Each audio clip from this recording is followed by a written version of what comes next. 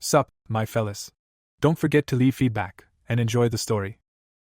The narration says there are many toys in the world while a solemn prayer to God begins. The prayer continues through its lines as the narrator hints at introducing one specific example. A heavily armored knight finishes the prayer, dedicating glory and power to God as he raises his sword. The knight declares he will judge a demon in the Lord's name. A cruel, unseen voice complains the toy is noisy and decides to kill him before continuing. The knight lies dead and bloodied on the floor. The same voice mocks that it has sent him to his father so he can praise God there. An older, one-eyed man in a suit walks toward the scene. The old man checks the time and notes he does not have long. He explains that it is his wedding anniversary, and he must end this battle quickly. The mocking voice reacts with interest to hearing it is the man's anniversary. Several bloody weapons are stabbed into the ground. A body is impaled and splattered, showing the man's brutal defeat. The voice jeers that it will not be his funeral and laughs. A young girl timidly calls out, asking if anyone is there. The voice remarks that a cute new toy has arrived. The girl nervously asks if this is the top floor and if the one there is the tower boss. The voice confirms that it is indeed the tower's boss. Relieved, the girl says she was lost a lot on the way up. She suddenly drops her timid act, cursing about how hard reaching this floor was and launches a powerful magic attack at the boss. The girl is soon captured, dangling by her hair and begging tearfully for mercy. The boss dismisses her plea, saying he is far too mad, then asks if everyone now understands. A flashback shows Baphomet charging down from above at a challenger. A young swordsman stands ready with his blade. Energy lines slice across the swordsman's body, indicating his swift defeat. The narration explains that all these toys, Baphomet's fearsome face is shown close up. He proclaims himself Baphomet, ruler and assessor of the tower who judges the toys. Baphomet sits on his throne surrounded by the massive weapons of fallen challengers. He says that visits from toys are what excite him most. Baphomet stares ahead intently. He adds that those visits also bring him his greatest despair. Holding another broken corpse, Baphomet laments that even this toy has fallen apart. He tosses the body aside. Facing the great door, Baphomet explains that it is a door that will never open for him. He presses his clawed hand against the sealed doorway. He realizes this means he can never go to the world where the toys live and must wait in boredom for a new toy to open the door. Baphomet broods in silence. He erupts in profanity, furious at his situation. He slams his fist into the wall shouting why. He roars that it is unbearably boring inside the tower. He repeatedly pounds the walls, raging and demanding to know why. He wonders why he alone is trapped and unable to leave. As he thrashes in frustration, an object falls to the ground behind him. A smartphone lands on the floor, and he recognizes it as an item dropped by a toy he killed. Baphomet brightens as he says he has just thought of a great idea. In a later fight, a confident man bursts onto the top floor, thrilled to have reached it. The man challenges the tower boss, vowing to kill him and become the greatest hunter. Moments later the same man stands dazed and bloodied, stunned into silence. Kneeling before Baphomet, he begs pitifully for his life. In a previous scene he had run and screaming for help. Baphomet suddenly snatches at him, startling the man. Holding up the glowing phone, Baphomet asks what this device is used for. The man explains cheerfully that the model unlocks with facial recognition. Later, Baphomet practices holding faces and phones as the man praises how quickly he is learning. The man teaches that the device has a camera that records precious moments. Baphomet and the man pose together for a playful selfie. The narrator reflects that Baphomet began wondering what kind of world the toys lived in. Sitting with the man, Baphomet hears that the phone can play music, described as the only government-approved drug. The man continues explaining the smartphone's many functions. The man notes Baphomet is using it well and can manage without further guidance. The narration says Baphomet's interest has grown beyond mere curiosity. In another memory, Baphomet casually invites a toy to leave, turning his back as the toy secretly prepares to strike. Baphomet effortlessly kills the betraying toy and finds the treachery entertaining. He admits these experiences have become one of his few enjoyments inside the tower. Remembering all the dropped items he has collected, Baphomet muses over his large stash. He flips through a notebook of names and ratings, mocking it as a collection of supposed masterpieces. Calling it trash, he tosses the notebook away. He recalls how every new item once fascinated him, and made him wonder how it worked. The narration says that sometimes he plays with these items. Baphomet now sits among trinkets like dolls and cosmetics, studying them curiously. He gently examines a photo of a bride, glimpsing a toy's loved one. The narrator states that through such things he learned how the toys live. Baphomet lies listening to music from a phone, immersed in the human world's songs. However, he admits that this understanding led to a problem. His intense gaze signals growing inner conflict. He says that the more he learned about the toy's world, the more it affected him. His desire grows to see the real outside world instead of the illusory tower. He closes his eyes, consumed by that longing. He recalls the toy's belief in a god who grants wishes. He wonders if such a god truly exists. Baphomet then asks if that god might also grant his own wish. Music resumes from the phone lying on the floor. The song ends abruptly and he scoffs at himself, dismissing the idea. Feeling embarrassed by his own sentimentality, Baphomet mutters that acting so pathetic does not suit him. Suddenly he senses something and looks up in surprise. He notes that the Howling Tower means a new challenger is nearing the top. Baphomet takes his throne, ready to receive another toy. He tells himself he expects nothing now since toys always break and resolves to end this one quickly. Footsteps echo as the next challenger enters the boss room. Baphomet vows to take whatever spoils of war the toy will provide and then send it away. A white-haired man in black strides through the massive doors toward him. The newcomer's calm face is shown in detail. Baphomet watches from his throne as mist swirls around them. His heart pounds with anticipation as he focuses on this new toy. His eye narrows sharply, tension rising. He reconsiders his earlier words about spoils, realizing this toy might be something else. They clash violently as Baphomet swings his gigantic weapon at the man. After the exchange, Baphomet internally remarks that this toy is different. The impact sends Baphomet crashing while the man stays airborne. The man ignites himself in blue flames, preparing a powerful attack. He hurls a sweeping wave of blue fire at Baphomet. Baphomet is engulfed but thrills that this is exactly the kind of opponent he longed for, one of the highest grade. The man grits his teeth, fully committed to the fight. A massive blue explosion erupts, emphasizing that this toy is of the highest grade. The scene shifts to the turbulent sky above the battle. The white-haired man stands amidst the stormy air, unharmed. Baphomet is trapped within a glowing barrier and binds of chains, straining against them. He slams his foot down, shaking the arena. He charges again with relentless force. Their weapons collide in a blinding burst of light. The narration speaks of emotions. It adds that these are feelings Baphomet had long forgotten. He shouts in exhilaration that this is exactly what he wanted. Baphomet activates demonic sigils in his palm, unleashing greater power. He declares that this is the battle he has always desired. He races toward the airborne man while magical discs and chains form around them. The two rush straight at each other, either yielding. Baphomet comes from behind for a killing blow as the man seems exposed. The man instantly reacts, eyes glowing as he turns. Baphomet slams the ground with a devastating strike while the man evades above. The swordsman reaches for the hilts at his waist. Wreathed in blue flame again, he prepares another heavy slash. Baphomet crashes into a crater, severely battered. A close shot shows him still conscious but pinned and struggling. The man stares down at him, wondering why he feels this way. Baphomet's eye trembles with conflicting emotion. He inwardly screams, asking why he is feeling jealous of this toy. Red demonic energy lashes out around the man as he is attacked. Baphomet unleashes a full-body red power surge, roaring from within the impact site. The blast hurls the man away while Baphomet surges upward. Empowered and surrounded by magic circles, Baphomet descends with his great scythe to finish the human. He snarls for the gods not to joke with him. Baphomet slams into the man again in a furious charge. The white-haired fighter counters with another sweeping blue flame attack. Blue fire and red aura collide head-on around Baphomet's face. The man thrusts his sword straight into Baphomet's central magic circle, challenging his ultimate power. Their clash explodes with blinding force. Baphomet refuses to accept that he could lose to a mere toy. Yet the man's blade pins Baphomet down, overwhelming his attack. Baphomet summons all his remaining magic circles overhead in one last effort. Weapons made from the trophies of countless toys rain down toward the lone swordsman. Baphomet insists he is the true lord of this tower. The man answers by unleashing towering walls of blue flame with his sword. Baphomet charges through the chaos, eyes blazing. His demonic visage fills the frame as he presses the assault. A mysterious figure's voice tells Baphomet that regardless of his power he remains trapped here. As the man gathers an immense blue attack overhead, Baphomet stares up in shocked disbelief. The blue flames form a massive cage around Baphomet's silhouette, sealing him in. The narration ends on Baphomet's furious thought that this mere toy.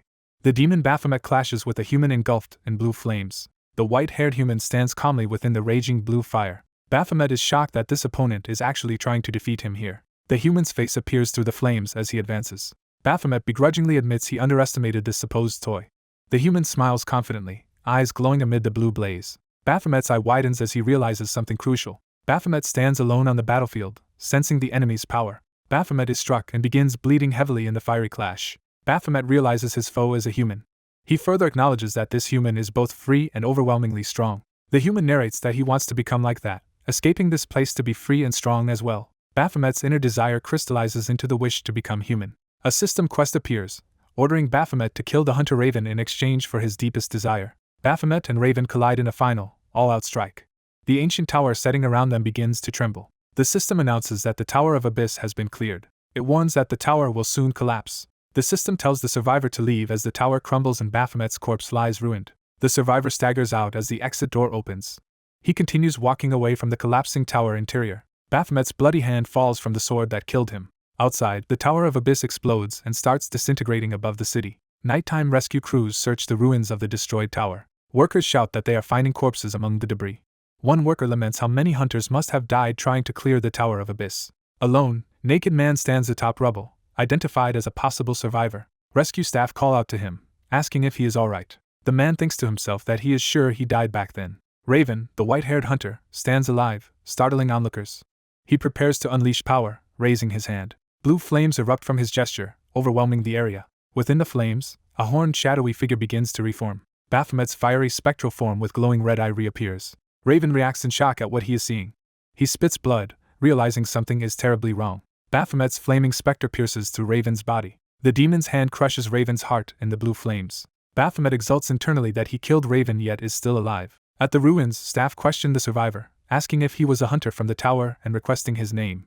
The man touches his chest, pondering the concept of having a human name. The quest screen clarifies the mission to kill Raven, promising any desired reward. The system confirms that the main quest has been completed. The former demon cheerfully declares that his new human name is Baphomet, proudly affirming himself as human. A narration introduces hunters, elite fighters who battle monsters. It explains that hunters fight creatures emerging from gates and towers. The story notes that hunters were not highly regarded until a certain catastrophic day. That day, a gate shock occurred, when an uncleared tower overflowed and monsters rampaged into the city. Gate shock wiped out a third of humanity, prompting societies to train hunters to clear towers. Baphomet is introduced as the powerful boss monster of the Tower of Abyss. Narration states that as ruler of the tower he slaughtered most hunters, yet became fascinated with humans and chose to become one. People mistakenly believe the being who left the tower alive is the heroic hunter who cleared it. Reporters swarm him, excitedly asking the supposed hero for comments after clearing the dungeon. The public eagerly wants to witness his amazing powers. In truth, the man once stood powerless before another mighty dragon-like boss. He later collapsed on the ground, having lost all of his powers. The narration says he fell from tower ruler to being branded the century's greatest con artist. In the present, at a dungeon quarry, someone calls to him, asking if he wants to hear something interesting. He looks up wearily as workers continue addressing him as Young Nim. Narration labels him the idol of the underworld and explains he has become the backstreet boss of this dungeon quarry. It sets the scene in the quarry of a certain dungeon, where many laborers work. A cheerful young man introduces himself as a new worker joining the quarry crew. A veteran greets the newcomer kindly, noting his energetic attitude. The older worker reassures the nervous newbie that the job is just simple but strength-based labor. The newcomer remarks on how huge the quarry is, and the veteran notes it has expanded greatly in a few months. Another worker points out that hunters enlarge the area while killing monsters and assigns the newbie to Area D. The veteran adds that Area D holds rare gems, so the newcomer will not be bored. Suddenly someone shouts for everyone to clear the way. The camera shows Baphomet in human form, silent and imposing. Miners announce that Hyung Nim is coming through, and the crowd parts for him. The newbie anxiously asks who that group is, and the veteran hurriedly warns him to never get involved with them. The veteran explains those men are vicious delinquents who bully anyone they dislike. He singles out Baphomet as the worst of them. The veteran tells the newcomer not to even approach that guy. The newbie wonders if such people should really be allowed to work, but the veteran says the operations head keeps them because they are skilled.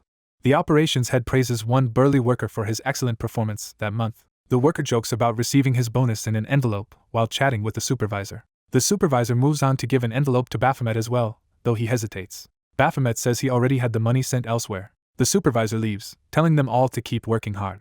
One of the lackeys nervously tries to appease Baphomet by offering to buy him food or take him to a cyber cafe. He keeps suggesting other outings, saying he was curious about something. He finally asks Baphomet where he sends all the money he earns. Baphomet snaps and strikes the boy, calling him an idiot. He berates the lackey for asking, while the boy apologizes repeatedly.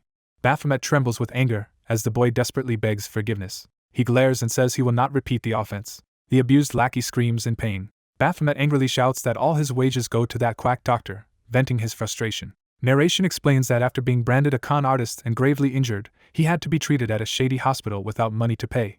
A flashback shows the doctor calmly asking if he lacks funds while petting a white animal. The seductive doctor in a lab coat muses that the situation is troublesome but unavoidable. Narration says that quack doctor then made him an offer. In the memory she leans in suggestively, telling him to pay with his body. He recalls that by the time he regained his senses, he was already working in the quarry to earn money to send to her. He admits this life is better than being hounded everywhere as a televised scam artist. Still, he remembers how even at the quarry annoying people began to harass him. Bullies mock him as a famous con artist and demand to know how to gain such fame. Narration notes that some humans recognized who he was. He simply ignored their taunts and kept working. Over and over he continued ignoring them despite the thrown stones. The bullies relished tormenting him, laughing behind his back. He reflects that being called a con artist eventually started to feel truly awful. Finally he breaks and punches one of the tormentors hard in the face. Narration says he began savagely beating anyone who picked a fight with him. A strong worker challenges him to a fight, impressed by his reputation. Baphomet beats that challenger too, flooring anyone who met his eyes. Narration remarks that afterward, some men began flocking to his side. The scene shows him brooding on a box while others chant for Hyungnim. He comments wryly that he ended up playing the role of a delinquent gang leader. Internally, he complains that this chaotic life is not the human world enjoyment he imagined. A close-up of his old demonic eye symbolizes his lingering monstrous nature. Elsewhere in the quarry, a raging minotaur-like monster suddenly breaks out and attacks workers. The newbie screams for help as he is nearly killed. Hunters rush in and fatally wound the monster.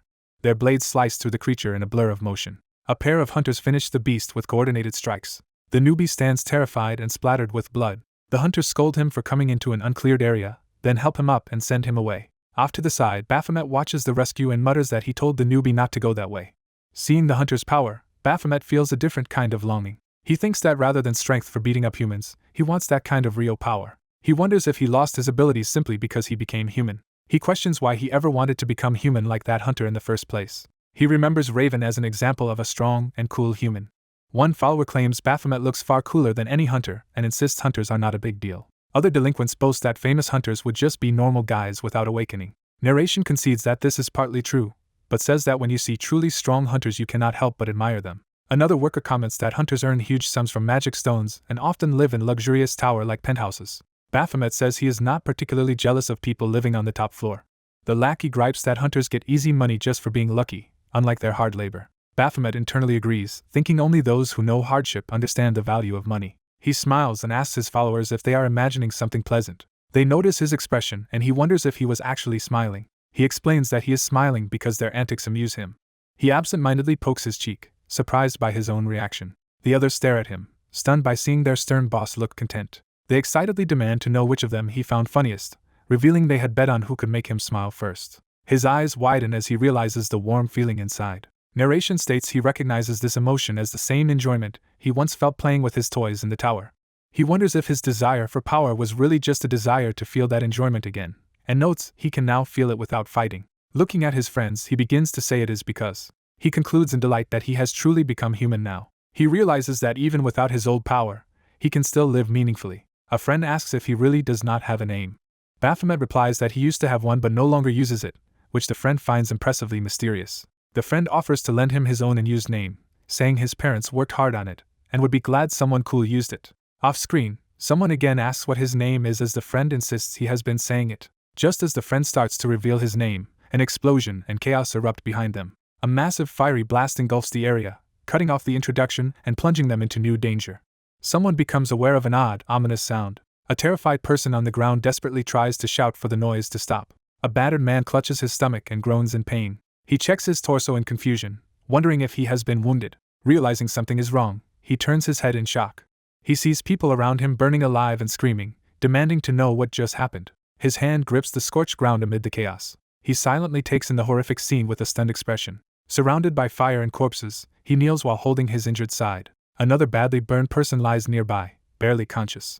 Flames and collapsing bodies show the devastation spreading through the area. That survivor's eyes snap open in alarm as the situation sinks in. A horned, demonic figure laments that its disposable playthings have been destroyed and looks down at the man. The demon complains that the fun was only just beginning and demands agreement from him. Shaking with rage, the man on the ground can only wordlessly react.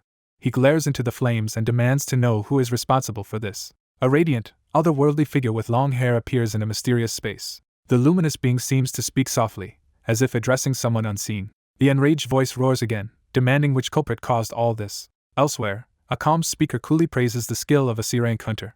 A woman with a weapon admits that fighting two enemies at once is difficult even for her. A man who snuck into the dungeon boasts that he profited greatly from doing so. Smirking, he says there is something in the dungeon he truly desires. One of the hunters identifies him by reputation as the robbing hunter, shocking his teammate. They recall rumors of a hunter who ambushes others solely to steal their spoils.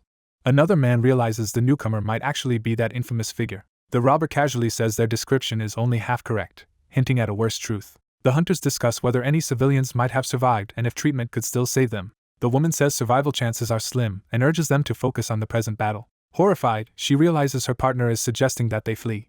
He argues that a mere B-rank hunter outclasses them but protests that they cannot just abandon civilians. He insists retreat is the only realistic option unless stronger hunters arrive. A blade suddenly shoots down toward the ground with lethal speed. The ground erupts in blood as someone is impaled, shocking the woman. The robber, unfazed, criticizes them for talking too much.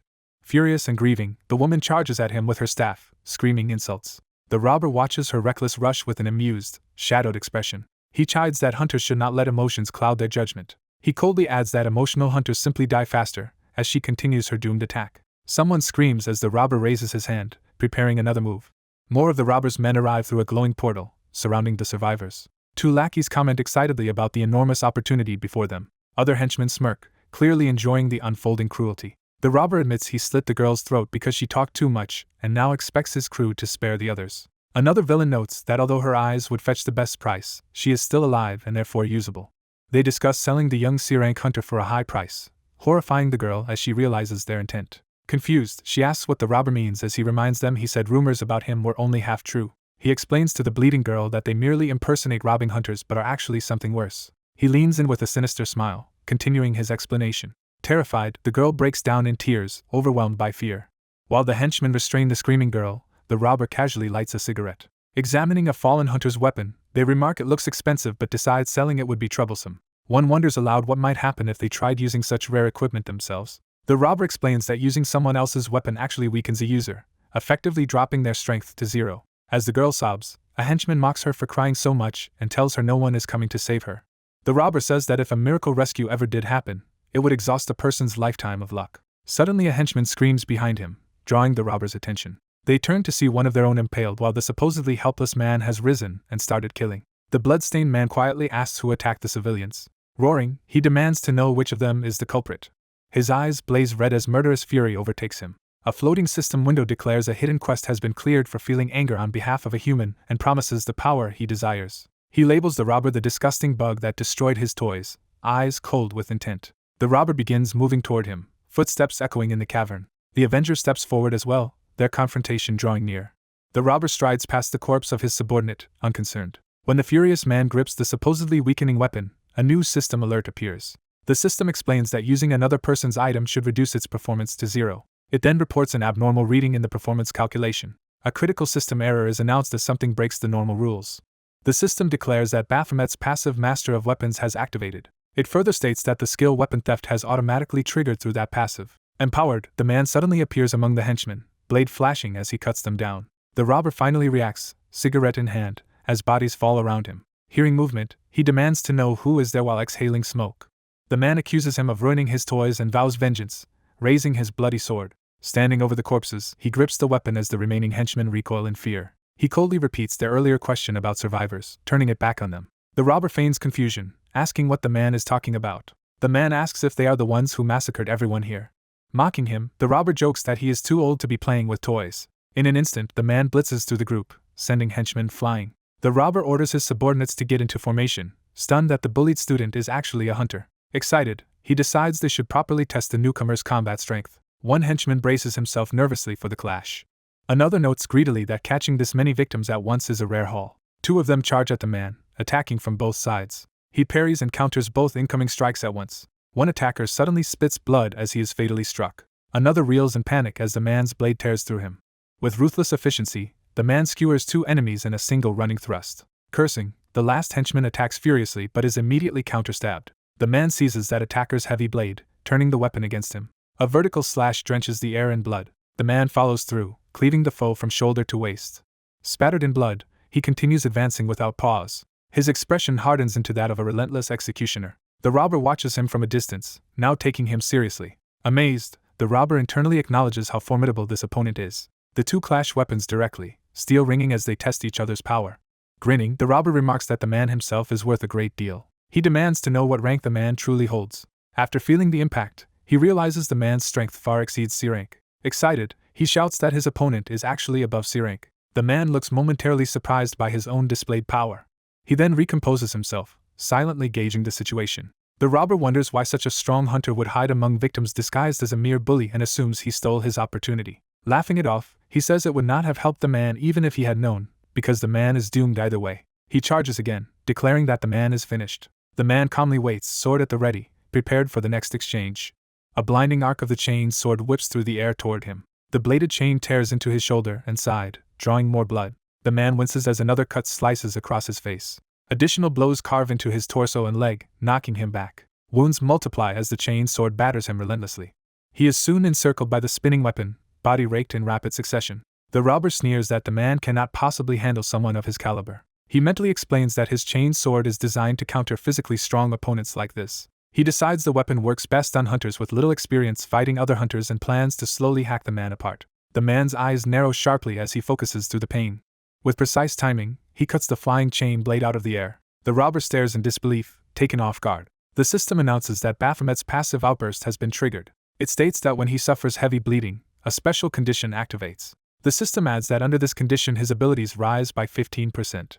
Enraged, the robber complains that the system is suddenly favoring his opponent after everything he has done. The boosted man launches a crushing punch that sends the robber smashing into a wall. Groaning from the impact, the robber tries to recover. Before he can, the man drops from above, slamming his blade down toward him. Pinned and sweating, the robber realizes with shock how overwhelming the man's strength truly is.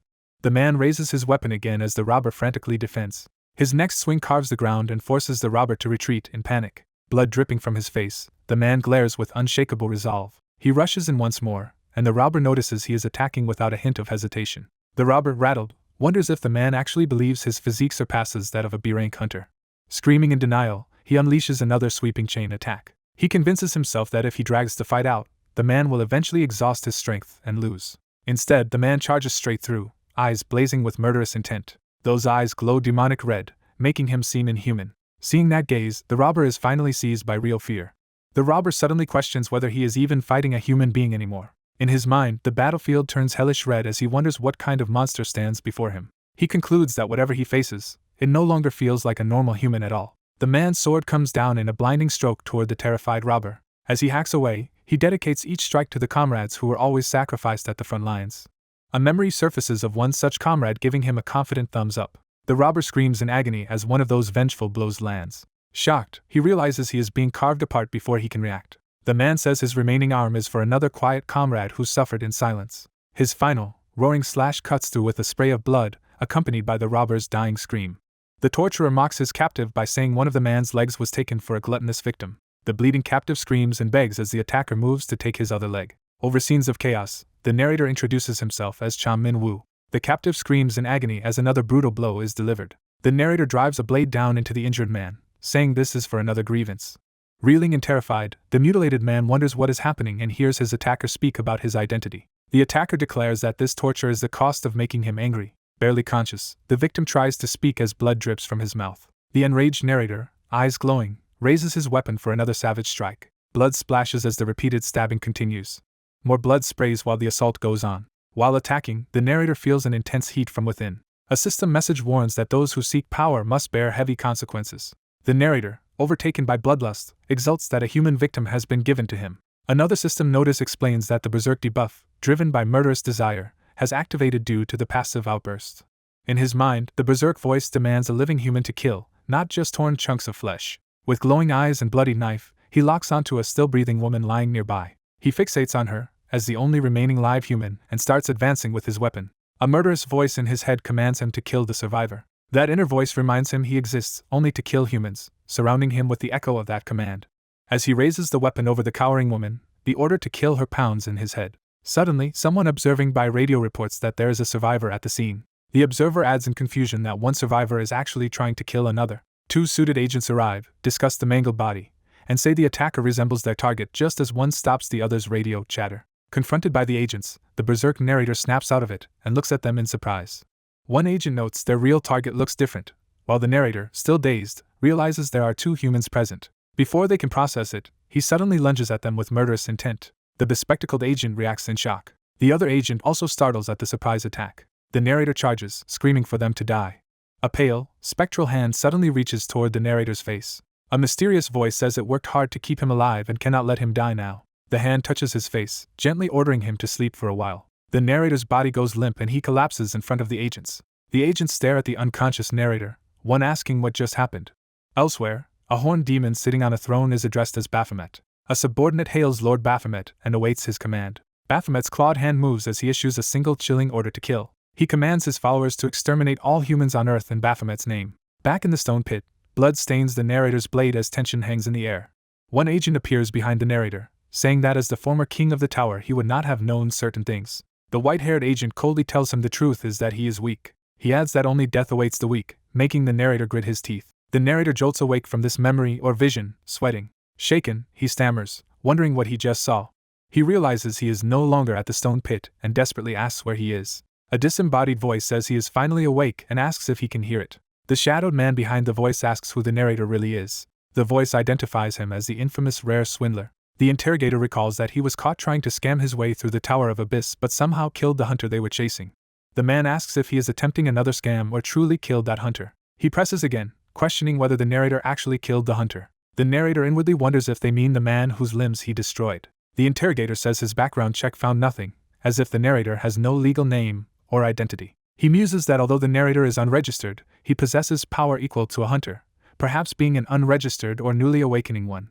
He directly demands to know what the narrator's true identity is. He adds that their decision on what to do with him will depend on his answer, just as the narrator suddenly throws a punch. The enraged narrator smashes the reinforced wall, cracking it. With his fist still buried in the wall, he snaps that the interrogator talks too much and asks too many questions. The interrogator falls silent, startled by this show of strength.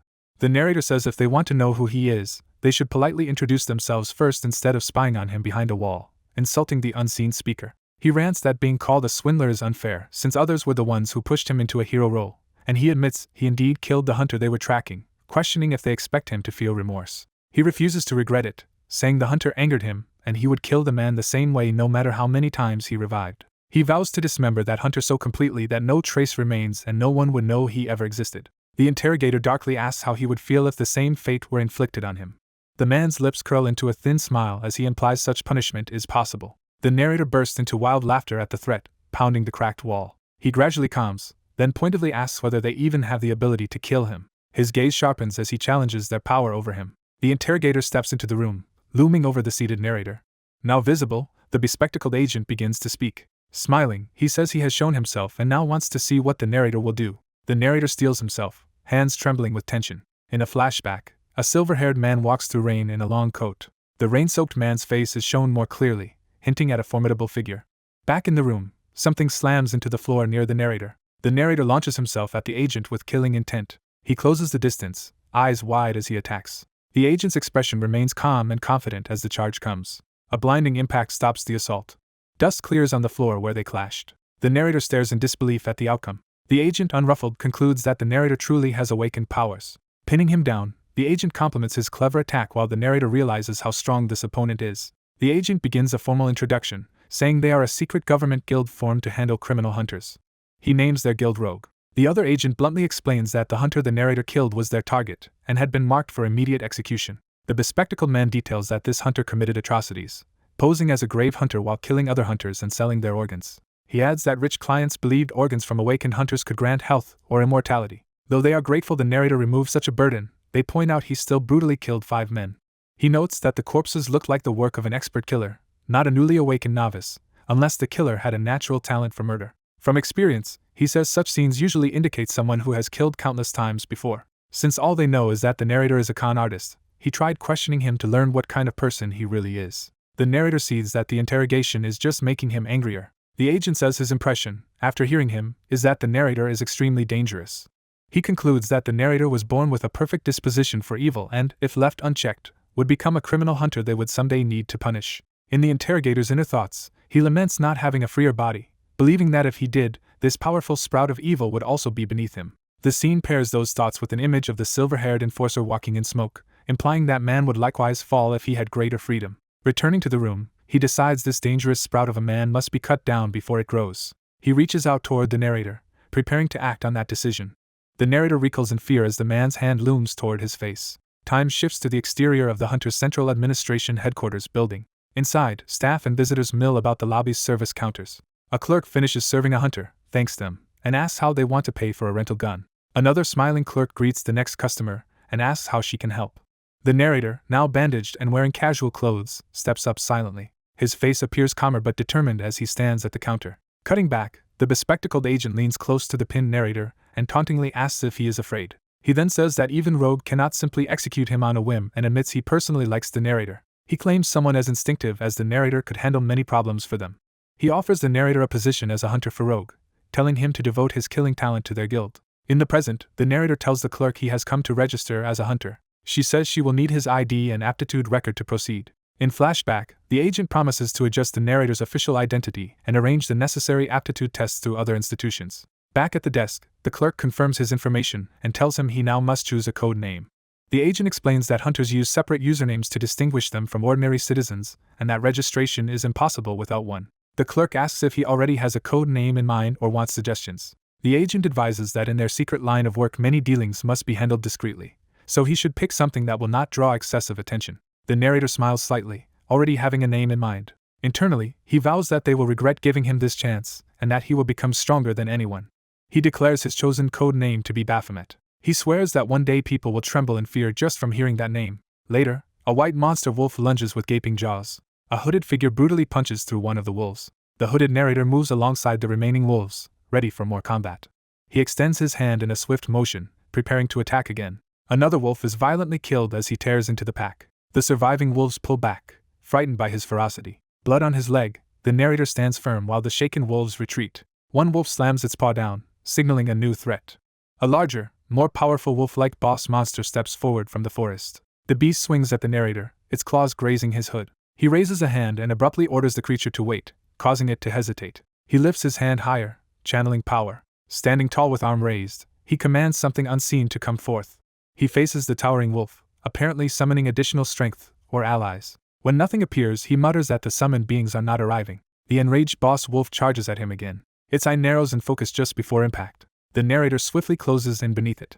He drives a devastating punch into the boss wolf's torso, ripping it open. Lightning crackles around his feet as he moves, showing his power is only partially restored. Surrounded by blue electricity, he notes that his full strength still has not returned. He reasons that there's just one explanation for why his power remains incomplete. A system alert appears, stating that a hidden quest was completed by getting angry on behalf of a human and rewarding him with the strength he desires.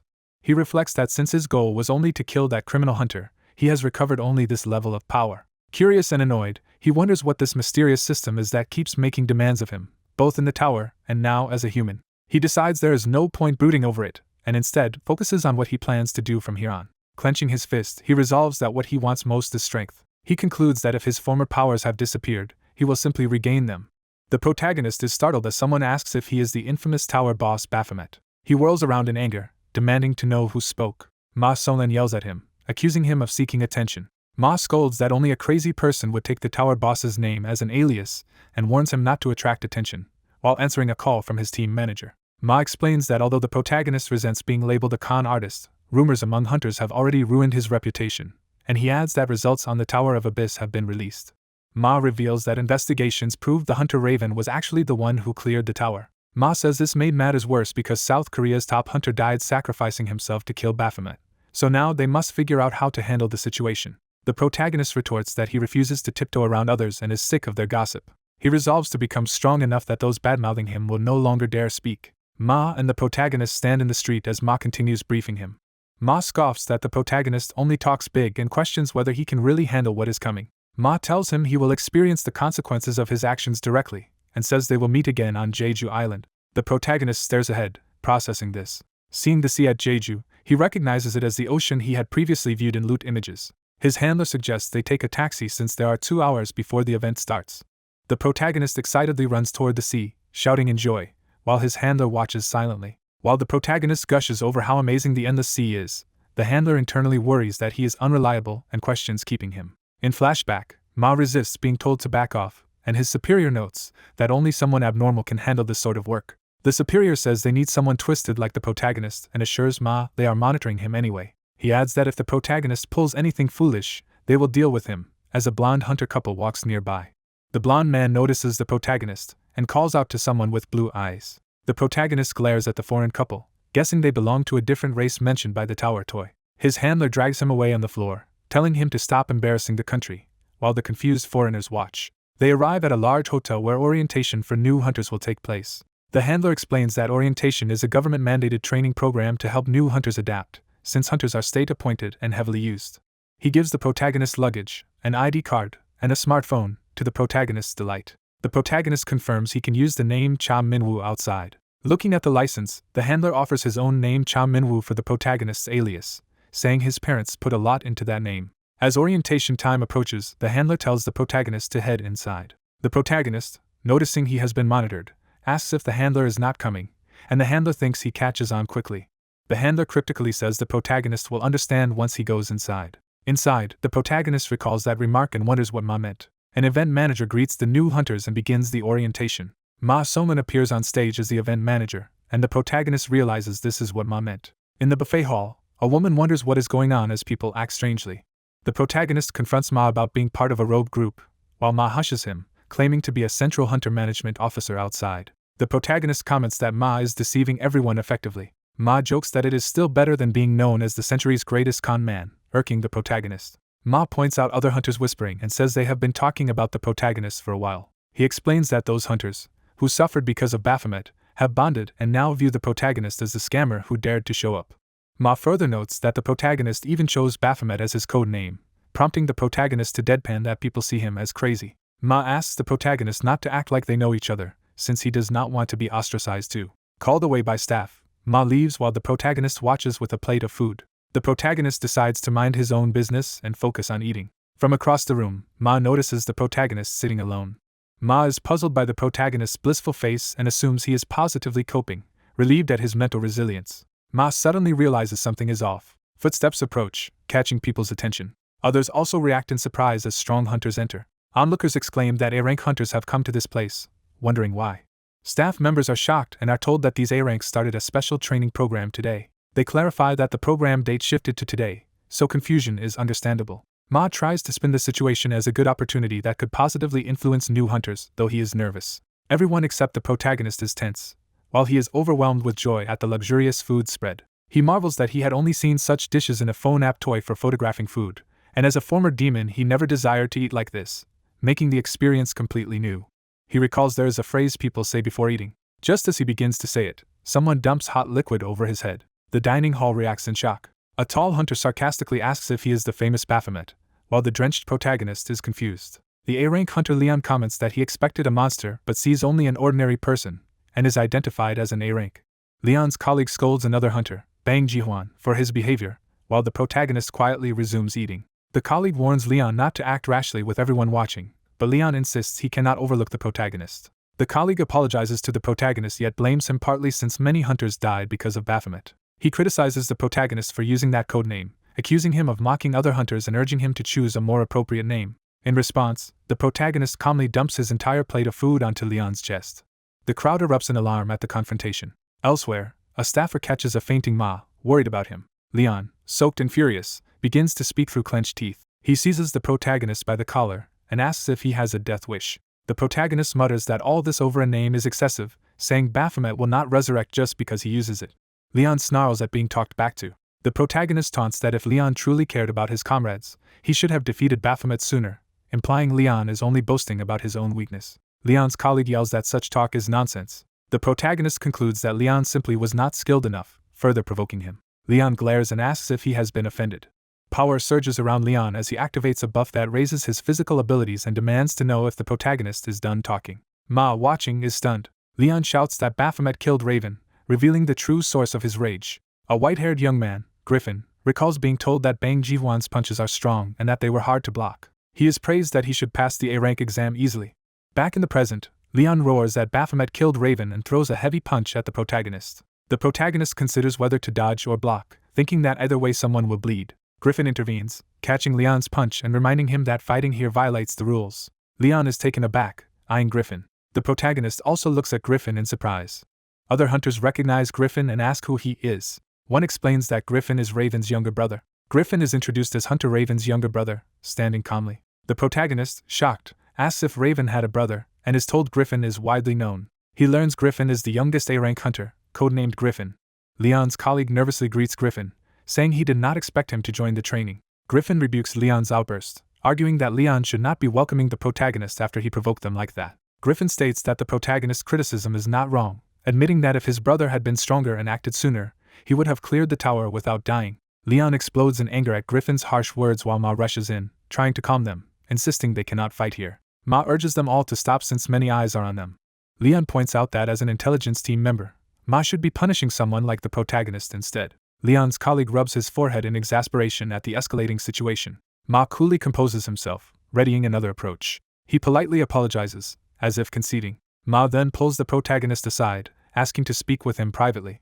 Once alone, Ma bluntly orders him to be quiet. The protagonist leaves the dining hall as tension lingers between Griffin and the A ranks. Griffin silently watches him go, eyes dark. Time passes and the hotel exterior is shown as orientation continues. Han Yuyun greets the new hunters and begins a lecture about the system.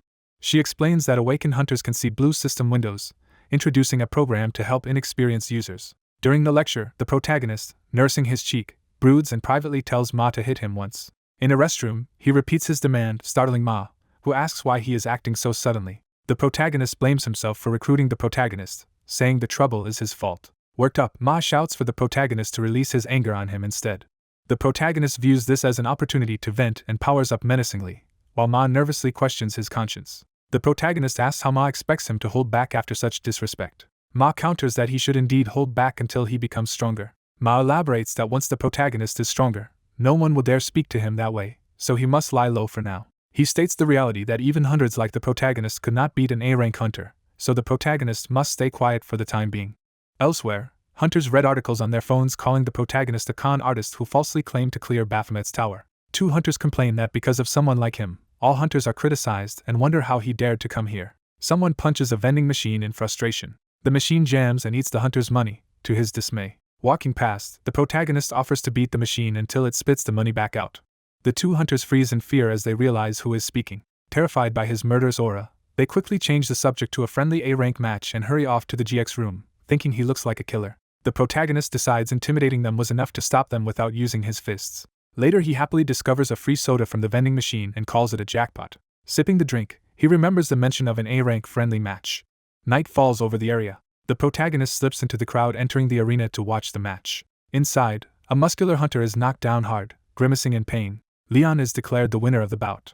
Leon's defeated opponent praises him and says he still cannot beat his senior, while Leon compliments the man's improved skills. The event staff announces that Leon has won 8 consecutive matches and asks if anyone else wants to challenge him. Leon stands before a quiet crowd as no one volunteers. He calls out to Griffin, who is sitting on the steps drinking from a bottle. Griffin answers by suggesting they have a round, assuming they both know the rules. Griffin rises and prepares his badge cord, agreeing to the challenge. Leon explains the rule that the first to grab the blue cloth tied on the opponent's arm wins. Ma outlines additional rules. No passive or active skills may be used, and he will stop the match if it turns dangerous. Ma notes with satisfaction that many new hunters have gathered to watch, thinking it will be a good influence. The protagonist is among the onlookers, singled out as one of the newbies. A female staff member gushes to her senior that Griffin is extremely handsome. She adds that Griffin is very popular, and wonders about asking for his number later. Ma and the other staff observe, amused by the women's admiration. They discuss how popular Griffin is and Ma estimates that he is around middle school age. The 3 staffers continue smiling as they watch from above. On the arena floor, Griffin and Leon clash hands for the blue cloth, prompting astonished exclamations. Leon smirks and asks if he should test how much Griffin's skills have improved. Griffin stares back intensely, focused. Griffin explodes into motion, delivering a rapid acrobatic kick toward Leon. Leon counters with a powerful strike as the 2 A-ranks exchange blows at high speed. A close-up shows Griffin's determined eyes as their fear still continues. Griffin dominates Leon with swift grappling, knocking him to the ground. Leon scrambles up and tries to clinch Griffin, but Griffin slips around him. Griffin forces Leon's arm into a painful lock, overwhelming him. Observing Leon, Griffin notes that Leon's attacks are still wide and telegraphed and will create an exploitable opening. Griffin reaches toward Leon's armband, thinking a gap in Leon's guard is about to appear. Leon suddenly throws a strong punch at Griffin, attempting to seize the initiative. Leon is shocked to realize Griffin is already counterattacking. Griffin whips off Leon's armband as he swiftly steps in on him. The watching trainees look on tensely at the outcome of the spar. The announcer declares Hunter Griffin the winner of the match. Commentators explain Leon could not keep up, praising Griffin as the top A rank whose movements were almost invisible. They add that Griffin's advancement to S rank seems only a matter of time. Leon admits Griffin only pretended to give him a chance and actually used it to pinpoint his weakness. While Leon is being praised for growth, he interrupts to ask the supervisor if he can continue fighting. Baphomet, the black-haired newbie hunter, stands in the crowd, soon to be chosen. Baphomet reacts in confusion when he hears his own name called for the next match. Leon angrily shouts at Baphomet, drawing everyone's attention. The staffer, surprised, confirms Leon wants to fight the newcomer hunter Baphomet, whom he thought was just a rookie. From the balcony, the management team decides the match sounds fun and approves it. The team leader explains they will use this bout to gather data on the gap between new and veteran hunters and will give Griffin a handicap. Griffin and Baphomet face each other in the arena, both wearing blue armbands. Baphomet, remembering he was told to lay low, wonders why the team leader arranged this and assumes Griffin just wants to humble him. Baphomet narrows his eyes, calmly sizing Griffin up. Griffin recognizes Baphomet as Raven's younger brother and rolls his shoulder, still annoyed. Baphomet internally concedes that in his current weakened state, winning is almost impossible. Griffin stares back intently, ready to fight despite the handicap. Baphomet decides he should at least land a few blows before giving up. As Baphomet stands relaxed, Griffin suddenly charges at high speed. Baphomet raises his guard, blocking Griffin's fierce strike. Griffin grabs Baphomet's arm, scoffing at the idea that Baphomet will land even a single clean hit. Griffin hurls Baphomet overhead, and Baphomet thinks surviving might be the best he can hope for. Lying on the floor, Baphomet sees Griffin's fist descending toward his face. Griffin slams his fist beside Baphomet's head, cracking the floor and stunning him. Furious, Griffin curses Baphomet internally for provoking him. Griffin realizes Baphomet is genuinely trying to beat him senseless, and not simply spar. Observers note that Baphomet must have angered Griffin by using as his code name the demon that killed Griffin's brother. Griffin bears down on Baphomet again, treating him less like a trainee and more like a target. From above, spectators liken Baphomet to a sandbag as Griffin's blows rain down. Writhing in pain, Baphomet thinks about how badly the beating hurts. Desperate, he resolves to at least land one solid hit as he charges in again. Griffin easily intercepts him, slamming Baphomet to the ground yet another time. Griffin flips Baphomet by the leg, continuing the ruthless throw. The two clash and reset their stances, Baphomet barely keeping his balance. Catching his breath, Baphomet realizes Griffin is toying with him rather than finishing the fight. Griffin muses that if this were his old self he would already have killed someone who angered him like this. Baphomet, bruised and excited, thinks it is a shame Griffin is limited by the imposed handicap. He wishes Griffin did not have any handicap so he could see the man's true power. Baphomet regrets that the handicap keeps Griffin from fully unleashing the skills Baphomet wants to witness. He imagines how thrilling it would be to feel Griffin fighting at full strength. Baphomet, grinning even as he is struck, burns with curiosity about just how strong Griffin truly is. Ecstatic and flushed, Baphomet shouts that he really wanted to see Griffin's full power state. Griffin's next punch lands as Baphomet smiles, showing he is still eager despite the punishment. Griffin, exasperated, says they should end the match here. Baphomet is shocked and confused that Griffin suddenly wants to stop fighting. Griffin tells the staff there is no point in continuing this special match any longer.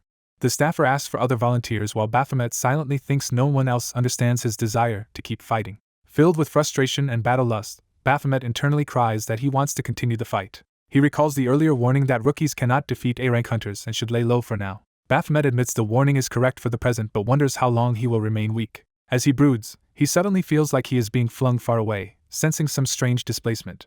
His perspective zooms out as if he is leaving Earth, and he angrily yells at the unseen force to stop. A sinister smile curls on his lips, hinting at the demon within him awakening. His inner demon Baphomet manifests behind him, cursing and radiating murderous intent. Griffin's eyes widen in shock as he senses the demonic aura. A shadowy demonic hand seems to reach for Griffin from behind, startling him.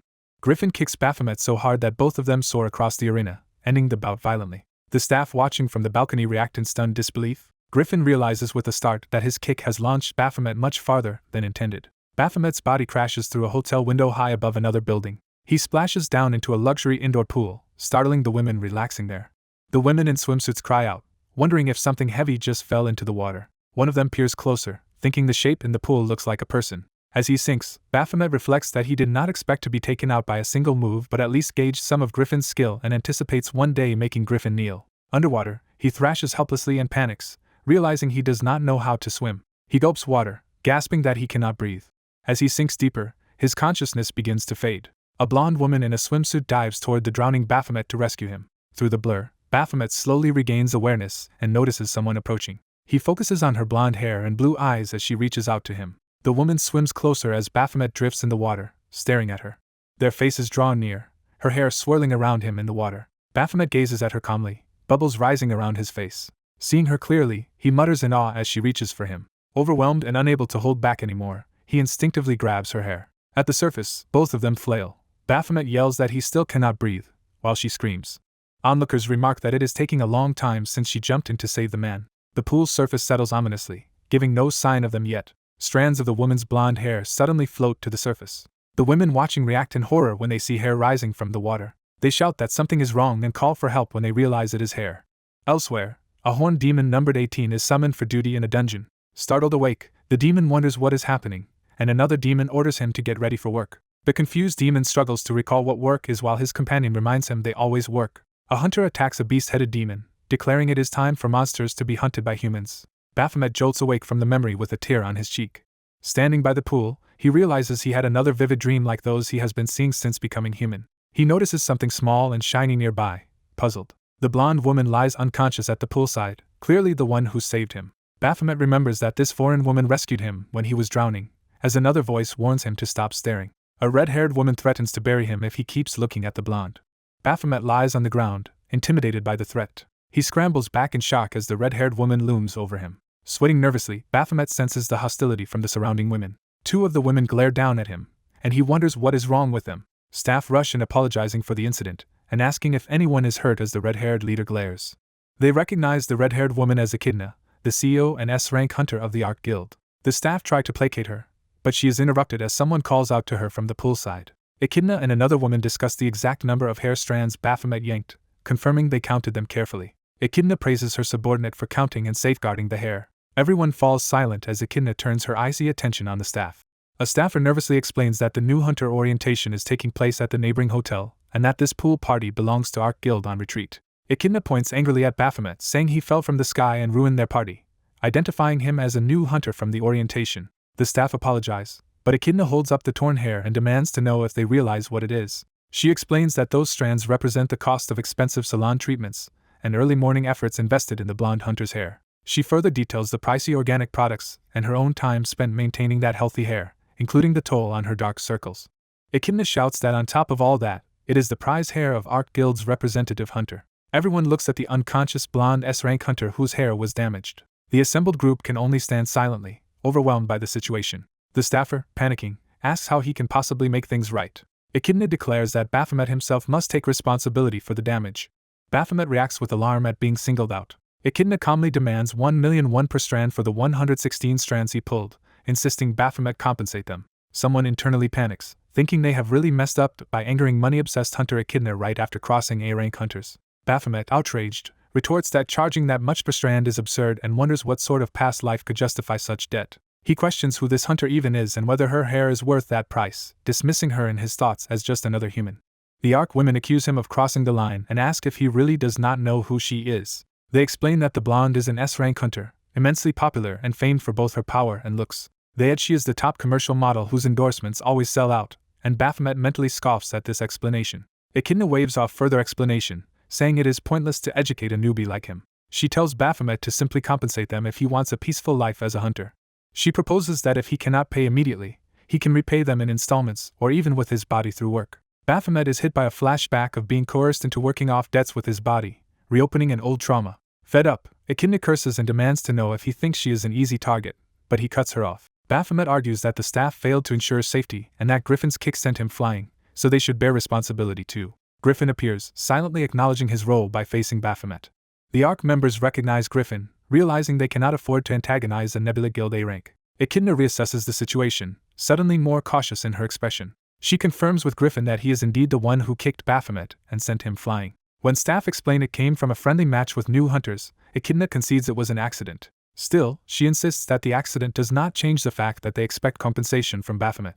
The team leader steps in with a smile, saying central management will handle the compensation. He notes their involvement in the incident but says cash payments are restricted, hinting at another type of recompense. He offers Ark Guild exclusive rights to a tower instead of money, stunning Echidna and her hunters. The narration explains that exclusive tower rights let one guild monopolize an uncleared tower's endless magic stone income. It is described as a goose that lays golden eggs, since other hunters must leave the tower uncleared and hand over the spoils to the rights holder guild. The team leader specifies that Ark will receive 1 year of rights to a tower that has gone uncleared for a year and a half. Echidna pretends to hesitate, saying she must consult her guild members, while inwardly pleased. Management quietly confirms they are happy to let Ark handle that tower under such terms. Echidna clears her throat, preparing to answer. She agrees to the offer, accepting tower rights in place of monetary compensation. The staff enthusiastically praises the decision that was just made. Someone calls Ria's name and checks if she has regained consciousness. The women confirm Ria is okay and decide to head back inside. Onlookers notice people from Central Management HQ arriving, and are told explanations will come later. The swimsuit-clad candidates, looking shaken, leave the pool area while the male hunter watches them. The black-haired hunter and the white-haired hunter silently observe the departing group. The blonde woman turns toward the black-haired hunter. She narrows her glowing blue eyes at him. The black-haired hunter reacts in surprise as their eyes meet. The blonde woman winks playfully at him. Confused by her gesture, the black-haired hunter then hears the staff begin apologizing to the hunters. The staff member formally apologizes for not preparing countermeasures for such unexpected incidents. After the apology, the The two male hunters leave looking tired and awkward. Night falls over the hotel building as everything calms down. Walking alone, the black-haired hunter thinks about the money-obsessed hunter and how many different kinds of hunters there are.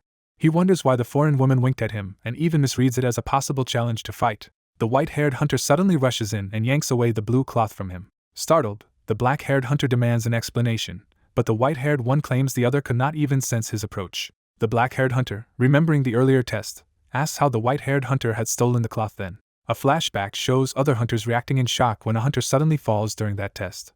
The white-haired hunter recalls that moment with a troubled expression. He focuses intensely as he thinks back on the event. He realizes with a jolt that he had been knocked down by an unseen force. The scene shifts back to the quiet, empty pool area. The blue cloth is shown drifting in the pool, emphasizing how it was taken.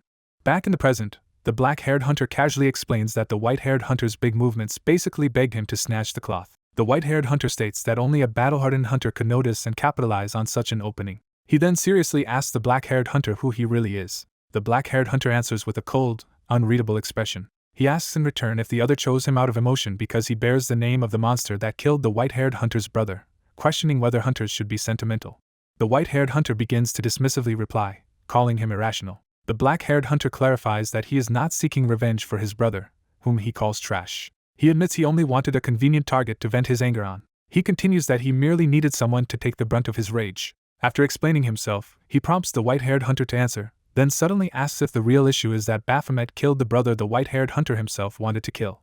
He directly suggests that the white-haired hunter resents Baphomet for killing his suicidal brother first. The white-haired hunter is stunned, and the black-haired hunter concludes his guess must be correct. The black-haired hunter reflects that there was no hatred when he was first chosen and beaten, but the emotions shown just now revealed naked hatred towards someone else. He reasons that since Baphomet killed the brother the white-haired hunter wished to kill, the hunter projected that anger onto him for using the name Baphomet. The white-haired hunter repeats in disbelief that he supposedly wanted to kill his own brother.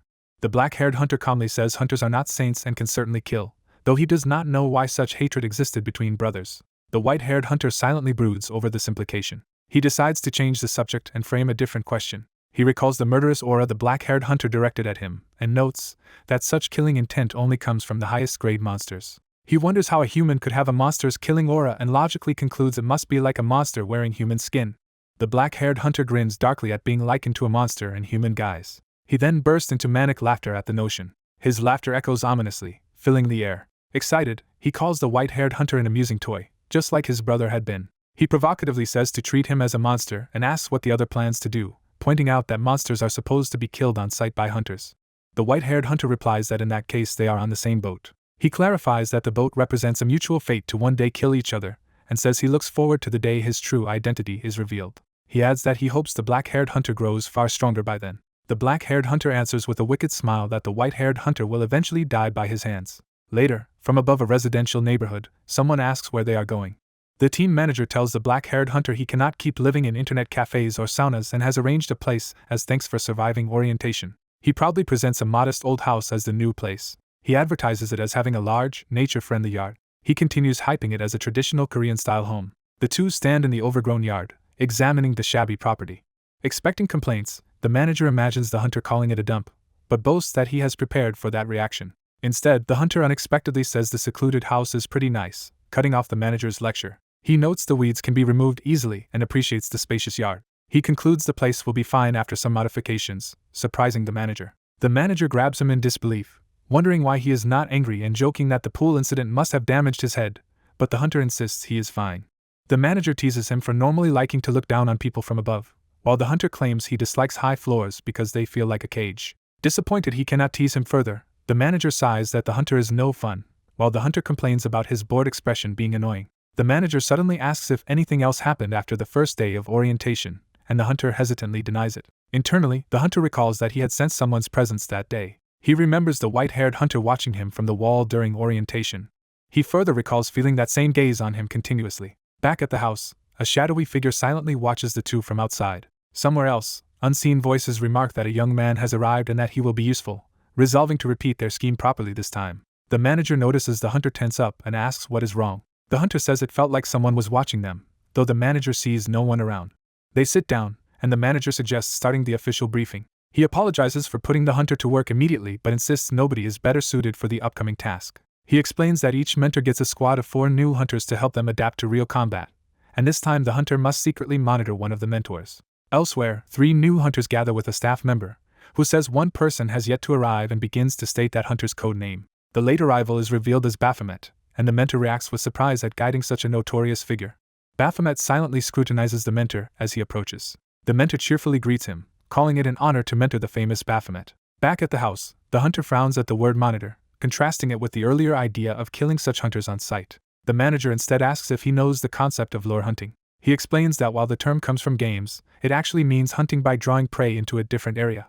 He says there's a mastermind behind these hunters who prey on hunters, so they must pressure the underlings to trace the one pulling the strings, meaning the hunter must dig into the mentor. The manager points out that if the mentor is B rank, then his superior is likely higher, and reminds the hunter that he is only around B rank himself, questioning how he would catch such a mastermind. He then formally introduces himself in the flashback as Quich, his codename. Quich describes himself as a former freelance B rank hunter who became a government employee for a stable family life. Later, standing with Baphomet and the newbies, Quich nervously asks if Baphomet was offended by his earlier jokes, but Baphomet says he was not. As Quich starts explaining precautions, Baphomet internally curses that this situation is absurd. Back on the rooftop, the hunter angrily reminds the manager that he was told these mentors hunt other hunters. The manager explains that monitoring such a mentor is also part of hunting, since they cannot catch the leader without information, and hints he wants the hunter to do more than just watch. He instructs the hunter to get close to the mentor, and, if they obtain proof of crimes, capture him alive instead of killing him. Baphomet thinks this alive condition is easy to meet. He considers that maiming the mentor should still satisfy the requirement, and wonders how to approach him. At the briefing site, Quich smiles and asks the group if they are ready to head out. In a storage-like room, a glowing portal identified as a D-rank gate opens, explained as a dungeon populated by D-rank monsters. Quich tells the 4 new hunters they will clear this dungeon by following his instructions. One newbie panics about entering immediately since the gate is D-rank, while they are only F-rank on paper.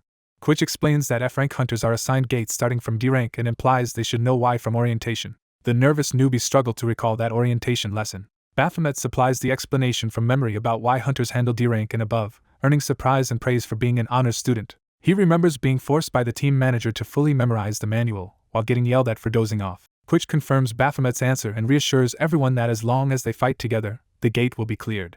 He then tells them to ready their weapons and prepare to enter. Seeing Baphomet empty-handed, Quich asks about his weapon, and Baphomet calmly indicates his fists while Quich remarks that is odd for a non-fighter class before going in first. As Baphomet moves toward the gate, one of the trio roughly shoves past him, telling him to move. Baphomet glares, suddenly recognizing them. He realizes these are the same 3 who had bad-mouthed him during orientation and resents their attitude. Inside the dungeon, rocky cliffs loom as the battles begin. One of the trio yells while attacking. That hunter strikes down a lizard-like monster in a bloody blow. Boasting about his kill, he fails to notice another monster lunging up behind him. He is hit hard and knocked away, crying out in pain. Quich observes that while the man is strong, his attacks are too large and his agility poor, then turns to assess the other 2. He notes that the female hunter's technique is aggressive but lacks raw power. He also judges the ranged fighter's destructive ability as high but his accuracy lacking. Watching all 3 struggle, Quich concludes each of them is showing obvious weaknesses. In contrast, he mentally compares them to Baphomet, who stands calmly nearby. As a monster swings at him, Baphomet's hair flips, signaling his movement. He steps forward with effortless speed, readying to engage. He dashes through the monsters, easily outmaneuvering them. The monsters notice too late, and focus their eyes on him. Baphomet slides and low beneath their attacks as their weapons clash above him. He looks up sharply, fully engaged. He slams his boot into one monster's face. Then he rips another goblin-like creature in half with a powerful strike. He grabs yet another monster by the head. The monster screams as his grip tightens. Baphomet crushes and tears its body apart in a spray of blood. Quich watches this display with growing interest. As Baphomet complains about getting blood all over him, Quich evaluates that he has excellent strength, agility, and judgment, forming a perfectly balanced fighter. He concludes that among awakened hunters, rare prodigies like Baphomet are known as irregulars. Quich wonders if such extreme battle skill can really be just natural talent, sensing there is more behind it. Remembering the manager's advice, Baphomet tries to plant a good impression by smiling at him. After the skirmish, the exhausted newbies are relieved that no one was seriously hurt. Baphomet mutters that everything seems wrapped up after some feedback. Internally he fumes that fighting such weak monsters is boring and he cannot stand having to repeat this. He longs to fight someone who can actually match him and thinks the B-rank mentor might be such an opponent.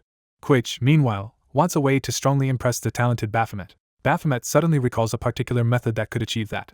The group regathers near a rock wall in the dungeon as Quich prepares the next phase. Quich confirms that clearing the dungeon requires killing the boss and notes it is odd the boss has not appeared yet despite all the monsters being dead. He asks the group to drag over every monster corpse to him. Blood-soaked ground and severed limbs accumulate as they obey. Soon the party stands amid heaps of corpses and blood, and Quitch says this amount is sufficient. He explains there are 2 conditions for the boss to appear, the first being the defeat of all regular monsters. He reveals the second condition is filling the dungeon with the thick scent of blood. As the ground trembles, the newbies notice the change in air. In response to that overwhelming blood scent, the enraged dungeon boss finally bursts onto the scene in a violent frenzy. The trainees gape in shock as a gigantic monster called the Death Worm appears. The black-haired man explains that the Death Worm is a bloodthirsty monster. He warns the group not to get eaten as the towering worm roars and looms over them. One trainee panics over the worm's size but decides they should still get ready to attack, trusting the mentor as backup. The black-haired man brusquely kicks the panicking trainee aside, telling him to move. The kick sends the trainee flying and knocks his massive sword from his hand. The mentor calmly snatches the falling sword. The others react in alarm, realizing the trainee's weapon has been taken. Someone calls the mentor crazy for using another person's weapon, saying that doing so greatly weakens one's power. The mentor thinks the newbie is excited but valuable and does not want to lose him. Ignoring concerns, the black-haired man launches himself at the Death Worm with the borrowed sword. The trainees are stunned by how high and powerfully he jumped. The mentor watches, eyes wide, reevaluating the newbie's strength. He mutters that the monster will probably die from that attack. The black-haired man drives the huge blade deep into the Death Worm's maw. He braces himself as the impaled boss convulses. The Death Worm writhes, its mouth torn apart by the strike. The monster towers above him, beginning to fall as the killing blow lands. Blood explodes from the Death Worm's body while the black-haired man kneels, having slain it. The 2 trainees stare in disbelief at the one-sided kill. The mentor also looks stunned, impressed and slightly unnerved. The black-haired man, called Baphomet, is framed as someone to be followed. A narration recalls that people instinctively follow those stronger than themselves. The narrator links this principle to the overwhelming scene of Baphomet standing before the dying boss. Baphomet glances back calmly, exuding power. The narrator says this idea of following the strong was the first rule learned about humans. One trainee stammers that Baphomet felled that monster with a single blow. The other thinks Baphomet is actually pretty capable. The female trainee clearly falls for Baphomet after watching his performance. The mentor enthusiastically praises Hunter Baphomet for his flawless battle. He declares that Baphomet's evaluation results are already decided by this feat. Baphomet smugly imagines others wanting to get closer to him because of his display. The mentor cheerfully says Baphomet no longer needs further mentoring and congratulates him. Baphomet initially preens, hands on his hips. He then yells in protest at this sudden graduation decision. He recalls the rule that a trainee can immediately work as an independent hunter if the mentor deems them qualified. He panics internally, thinking this is not how things were supposed to go while being congratulated on his fast graduation. The mentor casually explains how to cash in the magic stones Baphomet earned and starts to leave. Baphomet insists he is not that strong and that the boss was just weak, insisting the others could have done the same. The other trainees' expressions contradict his modesty, silently saying that such strength is impossible for them. The mentor ends the day's field practice and advises everyone to visit the hospital if they feel odd symptoms. He wishes Baphomet good luck in his future hunter career, saying he worked hard despite the short mentorship. Later, Baphomet walks alone through a cordoned-off alley, mulling over what happened. He internally questions how events turned out this way and wonders what he misunderstood about human behavior. Someone calls out to Hunter Baphomet, snapping him from his thoughts. Baphomet forces a friendly smile as he turns toward the voice. The female trainee approaches shyly and asks for his phone number, leaving him mentally screaming in confusion at all the attention. Elsewhere, a silver-haired man in a car admits he expected complications like this to arise. He remarks that nothing ever goes as smoothly as planned while a knife-wielding subordinate sprints through the night. The subordinate, carrying a blade, worries he was given too difficult a mission right from the start. Deciding to start with something simple, he prepares to act. The driver explains the target is a criminal C-rank hunter who must be eliminated immediately. He begins to describe possible execution methods. He then tells the subordinate he may handle the kill however he wishes. Instructions on the subordinate's phone describe hiding a corpse by taking it into a dungeon and clearing the boss so both body and dungeon vanish.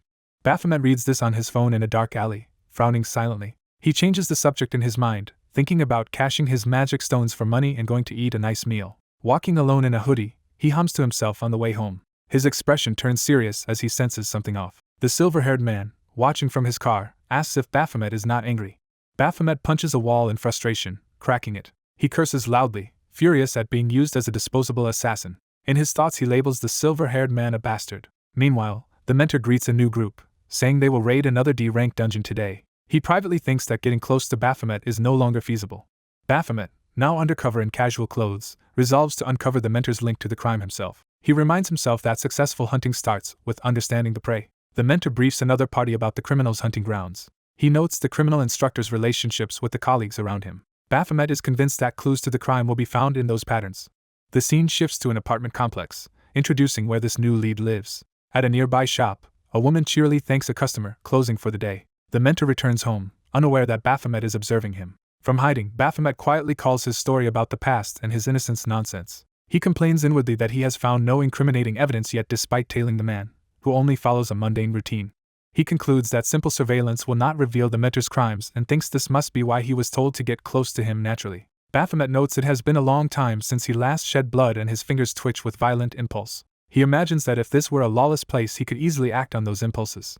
In his thoughts, he pictures first cutting off the mentor's arm. He then imagines disabling him completely so he cannot fight back.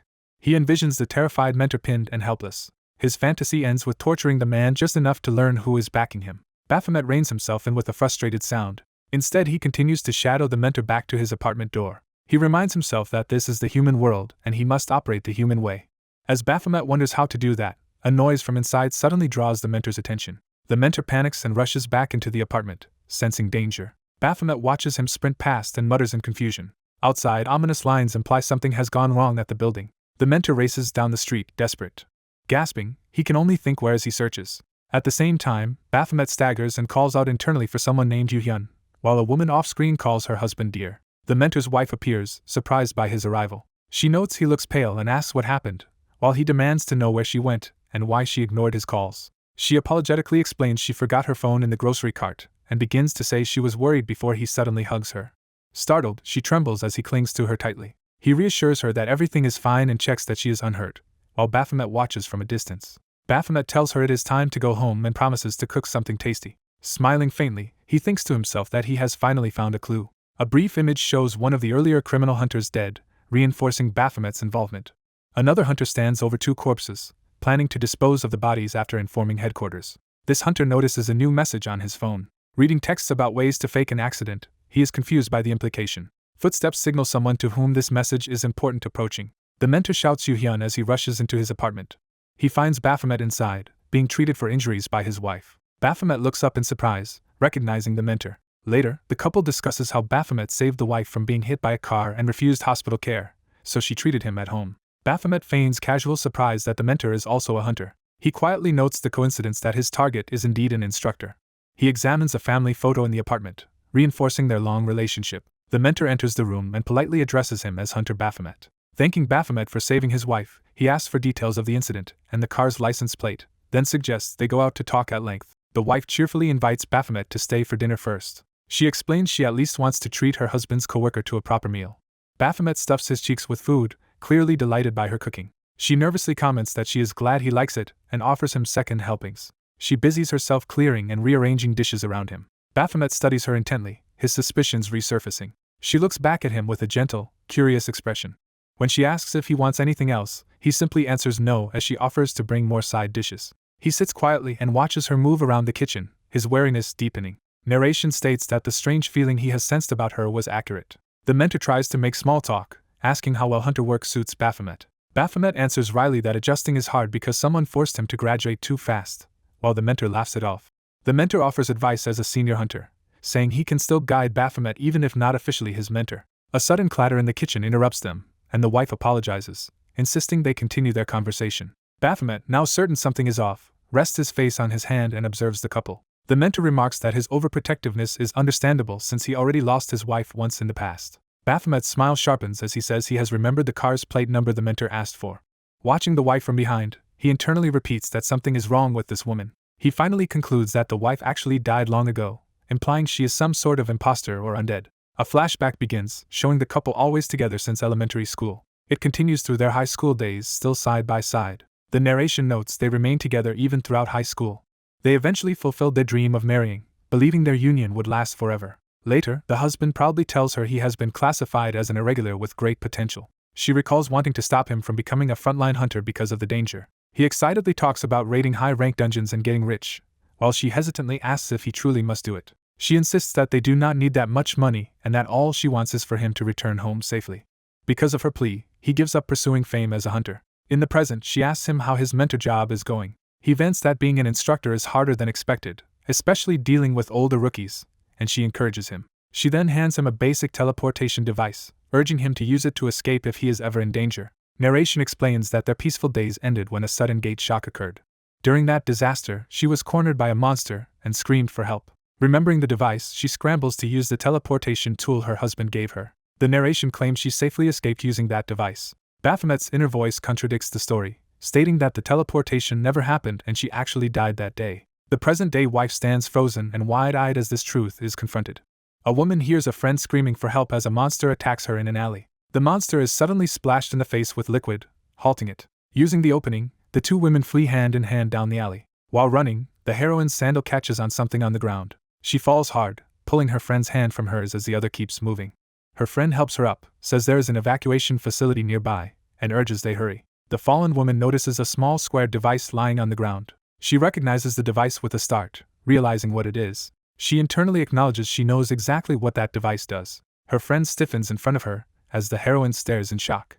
The friend apologizes nervously, looking guilty. Saying she wants to live, the friend activates the device to teleport herself to a safe area. The heroine reaches out, recognizing the teleportation and trying to stop her. The friend disappears in a flash of light, leaving the heroine alone. The heroine reacts in stunned silence.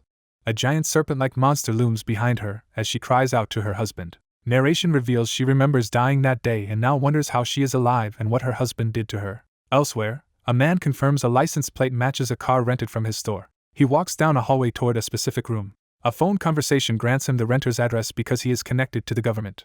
Reaching the door, he thinks he has found the place. He opens it to speak but stops upon seeing what is inside. His eyes go wide in shock. Inside stands a woman in a white dress silently facing the window. It is his wife, apparently alive, standing motionless.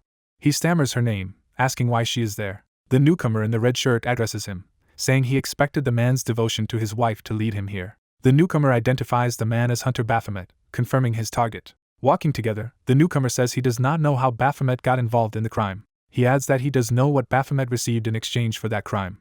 He reveals that the reward was Baphomet's supposedly dead wife standing before them. Baphomet trembles and warns the newcomer not to touch her. The newcomer remarks that she only became this unresponsive after realizing she was actually dead. Baphomet darkly repeats that he already told the newcomer not to touch her. The newcomer prods further, questioning how she was revived to end up like this.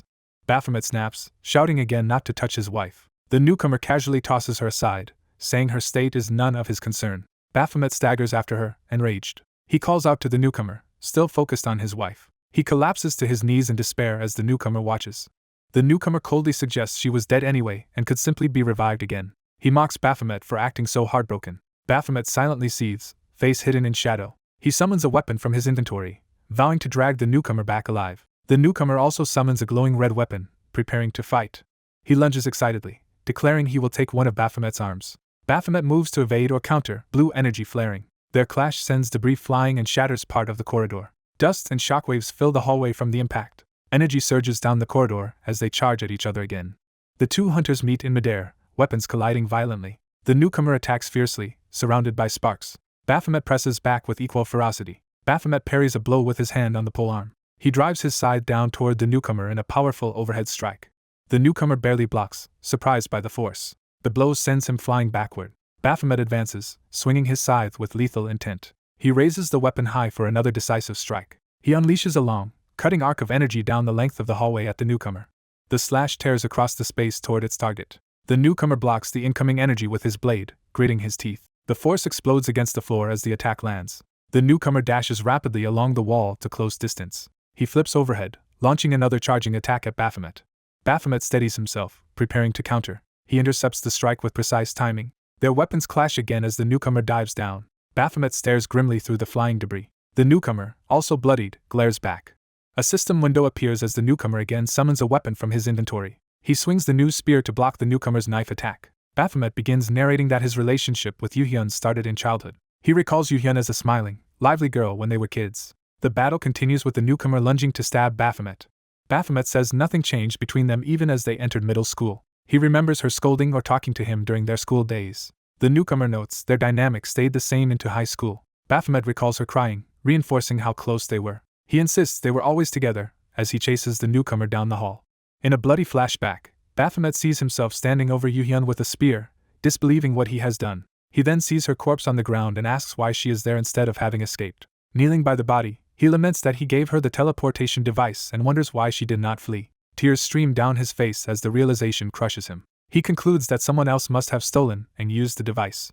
In the ruined streets, he thinks the survivors must be at the evacuation facility, and that deaths could be hidden amid the chaos. His thoughts turn murderous as he imagines killing the thief at the facility with a single stab. The panel focuses on the blood-stained teleport device abandoned on the ground. He stands in shock after learning his wife's death was tied to that stolen device. The scene repeats his stunned expression, emphasizing his turmoil. Over the ruins, a report states the evacuation facility itself is under monster attack and reinforcements are needed. Someone asks in disbelief if Yoo-hyun was originally meant to die. A vision of Yoo-hyun in a wedding dress counters that they were always together. She smiles through tears in that memory. The narration promises that even in death they will be together, over her bleeding body. A system voice says Baphomet has learned something forbidden and that if he dies, everything can be reset, activating a skill. Baphomet invokes the skill Windows of Heaven, intending to revert time with Yoo-hyun. He screams that everything must return to normal. The newcomer dismisses this, snapping back with a defiant question. Their clash results in Baphomet being run through, blood spraying as the newcomer's power overwhelms him. The newcomer remarks that others like Baphomet have existed, people ruled by emotion. Baphomet clutches his bleeding side but forces a grin. The newcomer says the fight was lost the moment Baphomet gave in to those emotions. He pauses silently, considering the situation. Frustrated, he rants that he did not train for 2 weeks for such a disappointing fight and demands more limbs as trophies. Baphomet answers that whatever he has done for his wife is none of the newcomer's business and demands to know who he really is. The newcomer says he already introduced himself as someone who hunts criminal hunters, while Baphomet insists he did nothing wrong. Baphomet argues that Yoo-hyun must live, justifying his actions. He then asks what is wrong with saving a person who must live. The newcomer shouts for him to stop justifying himself. He accuses Baphomet of accepting the mastermind's task and enabling the crime, questioning how that can be considered blameless. He angrily asks how Baphomet dares sully the very idea of evil with such weak convictions. He raises his bloodied knife, saying he will simply have to go further. The newcomer declares he will kill Baphomet and advances with the blade. Yoo-hyun's corpse lies motionless, soaked in blood. Her fingers twitch slightly, showing faint movement. She stirs, overwhelmed by the stench of blood. At that moment both the newcomer and Baphomet receive a glowing emergency notice. The warning message flashes before Baphomet's eyes as well. The system announces an emergency. Monsters have appeared because of a system error and nearby hunters must subjugate them. The newcomer reads this alert aloud in disbelief, cursing at the message. A massive fleshy monster erupts through the wall, hurling Baphomet aside. Baphomet braces himself amid the explosion of debris. In the rubble, a towering tentacled creature stands beside a revived, half-merged Yoo-hyun, who calls his name. Baphomet clutches his bleeding hand, confused and frightened by the transformation. Yoo-hyun's face, partly fused to the monstrosity, stares blankly with blood running down. The creature focuses on the scent of blood, its monstrous body awakening. It roars that it is hungry, opening a maw filled with eyes and fangs. Yoo-hyun's silhouette is shown melded with the monster. Her visage shifts into a skeletal, hollow-eyed grin, revealing how corrupted she has become. Baphomet calls to Yoo-hyun, then rages that a mere monster dares try to claim his prey. The monster lashes out its long, toothed tentacle. Screaming in pain and calling for its mother, the fused creature thrashes while Baphomet cries out Yoo-hyun's name. A system message triggers Baphomet's passive skill outburst as the newcomer comments mockingly on Baphomet's romanticism. Another system line explains emergency stat boosts while the newcomer, bloodied, asks if that thing still looks like Baphomet's wife. The message notes his stats rising as he declares he only sees a monster now. The creature vows to kill him, roaring. The newcomer responds that he already told Baphomet his stance. He continues that while he does not know the exact method of Yoo-hyun's revival, it is clearly unnatural. He senses such vile energy from the situation that even he feels ill. He questions whether a human could really have caused something this grotesque. He resolves that whoever is responsible will pay. Diving onto the monster's body, he calls its creator's actions a disgusting hobby. The monster's flesh and blood splatter as the battle rages. The newcomer races along its body, slashing as he goes. His blood-streaked face shows grim determination. The many-eyed maw of the monster stares back at him. He drives his knife deep into the creature. He then leaps high with both arms raised for a finishing blow. The final image freezes on the monster's staring eyes as the bloodied blade descends toward them. The corpse-like wife is bound to a grotesque purple tree monster that begins to stir. The tree creature is suddenly pierced and sprayed with blood from an unseen attack. Multiple bloody strikes riddle the monster, shocking whoever controls it. The tree is impaled all over by blades or projectiles, blood erupting everywhere. The assault continues until the monstrous tree is engulfed in blood. The scene fills with the sound of countless punctures as the monster is shredded. A blinding white slash tears through the red carnage, ending the onslaught. Cha Min-woo, bloodied and enraged, rushes in after cutting down the monster. He stands below as his wife's severed head falls toward him. Min-woo collapses near her bloodied head, staring in horror. In shock, he weakly calls out to Yoo-hyun. His wife's ruined face lies motionless on the ground. Yoo-hyun screams Min-woo's name while a purple-eyed slime nearby moans about hunger. A boot slams down and crushes the eye-covered slime. The system warns that great power always brings a heavy price. Yoo-hyun clutches his head, realizing the same dangerous pattern is happening again. A system message explains that because of Outburst, the Berserk debuff that incites murder has activated. Cursing the debuff, Yoo-hyun struggles against the murderous urge overtaking him. He dismisses the warning, telling himself it does not matter. Looking down at the wounded Minwoo, Yoo-hyun decides he meant to kill him anyway. He thinks that if Minwoo would go this far for his wife, it would be better if Yoo-hyun kills him himself. Yoo-hyun cruelly adds that at least then Minwoo and his wife can be together in hell. The system suddenly flags Yoo-hyun as a threat. A lockdown protocol triggers, and Yoo-hyun is violently slammed to the ground mid-attack. The system reports his overuse of skills has raised his threat value to 99%, leaving him unable to move. Another notice declares all bodily functions will be halted until the threat level drops, and Yoo-hyun rages at the system. Minwoo, cradling his wife's body, mutters that only Yoo-hyun is at fault. He glares back, wishing Yoo-hyun had never been there. Yoo-hyun, still pinned, mutters that he carefully set everything up. Minwoo says if Yoo-hyun had looked the other way, none of them would be in this state, and all he wanted was to enjoy the meal. Gripping a metal bar, Minwoo accuses Yoo-hyun of forcing him into this. He rants that Yoo-hyun interfered just to ruin him as he raises the weapon over Yoo-hyun's helpless body. The system window answers that it cares about Yoo-hyun more than anyone. Stunned, Yoo-hyun questions what he just read. A heavy boot descends toward his head.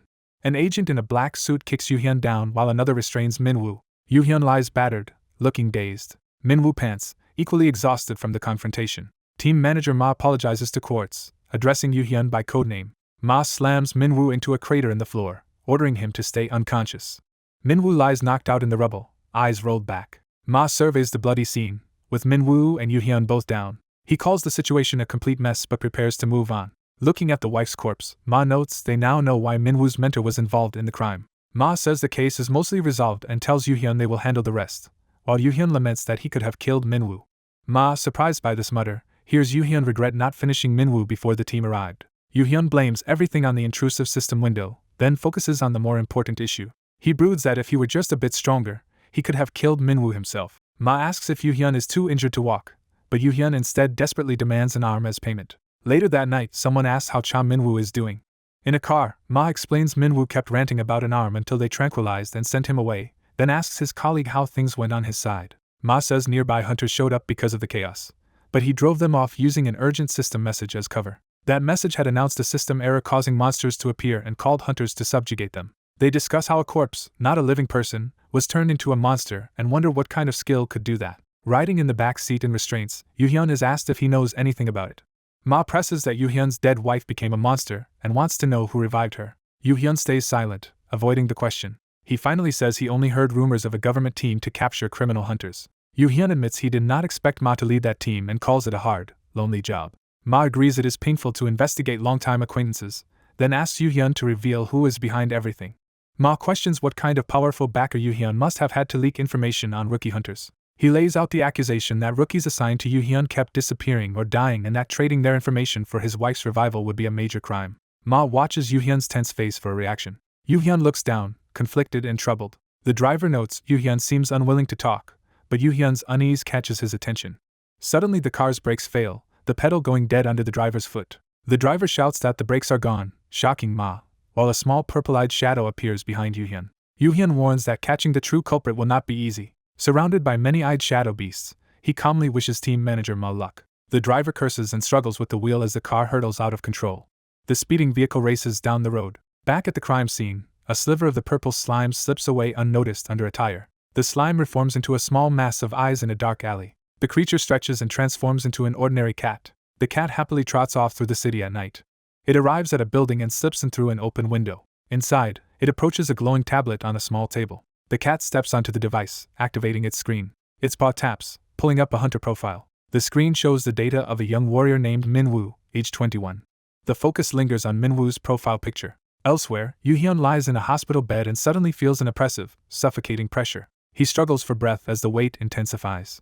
A fluffy white cat suddenly appears curled up on his chest. Startled awake, Yoo-hyun finds the cat sitting on him and wonders why it is there. He recognizes the white cat just as someone opens the curtain to his room. A glamorous woman in glasses greets him as patient number 302 and notes he woke sooner than expected. Hearing that number, Yoo-hyun realizes only one person ever called him that.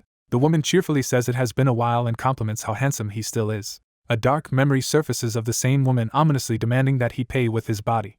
Terrified, Yoo-hyun screams. His panic kick sends the blanket flying while the woman hurriedly catches her cat, scolding him for startling Sasha. She chides him for moving while still under system lockdown, while he curses that the quack doctor is here. She remarks that she was surprised to hear he is now working with team manager Ma, noting it is odd to see him under someone. Leaning in, she says by the way his body looks even better than before.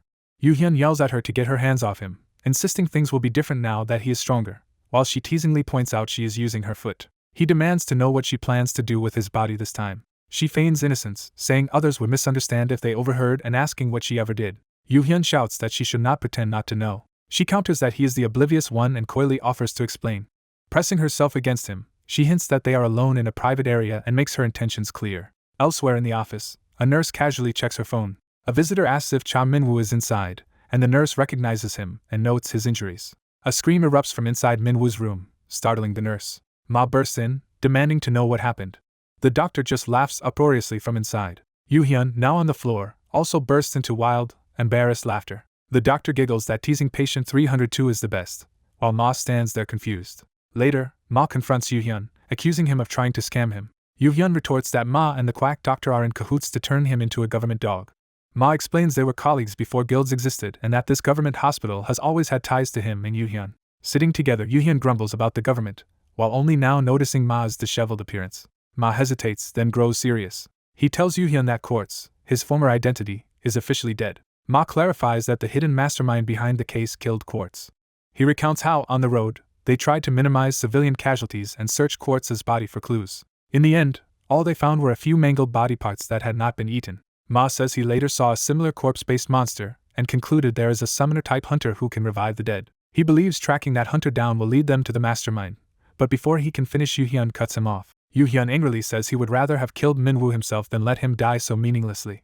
He shouts that he worked like a dog to get this chance and Ma wasted it. Ma tries to apologize, but Yoo-hyun demands that the mastermind be handed over so he can kill them. Ma refuses, saying someone of Yoo-hyun's current level cannot possibly capture such a foe. Ma points out that even he could not sense the mastermind, implying they may be a meticulous near S-rank hunter. Irritated, he adds that the real problem is Yoo-hyun's lack of skill. Yoo-hyun boasts that he would have handled things better and interrogated Minwoo thoroughly, but Ma snaps at him to know his place. Grabbing Yoo-hyun by the collar, Ma scolds him for treating this like a game and thinking a mere B-rank could catch the mastermind. He repeats Yoo-hyun's dismissive words back at him, clearly offended. Later, the doctor strides out of the room as Yoo-hyun leaves, still fuming. Ma rushes after Yoo-hyun, calling for him to wait. Yoo-hyun wordlessly flips him off as he walks away. Ma sees the gesture and clenches his fist in frustration. The doctor asks if they fought, and Ma grumbles about Yoo-hyun's terrible personality. Ma downplays it as them venting their anger, leaving the doctor puzzled by his phrasing. She then asks if it is true he swindled Yoo-hyun's money under the guise of treatment. Playing innocent, she tilts her head and pretends not to remember doing that. Ma says he ought to report her, but she hurriedly insists she had a reason and begins to explain. She recalls the day the government delivered a blood-soaked young Yoo-hyun to her hospital. The officials coldly told her it was up to her whether he lived or died. Recognizing him as the famous hunter from TV, she realized the government had failed again in its attempt to craft a heroic hunter. She comments that the government treats hunters like this all the time and has ruined more than a few lives. Ma warns her to be careful with her words, admitting that he too is just the government's dog. She skeptically questions that claim. Ma muses that whether she is truly a dog or a wolf hiding its fangs, what mattered was what happened next. In Flashback, staff tell her that saving this patient is hopeless, and that he is lucky to be alive at all. She worries that in his condition he lacks the strength to withstand any radical treatment. Then something unexpected catches her eye. For the first time, a red system window appears before her, specifically concerning Yoo-hyun. Later, Yoo-hyun clarifies the window's color surprised her, but its message was even more shocking. The red system command was simple and absolute, ordering her to save him at all costs. A system message warns that failure to comply will result in death. The doctor explains she did everything she could to save subject number 302 and praises Kim Yoon-sun as the best surgeon that day. She clarifies that the threatening message she received was neither a quest nor an emergency notice, and she sought ways to learn more about number 302. She says she fabricated a debt to keep observing him, while the investigator is shocked to learn the system itself threatened her with death, something even his group did not know. She adds that despite everything, she found the situation oddly romantic. She notes that number 302 appeared to be receiving an unusual amount of affection from the system. Time passes, showing the neighborhood where number 302 lives. An agent reminds Cha Minwoo that he is still in lockdown and should rest well. The agent tells him not to worry, saying all hunters experience lockdown, and he should treat it like a vacation to do things he normally cannot because of work. Back at the office, subordinates ask if they should keep monitoring Cha Minwoo, and their superior agrees. The superior adds that this time monitoring will include guarding because Hunter Baphomet may be in danger if the mentor has passed his data to the mastermind. As the agent prepares to leave, Minwoo stops him to ask something. Minwoo curiously asks where the agent got the accessories hanging from his ears. Seeing the earrings, Minwoo suddenly remembers something important. Over a meal, Minwoo thinks that rest is necessary for his next battle and realizes he has not properly enjoyed being human yet, resolving to start now. He enthusiastically orders a large amount of food, declaring he will eat as much as he wants. He then spends his break taking photos of desserts at a cafe. He enjoys street food while wandering the city. Passing a batting cage, he decides on it as his next activity. A ball approaches a bat, signaling the start of his batting practice. While swinging, he vows to experience every activity he can in Seoul. He relaxes at a library, quietly reading. He watches a movie in a theater, fully immersed in the on-screen action and screams. In the horror film, a vengeful ghost screams for her legs to be returned. The scene shifts to the ghost crawling toward Minwoo in a ruined room as if he is now part of the story. Another horror sequence shows a monster chasing someone, demanding their arm while the victim cries for help. The focus moves to a singer at a microphone, beginning a performance. Minwoo watches a busker play guitar and sing. Later, Minwoo walks among laughing couples and groups, feeling apart from the cheerful crowd. He slows and turns away from them, alienated. Overwhelmed, he curses under his breath. He laments that nothing is fun in his weak human body and questions whether wishing to become human was a mistake. Reflecting further, he realizes the real pain is falling from the top to rock bottom, not simply losing strength, and that this miserable contrast is what hurts. At that moment, a red system window appears before him asking about his emotional state, startling him. His eyes glow red as he reacts to the unexpected prompt. The system bluntly asks if he is sad. Minwoo starts laughing bitterly, feeling like he is going crazy. He yells at the unseen system, accusing it of both causing and trying to cure his suffering. He blames the system for turning him into such a mess and demands to know why it is doing this to him. The system replies that everything it does is supposedly for his benefit. Minwoo scoffs at the claim, insisting it only wants to toy with him. Elsewhere in a digital space, a female administrator triggers a special protocol despite acknowledging that it has already been executed an astronomical number of times and failing again would mean recreating the entire program. Her assistant reminds her how many times the protocol has run and warns that another failure will require rebuilding the system, then asks what she intends to do now. Back in the real world, Minwoo asks aloud if the system plans to obstruct him again. The administrator orders the program to execute.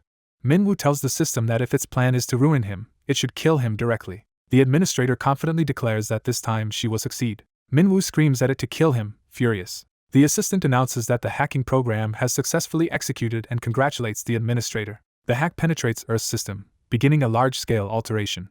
Minwoo looks up in shock as the world around him subtly changes. Surrounded by frozen silhouettes in the street, he asks what is happening. A woman composed of digital fragments appears and apologizes for arriving late. She explains she is not the creator of Earth's system, so it took time to reach him. Another avatar appears and tells him not to misunderstand their intentions.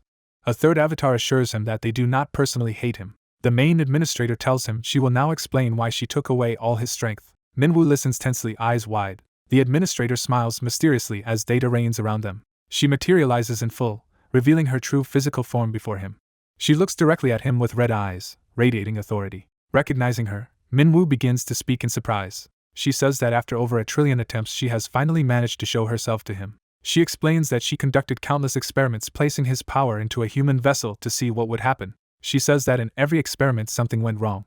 Each trial ended in Minwoo's death, whether by being torn apart or stabbed. She concludes that his death was always inevitable, which is why she tried a new experiment where she withheld his powers entirely. This time the outcome was undetermined, so she pinned her hopes on that unpredictable result. Minwoo asks incredulously if she really placed her hopes on him. She replies that he will fulfill her desire and that he is the one who called her. She mentions that within the tower exists a powerful beastly figure. Minwoo stands in a network-like void, processing everything. He asks if that means God actually granted his wish. Smiling darkly, he then asks who killed him in all those previous lives. He reasons that his killer must have been someone stronger than him.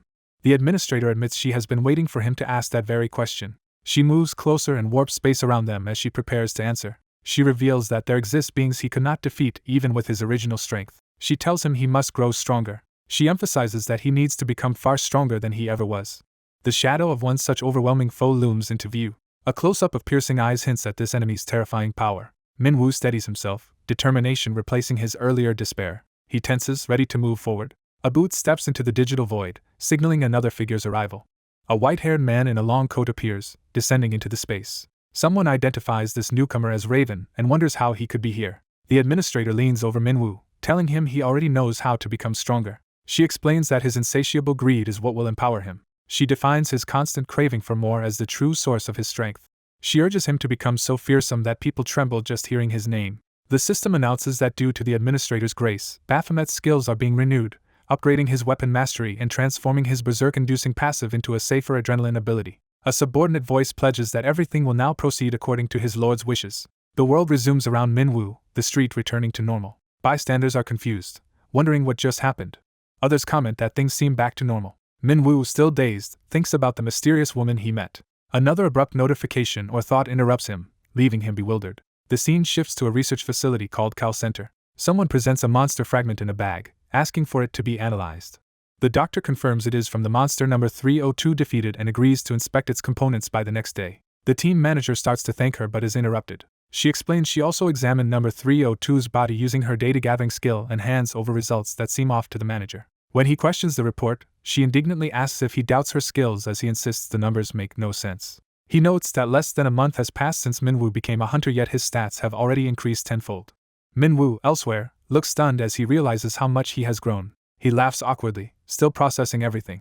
The system declares that the hidden quest judgment of Apostle of Rage Raven has been completed. It announces the reward as Raven's unique skill. Narration explains that a hunter's stats represent their strength level. It continues that hunters are ranked from F to S according to those values. Further narration says stats rise naturally, but effort creates huge gaps between hunters, and there are two main ways to raise them quickly. The first and more common method is hunting monsters. The second method is intense personal training. There is rumored to be another secret route available only to certain hunters. The narration adds that this special path is unconfirmed and considered mere rumor. Back at the office, Minwoo sits with the doctor and team manager as a formal meeting begins. The manager greets Minwoo politely, asking how he has been. Minwoo replies casually that he has been fine thanks to the manager. The manager then sternly asks if Minwoo has done anything reckless lately. Minwoo retorts that the manager has been watching him anyway, so there is no need to pretend otherwise. The doctor scolds both men for acting childishly despite being adults. The manager falls silent, reconsidering his approach. The doctor reacts with surprise to something she notices. She tries to soothe number 302, saying the manager feels sorry, while Minwoo bristles at her touch. Minwoo activates the skill identity to inspect someone. The doctor playfully tells him not to be so stiff, insisting whatever she did was just between them. The system begins searching for Minwoo's information, while he curtly calls her explanation nonsense. Annoyed, she slaps his chest and calls him cranky, startling him. Minwoo yells back at her angrily. After checking, she comments that his stats have indeed increased far more than average, and the manager quietly acknowledges it. Minwoo asks the manager why he called him in first. Minwoo's inner narration notes that team manager Ma knows more about hunters than anyone else. He reasons that if he can get information from the manager about those powerful foes, he can better prepare for them. He wonders if his connection with the manager was arranged in advance by the administrator using him as a tool.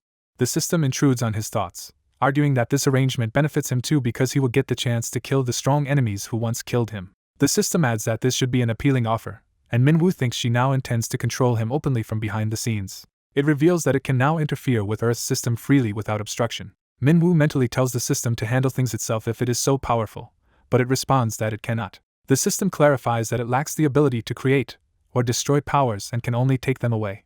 Minwoo then asks how it was able to turn him into a human in the first place. The administrator answers that even that transformation was done by taking something away. Back in the room, the manager impatiently asks what Minwoo wanted to discuss, saying he is tired of waiting. Minwoo finally says he was wondering if there was any work available, while the manager replies that no new criminal targets have appeared yet. Minwoo explains he wants to work as a hunter in the meantime rather than waste time waiting. The manager agrees, saying he had the same thought, and admits he is curious about Minwoo's growth as well. He internally labels Minwoo an irregular, and wonders how quickly he will grow, and whether he can become a useful card. He proposes a deal where Minwoo will be allowed to confront the mastermind once the manager uncovers their identity. In return, he tells Minwoo he must become strong enough to handle that responsibility. Outside the building, Minwoo loudly demands a commission, eager to receive a new job as a hunter. At the hunter office, Baphomet demands a tower commission and a rented weapon, but the clerk notes F ranks are normally excluded from tower jobs and questions his repeated rentals. The clerk advises him to buy a suitable weapon instead of wasting money on rentals. Baphomet refuses to stick with one weapon and asks again if tower access is truly impossible, so the clerk explains only A rank and above usually raid towers. Remembering an exception, the clerk mentions a special tower commission open regardless of rank but limited to guild hunters. Hearing this, Baphomet hesitates since he belongs to a secret government guild he cannot mention. The clerk checks the system, confirms he is indeed registered to a guild, and Baphomet is shocked. Startled, Baphomet reacts with disbelief at this revelation. Time shifts to a bright day sky. The scene establishes the Tower of Mazes as their objective. At the tower entrance, members of the Ark Guild greet assembled hunters and introduce themselves. Ark announces they hold exclusive rights to the Tower of Mazes, but will now begin clearing it due to concerns about a possible gate shock. Observing hunters gossip that Ark, normally greedy, must be doing this for public image as they surrender some of their exclusivity. Ark offers hunters 90% of the drops while Ark's own team will handle the tower boss, prompting speculation that the famous guild master will join. Some hunters excitedly hope the popular celebrity hunter from Ark will appear to clear the tower. Baphomet watches silently, looking unenthusiastic. He considers turning back because he does not feel like fighting. A system-like voice asks if his mood stems from the incident at the hunter management office. Annoyed, he mentally tells the voice to shut up while it cheerfully admits it has nothing better to do. The voice urges him to stop sulking and think positively. It reminds him that thanks to Ark's event he finally gets to enter a tower, while he wonders if he can mute the voice. The voice warns that his attitude might draw unwanted attention. It adds that he could become a target for hostile people, and he grumbles that the nagging voice sounds like his mother. The voice jokingly claims to actually be his mom. Irritated, Baphomet impulsively punches a nearby armored hunter who had been provoking him. The attacker is shocked when his armor cracks from the blow, while Baphomet looks puzzled. Onlookers rush over, scolding the attacker and checking if their young master is hurt. Ark's representatives notice the commotion but dismiss it as typical when hunters gather. One Ark member spots Baphomet and feels he looks familiar. She realizes she has definitely seen that man somewhere before. The angry noble hunter rants about the cost of his damaged armor and demands compensation from Baphomet. He fumes about always running into punks like this and yells at Baphomet to answer him. Baphomet, tired of the argument, agrees to compensate him, which only enrages the noble more. One of the noble's followers whispers that Baphomet looks worthless. They mock Baphomet's shabby gear and assume he is the rumored charity F-rank Ark allowed into the raid. Hearing Baphomet is F-rank, the noble explodes, doubting such a weakling could possibly pay him back. He further belittles F-ranks, saying they should only enter the lowest dungeon gates. The noble continues insulting Baphomet for daring to come to a tower despite being so weak. Baphomet abruptly grips the noble's face, frightening him. With a dark expression, Baphomet threatens to demonstrate how humiliating it would be to die to someone supposedly weak, as the noble's companions panic. An Ark leader intervenes, scolding them for fighting each other when the real enemies are inside, and orders everyone to follow her. As they walk, the noble loudly blames Baphomet for ruining his equipment, and mutters that he should have torn his mouth off, shocking their Ark guide. The Ark member rebukes him, asking why he chose such an arrogant low-rank hunter when all present are meant to be one party. She gestures toward another small, cloaked figure and other teammates, noting they are all in this together. She briefs them that the Tower of Labyrinths has 3 doors and its boss room opens only when all 3 routes are cleared. She explains that each door will be taken by a 6-member party. She outlines that each door has different mechanics, with some maps cleared simply by killing monsters. Others require solving puzzles to unseal monsters and then defeating them. A third type is a trap map, where they must avoid traps and defeat a monster guarding the next entrance. Someone speaks up to ask a question. A party member asks which type of map their group will tackle. Their Ark leader admits she does not know. She clarifies that each door's type randomizes after 24 hours inside the tower, so they cannot know beforehand whether it is a hunting or trap map. She decides to check the party roster before entering while Baphomet yawns. She calls out each member by guild, including Baphomet, who nervously confirms his alias. She introduces the Reaper from the Defiance Guild, who answers curtly. Then she announces Baphomet as a member of the embarrassingly named Sweet Pink Angel Guild, leaving him mortified. The 6 party members stand in formation, with Baphomet separated slightly from the others. He struggles not to laugh hysterically at the ridiculous guild name. Elsewhere, Reaper learns that Baphomet was registered into her fraudulent ghost guild without her consent. In a flashback, she explains that the guild only exists on paper so she and the head nurse can pocket government subsidies. Over coffee, she tells a colleague she never informed number 302 beforehand because, as a government worker, he had no say in the matter. She jokes that the cute, sugary guild name does not suit number 302 at all. Her colleague laughs that this is why he has been ignoring Baphomet's calls since yesterday. Back in the tower, the noble mockingly declares that such a sweet guild name fits Baphomet perfectly. Baphomet laughs ominously to himself. Seething, he vows internally to kill his team manager for saddling him with this guild. Their Ark leader tells the group it is time to proceed. She reminds them that Ark will not be liable for any deaths. Each hunter is responsible for their own fate. Standing behind his teammates, Baphomet listens as she prepares to advance. She opens the tower door and the party steps into the glowing interior.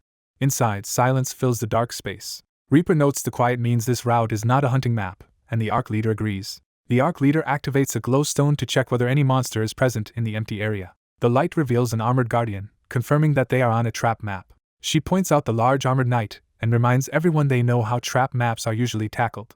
She volunteers to take point and instructs the others to follow her movements. She specifically tells Baphomet to conserve his stamina and simply stay behind her. She then dashes forward to begin navigating the traps, with the party following. Her first step intentionally triggers and marks a trap tile. She quickly moves on, using that knowledge to avoid it.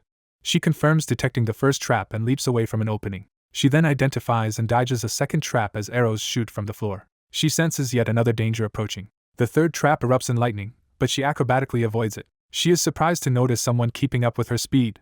She assumes the close follower is the Reaper, the newly promoted A rank. But when she looks, she sees Baphomet running right beside her. Baphomet suddenly sprints ahead of her, astonishing her. The system introduces Ruler Baphomet's unique skill. It states that in battles inside towers below legendary rank, a special effect activates as Baphomet's eye glows.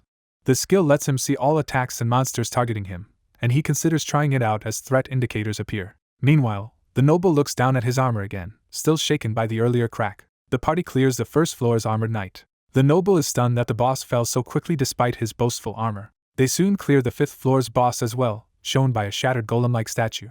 The noble panics, unable to understand what is happening. He realizes the supposed F rank is dominating the tower. Baphomet races through the trap corridor as volleys of arrows rain down. The guiding voice warns him about arrows descending behind him. His skill activates, and his eye gleams red. Following the voice's advice, he jumps to easily evade the first volley. The voice informs him of another cluster of arrows coming from his right. It tells him to get up and avoid them, and he maneuvers through the barrage. He even catches an arrow midair. Using the arrow like a pointer, he redirects the trap's attention as part of a clever strategy. Baphomet then plunges downward toward the knight guarding the passage. An arrow streaks toward the knight's helmet. Surrounded by flying arrows, the knight braces himself. Chains suddenly swirl toward the knight's head. The system points out that the knight's weakness is its neck just as the chains wrap around it. Baphomet tightens the chain around the knight's throat from behind. He grips the chain with fierce determination. The links bite deep into the knight's neck armor. With a powerful swing of his chained axe, Baphomet tears into the guardian. The system cheerfully hopes he enjoyed the hunt as he finishes the kill. The 15th floor is cleared with the knight's body shattering. Ark's members suspect Baphomet is not really F rank and ask if he failed to renew his rank, noting how effortlessly he dodged everything. They scold him that neglecting rank renewal can result in fines, while the noble trembles in the background. The noble and his aide stare nervously at Baphomet, now realizing his power. Reaper and the Ark leader argue briefly, with Ark wanting to rest while Reaper insists they keep pushing upward. The noble mocks Ark's fatigue on floor 15, calling it disappointing for their reputation. The Ark leader counters by implying his group is equally tired and points out his damaged armor. She then remarks that if an F rank could crack armor supposedly forged from the boss Bahamut's core, the gear must be shoddy, infuriating him. She concludes that this F rank clearly wields strength comparable to a boss monster. Baphomet feigns mild surprise at this evaluation. The noble can hardly accept that someone of such low official rank could be that strong. His aide calls him young master, trying to calm him. The aide suggests dropping the argument with Ark and proving themselves in the next tower instead. Reaper notices a symbol on the noble's cloak and recognizes it as belonging to the royal gold conglomerate. She consequently deduces the brag about Bahamut armor is counterfeit.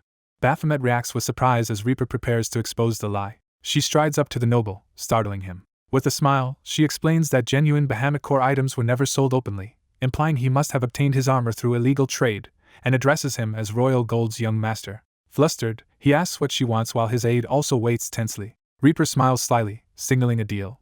She offers to help them catch the swindler who sold the fake armor in exchange for a favor from them in a future tower. Baphomet watches and muses suspiciously about that woman. A flashback shows Reaper in battle, her chains and bowsmanship slashing through enemies. She effortlessly kills multiple armored archers with her abilities. Her attacks swirl past Baphomet as she dominates their current combat.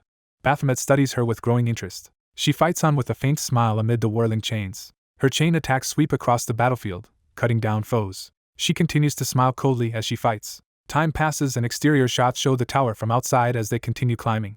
Inside, Baphomet and the Ark leader race ahead together on higher floors. Another exterior view shows the tower later in the day, indicating further progress. During a rest, Baphomet drinks while the others tend to the exhausted noble and chat, their teamwork somewhat improved. Night falls outside the Tower of Mazes as the raid continues upward. On a higher floor, a mounted knight charging atop a serpent-like beast appears, signaling the next major battle. The armored blonde knight attacks but is suddenly blocked by a huge red creature. The knight recoils in shock, clutching his side. The dark-haired hunter leaps in and brutally slays the monster restraining the knight. The party realizes the 49th floor has been cleared and celebrates. The healer girl cries in relief that they finally beat the 49th floor. The exhausted knight tries to play off the achievement, while the healer teases him for acting tough. Watching the calm dark-haired hunter, the knight wonders why that guy is completely unscathed. The knight stares at the unfazed hunter and thinks about how he seems totally fine. The team notices a different-looking door ahead, sensing something unusual beyond it. The dark-haired hunter explains that such a door usually leads to a boss room. The braided hunter girl adds that in the Tower of Labyrinths this should instead house a mini-boss or named monster. She needles the protagonist, saying she thought he was an illegal tower trespasser based on his skill but guesses she was wrong. He snaps back asking what she knows about him as the healer calms them, reminding everyone a named monster awaits. The healer warns the next enemy will differ greatly from what they have faced so far as she leads them toward the room. She reaches out and begins opening the ominous door. She tells them this is advice, not a threat, before they enter. She announces that any hunter who wants to quit should leave the expedition now. She explains she will still pay those who stop, because she does not want people dying beside her. The braided girl immediately decides she is continuing into the next room. The protagonist agrees, saying he came only to face a strong opponent. The braided girl and the hooded support also choose to keep going. The healer asks for the decisions of hunters Pagan and Soul. Pagan's armored retainer urges him to stop, reminding him they entered just to gain experience. The retainer insists it is safest to quit here since they do not know the dangers ahead. Pagan glances at the protagonist, clearly conflicted. Determination flashes in Pagan's eyes. He thinks he cannot lose to a secretly strong man pretending to be F rank and resolves to keep going. Pagan loudly declares he will also proceed. As they enter, someone notes the room is dark and quiet and decides to use a glow stone for light. The healer activates the glowing stone, illuminating herself, the protagonist, and the braided hunter. They see enormous shapes and the healer hesitantly wonders what this place is. Looking up, they identify the towering objects as stone statues, perhaps gargoyles. Pagan warns everyone not to approach the statues too closely. He suddenly realizes the arrangement resembles a giant chessboard and shouts that it is chess. Another teammate picks up a pawn piece and comments that it really does look like a chess piece. Immediately a massive pawn slams down from above, forcing everyone to dodge. The healer flinches in shock at the sudden attack. The braided girl spots the source and reacts urgently. A huge stone hand appears over a glowing chessboard and a voice says it is now their turn. Pagan's retainer panics, wondering what the apparition is and if it is speaking to them. The retainer reminds Pagan that he is good at chess and urges him to use his skills now. Pagan claims he has figured the attack pattern out, and says they just need to predict the moves and avoid the pieces. He explains that if they watch the locations of the chess pieces they can find safe spots, then points one out. Pagan calls everyone to a supposedly safe area where no piece should land. His retainer praises him for his quick thinking as they move. The protagonist quietly says Pagan's deduction is wrong. The retainer realizes too late that something is off. A pawn begins dropping right over Pagan as his retainer screams his title. The protagonist yanks Pagan away at the last moment, confusing him. The pawn crushes the retainer under it, splattering blood while Pagan is flung aside. The women stare in horrified silence at the gruesome scene. Pagan, bleeding and in shock, stammers while someone screams Secretary Kang's name. The healer panics at the sight while the braided girl is speechless. The braided girl reasons that a white piece moved first and that the earlier phrase "your turn" was not meant for them. She remembers that chess is fundamentally a two-player strategy game. She concludes they are merely bystanders dragged onto a board where two unseen forces are really playing. The protagonist darkly mutters that things had been going too smoothly. With eyes glowing red, he says now the situation finally feels like a true tower. Blood spreads across the ground. Pagan falls to his knees in the blood, placing his hand where his secretary was crushed. Sobbing, he tries to dig Secretary Kang out, and promises to get him medical help. Pagan then notices his hand slipping from his dead companions and recoils in horror. The healer screams for Secretary Kang, devastated. A rook piece crashes down near them as the healer tackles Pagan out of the way. She yells at Pagan to snap out of it, and asks if he is trying to die too. The braided girl, still dodging attacks, reacts in alarm. She narrowly avoids another falling pawn that smashes into the floor. She keeps running, realizing how relentless the pieces are. She observes that the falling pieces are gradually speeding up. Pausing for breath, she looks around in dread. She then notices another huge piece descending above her. A robed ally teleports her away just as the pawn hits. She thanks the hooded mage for the timely rescue while he stays silent. The protagonist dashes off, taking the initiative. She calls out to Hunter Baphomet, expecting him to know the room's battle methods since he has expertly led them so far. She argues that if they drag things out everyone will eventually tire and die, pressing him for a strategy. He answers that the predictive, evasive method is too boring and uninteresting. He lays out the official rule for this room, which is simply to dodge pieces until the chess game ends and survive. The hidden explanation states that if at least one person survives until the game ends, a named monster will appear to be defeated to clear the room. The narration adds that once that named monster falls the room is cleared, making this a perfect trap map. Rather than dodge, the protagonist stands under an oncoming piece, preparing to attack. He questions whether they really must just watch until the match concludes. He decides they could instead choose a simpler path. He shouts that they should pick the easy way and punches a piece, shattering it. The stone hand begins to crack and tremble from his strike. The healer and Pagan stare in confusion at what he is doing. The hooded ally watches in awkward silence. The protagonist roars that they should just destroy everything. He reasons that if he annihilates all the pieces the game will end forcibly, and the furious room owner will reveal itself. The braided girl reels at this reckless plan and tries to process it. She yells that this absurdly destructive approach is his so-called battle method. A system message affirms that this is also a valid method. The healer charges forward to join the frantic battle. She stomps the ground and bursts into motion to shield Pagan. She orders Pagan to stay near her as they dodge together.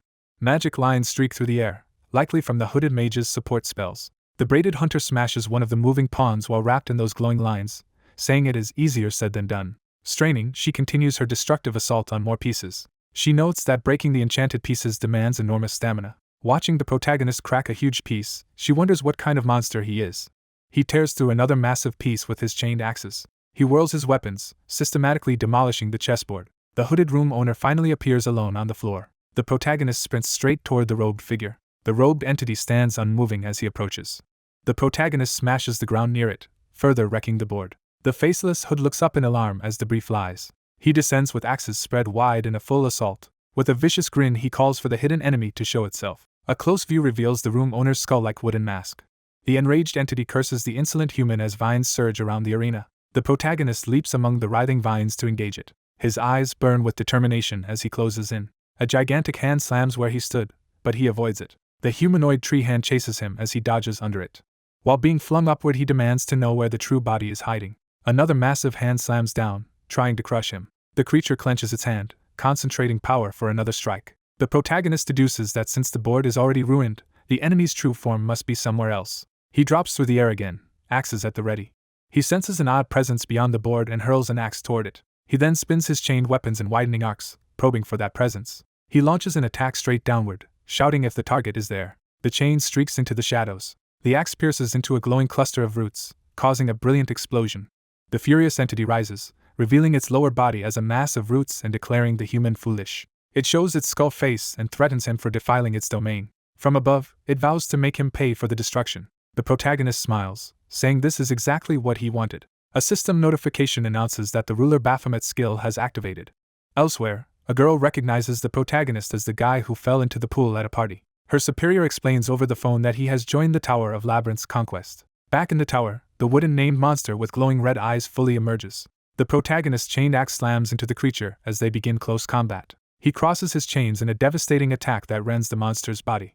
Another notification confirms the Baphomet ruler skill activation. His eyes glow red as the sub-skill adrenaline triggers. Text explains that when ruler Baphomet joins battle and his excitement rises, stats automatically increase by 30%. The robed monster recoils in shock at his sudden power spike. It yells in confusion as he closes in even faster. Observers note he now seems even stronger than before. The monster's eye widens in fear. Another effect states that against a chosen target his damage taken is halved while his damage dealt is greatly boosted. The skeletal face begins to sweat as it realizes the disadvantage. The monster stammers that he has grown stronger again and demands to know what sorcery he is using. His axe whistles past its hooded form as he presses the assault. One swing lands cleanly, making the monster scream in pain. Floating above, he notes that a being made of wood should burn easily. Surrounded by red light, he grips his flaming chain and says he can finally test the weapon's true power. Outside the tower, the red-haired woman orders over the phone that he must never be allowed to meet Valkyrie. The girl on the phone thinks it makes sense that Valkyrie would avoid someone who yanked out her hair. She is corrected by the caller, who sighs that she clearly does not understand something, leaving her confused. The caller asks what the odds are of an S-rank hunter with superhuman strength fainting from drowning in a pool, making the girl question the situation. The caller flatly declares that the probability is 0. A system screen introduces the title Apostle Raven.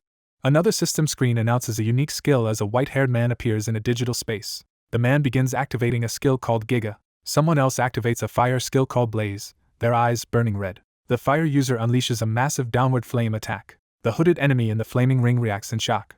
The fiery blast engulfs the enemy's skull-like face as it cries out. The attack culminates in a huge fiery explosion. Flames roar afterward, filling the area. A purple-haired woman watches the aftermath in uneasy silence. The fire user laughs loudly amid the burning ground. Delighted, he shouts that this intense clash is what a real battle is. A system message calls him gross, while he tells it to shut up because he wants to keep watching the fire, leaving his teammates speechless. The purple-haired woman thinks she has just met a battle maniac and wants to avoid more like him, then regrets not bringing sweet potatoes to roast. She notes to herself that despite that, something about him bothers her. She recalls that he should be a warrior class but just used magic like a magic swordsman. She reflects that no magic swordsman she knows has such overwhelming strength. She realizes that only Raven matches that combination of abilities. The dungeon floor starts trembling beneath her party. The blue-clad woman panics as the ground cracks at their feet. They complain that even the floor is crumbling, calling the dungeon's tactics dirty to the end. Seeing a glowing opening above, the purple-haired woman yells that it must be the exit and urges everyone to run. The group dashes toward the exit, with the armored blonde man lagging behind. The armored man's foot lands on a breaking section of floor. He loses his footing and begins to fall into the sudden chasm. He cries out as he plummets down. As he falls, he can only utter a brief cry. Reaching out in desperation, he calls to Secretary Khan while his hand vanishes into the darkness. He continues to fall helplessly toward the void below. His companions at the edge react in horror at his sudden drop. A chain shoots out as someone races toward the edge. The falling knight's arm is grabbed and stopped just in time. The fire-loving warrior hangs from a chain with one hand and holds the knight with the other, suspending him over the abyss. He looks down calmly at the man he just saved. Outside, the caller asks how long since Valkyrie entered the Tower of Labyrinths, and is told about an hour and a half. The woman on the phone reasons that with Valkyrie's skill she should already be at the top floor, and, if the unknown hunter survived as well, the two should have met. Hanging there, the blonde knight hears that his eyes show he has lost his will to fight and is told somberly that. The rescuer continues that if the knight stays like this, he will die in the next tower without even resisting properly. On the outside, the woman concludes they must take precautions regarding this encounter. The warrior declares that anyone who has lost their fighting spirit is no longer qualified to be a warrior. In the past, the red-haired woman asks her editor if he really knows many reporters. As the knight clings to his arm, she tells him instead. She cheerfully asks the editor to introduce her to some reporters. Back in the shaft, the knight thinks that dying here might actually be a relief. A powerful impact shakes the surroundings as something explodes below. Bracing himself against the wall, the warrior absorbs the shock. He focuses, determination flaring in his eyes. He then launches himself downward at high speed toward the source of the impact. Golden hair whips past as someone else moves through the air. Valkyrie sprints in with dazzling speed while carrying the injured knight. She tells the fire user he is a bad person. He is about to respond when Valkyrie, now in fighting attire inside the tower, smiles darkly and says she will enjoy taming him. Outside, the red-haired woman adds that she prefers reporters who can suppress scandals. On a TV show, a host introduces a topic viewers are very curious about. The host asks Valkyrie what her ideal type of man is. Valkyrie replies that she just wants someone she enjoys talking with and does not care much about looks. In the pool, Valkyrie first sees the unconscious young man and wonders who he is. Immediately smitten, she decides he is exactly her type. Moments later he collapses onto the poolside floor with a thud. Valkyrie stands over his prone body, staring at him.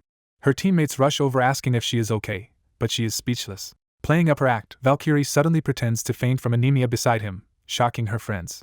In the present, the red-haired woman fumes internally at Valkyrie's crazy scheme as the narration explains that Valkyrie's plan had been as follows. Valkyrie believed any man would fall for her if he saw her lying unconscious with the attractive body she worked so hard to achieve. But the narration notes that Echidna's interference ruined that entire plan. Back then, the red-haired woman scolded Valkyrie for overreacting about hair while the newly woken man watched, and Valkyrie lay there pretending to be unconscious, planning to rise at the right moment. Valkyrie narrates that instead of rising at the right time, she accidentally fell asleep for real and later woke up already in the tower. Inside the tower now, she giddily thinks this is her first time seeing Valkyrie in person and gushes over her idol. Putting on a friendly front, Valkyrie greets the group, apologizes for the pool incident, and begins asking the fire user his codename. He answers that his codename is Baphomet. She laughs and calls it brave to choose Baphomet as a codename. He stares back at her without reacting. She teasingly asks if that crazy stunt at the pool is the worst thing he has ever done. He continues watching her in silence. She admits she is attracted to bad boys and that his looks add to the appeal. He stays expressionless, giving her nothing. She smiles but then hesitantly asks if it is possible he does not remember her. When he does not respond, Yura blurts out asking who this woman even is and why she is asking him. Valkyrie panics that he does not remember her despite the strong impression she thought she left. Her two subordinates glare and call her a playgirl, warning her to separate her public and private lives. They point out that other hunters are admiring her from afar, and she should behave accordingly. Valkyrie turns to address all the hunters, introduces herself, praises their effort reaching this floor, and announces she will soon clear the Tower of Labyrinths by entering the boss room. She explains they need not prepare for the main fight because the Ark Guild will handle the boss but asks everyone to be ready to defend themselves if anything happens. One subordinate offers to check the status of every party and reports that parties A and B are fine aside from minor injuries. Concerned, another asks about party C and hesitates. Valkyrie is told that Hunter Soul of the Nebula Guild died in battle, then she asks if everything else is ready. Determined, she declares she will open the boss room door. The huge doors groan open, revealing blinding light beyond. The gathered hunters brace themselves as they look into the boss chamber. Valkyrie's purple-haired aide rushes forward, preparing for combat. She suddenly widens her eyes as she senses imminent danger from within. She shouts for everyone to get down as a dark slash tears outward. A gigantic red-black sword arc sweeps through the entrance. Shocked hunters near the front reel back as the slash smashes into the ground. A sinister voice remarks that they have finally made it all the way here. Inside, the massive armored knight boss Sharon appears with glowing eyes and an enormous sword, saying he had hoped to avoid staining his blade with blood again. The narration labels him Knight Captain of the Labyrinth, Sharon. Sharon asks who among them will face him. He points ominously at a frightened huntress, asking if she is his opponent. Then he indicates the man beside her as another possible target.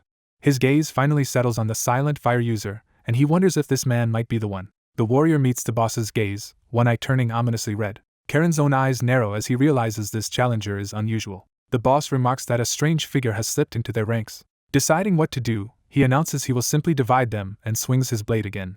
Hunters dash for their lives as the deadly slash rips past. More hunters scream and scatter while further dark blades carve through the room. Ada Kidna also barely evades a strike, startled by the ferocity. She warns Valkyrie that if this continues they are all in serious danger, and Valkyrie curtly answers that she understands. Another slash races toward the fire user, as he stands ready.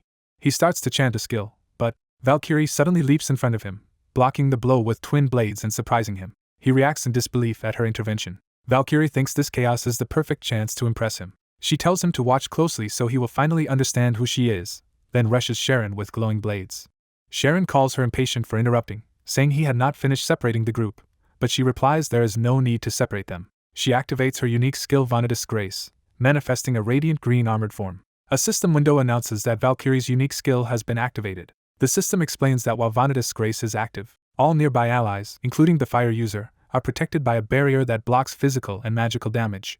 Valkyrie prepares him by saying that, since his opponent will be her empowered self, she fully manifests as a luminous golden knight with spear and flowing hair. In that armored form, she declares that she will be the one to fight Sharon. A system window labels the state as Vanadis Grace Stage 1. She charges in, aura blazing as she clashes with Sharon.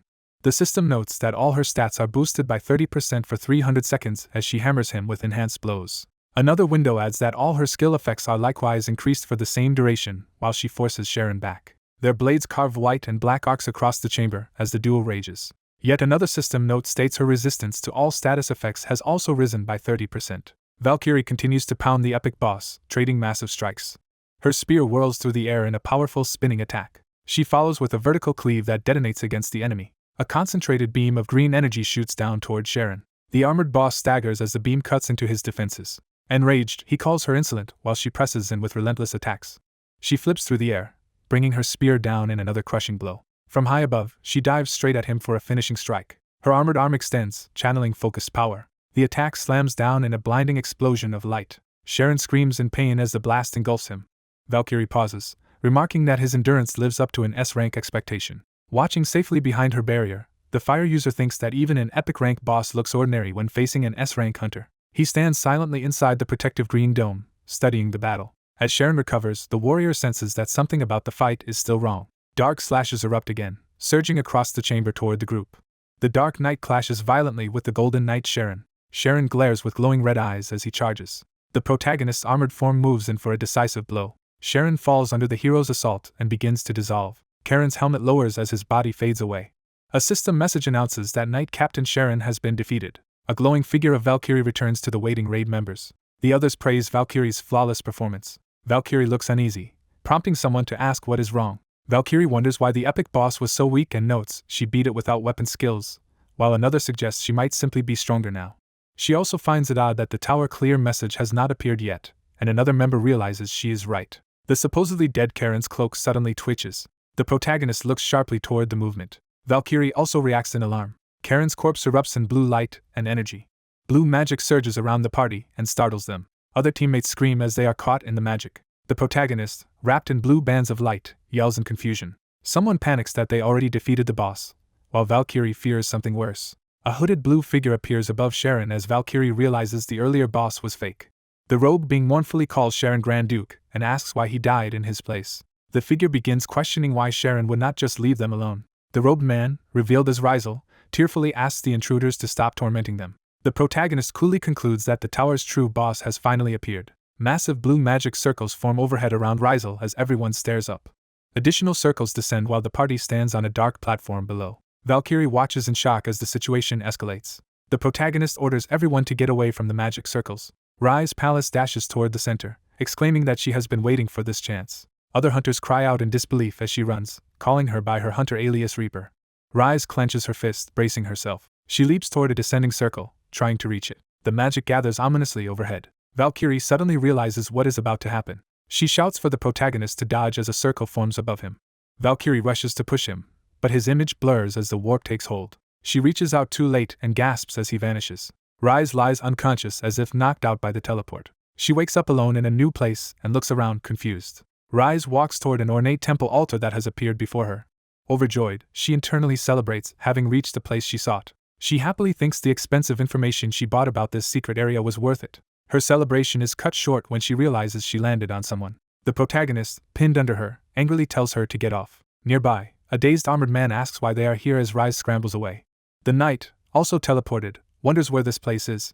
Rise stands awkwardly as the protagonist glares at her. A scream echoes through the temple. Rise apologizes profusely for dragging the two of them into this with her warp. She explains that the warp magic brought them all to Rise Palace, and offers them every drop from the true boss as compensation. The protagonist brushes off the apology and instead asks exactly where they are. She answers that this is the Temple of the Labyrinth, reachable only when the true boss appears. He deduces that, since she knew of this hidden temple, she joined the raid with a separate agenda and asks if she is after some rare treasure. Rise denies it, insisting she came for something far more precious. She excitedly points to the whole temple, explaining that it contains data on every monster. She elaborates that by studying the building's design they can infer the monster's climate and culture. She adds that its artifacts also reveal the monster's fear of and curiosity about gods, just like humans. Therefore, she says, the temple allows them to uncover the monster's history. The protagonist is stunned she risked her life just for that, while she insists that such historical data is priceless and extremely rare. Rise dreams aloud of using this information to write a best-selling book and become a famed archaeologist, while he notes she is lost in fantasy. He cuts her off, insisting the temple is only extravagant set dressing for the monster, and that monsters care about nothing but one order. He states that the only thought in a monster's mind is to kill humans. Rise counters that from the monster's point of view they merely defend their home. She calls him over to a wall mural that she says depicts a biography. She explains that the mural seems to tell the history of this tower's world and its ruler, the Tower of Labyrinth's boss, written in something like ancient Latin they could decipher. Reading, she recounts that a capable king once ruled the lovely kingdom of Bellatrix, and his name was Rizal.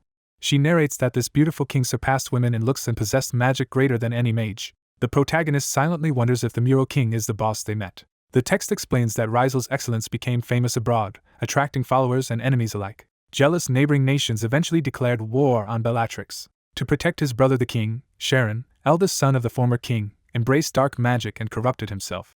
The royal archmage Betelgeuse also sacrificed his body to a tree spirit for power. Rizal, who only wanted his kingdom's peace and prosperity, was devastated by these sacrifices.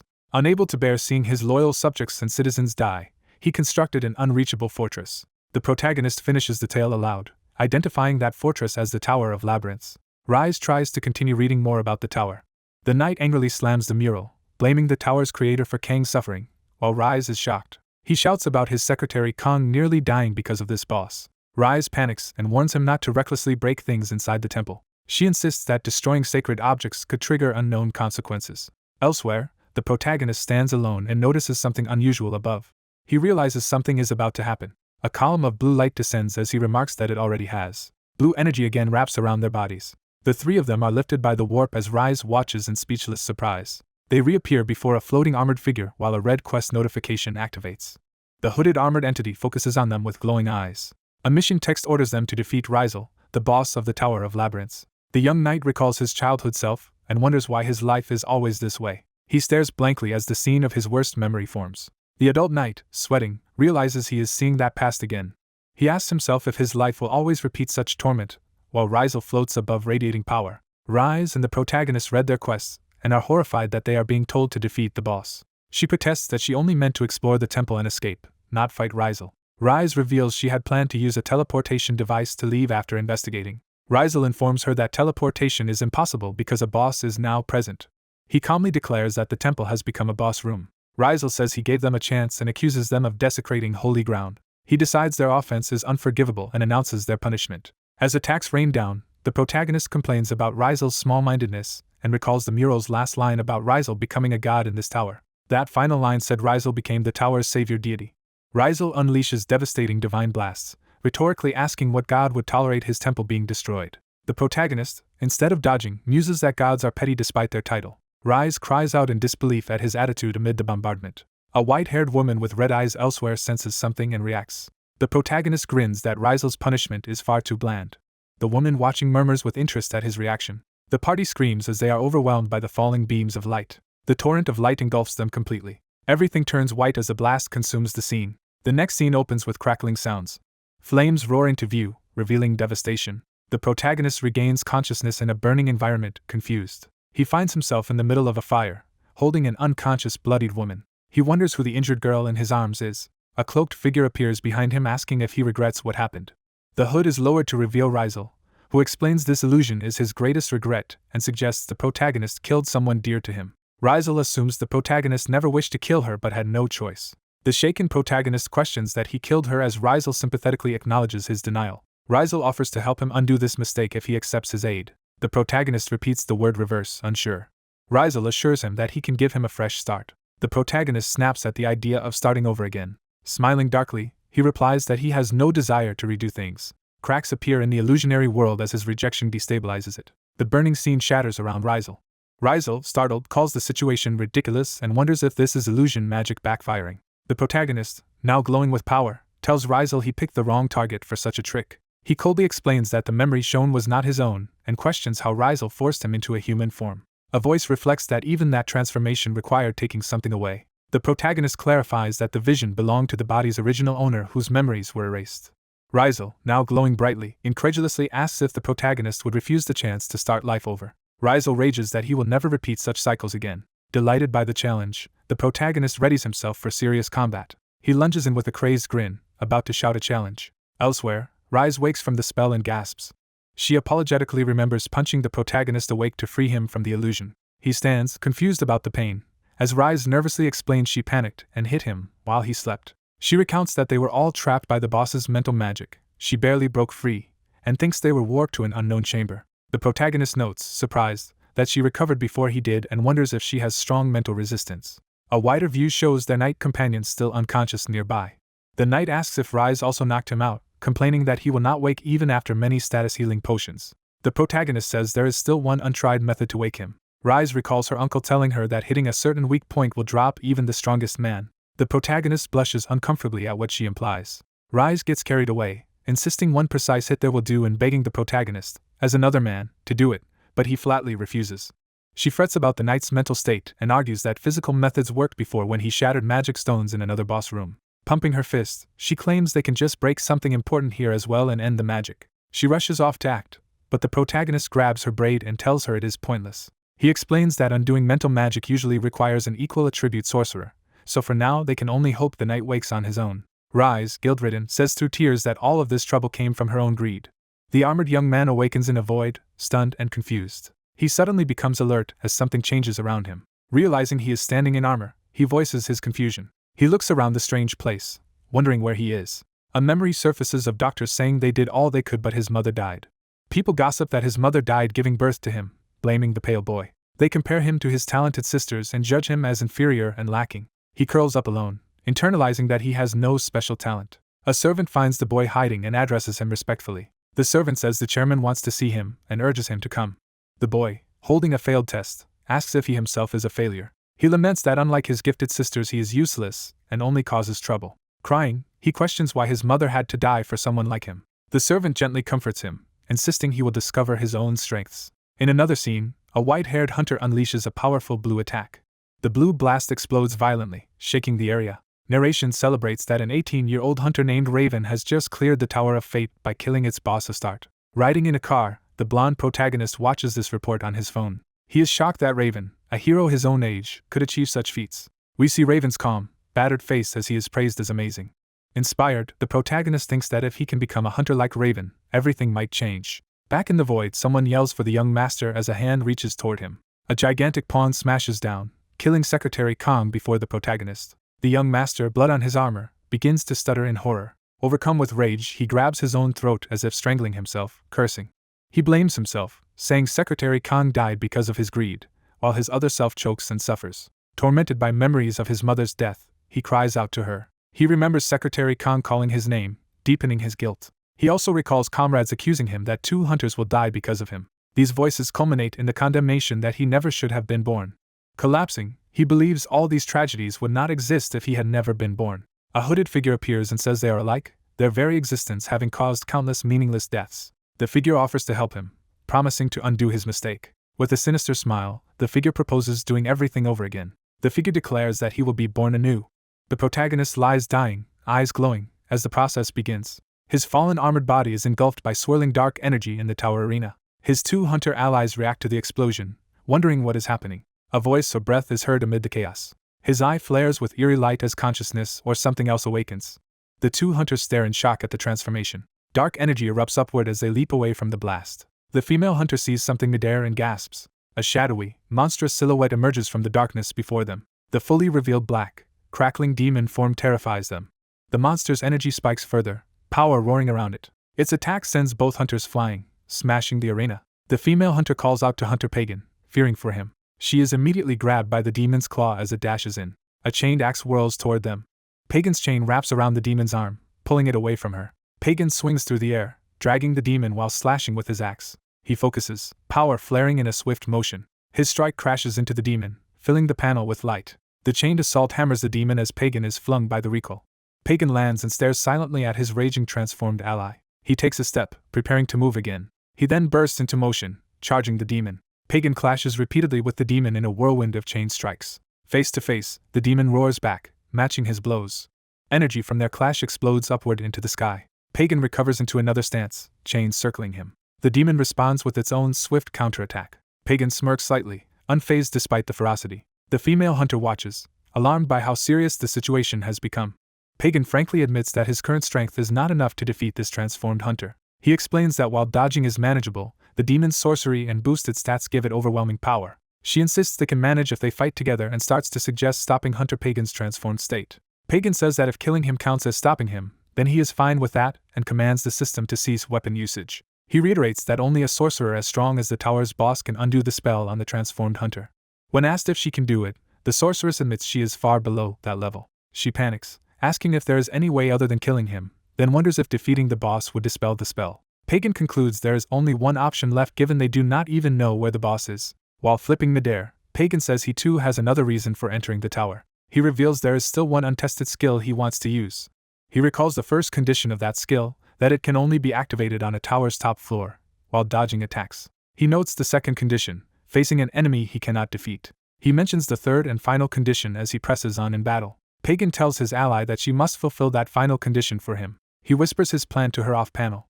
She trembles, on the verge of tears, struggling with what he has asked. She protests that she cannot do such a thing, afraid something terrible will happen to him. Pagan reminds her of her dream to become a renowned archaeologist, and says dying here will make that impossible. He thinks to himself that alternatively he could just kill the demonized hunter outright. Calmly analyzing, Pagan believes that using all his skills might allow him to kill the transformed Pagan. Ironic after being dragged here. The sorceress steels herself, heart pounding. Pagan also braces himself, sharing the tension of their grim decision. The demon charges again, radiating killing intent. She curses Pagan under her breath, angry at what he has forced her to do. She then stabs Pagan through the chest to trigger his lethal condition skill. Pagan collapses bleeding as the demon looms over him. A fatal blow descends toward him as he lies on the ground. Using his last breath, Pagan activates the trump skill Chrono Break. A red shockwave erupts, engulfing Pagan, the demon, and his ally. The sorceress shields herself, shocked by the sudden explosion of red energy. A system message confirms he has satisfied the first condition of the skill by being on the tower's highest floor. Additional messages state he has met the second and third conditions, encountered a strong foe and received fatal damage from a hunter, and that his body data is being restructured. As his form reforms in red light, she shouts, asking if he is really alright, while a countdown begins. His bloodshot eye opens as the countdown reaches 2, ignoring her calls. At the final count, she calls his transformed name Hunter Baphomet as the power completes. He decides it is better if she remains ignorant of exactly what is happening. Overwhelmed, she closes her eyes and loses consciousness. Knocked aside, she lies bleeding as the demon stands over her. Baphomet, now in control, addresses her ominously. He says he still has his own objective and cannot die here. The demon's glowing eyes narrow, realizing something has changed. Baphomet whirls through the air, his weapon cutting toward the demon. As his blow lands, he notes that saving her will require a price. We see that his attack has grievously wounded the demon Hunter Pagan's body. Baphomet grins darkly, beginning to state the price he will exact. His eyes glow as he moves in for the deal. He declares with a wicked smile that he will take Pagan's arm. A system window confirms the skill has succeeded and that the demon god Baphomet form will last until the tower is cleared. The horrified tower boss demands to know how Baphomet has regained his powers. Baphomet stands transformed, horns and red eyes blazing, as his name is shouted.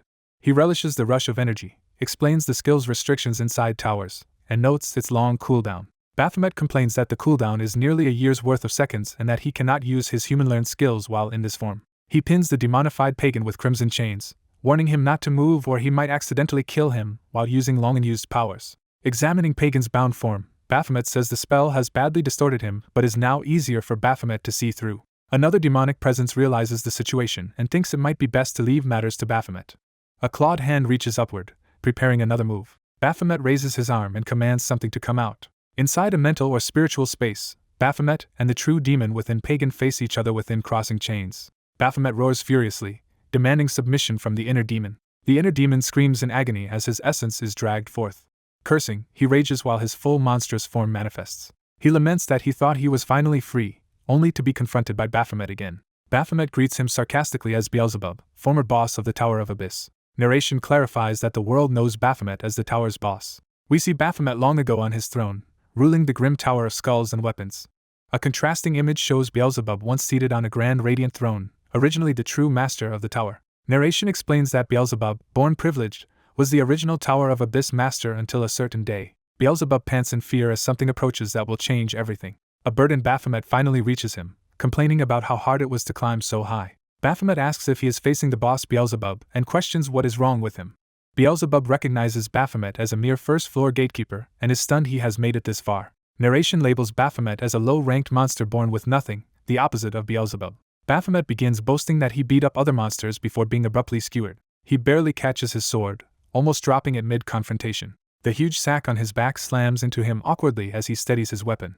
Beelzebub watches in mute disbelief from his throne. He mocks Baphomet as an idiot and orders him to leave. Baphomet's eye flares as Beelzebub ominously tells him to choose. Beelzebub commands him to pick the weapon he wants to die by, but the narration reveals Baphomet actually won their ensuing fight. Desperate, Beelzebub pleads for his life, insisting Baphomet cannot kill him. Beelzebub explains that if he dies the tower and Baphomet will vanish too, since the tower still recognizes him as its boss. Narration states that Beelzebub managed to placate Baphomet. He proposes a deal where Baphomet becomes the official boss in his place. Beelzebub adds that until then he will live quietly under Baphomet, helping him and even teaching him magic. Narration concludes that Beelzebub expected to disappear when Baphomet was later killed by Raven, but events did not go as he assumed. The Horned Man orders Beelzebub to remove the spell binding the chained figure. A voice scoffs at helping a mere human, and the Horned Man demands to know if it is defying him. Narration recalls that his life had been as lowly and difficult as a fly's. Beelzebub is summoned through a magic circle by the Horned Man. Beelzebub analyzes the binding magic, is asked if he is unable to dispel it, and proudly insists there is no spell the great Archmage cannot break, though he admits the caster was clever. Beelzebub states he will soon end the binding by countering it with his own spell. Scene shifts to a grand, serene hall. The hall contains statues and pillars bathed in light. A robed guardian channels a powerful beam of light within the hall. The guardian declares that this sanctuary is untouchable. He vows to restore his kingdom and its prosperity. He invokes Bellatrix's glory. The guardian notices something amiss. He sees a crack appear in the supposedly perfect magical space. He panics, wondering how a spell-made realm could crack and if his spell has been broken. He reasons that no one in the tower should be skilled enough to break his magic just as the crack widens. The ceiling explodes, showering rubble as something breaks through. The guardian stares upward in shock at the intruder. He then hears Baphomet's voice commending Beelzebub's work. Baphomet appears above him, boot descending toward his head. Baphomet finishes his entrance, landing in the shattered sanctuary. From the rubble, the guardian hears Baphomet announce that now it is his turn. Baphomet challenges Rizel to fight. Rizel reels, confused by the sudden blow. Baphomet taunts him, asking what just happened. Rizel, keeping his distance, demands to know where Baphomet obtained such power. Baphomet dismisses the question, saying they are not close enough for small talk and urges Rizel to act. He rushes Rizel, shouting at him to prepare for battle. Rizel begins casting a large blue magic spell as Baphomet closes in. Multiple magical circles appear between them as Rizel flies higher and Baphomet charges through. One of Rizel's circles fires a massive beam downward. Baphomet dodges the blast, crying out. He suddenly appears right in front of Rizel, surprised at his own speed. Rizel frantically throws up a barrier as Baphomet attacks. Rizel fires another huge beam to counter the charge.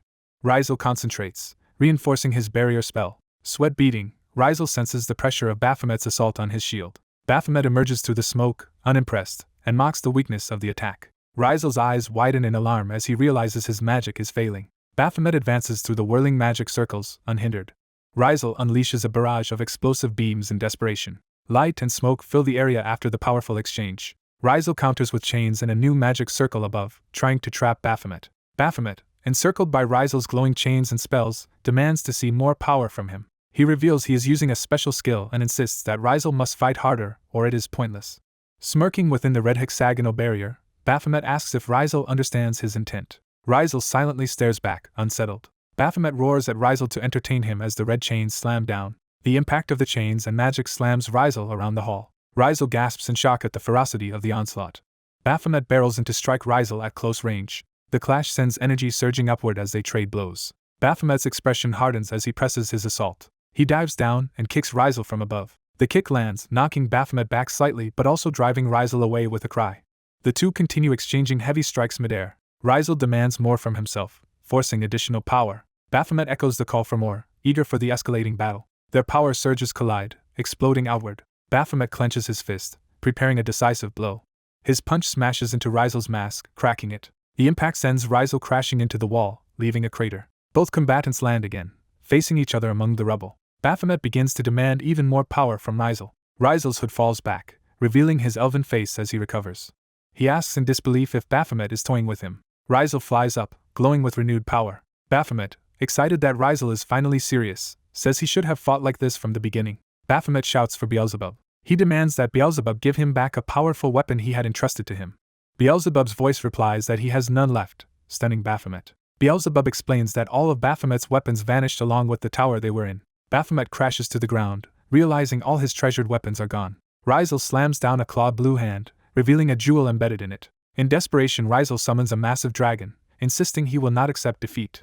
Flashback shows the elf Rizel with a glowing mark on his forehead. As the dragon fires a beam at Baphomet, he complains angrily about the lost weapons and blames Beelzebub. Beelzebub retorts that the tower's design caused this and that he does not care, provoking Baphomet's fury. Rizel casts powerful magic, chanting while overwhelmed. Beelzebub calmly notes that once the tower is cleared, he and Baphomet will not meet for a long time. He explains that the special skill only functions inside a tower and has a very long cooldown, so they are unlikely to reunite soon. He encourages Baphomet to eat properly and live well as he is bound again in chains. Baphomet seethes, calling him an arrogant fly. The red chains tighten around Baphomet and his dragon, forming a deadly prison. Rizel is knocked back as the chains and magic erupt. Baphomet shrugs off the issue of weapons, deciding he can instead use a weapon he recently borrowed. A system message tells him the borrowed weapon has been destroyed by his own strength, shocking him. Realizing normal weapons cannot withstand him, Baphomet complains that he only wanted some fun as Rizel braces himself. In a strange starry space, Rizel asks if Baphomet treats strength merely as a toy, while Baphomet wonders what realm this is. Rizel declares that strength is not a game for him. Surrounded by flying dragons, Rizel insists power is not for selfish ends. Baphomet, bewildered, asks what Rizel means. Rizel says he must protect things precious to him, namely his subjects. He extends this to his citizens. Finally, he proclaims he fights for his country. Rizel asserts that compared to his cause, Baphomet's gifted strength is worthless and launches massive light beams. He cries out in the name of Bellatrix's glory. Baphomet counters, asking what Rizel could possibly understand as black tendrils stab into Rizel. Rizel looks stunned as the assault pierces one of his dragons. Another dragon is impaled and begins to fall. More dragons are struck down in rapid succession. Red slashes cut through the remaining dragons, killing them one after another. Rizel looks forward from atop the last dragon, unaware of the mortal danger behind him. His eyes widen as the killing strike approaches. He realizes too late that Baphomet's attack is about to land. Blue and red energies clash violently between the dragon and Baphomet. Rizel thinks of the countless times he has died. Baphomet says his power was earned by dying tens of thousands of times. He recalls being stabbed repeatedly to death by the same opponent. He remembers being sliced into pieces. He remembers being crushed so completely that no trace remained, yet each time he resurrected. He asks if Rizel knows what he did after always coming back. He says he stabbed his enemies to death in return. A dark X of chains symbolizes his vengeance. He continues that he cut them to pieces as well. More chains represent the relentless slaughter. We see Rizel and his dragon wrapped tightly in Baphomet's red chains. A red-haired, shadowy Baphomet reaches forward menacingly. He clenches his fist, ready to crush. He states he also crushed his foes until nothing remained, exactly as had been done to him. He explains that after all that he reached the top of the tower using strength he earned himself. Furious, he asks Rizel how he dares judge the value of that strength, while Rizel weakly wonders who Baphomet truly is. The scene shows Red-Wing Baphomet impaling Rizel's body and seizing the blue core. Baphomet formally introduces himself as Baphomet, and reveals he used to be a tower boss. Flashback dialogue recounts him asking what lies at the top of the tower, and being told a supreme boss lives there. His mentor says that to reach it he must first overcome a great hurdle. The hurdle is identified as the great gatekeeper Baphomet, whom challengers must kill to advance. Younger number 18 notes that sounds like a hunter and is questioned about his sudden lack of stutter. He simply states he will have to kill the Great Gatekeeper, surprising his companion. The companion warns him that Baphomet is far stronger and will kill him, then asks if he understands the advantage regular monsters have over bosses. He explains that a boss has only one life while ordinary monsters resurrect endlessly as long as the boss lives. He insists number 18 will just keep dying to the Great Gatekeeper, but number 18 feels he is a special case. Number 18 believes that each death makes him stronger, and that if he continues fighting he will eventually surpass the Gatekeeper. He resolves to steal the name Baphomet for himself once he defeats the unnamed Great Gatekeeper. A system notification later congratulates Hunter Baphomet. Back in the present, red-haired Baphomet holds Rizel's blue core, fully transformed. The system announces that Baphomet has slain Rizel, cleared the Tower of Labyrinths, and completed the tower. Baphomet stands over Rizel's bloodied corpse, core in hand. He muses that very few beings can rival his strength. He remembers that even with such power he once died to a particular group. He smiles slightly as he thinks of them. Baphomet decides that facing those foes again will be entertaining. Rizel, barely conscious, weakly protests. Clinging to Baphomet's leg, Rizel insists he cannot die because of his country. Baphomet remarks that Rizel still lives even after losing his core and calls him stubborn. Baphomet then cruelly explains that the tower fabricated his backstory and that he was never truly a king or had a country. He tells Rizel he is merely a monster created to help hunters grow stronger. Rizel, shattered, denies it and struggles with the idea that he is just a monster. Baphomet repeats the words boss monster and system setup, suddenly shaken by the realization of what he himself might be. The system glitches while recognizing Rizel's authority. The system announces a fatal error and deletion, shocking the red-haired man. He rushes away at high speed toward a bright portal. Confused, he questions what just happened as the cloaked figure collapses. He faces the cloaked person, who reacts in alarm. He recalls having sensed another, seemingly harmless presence near the boss earlier. He recognizes the cloaked one as the hunter who had been in Party C with him. Narrowing his eyes, he addresses the person. He coldly asks what the cloaked hunter was doing while hiding. Scene shifts to the outside of the tower. The forest around the tower is shown at night. Someone's hand opens a glowing portal. 3 women emerge from the portal back to the forest. They wonder how the exit gate opened and why the system claimed the tower was cleared. One blonde woman looks up, startled. Nearby hunters notice another exit gate suddenly appear. A glimpse of dark blue hair suggests someone is coming through. The blonde woman begins to recognize the person. Hunter Baphomet steps out carrying unconscious people, shocking the others. The scene moves to Minguk Medical Center. Staff say Sang-hoon is currently in a VIP patient room. A doctor explains his life is not in danger, but he has lost an arm. The older sister is angry he has not been taken to surgery, but hears he refuses it. She starts to protest as she enters the VIP room. She pauses, surprised by what she sees. Sang-hoon sits in bed bandaged, facing his family. His sisters rush worriedly to Sang-hoon while he insists it is not a big deal. The eldest sister says she stopped their father from coming as well. She begins to continue the conversation, uneasy. She demands to know why Sang-hoon refuses surgery.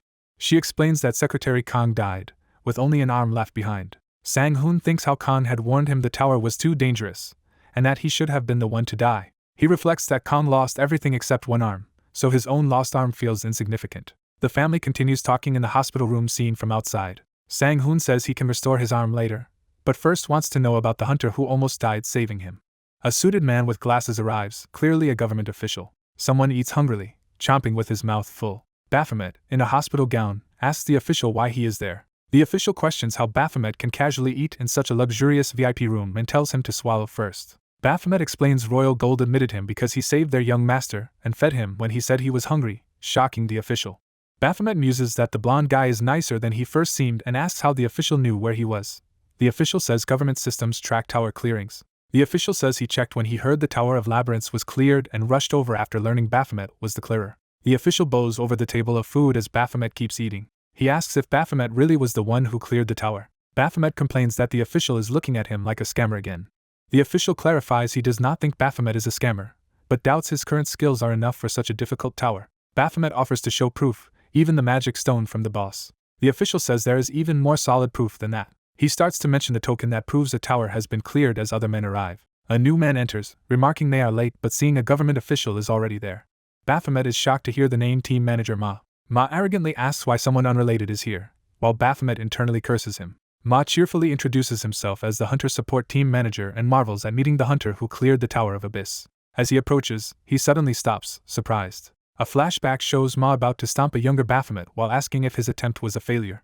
Ma had raged that they wasted time and called Baphomet a swindler. Back in the present, Ma smiles and notes he recognizes Baphomet. He greets Baphomet mockingly as Mr. Swindler. Baphomet glares and starts to speak angrily. Ma chides him for his cold reaction despite Ma having hurried there.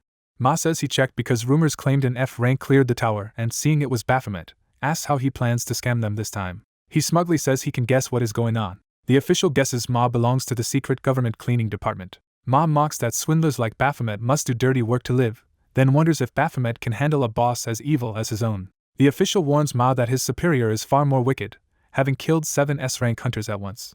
Ma is startled as that accusation lands. Ma angrily attacks, but the official blocks his strike. Ma's subordinate shouts in alarm, calling to the team manager. Ma trembles and claims the hospital would be destroyed if they fought seriously here. The official tells him not to cross the line and that he merely stated the truth.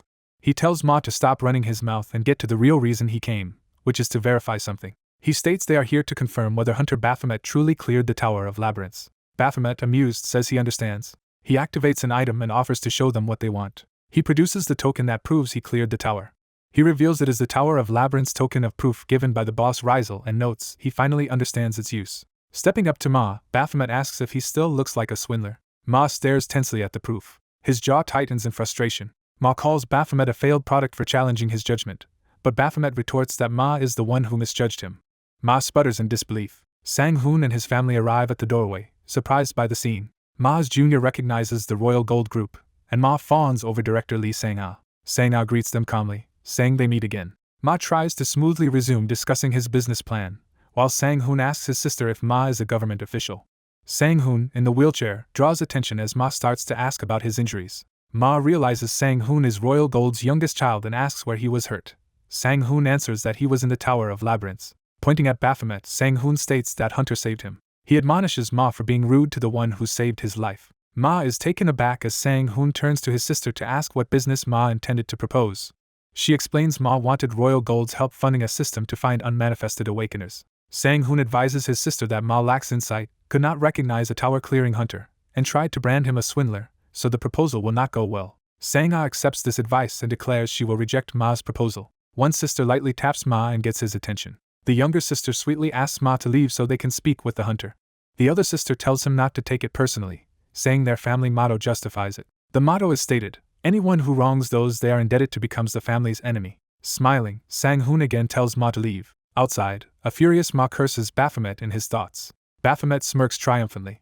Baphomet mentally wonders what is happening, realizing the family is siding with him. Rizal's voice tells him they are backing him up and suggests he smile more to irritate Ma. Baphomet twists his mouth into a broader grin. He fully flashes the provocative smile. In the car, Ma kicks the interior and rages about that bastard.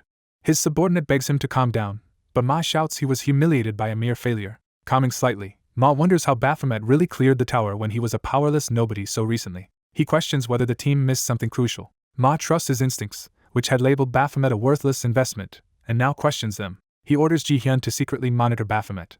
Ma insists there must be some hidden trick behind Baphomet's success. Back at the hospital, Sang-hoon thanks Baphomet directly. Baphomet and the official stand awkwardly as they listen. Sang-hoon says Baphomet could have abandoned him after he passed out, but instead saved and carried him out. Baphomet listens silently, expression unreadable.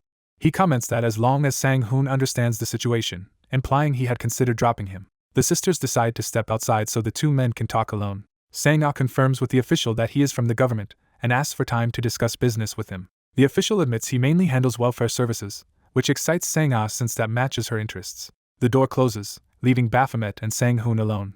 They face each other in silence. Baphomet admits he had not really meant to save Sang-hoon and did so because of the female hunter Reaper. Sang-hoon listens quietly from his wheelchair. Baphomet explains Reaper desperately wanted to save Sang-hoon, so he made a deal with her in exchange for rescuing him. Sang-hoon states that Baphomet even tried to discard him once he judged Sang-hoon too weak to continue.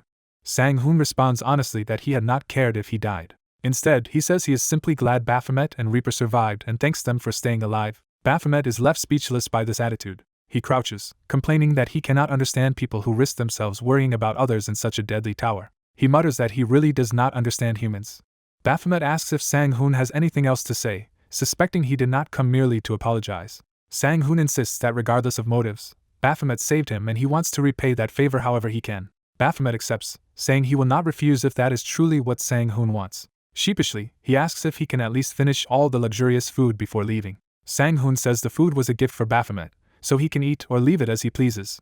He adds that Baphomet does not need to compensate him for the armor he broke since Reaper claimed it was probably fake anyway. Baphomet is surprised that this is all Sang-hoon plans to offer and says he would have done as much without being asked. Embarrassed but curious, he then asks if Sang-hoon has a lot of money. The scene shifts to another hunter with pink hair, exhausted in battle. He confronts a massive red monster, realizing he cannot defeat it alone.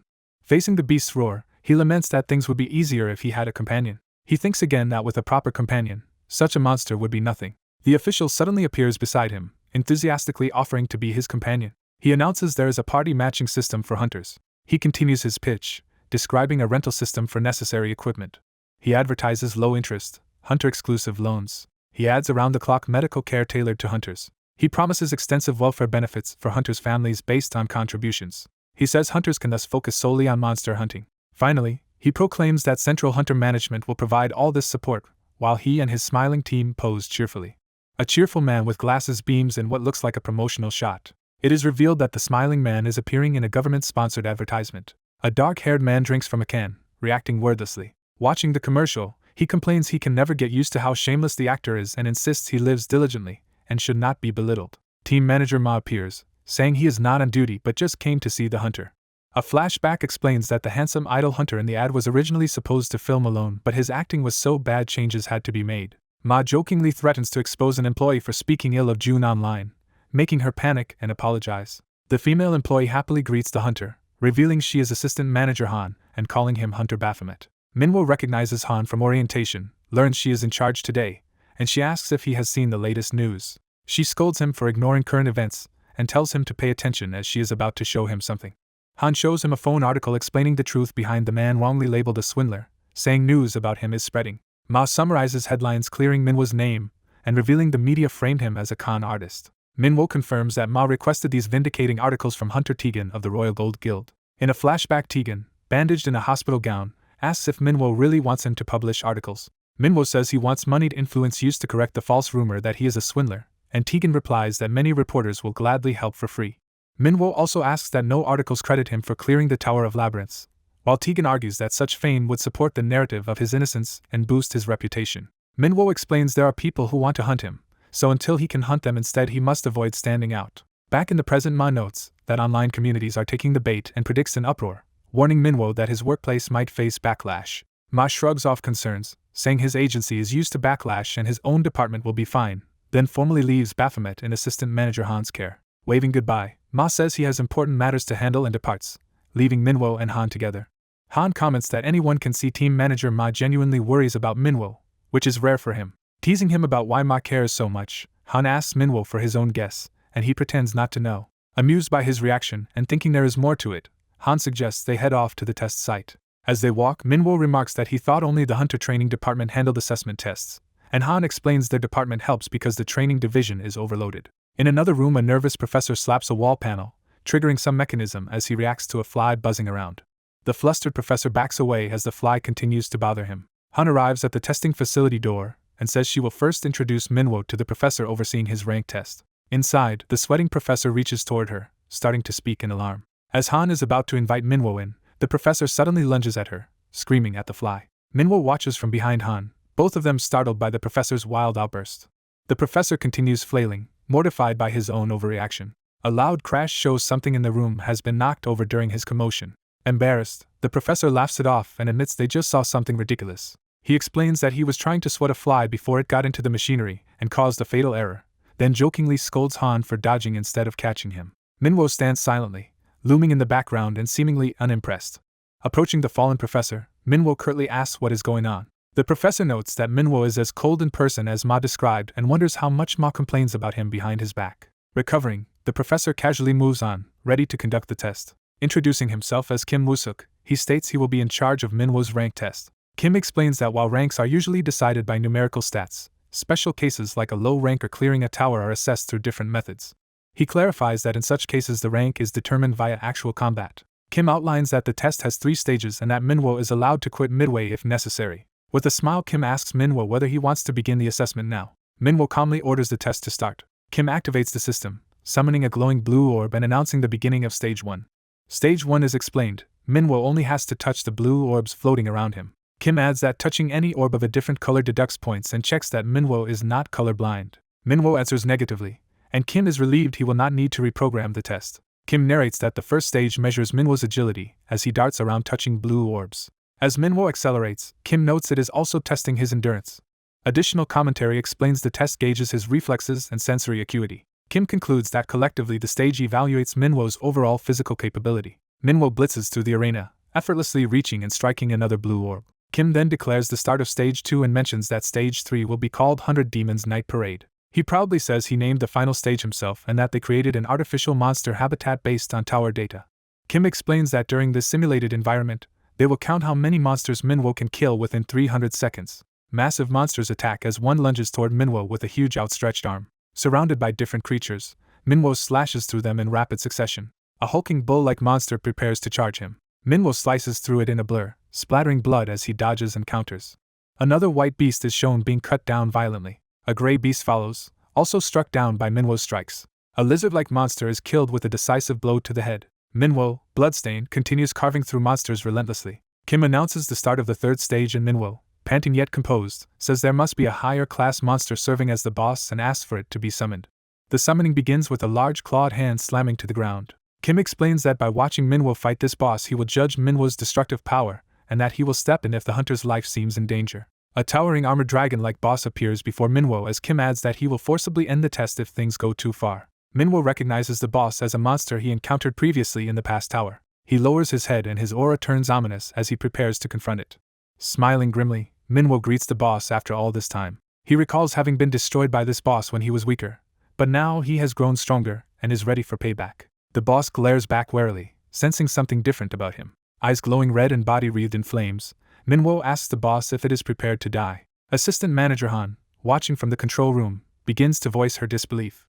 Shocked, she exclaims that what she sees is impossible. She sees Manhwa's fiery assault on the dragon and realizes his power looks just like that of someone else. The boss roars amidst glowing sigils as the battle escalates. Manhwa launches forward in a blazing, high-speed charge. His flaming strike collides with massive force. He unleashes a rapid series of explosive slashes, battering the boss repeatedly. The dragon reels under his onslaught as Manhwa presses his attack. A huge claw rises in defense against his charged blow. Manhwa, eyes blazing, taunts the boss for trying to knock him down again. He drives his weapon into the boss's limb, or body in a devastating downward stab.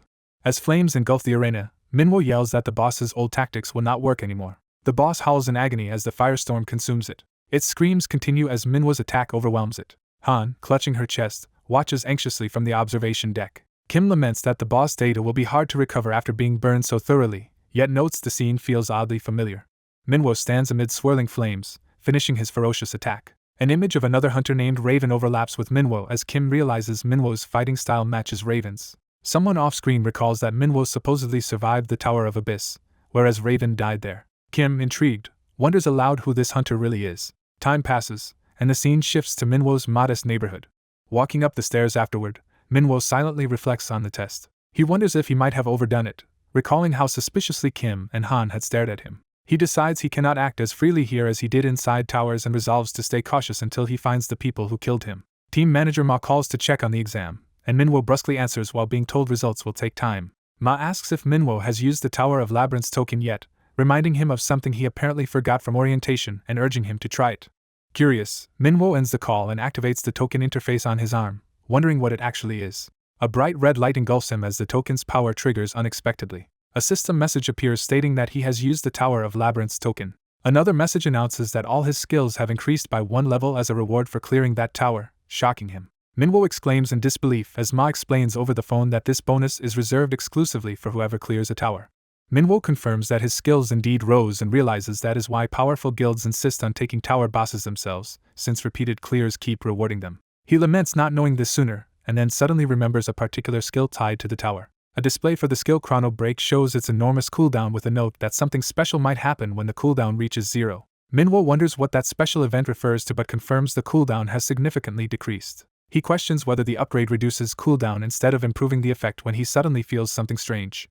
On the phone, Ma tempts him by promising to assign him to tower-related jobs whenever possible, boasting that few bosses care for subordinates as much as he does. Ma reacts with surprise as something happens on Manhwa's end, leading to the call abruptly cutting off. Ma hears strange noises and starts to ask why Manhwa suddenly seems to be vomiting before the phone is dropped. Manhwa collapses to the ground in pain, crying out in agony. He feels violently ill, describing an intense sensation like his head is splitting open. Amid the torment he sees a vision of a glowing purple flower in his hand, asking why this is suddenly happening. The vision shifts to show a mysterious figure holding that same flower, half obscured and smiling. Manhwa, terrified and confused, tries to remember who that person is. A huge burst of light erupts from his house, visible across the neighborhood. Outside, Manhwa vomits and coughs violently, saying he feels like he is dying and wondering what is going on. Struggling to breathe, he clutches his throat in shock. Inside his body a voice reacts to foul energy seeping out, complaining it cannot stand it any longer. From Manhwa's perspective his vision blurs as something emerges from him. His sight clears again as he realizes something has changed. He sees a naked boy before him and is startled that he can suddenly see Baphomet's face so clearly. Feeling a familiar aura from the boy, Manhwa cautiously suggests a possibility. He directly asks the boy if he is the boss monster Beelzebub. The scene steps outside the house, indicating some time has passed. Beelzebub freaks out, horrified that he has somehow ended up as a lowly human. Manhwa, having bought clothes, tells the panicking Beelzebub to put them on while the demon mutters that this transformation is impossible. Beelzebub mourns his lost majestic demonic form, rhapsodizing about his former beauty and complaining that it was replaced by this awful human body, while Manhwa incredulously asks if he is serious. Beelzebub reluctantly puts on the hoodie and shorts Manhwa brought. He furiously blames Baphomet for the situation, insisting that absorbing another boss's energy caused this. Manhwa asks if he means the token from the Tower of Labyrinths, and Beelzebub confirms that he was thrown into this human body because of that energy. Manhwa accepts that explanation but wonders why Beelzebub appears in human form at all. The demon snaps that it is probably because this appearance suits the human world better. Beelzebub continues ranting, upset that he became a mere kid and that his strength also dropped because Baphomet is currently weakened. Manhwa then asks if that means Beelzebub is still, in some sense, under his control. Beelzebub retorts that of course he is, or he would not have emerged from Manhwa's body. Manhwa calmly concludes that he should now be free to use Beelzebub however he likes. Beelzebub protests that Manhwa has already used him as he pleased for so long but is cut off mid-complaint.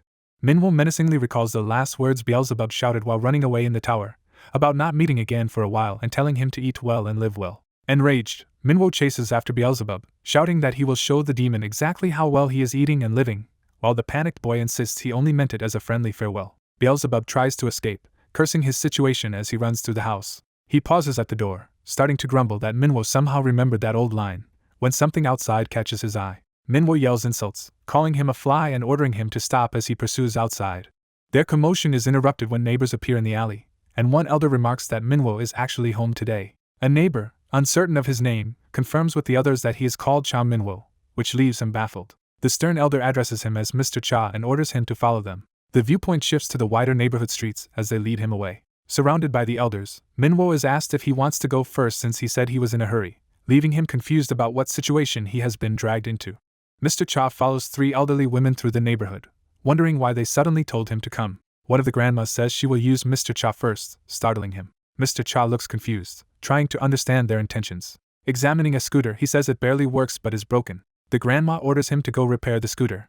He sighs, resigned to doing the task. Internally he angrily questions why he should fix it and who this woman is, while she introduces herself and the other grandmas. She complains her body is too old and weak to fix such things and wishes the young Mr. Cha would help. As he walks away she calls out for him to wait. He fumes that they must think he is a pushover, then a system window appears suggesting that helping them would be good.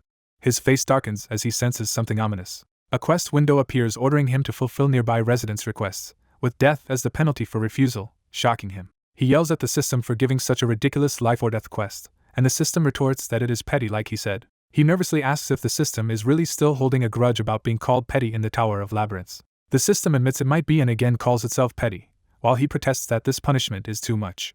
The system explains it devised this to make him develop affection for humans.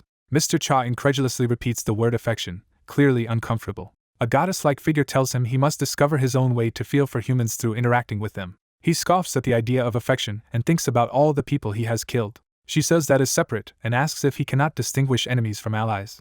He defiantly claims everyone is an enemy and toy to him. She silently stares, then says there is only one thing left to tell him. As she begins to tell him to die, his hand hits the wall, bringing him back to reality. Grandma Kim notices something and turns curious. She asks why he is still there, while he stands stiffly by the gate. Reluctantly he asks what exactly needs fixing. Time passes and night falls over the slum neighborhood. A stray cat quietly eats in an alley. The cat looks up, noticing something. The cat darts across a street as a car approaches with its headlights on. Elsewhere, men in suits arrive in the slum, calling it an undeveloped area and wondering if they can clear out the many residents. One man says the neighborhood is mostly powerless elderly people, reassuring his superior. Their boss asks how long it will take to drive the old folks out and clean up the area. Smirking, he says it will not take long as their plan proceeds smoothly. Narration explains that in this slum lives a former tower boss who is now an errand boy, while Mr. Cha curses in pain. A neighbor asks if Mr. Cha hurt himself with the hammer, as he clutches his injured hand. Narration states that this ex-boss now answers constantly to the neighborhood grandmas. One grandma arrives at the house asking if Mr. Cha is there, finding him still nursing his hand. Outside, grandmas explain that a stray cat Mrs. Song feeds is stuck crying in a tree. They begin to say that since he is tall he can use a ladder to get the cat down. Instead, Mr. Cha simply leaps up, startling them, and lands holding the kitten. Holding the rescued kitten, he starts to say the job is done. Off-screen he yells that the cat bit his wound while the animal screeches. Later another resident praises him for doing a great job as he works, watched by a content cat. A grandma tells him to work slowly while he enthusiastically rakes leaves at high speed. Narration says days pass like that, and the seasons changed. More narration says 10 and 20 years went by and that Baphomet grew old in this way. It concludes that Baphomet lived his life here as a top-grade errand boy in the slum. We see him painting a wall as Beelzebub excitedly imagines this story. Baphomet and Beelzebub suddenly dash off together, continuing their chores. Baphomet has repaired and renovated his small house. While carrying a box, he asks Beelzebub what he is doing. Beelzebub says he is reading a human novel and finds such works impressive despite humans being pathetic. He tells Baphomet he is starting to understand why Baphomet wanted to become human, but Baphomet orders him to help instead of talking. Beelzebub jokes he is too young to carry heavy things and that making him work would be child abuse, while Baphomet calls it nonsense. Beelzebub excitedly says he finished a book and asks for more to read while Baphomet silently watches. The system comments that Beelzebub adapts quickly. Baphomet notes that despite saying he hates being a kid, Beelzebub has amazing social skills. Baphomet wonders aloud why Beelzebub even chose to become human, and the system replies vaguely that it only hacked Earth's system. The system says only Earth's creator would know the true reason, while Baphomet mutters that he has had enough of this topic. He angrily tells the system to stop with the nonsense, and complains about being bothered with constant quests. A main quest window reiterates that he must help residents and learn about affection. He complains the quest is too vague, and the system asks if it has not been worth it. Baphomet grumbles about being given both poison and antidote, recalling how he fixed the scooter and the grandma then gifted it to him. Another neighbor calls him to fix a broken hot water problem, saying he knows a guy who can handle it. Baphomet asks Mrs. Song why she requested his help when she was already going to fix it through someone else, and she begins explaining about a former tenant. His expression shifts as he listens to her story. She says everyone had wondered why a young man came to live in such a shabby slum. She recalls seeing alcohol bottles stacked outside his place, and that he rarely left except to buy more booze. Mrs. Kim started giving him errands to pull him out of that dangerous lifestyle. At first the man was doubtful like Mr. Cha, but later he quietly helped with errands. Over time he smiled more, drank less, and eventually left after finding a purpose, making a final request that day. His request was for the grandmas to treat any future tenant in that room just like they treated him, believing it would help the newcomer too. Baphomet silently digests this, looking thoughtful. At dinner he angrily demands to know where that guy lives, vowing to confront him for causing all his trouble. Mrs. Song checks whether the food suits his tastes and notes, he eats village food well for a young person. They react as someone approaches during the meal. Mrs. Song's granddaughter returns home, says she already ate with friends, and goes off to study. The girl walks past them with a distant expression. Proudly, Mrs. Song tells Baphomet her granddaughter is a top student who always ranks first at school. The scene shifts to nearby rooftops of the neighborhood. A man in a suit sits thoughtfully, hand on his chin. It is the redevelopment boss, pondering something. His subordinates ask for instructions, and he says they must stir up trouble and call their men. One subordinate adds they can easily handle one house because its owner owes them money. The view returns to the quiet slum roofs. Knocking sounds come from Mrs. Song's gate. Baphomet is shown hammering as he works on a structure. He finishes building a new awning over the gate, and is satisfied with his work. He lists the chores he has done, notes the hot water is fine, and wonders if he should get a dog to guard the house while gathering remaining items. Looking up from the yard, he reflects on everything he's prepared. We see the low table he has put effort into repairing. He lies down on the wooden platform, relaxing after the work. Reaching toward the clear sky, he notes that it is no longer cloudy. Smiling, he laughs and admits the neighborhood is actually not bad. He then wonders aloud where Beelzebub went, complaining that he never helps. A system message shaped like an envelope suddenly appears, catching his attention. The system asks if he will open a message from the government, and he wonders if his rank assessment is ready before tapping it. The government message begins addressing Hunter Baphomet and announcing his completed rank assessment. His eye sharpens with interest as he reads the result. He calmly says the result matches his expectations and that it is nothing surprising. Elsewhere, Ms. Song's granddaughter crouches by the wet wall, upset that she stepped on something she hadn't finished. We see that she ignored Baphomet's sign warning not to touch the paint he applied. She sits smoking when her grandmother angrily calls her name. Granny scolds her for smoking again, while the girl clicks her tongue in annoyance. The grandmother warns her to stop or her teachers will find out, reminding her she needs to go to university. The girl turns silent, mood darkening.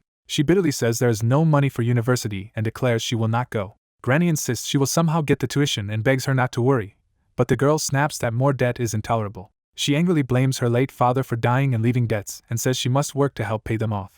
Mrs. Song hesitantly asks if she really wants to find a job. At that moment the two loan shark underlings arrive in the neighborhood. One of them greets Granny Song and she nervously notes it is not yet time for repayment. He claims their situation is difficult and asks her to repay earlier than scheduled. He points at her house, suggesting she sell it through them to get the money.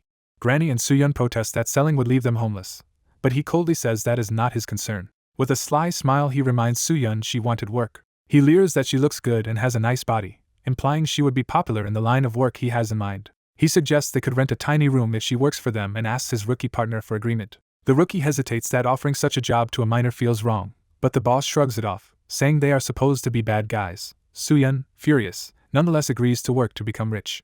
She grabs the man's head violently while shouting her intention to earn a lot of money, making him scream. Granny Song panics, telling Soo-yeon to let go as chaos erupts. The thug hurls Soo-yeon against the wall, calling her crazy. The commotion echoes across the neighborhood. Meanwhile, Beelzebub reads happily beside Grandma Kim, who is amused at how absorbed he is. Hearing the noise, Beelzebub looks toward the door, wondering who is outside. He briefly goes back to his book, still engrossed. Then he senses something odd and asks what the others are doing outside. Grandma Kim walks out and confronts the men, calmly asking who they are. A newly adopted guard dog snarls menacingly. Its owner tries to quiet the dog and asks what is going on. Feet appear outside the door as someone approaches, and the barking continues. A man tightens his grip on a metal pipe, preparing for violence. Baphomet storms and shouting what they think they are doing. The thugs pause, seeing Granny Song comforting a hurt Soo-yeon on the ground. From the rooftop, Baphomet yells that the paint on the wall has not dried yet, more upset about his work than the fight. The boss is surprised to learn a young man lives in the slum, saying this is new information. Baphomet grumbles that he was almost done with his project before it was ruined. The boss tells him to stay out of their business, and orders his rookie to act. Baphomet mutters he wanted photos of his first paint project just as the large rookie charges at him. The rookie's flying punch lands on Baphomet's head, but the scene sets up his counterattack. Baphomet endures the blow as dust flies around them. A narrator notes that in that instant something happened. The narration explains that their nearly 0.1-ton rookie was sent flying like a feather. The boss stares in shock, sweat forming as he realizes Baphomet's power. He continues watching nervously, knowing things have changed. Narration says that when he looked again, Baphomet was already right in front of him, moving with unbelievable speed. Terrified, he shouts that Baphomet must be a hunter. Elsewhere, the redevelopment boss listens to this report over the phone, reminded that he himself was once a hunter though he has since quit. Asked why he quit, he explains there were already plenty of skilled hunters, implying he stepped aside for them.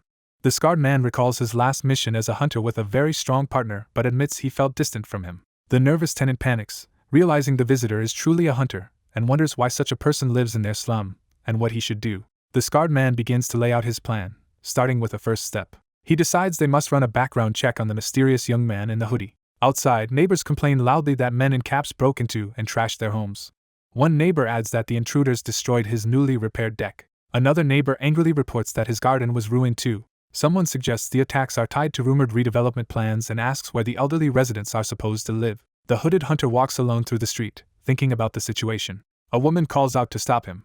The woman asks if he is really a hunter and explains she heard hunters take commissions for money. She offers all the cash she has now and promises more if he will help her. She begs him to protect the house she shares with her grandmother from the crooks, but he replies that he already intended to deal with them. He states he must make the culprits pay for messing up his neighborhood. One of the cap-wearing thugs adjusts his hat, preparing to move out. He puts on a jacket and sets off. While leaving, he thinks he anticipated this situation and prepared beforehand. Flashback. The boy mage recalls being at Grandma Kim's when the thugs attacked, so he secretly tagged them with a familiar spirit. The mage explains that this spirit will guide the hunter to the thug's hideout. At the hideout, a bald thug hurriedly climbs out through a window. A suited man questions where the thug is going. The suited supervisor reminds him hunters cannot kill without a mission, especially civilians, even if they are crooks. The thug asks if it is acceptable to beat them nearly to death instead. The supervisor calmly agrees that beating them up is fine. The thug rushes away excitedly to carry out the mission. The supervisor checks his phone as it lights up. While running, the thug calls his team manager to report that Cha Min-woo just left. The scene shifts to the corridor of the thug's building. Someone hands the long-haired thug an envelope as payment for the day's work. The long-haired thug gratefully accepts his wages, and the boss says he will rely on him again. When asked about his bandaged nose, the thug evasively begins to explain something happened. The boss in sunglasses says he will get his men ready for whatever comes next. As he turns to leave, one of his men is suddenly knocked away. The startled long-haired thug and boss see a stranger approach and demand to know who he is. The stranger grabs the boss's face in a sudden attack. He slams the boss to the floor, stunning the surrounding guards. Drawing a knife, he swings down toward one of the henchmen. The blade severs a man's arm in one swift motion. The maimed henchman screams about his arm as blood sprays and the others panic. The attacker lowers his head, unfazed by their terror. The remaining henchmen stare at him in shock and fear. He glares back at them, poised to continue. The henchmen tremble, realizing how dangerous he is. Holding a bloody knife, he stands calmly amidst the carnage. The sunglasses boss shouts in confusion and orders his men to beat the intruder up.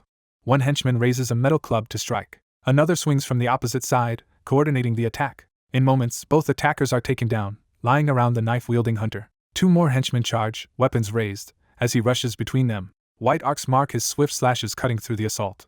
Both attackers lose their arms in a single spinning strike. He continues his rampage through the corridor as screams echo. A wide shot shows him slicing down yet another foe, bodies and blood scattering. The sunglasses boss and long-haired thug stand frozen, watching the massacre unfold. Hearing the screams, the long-haired thug panics, unable to grasp what is happening.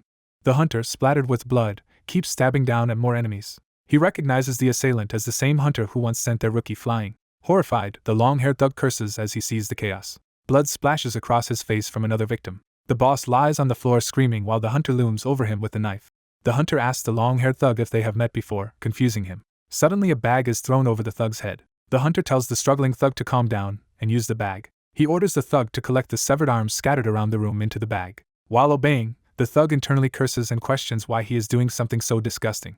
When asked if he gathered all the arms, the traumatized thug shouts that he did. The hunter realizes one arm is missing and the thug is confused. He coldly points out that the missing arm is actually the thug's own. The scene cuts outside to a quiet city skyline at dusk. A fluorescent ceiling light hums in an interior room. Elsewhere, a bodyguard waits calmly against a wall. He hears footsteps as someone approaches the area he is guarding. He calls out to the newcomer. A phone on the floor rings with an unidentified caller. The scarred man answers the mysterious call at his office desk. Someone speaks indistinctly on the other end, making him frown. Thinking it a prank call, he starts to complain when a loud crash interrupts. A bodyguard suddenly flies past his window, shocking him. Watching the man sail through the air, he mutters that the guy is flying like a feather. The bodyguard's body then plummets down in front of the office, leaving the scarred man stunned. Cha Min-woo, now wearing a cap, walks toward the office. The scarred man senses someone approaching and grows wary. Cha drops the bulging bag of arms onto the scarred man's desk. The boss stares at the grisly bag while Cha tells him he can fit the arms back together like a puzzle. Cha adds that the boss should be careful not to attach the wrong arms to the wrong bodies. Realizing who he is dealing with, the boss confirms that Cha is the hunter living in the slum. Cha remarks that the boss has disgusting tastes, and says delivering the arms is a generous warning for messing with his area. The boss laughs at Cha calling the neighborhood his area and finds it amusing coming from a hunter. The boss reveals he sent men to watch Cha's house out of curiosity and questions if Cha will be okay. He brings up the child living in that house and implies the boy is probably Cha's younger brother. He notes that the child is not old enough to be Cha's son yet clearly related, speculating about their connection. The boss starts to say his underling should already have entered Cha's house by now. Suddenly he bursts into nervous laughter, sensing something is wrong. Cha appears right beside him and asks if he really has the leisure to worry about anyone else. Meanwhile at the house, a suited thug stands outside as magical lines glow. Inside the barrier, one thug sweats nervously as fiery threads surround him. The mage boy criticizes humans for attacking without assessing their opponent. Sitting calmly with a book, he explains that charging in blindly is foolish whether inside the tower or outside, as the captured thugs lie bleeding. He describes the fiery lines as compressed layers of small flames, similar to a human laser. He warns a struggling thug that moving carelessly will make him end up like his already maimed comrade. The boy admits this trap is inefficient but says he must use it because the tower's guardian Baphomet would be furious if his domain were damaged. Smiling, he finds the situation amusing. He politely tells the trapped men to stay still until he finishes his book. One thug's phone begins to vibrate inside his pocket among the fiery lines. The phone continues to buzz unanswered as it glows in his pocket. Back at the office, the scarred man reaches only voicemail when he tries to call his underling. He lowers the phone with a resigned sigh. At that moment he must defend himself as Cha lunges in and their knives clash. Narration reveals Cha himself once worked as a hunter when he was younger. The scarred man was planning to resume hunter work after researching this slum hunter but is shocked by Cha's strength from a single clash. As their blades collide again, he marvels at how remarkable Cha's power is and wonders what rank Cha holds. Cha presses the assault as expected of someone strong. The boss thinks that fighting without intel is risky, even as he keeps trying to fend Cha off. His phone displays a new message mid-fight. The text reveals the information he wanted, the hunter's rank.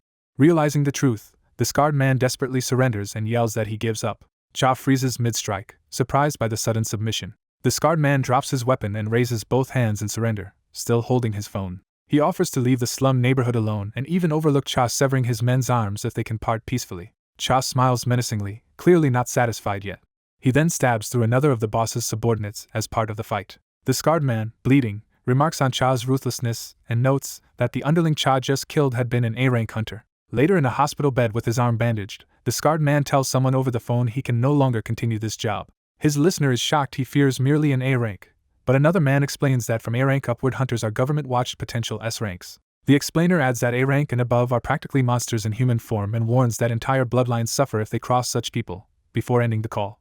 The scarred man's partner asks if it is okay to abandon their earlier deal, and he replies survival matters more. When asked who sent the warning message, the scarred man suspects it was the same person who prank called him. He recalls the earlier call where a familiar voice warned him that a hunter was coming. Looking again at the text about the hunter's A-rank, he concludes the sender must know Cha very well. The scene reveals the text on the sender's own phone confirming Cha's rank as A. A bespectacled man in a suit, clearly the informer, wonders aloud what he should do now. He visits Grandma Kim's house, politely saying he just came by to greet her after already eating. Grandma eyes him curiously, trying to gauge his intentions. He makes small talk, asking if she still drinks much. She replies she only drinks at important events. Off-screen, someone asks about Cha Minwoo's performance, and the reply is that he handles tasks well despite complaining a lot.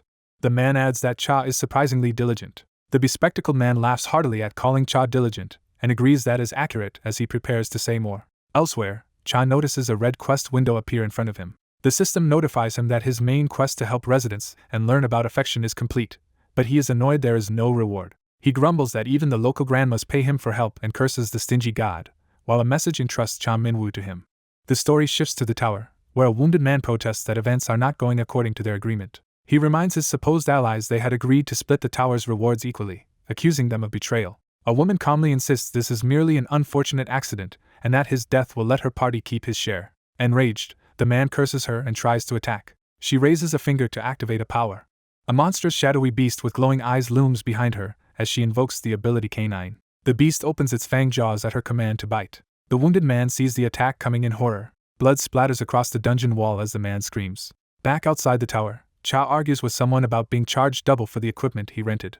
The hunter meets with a receptionist at a government office, preparing for a transaction. She jokes that he will not be billed this time because it was his first offense, and he questions if such pranks on hunters are appropriate. She admits she only wanted him to buy personal gear and warns that next time he will owe both rental and replacement costs, and he says he will consider it. He says he came to his inventory and asks to sell a mana stone, which she recognizes as the boss Rizel's mana stone. She explains that boss mana stones are normally auctioned to other hunters but can be bought outright for quick cash. He chooses the auction.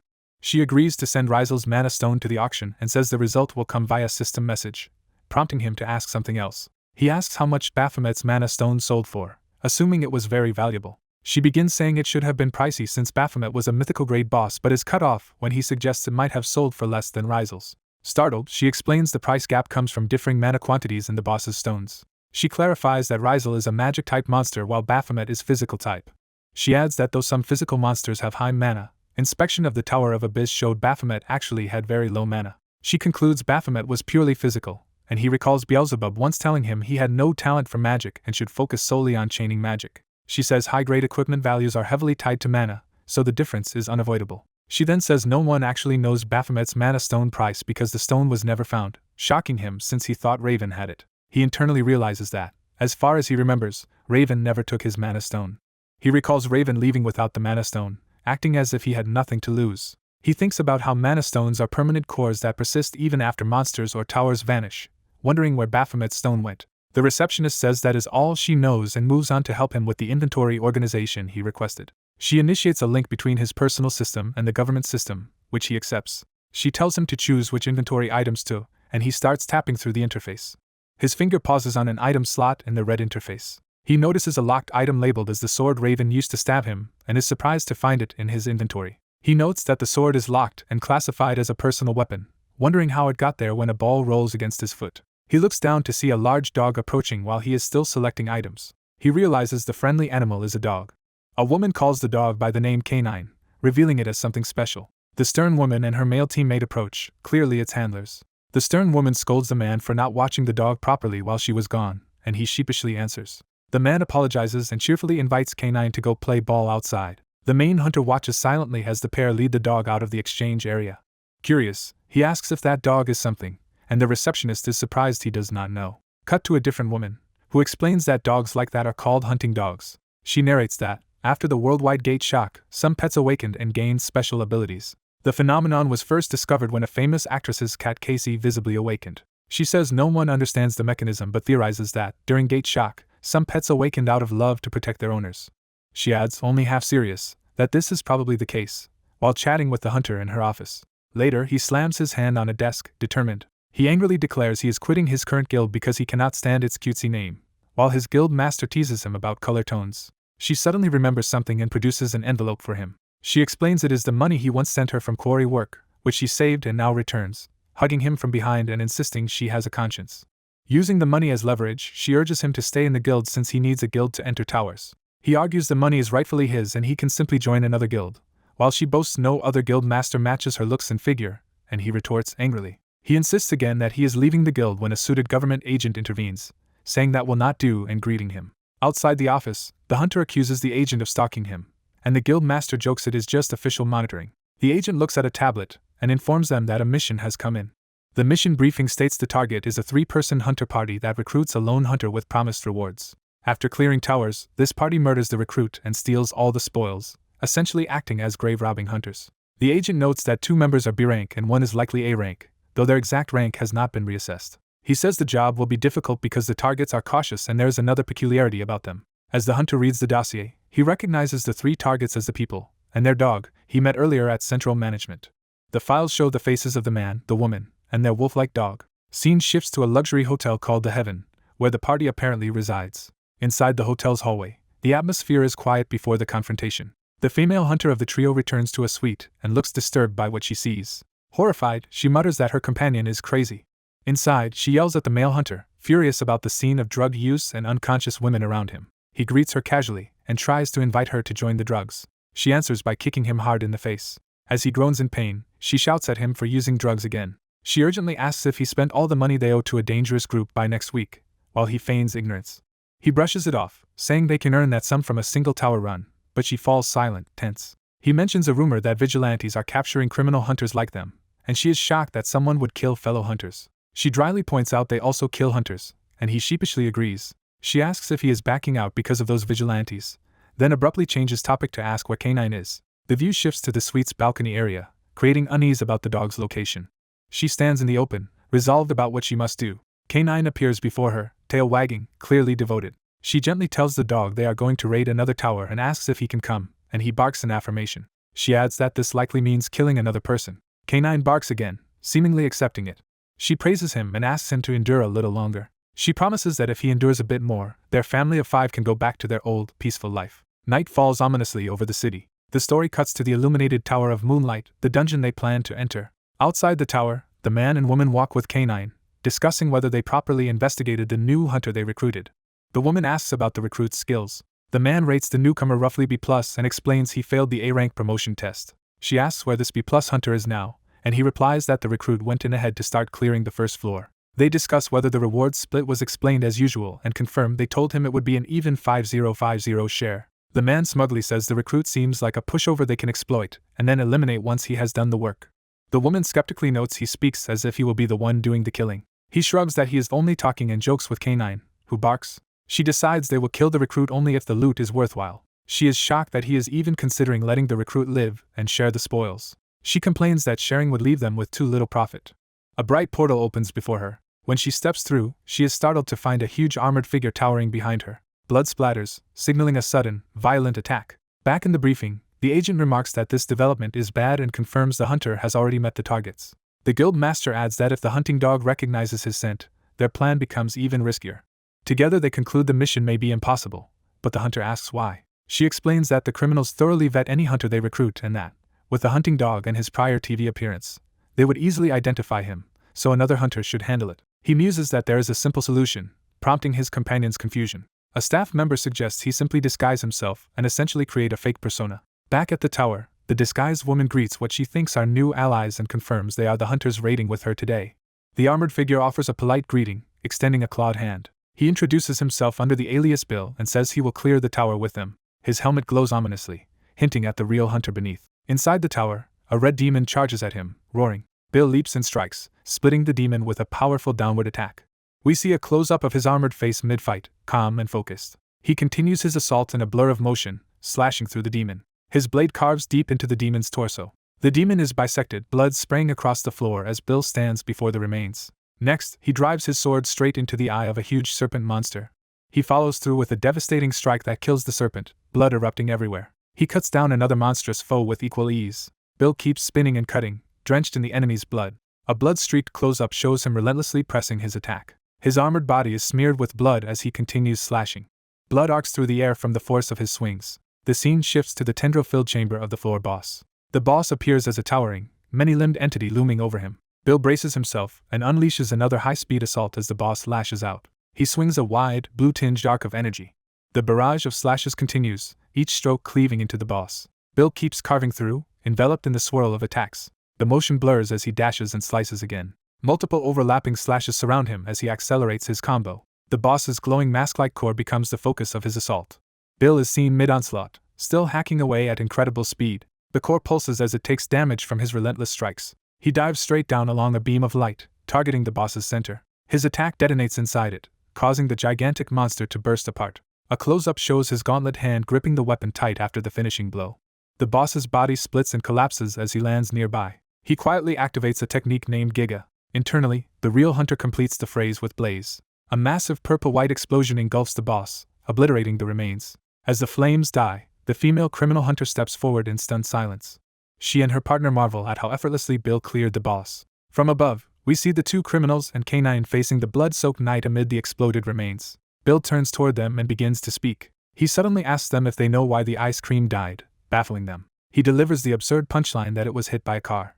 The criminals stare blankly, unsure how to react. Bill bursts into loud, manic laughter inside his helmet. His laughter echoes through the entire tower of moonlight. Cutting back to planning, the staffer proposes giving him an older man concept to justify such jokes. She reasons that if he plays an unpredictable, eccentric character, his identity will stay hidden and asks if he can act. He doubts the plan will work and flatly says so, while another voice agrees. The staffer doubles down, saying he just needs to use a hoarse voice and keep telling dad jokes so everyone naturally assumes he is an older man. In the present tower scene, the female hunter complains that his jokes are not funny and calls him ajusi. The male partner defends Bill as just trying to lighten the mood and tells him not to stop, while Bill internally dislikes this role. Later, Bill notices K9 approaching him within the tower. He realizes this dog is the famed hunting dog and comments it is his first time seeing one, while the others say such dogs are rare. The woman explains that hunting dogs can live as long as humans and even withstand normally lethal foods like chocolate. Bill admires how amazing that is and asks to pet K9, while the woman proudly says the dog is very friendly. K9 sniffs Bill and suddenly reacts in alarm. The woman also stiffens, realizing that the hunting dog has recognized something about the disguised hunter. The scientist hands over a small bottle, saying she made this perfume especially for the recipient. She explains the perfume is odorless to humans, but highly effective against a hunting dog with a keen sense of smell. Smiling, she starts to explain why the perfume works based on its scent. As the perfume is applied to the dog, its owner notes the smell is terrible and assures it will perfectly hide the user's identity. In the dungeon, the armored hunting dog sniffs the disguised dog in confusion, while the observing party looks nervous. One of the party members mentally asks why K9 is acting strangely. They call out to K9 again, still confused by his odd behavior. The armored hunting dog is suddenly struck and splattered with blood. The green-haired hunter slashes the knight in a blur of motion, drawing more blood. Crouching after the attack, the hunter asks her teammate's opinion of the armored hunter. She clarifies she is asking whether K9 could win against that hunter, while her teammate protests they were not supposed to pick a fight. She reasons that the two seem similar in strength, maybe the hunter even stronger, and presses what her teammate is implying. The male teammate replies he has a good idea and asks if she wants to hear it. Time shifts to later that night, ceiling above their campfire. Flames blaze as the group sits around the campfire. The armored hunter begins to respond to their earlier proposal. He confirms they are asking to partner up for tower raids, and they explain they just want to form a temporary party for mutual benefit. They admit they cannot clear the tower alone and had planned to farm only mid-floors, saying it would be a waste to lose a skilled hunter like him. They sweeten the offer with a 6:4 item split in his favor. The woman asks what he thinks while internally deciding they must first gain his trust. Their hidden plan continues that once trust is built, they will make him take over K9's dangerous role, shocking the woman. He argues this plan benefits her too. She remembers how much she hated forcing K9 to do that job more than anyone. Tempted by the 6:4 split, she leans back and considers the offer. She agrees to team up but adds there is one condition. Her teammate asks the armored hunter to show his face. She insists they must at least see each other's faces if they are going to work together. The hunter silently weighs their request. She watches him closely, waiting for his answer. A narrator's memory states that the mission is not to kill these 3 people. In Flashback, the black-suited man reminds the protagonist of his first post-orientation mission with the mentor and tells him to approach these 3 the same way. When asked if they are after the mastermind behind the trio, the man answers no. Instead, he tells the protagonist he must infiltrate their den himself. Back at the fire, the armored hunter says the request is fine and he can show his face, though they might be shocked. The woman teases him, asking if he is unbelievably handsome. As he lifts his helmet, the woman is briefly startled. Seeing his scarred, partially revealed face, someone remarks on the severe burn and he begins explaining its origin. He says he got this cursed burn from challenging a powerful tower boss years ago, and that hunters do not rely on looks, though the curse is the real problem. The curse later spread to his son, causing the boy to lose his face. He explains he tried every medical and magical treatment, including healer-class hunters, but nothing has worked. Desperate, he confesses he is willing to do anything if it means his son can be cured. An awkward silence hangs over the group after his confession. Internally, he wonders if he overdid the sob story. The black-haired youth seizes the opening, saying their meeting might be fate. He announces they actually know a way to save the hunter's son. He explains they raid towers so desperately because, like the hunter, they have gravely ill parents suffering from a post-gate shock incurable disease. They searched everywhere and tried every treatment but nothing helped. However, after they met a certain person, their parents began to recover. That mysterious figure told Hunter Bill that his son could also be cured. The catch was that Bill had to join that person's side. A door opens, leading to a bright ritual chamber. 2 robed, masked priestesses are revealed within the light. The twin priestesses stare forward with an eerie rhythm. Their long sleeves begin to move. Their sleeves lift higher as magical energy gathers. The 2 priestesses spin gracefully in a glowing dance. Their whirling dance continues, robes billowing. One masked dancer smiles unnervingly mid-spin. The other dancer twirls as the ritual intensifies. The pair spin faster, surrounded by radiating light. The ritual reaches a frenzied speed, filling the room with motion and energy. Suddenly a hooded, muscular sect leader drops down among them with force. The crowd cries out for the sect leader in shock and concern. More followers scream his title, some collapsing in distress. Others scramble toward him on the ground, calling desperately for the sect leader. The real sect leader appears in shining robes, answering their cries. The man who recruited Bill also calls out reverently to the sect leader amid the crowd. He smirks to himself, amused by the fanatical reactions. A system message informs the protagonist he has met the conditions to unlock the main quest. The main quest objective appears: punish the Apostle of Lust. The masked recruiter calls it a coincidence, as the system identifies him as the Apostle of Lust. In another flashback, the mentor shows the protagonist a book explaining the 7 deadly sins as the roots of all sin. The mentor links Hunter Raven's title Apostle of Rage to the vision of 6 other killers and suggests they are the 7 sins. He predicts that the ones who will eventually appear are pride, then sloth, then envy, then greed, then gluttony, and finally lust. Back at the ritual, Lust faces a kneeling, hooded crowd. A mother explains her young daughter in the wheelchair has leukemia that no treatment has cured. Begging, she pleads with the sect leader to save her child. Lust calls the girl pitiful for bearing such hardships so young. The girl calmly says she has accepted her own death but fears leaving her mother to grieve forever. Lust reassures her he will cure her illness. He lays a glowing hand on the girl's bald head, releasing golden energy. Light and butterflies swirl as the healing ritual engulfs the girl. Onlookers watch in stunned anticipation. The mother trembles as she sees something changing in her daughter. The girl's hair begins to grow back in a flowing cascade. She touches her restored hair in disbelief. The crowd erupts into delighted commotion. Everyone cheers the miracle and shouts for both Hannah and the sect leader. Narration proclaims the sect leader has performed a miracle while he modestly says he only adjusted the flow of her ki and that treatment must continue. He orders Hannah sent to the prayer hall for dedicated treatment, and her mother readily agrees. The recruiter quietly asks Bill what he thinks after witnessing this. He assures Bill that the sect leader could easily cure his son too. Lust turns directly to Bill and asks if he wants to meet the sect leader. Bill answers that he very much wants to meet him. Birds chirp over a peaceful sky, signaling a new day. The scene shifts to the Grand Butterfly sect compound. Inside, the woman from Bill's team tells him she has heard about his situation. The smiling recruiter confirms Bill wants to lift the curse on his son. At the sect office, Chinyu greets Bill, saying he has come to the right place. Chinyu introduces himself as the manager of the Butterfly sect. Bill politely introduces himself to the sect leader. Chinyu notices the child hiding behind Bill and asks if he is Bill's son, and Bill says the boy is just shy. The bandaged boy nervously tries to speak. He forces out a timid greeting. Back with the main cast, the protagonist reacts to being asked to infiltrate that sect. He questions whether infiltration is necessary, saying they should have sensed the man's strength already. His mentor replies he could not gauge it, which is why he needs help. The mentor admits the apostle felt weaker than him, which should not be possible. The protagonist concludes something is off and that he is being used to set a trap. The mentor refuses to go himself, protesting it is dangerous and he is now just a weaker human, though the protagonist doubts he will die. The mentor reminds him that the protagonist can die now too. The protagonist flinches, remembering. The mentor explains he already died once fighting Raven but revived because the tower had not yet acknowledged him as its boss. He says the tower resurrected him then because it treated him like an ordinary monster. He speculates about when exactly the tower recognized him as boss, but the protagonist cuts in asking what he is getting at. The protagonist coldly says that if the mentor is going to tremble in fear, he might as well kill him now, forcing a fearful no.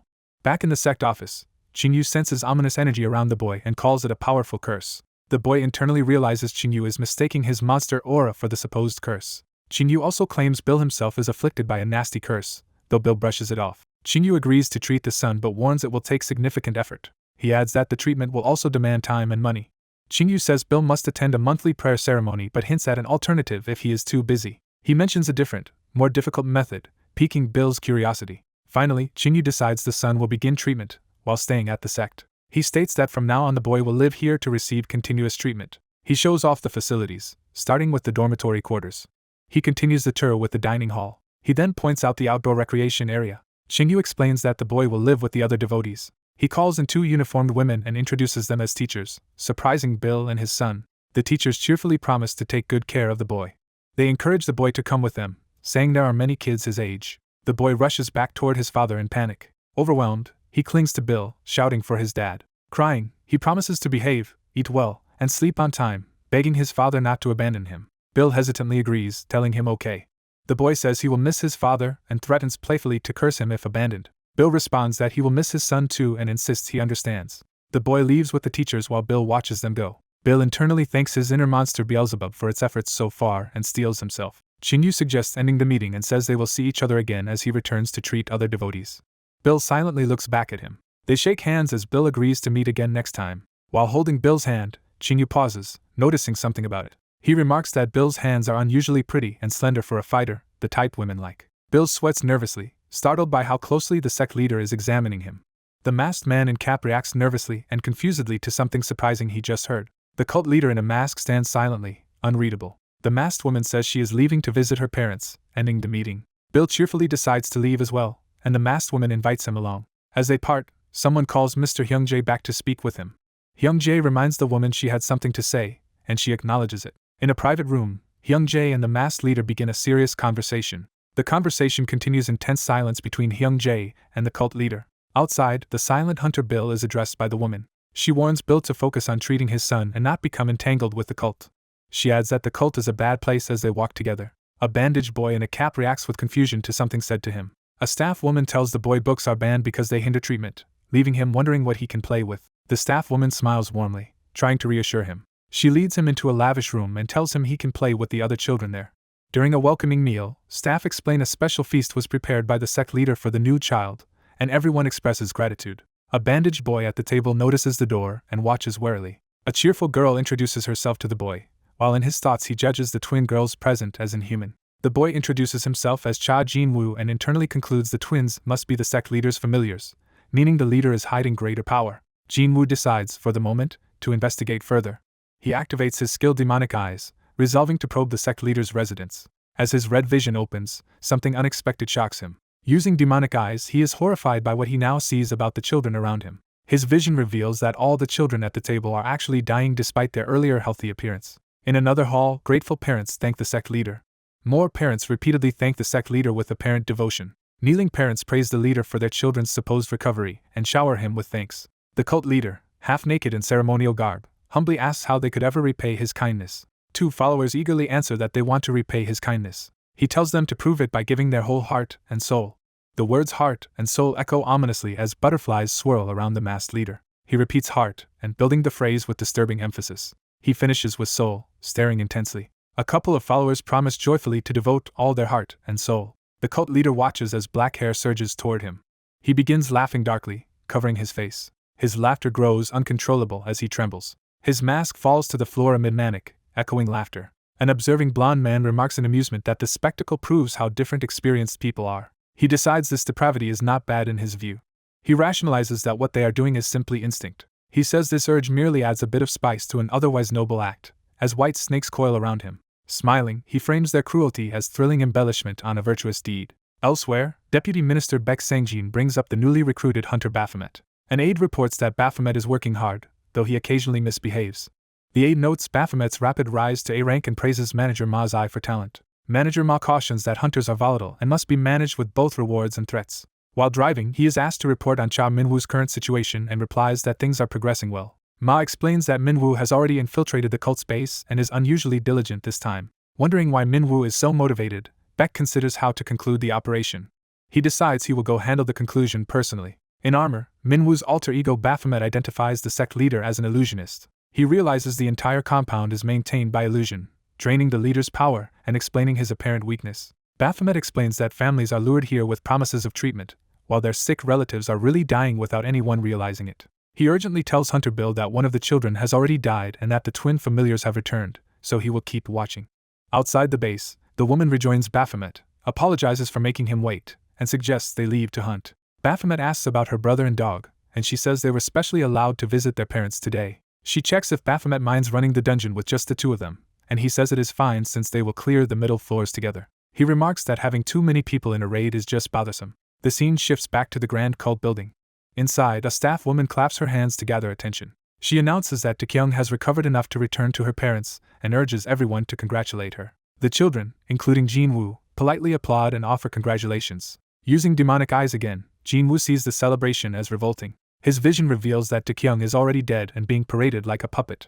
He concludes that witnessing this cruelty shows humans can be as monstrous as actual monsters. Taekyung's parents rush forward joyfully calling their daughter's name. Taekyung throws herself into her parents' arms and they embrace emotionally. The staff say they will hold a farewell party to celebrate Taekyung leaving in good health, and the mother thanks them. They tell the parents to thank the sect leader and ask the family to help prepare for the party, which they agree to do. In his inner world, Jinwoo appears against a blood-red backdrop asking how they can help. With glowing red eyes, he volunteers to handle all the heavy work himself. He vows that, no matter what it takes, he will act as he annihilates cult members in a bloody vision. Blood splashes violently as he slaughters one of them. Standing amid gore, Jinwoo retracts his earlier comparison and reassesses the situation. Surveying the massacre, he concludes these cultists are far worse than ordinary monsters. One twin asks her sister how they should devour the parents they have just killed. The other twin stares with pitch-black eyes, considering. Her impossibly long, whip-like tongue lashes out toward the children. Hanging upside down before Jinwoo, she demands to know why he is not smiling. Noticing the truth in his red eyes, she realizes he can see through the illusion. The scene shifts to the dungeon's ceiling infrastructure. A blade slices swiftly through the air inside the dungeon. The woman charges forward, cutting through enemies with her sword. She slashes down a giant scorpion-like monster. She then pierces a wolf-headed demon in another swift attack. Landing on the floor, she steadies herself. Breathing hard, she pauses to recover. She senses something and turns her gaze sharply. She sees that Baphomet has already slain an enormous monster deeper in the chamber. Baphomet looks back at her in silent intensity. As they ascend the stairs, she remarks that they have only 2 floors left before they can leave. Baphomet follows quietly, his armor clanking. He asks Hunter Haiti what she meant earlier about avoiding deep involvement with the butterfly sect. She answers that anyone can tell the sect is abnormal, and says she only cooperates for her parents' sake.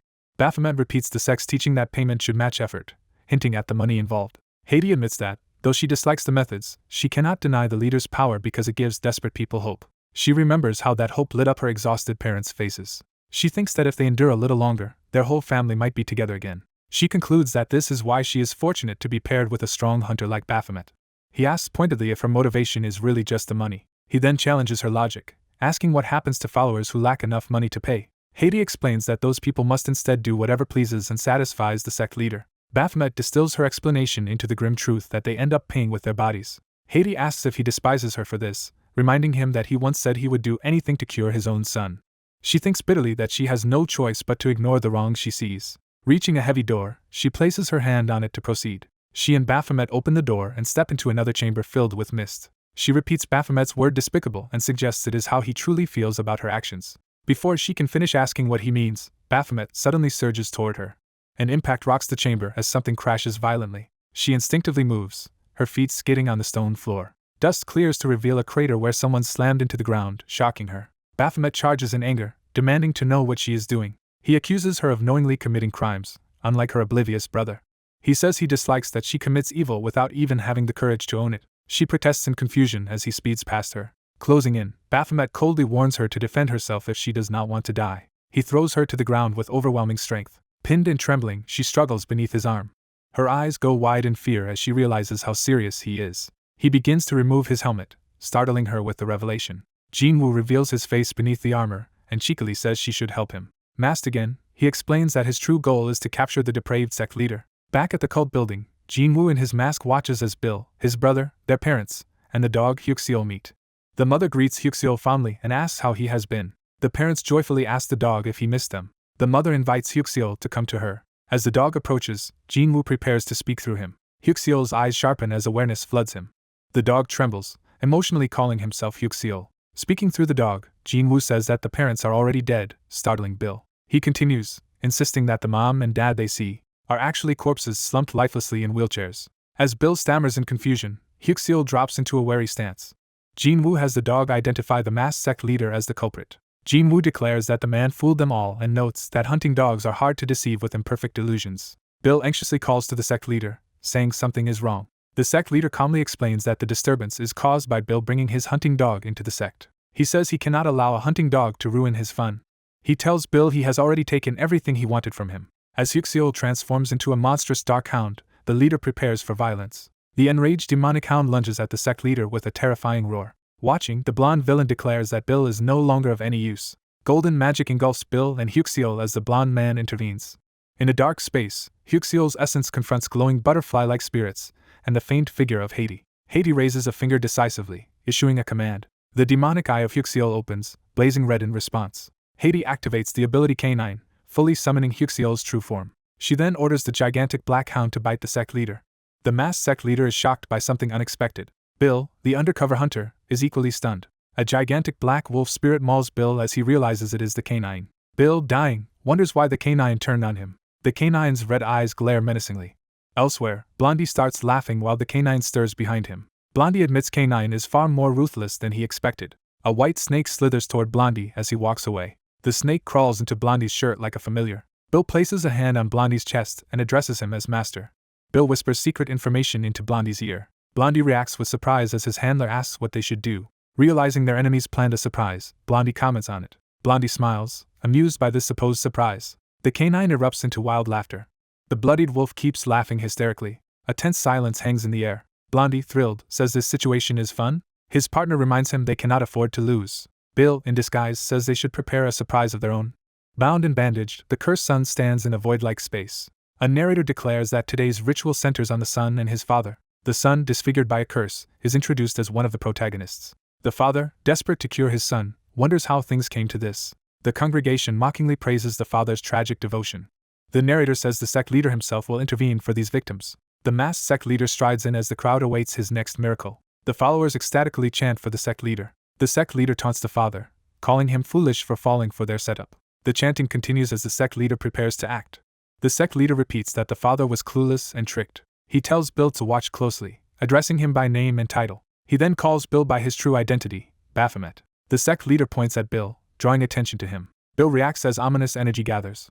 Realizing what is happening, Bill tries to speak. A demonic magic circle activates around the sun, dragging Bill into it. The sun, possessed by Beelzebub, marvels at the overwhelming new power. Bill, trapped inside the ritual, is stunned by Beelzebub's might. A female hunter observer notices the energy and is alarmed. She recognizes that the terrifying power belongs to the sect leader. She panics as the ritual explodes, flinging Bill and the boy away. Later, that hunter accuses someone in armor of lying about the cult. She refuses to believe everything she experienced was an illusion. She recalls how real her parents' warm hands had felt. She remembers their gentle smiles from the prayer room. Horrified, she starts to think that every memory of them was fake. The armored hunter asks if she ever saw her parents outside the prayer room. She reflects on all her past actions and doubts their meaning. He tells her bluntly that all of it was for nothing. He explains the cult likely invited them suddenly to eliminate her canine ally. He warns they might decide to dispose of her brother as well. The thought makes her collapse in terror. The armored hunter says he is operating off the books and asks for her help. He adds that helping will let her atone for her past crimes. Back at the cult site, the woman in a cap stands frozen as chaos erupts. She trembles, processing the shocking turn of events. Inside the ritual, Beelzebub casts a spatial spell called Void. Bill hastily deploys his own magic to counter it. He is pulled toward a starry barrier and realizes the danger. Beelzebub imprisons him in an endless realm called Infinite Hell. Bill finds himself adrift in an endless starfield. He steadies himself inside this void, preparing to fight. Alone in the starry dimension, he reacts with speechless alarm. A massive, blade-like darkness rises near him. Bill launches himself along the dark blade with fierce speed. He maneuvers around the blade, using it as footing. He kicks off it, accelerating toward Beelzebub's position. He races down the blade, closing the distance. Bill charges straight along the edge, determined to break through. He continues dashing, intent on escaping the spatial trap. The blade pierces the void, creating a path out. Bill finally arrives back in reality at the blade's tip. Meanwhile, Beelzebub eyes a huge red sphere created by his magic. He fixes his demonic gaze on Bill, preparing another attack. Their red eyes connect, signaling the clash between demon and hunter. Baphomet's own eye flares in response somewhere else. The real Baphomet, on his throne, senses something is wrong. He realizes he was in the cult's den moments ago, but is now back in his tower. He curses yet celebrates that he has finally reached this crucial moment. Carrying a huge sack, Baphomet complains about climbing so high to get here. A caption identifies him as the demonic beast Baphomet. He nervously wonders if what he is experiencing could really be regression. He suspects he has regressed in time like characters in novels. Remembering his defeat, he starts laughing ominously to himself. He thinks that with knowledge of the future, and his restored body, he can win. Baphomet vows never to lose to Beelzebub again and to return all the pain. Beelzebub screams as he pours power into his next spell. Bill triggers his own technique, warping space around him. He commands his inventory to summon his combat gear. Beelzebub hangs in front of the magic circle, ready to attack. A deafening blast of light erupts as the two powers collide. The cultists look up in disbelief at the destruction of the illusion. The sect leader stares ahead, realizing his act has been exposed. Bill crashes back into reality, armed with a spear. He rises from the debris, revealing his true face at last. The sect leader comments mockingly on finally seeing Bill's real face. Bill leaps and swings his spear in a deadly arc toward Beelzebub. Beelzebub throws up an ice wall to block the incoming strike. Bill cuts through, shards of ice grazing his cheek. He unleashes a follow-up spell, Ice Shower, pelting Beelzebub. Bill tightens his grip on the spear for another combo. He forms a spinning storm of spears and ice around himself. Determination burns in his eyes as he focuses on the kill. Using the spear as a tether, he reaches a gigantic icicle overhead. He smashes the enormous ice mass down for a finishing blow. Bill whirls his spear, prepared to press the assault. Beelzebub counters with crackling lightning orbs from his hands. Bill dodges the lightning, confusing Beelzebub, who wonders why his attacks fail. Bill casually bats away the lightning bolts with fluid movements. He charges straight through the barrage, still asking why Beelzebub persists. Watching from afar, Baphomet panics that Bill is effortlessly blocking everything. Baphomet launches a ferocious aerial strike against his rival. He admits that even with regression, Baphomet remains monstrously strong. He is shocked that his prior knowledge of Beelzebub is not enough. He resolves to attack relentlessly from the outset instead of holding back. Beelzebub proclaims he will defeat Baphomet using his ultimate space magic. Green energy begins flooding the ritual space. The spatial distortion intensifies as the magic takes form. Beelzebub summons a horde of scythe-bearing demons called Hellflies. The Hellflies swear allegiance to their lord Beelzebub. More Hellflies repeat their devotion as they surround Bill. The swarm descends on Bill, chanting Beelzebub's name. Simultaneously, Beelzebub and Baphomet scream for the other to die. Back in the tower, Baphomet abruptly asks a bizarre question about why Ice Cream died. Hellflies and Baphomet loom menacingly around the bewildered boy. In the illusion, Beelzebub hesitates as Bill repeats the strange ice cream question. The perspective shifts to Bill calmly asking the same question himself. Beelzebub, trapped in the illusion, fixates on the words ice cream. The phrase continues echoing as Beelzebub reaches toward the vision.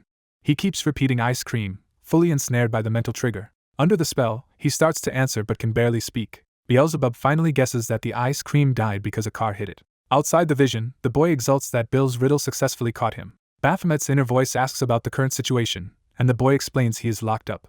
Baphomet advises that fleeing is safest, since the cult will soon investigate them both. The boy protests, but Baphomet says exposure does not matter. Baphomet proposes turning the situation around and using the cult instead. He tells the boy to display his powers so the cult will choose to exploit rather than kill him. He clarifies that they will manipulate the boy via an even stronger illusion. When the boy worries about acting, Baphomet suggests he cast the illusion on himself. Baphomet insists the self-hypnosis plan is better than the boy expected. The boy agrees but says he needs a specific trigger word or object to undo the spell. Baphomet decides that a weird phrase will work and offers one as the trigger. That trigger is revealed as the question about why the ice cream died. Baphomet inwardly scoffs at regression talk yet decides to accept the reality of events. He reflects that Beelzebub is neither talented nor bright. Nonetheless, Baphomet grudgingly concedes that Beelzebub's tactics are impressive. He concludes that such cunning is likely how Beelzebub usurped his role as boss. As the trigger activates, the illusion shatters and Beelzebub releases a massive blast while Bill prepares his decisive strike. Civilians recoil in pain as a violent red aura rips through the area. The woman in the cap braces herself and pushes forward through the energy. The spear wielder senses Baphomet's presence beneath them. The masked sect leader realizes the power below is the enemy's source of strength. The black-haired boy shouts that the source has appeared. He slams his weapon into the ground, triggering the earthquake skill and blowing open the floor. The ground fractures, revealing a deep hole. The spearman drops down through the collapsing debris. He lands amidst the rubble, smirking. A glowing golden core of energy appears underground.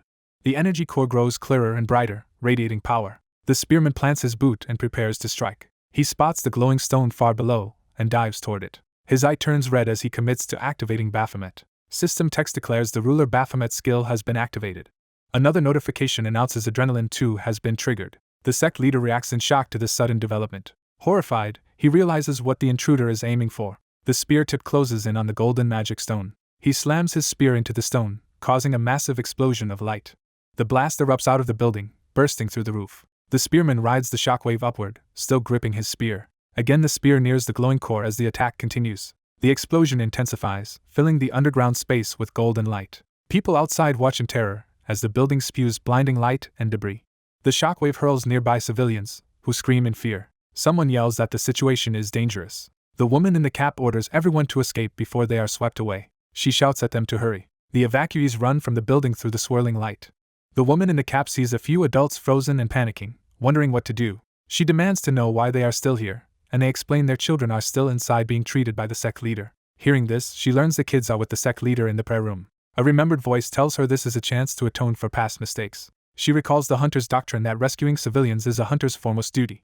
She resolves to go find the children herself and urges the parents to evacuate. Elsewhere, a blonde devotee screams for her master. The sect followers panic because the magic stone holding their master's power has been destroyed. They blame themselves for failing to notice the attack, while the leader broods silently. The spearman reveals that the person who truly got fooled in the scheme was himself. He analyzes the magic stone's tremendous power, guessing it is the sect leader's original strength, and that destroying it will weaken him. He regrets losing the chance for a full-strength duel but accepts it. Realizing his injured body cannot handle a prolonged fight, he chooses a decisive strike. He vows not to die for nothing and smashes the stone to pieces. The impact tears the underground apart in a blinding explosion.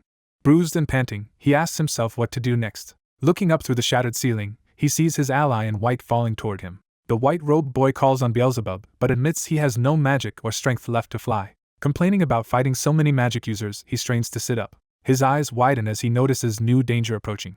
Two ethereal women descend toward him from the hole above. They are revealed as identical, ghostly attackers preparing to strike. The boy on the ground stares up at them in confusion. The spearman shouts and rushes in. He uses his spear to launch himself toward the descending enemies, shielding the boy. He swings a huge arc with his spear, clashing with both women at once. The boy calls for Baphomet again as the enemies regroup. The spearman turns sharply to re-engage. He crashes into the ground with the white-robed boy as debris rains down. The boy in white cries out in pain from the fall. The spearman charges forward while the two spirit women attack from behind. They exchange rapid blows, filling the air with impacts. The spearman steadies his breathing, determined to continue. He thrusts his spear between the two spirits, trying to pin them. The women are forced together, their eyes going dark. Their forms twist, transforming into serpent-like creatures that coil around the spear and lunge. The boy in white lies injured, groaning. Watching the brutal fight above, he despairs that he is going to die. The spearman knocks the two beasts away, clearing some space. The boy flinches as shattered stone rains around him.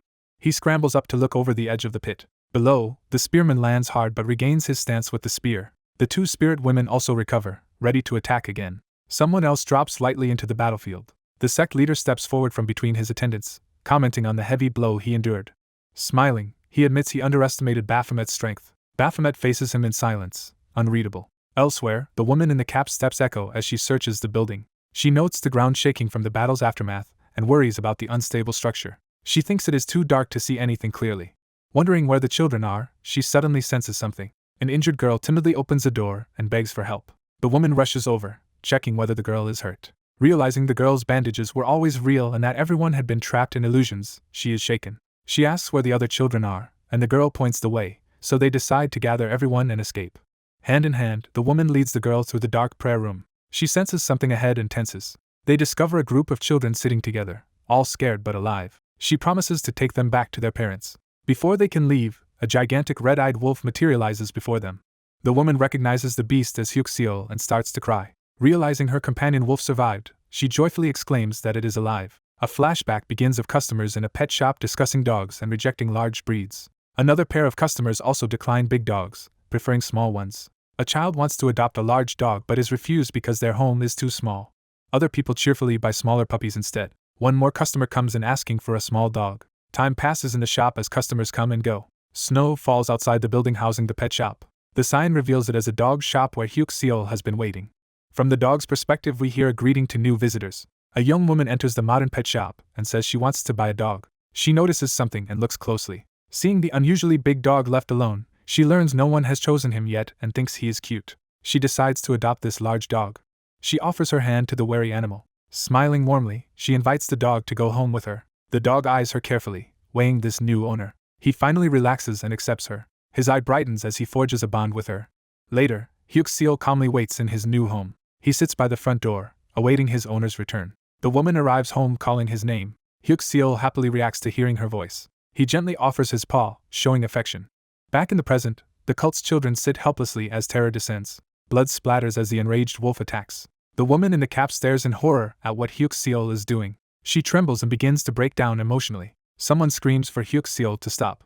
The wolf's red eye flares as he continues his rampage. The woman runs toward the chaos. Determined, she focuses on what must be done. She suddenly realizes that part of the child's body is simply gone. A narrator reflects on liking eyes because they reveal how someone has lived. The sect leader tells Baphomet he recognizes the same scent of sin in him. He taunts that Baphomet is not motivated by justice.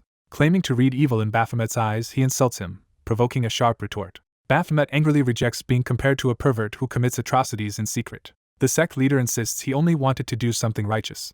Baphomet mocks the idea that someone as sly as him could be noble. Irritated, the leader says he feels like silencing Baphomet's mouth. Baphomet replies that he wants to tear that mouth apart. He explains that, unlike the leader's vile sins, his own sin is being utterly merciless. He charges forward, promising to demonstrate that mercilessness immediately.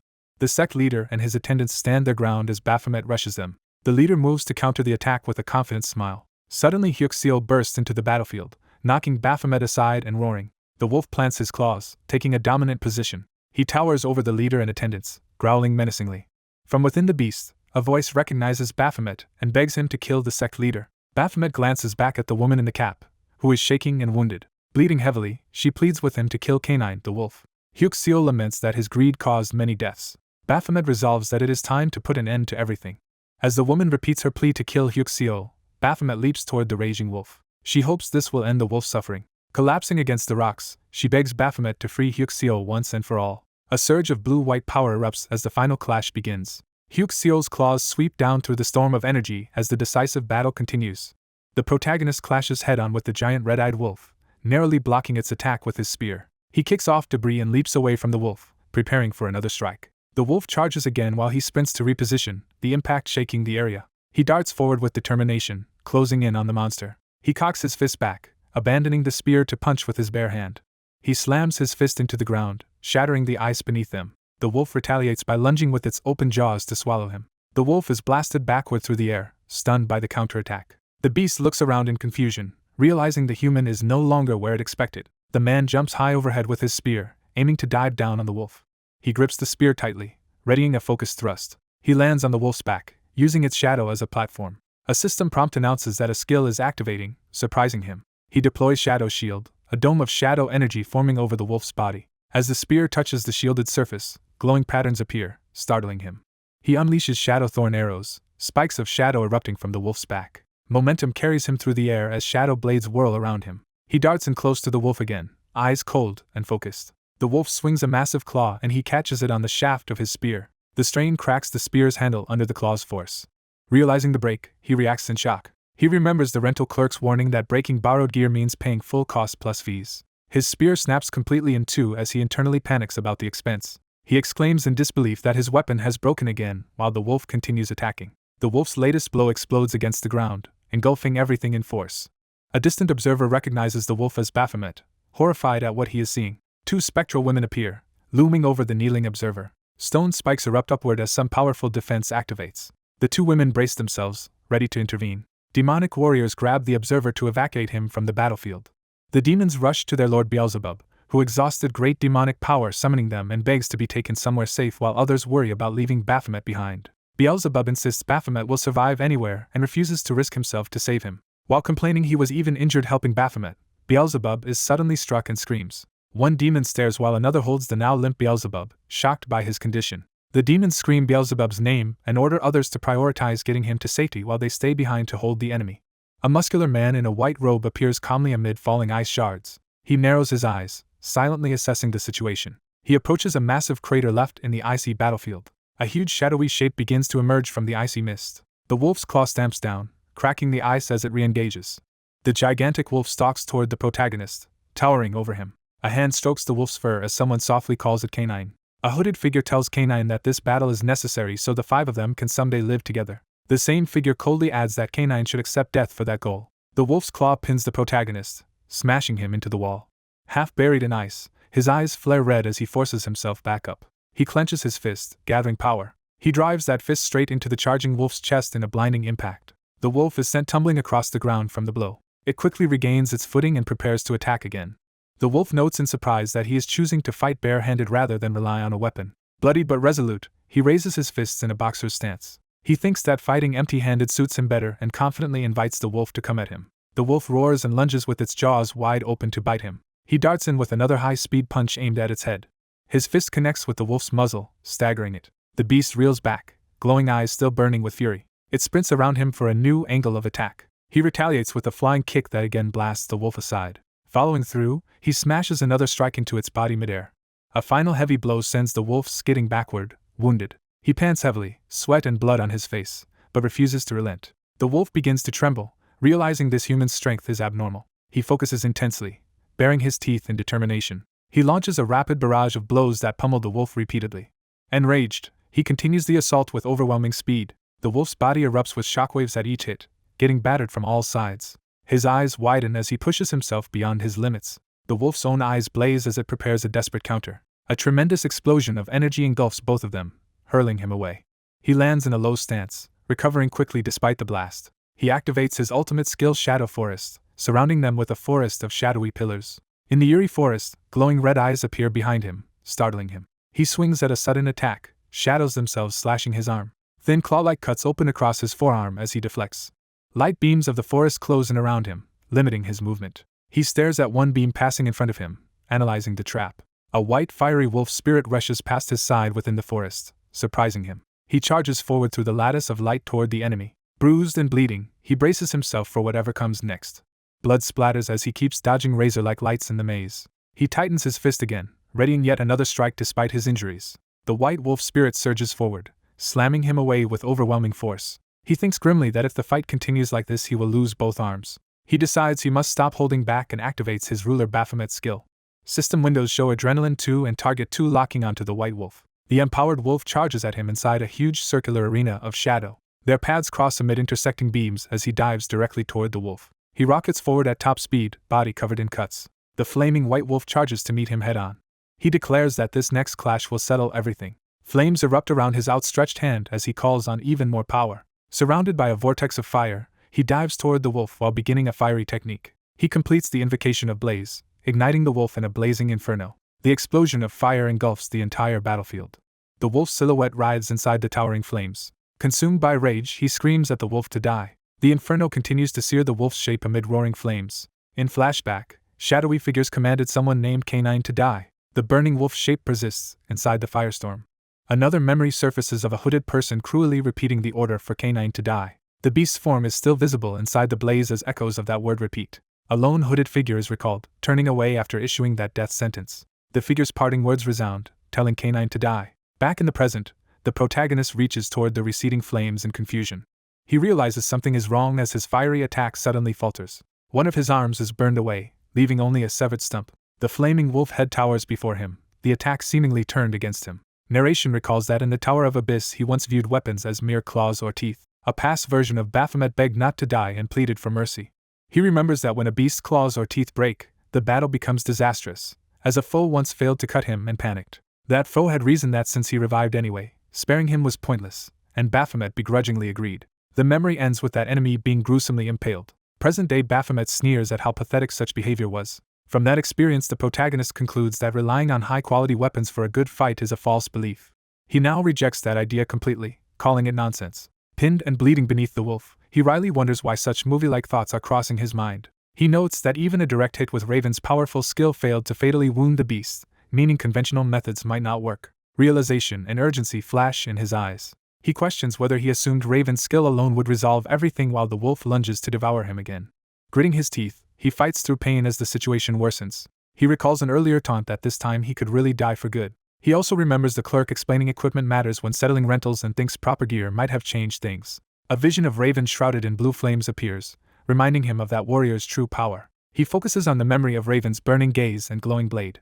Back in the present, he sweats nervously, feeling the pressure of the battle. The wolf bares its icy fangs inches from him. Its huge maw opens, saliva dripping as it prepares to swallow him. The beast clamps down, biting into his torso and lifting him into the air. He clenches his jaw, refusing to lose consciousness despite the agony. With a desperate upward slash, he wounds the white wolf and forces its head back. Bloodied but standing, he staggers forward, still ready to fight. He shouts for his inventory, determined to draw on any remaining resource. He crashes back down to the ground, admitting he was foolish to rely only on Raven's skills. As a red system window appears, he remembers Raven once fought and defeated him. In his inventory, he highlights the sword from Raven, the very weapon that killed him before. He recalls how Raven in his prime wielded that sword to block his attacks and eventually slay him. He reasons that if it belonged to Raven, the sword must be top grade and far superior to rental gear. However, he also acknowledges there is still a serious problem even with such a weapon. A red warning flashes across his view, preventing him from equipping it. The system states the sword is locked and cannot be used. As he attacks again, the same notice repeats, enraging him. While grappling with the wolf, he mentally yells at the system, demanding it unlock the weapon. Even as he soars overhead and crashes down, the system continues to deny access. He screams again for it to unlock while his body staggers under the strain.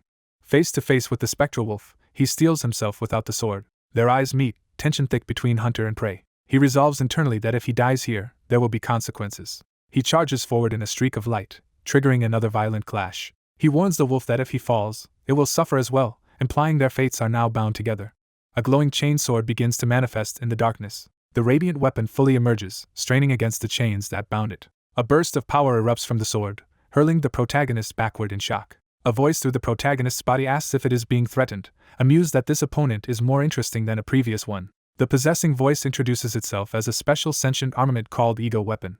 Ego Weapon says it will allow the protagonist to wield it for now, naming itself Baphomet. The protagonist internally notes that this situation is far beyond expectations. He repeats the term Ego Weapon in disbelief, trying to process what it means. Narration explains that Baphomet's true anger is directed at the goddess, while he imagines her lazily agreeing that he is too stingy. Ego Weapon clarifies it is a magic sword that changes form according to the wielder's wishes and that it has been observing whether the protagonist is worthy. The protagonist realizes the weapon can alter itself to match his preferences, and the sword urges him to state what he wants. Ego Weapon pointedly asks what form he desires it to take. Smirking, the protagonist replies that the weapon's specific shape does not matter to him. He declares that he only wants a weapon that is massive and overwhelmingly powerful. Responding to that wish, the weapon's energy crashes down and shatters the ground. The transformed weapon reveals a huge claw-like form amid the rubble. Empowered, the protagonist launches himself at the giant wolf, brandishing a new red-edged blade. A system message announces the activation of the passive ability Master of Weapons 3. Further notifications state that weapon theft has auto-activated and that his proficiency boosts his weapon-related stats. He dives from above toward the fallen wolf, ready to strike again. With eyes glowing red, the protagonist charges in for a killing blow. The massive spectral wolf recovers, surging forward to clash with him. Man and beast collide, his red slash cutting through the wolf's icy leap. His attack tears a deep, bleeding gash through the monster's chest. The wolf howls in rage as blood sprays from the wound. The protagonist grins viciously, relishing the upper hand. He darts in again, leaping up the wolf's body with his curved blade. He closes in from the air, readying another slashing strike. His spinning strike smashes the wolf away, sending it flying. He lands hard amidst the debris, crouched like a predator. Using momentum, he rockets upward on a pink trajectory line back toward the reeling wolf. The wolf bristles, its fur sprouting spikes as it prepares a desperate counter. Undaunted, the protagonist descends in a powerful overhead slash. His eyes narrow behind the gleaming blade as he commits to the attack. He unleashes a relentless combo, red arcs of energy carving into the wolf. The beast roars, jaws wide, trying to bite through the onslaught. The protagonist shouts in exertion as he continues his assault. His blade slices one of the wolf's limbs, drawing more blood. Another stroke cuts across its massive body. A final slash rakes through the beast, leaving it staggered. He steps down toward the creature to finish it. With a brutal downward strike, he smashes the wolf into the ground. He shields himself with his forearm as the impact explodes around him. Blood erupts everywhere as his attack tears into the wolf's torso. The monster screams in agony, mortally wounded. A pointing hand signals the activation of a new command. A figure intones the word canine, invoking a specific beast. The wolf's red eye flares in response to that distant command. The beast writhes and howls as the protagonist hurtles down toward it again. Its bloody paw trembles, struggling to support its body. The protagonist and wolf rise into the air within a burst of energy. The wolf opens its maw wide, preparing a final desperate bite. A calm voice, revealed to be the commander, gently calls the wolf yeosseum and tells it to stop trying so hard. The sane person appears clearly, kindly comforting Hyuxiel and saying it no longer needs to struggle. Hyuxiel's eye shifts as those words reach it. Red lines of power cross the giant wolf, beginning to restrain it. The light in the beast's eyes starts to fade. Its gaze clears, as if regaining its old self. In a memory, Hyuxiel appears as a normal dog responding to its name. The dog's family calls to it cheerfully, asking it to come so they can all go home together. Hyuxiel smiles with glowing eyes, pleased to be with its family. The dog begins trotting back toward them. Narration tells Hyuxiel it does not have to suffer anymore. Because its beloved family is reunited, Hyuxiel can finally rest. A shadow of the family and dog together underscores that they are whole again. A white blast signifies the end of the wolf's rampage. The explosion intensifies, erasing the last traces of its form. Nearby, the shirtless protagonist slams into the arena beside a muscular robed man. The robed man turns, surprised by the sudden arrival. The protagonist, battered and half-dressed, taunts him and calls him an exhibitionist, asking if it is now his turn. A bespectacled man elsewhere widens his eyes in shock at what he is seeing. He glances to one side, trying to grasp the situation. He looks the other way, still bewildered. He covers his face in exasperation at the escalating chaos. Surveying the devastated area, he wonders aloud what on earth happened here as he approaches the bloody protagonist. The badly wounded Baphomet thinks that he should be the one demanding answers from this man who just called him Hunter Baphomet. The robed opponent scoffs at being labeled an exhibitionist and notes the irony of Baphomet saying that. Enraged, Baphomet screams for him to shut up. The white-robed man lunges forward to resume their fight. He suddenly senses something off and looks down in alarm. Baphomet's hidden ally or subordinate shouts in shock as the two clash violently. Another ally screams insults at Baphomet as the melee explodes around them. The robed man struggles, shocked by Baphomet's overwhelming counterattack. Observers cry out in disbelief and panic as Baphomet's assault intensifies. One female ally, furious and desperate, prepares to intervene. Baphomet vaults overhead, descending with a powerful vertical strike. He boasts that he has already eliminated all the weaker pieces from the board. He steadies himself, eyes blazing, focusing solely on his true opponent. He squares off against the robed man, his massive sword humming with power. The robed man, sweating, realizes how dangerous Baphomet has become. A spark marks the instant Baphomet launches again. He flashes past in a red arc, driving his blade straight through the man. The robed opponent staggers, blood pouring from the deep stab wound as Baphomet holds him up. Light butterfly energy pours from the wound as the man's form begins to crumble. Baphomet is engulfed by golden butterflies, suspended in the glowing space. As the golden realm stabilizes, Baphomet stands alone within it. Multiple copies of the robed man form a luminous circle around Baphomet. The golden formation completes, trapping Baphomet at its center. One copy of the man smirks, saying it is a pity and that he wishes he had met Baphomet earlier to enjoy more entertainment. He adds that it is unfortunate their time together will be short. All the copies raise their hands in unison to unleash some collective technique. From above, Baphomet dives toward them, shouting for them to enjoy the fight like this. He dashes through the golden light, readying a devastating blow. He slams into one copy and asks mockingly if this moment is more enjoyable now. The copies crowd close, trying to tempt Baphomet to abandon the battle and have fun with them instead, insisting they should end the brutal fight. The voice wonders aloud if perhaps its current form is what bothers Baphomet. Transforming into a seductive blonde version, the enemy asks whether this appearance pleases him more. Baphomet responds by cursing and unleashing a wide red slash that knocks the illusions away. Amused laughter rings out as the enemy prepares another attack. The copies rush Baphomet again, praising his reaction yet lamenting that ending this fight would be such a waste. Baphomet kicks and slashes through more shadows while the enemy urges him to think carefully. The robed man insists that enjoying themselves together is better than continuing this bloody conflict. He calls it a rare, special chance for Baphomet. He tantalizingly describes it as an opportunity to become his personal slave. Baphomet rejects the offer with a snarl, impaling the real body through the torso. The man coughs blood in disbelief, wondering how Baphomet identified and struck his true self among the illusions. Baphomet turns his head, cold resolve settling in. His eyes glow red as he fully embraces his killing intent. The robed man realizes Baphomet located him using pure instinct and enhanced senses. Elsewhere, the long-haired woman ally lies smashed into the ground, barely conscious. She forces herself upright, internally screaming for her master. The giant white serpent manifestation of her power roars in shared agony. Baphomet streaks toward the scene as the serpent thrashes skyward. The wounded robed man staggers away from a spreading pool of his own blood. The massive serpent head swoops toward Baphomet, who spins to face it. As it tries to flee or protect its master, Baphomet yells after it, demanding to know where it thinks it is going. He is blasted upward by the serpent's surge, but keeps his blade ready. He comes down over its head, targeting its glowing red eye. Baphomet stands atop the enormous snake's skull, dominating the beast. He raises his sword high for the final execution. His strike smashes the serpent aside, cracking scales and rock alike. The monstrous body crashes into the wall while Baphomet readies another attack below. He pulls back his weapon, muscles tensing for a decisive blow. The twin serpents twist together, preparing one last combined charge. Baphomet merely tells them to disappear. The snakes recoil at the weight of his murderous aura. They lunge with both maws open, trying to devour him. A moment later, one bloodied segment of serpent falls severed. The rest of the gargantuan body crashes down lifeless around Baphomet. Baphomet stands alone amid the falling motes of light, body battered but victorious. He approaches the gravely wounded robed man, sword in hand. Nearby, the surviving white snakes panic, fearing for their master's life. One injured snake begs its older sibling to listen carefully to its final words. Baphomet levels his blade at the robed man's face. Narration from the robed man notes that strange memories are flooding his mind as he faces Baphomet's sword.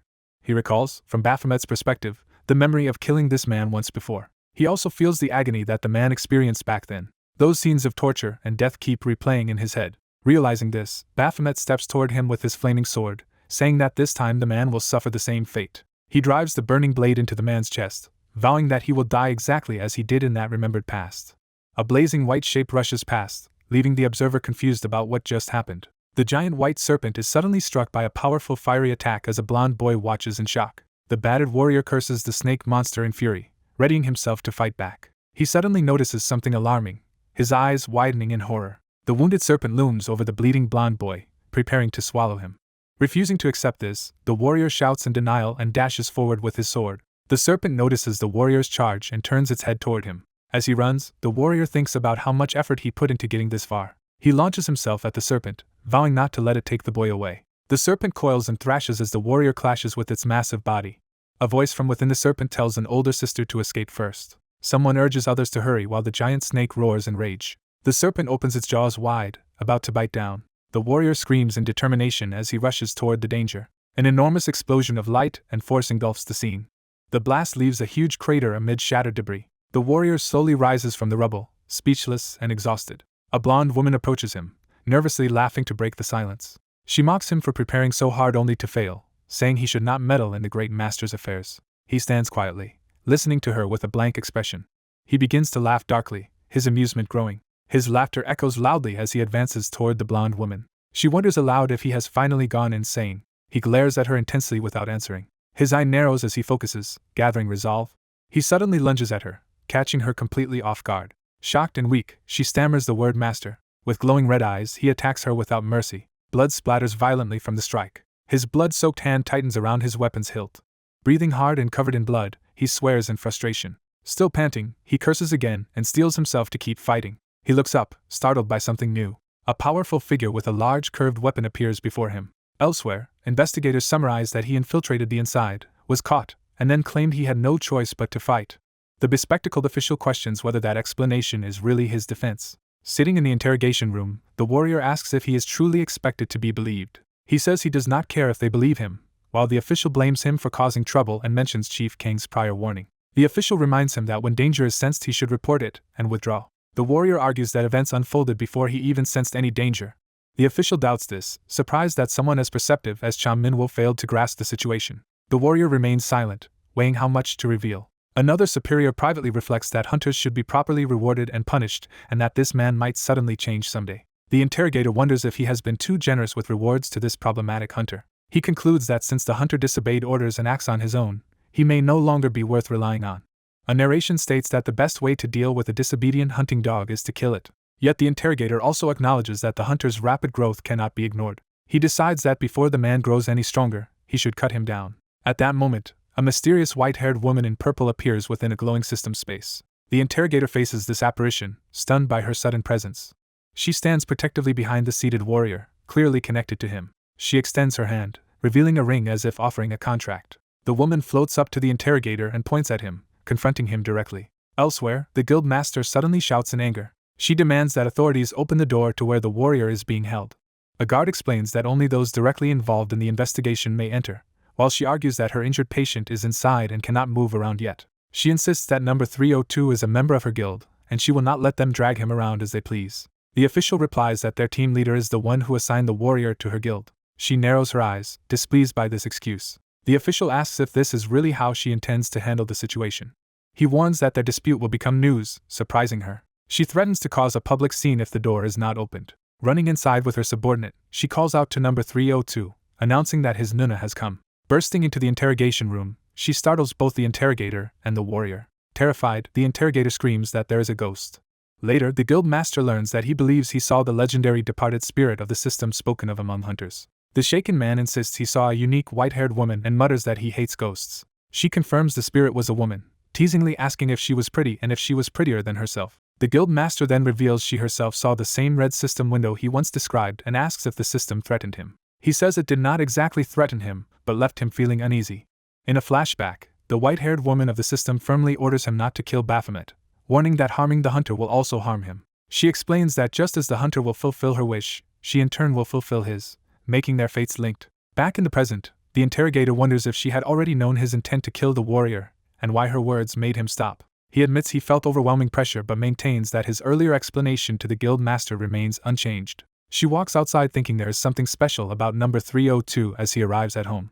A younger boy in a yellow hoodie reacts in surprise when he sees the warrior. The boy nervously greets him, glad the treatment worked, and says he followed all the instructions given. An awkward silence falls between them as they both hesitate to speak. The boy apologizes, claiming he ran out of magic power and could not help further. The warrior admits he is also frustrated that their enemy escaped but says they will get another chance. Suddenly he tells the boy to be quiet as eerie laughter echoes around them. The crazed laughter continues in the darkness. A demonic purple sword spirit declares that it is finally time for it to take the stage. The sword addresses Baphomet, saying there is still an unresolved matter between them. It reminds Baphomet that it only lent him its power temporarily and that he must pass a test to wield it fully. The sword urges him to show his strength so it can judge him. Baphomet abruptly grabs the sword out of the air, cutting the monologue short. He spins the protesting sword overhead with one arm while the boy watches in disbelief. Using tools, Baphomet deliberately heats the sword, making it shriek that it is hot. He then chills it with ice, causing the weapon to scream that it is cold.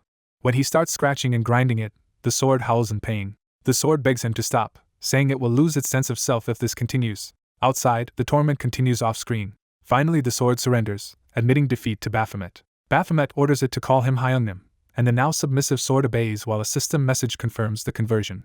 The boy wonders aloud how an ego weapon is even capable of feeling pain, and the sword explains it can feel damage inflicted by its user. Baphomet asks if it is an ego weapon heavily influenced by its user, and the sword confirms. The sword lists the user's abilities, disposition, and style as traits that shape it. It emphasizes that the user's power in particular is what affects it the most. The boy notes that the sword's previous owner was Raven, and the weapon complains that although Raven was strong, he was boring. The sword explains that Raven stubbornly used only its dagger form, whereas Baphomet likes varied weapons, making him a better match. As the sword pledges itself to Baphomet, the warrior cuts it off to pursue another line of questioning. He asks which abilities suit the weapon better, his or Raven's. The boy watches anxiously, curious about the answer. The sword says the question is obvious, implying a clear preference. It states that the stronger a user's abilities, the more satisfied it becomes, and reminds Baphomet that he once lost a fight to Raven. The sword starts comparing what would have happened if everything had been the same when fighting that perverted opponent, flustering the boy. In a flashback vision, the sword claims Raven would already have sliced the giant snakes apart. It calls Raven a perverted bastard. The sword concludes that such an opponent should have been burned to ash by now. Back in the yard, Baphomet and the boy stand facing each other while the sword continues talking. The boy trembles as Baphomet holds the ominous weapon out in front of him. Baphomet silently contemplates his path forward. He lets out a low chuckle. He openly admits that he is currently very weak. The boy agrees that if he were stronger, he would have captured their enemy, marveling at Baphomet's battle-hungry attitude. Gripping the sword, Baphomet vows to kill that enemy someday and erase this humiliation. He declares that from now on he will become different. Echoing his resolve, the system voice fixates on the word stronger. A system message announces that Baphomet's abilities have risen abnormally because of his greed. Baphomet proclaims that he will keep getting stronger and stronger. Time passes in the city as people walk through the evening streets. A tall corporate building glows with rows of lit windows. Inside a laboratory, blood is collected in a medical bag. Several test subjects lie on beds hooked up to blood-draining equipment. Among them is a muscular man also connected to the machines. The camera reveals a whole room of such restrained subjects while staff walk between them. In another place, pale legs rise from a dark red liquid bath. A wounded green-haired woman slowly emerges from the bloody pool, smirking. She hauls herself up, her body covered in blood but regaining strength.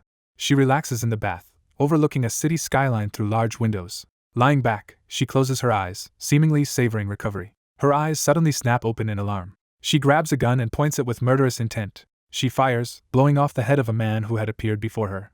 The headless body dissolves into fluttering lights, revealing the shot man was only a projection or construct. A blond man materializes casually beside her, greeting her as peacemaker and complimenting her appearance. She recognizes him as Loki and asks why he has come. Loki smiles and says he has a special request for her. Amused, she comments that a request coming from him is unusual. Her blood-stained hand moves, showing she is still dangerous despite her injuries. Something heavy hits the floor elsewhere in the room. Moments later she lies atop Loki, having violently pinned or bitten him, leaving him bloodied. Laughing, she mocks Loki for becoming weak and arrogant. Loki, still playful, wonders aloud who could have hurt her badly enough to leave her in this state, saying that person must be strong. Intrigued, she admits she is curious about this opponent and remarks that he is handsome. Loki silently processes this unsettling compliment. She gets up from on top of him, while he remains sprawled on the floor. Loki repeats incredulously that she called the man handsome. She explains that the man's codename is Baphomet, an A-rank hunter who injured her so badly she lost her powers and nearly her life, and she reveals she had wanted to spare him and recruit him instead. The blonde man casually calls someone Baffo and smirks. The green-haired woman excitedly says she believes he can beat his opponent and realizes he is Baphomet. Someone studies a picture of the dark-haired protagonist, thinking they like his tan skin and wondering how his blood tastes. A blonde woman sits outside, checking her phone by her bag. People in an online chat gush over Valkyrie and compliment her looks. The chat shifts as someone mentions a rumor that Valkyrie did not actually clear the Tower of Labyrinth. They wonder who cleared the tower, and a user claims it was a different S-rank hunter named Baphomet. The chat questions who Baphomet is, and another person insists he is actually the boss of the Tower of Abyss. Others laugh off the idea that a demonic beast could become human, while the claimant insists they are telling the truth. Frustrated, the person slams their lit phone down, cursing. Alone in a dark room, the hooded user rants that no one believes them even though they saw Baphomet with their own eyes. They recall witnessing Baphomet at the Tower of Labyrinth. They vividly remember seeing Baphomet's monstrous true form. The memory shows the terrifying, muscular beast with glowing red eyes. The witness reiterates that they know because they personally saw Baphomet. They scream that they encountered Baphomet back in the Tower of Abyss. The scene shifts to a peaceful cityscape in daylight. Someone gleefully examines a new smartphone, amazed by it. The protagonist's friend rejoices that he can now read endless web novels and not worry about his battery, while the protagonist reminds him the phone was expensive. The friend complains the protagonist earns plenty while he himself faces life or death situations. He gripes that the protagonist only saves money, refusing to buy air conditioning, while the protagonist weakly claims environmental concern. The protagonist explains he bought the phone to thank his friend for earlier help, just as a red system notification appears. The message announces contact from Hunter headquarters, puzzling the protagonist. Reading, he learns it concerns the auction of Rizel's whetstone, a boss drop from the Tower of Labyrinth, and that the auction has ended. The two lean in to see how much money it fetched. Their eyes bulge in shock at the figure displayed. The notification states the whetstone sold for 800 million won, leaving them stunned. The friend rejoices that the protagonist's life has changed while wondering how many bowls of rice soup that money can buy, and narration notes, these are tower bosses. The friend excitedly suggests they might even afford a small apartment with that amount. The protagonist starts to dismiss the idea due to soul housing prices, then realizes there might be a way. Later, in a flashback-like scene, Baphomet denies having a whetstone in his human body while someone suggests it might be embedded in him. Back in the present, the protagonist proposes they first claim the auction money and only later decide how to spend it. The setting cuts to the exterior of a family restaurant. Inside, diners notice Valkyrie sitting nearby and whisper about her. Someone shows Valkyrie's glamorous Instagram photo of herself at the restaurant. Valkyrie and three female friends chat about the hot summer weather and plans to visit a cafe afterward. Valkyrie says she has already found a nice cafe nearby and one friend wants ice cream there. As Valkyrie starts to answer, a notification on her phone makes her pause. One friend comments that a certain man is no fun, confusing another. Valkyrie clarifies she means Min Dae-hoon, also known as Hunter Abaying. A red-haired friend recounts going on a few dates with him, saying he only talked about golf and charity events while she politely pretended to be moved. Valkyrie complains that pretending to be impressed is exhausting and starts to say she prefers a different kind of man. The red-haired friend teases that Valkyrie claims to like men like Baphomet, then bluntly says she got dumped. Valkyrie angrily insists she never confessed, so it cannot be called being dumped. She protests that she only wanted to share a celebratory meal with Baphomet after clearing the Tower of Labyrinth. A flashback shows a shirtless Baphomet asking in surprise if she meant just a meal. Valkyrie nervously confirms while flustered by his appearance. Embarrassed, she now says she has tests and chores to do, downplaying any plans to eat with him. Baphomet responds that he has no time and is fine eating alone, baffling the women. Two of Valkyrie's friends remark that no one cares if he eats alone and wonder what is wrong with his dating instincts. Another woman speculates he might already be dating someone. She then imagines he might even prefer men, though Valkyrie vehemently rejects that idea. The red-haired friend adds that maybe Valkyrie simply is not Baphomet's type. Valkyrie broods that he could already be in a relationship. Elsewhere, Baphomet hears his hunter codename mentioned. He and his friend turn to see who is calling him. A purple-haired woman in sunglasses greets him, saying it has been a while since the Tower of Labyrinth. Removing her glasses, she cheerfully asks if Reaper remembers her. The story cuts to the exterior of a luxury hotel called the Heaven. Inside, Baphomet and his friend stand nervously. They sit down at an extravagant table overflowing with unfamiliar dishes, overwhelmed. Reaper smiles and tells them to order anything because she will pay. Baphomet asks why she is treating them, and she explains she heard everyone escaped the Tower of Labyrinth safely and wants to thank him now that he is out of the hospital. She adds that since they have finally met again, she wants to repay the favor properly. Baphomet begins to respond cautiously with a but. Off-panel, she reminds him they are the same age and he does not need to speak so formally, while he jokes he might be lying about his age. Suspicious, Baphomet asks if she investigated him. She admits she is curious about him and calls him Hunter Baphomet. Reaper frankly asks if he was the one who cleared the Tower of Labyrinth, saying Ark Guild denied doing it. She says Hunter headquarters also refused to reveal the clearer, leading her to suspect him. She concedes she has no proof, so she cannot force him to admit anything. Baphomet stays silent, eyeing the food. Reaper then smiles and says she actually wants to ask him for a favor. She proposes that Baphomet work as her temporary mercenary. She explains she went to Hunter headquarters searching for a combat hunter mercenary, and happened to see him there. She describes the ideal mercenary as someone who fights like they are in a war and can infiltrate towers quickly, like the one who might have cleared the Tower of Labyrinth. She assures him she will pay him well for accompanying her into such towers. Baphomet asks if she is specifically targeting dangerous towers, and she confirms the next one is similar to the Tower of Labyrinth. He agrees to negotiate but wants to discuss exact rewards and terms. He immediately sets his price at 800 million, matching the Whetstone sale. His friend nearly chokes hearing the amount. Reaper is momentarily taken aback. Baphomet justifies the high price as danger pay, and Reaper quickly agrees. Their startled friend asks if she really has that much money, and she begins to answer evasively. The door opens as suited staff arrive. They scoldingly address Reaper as young miss, and say she should have summoned them. Realizing she has guests, they apologize for interrupting. They remind her there is a conference going on, but she dismisses it, saying she is tired of seeing her uncle. Her attendants hesitantly question her, worried. She suddenly remembers something important. Outside, narration reveals that this entire hotel belongs to her family. Baphomet and his friend are stunned by her wealth. Reaper innocently tilts her head, not understanding their shock. To them she now appears almost divine, surrounded by sparkles. Their inner image of Reaper shows her floating like a goddess amid golden spoons.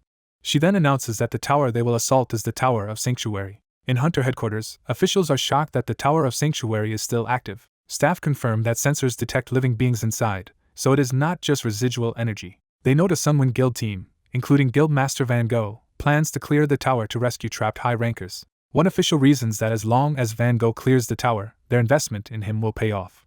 He concludes that all Van Gogh must do is succeed in clearing it. He orders subordinates to contact Sunwind Guild and get involved in the operation. Instructions follow to block other hunters from entering the Tower of Sanctuary except those they authorize, something an observing figure says they anticipated. The same official discusses needing strong support hunters, lamenting that though he is a rank he personally lacks potential to enter. His companion is surprised he himself cannot enter the Tower of Sanctuary. Later at the tower's entrance, Reaper and Baphomet learn from a receptionist that he cannot currently enter. Outraged, they demand to know why they are restricted, insisting they must go in for the promised 800 million. The flustered receptionist tearfully says she cannot divulge the details of the rule preventing them. The nurturing department official appears and calmly says he will grant them access. Baphomet reacts tensely to the familiar voice. The man greets him with a mocking smile, calling him a failure before correcting to Hunter Baphomet. In a meeting room, he explains they want both the rank hunters Reaper and Baphomet to participate as support in clearing the Tower of Sanctuary, calling it mutually beneficial. Baphomet narrows his eyes and asks what scheme the official is plotting. The man feigns innocence, saying his department only exists to nurture hunters' bodies. He solemnly claims that any working hunter deserves respect. Baphomet silently watches him, clearly not trusting his words. After the meeting, Reaper remarks that it is unusual for the nurturing department to hire more hunters and suspects someone important is trapped inside. Baphomet asks what kind of hunters they must rescue. The official states one trapped person is an S-rank hunter called Jeju, right-hand man of Sunwind's guild leader. Another is an A-rank summoner named Nelia, the only woman in the group, and he hints at a third crucial person. He reveals the last is Griffin, brother of the legendary hunter Raven. A flashback shows Griffin, battered in battle, identified as the most important one. The image focuses on Griffin, labeled Hunter Griffin. Hearing the name Griffin, Baphomet looks shocked and thoughtful. The story flashes to a devastated city in flames with buildings collapsing. Amid the chaos, a man runs screaming for someone to save him. Blood splatters violently, cutting his cry short. A dragon-like monster stalks the burning streets, corpses scattered around it. Its tail slams a car, causing more destruction. In the past, a child whispers Hyuk in fear. He then calls more clearly for Suhyuk. Young Griffin, panicked, screams for Do Suhyuk. In the wrecked car, one boy checks on his injured younger brother, who says his head hurts, and explains there has been an accident. The older boy notes their parents are missing and decides to go look for them, telling his brother to stay put. The younger brother watches as the elder runs off, calling after him. He begs his brother not to go. His plea "don't go," Hyung echoes as the brother disappears into the chaos. Back in the present tower, Griffin jolts awake, sweating from the nightmare. Sitting in a dim cavern, he hears someone tell him he is finally awake. Conversations continue in the darkness as they confirm he only just woke up and ask if he is okay, which he affirms. Resolute, he grips his coat. Griffin stands before an ornate gate with twin blades, telling his unseen ally to guard the rear. The narrative cuts to a medical center where someone asks Baphomet if his arm feels fine after treatment. Inside, the doctor proudly explains that he is receiving top-level care normally reserved for guild masters, all covered, and that she is going beyond standard treatment. She cheerfully asks if this means he will stay in the guild now, but he replies he must leave because he has to enter the tower. She confirms he means the newly appeared Tower of Sanctuary, warning that even a support mission will involve real combat, but he says there is no point going if he will not fight. She agrees yet notes there is little information about that tower and asks if the team leader has told him anything. He says they have not met since the last incident, and assumes the leader is busy cleaning up his mess. She muses that this absence is suspicious. She then asks for his hand, insisting she will not do anything strange despite his nervous protest. The scene ends with their hands about to touch, hinting at some special examination or procedure. The researcher channels a glowing spiritual energy into the young man's arm. The young man looks surprised as the procedure finishes. The researcher says the treatment is complete. Later, he notices his arm feels lighter and wonders what changed. He discovers tiny glowing beings on his arm and is told they are spirits.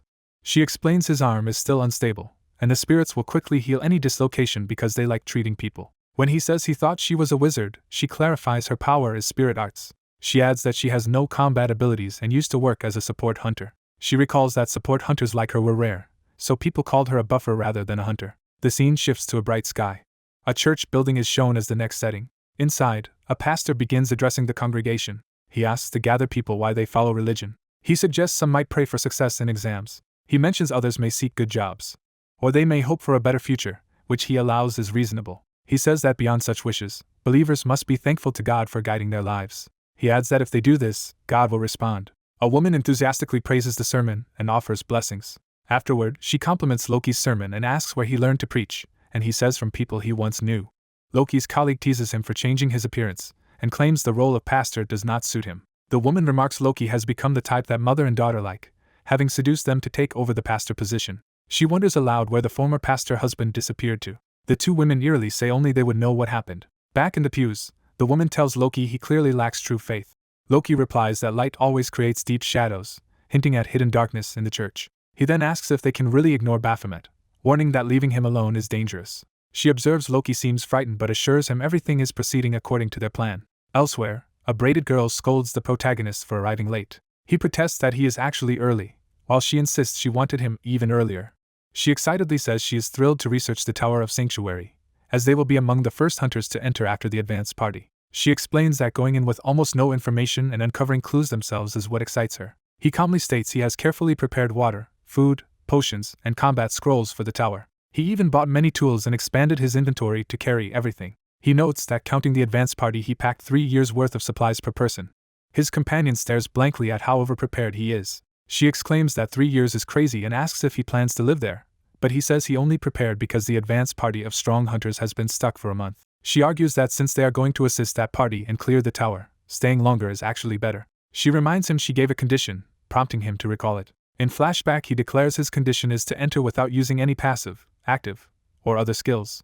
At dinner another woman is shocked he would challenge a tower skillless, and he answers that doing so will make him truly stronger. He concludes that relying on his skills limits his growth. Back in the present, the braided girl admits his reasoning but asks him to consider the employer paying for this mission. He reassures her she will earn her 800 million won and that he will protect her. She asks if they can depart now, but he says one more person must join them. A new hunter rushes in apologizing for being late just as he is introduced as the third member. The newcomer, a short-haired woman, is asked who she is and learns only 3 people will be entering. In a prior briefing, a superior orders Agent Jihyun to enter the tower as well. He instructs her to watch Baphomet closely because there is little information on him, and she nervously accepts. She says she is not afraid of combat but worries Baphomet might see through their surveillance orders. Her superior says he does not care about that. He only wants to learn more about Baphomet. He reasons that if she's placed on the team Baphomet may become overconfident, allowing her to gather information when his guard is down. Back in the forest she introduces herself as the A-rank hunter Zest, and says she will enter the Tower of Sanctuary with them. The braided girl cheerfully welcomes her while Baphomet watches silently. Baphomet pointedly asks Zest if she is there just to observe him. Zest answers that she does not care what he thinks and simply intends to contribute with her power. The braided girl affirms this and tries to keep everyone on friendly terms, while Baphomet remains cautious. They see the floating tower of sanctuary and decide to start moving now that the party is complete. The three hunters look up in awe at the tower hovering overhead. Zest examines a circular device on the ground and suggests it is a warp gate linked to the tower.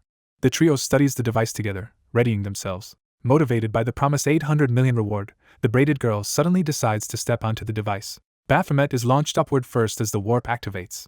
The other two watch him shoot skyward like he hit a bounce pad. They stand considering what just happened. A beam suddenly engulfs the two remaining hunters to send them up as well. They land roughly in the tower's waiting room, and the braided girl complains about the unexpected launch. Zest calmly says she understands and urges them to move quickly. The braided girl mutters that Zest is overly gung-ho as she prepares to follow. Baphomet checks if the girl is hesitating, and she stammers that she is going. She admits she is scared and wants to practice landing first, but Baphomet just watches. He sweeps her up and jumps onto the warp device together. A bright portal opens as they are transported. The three emerge inside a vast, dark entrance chamber of the tower. Baphomet notes how quiet the first floor is.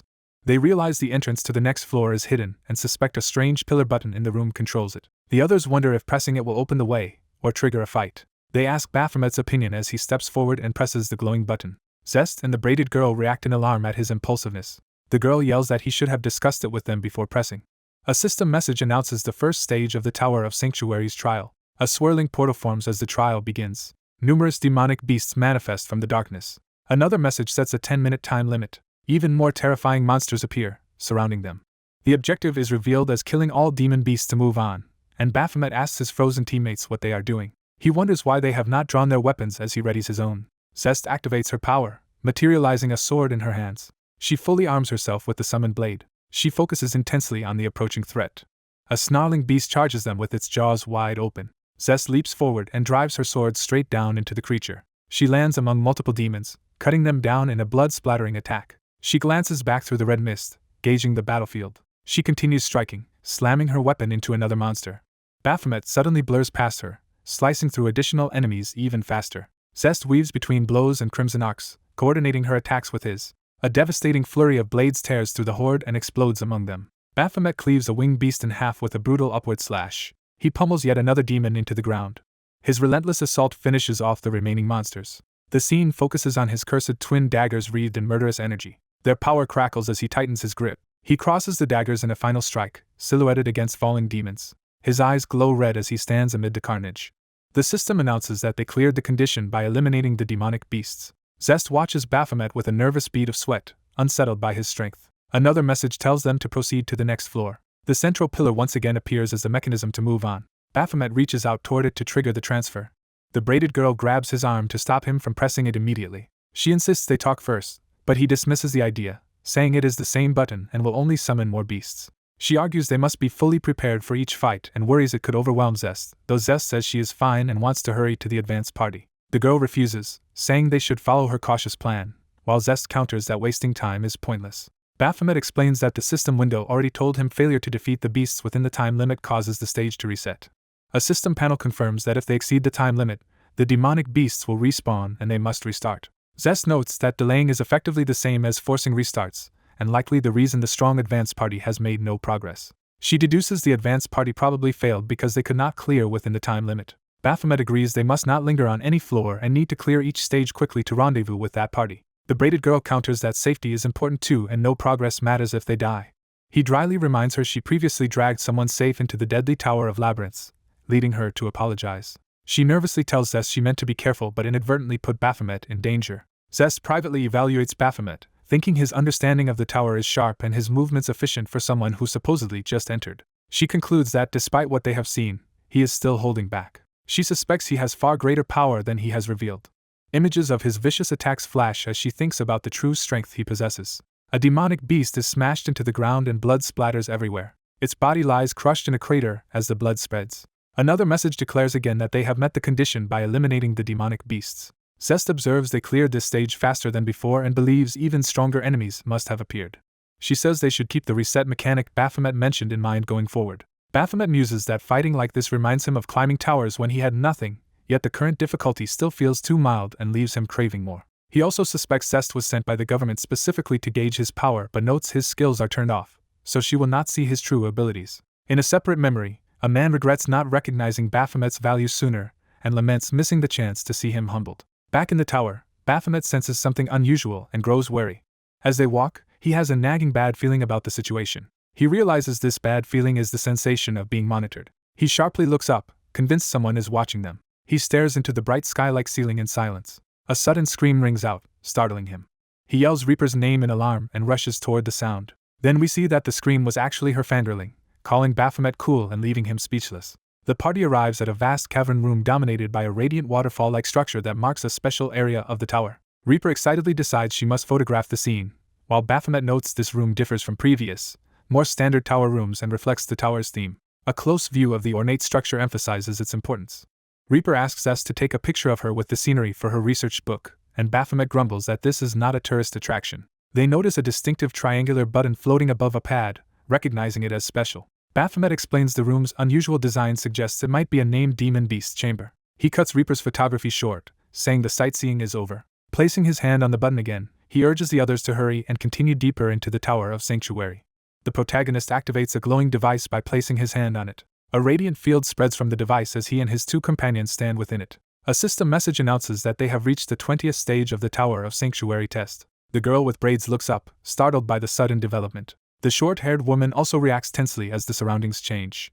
A notice states that they only have 10 minutes to clear this stage. The main character steels himself, determined to face the coming challenge. The trio braces themselves as the ground erupts violently nearby. A mechanical clawed limb slams down, revealing a dangerous enemy. The system orders them to defeat the demonic beast named yeosseum as the robotic creature appears.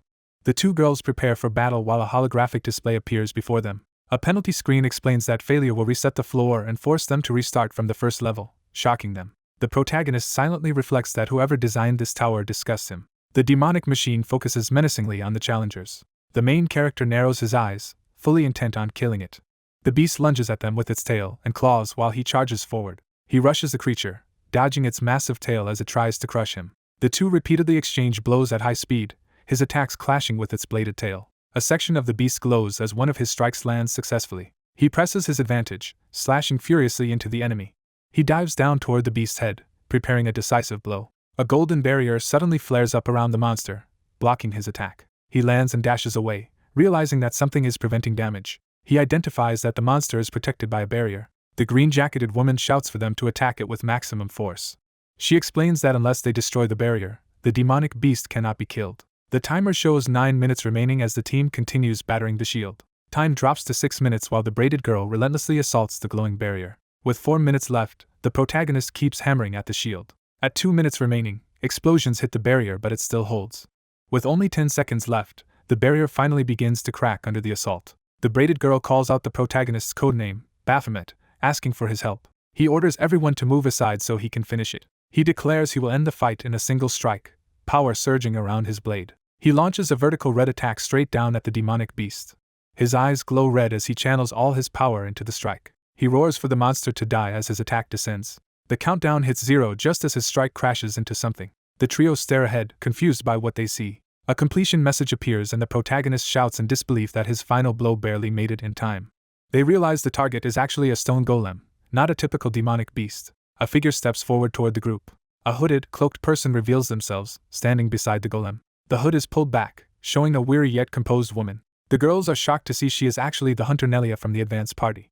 They recall that Nelia belongs to the advance party, which surprises everyone. The protagonist angrily complains that he had everything handled and asks why she appeared suddenly. Nelia unexpectedly collapses forward against his chest. She falls to the ground, and the girls scream for their senior hunter. The braided girl scolds the protagonist for not catching Nelia as she worries if Nelia is injured, while he questions why he should have. The fallen woman groans, and the girls anxiously ask if she is hurt. Instead, Nelia weakly murmurs that she is simply hungry. The group gathers around her as she eats, while the protagonist stands yawning in the back. They continue tending to her on the ground, concerned about her condition. In a flashback outside the tower, an official apologizes that such important people had to come all the way to him. The official explains that the Hunter Training Center was too busy to accommodate them elsewhere. He says he has gathered 2 people to clarify misunderstandings about the authorities' response. He recounts that they dispatched 2 capable hunters and some government staff to support the advance party in the Tower of Sanctuary. He proudly adds that 2 of the dispatched hunters are well-known A-rankers, one of whom rose to that level very quickly. He reveals his real motive that someone from the Sunwind Guild must be the one to clear the tower for the guild's benefit. A shadowed figure is identified as Van Gogh, the Sanguine Guild master and hunter. The official assures this person that the reinforcements should already have met the advance party. Back in the tower, a blade glints in the darkness. The white-haired hunter Griffin appears, holding the sword. Griffin points the blade at the protagonist's throat in a tense confrontation. Griffin clenches his teeth anxiously, sweat running down his face. He thinks in confusion about how this situation came to be. A portal-like gate glows on a cliff face within the tower. The two girls watch Nelia and the newly opened gate in amazement. Nelia eats noodles ravenously, finally getting some food. From above, we see Nelia sitting amid the provisions the trio have offered her. While enjoying the meal, she happily comments about the food's carbs, and they note how starved she must have been. Nelia explains that since entering the tower a month ago, her party has gone 2 weeks without food, something only hunters' bodies can endure. She adds that she tried to leave earlier, but her 2 male companions were too proud, so she went alone to fetch supplies and coincidentally met the trio. One of the girls clarifies that using the teleport device should have let Nelia exit immediately. Nelia replies that the device cannot be used here. She states flatly that the tower's teleport system is broken. The protagonist confirms this failure and mentions having heard that some towers' teleport systems simply do not work. The short-haired girl explains that the government is developing new teleport devices because towers have been appearing frequently. They learn Nelia descended from the 49th floor, meaning her party has already cleared roughly half the tower.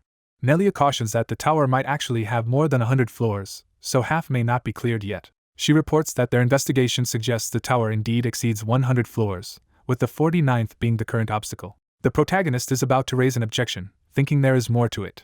Nelia, now more relaxed, flirts by asking for his codename, and he introduces himself as Baphomet. She starts prying for more details such as his class and other personal stats. After hearing he is 186 centimeters tall, she continues to question his usual weapons. Annoyed, he snaps that he can wield all weapons and demands to know why she is interrogating him. She simply answers enthusiastically that this information is fine. She steps forward decisively as if having made up her mind.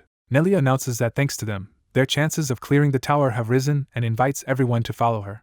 She then says she will show them her own Otter special skill, which even affects A-rank hunters. She tells them to hold hands to activate it. The 4 hunters stand in a circle, hands joined. Nelia instructs everyone to imagine a place they want to go as her ability activates. The trio reacts skeptically, thinking her request sounds ridiculous. A text frame labels her power as spatial magic. Green light flares around them as her ability takes effect, surprising the 2 younger hunters. Another frame names the technique as Felt of Gate. Her magic completes a reverse operation that transports them elsewhere. Griffin closes his eyes as if recalling something just before.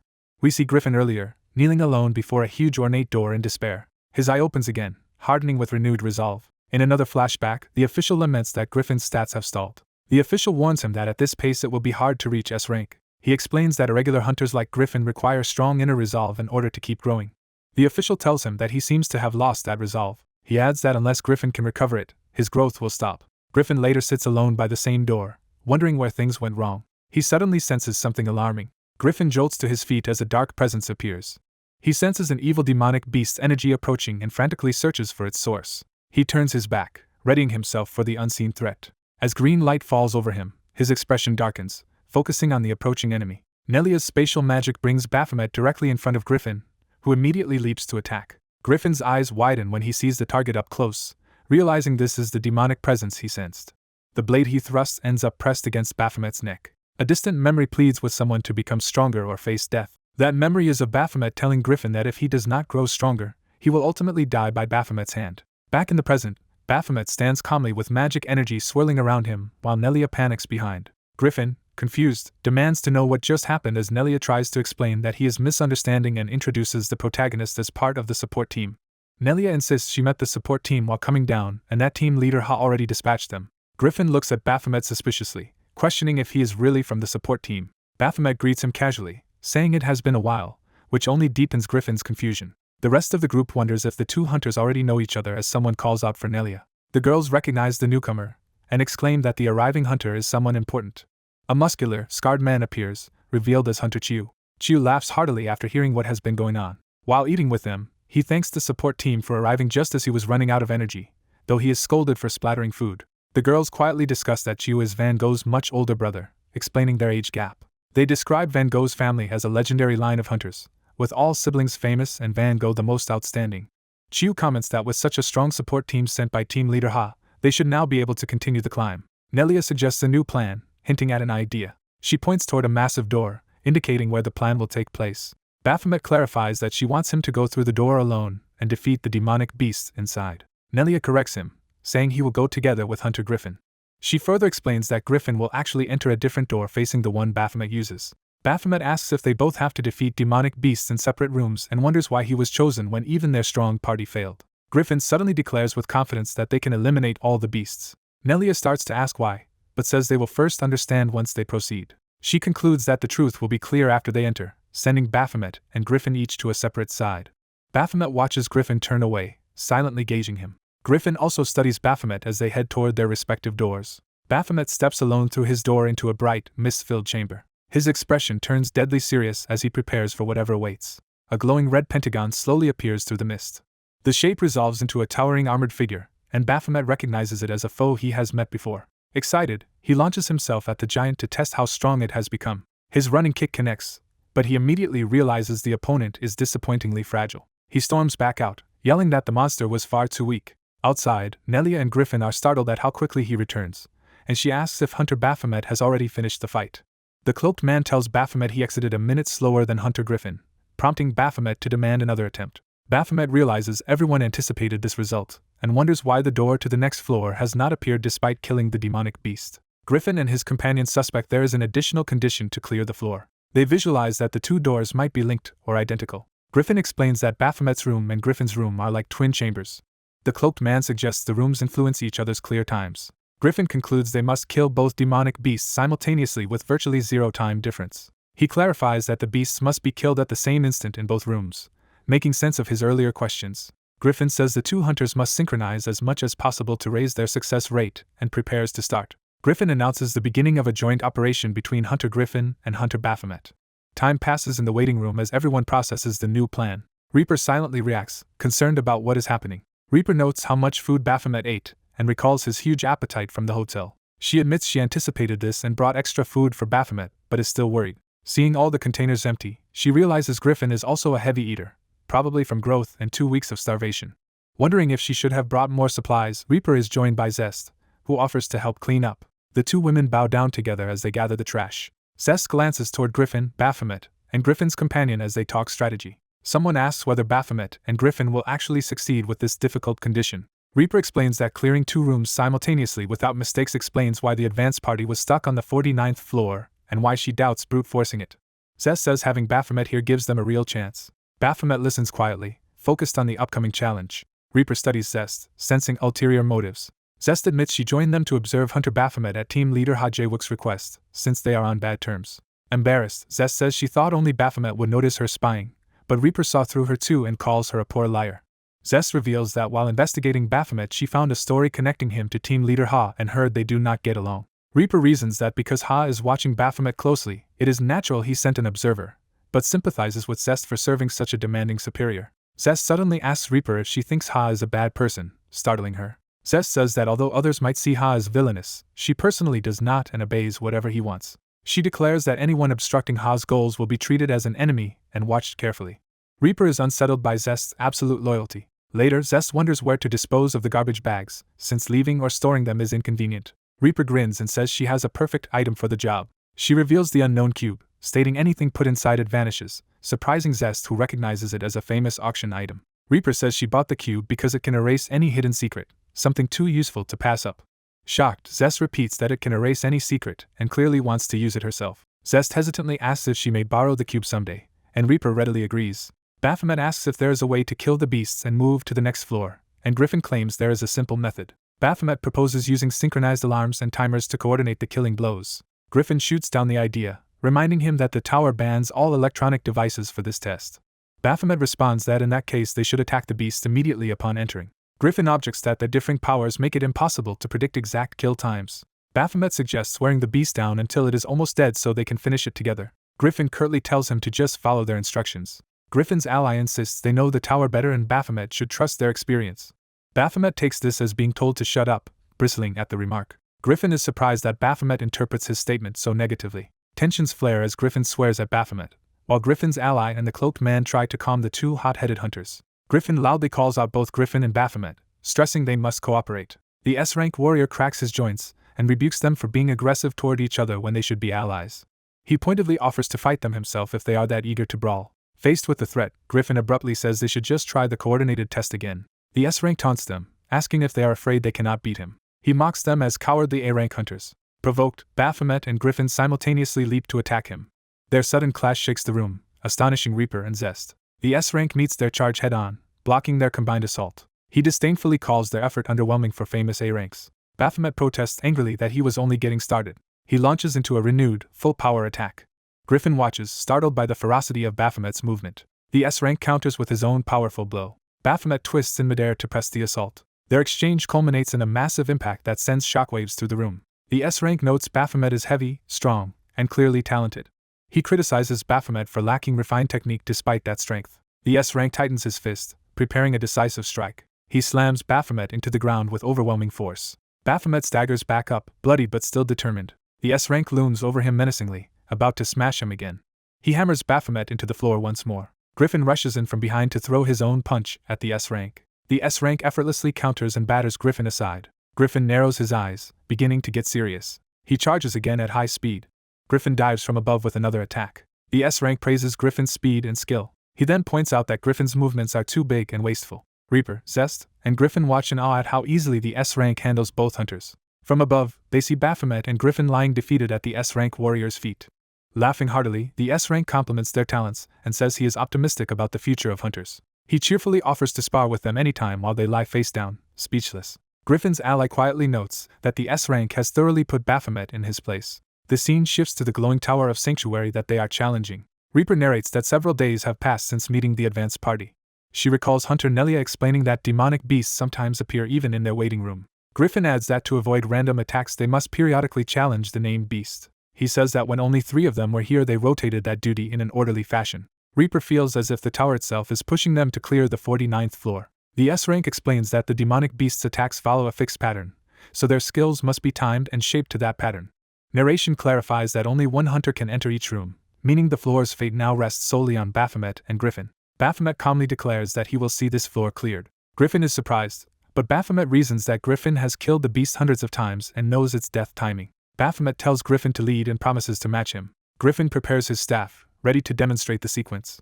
Griffin performs his refined attack pattern for Baphomet to copy. Baphomet studies Griffin's form intently. Soon they stand opposite each other, each holding a staff and mirroring stances. Baphomet says the timing does not have to be perfect since this is only their first attempt. He doubts Griffin can perfectly sync with him immediately.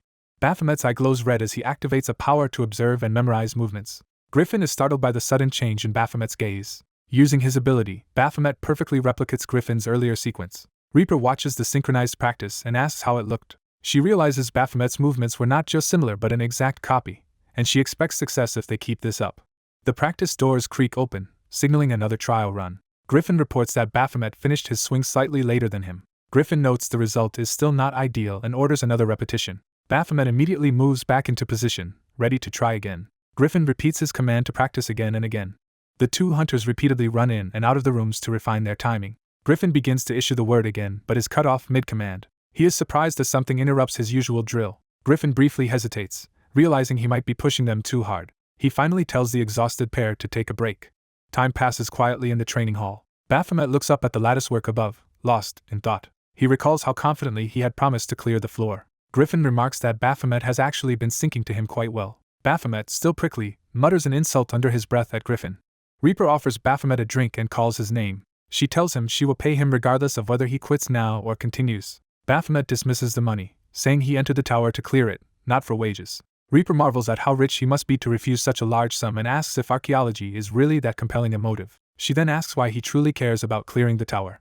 Baphomet answers that he wants the ongoing war with demonic beasts to end. Reaper reflects that while humans see demonic beasts as evil, from the beast's perspective humans are likely the villains, and both sides have their own histories. She wonders how long the war will last and whether it will continue for decades even after they die. She disagrees with Baphomet's earlier claim that beasts kill for no reason, believing they also have motives and stories. Reaper says that by studying the towers and the abyss behind them, they might discover a peaceful solution to end the conflict.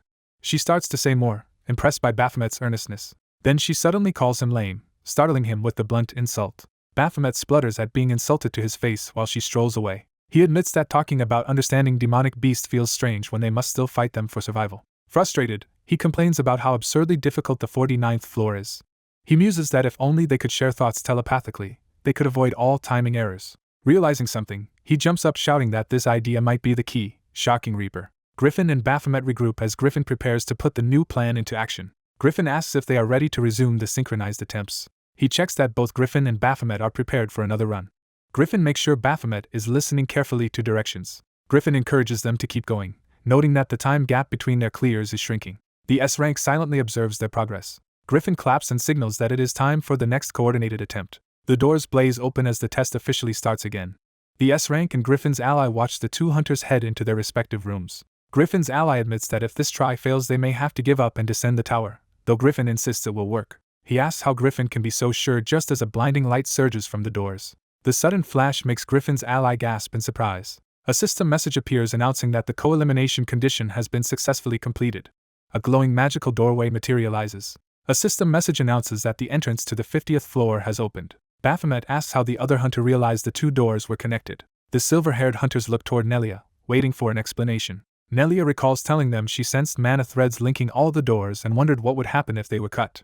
The group discusses Nelia trying to sever the mana thread, though she worries it cannot be cut perfectly. Instead of cutting it, they propose exploiting the link system itself, confusing Griffin. Baphomet doubts the idea is possible, but the protagonist calmly insists it is. Griffin, surprised, asks if Baphomet is really serious about using the system that way. Griffin argues the tower favors demonic beasts, and that hunters exist to break its rules. Baphomet replies that this belief is a misconception. He explains the tower sides with either beasts nor hunters, despite what many hunters think. He clarifies the tower merely provides a battleground both sides can use as they wish. Baphomet questions why, if beasts are free, they are confined inside for hunters to exterminate. Someone starts to realize what this implies but trails off. Griffin comments that Baphomet's reasoning sounds more like a beast's perspective than a hunter's. Griffin silently studies Baphomet's expression. Baphomet likewise scrutinizes Griffin, tension building between them. The muscular hunter asks them to demonstrate concretely how they will use the link system. Baphomet and Griffin stand together, ready to show their plan.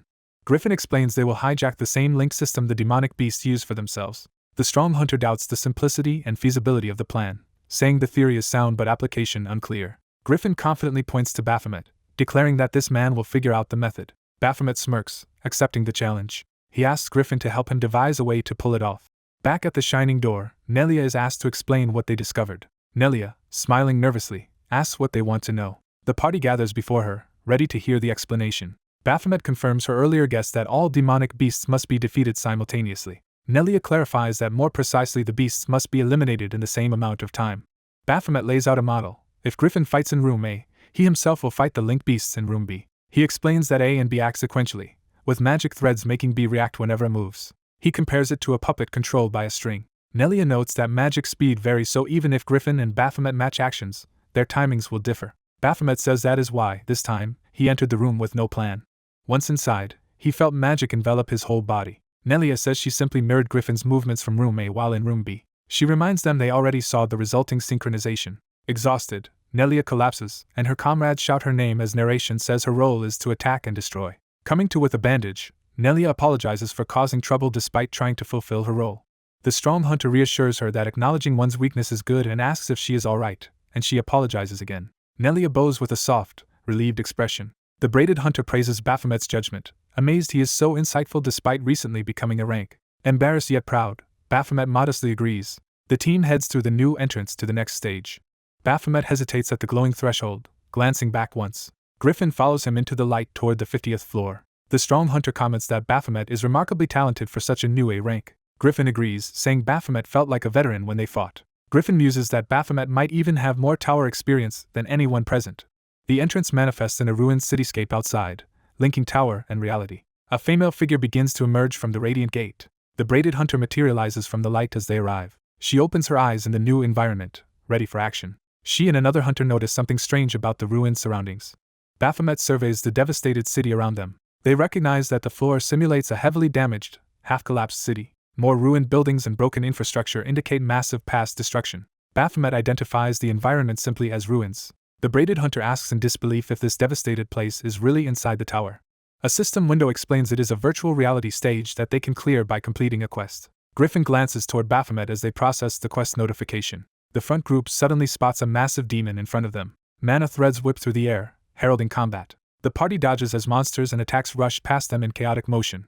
Elsewhere, Baphomet stands before a huge red golem-like beast. A huge explosion rocks the ruined structures. Baphomet's boot thuds onto the fallen red monster's body. He demands to know what just happened, wielding a massive sword over the defeated foe. Griffin faces a giant purple serpent, unflinching. The strong hunter confronts a horned beast behind him. The rest of the party races forward to join the battle. Nelia looks on tensely, worried by what she is witnessing. She recognizes the stage as a ruined city. She notes that countless monsters are appearing all around them. A large hand rises, signaling for something to halt. A terrified civilian asks Baphomet to confirm he is a hunter. The injured person clings to Baphomet's leg, desperately begging for help. The braided hunter is shocked that an ordinary person exists inside this virtual scenario. She calls to Reaper, disturbed by what this reveals. Baphomet answers coolly, asking how she has not realized the truth yet. Griffin is surprised she failed to notice something obvious about the tower. Nelia begins to understand, shaken by the implication. The strong hunter also sweats as the realization sinks in. Another teammate steels herself, alarmed by what they are saying.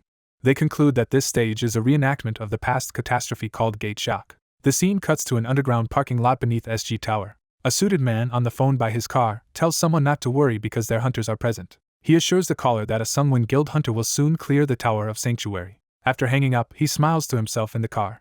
Annoyed, he grumbles that Sungwon Guild keeps pestering him because their family member entered the tower and mentions that Hunter Van Gogh has entered too. Planning his next move, he decides he should gather more information, then spots someone outside his car. He recognizes the newcomer as team leader Ma approaching the parking area. He watches Ma closely, suspicion rising. He wonders why team leader Ma is here at the same place as him. He is further unnerved when Ma's car starts driving in the same direction as his own. The perspective switches to Baphomet's traditional-style house at dusk. Inside, someone remarks over the phone that the caller kept insisting they should not worry. Habael of Sungwon Guild replies that things are not actually that simple. He argues that if the official went so far to reassure them and even sent his own subordinate into the tower, they should consider trusting him. Habael scoffs at trusting such a government lackey and questions why anyone would. The person at the window silently stares out, wrapped in unease about the Tower of Sanctuary. They confess that the tower makes them anxious, as if something unknown is hidden inside. The long-haired figure at the window continues to brood over that ominous feeling. Habael decides he will instead make use of someone else to handle matters. Over a dark sky, Habael explains he has a specialist on standby whom he is about to contact. A hooded figure in a forest lowers their phone, knowing they will do anything for the right price. Two cloaked people meet. One says the signal has come and it is time to move out. They wonder where the third member is, noting he has not arrived yet. Another hooded person appears and apologizes for arriving late. They confirm this newcomer is Hunter Dakibi and state their mission is to ensure the advance party safely clears the tower. Dakibi mentions there is also a separate support party, but they cannot change things if that group has already met the advance team. Smiling, Dakibi says a support party can only remain support, especially since Hunter Baphomet is already there. Startled, the others repeat Baphomet's name, while Dakibi nervously brushes it off and urges them onward. Dakibi cheerfully remarks that although this is their first meeting, they seem to get along well. Dakibi grins to themselves, clearly harboring their own agenda. Meanwhile, another cloaked person lies bleeding on the ground as distant voices respond. In the past, young Jin-woo is thanked for arriving at a neighbor's home right when he was needed. The neighbor explains they want to borrow his ladder because their digital door lock's battery died. Jin-woo confirms they plan to use the ladder to climb the wall and open the gate from inside. He thinks for a moment, considering a better solution. Jin-woo instead produces a 9V battery, explaining it can briefly power the lock. He demonstrates and the gate opens, impressing the neighbors who praise how smart he is. When asked how he knew this trick, Jin-woo casually says he learned it from YouTube and jokes about school. Later, as he reads a book, he asks permission and the neighbor agrees, while worrying about his focus on exams. She questions why he is always home and not in school, assuming it must be vacation. Shocked to learn he does not attend school, she insists education is compulsory, and he should go and make friends. She decides she will later scold his brother about it, while Jin-woo reads and notes that his brother has been in the tower for days. Jin-woo suddenly senses something, his eye glowing ominously. Disturbed, he stands up silently while the neighbor asks what is wrong. He explains that since he is here, it means someone must have opened the front gate at his own house. The scene shows their home gate closed in the dim alley. The gate creaks open, confirming an intruder has entered. A hooded man stands inside, identifying the place as Baphomet's house and cursing him as a demonic beast masquerading as human. Ji-woo, floating in the air with glowing eyes, vows to reveal the intruder's true identity in detail. The story cuts back to the ruined city of the virtual stage. The camera zooms closer on the shattered buildings as tension mounts. A colossal dragon lunges as the strong hunter carries the injured civilian away from its attack. While fleeing, Nelia estimates the safe zone's distance as roughly 900 to 1,200 meters away. She points to a projected marker labeled safe, directing everyone toward it. The strong hunter focuses and prepares to move with all his power. His legs surge with blue energy as he accelerates. He rockets upward in a powerful leap while clutching the civilian. He crashes down in the designated safe zone, shielding the civilian with his body. A system window updates to show one of 10 required rescues completed as he glows with transfer light. Nelia starts to celebrate finishing the quest, only for the dragon to suddenly attack again. A thrown blade pierces the dragon. Another strike cuts deep into the dragon's body. Baphomet is shown bloodied and exhausted after the clash. Griffin also lies battered on the ground, both hunters having paid a heavy price to protect the civilians. The two hunters slice their way out of the giant demonic beast's body. The battlefield is shown as a city reduced to rubble from the earlier disaster. One hunter, battered and shirtless, curses in frustration while catching his breath. The silver-haired hunter tells the other that their new gear is drenched in blood. Both men look up in surprise as something unexpected appears above them. A glittering rainbow manifests in the rainy sky. The summoner joyfully praises them for escaping the beast's stomach on their own and calls them promising hunters. Outside, another pair of hunters talk as one worries about equipment getting wet, the other saying it will dry soon. They examine a device that hides humans from demonic beasts and decide to use it as a safe place to plan their route toward the tower. The woman in green explains the device was actually prepared by Hunter Reaper, not her. She then approaches a girl curled up alone among crates. The white-haired hunter reads a quest window stating they must rescue survivors and proceed, realizing 9 people remain. He and the summoner wonder what the quest's next stage means, unsure because it is their first time seeing this system. The shirtless hunter assumes next stage simply means moving to the next floor, which the summoner questions. He theorizes the next floor will have the same kind of gate shock environment, and may be another virtual catastrophe, though he does not know how many such floors exist. The white-haired hunter reflects that if he were the tower's master, he would design it this way. The black-haired hunter reassures him he is only speculating about it. He argues that reusing this devastated city setting multiple times would be efficient rather than wasting it on one floor. The summoner notes that a gate shock scenario naturally spawns many demonic beasts, which is convenient for whoever built the tower. She addresses Hunter Baphomet directly as she builds on this reasoning. Baphomet remarks that the purple-haired girl is surprisingly calm and must have experienced the gate shock herself, but says being in this recreated space still makes him feel sick. The traumatized girl listens in silence, still shaken. She tells the girl in green she feels constantly on the verge of a breakdown from the trauma. Baphomet privately thinks he could never suffer gate shock, denying he would be affected like the others. The girl in green gently checks if the traumatized girl is feeling any better now. The summoner approaches, saying the other hunter need not feel ashamed because everyone reacts differently, and the recreated gate shock environment is shocking for anyone. The purple-haired girl lowers her eyes, clearly still burdened by fear and shame. The summoner smiles kindly, encouraging her. She begins recounting how the gate shock happened just after she married, while on a long-awaited department store date with her husband. She describes the sudden building collapse, the demonic beast's attack, and waking to find her husband badly injured from shielding her as she struggled to drag him out.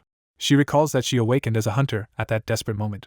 With that new power, she managed to bring her husband safely out of the ruins. Later in the hospital, her husband learns from the nurse that she is pregnant. Overjoyed, he laughs and says he is happy to finally become a father. She looks troubled instead of happy, admitting that despite the disaster she cannot shake what she witnessed. She says she cannot forget that terrible day. She remembers hearing countless people screaming for help outside while she was focused on saving her husband. She confesses she ignored those cries and saved only him, feeling guilty despite gaining power. Her husband gently insists she did not save only him. He reminds her she also protected the child in her womb. He calls their baby the first life she saved with her newfound power. The summoner explains that because of this she later chose to become a hunter to save as many others as possible. She tells the purple-haired girl that although that day traumatized her, it also became the source of her motivation. She explains she is sharing this story because a hunter's goal is to destroy towers so no one else will ever experience another gate shock. Smiling brightly, she urges the traumatized girl to help clear this tower and protect people from danger. The purple-haired girl quietly takes that encouragement in, conflicted. The girl in green suddenly asks Zest how old she is, noting that Zest is married with a child and the gate shock happened 10 years ago. Zest cheerfully answers that she is 40 years old this year. The girl in green exclaims that Zest does not look her age, and Zest laughs, crediting self-care and the divinity watching over her district. Zest promises to introduce everyone to that divinity after they clear the tower, and advises the younger hunters to care for themselves while they are still young. Time passes as the rescue quest continues over several months. At last they teleport out the final survivor of that floor. Zest and the purple-haired girl look at the new quest notification that appears. A system message announces they are moving to the next stage as Baphomet and the red-jacketed hunter begin teleporting. Their surroundings dissolve into a pillar of light as the party transfers floors. Vertical streaks emphasize the rapid shift through virtual space. The light pillar reforms on a new ruined site as they arrive on another floor. The group reappears, bracing themselves in the new area. Narration explains that, as Baphomet predicted, they have been transported to a different city that also experienced a gate shock. A new counter shows they must now rescue 9 more people. The girl in green notes that the required number of rescues has decreased with each floor. Narration adds that while the number of survivors shrinks from floor to floor, the demonic beasts they face grow stronger. To clear more efficiently, the advance and support parties reorganize into 3-person teams, with the S-rank hunter operating solo and others holding a safe base. The scene shifts to another ruined district of collapsed buildings. A new quest specifies they must rescue 3 survivors on this floor to move on. Someone remarks that only 3 people need to be found now. The red-jacketed hunter urges Baphomet to find them quickly so they can leave this tedious gate shock simulation. Baphomet narrows his eyes, alert and suspicious. He surveys the empty, damaged streets around their new location. His wary gaze sharpens, sensing something. More tilting buildings imply the same devastated cityscape surrounds them. The red-jacketed hunter says the atmosphere feels like someone is glaring at him with hostility. Baphomet asks if that sense comes from his perspective as a former demonic beast. The red-jacketed hunter complains that Baphomet keeps doubting him and asks if this is just an extension of earlier suspicion. He reminds Baphomet of their prior agreement about what would happen if his demonic nature were proven. Baphomet repeats that if it is confirmed he is a demonic beast, he will kill him, adding that now the proof hardly matters. He coldly declares that regardless of what the other thinks, he is certain the man beside him is a demonic beast. Baphomet notes that inside the tower, if the other dies, no one will know whether a human or demonic beast killed him. The red-jacketed hunter retorts that Baphomet sounds eager to fight. Their confrontation is interrupted by a distant scream begging to be saved. Clicking his tongue, the red-jacketed hunter says a survivor appeared and suggests postponing their fight. He sprints toward the cry while Baphomet watches. Baphomet recognizes the voice calling for help. They find a frightened young man in a white shirt pleading to be rescued. A massive worm-like demonic beast erupts behind him, about to devour him as he begs again. The monster's head suddenly explodes in blood as it is struck down. Someone deems the strike successful as a bloodied blade is shown. The red-jacketed hunter stands over the slain beast, saying the quest is finished. He turns to see Baphomet shielding the rescued boy, surprised at the sight. Baphomet stares at the boy in shock, starting to speak his name. The boy turns toward him, wary and sweating. Recognizing Baphomet as his older brother, the boy calls out to him. Elsewhere, a new shadowy demonic beast lunges into the city. It slams down with massive force, sending hunters flying. The purple-haired girl launches herself into action, masked and ready to strike. She hurtles toward the towering monster, glowing with power as she attacks its torso. The beast glares with blazing red eyes, attempting to track her movements. She whips cables or wires around its limbs, binding it. The wires finish wrapping, pinning the monster in place. The ensnared beast struggles as the wires pull tight from all directions.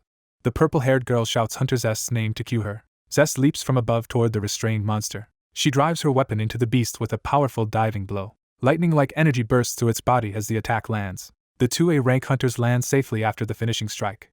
They comment that the battle ended smoothly but admit these endlessly appearing beasts make the recreated gate shock unpredictable. Zest apologizes for worrying her earlier, and the purple-haired girl answers in confusion. Flustered, the purple-haired girl insists she is fine now and reminds Zest that everyone here, not only her, experienced gate shock. The two stand facing each other awkwardly as she tries to reassure Zest. They agree they should move quickly instead of standing around.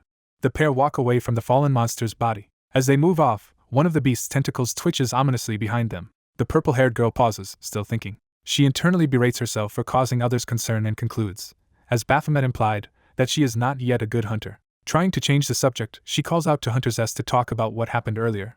Before she can, a hidden tentacle rears up behind Zest unnoticed. Elsewhere at base, Zest pets her small summoned creature. The two young hunters rush back, supporting the purple-haired girl, clearly disturbed. Zest examines the girl in green and diagnoses that she has been struck by a unique paralysis poison that ordinary potions cannot cure. The girl in green apologizes for slowing them down, but Zest reassures her that they are prepared for such mishaps. Zest tells her to rest and recover at the base. She places her healing-type summon on the injured hunter to treat the paralysis. The two young women watch the adorable creature work and think it looks cute. The scene cuts outside to more ruined city streets where footsteps echo. Zest cheerfully says that since the other hunter is unwell, she and the purple-haired girl will continue searching for survivors. As they walk, Zest teases that Hunter Reaper keeps smiling. Reaper shyly admits it is because Zest and her summons are so cute. Zest explains that her summons' appearances were influenced by her son and did not originally look this way. A flashback shows her at home with her young son excitedly asking to see and play with her summons. Originally her summoned beasts looked fearsome and demonic. Remembering how they terrified her child, she later reshaped them into gentler forms. She recounts how her son screamed that they were scary, which made her redesign them into cute creatures. Zest explains that for summoners, the emotional bond with their summons is very important and strengthens their power. The purple-haired girl says she has heard that summons sometimes act on their own to protect their master's life. Zest admits such behavior is rare and that she has only seen it twice herself. She says one case involved a young hunter whom everyone told to quit, but who remained determined. Curious, she later checked and found that Hunter had become an S-class hunter and famous guild leader. The purple-haired girl listens closely as the story continues. Zest observes that the girl now seems calmer and asks if she is feeling better. The girl thanks her and apologizes again, which Zest brushes off. The purple-haired girl confesses she is still anxious even though this is virtual. fearing that if a real gate shock happens again her fear will stop her from helping others. Zest sharply interrupts, asking what she means by that.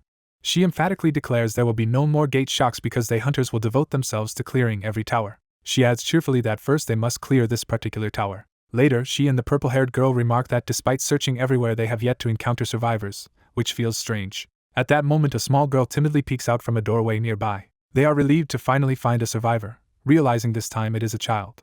Zest gently asks if the girl is okay and promises to take her somewhere safe. The child reveals her leg is injured, struggling to stand. Zest offers to carry her, saying she looks to be around the same age as her son. Watching this, the purple-haired girl smiles and admits that the situation makes her think of her own son. She says that if they clear the tower quickly, she will be able to spend time with her boy again in about 2 weeks. Nelia is impaled through the chest while trying to shield a young girl from an attack. A bystander stares in shock as blood drips from her mouth. The braided girl horrifiedly calls out to Nelia. The attacker smiles with a sinister, data-like glow forming around her face. Outside, someone screams for help from Hunter Nelia as the building explodes. A hunter in a red jacket looks up, startled by the noise. He wonders about the loud sound as a nearby boy groans. The boy cowers on the floor holding his head while the red-jacketed hunter stands over him. The boy trembles in fear, still clutching his head. Another hunter arrives, and the boy recognizes the white-haired man as his brother Raven. The red-jacketed hunter realizes the frightened kid is Raven. He confirms that the stern white-haired hunter is indeed Raven. The red-jacketed hunter is speechless at this revelation. Internally he wonders if Raven dyed his hair and notes that Baphomet is curious about this, implying Griffin too. The boy begs the hunters to save him, his parents, and his brother, confusing the red-jacketed hunter. Raven activates a blue holographic interface. The red-jacketed hunter's own red system window appears. Their system issues an emergency quest to protect this survivor from demonic beasts. The red-jacketed hunter clenches his fist as digital particles surround him, signaling resolve. He and Raven snap to alert as a new threat approaches. Massive demonic beasts materialize in the mist. More monstrous beasts, including dragon-like creatures, join the horde. A towering armored demon king appears above the gathered beasts. Hiding, the red-jacketed hunter grits his teeth, resenting that he must conceal himself from such foes. He admits to himself that the monsters in this area are high-ranked.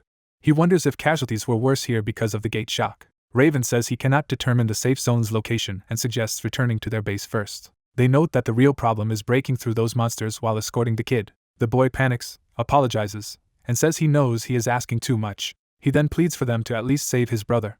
He explains he left his brother to search for their parents, and now regrets not staying. The red-jacketed hunter says the situation is strange, while Raven scolds the boy for leaving. The red-jacketed hunter questions why this survivor shows self-awareness when most only beg for rescue, and adds that the boy's brother is alive. He reveals that the white-haired hunter standing nearby is actually the boy's brother. Raven protests in confusion as the red-jacketed hunter decides to explain it like a story from Beelzebub's novel.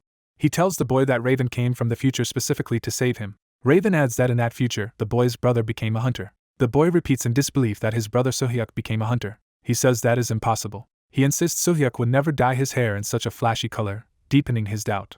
The red-jacketed hunter smiles knowingly, clearly planning something. Raven turns his head, troubled by the situation. The narration explains that a condition from the gate shock causes survivors' bodies to partially turn white. It notes that for those hit worst, parts like their hair turn completely white. Only people who survived in those specific areas, including this boy and his brother, develop that white mark condition.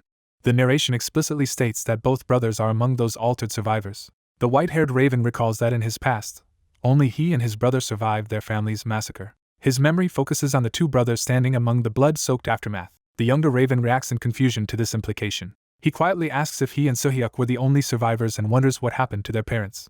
Sohyuk looks down, weighed by the question about their parents' fate. His eye tightens, showing the emotional strain. The two future hunters stand ready amid swarming blue-tinged spirits and beasts. Past Sohyuk tosses his younger self a device, ordering him into a building. The boy clutches the device and runs as Sohyuk yells for him to move now. The scene cuts to the building's steel framework overhead. The boy hurriedly places the device on the ground. Thinking of Sohyuk's words, he sets it up, believing it will repel demonic beasts. He resolves to wait there until the hunters return. A sudden realization or sensation shocks him. Digital particles fall around him as the activated device forms a protective field. The view pulls back to show the ruined neighborhood around that building. A blast of blue energy erupts outward from the area. The explosion grows into a massive wave of blue light. Shielding himself, the red-jacketed hunter is stunned by the sudden flare. Raven is equally shocked by the overwhelming energy. Through the blue flames, the boy's silhouette appears as he declares he will not forgive them. We see his trembling, hate-filled mouth as the power surges. He stammers, addressing all of those responsible. Empowered and older, Raven 2-1 emerges from the flames vowing to kill them. His younger self trembles, heart pounding at the memory. He recalls finding his parents' corpses impaled in a grotesque display. Tearfully, he can barely process what he is seeing. His mother's body hangs limp on the stakes. His shock intensifies as he repeatedly questions what is happening. The horrific sight of his mother's skewered body burns into his mind. His heartbeat and panic spike as tears stream down. Narration clarifies that in that slaughter, only he and his brother survived. He looks at his own hands, beginning to realize the power awakening in him. His eyes blaze bright blue as that terrifying energy wells up. The city is engulfed by his anguished scream and a colossal blue explosion. In the present, Raven and the red-jacketed hunter brace themselves for a new battle. They recoil as the shockwave of his power ripples past them. Both rush toward the source, racing through the blue-lit ruins. They regroup, standing back-to-back as demonic beasts close in. Blue flames whirl around them as they push forward against the monsters. The blue inferno intensifies, obscuring everything. The flames surge again, completely overtaking the view. Shadows of beasts and combatants twist inside the raging blue fire. The two hunters stand silhouetted at the edge of the inferno as monsters are swallowed by the light. The red-jacketed hunter curses in disbelief at what Raven has become. Raven stares ahead, sweating, realizing the danger. The younger Raven narrates that he remembers now. He recalls that the reason he survived the gate disaster was this overwhelming blue power. In his memory, he sees his past self standing in those flames calling Suhyuk's name. Past Suhyuk extends a hand, telling his younger brother to come because it is dangerous. In the present, Raven struggles to speak through the flames, saying he will. Controlled by the system, Raven 2-1 now coldly orders himself to kill everyone. His eyes glow with system circuits, showing he is fully possessed by the quest. The white-haired Raven is called by name, while the red-jacketed hunter watches him in grim silence. The red-jacketed hunter stares at Raven, realizing how serious this has become. He smiles faintly, as if ready to confront this new objective. The system issues Emergency Quest 2, commanding them to punish Raven 2-1. The scene jumps to tall buildings as the sound of renewed battle echoes. Nell watches in horror, screaming as the earlier massacre replays in her mind. We see Nelia's body collapsing with a gaping wound in her chest. The moment of Nelia being pierced and slammed backward is shown again. The crazed, blue-eyed attacker laughs maniacally over her. Nell shouts Hunter Nelia's name in desperate panic. Silhouettes of hunters rush toward Nelia through the smoke and light. Nell catches Nelia's falling body, trying to support her despite the blood loss. A massive mechanical beast crashes down toward them from above. The system now declares a new emergency quest to punish Goliath 1-7. It adds that all escape to the outside will be blocked until this enemy is defeated. Goliath 1-7 demands to know where the fleeing human thinks she is going. Nell runs while carrying Nelia, hearing the monster mock her as a coward. The monster proclaims that weak humans will never reach its king. A deadly beam lances toward them as the monster taunts them again. The mechanical giant looms overhead while Nell continues to flee with Nelia. It declares that this battlefield will be their grave.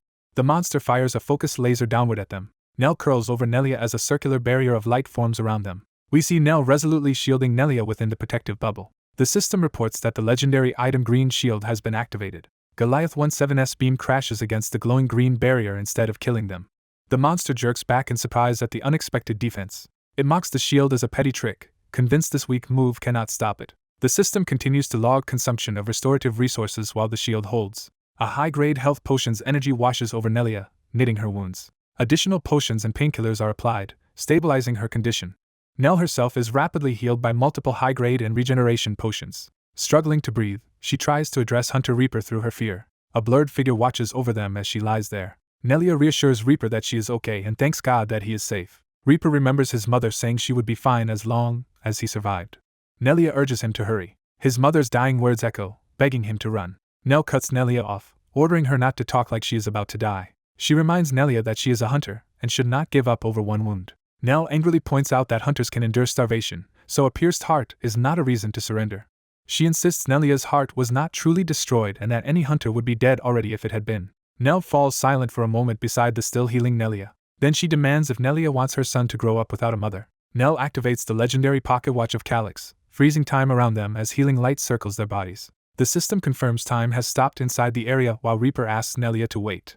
Nell stands up, declaring that she will not let Nelia die. Outside the shield, Goliath 1-7 sneers that hiding in such a bubble is useless. It compares her to a rat cowering in its hole. From within the green mist, Nell's eyes open as she coldly asks who he just called a rat hiding in a hole. Goliath 1-7, enraged that she has emerged, screams that the rat-like brat has finally come out. Nelia launches herself toward the giant mechanical spider, beginning their close-quarters battle. She rushes forward with fierce determination, ready to strike. The spider's numerous limbs lash out as Nelia swings through the air dodging and counterattacking. The spider laughs maniacally while toying with her. Its mocking laughter continues as Nelia is flung backward. The spider taunts that this human is unexpectedly impressive as it attacks again. Nelia calmly crosses her arms, preparing a technique. Her threads slam into the ground, piercing and cracking the concrete. The barrage of threads continues, spreading a lattice across the battlefield. She spreads her arms wide, fully ensnaring the spider in a web of threads. The trapped spider suddenly senses danger as it is pulled toward her web. It charges brutally, firing beams down at Nelia in retaliation. Enraged, it roars at the idea that a mere human would dare challenge it. Nelia steadies herself mid-fall, eyes sharp and calculating. She twists through the air, narrowly slipping past the spider's killing blow. From afar, the spider jeers that her aim is terrible even if her technique is good. It calls out for her to target it properly as it darts around. Nelia keeps moving, letting the spider believe she has missed again. The spider wonders in frustration what this human is even trying to do. It pauses, confused, as the network of threads tightens around it.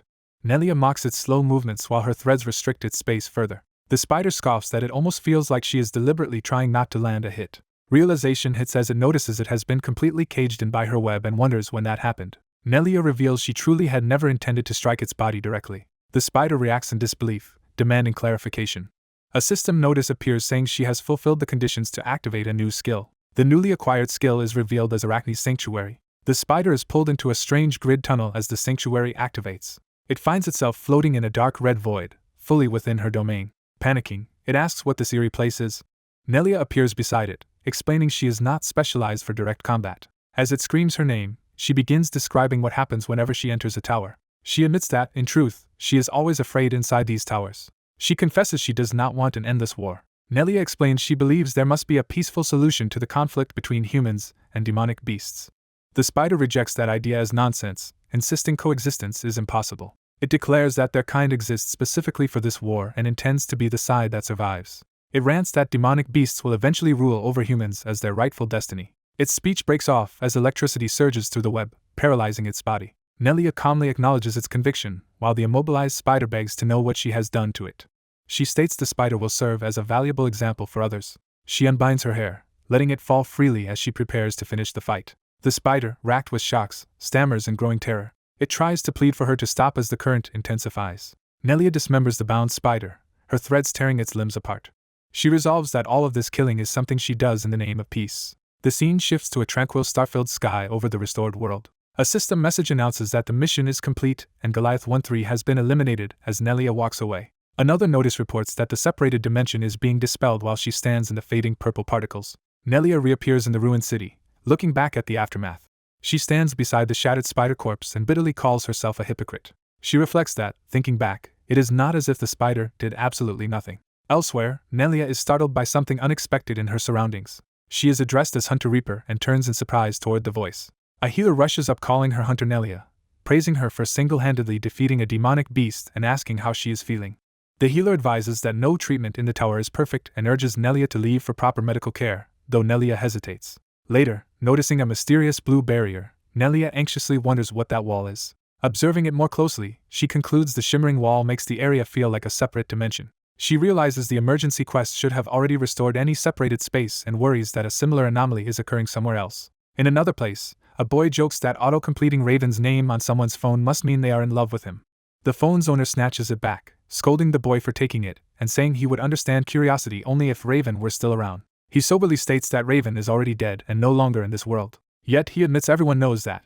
He just cannot shake his own lingering feelings. Thinking of Raven, he confesses he wants to fight that man one more time. At that moment, a system issues an emergency quest ordering him, Raven 2-1, to be eliminated. The quest adds that the chosen hunter cannot leave until Raven 2-1 is defeated, as blue flames surge around the target. Raven lands on the ground, sword blazing with blue energy, ready for combat. He rushes directly toward his opponent, another white-haired fighter. Their first clash sends shockwaves as Raven blocks a powerful downward strike. The white-haired man stares coldly with glowing eyes, assessing his enemy. Raven, tense and sweating, realizes how dangerous this opponent is. They trade a massive blow that illuminates the battlefield. Raven's sword becomes wreathed in intense blue flames. He unleashes a sweeping combination of flaming strikes, forcing the other man onto the defensive. The white-haired fighter's eye flares as he focuses completely. He grips his sword with both hands, channeling energy into it. Raven charges in and warns that he should not be treated like a mere sidekick. The white-haired man watches him approach, unreadable behind glowing eyes. He counters with a devastating vertical slash. Another fighter in a red jacket, wielding chained blades, appears joyfully entering the fray. Smiling, this newcomer greets Raven, saying it has been a long time. Raven readies his sword, clearly recognizing the man and preparing to answer the challenge. The newcomer says that even if Raven is just a lingering spirit, he always wanted to meet him again. He remarks that he should treat Raven with due respect, and a hidden passive skill suddenly activates. Knowing Raven is too dangerous to be careless with, another locked active skill becomes available to him. Power gathers around him as he lowers his stance, gripping both chain blades. His eyes glow crimson as he resolves himself for the deadly fight. He hurls a chain blade, whipping toward Raven with explosive force. Raven dodges low, narrowly avoiding being dragged in. The two close distance again, ready for another direct collision. They clash midair, swords and chains flashing in a violent exchange. The battlefield fills with crisscrossing arcs of energy from their rapid movements. Through the streaks, the newcomer glares intently, refusing to yield. He feels an uncanny sense that this confrontation is repeating something from his past. A dark smile curls on his lips as his excitement grows. He begins spinning his chains in a wide arc, surrounding himself with a deadly zone. Raven braces himself from a low stance, tracking every movement. The newcomer tightens his grip, preparing a decisive chained attack. Raven's expression stays calm as he moves to intercept. He cuts a thrown blade from the air and advances. Then he slams down with such force that the impact sends debris and shockwaves everywhere. The force of the blow drives the newcomer briefly to his knees. They face each other again at close range, the tension between them rising. The red-jacketed hunter dives down with his great sword raised to strike from above. Raven stands unflinching within a swirling aura as he prepares a counter. He steps in with tremendous speed, his path a straight white line of motion. Raven delivers a heavy kick that sends the other man flying as their weapons clash. The impact carves a deep crater in the ground while Raven vaults high into the air. Dust and smoke billow, briefly obscuring his opponent. The red-jacketed hunter lies in the crater, sword across his body, momentarily stunned.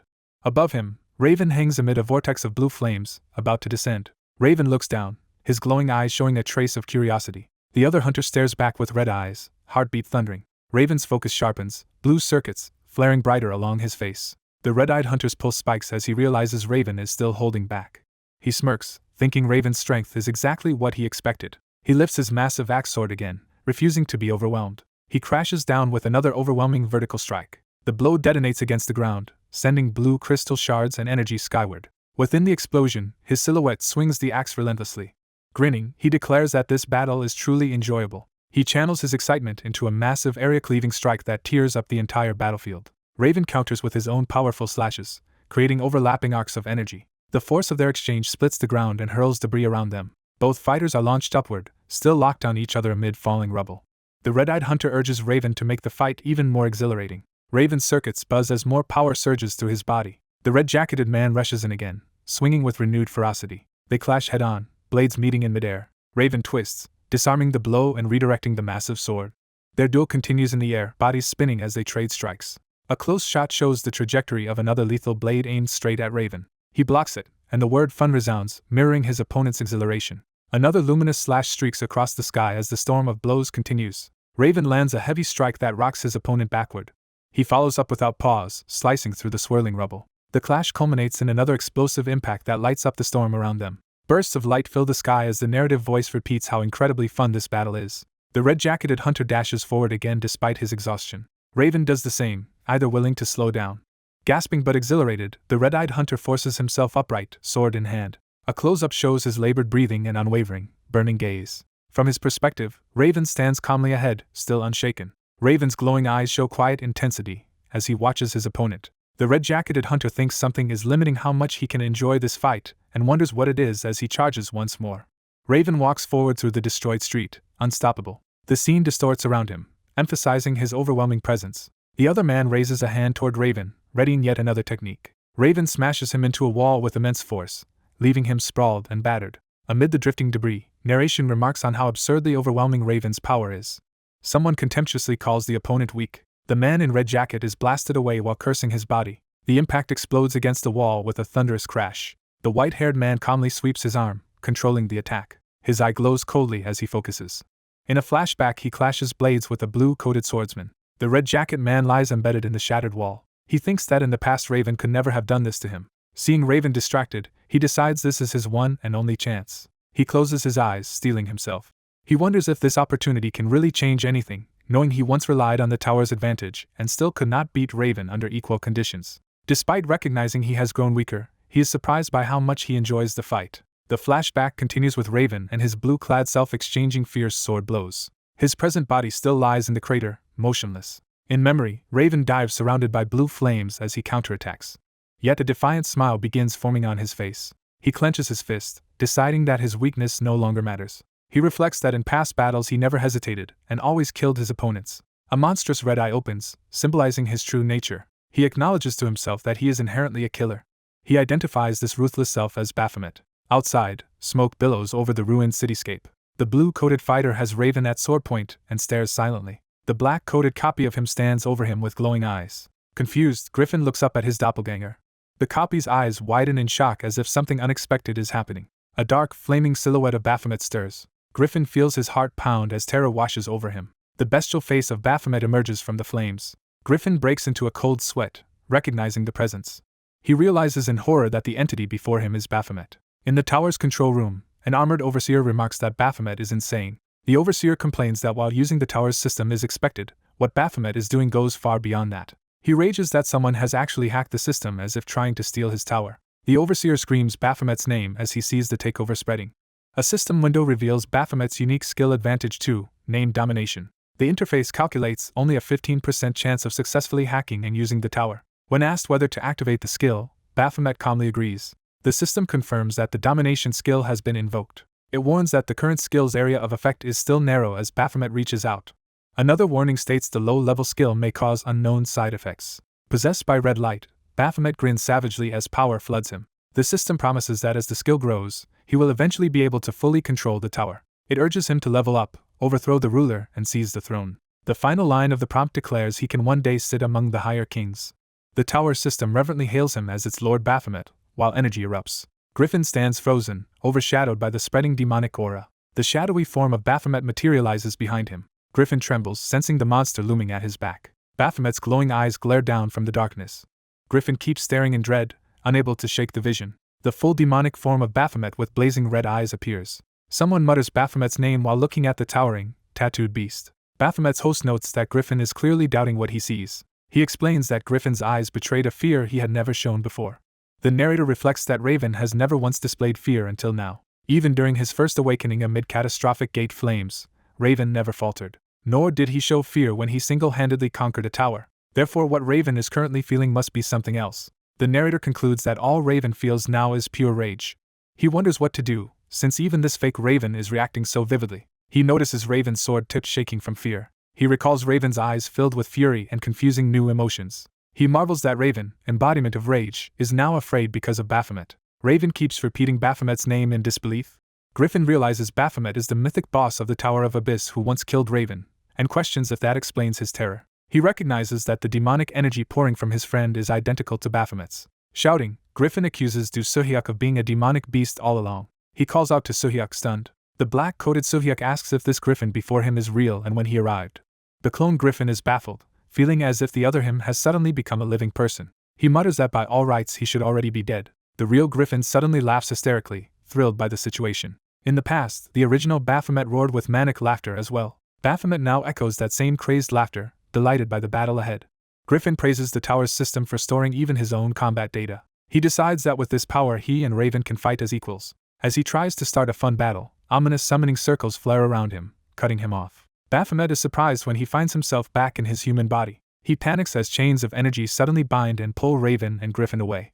The chains explode across the battlefield, flinging both combatants. Their swords clatter to the ground. The twin blades are yanked up into the air by some unseen force. Griffin catches both weapons, readying a dual-wield stance. The black-coated Suhyuk says he wants to understand what is happening, but Griffin's attacks leave no time to think. He warns Griffin to be careful, explaining Baphomet is a mythic boss of the one-man tower and still incredibly dangerous. Griffin snaps back that he will handle it alone, and that his true enemy in this tower is Suhyuk himself. He rushes forward, insisting Suhyuk remember his place. Griffin thinks that if he plays this right he can eliminate both Baphomet and Raven. A memory surfaces of being told he still lacked what it takes to be an S-rank hunter. That judgment came from someone casting his talent in doubt. Remembering, Griffin falls silent and grits his teeth. He grips his glowing blade as he activates a sword skill. Launching into the air, he unleashes wind cut toward Baphomet. The skill detonates against Baphomet in a burst of blue light. Using the opening, Griffin flips and descends to strike at close range. Baphomet blocks by grabbing Griffin's weapon mid-swing. Griffin's eyes widen in surprise at the sudden stop. Baphomet flings him back with overwhelming strength. Griffin is hurled across the battlefield at incredible speed. He tumbles uncontrollably through the air. He manages to plant his feet on a wall to break the momentum. Rebounding off the surface, Griffin dives down to attack again. His blade draws a bright arc through the air. A lattice of cutting lines surrounds Baphomet as Griffin executes a massive cross slash. Landing from the technique, Griffin pauses, catching his breath. He frowns, feeling strangely as if his attack failed to truly connect. Looking at Baphomet's intact back, he realizes he did not cut flesh. A single red eye narrows menacingly. Griffin's own eyes reflect the same red, consumed in fear and tension. Baphomet charges him with a deafening roar. The system informs Griffin he is experiencing overwhelming fear before a superior foe. Another alert states his experience gain has been halved. A third message warns his body is stiffening from fear, making him think this is what mythic rank truly means. Finally, the system tells him he cannot move at all. Baphomet's colossal form looms as Griffin freezes beneath him. A giant claw reaches down toward the helpless Griffin. At the last moment, Sohyuk yanks Griffin out of harm's way and slams Baphomet into a wall. As they fall together, Sohyuk criticizes Griffin for not having improved since their last encounter. Sohyuk coolly reminds Griffin that killing him has always been Griffin's goal. Griffin can only stare in speechless shock. Sohyuk then dashes past, focusing on the fight against Baphomet. Baphomet stands ready, chains snapped and twin swords in hand. Inside the shared body, Baphomet and his human host both curse, wondering how things went so wrong. Baphomet panics that despite it being his own body, he cannot fully control its movements. He recalls the earlier warning about unpredictable side effects from the low-level domination skill. Furious, he blames his loss of control on that low skill level. Smoke blankets the battlefield after another colossal blast. Through the smoke, Baphomet snarls his frustration. On the other side, Griffin echoes the same curse, equally upset.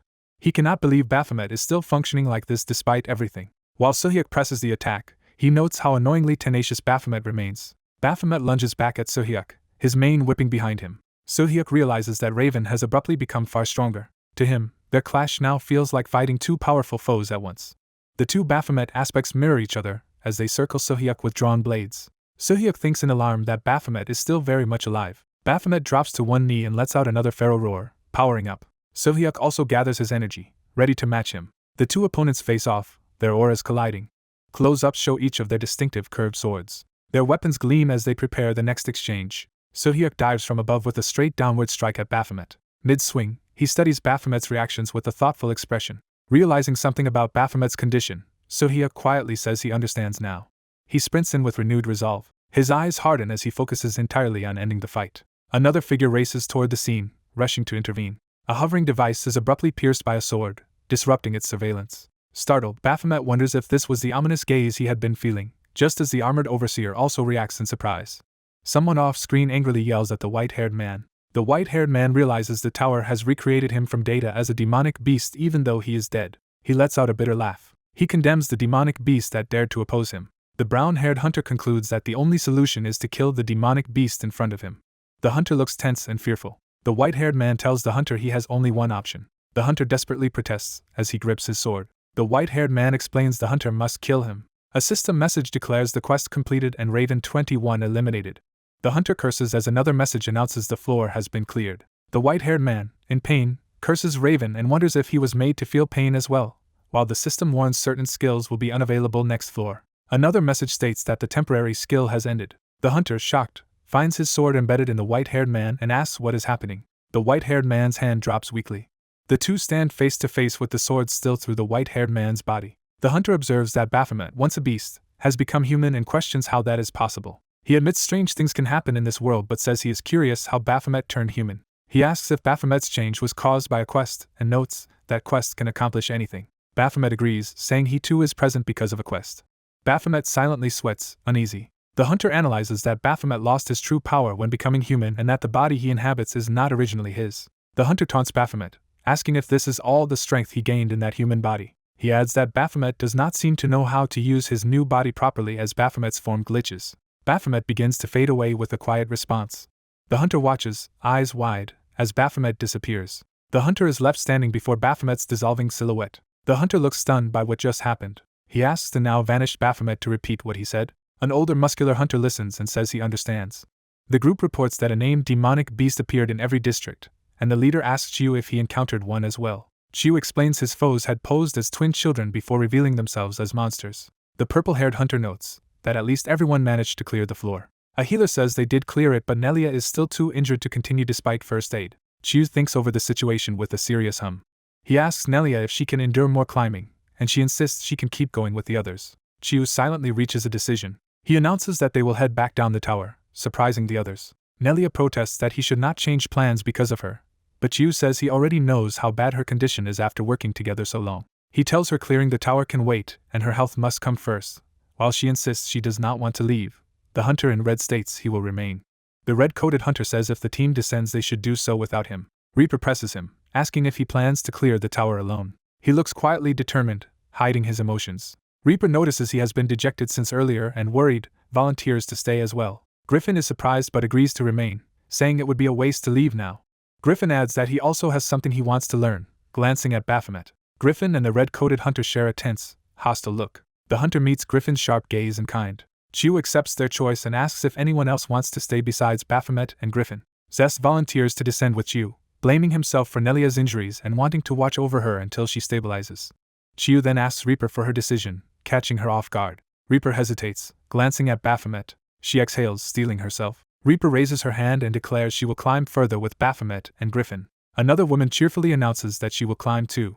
She smiles warmly at the decision. Reaper moves to confirm Goblin's choice. Goblin beams at Baphomet, saying she looks forward to working with him, while the leader concludes their plan. Jeju states that he, Nelia and Zest will retreat down the tower. He instructs the remaining three to continue climbing and promises to rejoin once Nelia recovers. Reaper tells Zest to be careful. Zest answers by asking her to look after Nelia. Zest apologizes to Baphomet in her thoughts for failing the task he gave her. Light erupts as a return portal activates. Jeju and the two injured members step through the glowing portal. The remaining four watch the portal fade, now alone on the floor. Baphomet tells the others it is time to move on. Reaper, walking, worries whether their reduced party can handle such a high-ranked tower. She decides she has to stay and support Baphomet since she brought him here. She resolves to endure until Jeju can climb the tower again. She admits that was her intention, but events immediately become more chaotic. A massive mechanical boss suddenly appears and chases the party, forcing them to flee. As a clawed arm descends, someone desperately cries out for help. While that plea echoes, Reaper and Baphomet hack through attacking robots together. The cry for help continues as flying drill-like machines swarm them. The group fights back against aerial robots while that same plea keeps sounding. A large advanced robot appears as their new formidable enemy. Baphomet and Griffin leap together to strike its core. Reaper shouts for help again from behind them. Goblin and Baphomet glance back toward her call. Reaper, dizzy and exhausted, asks if they can take a break. Time shifts and glowing fragments rise, indicating transition to a waiting room. A system message reveals they are using a golden incense burner magic item. Another message says everyone's condition will gradually recover as Reaper slumps with relief, glad they are resting in the waiting room. Reaper checks the display and realizes they had just cleared floor 89 with excellent results. She asks Baphomet where he is going as he stands, and he replies he is going to warm up instead of sitting idly. Baphomet adds another reason for leaving the circle. He states that simply sharing the same space with the red-coated hunter disgusts him, prompting the other to ask if that comment is directed at him. Baphomet silently stares, expression unreadable. The hunter glares back with equal intensity. Reaper, caught between their hostility, wonders what happened earlier to sour the mood and nervously calls for everyone's attention. Goblin and Reaper react as the talk begins. Reaper realizes they never properly introduced themselves to Goblin and finally does, naming herself, Baphomet and Griffin. Goblin explains she joined them on a request from the Sunwind Guild to escort their members safely through the tower. She continues that she met Hunter Jeju on her way up. Baphomet questions Goblin, doubting she climbed alone and asking what happened to her original party. Goblin claims her comrades died in a demonic beast trap. She describes it as a sudden ambush. Goblin briefly recalls that moment, eyes flickering. She finishes by saying she alone survived the incident. Reaper is shocked by that revelation and by how weak Goblin's supposed guards sound compared to the advanced team, while calling out to Baphomet. Reaper scolds Baphomet for being insensitive, reminding him that Goblin lost her whole party and struggled to reach them. She then reassures Goblin not to mind Baphomet, saying he just speaks harshly. Goblin quietly absorbs this defense. Goblin awkwardly agrees, playing along. Reaper suddenly realizes something off about Goblin's reactions. She thinks back, focusing on Goblin's behavior since they met. Reaper remembers Goblin's skilled combat, starting with how Goblin had intercepted an attack during an earlier fight. She recalls Goblin moving with precision among the robots. Reaper replays how Goblin dodged and countered a sword-wielding robot midair. She remembers Goblin's quick defensive movements. She remembers being slammed into the ground and nearly finished off. Reaper recalls lying dazed in the crater after that blow. She remembers an attack being deflected at the last moment. Baphomet had then appeared, crushing the robot assailant. Reaper had started to thank him as he landed beside her. Now she watches Baphomet again with a complicated expression. She also remembers how Goblin had cleanly sniped the robots threatening her. Thinking back, Reaper realizes Goblin has repeatedly saved her life. She had started to voice thanks to Goblin as well. Goblin had smiled with an unsettling edge. Reaper feels frustrated that Baphomet treats her like a burden despite everything. Later, as they walk, Reaper overhears Goblin praising Baphomet's skill and questioning his rank, noticing that Goblin sticks close to him instead of her own guildmate Griffin. Reaper internally wonders if Goblin is romantically interested in Baphomet, and sees Reaper as a rival. She explodes in denial, shouting that she has no interest in Baphomet whatsoever. Time skips ahead to a future floor in the tower. The party reaches floor 99 and faces two massive doors. They debate which of the twin doors is real, deciding they may need to investigate both. Baphomet notes that he and Griffin are of similar strength, and suggests splitting between doors to be efficient. Reaper and Goblin stand together, flames of rivalry practically flaring behind them. Baphomet watches them with a tired look. Reaper mentally screams for Baphomet to choose her as his partner despite claiming disinterest. Baphomet closes his eyes, deciding how to divide the team. He announces that he and Goblin will go together, shocking Reaper, and explains it is because she nearly hit him with her wires during battle. He further says he is too lazy to dodge her wires and that Griffin's speed suits Reaper better, then urges the now split groups to move. Reaper sulks between Baphomet and Goblin as they start toward their respective doors. Goblin glances back with a pleased expression. Reaper seethes internally, thinking that woman is infuriating, while Griffin stands silently. Reaper reluctantly admits to herself that Goblin seems suspicious even though she does not want to doubt a teammate. Suddenly Reaper senses something ominous, and her face darkens in realization. Her eyes widen as she wonders what strange feeling is overtaking her. Meanwhile, Baphomet and Goblin walk together down a long tunnel. Goblin remarks on how long the passage is and wonders if they chose the wrong door. Baphomet answers noncommittally. Goblin looks back at him as they proceed. She casually asks if Reaper is his girlfriend. He flatly denies it. Goblin presses, asking if he has any girlfriend since he seems popular, then questions why he keeps talking about other people. Baphomet points out that only the two of them are present right now. Goblin feigns confusion, asking what he means. Baphomet suddenly attacks her with a dagger, dropping his earlier pretense. The surroundings blur as their confrontation begins. The final image shows Baphomet and Goblin facing off in a high-speed clash, each ready to strike the other. Goblin realizes the man she is facing is not a beginner. Baphomet walks toward her with a blade, accusing her of approaching him with hidden intentions. He says he is glad she is not stupid, since he hates dealing with fools. His eyes blaze red as he declares he will cut off her head immediately. Outside the memory, the purple-haired girl grabs his arm and calls out to Baphomet to stop. He turns back, confused, while Goblin silently watches them. A system window informs Baphomet that Reaper Hunter has sent him a private message, which he opens curiously. Reaper Hunter warns in the message that something is off about Hunter Goblin and suspects she is not an officially recognized hunter. When Baphomet asks what that means, Reaper Hunter clarifies that Goblin is not registered with the government. Baphomet's teammate admits she had sensed something strange about Goblin. Alarmed, she demands to know what Baphomet just heard and nervously asks what is going on. Instead of answering, he casually suggests they eat together after the mission, leaving her bewildered. Baphomet suddenly dashes forward. Goblin also lunges into action. Goblin reveals a firearm and charges at him.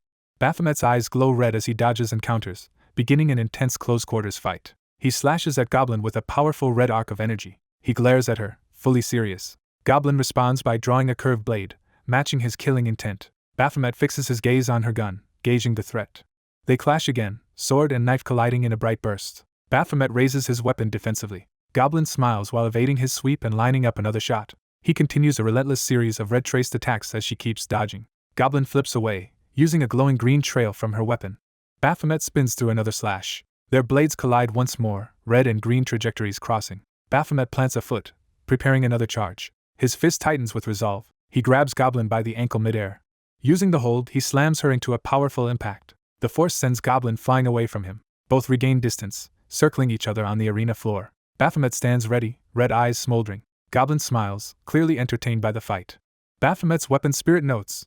She can swap weapons that will far faster than an ego weapon, implying some abnormal inventory skill. Reaper Hunter explains via message that Goblin is an unregistered illegal hunter who uses banned programs to hide from government tracking, which may explain that ability. Observing her composure, Baphomet judges from experience that she has killed many times before. The narration confirms she has already murdered countless people. Baphomet asks if he is the reason she infiltrated the area in disguise, and she admits she has unfinished business with him. When he asks if she came to kill him, she cheerfully answers yes. Goblin elaborates that someone hired her to assassinate him, but that she always kills under a certain personal condition. She says that condition applies whether she personally likes the target or not. Yet she calls it a shame to kill him so quickly. Baphomet wonders aloud if it is really necessary for him to kill her.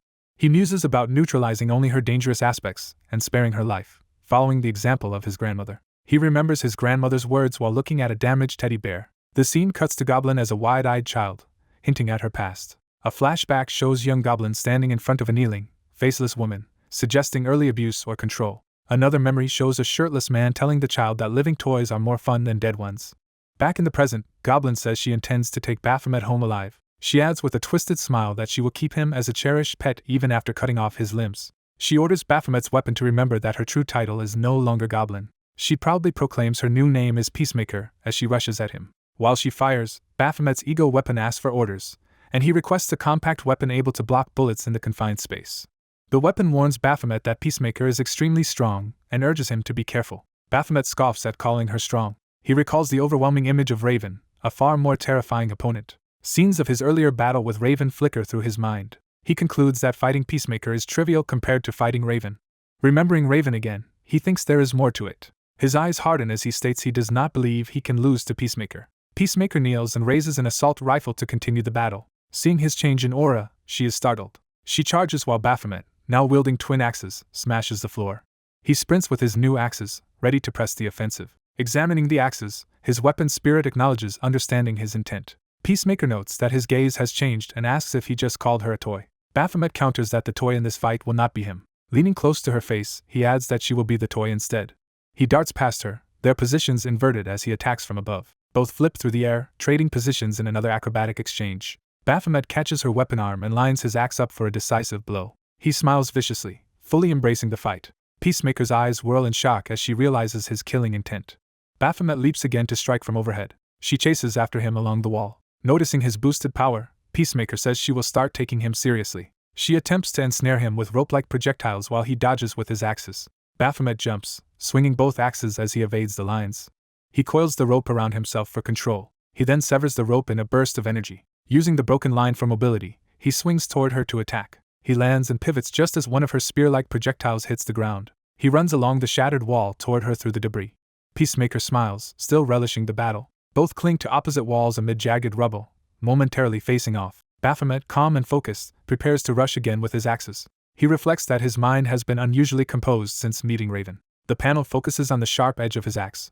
He bursts upward from the cracked ground with an attack. He charges Peacemaker across the ruined surface while she leaps above him. She swings her weapon, planning another counter. She launches herself away through falling stone shards. Her eyes widen in surprise at his next move.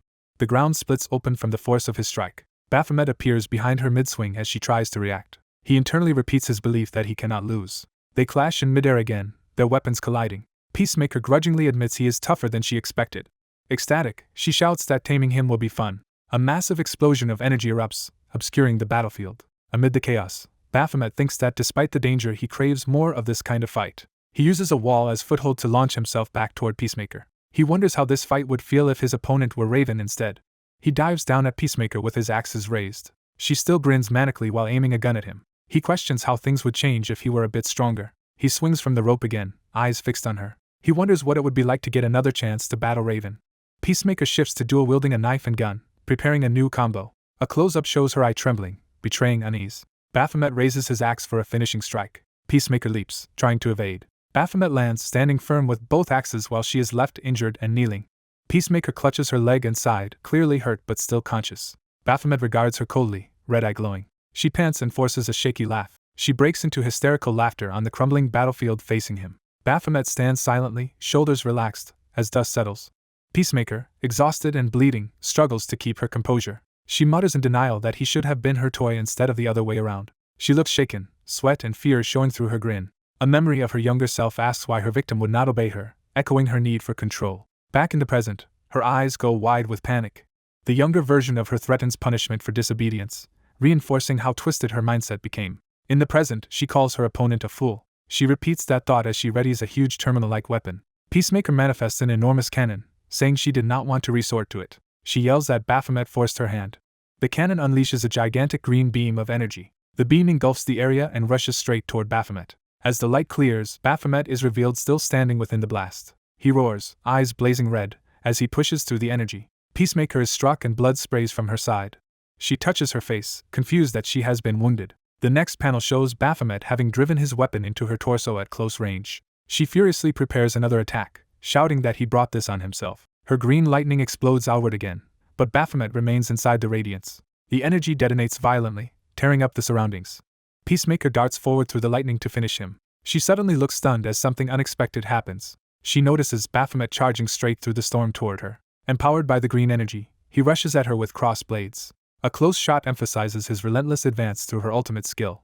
She screams in disbelief that he is taking the full force of her attack head-on. The narration notes that no A-tier hunter has ever survived this skill as Baphomet continues barreling through it. Peacemaker watches in horror, realizing there is no way he should still be alive. He crashes into her with a powerful blow. The impact sends Baphomet tumbling back through the sky while Peacemaker is blasted upward, their decisive clash rocking the arena. The masked red-eyed fighter rushes in dual-wielding blades. His opponent is shocked that he has become this strong so quickly as they clash. He lands a powerful slashing blow across the green-haired woman. She senses he is trying to move behind her again. The two collide at close range, trading brutal strikes. Injured and groaning, the woman tries to pull out a gun. The young man charges forward with grim determination. Blood and her fallen gun show she has been grievously wounded. She stares in stunned realization after being stabbed. He stands before her with his hand buried in her bloody torso. Her eye twitches as pain and shock overwhelm her. Screaming that it hurts, she collapses in a pool of blood while he holds a wire attached to her. He coldly repeats her childish cry about the pain to his grandmother's memory. She shrieks again as the torment continues. He notes that since no quest window appears, killing her is not tied to his mission. He concludes she is not one of the apostles, leaving her confused about the term. He crushes her hand under his boot as she cries out. He recalls she said someone had hired her to kill him and reasons there is only one man desperate to eliminate him first. He identifies that client in his mind as a perverted man. She guesses he means someone named Rocky and hurriedly offers to reveal Rocky's location. She begs him to spare her life in exchange, but he doubts whether he can trust her. She insists she will not run, saying he can kill her later if she betrays him. He silently weighs her plea. She whispers one last desperate pleas. He decides against accepting her offer. He tells her he does not need her information because he has other ways to find that man. He adds that he is only ignoring that enemy for now while preparing to kill him for good. He states that she is merely a sacrifice in those preparations, terrifying her. She makes a last-ditch charge at him despite her wounds. The woman frantically arms herself with a large glowing weapon. She screams that she refuses to be sacrificed. A blazing red slash cuts through the darkness. His scythe cleaves through her neck as she still grips the heavy gun. As she dies, she weakly wonders if this is really the end for her. In her fading thoughts she addresses her grandmother again. She suddenly recalls an old traumatic memory. The flashback shows her as a frightened, bloodied girl kneeling outside a building. She remembers a strong, bloodied man fighting in front of her. She wonders who that impressive man was and who killed her grandmother. The present protagonist turns away, expression hard. He walks off with his scythe, leaving her corpse behind on the broken floor. He questions inwardly whether killing her outright was acceptable, but remembers being told there was no way to know if the tragedy was caused by demonic beasts and admits he needed somewhere to vent his rage. His inner voice agrees yet notes she could have been used to track that pervert, then decides the task should fall to Manager Ma who issued the original order. As he turns, he notices something odd on her body. He spots a blinking red light on the corpse and suspects it might be a timed bomb. His inner partner recognizes it as a device that activates upon the user's death. Elsewhere his comrade reacts dismissively, saying it does not matter. The bomb detonates in a massive explosion. In another location, a girl flinches when water drips onto her head in the darkness. She screams in surprise as she and a white-haired man proceed through the dark passage. Realizing it was only water, she apologizes while he looks at her questioningly. She notes that it remains so dark that even their glowworm lights barely reveal the ground and wonders if Baphomet and Hunter Goblin face the same situation at their own door. She worries about Baphomet's safety, remembering she had warned him and thinking his casual words earlier were meant to reassure her. Reasoning he would not say such things impulsively, she concludes he must like her, but laments that he is not her type. As they walk, a blue holographic window suddenly appears before the white-haired man. He observes that the record seems to be data about the Tower of Sanctuary. He comments that the document is detailed and shows they are not far from the top, which she finds encouraging. She contemplates this new information in silence. He privately notes that Baphomet is knowledgeable and skilled and wonders why he still has not advanced to S tier. Their glowworm light continues floating ahead in the darkness. The pair keep moving forward under the drifting green light. Then the white-haired man suddenly halts. She asks what is wrong as he senses something ahead. He says it looks like there is an entrance nearby. They step through into a brightly lit new area.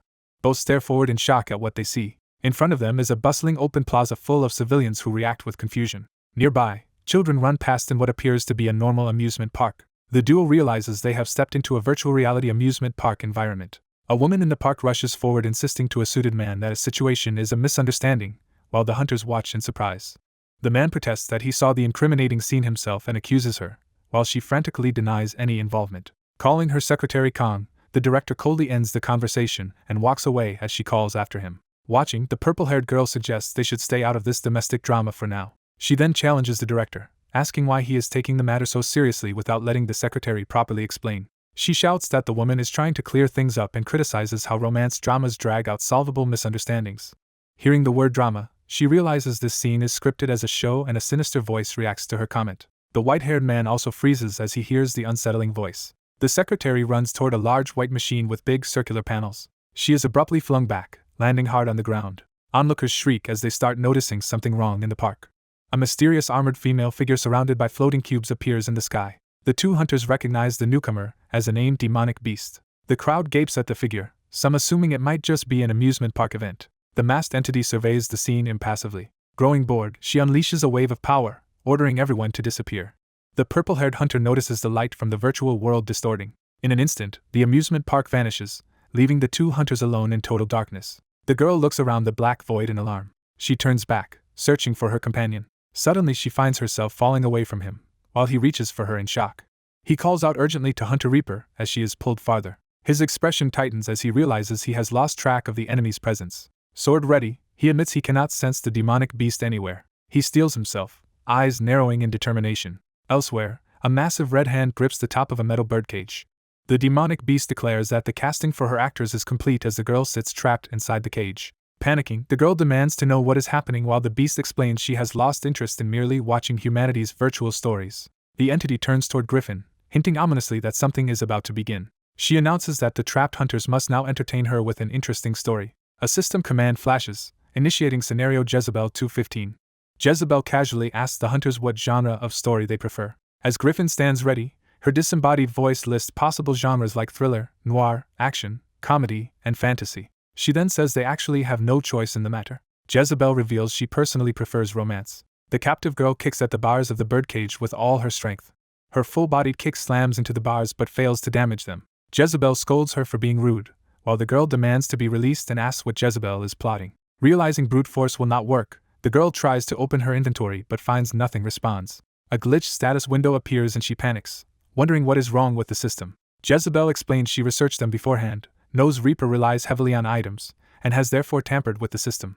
She adds that she has also chosen an appropriate antagonist for the play. Jezebel names Griffin, brother of the legendary hunter Raven, as that antagonist. She mocks that it is a pity his power does not live up to his brother's. Watching from the cage, Reaper thinks to herself that this tower's beast has real knowledge of the outside world, making this virtual reality far more informed than other towers. She worries that they do not know how much the beast actually knows about them, and warns herself not to act rashly.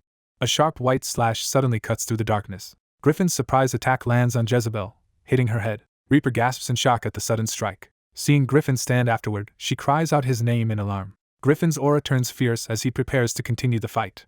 Reaper stares wide-eyed, unnerved by his intensity. Jezebel tilts her head, reacting oddly to his resistance. Laughing, she declares that everyone seems ready to start. She snaps her fingers and announces the beginning of the play meant to amuse her. Reaper clutches the bars as pink fragments fall around her, and the scenario properly starts. A narrated fairy tale title screen introduces a village where an ugly girl once lived. It is immediately clarified that this ugly girl is Reaper herself, to her horrified protest. The narration continues that the girl reached marrying age, but none of the village men wanted to marry her. It adds that every man avoided her except one. That one man, represented by Griffin, is described as famously youthful and handsome, which embarrasses him. The narration asks how such a man could fall for an ugly girl with a bad personality, then claims he was smarter than he appeared. It explains that one day the ugly girl was locked in a birdcage for being jealous of the world's most beautiful girl, Jezebel 215.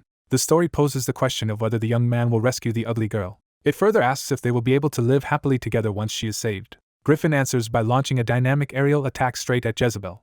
His strike impacts her body with explosive force. Jezebel narrates smugly that the play is destined for a bad ending as her cubes swarm around him. The cubes unleash converging laser blasts and a violent explosion. Griffin is flung through the storm of cubes, still pressing the attack. He drives his sword down with full strength onto his target. More cubes hurtle toward him as he fights on relentlessly. Focused, Griffin dashes forward, cutting through the onslaught. The cube barrage continues slamming into the surroundings while he uses them as platforms. He leaps from cube to cube, shattering them as he advances. Channeling power into his blade, he prepares another decisive strike. Griffin plunges toward Jezebel, thrusting his sword at her chest. Jezebel responds by surrounding herself with a dense, glowing wall of cubes. Reaper looks up in alarm at the escalating clash. Griffin glares back, fully committed to the battle. The cubes fire another devastating blast, erupting in a blinding explosion around him. In a blinding storm of light and shadow, the scene of battle takes shape. Griffin plummets through the darkness with sword in hand as strange cubes surround him. He tumbles toward a cube's glowing red core, bracing for impact. The cube fires a beam while Griffin uses another as footing to dodge and reposition. He dives straight toward a cube's face, preparing to strike. Multiple cubes converge on him from all sides, forcing him to twist away. He smashes into a cube amid explosions of light and debris. Landing against the cube's red surface, Griffin glares and readies himself. A cube fires a red laser that narrowly misses as Griffin kicks off from it. More of the ominous cubes float in, filling the dark sky. Griffin realizes even more cubes are appearing. He notes in alarm that the cube's lasers are tracking him faster and faster. On top of that, he notices additional threats joining the assault. A mechanical arm from a cube slams him, sending him crashing to the ground and knocking his weapon away. From a cage, the girl shouts Griffin's title and name in fear for him. Watching the cubes, she observes that their movements have sped up as if they have analyzed how to counter Griffin. Griffin lies on the cracked ground, stunned and injured. Close up, he grimaces as he struggles to understand what is happening. While trying to rise, he feels another blow coming and thinks he is about to be finished. He is battered relentlessly by the cubes and realizes he is being completely overwhelmed. Gritting his teeth, Griffin forces himself back to his feet and grips his weapon. The cubes and their mechanical parts rush him again, continuing the onslaught. Griffin recognizes that he is utterly overwhelmed by the enemy's numbers and speed. Panting, he thinks he might exhaust himself before he can defeat them. Surrounded by countless weaponized cubes, Griffin faces them alone with his sword. Suddenly the cubes vanish from sight, leaving him staring into empty space. Griffin and the caged girl both realize the enemy is using cloaking. Griffin notes that when they disappear he cannot sense them at all. He swings his sword wildly, trying to catch the invisible cubes. Strange crystals or devices stick to his arm, startling him. He tightens his fist as if preparing another desperate move. An enormous blast erupts overhead as he unleashes power with both blades. Griffin bites down on his weapon, reacting to the surge of power. He blocks a massive descending strike from above, barely holding it back. A huge explosion follows as he releases the energy. Blades and scythe-like weapons rain down on him again. Griffin charges forward between them, breaking through their formation. He rises from the rubble, eyes fierce, refusing to fall. Yet another giant cube slams down near him, trying to crush him. Griffin looks up in shock at the renewed assault. The girl screams Griffin's name and worries that if even a speed specialist like him cannot keep up, they are in trouble. She reasons that their senses fail whenever the light from the cubes disappears and realizes glowing worms could be used to track the beast. Before she can finish, something gags her mouth, silencing her. A towering mechanical woman behind the bars orders her to stay quiet and still. Griffin, half buried, realizes the girl's clue was about using light and reaches for glow worms from his inventory. As he tries to act, a cube's beam crashes down inches from him, cracking the ground. The mechanical woman smugly reminds him she foretold a bad ending for them. She mockingly tells Griffin to blame his own weakness for his fate. With a gesture, she summons a storm of cubes to descend on him. Laughing arrogantly, she revels in her apparent victory.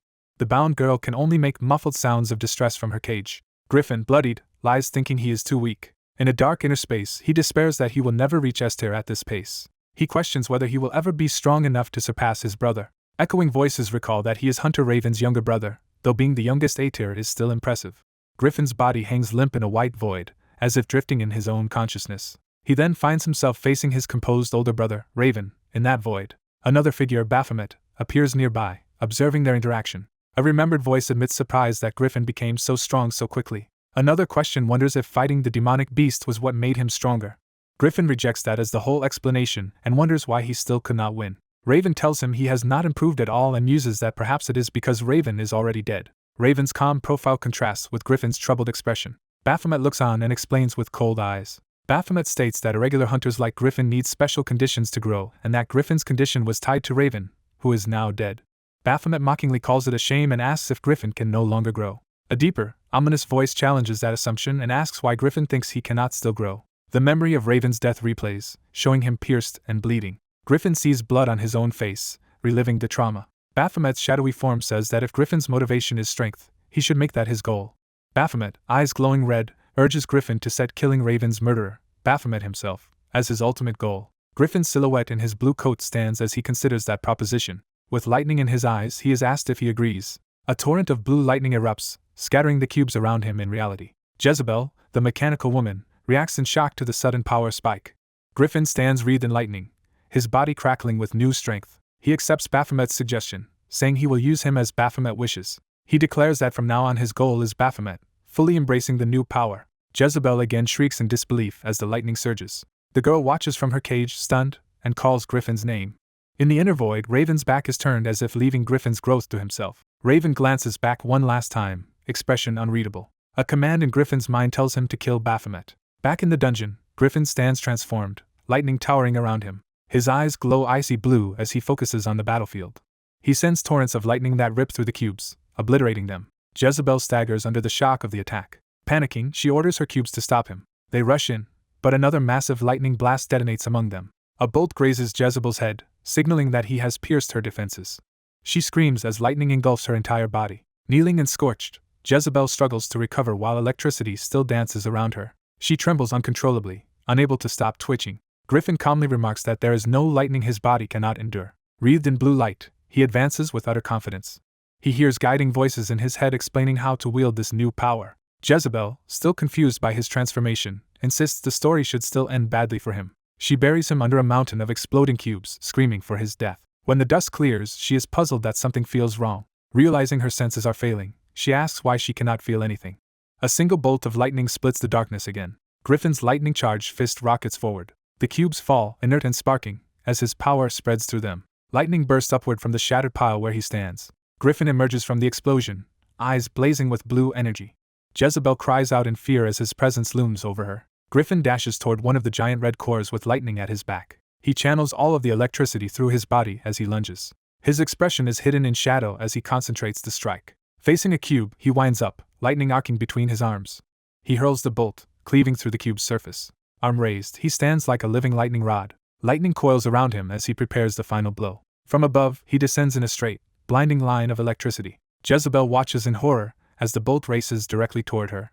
Griffin's face is hidden as he commits fully to the attack. Jezebel reels, demanding to know how this is possible. Griffin's eyes burn with focus, unmoved by her shock. Furious, Jezebel vows revenge and begins a last transformation. Her body bristles with dozens of gun barrels aimed at him. She screams insults and prepares to unleash everything she has. From a distance, Griffin charges toward her through the web of pink energy she fires. She pauses, confused that he is not acting the way she expected. Suddenly he is behind her massive form, hand placed on her back. Griffin narrows his eyes, ready to end it. Jezebel stammers in disbelief, asking when he got behind her. Griffin smiles coldly and internally orders her to die. Lightning engulfs Jezebel's weapon-covered body, locking all her guns in a crackling cage. Griffin reflects that the bad ending she foresaw was actually meant for her. Jezebel realizes too late that the doomed ending she predicted applies to herself. Griffin releases one last immense blast, engulfing everything in light and thunder. A system message announces that the quest is complete and Jezebel 215 has been eliminated.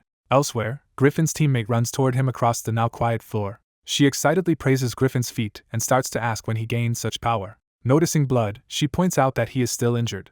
Griffin explains that his body is just adjusting to the newly awakened power. He then demonstrates that power by striking down another armored enemy with lightning. From above, bolts obliterate several demonic beasts at once. Griffin dashes forward, perfectly in control of the lightning coursing through him. The girl, still stunned, agrees to move on as Griffin calmly suggests heading to the next floor. Watching his back, she thinks he may surpass his brother Raven in raw traits and decides to stick with him. She also wonders why, despite reaching what feels like their destination, they still have not entered the boss room and worries about Baphomet's group. They then meet Baphomet waiting for them, who casually asks why they took so long. Relieved, they confirm Baphomet is alive. When she asks about their ally Hunter Goblin, Baphomet curtly replies that Goblin is dead. Shocked, the girl cries out while Griffin looks on more calmly. Griffin and Baphomet silently size each other up after reuniting. Griffin wonders if Baphomet reached this place entirely on his own. Baphomet, in turn, notes that Griffin has clearly leveled up. The girl asks if Goblin fell to demonic beasts, and Baphomet begins to answer with a guarded, "Well?" hinting at more to the story. The girl is shocked by a vague response of something like that. The scene shifts to the large mechanical door in front of them. The man places his gloved hand on a panel, indicating that specific scanner. He admits he could not open this heavy door alone. The girl examines a device on the wall, and deduces it is a biometric scanner. They realize there are 2 scanners that must be touched at once, meaning at least 2 survivors are required to reach this place. The 3 hunters stand before the massive boss door, ready to enter. The dark-haired man senses an ominous presence, and asks if the others feel it. The silver-haired man identifies the presence as the boss. The girl realizes in alarm that the boss of the floor is beyond this door. She internally panics, thinking the 3 8-tier hunters alone cannot clear this floor. She suggests they wait for a healing hunter to arrive before proceeding, just to be safe. An announcement states that the entrance to challenge the king has opened. As they run up the steps, the girl yells that clearing the floor with just the 3 of them is impossible, and questions their judgment. She looks ahead in tense anticipation as the door opens. She is stunned by the strange, star-filled interior that appears. The environment reveals a surreal, floating rock-filled place. A gigantic mechanical structure, the boss arena, is revealed in the glowing space. A voice greets them, saying they have finally arrived. The three hunters brace themselves as the presence focuses on them. A blinding energy blast cuts across the arena. The girl shields her eyes as powerful winds and light wash over the team. A towering armored being appears and remarks that they are too slow. The boss, named Pharaoh, appears fully and says he nearly died of boredom waiting. Pharaoh notes the two men seem very skilled for having defeated all his subordinates, while the girl recognizes him as a demonic beast.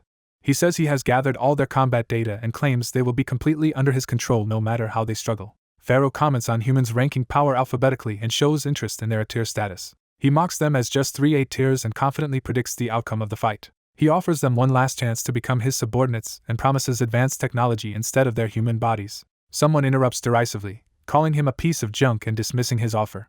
Pharaoh looks forward, surprised by the insult. He reacts in confusion, asking what. The dark-haired hunter charges up red energy and taunts whether Pharaoh's stomach is made of diamonds. The silver-haired hunter gathers crackling blue lightning, saying they will find out by opening him up. Empowered by lightning, the dark-haired man grins and tells the boss they will take a look. Pharaoh notes their confidence. He decides to test their strength and summons multiple floating weapons around himself. Their attacks smash into the central structure with explosive force. The scene cuts to an office where a co-worker notices someone still working late and invites her for coffee. The female worker hesitates about leaving because someone might clear the tower while she is away and says she must report to her manager. Her colleague instead offers to bring her coffee as she stays at her post. The worker suddenly notices the monitoring system reacting strangely and says something is happening in the newly created tower. Outside, debris rises into the sky as energy surges from the tower. The tower erupts in light, and the system announces that someone has cleared the Tower of Sanctuary. The narrative shifts to city skyscrapers towering over the streets. Crowds of people gather outside, buzzing with speculation. A young man in the crowd looks up curiously, noticing commotion. A figure in a hoodie appears, and reporters shout that they have found her. Reporters rush toward the hooded figure, saying she is the hunter who cleared the Tower of Abyss, a legendary tier tower, and beg for details. The hooded person hesitates and quietly starts to answer that they just.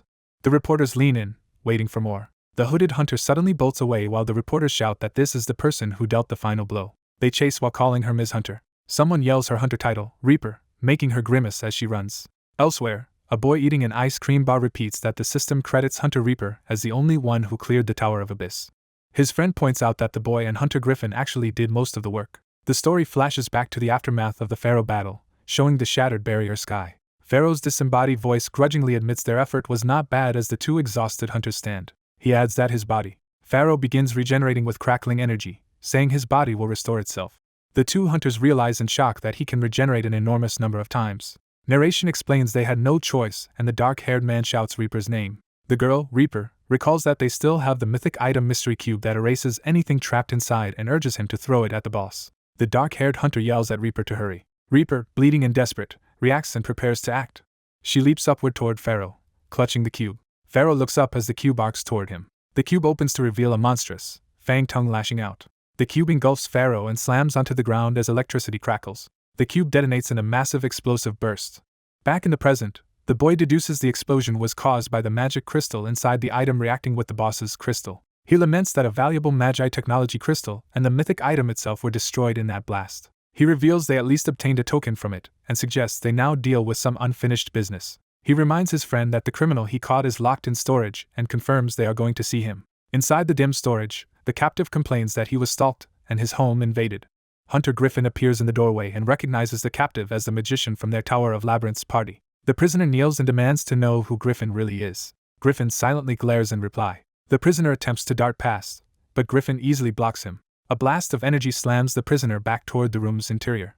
Griffin's eyes narrow as he activates power. The prisoner crashes to the floor, stunned by the barrier. The boy casually stands behind a shimmering blue barrier, and the captive realizes in fear that the kid used high-level barrier magic. The captive starts to comment that a follower of Demon Baphomet is no ordinary kid when the wall cracks behind him. Griffin pins him and demands to know how he realized Griffin is actually the Demon Baphomet, admitting he never got a clear look at him before.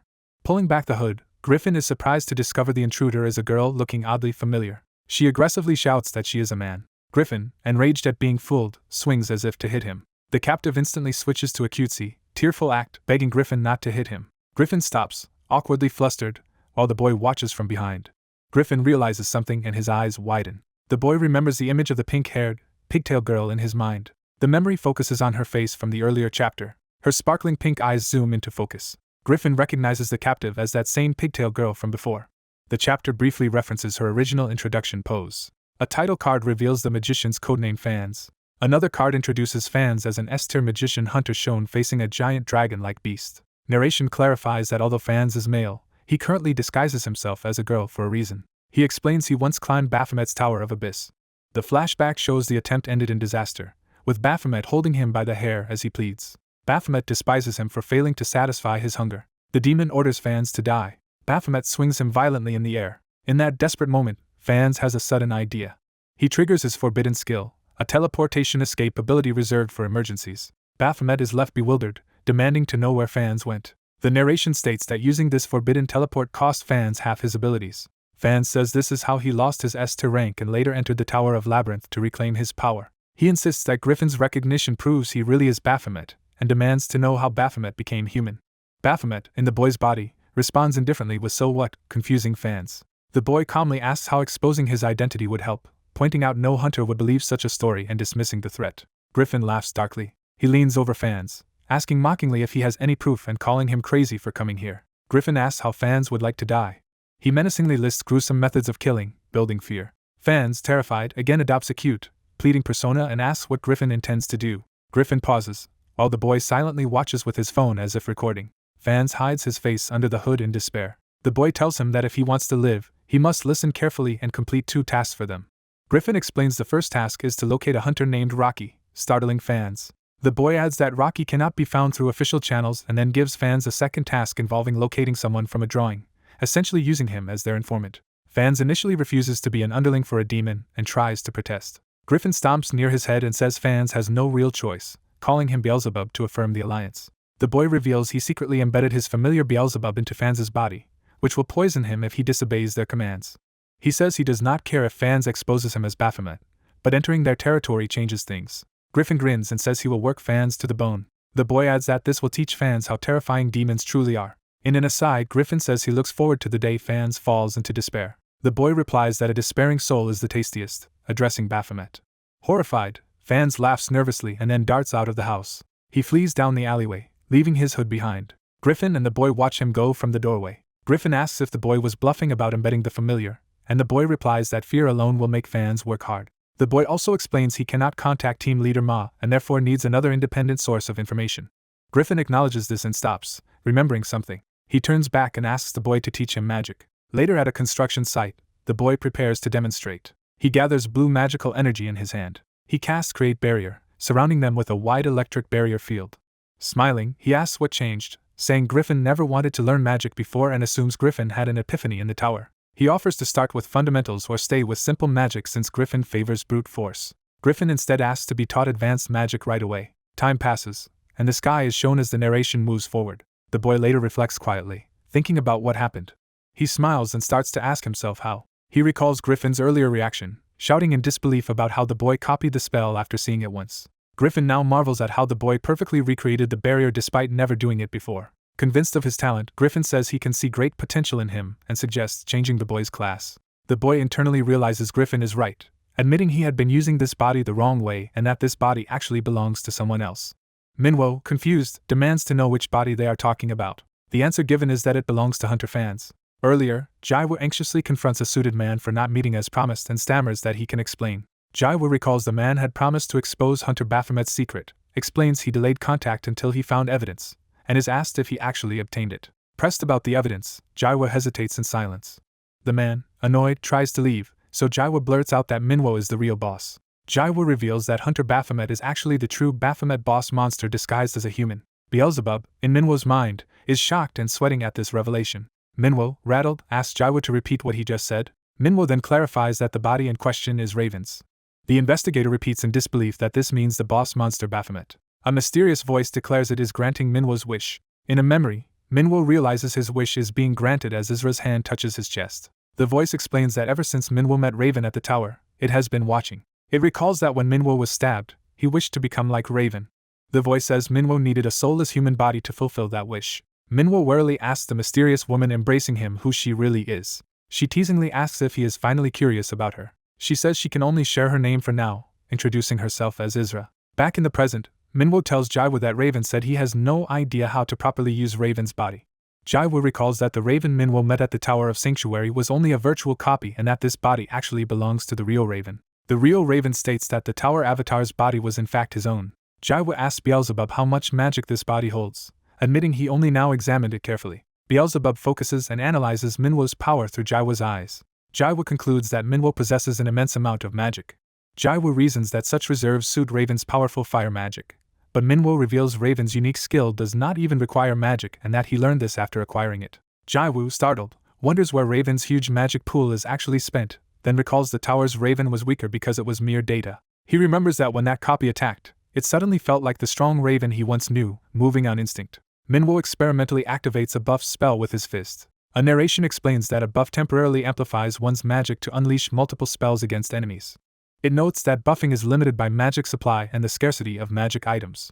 Manhwa reasons that in prolonged fights relying on physical strength is more efficient than burning magic. Jeju adds that combining strong unique skills with buffs grants overwhelming advantage in any battle. Jeju then asks if Manhwa intends to imitate Raven's fighting style as well. Manhwa grins and confirms he will borrow Raven's style, noting Raven personally taught him how to synchronize with this body.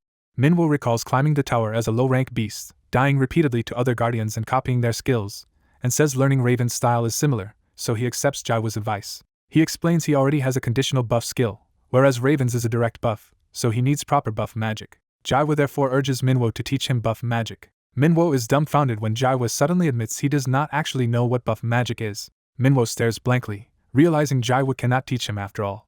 Frustrated, Manhwa chases Jeju while shouting that he just refuses to teach, and Jeju yells back that he only knows magic buffs, not the strength buff Manhwa wants. Jeju suddenly remembers someone ideal for teaching strength buffs and startles Manhwa by saying so. In a separate scene, a doctor remarks that Manhwa's arm has fully healed and he looks healthy after clearing a tower. She then asks him to repeat what he just said. Smiling, she asks what he wants to learn from her this time. Manhwa watches her skeptically, weighing whether to ask. As he tries to leave, thinking she is a quack, she grabs him, delighted that he mentioned buffs and remembered she is a buffer. She recalls previously telling him that she is classified as a buffer rather than a hunter. She asks why he suddenly wants to learn about buffs, and he replies that buff techniques will help in battle, so she says he came to the right person. She agrees to teach him. However, she makes clear her lessons will not be free. Manhwa accepts and asks what payment she wants. She coyly calls him by his experimental number, and hints at wanting something specific from him. She removes his cap as part of naming her price. She finally reveals that what she wants in exchange is his body. Time shifts to the bright sky, indicating a new day. The scene transitions to an orphanage building. Children there look up in surprise and curiosity. Manhwa appears before them wearing casual clothes, expression unreadable. He gently takes one boy's hand as if preparing to play. Using his strength, he tosses the boy high into the air, making the child scream in shock. The boy hurtles downward, bracing for impact. Manhwa catches him safely, landing on the ground with the child cradled in his arms. He kneels, still holding the boy, showing he never meant to hurt him. The other children watch nervously, worried for their friend. Manhwa glances back at them calmly, silently reassuring them. Realizing the boy is fine, the children smile in relief. The doctor cheerfully announces that anyone who wants to play with Manhwa should line up, exciting all the kids. She tells them they can play with him if they agree to get medical checkups. Inside, she begins examining children while an assistant in costume helps. Outside, Manhwa enthusiastically plays tag with the kids, acting like a big, energetic monster. The doctor tends carefully to a girl's injured leg. Manhwa keeps entertaining the children, even taking a soccer ball to the head mid-game. The scene fades out on the kids' happy shouts and clear sky. Time passes to sunset.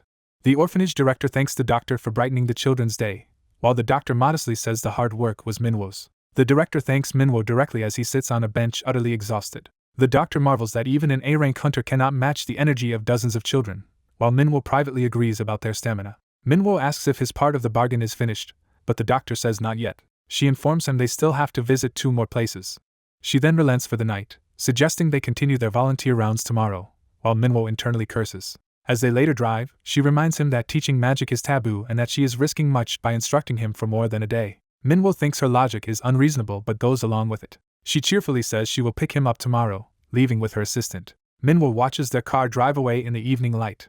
He lets out a complicated sigh and half-smile to himself. When he meets Jeju and yeosseum, he angrily complains that he had to wear a ridiculous headband and work himself ragged because of that doctor. Yeosseum and Jeju quickly gag and restrain him to stop his rant. Yeosseum, now in casual clothes, calls Manhwa by his codename Reaper and explains she went to his house earlier but only found his younger brother. She warns him not to use her codename in public and tells him to call her Na yeosseum outside.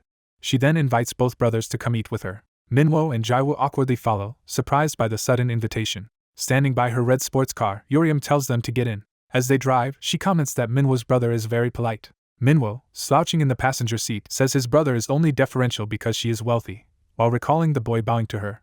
He mentally complains that this group meal is not what he envisioned earlier when he suggested eating together. Yeosseum correctly interprets that he meant for all of them to share a celebratory meal. Manhwa says everyone earned it by clearing the tower, so this dinner is like an after-party. He suddenly notices a giant billboard outside and points out that it features yeosseum. The billboard congratulates Genius Hunter Reaper for clearing the Tower of Sanctuary.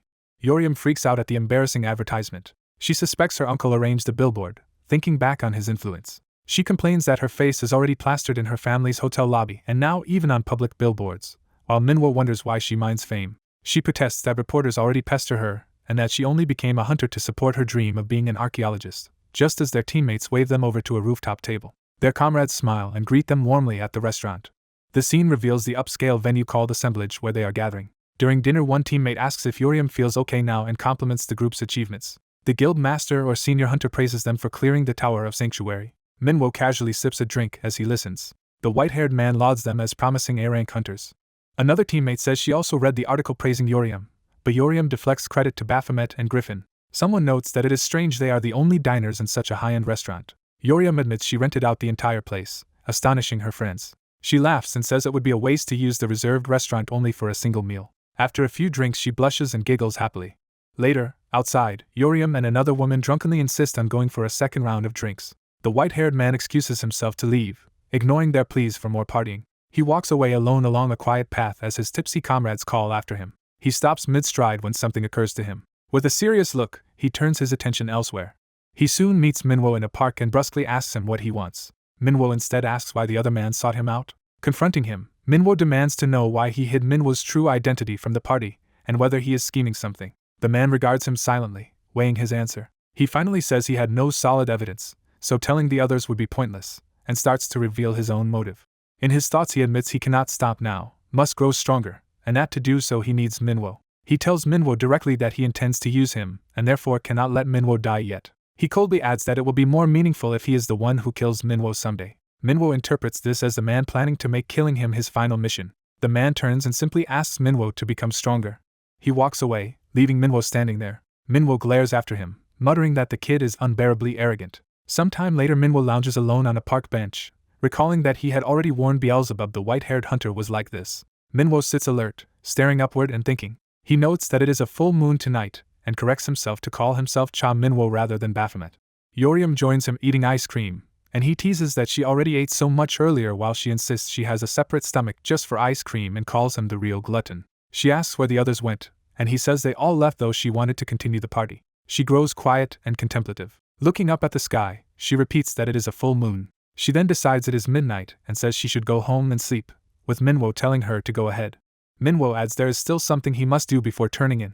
As he relaxes, yeosseum's long hair sways as she moves toward him. She suddenly bends over his reclining figure on the bench. Yeosseum gives Manhwa an unexpected upside-down kiss, startling him. His eyes widen in shock at the sudden contact. She breaks the kiss with a playful lick of his lips. Yeosseum, blushing, bids him good night and walks away with her ice cream. Left alone, Manhwa sprawls on the bench, processing what just happened. His heart pounds as he lies there, still stunned. Manhwa stares upward, flushed and wide-eyed, realizing how much yeosseum's kiss has shaken him. The protagonist, shocked by recent events, questions why someone suddenly started eating ice cream. As he walks away vowing consequences if they meet again, someone calls out to Baphomet and asks why he is still there. A muscular man says he has something he wants to discuss with the protagonist. The protagonist notes the man looks drunk as well but insists on hearing what he wants to say. The older man smirks, preparing to bring up something serious.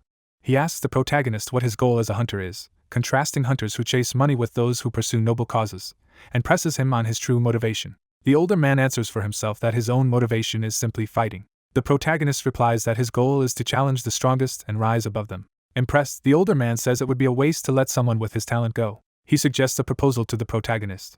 The proposal is that the protagonist should join the Sunwin Guild. Scene shifts to an orphanage-like building, signaling a new setting. Children happily thank the director, showing affection and gratitude. A woman in a lab coat acts saintly while the protagonist looks annoyed in the background. She reflects that helping children is more fulfilling than anything else and is glad she became a doctor.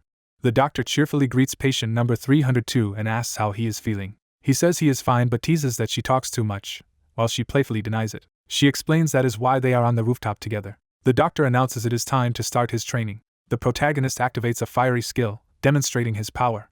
He asks how he did, and the doctor is shocked he learned the technique in only an hour. She silently marvels at the feeling of successfully teaching someone. The protagonist muses that he now understands why some S-rank hunters choose support roles and wants to see how far this doctor can grow. She explains that as his stats rise he can learn many skills, while he wonders what path to take next. He abruptly declares he is leaving this guild. The doctor screams in disbelief at his announcement. He explains he received an offer from another guild, reveals it is someone, and notes her stunned reaction shows he need not say more. She admits she did not know guilds paid signing bonuses and praises their generous benefits. She explains that higher towers receive stronger guilds, contrasts that with his situation, and asks about his own treatment. The protagonist accuses her of scamming him into work, dragging him into a strangely named guild, and exploiting him. He adds that she is now trying to use training as an excuse to take advantage of him. He declares their relationship over and metaphorically blasts her away as he leaves. Walking off, he tells her to treat what she taught him today as his payment. She stammers, wondering what she can possibly offer. Desperate, she asks what it would take to make him stay.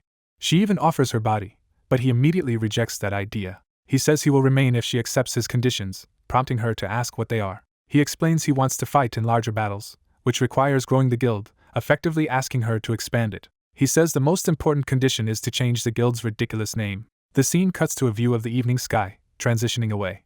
A grand hotel named The Heaven is shown, indicating the new location. At the hotel reception, staff confirm a guest's reservation and promise to handle the luggage. A young man praises the luxurious hotel and asks his older female companion how expensive it is, while she tells him not to worry about the cost. She wraps her arm around him and tells him to focus only on her. They embrace in front of a congratulatory poster celebrating a female hunter who cleared the Tower of Sanctuary.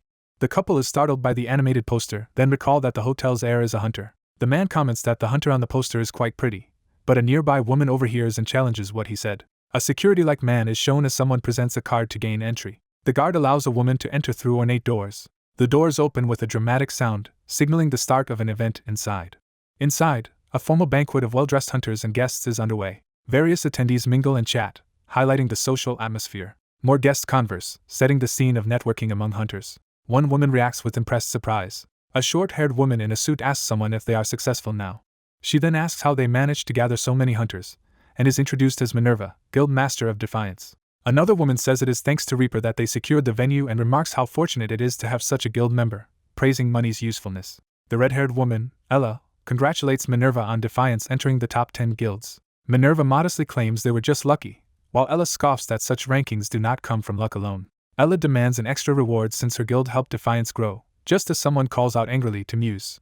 Ella scolds a younger blue-haired woman for eating despite having a photo shoot tomorrow, and the girl apologizes nervously. Ella turns away in irritation, while the girl shrinks back timidly. Ella suddenly yells again, terrifying the girl. Minerva suggests Ella let the girl eat, but Ella insists the girl must be stricter with herself to surpass Valkyrie and reach the top of the industry. Minerva falls silent, observing this harsh treatment. She notes someone she expects has not arrived yet, prompting Ella to ask who she means. The blue-haired girl re-enters and realizes they are talking about a man she also knows. A startled scream from elsewhere indicates a new disturbance. The girl again apologizes as she bumps into someone in the commotion. A close-up of her eye shows her shock at what she sees next. A serious-looking man's lower face is revealed, hinting at his presence near her. The man in a red jacket walks past while the blue-haired girl watches him go. Off-screen dialogue recalls someone asking if hunters should not at least own a suit, arguing that image matters when dealing with powerful people. A guest in a brown suit questions whether such presentation is really that important. Another comments that in this era public image is crucial. The female doctor from earlier, now dressed formally, tells the protagonist there are hunters present so he must clearly establish his identity. As they enter the hall, someone calls out Kim Yunsun's name. At the buffet, someone complains that a person they had called earlier did not show up. In a private lounge, Yunsun remarks that Minerva now seems serious about running her guild properly, and asks why she changed the cute guild name Wilderness. Yoon-sun admits someone threatened to leave unless she changed the name. Another woman realizes Yoon-sun is referring to the tough but attractive hunter eating cake nearby. The protagonist continues enjoying cake while Minerva watches him from a distance. Minerva's eye focuses on the protagonist, recognizing his potential. Yoon-sun asks where Minerva found such a rare talent. Yoon-sun smiles and says she is glad she contacted Minerva. As people gossip about the protagonist, one asks how much Yoon-sun spent to recruit him, while she boasts he joined because of her skills and another wonders how much they must offer to steal him. Hearing that someone tried to recruit him, Ella jokes she would join too, and Yoon-sun panics, calling him her guild's only hope. Minerva asks Yoon-sun if she invited her specifically because the protagonist is here. Minerva clarifies she is talking about Yoon-sun's ex-husband. Yoon-sun stiffens as a man places his hand on her shoulder, saying he recognized her voice. Her suave ex-husband greets her, commenting that it has been a while. Meanwhile, the protagonist stands among party guests, unnoticed. He recalls advice about leaving a strong impression and wonders how to stand out at this event. He thinks back to his orientation, realizing he already made a different kind of impression there. Spotting Reaper arriving, he notes that the hotel belongs to her family.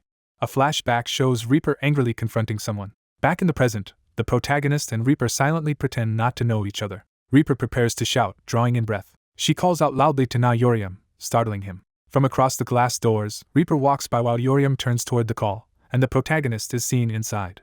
Outside the hotel, someone complains that events are not matching what was promised, reminding the other of a deal to go out together after perfectly clearing a tower. yeosseum smirks and asks Reaper if she forgot that promise. Reaper coldly responds that she never agreed to it, and that yeosseum acted on his own. She adds that she has already paid him back with money. yeosseum sighs and addresses her by name in frustration.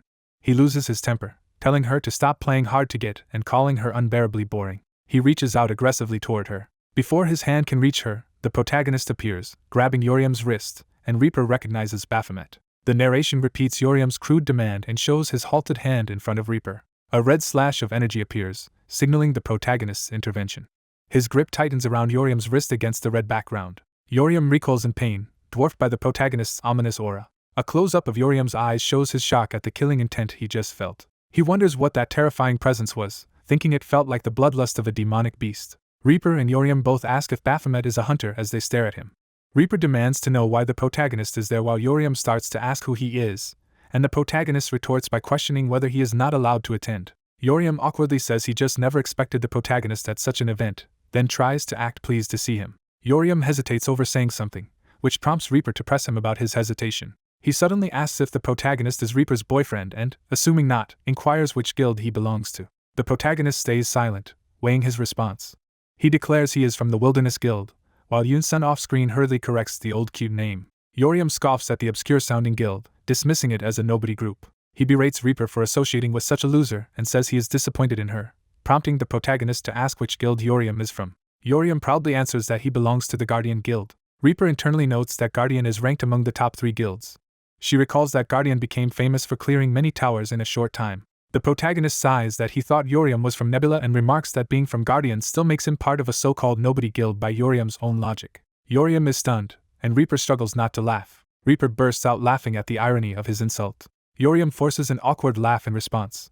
The protagonist also laughs, joining in the mockery. Reaper, still laughing, explains it is amusing that he called the top 3 guild a nobody. Both protagonist and Reaper continue laughing while yeosseum is left speechless. yeosseum glares angrily at the protagonist. He internally curses the protagonist, still believing he is just a loser from a shabby guild.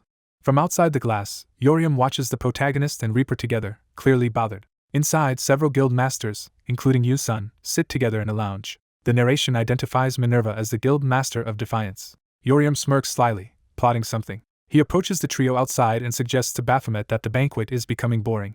Back in the lounge, someone calls out to Hunter Minerva. yeosseum politely addresses Minerva and asks if he can offer her an interesting proposal. He thanks them for inviting him to such a grand banquet but notes that hunters used to constant action might find it dull. Another guest agrees, saying it is not their style to merely drink champagne and make small talk. Minerva suggests spicing things up with an event match, a friendly one-on-one duel.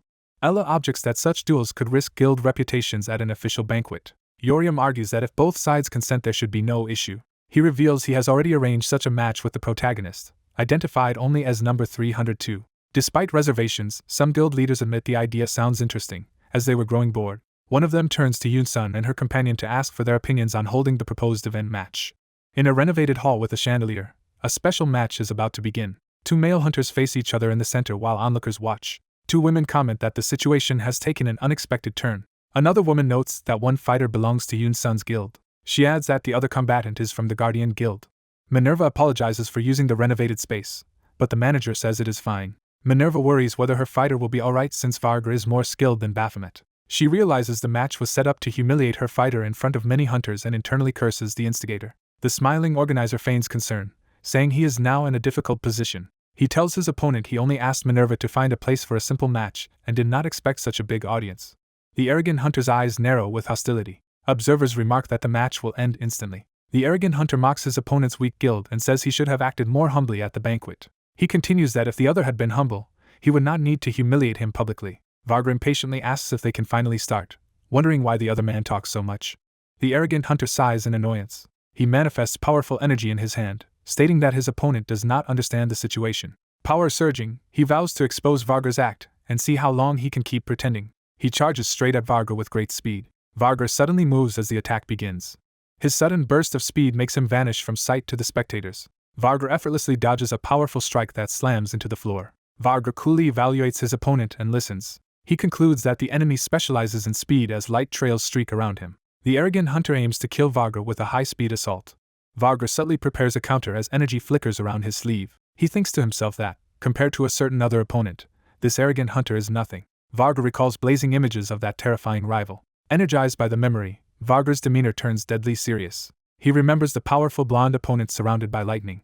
With glowing red eyes, Varga tells his foe that he still has a long way to go. Minerva watches the battle from the darkness. Shocked by what she just witnessed, Minerva exclaims in disbelief. Other women in the audience stare in stunned silence. A man in a suit also looks on, clearly surprised. Minerva's subordinate gazes wide-eyed at the outcome. Varga's blow slices through the air, brutally injuring the arrogant hunter. Bloodied and terrified, the arrogant hunter realizes the huge difference in strength between them. The crowd cries out in horror at the unexpected brutality. The defeated hunter writhes on the floor in a pool of blood, cursing Varga in pain. The Guardian Guild duo silently observe the aftermath of the one-sided fight. The female guild member calls the arrogant loser a piece of trash. She then notices someone in the crowd and grows alert. She spots Ma Sung-yoon among the onlookers and reacts with recognition. Guests murmur in confusion, wondering why a supposedly friendly match turns so violent. Minerva begins clapping, breaking the tense atmosphere. She leads the applause, praising Varga as the best and calling him Hunter Baphomet. Approaching him, Minerva compliments Baphomet's destructive power and says her judgment of him was correct. Other hunters remark that they have never seen Minerva so excited. A spectator asks if Baphomet is that hunter's codename. Time passes and the scene shifts away from the banquet venue. Minerva later approaches Varga and abruptly asks him to give her his injured hand. He is confused, but she points out that his hands are hurt. Looking down, he realizes his hand is bleeding from the fight. On a terrace, Minerva bandages his hand and scolds him for not noticing his injury while he casually says he won anyway. After tending his wound, she sits close, and they share a quiet moment. Minerva looks pensive, about to bring up something serious. Varga glances at her, wondering what she is thinking. He says such a minor wound will heal quickly, but she insists hunters must always maintain top condition. She warns that unexpected gate shocks can strike any time, so even small injuries must be treated. She finishes wrapping his bandages, noting that even minor injuries can become dangerous. Minerva then says she is now sure he is the one who cleared the Tower of Labyrinth. She bluntly tells him he is strong. They sit together in silence as he mulls over her words. Varga reacts with a start when something else is brought up. Minerva and another woman walk in on them. Minerva teases them about spending time together. Minerva notes that Varga had cast a buff on his right hand during the fight. She explains that he lacked time to buff his whole body, so he enhanced only his right hand at the last second to secure victory. Varga replies that he had to win because the guild's reputation was at stake, even though their guild is still unknown. Minerva reflects on Varga's combat instincts and his ability to improvise skills he was never taught. She thinks that although his potential is terrifying, she is eager to watch Baphomet's growth. The government agent muses that Varga's strength will bring fame to their guild, and that for the guild to rise, Baphomet must grow even stronger. He explains that famous guilds have iconic hunters like Valkyrie of Ark and Van Gogh of Nebula representing them. He tells Varga that to reach that status, Varga must become an S-rank hunter. The agent says he feels a kinship with Varga, as if they are cut from the same cloth. He states that Varga lives to fight, and claims to know the perfect place for someone like him. He reveals that place as the colony, prompting Varga to question what that is. Minerva immediately objects loudly, insisting Varga must not go there. The agent calls the colony the fastest route to S-rank but admits many A-rank hunters die there, while Minerva argues Varga can become S-rank more slowly and safely. She demands to know what is so special about that place. Looking worried, Minerva prepares to explain its true nature. She says people call it hell and purgatory, since it produced the most demonic beasts during the gate shock and towers keep rising there. Minerva's subordinate adds that she has heard those towers never stop appearing no matter how many are cleared. The agent explains that the area was declared uninhabitable for humans. Minerva warns that hunters who go there often go insane and develop a bloodthirsty craving for battle, and even small disputes there can escalate into massacres. She ends by begging Varga never to go to the colony. Varga instead asks if going there would not only secure S-rank but also make him even stronger. Minerva panics, repeating that she already told him no. A familiar system-like prompt appears, asking if he wants to challenge the colony. The narration lingers on a distant image of the colony's jagged towers. Elsewhere, Yoon's son's injured subordinate is treated, and the healer says she has done all she can. She tells him to visit a hospital for proper treatment, and laments that she had hoped to enjoy the banquet in peace. The wounded hunter regrets not listening to his mother's advice. The blonde guild leader smiles while saying he should not meddle in others' affairs, though he clearly did. He then suddenly kicks the injured subordinate in anger. Looming over him, the leader scolds him for failing to handle Vargar and allowing their guild's reputation to be damaged. He says his anger will not subside no matter what the subordinate does. Terrified, the subordinate begs for mercy and promises never to fail again. Still choking him, the subordinate desperately pleads to be spared. Another man intervenes, restraining the leader and stopping the assault. The newcomer, Ma Sungwoon, calmly suggests the leader has made his point and should stop. The leader withdraws his hand from the terrified subordinate. The subordinate immediately scrambles away, fleeing the room. The blonde leader is left glaring as the subordinate runs off. Turning cheerful again, the leader greets Ma Sungwoon, saying it has been a while. The two men talk politely, with the leader calling government work a waste of Sungwoon's talent, while Sungwoon defends his job's importance. Just as the leader suggests they catch up over tea, his phone starts buzzing. Sungwoon excuses himself so the leader can take the call. On the call, Sungwoon answers questions about his availability, sounding hesitant. The furious voice on the phone asks why he is hesitating to reunite with his first love, flustering him. After the call, the blonde leader remarks that Sungwoon's wife has not changed at all. The scene cuts to a quiet hotel corridor. Sungwoon walks away while the blonde leader exits in the opposite direction. Sungwoon reflects that the leader always knew he worked for the government yet pretended otherwise, just as Minerva suddenly appears behind and calls him a sly rascal. Startled, he and Minerva question each other about why they are at the hotel.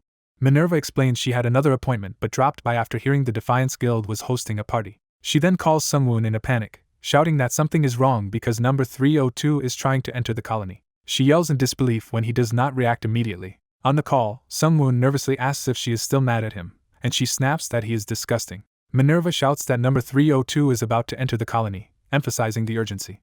Sungwoon repeats the word colony, realizing the gravity of the situation. Minerva insists they must stop Vargar from going into that hell, but Sungwoon unexpectedly replies that it might not be such a bad idea. He reasons that Vargar can become even stronger if he goes there. The story shifts to a cafe named Eden. Inside, Vargar sits at a table while two young men wait expectantly. Vargar, wearing a hoodie, looks bored as he waits. A pink-haired hunter dressed in gothic girl's clothing appears, prompting Vargar to question her outfit. She and Vargar bicker, with him calling her a cross-dressing pervert, while she claims she is working. Fans recognize the pink-haired hunter as Hunter fans and shyly ask for a photo with her. She cheerfully poses with them, making a heart sign. Watching, Vargar mutters in disbelief while she explains those people are paying clients from her fan site. Vargar comments that she is providing fan service and wonders if they realize she is actually a man. He is stunned when she casually replies that of course they know. Smirking, she explains that odd preferences exist and turns the talk back to business, asking if he has found their target. Vargar confirms he tracked down the blonde pervert they discussed, though the man has changed appearance. He shows a photo revealing that the blonde pervert has become a cult leader and has since gone into hiding. Fans assures him that even if she is not an expert, her fans will help track the man down and moves on to Vargar's second request. She produces his second clue, a drawing filled with many eyes, and says she could not make sense of it. Vargar studies the picture, noting that despite its detail it is still puzzling. The sight of the eye pattern triggers a memory of his former mentor. He recalls that this was from the first mission he ever carried out. Narration explains that he failed to find the figure behind his mentor, and that mentor was eventually killed by this elusive culprit. The memory notes that the mentor's corpse was discovered horribly dismembered. Vargar believes the killer mutilated the body to keep his own identity secret. Sungwoon remembers the official assessment that this killer is a magic-type hunter who can reanimate corpses. Based on that, fans concludes that the culprit must be a necromancer, a rare class that should narrow their search. Vargar tells fans she is proving her worth after initially complaining about her usefulness, then pointedly asks if she has told anyone about him. He watches her response closely, humming skeptically. Fans nervously mutters a curse to herself, realizing he might not fully trust her. Meanwhile, elsewhere, a witness insists to someone that he really entered the boss room of the Tower of Abyss and that the man he saw there was Baphomet. The protagonist insists he knows the man before him is the famed hunter fans who entered the Tower of Abyss. The suited man admits he ran a background check, calling it routine to verify the credibility of the intel. He repeats the claim that Cham Minwo is the demon Baphomet and reacts with barely suppressed amusement. He suddenly bursts into loud laughter, startling the protagonist. The protagonist assumes he is being mocked, but the man assures him he actually believes him. The suited man explains he suspects a hidden entity is manipulating them all. He clarifies that he does not accept everything blindly, only that the story matches his own information. A pink-haired woman silently wonders what is going on. A hooded man argues with an unseen advisor, refusing to help someone he calls a demon. The suited man tells the protagonist he owes a debt to the demon Baphomet. The hooded man, reading his phone, reacts in confusion. Realizing the call is from the doctor he distrusts and concerns Baphomet, he wonders why she is contacting him. Night falls, signaling a transition in time. The exterior of a large building is shown, establishing a new location. Inside, someone is instructed to test a product for a week and report back, since work is slow in the off-season. A red-haired woman listens with a smile, considering the proposal. Outside at a cafe, the red-haired guild master scolds her lazy star hunter, who insists she is listening. When asked what she is doing, the blonde hunter casually says she is struggling to beat a stage boss in a game and considers spending money. The guild master internally laments her behavior as the blonde acts melodramatically about being unable to continue. The blonde openly declares she is too lazy to keep working, while narration notes this is her seasonal pattern. The red-haired guild master thinks the blonde is annoying but acknowledges she is the guild star and suggests the overworked manager take a vacation abroad. The blonde remembers a scheduled photoshoot in Boracay yet still refuses, saying the trip itself is too tiring. Frustrated, the manager warns that if she keeps this up she will lose her #1 hunter spot to rising stars like Musi or Hunter Muse, catching the attention of onlookers. A bystander comments that Muse is pretty, while the manager insists that beauty is not the issue. The manager gives up and tells the blonde to do as she likes but reminds her there are many commercial jobs waiting once she returns.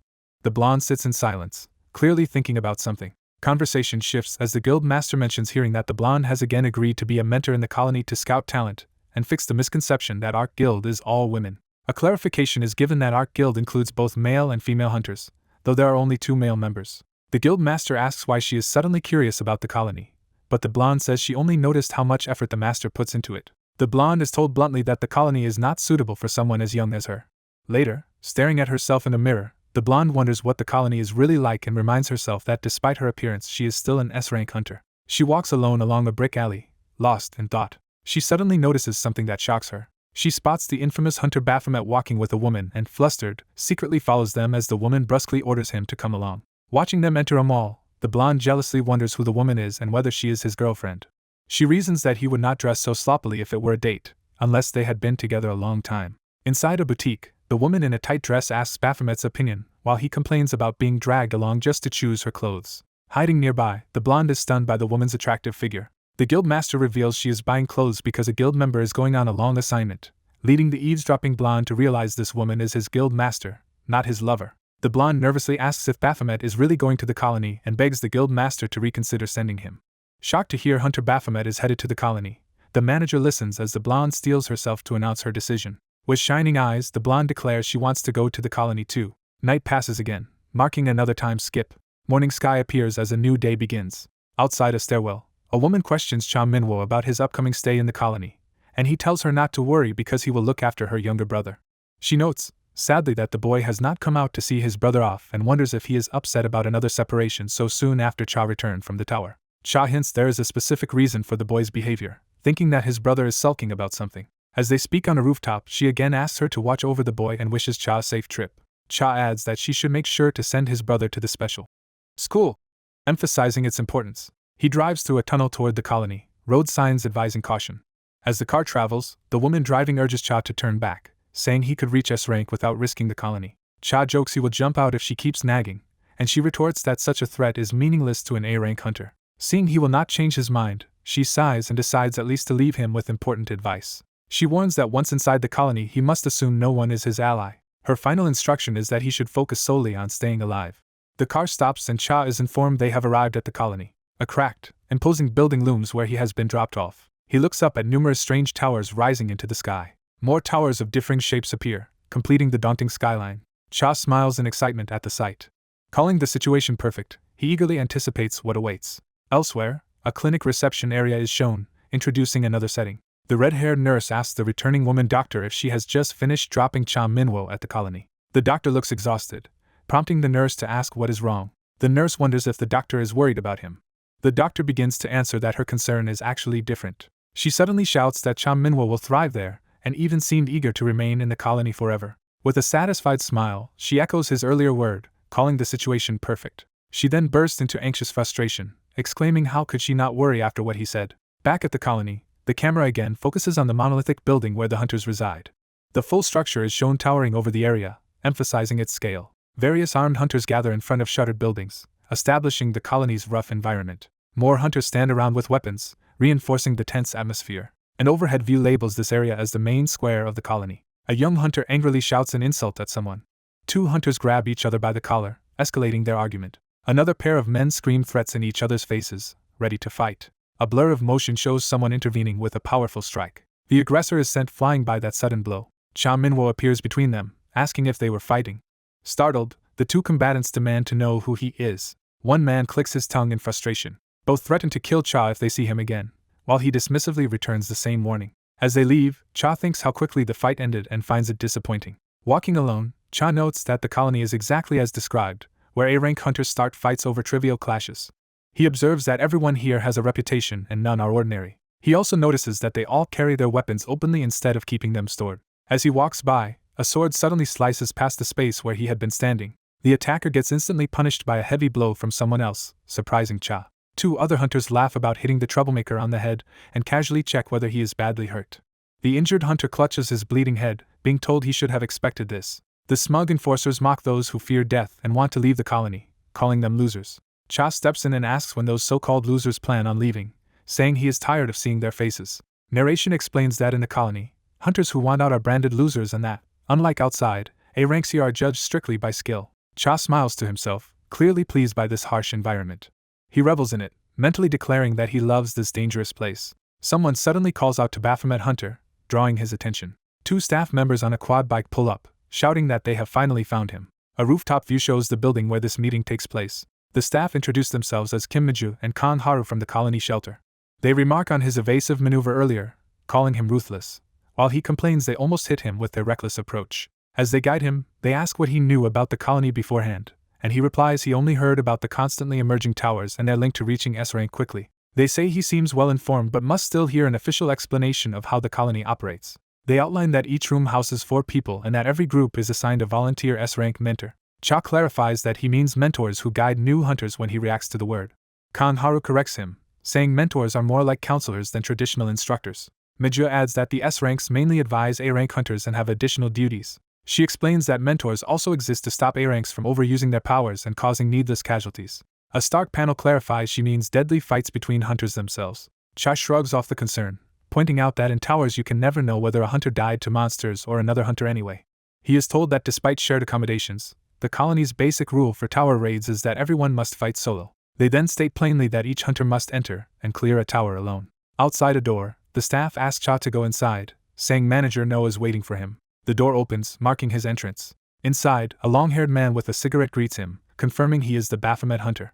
He introduces himself as No Jaekyung, the manager of the colony shelter. No notes that Cha has already been briefed and asks whether he has any remaining questions. Cha stares intently, ready to respond. Nearby stands another young man in a white jacket, observing Cha with curiosity. A close-up reveals this white-haired hunter's serious expression. Recognizing him, Cha suddenly shouts in surprise, while No asks if the two already know each other. Elsewhere, a different manager is shocked to hear that the powerful Griffin hunter has entered the colony. He interrogates a subordinate, emphasizing that Griffin is projected to reach S rank and demanding to know if any confidential information was leaked. The subordinate denies knowing anything, implying someone higher up must have shared it. The manager wonders aloud about another absent manager, Ma, noticing he has not seen him recently. Back in No's office, he states that Griffin Hunter and Baphomet Hunter will now be assigned to their respective accommodations. No assures them that staff will escort them and explain whatever else they need to know, so there is nothing to worry about. Griffin looks at both of them and begins to speak. He tells Cha that he seems very confident about conquering the colony. No remarks that many hunters arrived with the same confidence only to be consumed by the colony's brutal atmosphere. He explains that to reach S rank here you must become the predator rather than the prey, and notes that many have succeeded that way. When asked to name one such hunter, No cites Raven as the prime example. Seeing both men react strongly to Raven's name, No deduces they came specifically to grow stronger like that legendary hunter and asks their impressions of the colony so far. No first invites Griffin Hunter to answer, who calmly says he has no particular thoughts yet. Griffin then adds that after seeing how many towers there are, he realized something important. He concludes that if he can defeat all the beasts in all those towers, he will surely reach S rank. Cha smiles, clearly sharing similar ambitions. No praises his courage and turns to Cha, asking for his own thoughts. Cha stands silently for a moment, preparing his response. He finally states that the path is obvious, that to become S rank he simply needs to conquer every tower. Griffin listens intently to this bold declaration. No reacts with impressed surprise at their determination. In an intense internal monologue, Cha admits that what he really feels about the colony is a burning desire to fight. He clarifies that he wants to battle every single hunter within the colony. Griffin narrows his eyes, gauging Cha's dangerous enthusiasm.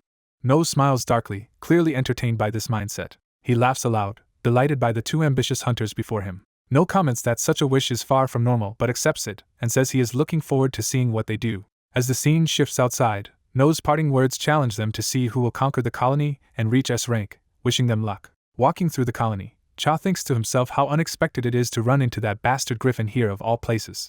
Walking alone, the protagonist suspects the same person who tailed him at orientation might be stalking him again. He grows tense and wary, scanning his surroundings. He arrives at a modest building and wonders if this is where he will be living. A serious-looking man opens the door and faces him. The man stares intensely, sizing him up.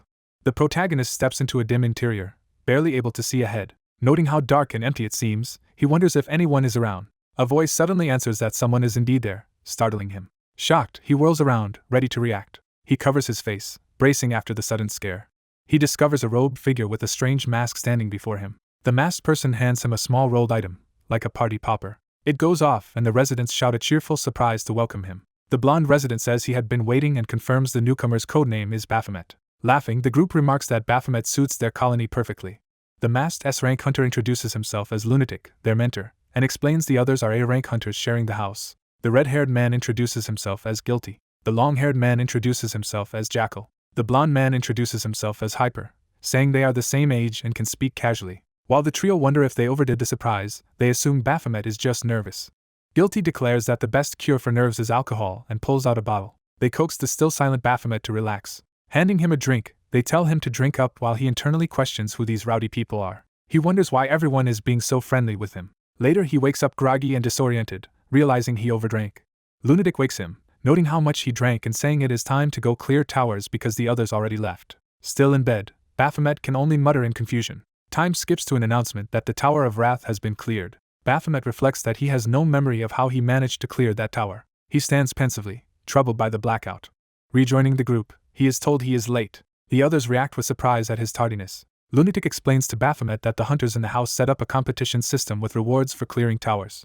Lunatic finishes explaining that last place gets no reward and asks if Baphomet understands what this implies. Baphomet listens seriously, taking in the rules. The others tease him for getting so drunk, laughing at how a hunter could let that happen. Baphomet suddenly bursts into loud laughter with them. His laughter grows, but his expression turns sly. Still laughing, he looks almost sinister. He suddenly slams his fist into the table between them, shocking everyone.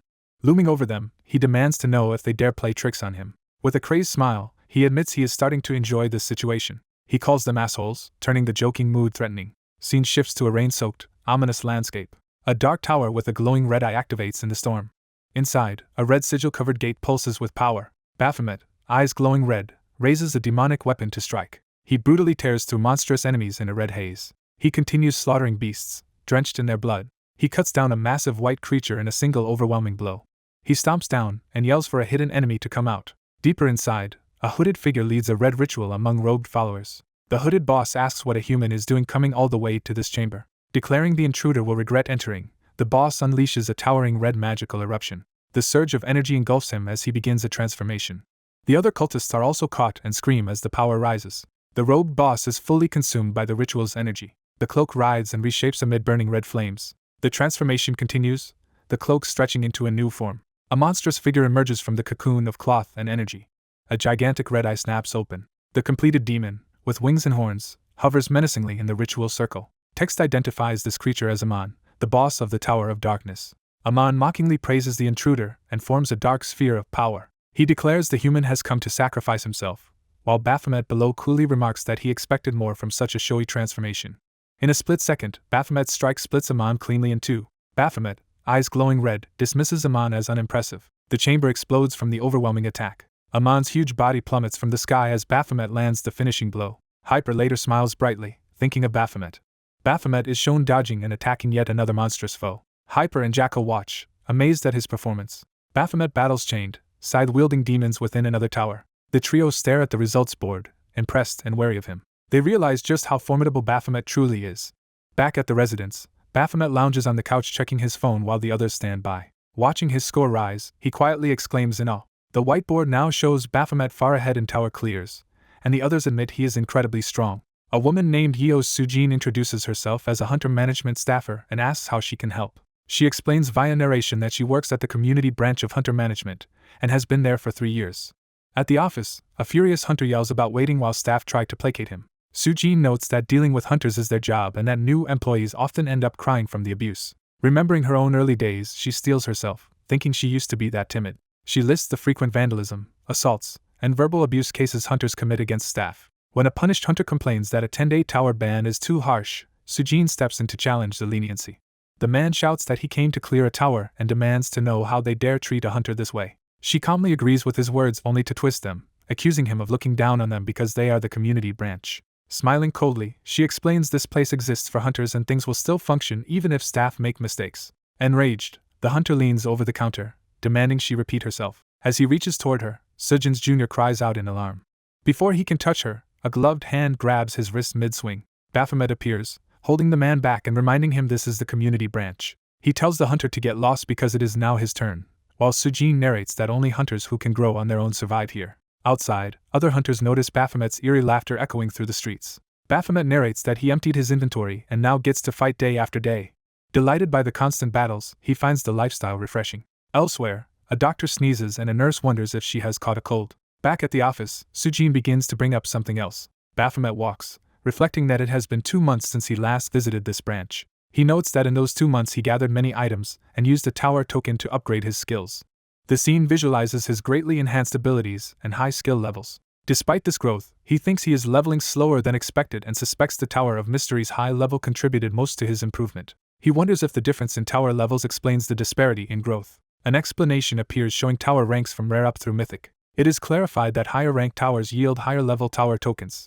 Baphomet concludes he can currently clear up to epic towers, so for now he can only level skills using tokens from lower ranked towers, much like grinding in an RPG. He reasons that as his skills level he needs more experience, meaning more tower clears, before eventually challenging legendary and mythic towers. Determined, he tells himself he can keep fighting indefinitely without rest. He imagines how boring it would be to just sit as a tower boss, waiting for intruders.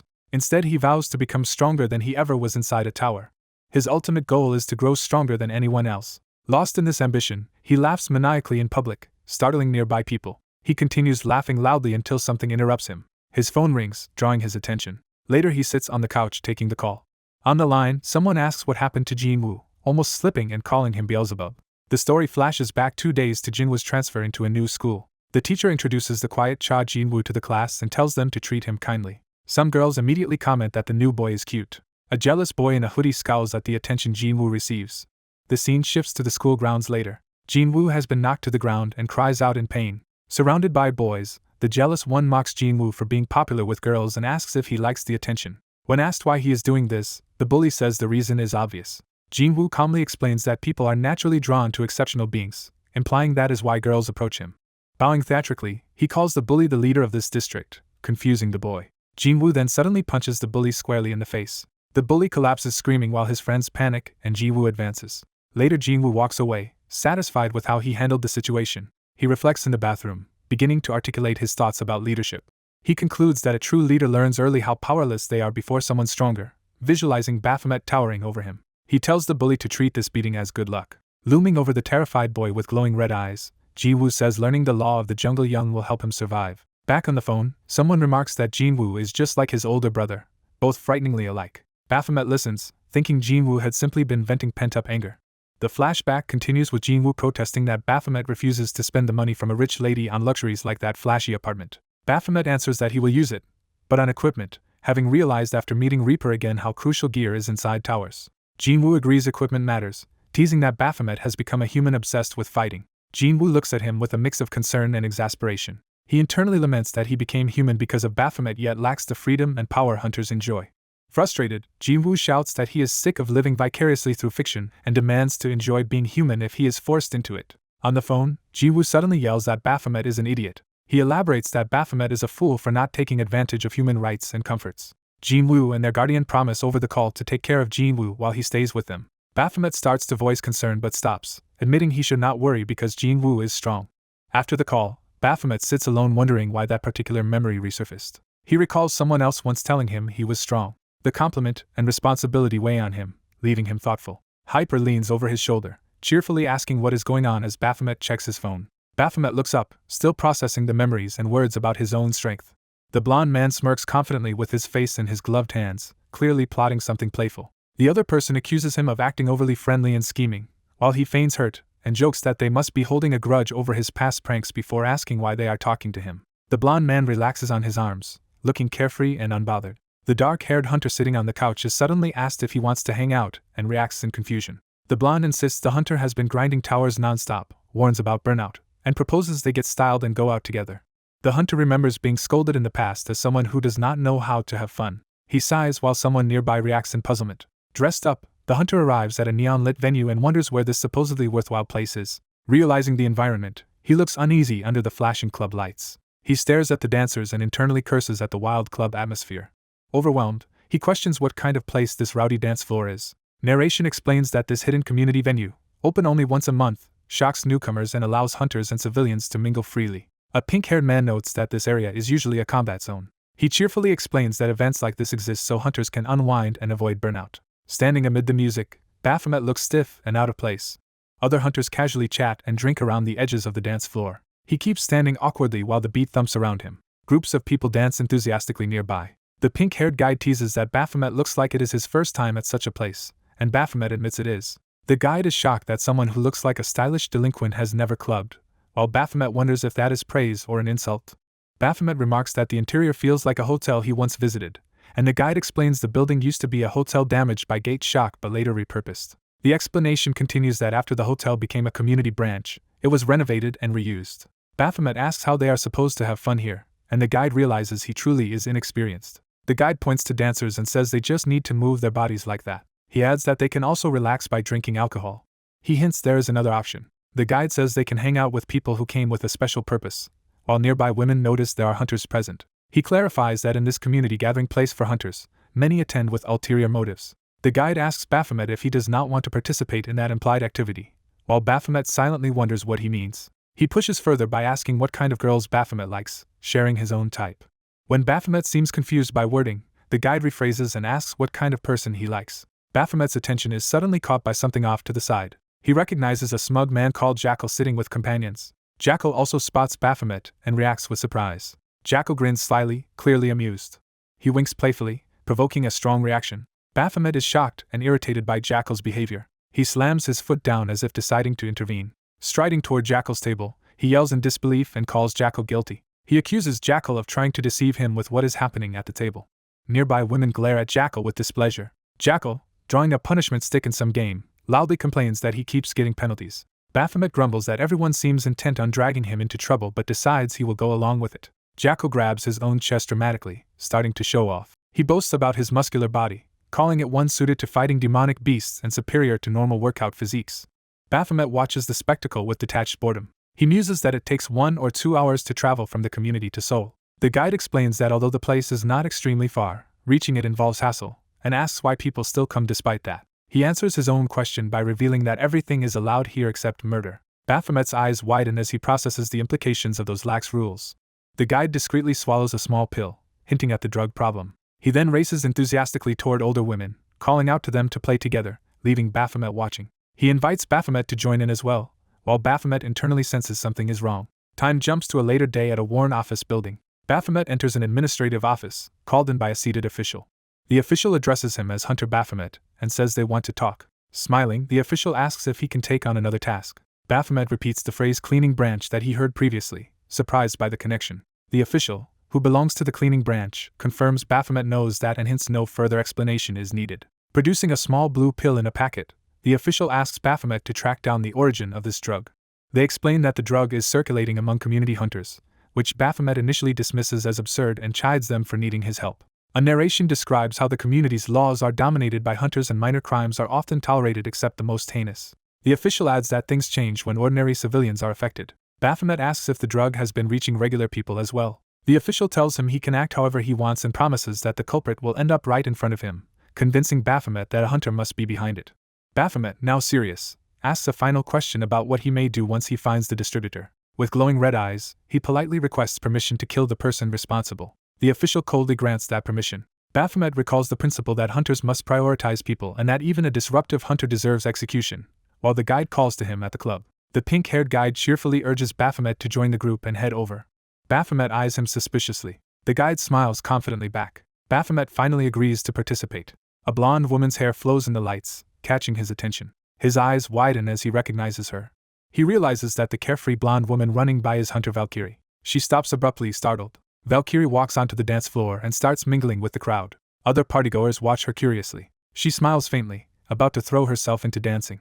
Valkyrie dances enthusiastically with her arms raised. Close up, she beams with a bright, carefree smile. The scene flashes back to 1 month earlier, showing Valkyrie with the same smile. A month ago, she suddenly turned pale and rigid in front of others, who worriedly asked if she was okay. Two S-rank hunters, Nen and Agatha, talk about how difficult it is to work with proud A-rank hunters and introduce themselves. Another narration over Valkyrie's face asks if there was at least one decent hunter among those recruits and mentions a hunter Griffin. Nen reacts in disbelief at Griffin's name, while Agatha looks puzzled. Valkyrie formally introduced herself back then as the S-rank hunter responsible for them. She began to greet them enthusiastically. The three rough-looking recruits she addressed seemed unimpressed. Someone mocked the famous Valkyrie for coming to such a filthy place and implied it signaled the community's downfall. A grim image of those recruits hints at their dangerous attitudes as they say more. Griffin, the immature-looking boy mentioned earlier, is shown standing with arms crossed. He grumbles that the community is not some school for kids to come and go. He addresses the older trio disrespectfully as uncle and aunt, aggravating them. With glowing eyes, he suggests they settle their resentment by fighting. Returning to the present, Valkyrie mutters about what happened.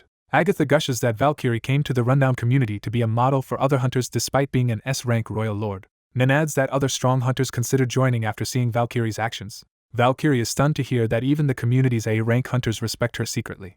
Overwhelmed, she wonders why everyone is supporting her so much. Internally she screams that all she originally wanted was to seduce someone, not become a role model. She notes that 2 months have passed since she arrived. She laments that despite that time, she has not seen Baphomet at all. Another superior remarks that naive people cannot survive in a place like this community. Back at the present party, Valkyrie clutches a card and wonders where Hunter Baphomet is, unaware he stands behind her. She suddenly screams loudly. In a flashback, she had similarly screamed in the dorm, startling Agatha. She awkwardly explained she panicked because of an insect in the bathwater. Agatha stared blankly at that excuse. Narration explains that due to poor water systems, outages and contamination are common and this one will not be fixed for 5 days, horrifying Valkyrie. Agatha says there is another way to wash by pointing her toward a path outside. She explains that a log cabin with clean mountain spring water sits at the end of that path. Valkyrie eagerly decides to go shower there, and Agatha adds she cannot use her hunter abilities on the way. She clarifies that because it is the community's only forest area, they forbid damage there, so Valkyrie must walk through the dark woods normally. A simple imagined sketch shows Valkyrie walking alone with someone behind. Valkyrie tries to refuse help, insisting as an S-rank hunter she can manage and will be right back. Night falls over the eerie forest as she sets out. Walking nervously while checking her phone, she wonders if she should have asked Agatha to accompany her. She debates turning back, telling herself skipping 1 day of showering would be fine, yet admits she is scared. Hearing rustling in the bushes, she freezes. Her fear escalates as the noises continue from the darkness. Terrified, she asks herself what that sound is while the rustling grows all around. Her face goes blank with dread as something closes in. A red background suggests her imagination of a monstrous hand about to grab her. Steeling herself, she prepares to react. She swings her leg powerfully upward. The kick lands squarely on the head of a man behind her, sending both of them crashing. Valkyrie looks down and realizes whom she has struck. She screams again in panic. The man she kicked is revealed to be Baphomet, who groans her name and starts to scold her. Someone later comments, while holding her phone, that Valkyrie is surprisingly pure compared to her reputation. Nen and Agatha walk through the woods, worrying if Valkyrie will be alright alone and deciding to escort her if they meet. Nen muses about how powerful Valkyrie must be as an S-rank elite. Agatha admits that even together they might not be able to defeat Valkyrie in a fight. Nen laughs that this is only hypothetical since they will never actually fight Valkyrie. As they discuss how far Valkyrie might have gotten by now, they come upon the aftermath and tell her to wake up Baphomet. Both are stunned silent by the unexpected scene. Baphomet lies unconscious with a bead of sweat, knocked out by her kick. Valkyrie clings to him and frantically calls his name, while the others look on in disbelief. The group later gathers at the quiet log cabin nestled in the woods. Inside, Valkyrie hides her face in embarrassment over what she has done. Baphomet still sleeps peacefully in the bed. Valkyrie frets that she has really messed up but also privately notes how handsome he looks sleeping, while the others reassure her he will be fine. When Baphomet groans awake, Valkyrie anxiously leans over him and asks if he is up. He wonders aloud if he passed out, and Valkyrie shamefully confesses she accidentally hit a vital point. Valkyrie nervously watches his reaction, worried. He thinks to himself that he lost consciousness from a single hit and sits in uncomfortable silence. Agatha and Nen check on him, introduce themselves as Valkyrie's roommates, and confirm he is okay. Baphomet, still puzzled, says he was just out for a walk and asks why everyone is making a fuss about him being in the woods. The dark-haired hunter narrows his eyes, intensely focused. A bright full moon hangs over the night forest. A blond young man hums cheerfully while holding his phone to his ear. Still humming, he strolls alone along a forest path at night. Hearing something, the blond man's eyes widen in alertness. He turns and spots a small creature on the path behind him. He realizes the creature is just a rabbit. As he walks away, someone hidden behind a tree watches and notes there is even a rabbit in this forest. The dark-haired observer silently studies the blond man from behind the tree. Wondering why the blonde is in the woods so late, the observer follows, suspecting there is something hidden here. The observer is glad he tailed the blonde from behind. The observer thinks he does not care how involved the blonde is in the drug distribution network. He resolves that whoever he catches in this matter, he will kill. Suddenly he realizes the blonde has vanished from sight. Panicking, he wonders where the blonde disappeared to and if he noticed being followed. The dark-haired hunter looks around in shock, trying to locate him. He hears approaching footsteps in the forest. A blonde woman calls out that she has found something over there. Nervous, she peers ahead, sweat forming on her cheek. The woman trembles in a wooden cabin, clearly shaken by what she experienced. Sitting with the dark-haired man, she regrets having mistaken the hunter Baphomet for a demonic beast. The dark-haired man moves to get up from the bed. He stiffens as he senses something off. His teammates gather around asking if he is hurt, and he begins to explain. He wonders if the others failed to notice the strange energy, or if only tower-born people like him can sense it.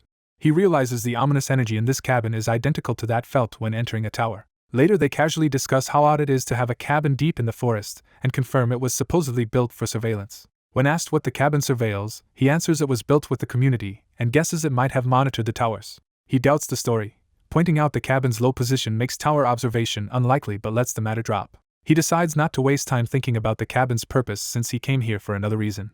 Outside, they ask which district Baphomet was assigned to and he replies that he is from distant District C. He announces he will head back to his own district, prompting the blonde woman to call out for him to wait. Blushing, she nervously asks if they will be able to meet again. He is taken aback by her sudden question. Flustered, she insists she does not know because he is not her mentor, stunning her two companions.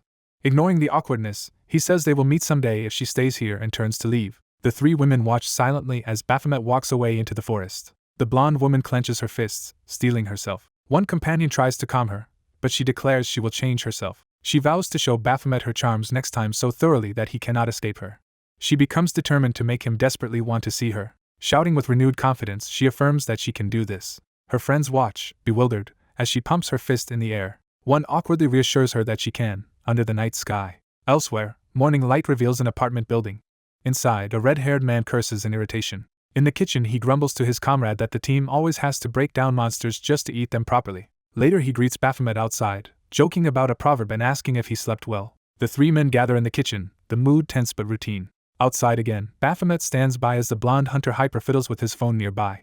Baphomet recalls that after the forest incident he searched everywhere but could not find the blonde drug suspect. Hyper calmly suggests that the suspect must have vanished because of the mysterious drug. Relaxed on the couch, Hyper asks if Baphomet has a problem, but Baphomet brushes it off. Baphomet considers copying Hyper's style of drawing people in with casual conversation. He invites someone to come hang out with him at a bar.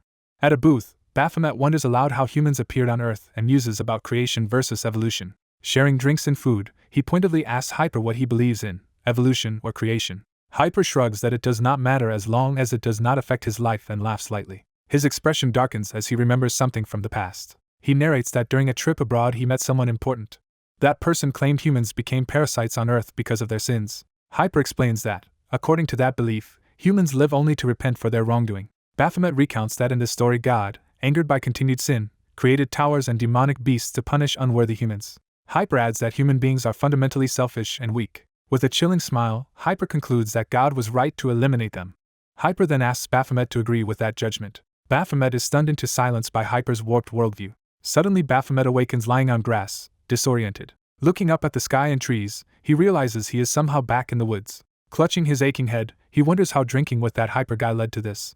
He finds a crumpled scrap of paper in his hand marked with a strange circular symbol. His phone vibrates nearby and he reaches for it. Answering the call, he wonders how his phone got so far away. Hearing the voice, he realizes it is Reaper and is confused when Reaper insists Baphomet had called him first. Reaper says Baphomet sounded extremely drunk, suddenly hung up, and he was worried.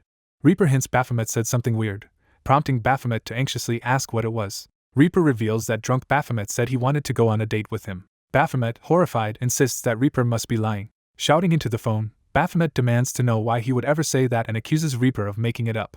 Reaper just teases that Baphomet must be shy and encourages him to do his best at the community. Reaper adds that he will agree to a date if Baphomet becomes an S rank, causing Baphomet to furiously tell him to shut up and hang up. Later, the city skyline appears as Baphomet continues cursing to himself. Walking through the streets, he obsessively mutters curses, mortified about what he might have said. Lost in thought, he accidentally bumps shoulders with another hunter. The offended hunter starts to scold him, but Baphomet only growls another curse. In a flash of murderous anger, Baphomet warns the man to watch where he is going or be buried alive. Onlookers whisper that Baphomet is infamous for being crazy and not to provoke him. A masked hunter named Lunatic appears behind Baphomet and asks what has him so angry. Lunatic, recognizing him, notes Baphomet looks like he has been somewhere other than the dorm and suggests they walk together. As they move through the community, a voice over the scene states there are high expectations for Baphomet becoming an S-rank hunter. Lunatic explains that S-rank power levels vary greatly, and some can fight multiple S-ranks at once. Baphomet listens and simply acknowledges this. He asks how many S-ranks their own team leader Ma could handle, but Lunatic evasively claims he does not know. The two walk together through a void-like background, emphasizing the serious talk. Lunatic yelps in surprise when Baphomet immediately guesses his true identity as team leader Ma. Baphomet says anyone would recognize him and calls him out as obviously being Ma. Ma thanks Baphomet for helping with his undercover act and asks him to keep the secret. Baphomet reminds Ma that Ma himself had once made a certain promise to him. Baphomet glares, clearly annoyed at being manipulated. Ma sweats nervously, caught by Baphomet's stare. Ma indignantly protests that Baphomet was the one who first talked about expectations, while Baphomet dismisses those so-called expectations. Later, Baphomet agrees to cooperate but questions why Ma has to keep hiding his identity. As he opens the door, Baphomet senses something is terribly wrong. Ma also tense, they both prepare for what they are about to see. A faint sound and darkness fill the corridor. They find a hunter's blood-soaked corpse lying on the floor. Standing in the doorway, Baphomet recognizes the body and calls out Jackal's name in shock. His face goes pale as he takes in the gruesome sight. The camera reveals the red-haired hunter dead against the wall, blood splattered everywhere. Lunatic can only mutter in disbelief at the scene. He then cries out, asking what all these bodies are. Baphomet notes that such a bloody massacre has never happened in the community before. He realizes multiple hunters inside the community have been murdered. Other hunters gather behind them, stunned by the carnage. Baphomet whispers that even Hyper is among the dead. He stares down at Hyper's mutilated body, reeling at how this could occur. The surrounding hunters murmur that they have never heard of a hunter being killed inside the community. Someone comments that the wounds look like they were inflicted by a savage beast. Baphomet, seething, demands to know who did this. He vows to find out who killed what he considered his prey. Officials arrive and order all hunters to clear the area immediately. The two suited investigators state they will handle the case and need the site preserved. Some hunters protest, questioning how murder was even possible inside the community. The investigators keep a stern expression, absorbing the complaints. They announce that all rank hunters present or residing there will be treated as suspects. Baphomet thinks such suspicion is ridiculous. He reasons that if an A rank had done this there would be signs of a struggle, so the victims must have been overwhelmed instantly. Concluding from the evidence, the investigators declare the killings were done by an S rank. Baphomet challenges them, asking how they can blame a ranks when the victims died without any resistance. One investigator warns Baphomet not to make unproven accusations, calling his claims slander. Baphomet insists it is just his theory, arguing the killer must have possessed overwhelming power to defeat an A rank so easily. Other hunters agree that none of them seem capable of such brutality, and that it likely was an S rank. Baphomet adds that if that is true, then the investigators themselves failed in their duties by missing it. Their rebuke makes the investigators flinch before someone yells for them all to stop arguing. Tension fills the group as they stand in standoff around the crime scene. Team leader Ma coldly tells Baphomet that he wants a private conversation with him. Lunatic watches silently as Baphomet prepares to follow Ma. The scene shifts to the exterior of a drab administrative building. Inside, Ma tells Baphomet he can stop investigating the murders and drop the matter. Baphomet counters that since Hyper was linked to drugs and then killed, they should still pursue the culprit, and he volunteers to handle it. He presses further, asking Ma if he could even handle the murderer if they really are S rank. Ma refuses Baphomet's offer, telling him to leave the case to the authorities and focus on growing stronger like other hunters. Baphomet's eyes narrow suspiciously at that dismissal. Ma's gaze remains calm but guarded as they face each other. Outside afterward, Baphomet looks up at the building, feeling that something about all this is very wrong. He thinks about team leader No Jaekyung, connecting him with the unease he feels. Walking through the complex, he tries to reconstruct what happened the previous day after he parted ways with Hyper. Frustrated, he grips his head, unable to recall anything and wondering what really occurred. He specifically wonders what Hyper did to him that night. Putting his hand in his pocket, he finds and stares at the same strange symbol paper, realizing it might be a crucial clue. The blonde man reveals he knows the protagonist deliberately approached him but says he will not hurt him, believing he will understand. The blonde man smiles ominously while the protagonist looks at a slip of paper in shock. Realizing this is the paper that made him black out, the protagonist notes it no longer feels magical, and wonders if it is the key to the case. A hooded figure addresses the protagonist as Hunter Baphomet. The masked figure confirms the other speaker is Team Leader Na. Someone explains that the bodies of Hunters Guilty and Jackal were taken to headquarters, that Team Leader No abruptly told them not to get involved despite assigning them cleanup work, and wonders if it is related to Hunter Hyper. Baphomet and the masked figure talk in the forest, with the masked one saying Baphomet must know something to have come, and Baphomet admitting he has a task. The masked figure asks if Baphomet's mission is related to the S rank that killed Hyper. The masked figure describes how the community operates independently from the government, and can cover things up, and Baphomet infers the incident must involve the community branch office. The masked figure listens silently. The mask fills the frame, signaling tension. Baphomet suggests Team Leader No herself could have killed the victims. He recalls that Team Leader No has been in the community since its founding, knows its system best, and can exploit it however she wants. Baphomet states his goal is to uncover Team Leader No's crimes. He reasons that Team Leader No used him to deal with Hyper, then finished the job herself in an emotional way, not even hiding the bodies. He concludes Team Leader No could not have manipulated the system alone and that more people must be involved, deciding only a few can be trusted. Baphomet says for now only he and the masked figure are trustworthy, though he hopes for one more ally. Elsewhere, the blonde woman is shocked to hear there was a murder in C-Zone. Over a meal, she learns that 3 of Hunter Baphomet's teammates were murdered and repeats the news in disbelief. Hunter Nin slams his fist in anger. Nin calls the dead 3 promising A-rank hunters, and the blonde woman addresses him. The dark-haired mentor explains that she and Nin joined as mentors early on, and care deeply for A-rank hunters. The blonde woman listens, disturbed and worried. The mentor recounts that before the Gate Shock, hunters were not highly regarded, few were strong, and a third of humanity died, creating a catastrophe. Nin adds that they both witnessed that disaster and believe many deaths could have been avoided with stronger hunters. The mentor argues the community exists precisely to create strong hunters, and cannot believe A-ranks died in such a place. The blonde woman looks uneasy as the weight of this history sinks in. A transition shot shows the community buildings. 2 staffers tell Baphomet that he is now the only member left of his team and will be notified when he gets new teammates. Team Leader No expresses hope Baphomet will keep clearing towers and grow stronger. Baphomet curtly asks if they are going to find the killer, and is told the search is ongoing. As Team Leader No encourages the effort and wishes them luck, the masked figure cheerfully echoes her words. Baphomet watches Team Leader No leave with suspicion. He turns back toward her, clearly still wary. A hand holds an unlit cigarette, signaling a new scene. Team Leader No, in her office, casually asks her subordinates how Hunter Baphomet is doing. Hearing he has made no suspicious moves, she orders them to keep a close watch. When they hesitate, she brushes off concern for her well-being and dismisses them. As they turn to go, she suddenly remembers she has additional tasks for them. She then changes her mind and decides to handle the task herself. The subordinates accept and leave, closing the door. Alone, Team Leader No sits in thought. She takes out her phone. Calling someone, she says she has a request, but the person refuses, saying they cannot do anything. On the other end, the female mentor says they expected this situation.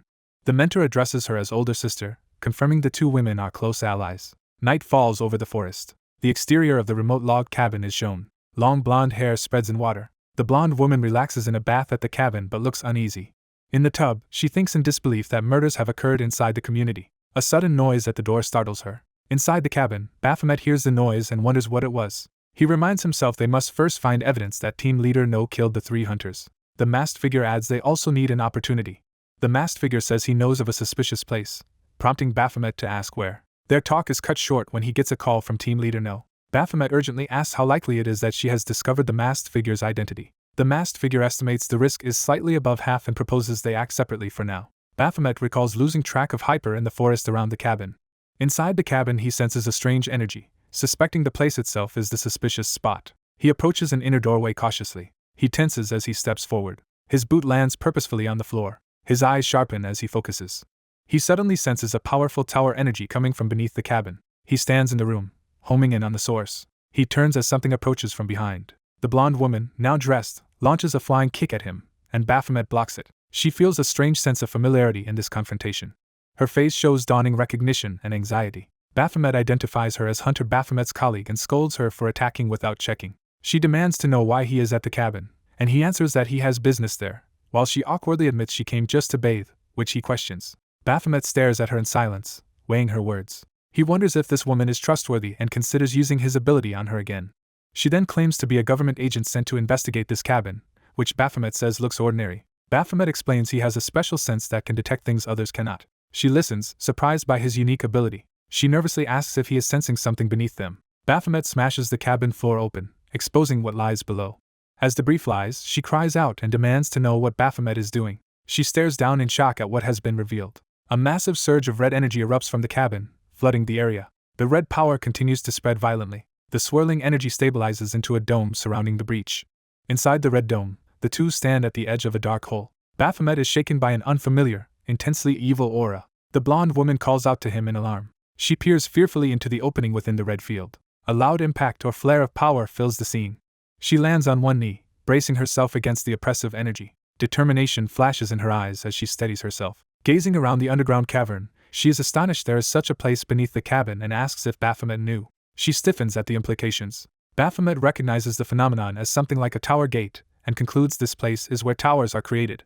He names it a tower nest. Meanwhile, under the moonlit community sky, someone remarks how beautiful the night here is. Walking through the streets, Team Leader No and the masked figure chat about how the community is a rare place to view such stars. She casually asks why he rarely interacts with Hunter Lunatic, explaining that is why she summoned him. The masked figure confirms this is his first time meeting Lunatic inside the community, and says he was previously assigned to a remote country with few hunters. She notes from his records that he has traveled to many locations. She then brings up Singapore and asks if he knows a hunter named Mild who was dispatched there. The masked figure is silently taken aback. Team Leader No walks ahead, her back to him. He evasively replies that he does not know every hunter sent there, prompting her to question him further. She pauses, about to add something. With a sinister smile, she points out that Singapore has its own hunter system and many talents, implying his transfer there was unusual. The masked figure realizes she has seen through him. He admits she has caught him. At that moment, an explosion rocks a nearby building. Light and debris spread from the blast. A gray-haired hunter emerges, sprinting through the smoke. He narrows his eyes as he moves toward the disturbance. Team Leader No appears before him, blocking his path. She reveals terrifying power, manifesting a monstrous shadow behind her. The hunter faces her, and the looming shadow beast. He calmly asks if she really killed the A-rank hunters. He then pointedly asks why Team Leader Ma is there. Growing emotional, he demands she answer whether she truly killed them. She coldly answers that her actions serve a great cause and orders him not to interfere. He shouts that whatever her cause is, it is still treason and charges at her. Team Leader No stands unfazed, preparing to respond. Two hunters suddenly rush in to attack her. A powerful counterattack sends debris flying as someone is blasted away. The gray-haired hunter regains his footing, grimly assessing the fight. The fallen figures of the supposedly murdered A-rank hunters are revealed to be alive. Someone demands to know what Team Leader No did to them. Another voice shouts her name in outrage. Back in the cavern, the blonde woman repeats the term nest in confusion. Baphomet confirms it is a tower nest and marvels that one is hidden here. He briefly wonders why he instinctively knows this information. He stares up at the grotesque gate, questioning the source of his knowledge. The blonde woman reasons that if a community member is responsible for this nest, the implications are dire. She insists they must destroy it. Baphomet repeats her words skeptically. She argues that eliminating the tower would make the community safer and reduce the number of towers. Baphomet thinks that destroying it would render the community obsolete. He then tells her they cannot do that. When she starts to protest, he asks where hunters like her would train if the nest vanished. She snaps back that there are towers elsewhere and reminds him hunters exist to protect people, not to grow stronger for its own sake. Yet she also concedes that to protect people, hunters must train and increase their power. Baphomet counters that if another gate shock happens and hunters are too weak, many more will die. She insists circumstances have changed because they now understand gate shocks and must prioritize preventing them, not feeding towers. He argues they cannot be sure destroying this place is safe if a gate shock could happen at any time. She accuses him of making assumptions and insists hunters cannot just ignore a tower. Realizing the conflict, Baphomet concludes Team Leader No hid the nest because others would think like her and want it destroyed. She reacts in confusion as he presses his point. Baphomet explains that Team Leader No is maintaining the community, and this nest in order to produce strong hunters. A fiery image of Team Leader No appears as he declares this is her resolve, even if she sees herself as evil. The blonde woman, stunned, asks if he is saying the community's team leader intentionally concealed and neglected this tower nest, questioning why she would do such a thing. The blonde woman explains that the precautions were taken so that no disaster occurs if a gate shock happens. A woman recalls being at a tragedy with Nin and regrets that many people died because the hunters were too weak. Facing the blonde, Baphomet remarks that destroying the gate resource would be wasteful since hunters can use it to grow. Someone wonders why 3 capable hunters still ended up dying. The question of why those 3 died continues to haunt the observer. Baphomet clenches his jaw in anger and frustration. The blonde decides with determination that they should clear the dungeon. She insists there is no reason to retreat, and vows to eradicate this place herself. Baphomet reflects that she is unwavering in her principles and integrity. Her firmness makes Baphomet feel guilty as he reaches out his hand.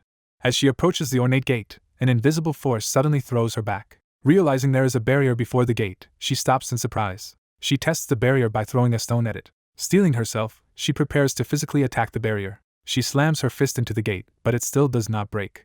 She strains with effort while continuing her assault. Baphomet watches her closely, gauging the situation. She's again repelled by the barrier and pushed back. Shocked, she admits her power cannot pierce it and asks how they can enter. A mysterious white-haired figure's voice urges Baphomet to come to him.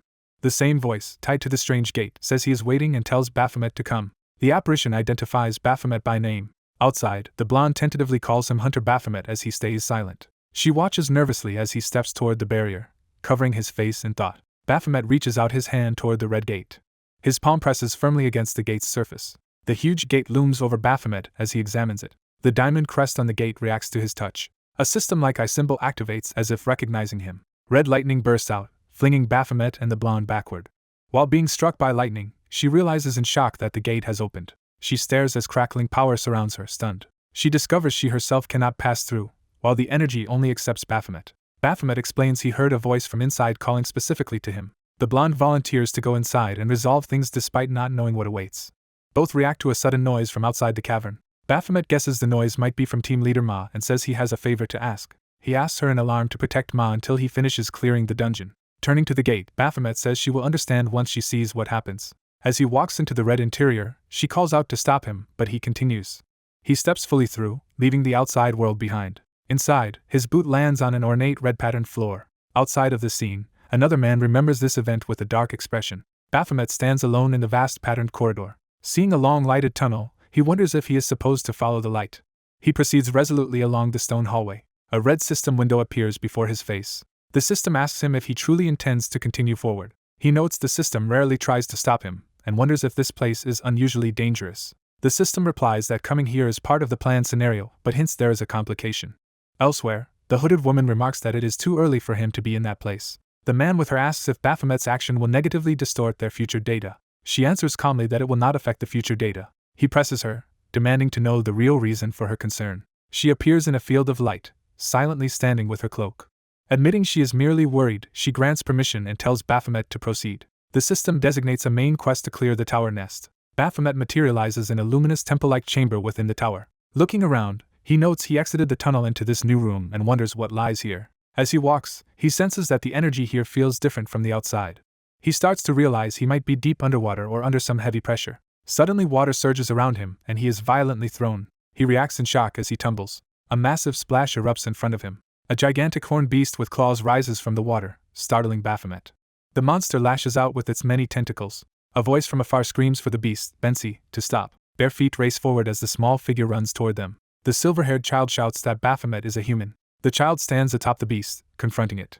Overjoyed, the child repeats that a human has finally arrived. Elsewhere, Griffin looks silently ahead, appearing exhausted. Griffin thinks his condition has worsened from exploring the tower non-stop and considers resting soon. He hears someone call him Hunter Griffin, which catches his attention. He recalls meeting team leader Ma, who invited him to join a mysterious community. Griffin reflects that accepting Ma's offer has turned out to be a great decision. Curious about his progress, he wonders how much stronger he has grown. Walking through an eerily silent city street, he senses something is off. The sky above is calm and dark. Approaching his dorm, he notes how unnaturally quiet the building feels. A knife suddenly descends from above. A hooded assassin appears behind him, ready to strike. Explosive force shatters the ground as Griffin reacts. The hooded attacker is revealed, strained by Griffin's defense. Griffin blocks the blow with his sword, confused by the ambush. He narrows his eyes, preparing to counterattack. Griffin launches a powerful strike that sends the attacker flying. The assassin is hurled upside down as Griffin follows through with twin blades. Griffin clashes blades with the second attacker dropping from above. He rises, expression hardening as he commits to the fight. The two exchange rapid sword blows in midair. A flash indicates that Griffin successfully lands a hit. Several hooded attackers regroup in front of him, startled by his strength. They exclaim in disbelief at how he withstood them. Griffin notices their unnaturally blank eyes and wonders what is wrong with them. Somewhere else, Baphomet stands wordlessly, disconnected from this memory. Griffin decides he might as well use this strange situation to test his new power. Lightning surges around him as he activates his ability and takes a battle stance. He identifies the assailants as the older couple he knows, realizing they are among the controlled attackers. Empowered by blue lightning, Griffin invites them to come at him. The trio stand ready, still under some eerie influence. Their shadows distort as energy gathers beneath them. Rings of system energy begin to expand, signaling a shift back to the tower events. A pair of glowing green circles appear around Ma's hands as she casts a spell. Ma stands within multiple magic circles, fully activating her power. Her face is crossed by glowing lines as she concentrates on the spell. Back in the tower, the beast urges Bensi to look at something. It commands Bensi to focus on Baphomet's human facial features. It points out his human nose, and it points out his human lips. While Bensi is busy comparing, Baphomet yanks his ear and asks if Bensi is the one who summoned him. Frightened, Bensi insists he only wished for someone to come and did not truly command Baphomet. Baphomet studies the child's face and is struck by a strange familiarity. The beast's tentacle whips toward Baphomet in sudden aggression. Baphomet blocks the attack while pulling Bensi out of immediate danger.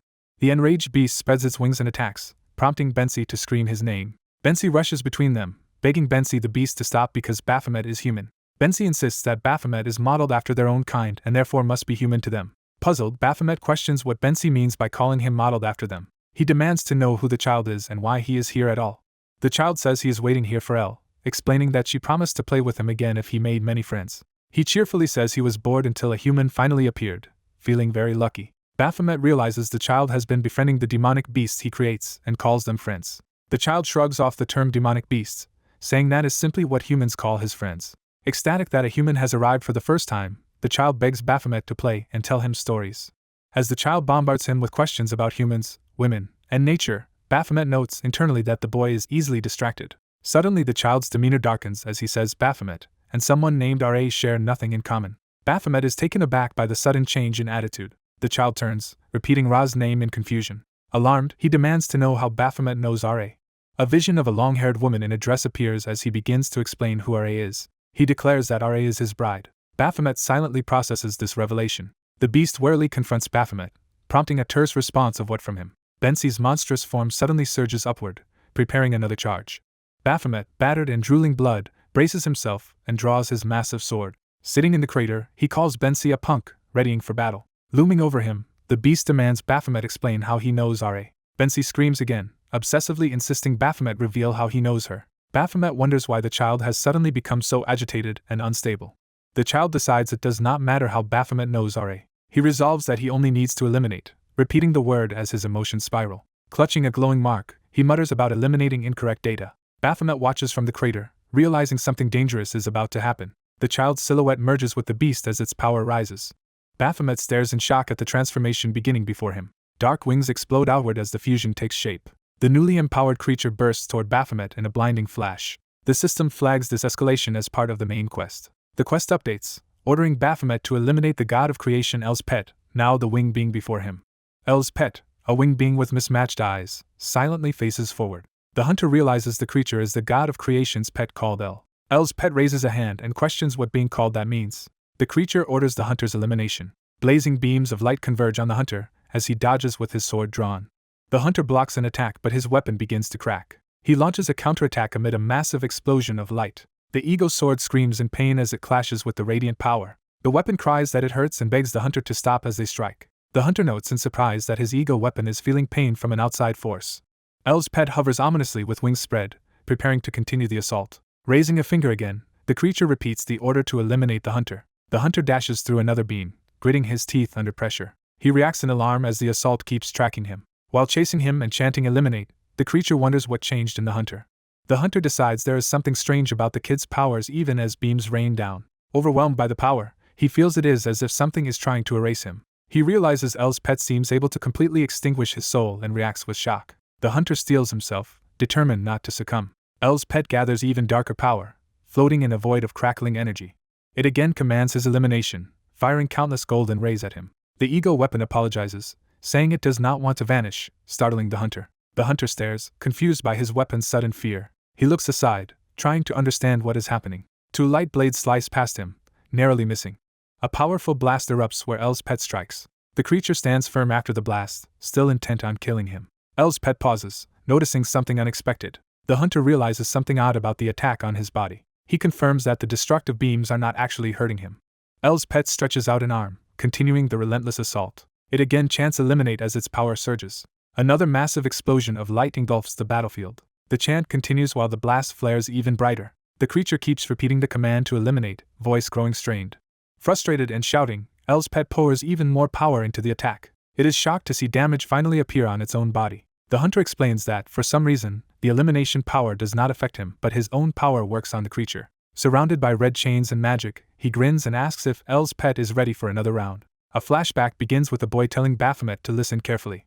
The boy explains that Baphomet's body holds great demonic power, owned by someone named Raven who uses it for buff skills. He argues Baphomet could grow stronger copying Raven's technique, but questions if that use of power is wasteful. He lectures that magic is a supernatural force able to create mysteries. Continuing, he says magic can either create worlds or annihilate them, and is a romantic power for shaping one's own universe. Back on the rooftop, the boy complains Baphomet rejected the idea before hearing the main point, accusing him of refusing to become a mage.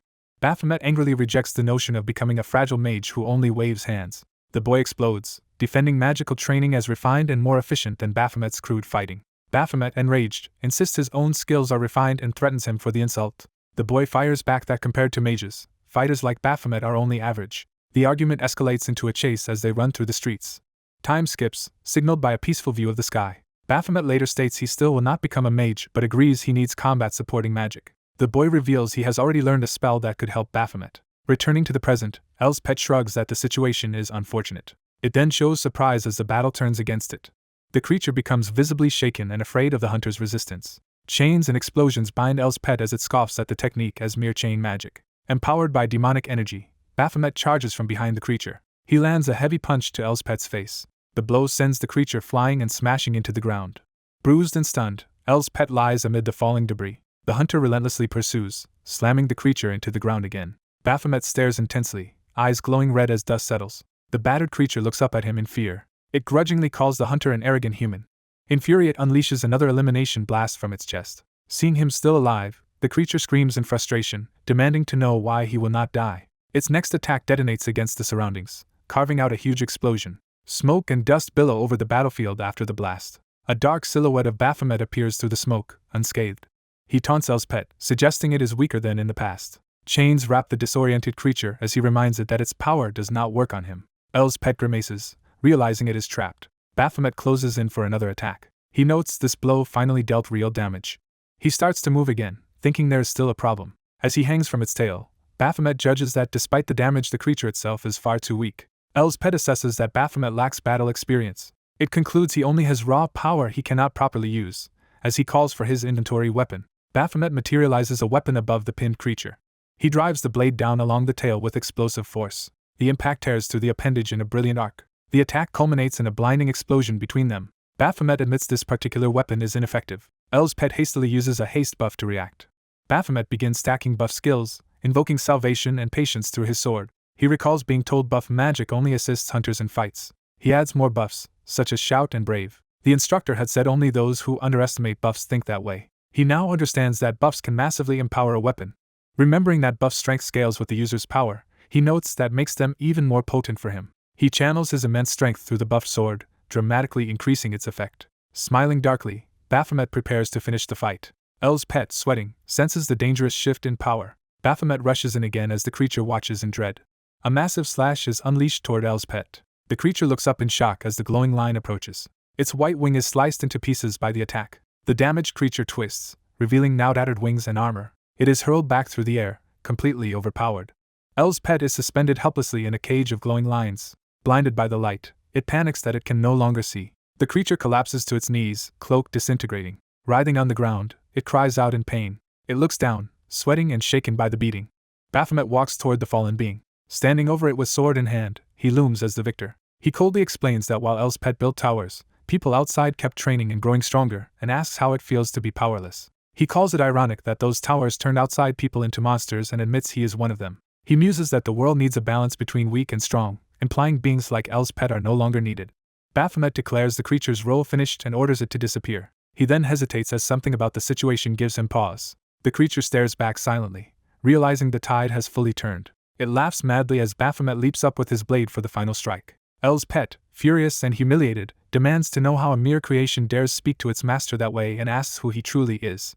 It continues screaming, demanding to know what he really is. Baphomet prepares to answer as he positions himself above, ready to kill. He raises his weapon, his expression dark and resolute. In a void-like panel, he begins his declaration with the words "I am." His demonic tail lashes out, binding and tearing the creature apart.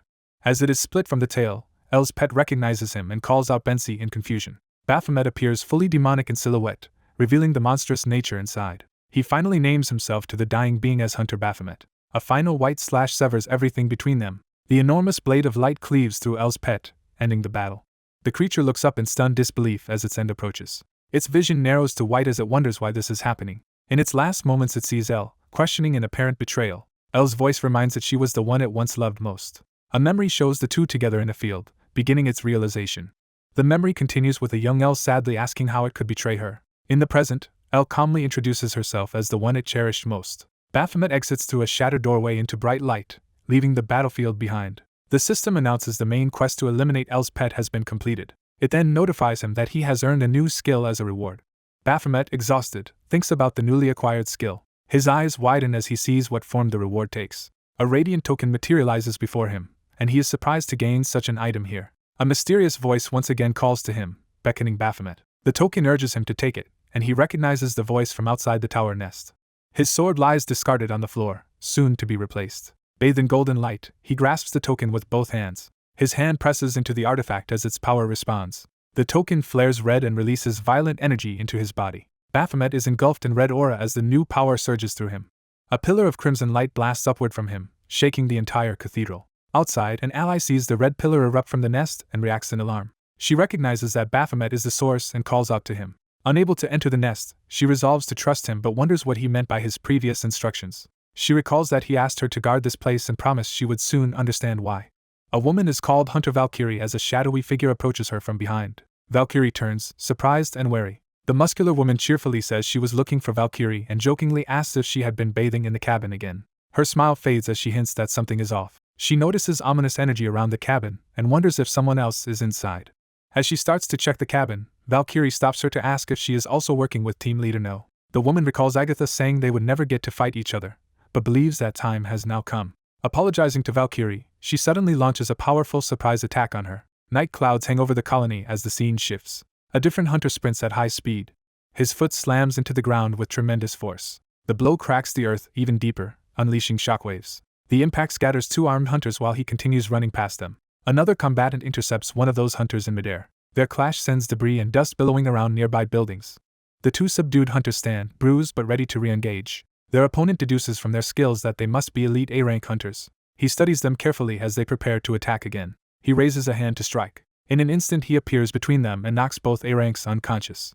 Looking down at their fallen bodies, he muses that capturing them by force seems acceptable. Examining them, he suspects they are under mind control and doubts this is Team Leader No Jaekyung's ability. He reasons there must be another S-rank hunter aiding No Jaekyung and remembers hearing that her sister is also in the colony. Thinking that the sister was a magic type, he decides to use these A-ranks to pursue the fleeing Team Leader No Jaekyung instead of investigating further. When more controlled hunters appear, he sighs that it is happening again.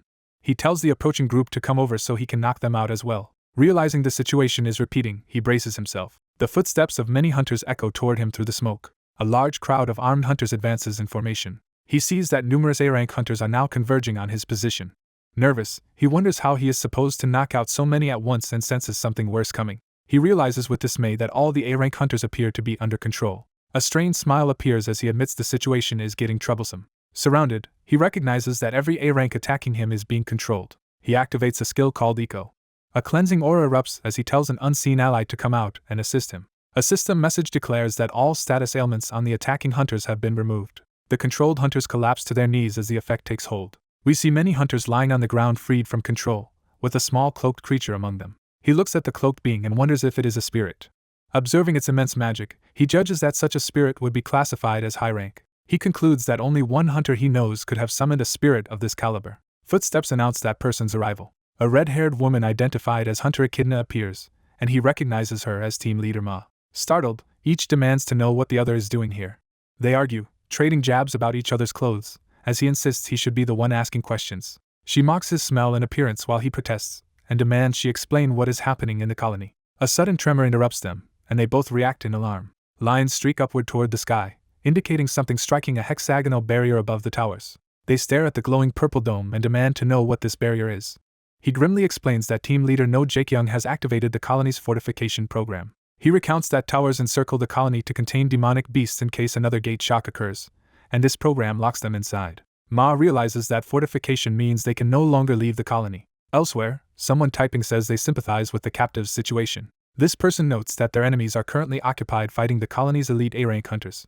They urge their subordinates to endure a little longer. Standing before a red monitor labeled Fortification Program, No Jaekyung states this is all for raising stronger hunters. She tells the bound, gagged staff that they just need to stay tied up until things are resolved, promising to free them afterward. She glances back coldly, One of the captives widens her eyes in shock at what she sees. No Jaekyung and her aides stare out a window as the barrier activates, and she is called by her subordinates. Seeing a beam from the tower construction site striking the barrier, she asks in agitation what is happening over there. An aide says that Hunter Nin is supposed to be guarding that area and wonders what went wrong. Back at the forest, No Jaekyung anxiously shouts, demanding to know what is going on with Nin. Nin, bruised, reflects that she concealed herself as best she could. She admits that ambushing the mighty Valkyrie turned out to be impossible. Valkyrie kneels and summons her weapon from her inventory. Nin, catching her breath, asks how much Valkyrie has uncovered about the colony's secret. Valkyrie stands silently with sword drawn. Nin concludes from Valkyrie's silence that someone else must be in the cabin. Valkyrie still refuses to answer, prompting Nin to say it no longer matters. Nin screams that Valkyrie cannot change anything now anyway. Valkyrie recoils as the purple barrier's power intensifies overhead. Rushing up to her, she demands that Nin explain what she meant. Their clash explodes with tremendous force. Nin insists that whoever is in the cabin will be stopped by the barrier and cannot advance. Valkyrie counters that Nin is wrong, revealing that he has already breached the interior. Shocked, Nin can only utter a stunned question. Another, unknown attacker suddenly charges Nin, and she spins around shouting in disbelief. Valkyrie uses that opening to swing her sword in a swift, green-tinged slash. Nin manages to block with her gauntlet, sparks flying. Valkyrie focuses intensely, pressing the attack. A blast of green energy slams Nin backward. Nin acknowledges Valkyrie's reputation as a fencing prodigy. She says she heard Valkyrie once gave up becoming a national representative on the spot. Valkyrie remembers being disqualified from a tournament, accused of violating the rules as an awakened. The announcer then declared her confirmed as awakened and barred from competing, ending her fencing career. Young Valkyrie stood in shock, sweating and overwhelmed. A system window congratulated her for being chosen as an awakened. Gossipers remarked that awakened people have supernatural strength, and speculated that this explained her skill, accusing her of entering despite knowing it was forbidden. Classmates then openly expressed disgust toward her. She recalls the pain of that rejection. Back in the present fight, Valkyrie steels herself despite the lingering hurt. Nin asserts that Valkyrie must have been devastated by that experience. She hurls attacks, saying it must have felt awful. Slamming down with explosive strength, Nin says she knows that feeling herself. She reveals that she felt the same way during the gate shock incident. She describes the sensation of becoming worthless and rejected by society. Nin declares she is not acting on No Jaekyung's orders. Surrounded by golden lightning, she proclaims she is following her own convictions. She activates her ultimate ability, skill reincarnation of the beast, transforming and unleashing a monstrous aura. Valkyrie stares at the blazing power engulfing Nin. Valkyrie quietly repeats Nin's claim about acting on convictions, questioning it. She admits that compared with Nin's suffering in the gate shock, her own hardships were small, yet she still has her own motivations. Nin's beastly transformation continues, electricity crackling around her. Valkyrie remembers her comrades, hinting that they share a common resolve. Her eyes harden as she draws on that shared determination. She thinks of it simply as their conviction. A flashback shows Valkyrie walking through a hospital corridor when someone calls out to her. A grateful couple thanks her profusely for saving the wife from a serious accident. The pregnant woman adds that without Valkyrie their unborn child would have died. Valkyrie's narration states that their conviction is to turn stories of the towers into mere urban legends for the next generation. She clarifies that their ultimate goal is to destroy all the towers so a disaster like the gate shock never happens again. Empowered by skill curse of Vanadis level 3, Valkyrie's body radiates intense green flames. System windows reveal massive boosts to her power and agility, as well as immunity to ailments, while she vows that her conviction will shatter Nin's. Another notice warns that her defense drops sharply as she prepares to risk everything to defeat Nin. A final message commands surrender of one's soul to the goddess Vanadis. The two women, one blazing gold and the other shrouded in green flames, face each other amid the ruined forest. A titanic clash of energy tears up the ground between them. After the battle, Nin concedes the rumors of Valkyrie's overwhelming strength were true. She comments wryly that she was lucky to witness Valkyrie's real power. Nin frankly tells Valkyrie that she is incredibly strong. Remembering a past conversation with Agatha, Nin notes that even if they had fought Valkyrie together, they would still have lost. She admits they were doomed to defeat regardless of whether they faced Valkyrie alone or side by side. Exhausted and fading, Nin says she is getting tired and plans to close her eyes. She entrusts everything that remains to Agatha. Nin lies dead on the ground in a pool of blood as Valkyrie's green aura swirls above her. Armored in her full Vanadis form, Valkyrie apologizes repeatedly to the fallen Nin. Elsewhere, Ma and Griffin Hunter run together as Ma despairs over No Jaekyung activating fortification and asks if it can be stopped. Griffin says once launched it will run for about a year. Ma suggests they should look for a way to contact someone outside the colony. Griffin checks his phone and finds that the fortification barrier has cut off all signals. He adds that the system messenger is also down, though that likely hinders No Jaekyung's side as well. He says they should just do what they can, beginning with another immediate task. That task is to subdue the remaining mind-controlled A-rank hunters nearby. Moments later 2 of those hunters lie unconscious at their feet. Ma worries about how many A ranks are controlled, and Griffin speculates it could be every A rank hunter in the colony. Griffin then wonders in alarm if even the formidable Baphomet hunters have been taken over, and Ma concludes that the mysterious Baphomet hunter must also be inside the colony. When he asks how she knew that, she hesitates, and he notes there are several suspicious things about her. Griffin points out that only authorized hunters can access this restricted area and demands to know how she got in. He presses her, asking if she knows an illegal route, while she nervously tries to steer the conversation back to their immediate crisis. She suddenly claims to hear something nearby and moves off, but Griffin accuses her of changing the subject. Before he can push further, a masked swordsman drops from above to attack Griffin. Griffin meets the strike with a powerful counterkick, launching the attacker away. He then recognizes the assailant as team leader Ma's subordinate, calling him Griffin Hunter. Griffin in turn calls out in confusion to Mr. Griffin Hunter, indicating a misunderstanding of identities. The white-haired man notes that Echidna Hunter is also present, clearly surprised to find them both there. Ma asks if he is hurt, and what is happening in the colony, given the sirens and erratic A-rank behavior. Griffin observes that although this man is also an A-rank hunter, he appears unaffected by the mind control, which Ma confirms. Griffin thinks to himself that not all A-class hunters are being controlled and wonders what conditions determine who is affected. Ma is startled to see that the A-rank hunters she had just subdued are already standing back up behind them. The group realizes the mind-controlled hunters will keep attacking like zombies until they find the hunter controlling them. They note Griffin Hunter is mysteriously immune to the mind control despite arriving recently, and question the enemy's motive. One of them wonders why the culprits are trying to build an army. The investigator asks Echidna to trace the magic to the controller, deciding to hunt down whoever is controlling the A-rank hunters first. A long-haired woman turns as if sensing something nearby. Smiling, she asks if everything has been handled. The S-rank mentors gather before her. They report subduing rebellious hunters and worry about what to do after they wake, especially with a government investigator present. She replies they will try recruiting the subdued hunters and hints that infiltrating investigators will be dealt with. She calmly states that if the investigator cannot be reasoned with, he will simply be eliminated. Her subordinates whisper anxiously among themselves. Doubting whether killing a government agent is allowed, they fret about the consequences. Agatha suddenly explodes, calling them pathetic cowards. She chastises them for their attitude after the gate shock incident, and questions why they are here at all. She warns that if their secret place is discovered, all towers and chances to create stronger hunters will vanish, reminding them they agreed to this from the start. Her words leave the hunters shaken and silent. Someone begins clapping in response. Agatha urges a hesitant hunter to join forces so they can remain pillars for future hunters. When asked if things will return to normal, she confidently insists they will and tells everyone to resume their tasks. She estimates it will be quick to dispose of the lone investigator who entered the area. Questioned about the place that creates towers, she starts to explain that if it is destroyed, the colony cannot function. She is abruptly startled by something. Seeing a dark figure behind her people, she demands to know who just spoke. A sudden explosion erupts nearby. The gathered hunters are knocked off their feet by the blast. The dust clears to reveal the investigator, sword drawn. Echidna appears beside him, ready to fight. Agatha recoils in shock, demanding to know who they are. One of the investigator's allies retorts that the real question is who Agatha's group is. An S-rank hunter asks why other S-rank hunters are siding with the investigator, suspecting them of treason. The investigator identifies Agatha as No Jaekyung's younger sister, and accuses her of turning A-rank hunters into mindless pawns. He reasons that No Jaekyung must have approved Agatha's scheme to distract attention, but says one detail still troubles him. He understands using the A-ranks as a temporary diversion, yet questions why she continued controlling them. He doubts that No Jaekyung, who cared for the colony's hunters, would have ordered ongoing mind control. Agatha panics and orders the hunters to kill the investigator, branding him a government dog sabotaging their cause.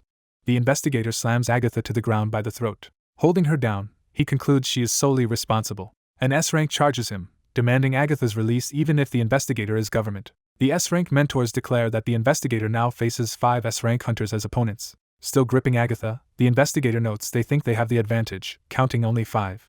He wonders aloud what they expect to do against his white-haired comrade. He recalls rumors and tells Echidna his mana is about to change. Echidna recognizes that he is invoking the ability Mana Burn. She references a rumor that one S-rank hunter once killed 7 others alone and realizes team leader Ma might be that hunter. Ma suggests they test the rumor while the empowered S-ranks suddenly feel their mana change.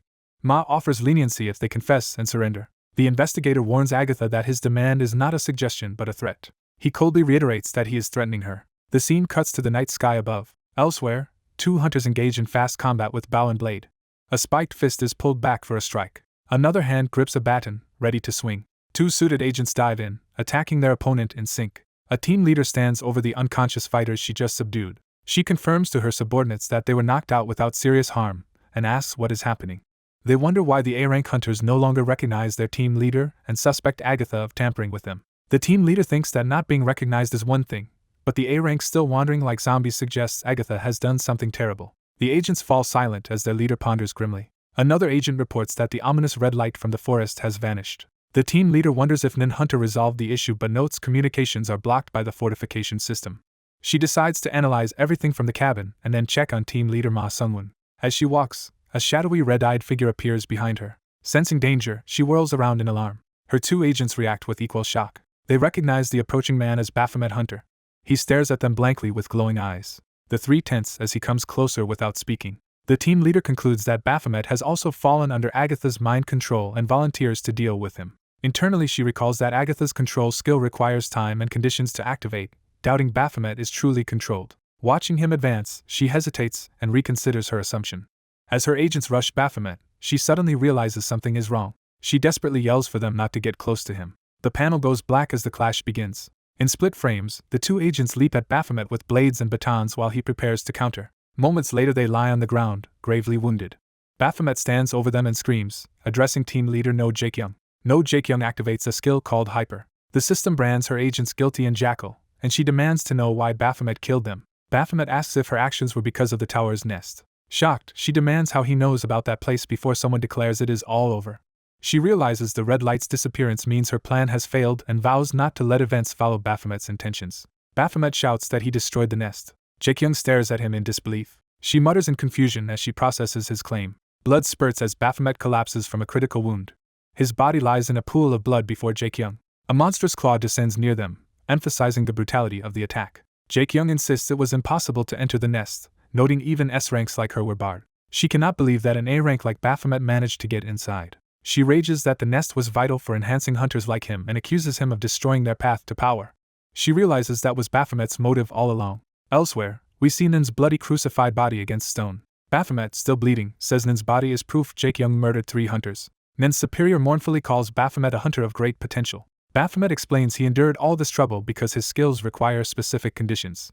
Nin's superior says Baphomet has gone too far. Baphomet outlines Gehenna's conditions: duel a strong foe and suffer a life-threatening wound from a hunter. Nin's superior remarks that ignoring the nest could have let Baphomet grow strong without such extremes. Baphomet adds the final condition is to reach a tower's final stage. Jaekyung screams for Baphomet to die as she slams him into the ground. A system message appears declaring the main quest to eliminate the pawn of L has been completed. Another message announces he has earned a new skill as a reward. The investigator from earlier cries out the name of the new skill, Gehenna. A stylized burning eye symbol ignites, signifying the skill's activation. The system labels skill Gehenna while crimson energy engulfs Jaekyung. Text explains that Gehenna transforms the surroundings to match Emperor Baphomet's Acropolis. It further states that while Gehenna is active, the tower's passive effects will apply to the area. Jaekyung, bathed in red and blue flames, stares around in shock. A new urgent quest appears ordering her to defeat Baphomet, boss of the Tower of Abyss, as he rises in a demonic form. The transformed Baphomet remarks he barely survived. He admits he almost died in that earlier confrontation. Far away, Nen begins to radiate a green healing aura. Her eyes open, revealing she is alive. Floating over Baphomet's last position, she apologizes to him. Outside the cabin, Nen notices everything suddenly glowing red. The building explodes from the shockwave of Gehenna. Nen shields herself from the flying debris. She looks up warily, realizing something terrible has occurred. She spots the crater and calls out for Hunter Baphomet. She then discovers the door to the nest has vanished and wonders if Baphomet cleared the stage, though she cannot see him. She reasons that if the nest follows tower rules there must be an exit somewhere in the forest. A blue portal-like passageway appears amid the trees. Baphomet's body is enveloped by blue lightning. He materializes in the forest, exhausted and gasping. Still panting, he wonders what just happened. He recalls grabbing the nest token before blacking out and decides it is not an experience he wants to repeat. He notes he at least cleared the nest, and now only No Jaekyung and her S-rank followers remain. Assessing his weakened state, he thinks facing them himself would be difficult, and hopes team leader Ma will handle it. A new notification startles him. The system issues a main quest ordering him to eliminate No Jaekyung and survive in the colony, which he considers a suicidal demand. Suspecting a connection to his new reward, he opens his skill window. He reviews Chrono Break, the skill that lets him channel his demonic beast, and notes its current level and long remaining cooldown. He recalls last using it in the Tower of Labyrinth. He thinks about how clearing towers and earning tokens drastically shortened its cooldown. He summons the glowing token of the nest from his inventory. Trusting the RA system, which has never given him an impossible quest, he decides he may have to gamble with the token. The scene returns to Gehenna, where Jaekyung faces Baphomet, and he considers betting everything on this fight. Baphomet says it no longer matters how dangerous things are. He acknowledges he could have died earlier if luck turned against him. Jae-kyung starts to ask what Baphomet is doing when her system issues the urgent quest to eliminate him as the tower boss. She confirms aloud that her new mission is to kill Hunter Baphomet, the Tower of Abyss's boss. Baphomet realizes she received the same quest and deduces her system now recognizes him as a demonic beast. Jae-kyung dismisses his words and insists Raven risked his life to clear that tower, pretending not to understand. She sarcastically asks if Baphomet claims to be that tower's boss. He answers that in a world full of strange phenomena she should abandon her conventional thinking. He notes at least one truth is now clear. Turning his back, he braces himself as his demonic power flares. He declares that one of them must die here. Jae-kyung steels herself in response. Two controlled agents leap down to attack Baphomet as the climactic battle begins. Two suited subordinates are violently knocked away by the Horned Demon. The Horned Demon turns, injured but composed amid the swirling demonic energy. The demon narrows his glowing red eye, focusing on his opponents. The suited man charges the demon, only to be effortlessly outmaneuvered. A female subordinate watches anxiously from the darkness.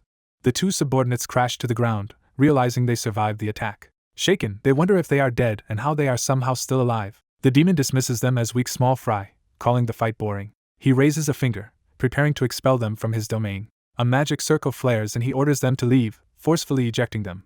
The woman calls out to her team leader as the demon says he has removed her subordinates from the domain. He states he only wants the head of their leader, not her subordinates. The demon enters a stance, activating a power called Stance. Empowered, he rushes the woman and slams the ground near her. She readies herself as power bursts around her. She summons two masked spear-wielding entities to block his advance. Observing the creatures, the demon recognizes this as a summoning technique. The summoned warriors move in unison to attack him. They unleash spinning strikes, pressing the demon from all sides. Surprised, he reacts quickly to their coordinated assault. He catches one attacker and counters with a powerful blow. He then smashes another summoned warrior into the ground with overwhelming force. Launching the last one into the air, he prepares to finish it. He grabs its horned mask, asserting control over the creature. Using it as a weapon, he repeatedly slams the creature into the rocky ground. He hurls the battered summon upward, continuing the brutal onslaught. The demon extends a clawed hand, channeling more power. A large red magic circle forms in the air in response. Chains erupt, binding another entity, as he lifts it with ease. Realizing something, the demon acknowledges his suspicion was correct. He notes that his body feels lighter and brimming with energy. A horned wolf-like beast appears, snarling at him. The demon suddenly finds himself surrounded by a pack of these demonic wolves and wonders what is happening. One wolf bares its many sharp teeth, preparing to attack. Several wolves leap at the demon from all directions. He stands calmly, fully transformed and ready to confront them. A system message declares that Gehenna's passive skill has activated. Another message explains the boundary effect that boosts all his skills. A further message grants shelter, increasing all his attribute resistances. His eyes blaze as he mentally assesses his new state. Smiling, he acknowledges and accepts the changes. He identifies the manifested weapon as an ego weapon. Chains surge out, binding the rampaging wolves in midair. The chained wolves thrash but are fully restrained by his power. One wolf focuses on him with murderous red eyes.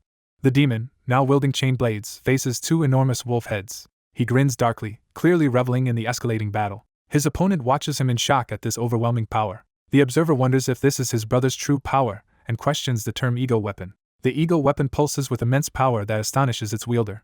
Brandishing the elaborate weapon, the demon exclaims that it feels amazing. Laughing, he agrees aloud that the weapon's power feels incredible. His gaze sharpens as he prepares to push things even further. He taunts the enemy, asking if they want to feel even better power. The woman floats calmly beside her massive summoned beast. The demon complains she is ruining the mood and urges her to finally reveal her trump card. The ground begins to break apart as something huge stirs below. A colossal dragon-like beast emerges, but the demon dismisses it as not the one he wants. The new beast reacts in confusion as he rejects it. The monster crashes violently into the earth, driven down by his strength. The demon draws back his fist, preparing an even stronger strike. He tears through the monster's body from within, ripping it open. Bloodied but composed, he emerges from the slain beast. Another armored creature charges him, yet he appears unfazed. A trio of horned knights appears, readying their weapons against him. With his axe resting on his shoulder, he calmly walks toward them. In a blur of motion, he slaughters the knights, their bodies flying apart. In response, the woman summons two hulking horned beasts to shield her. The demon fluidly engages the beasts, cutting and dodging around them. The woman then calls forth floating eye-like familiars around herself. The demon studies these new entities, preparing to attack. He lunges down with a spear toward more horned summons below him. In a single vertical strike, he annihilates the line of floating familiars. A new group of hooded, fur-collared assassins with blades appears. They swarm him at close range, stabbing and slashing from all sides.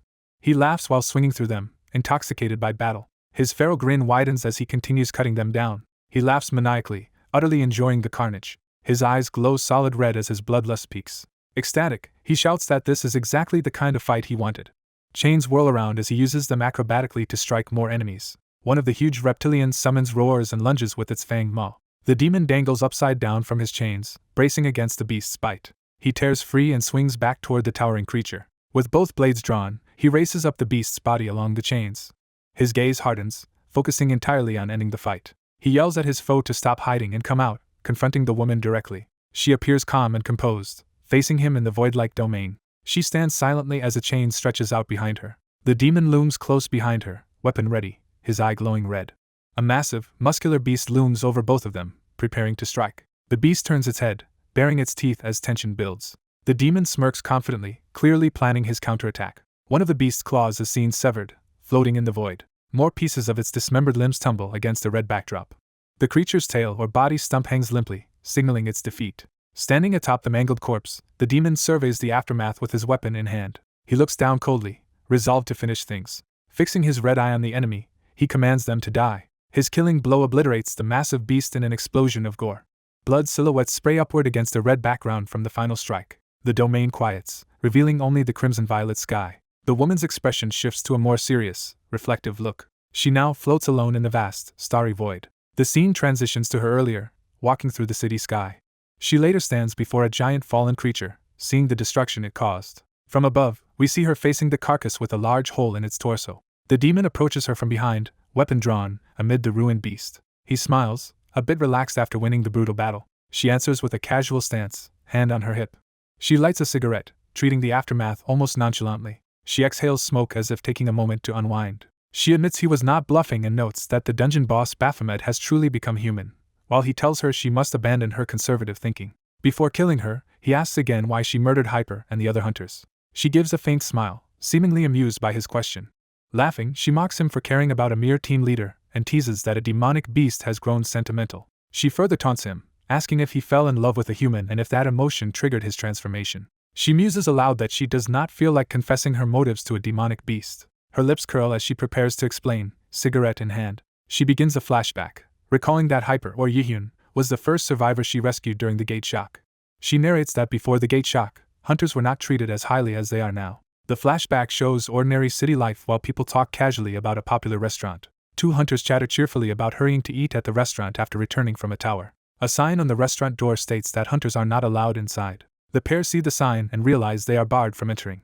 The narration explains that at that time, people treated hunters like a contagious disease and avoided them. Over a meal, someone complains that science has proven hunters are not a threat, yet prejudice and rumors persist. Another hunter remarks that it is absurd, since they were born as ordinary people too. The two sit together in a small apartment, the conversation weighing on them. A voice suggests they simply eat now, though one laments missing the chance to try the restaurant. Later, one of them walks alone through the city, thinking. She debates what to cook and mentally lists tofu dishes and other options. She considers ordering takeout instead of cooking on their day off. Passing the same restaurant, she remembers her partner wanted to try it, and notes there is no crowd yet. She reads a sign saying they do not deliver at this hour but do offer takeout. Dressed casually, she reassures herself that no one will recognize her as a hunter. Deciding to buy food there, she thinks it will be ready by the time Daeun gets home. Suddenly sensing danger, her face tightens in alarm. She feels the overwhelming presence of a demonic beast as the building collapses around her. As debris falls, she recalls that this was when the Gate Shock incident began.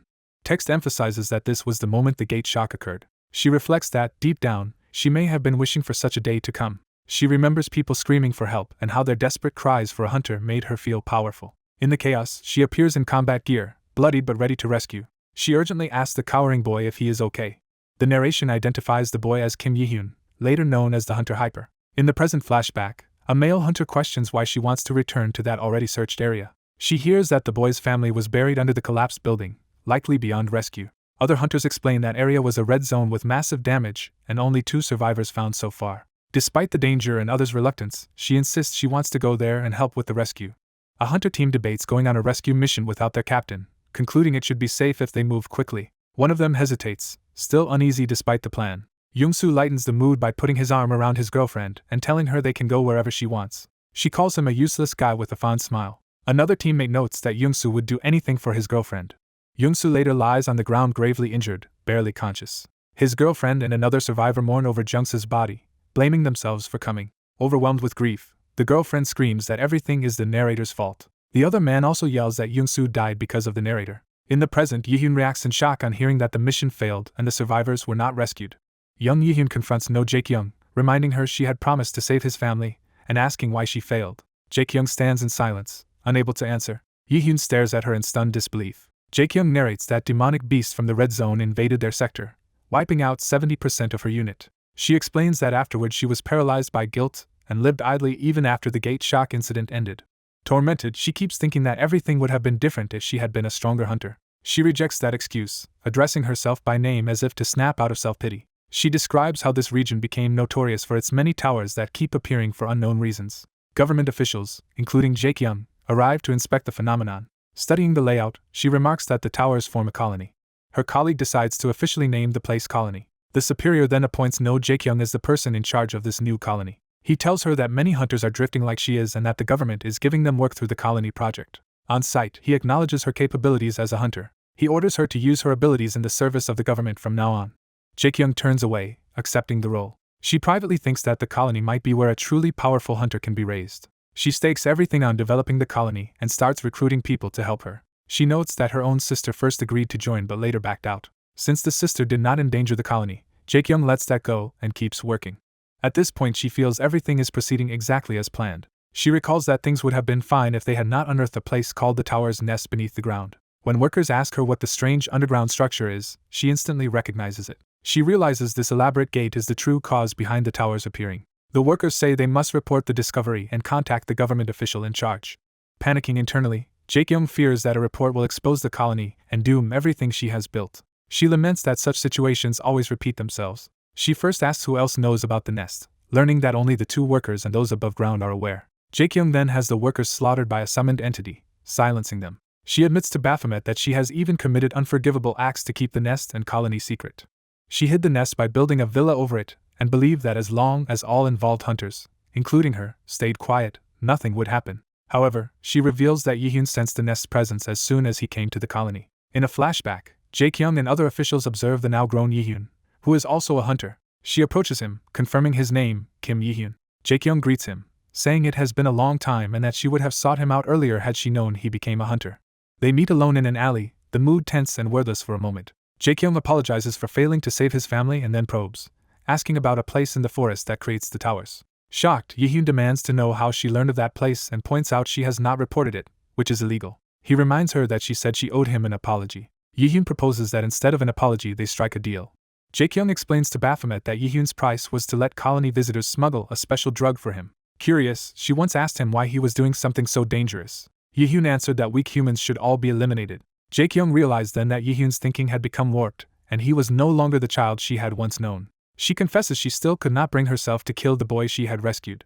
Baphomet deduces that is why she hoped he would kill Yi-hyun in her place. Jae-kyung admits that she tried to remove Yi-hyun by drawing Baphomet into the situation. Baphomet replies that ironically her scheme backfired precisely because of him. In another memory, Yi-hyun angrily accuses Jae-kyung of trying to get him killed by Baphomet. Jae-kyung smirks and says she had not wanted their conflict to go this far, but the government's investigation of the colony left her no choice.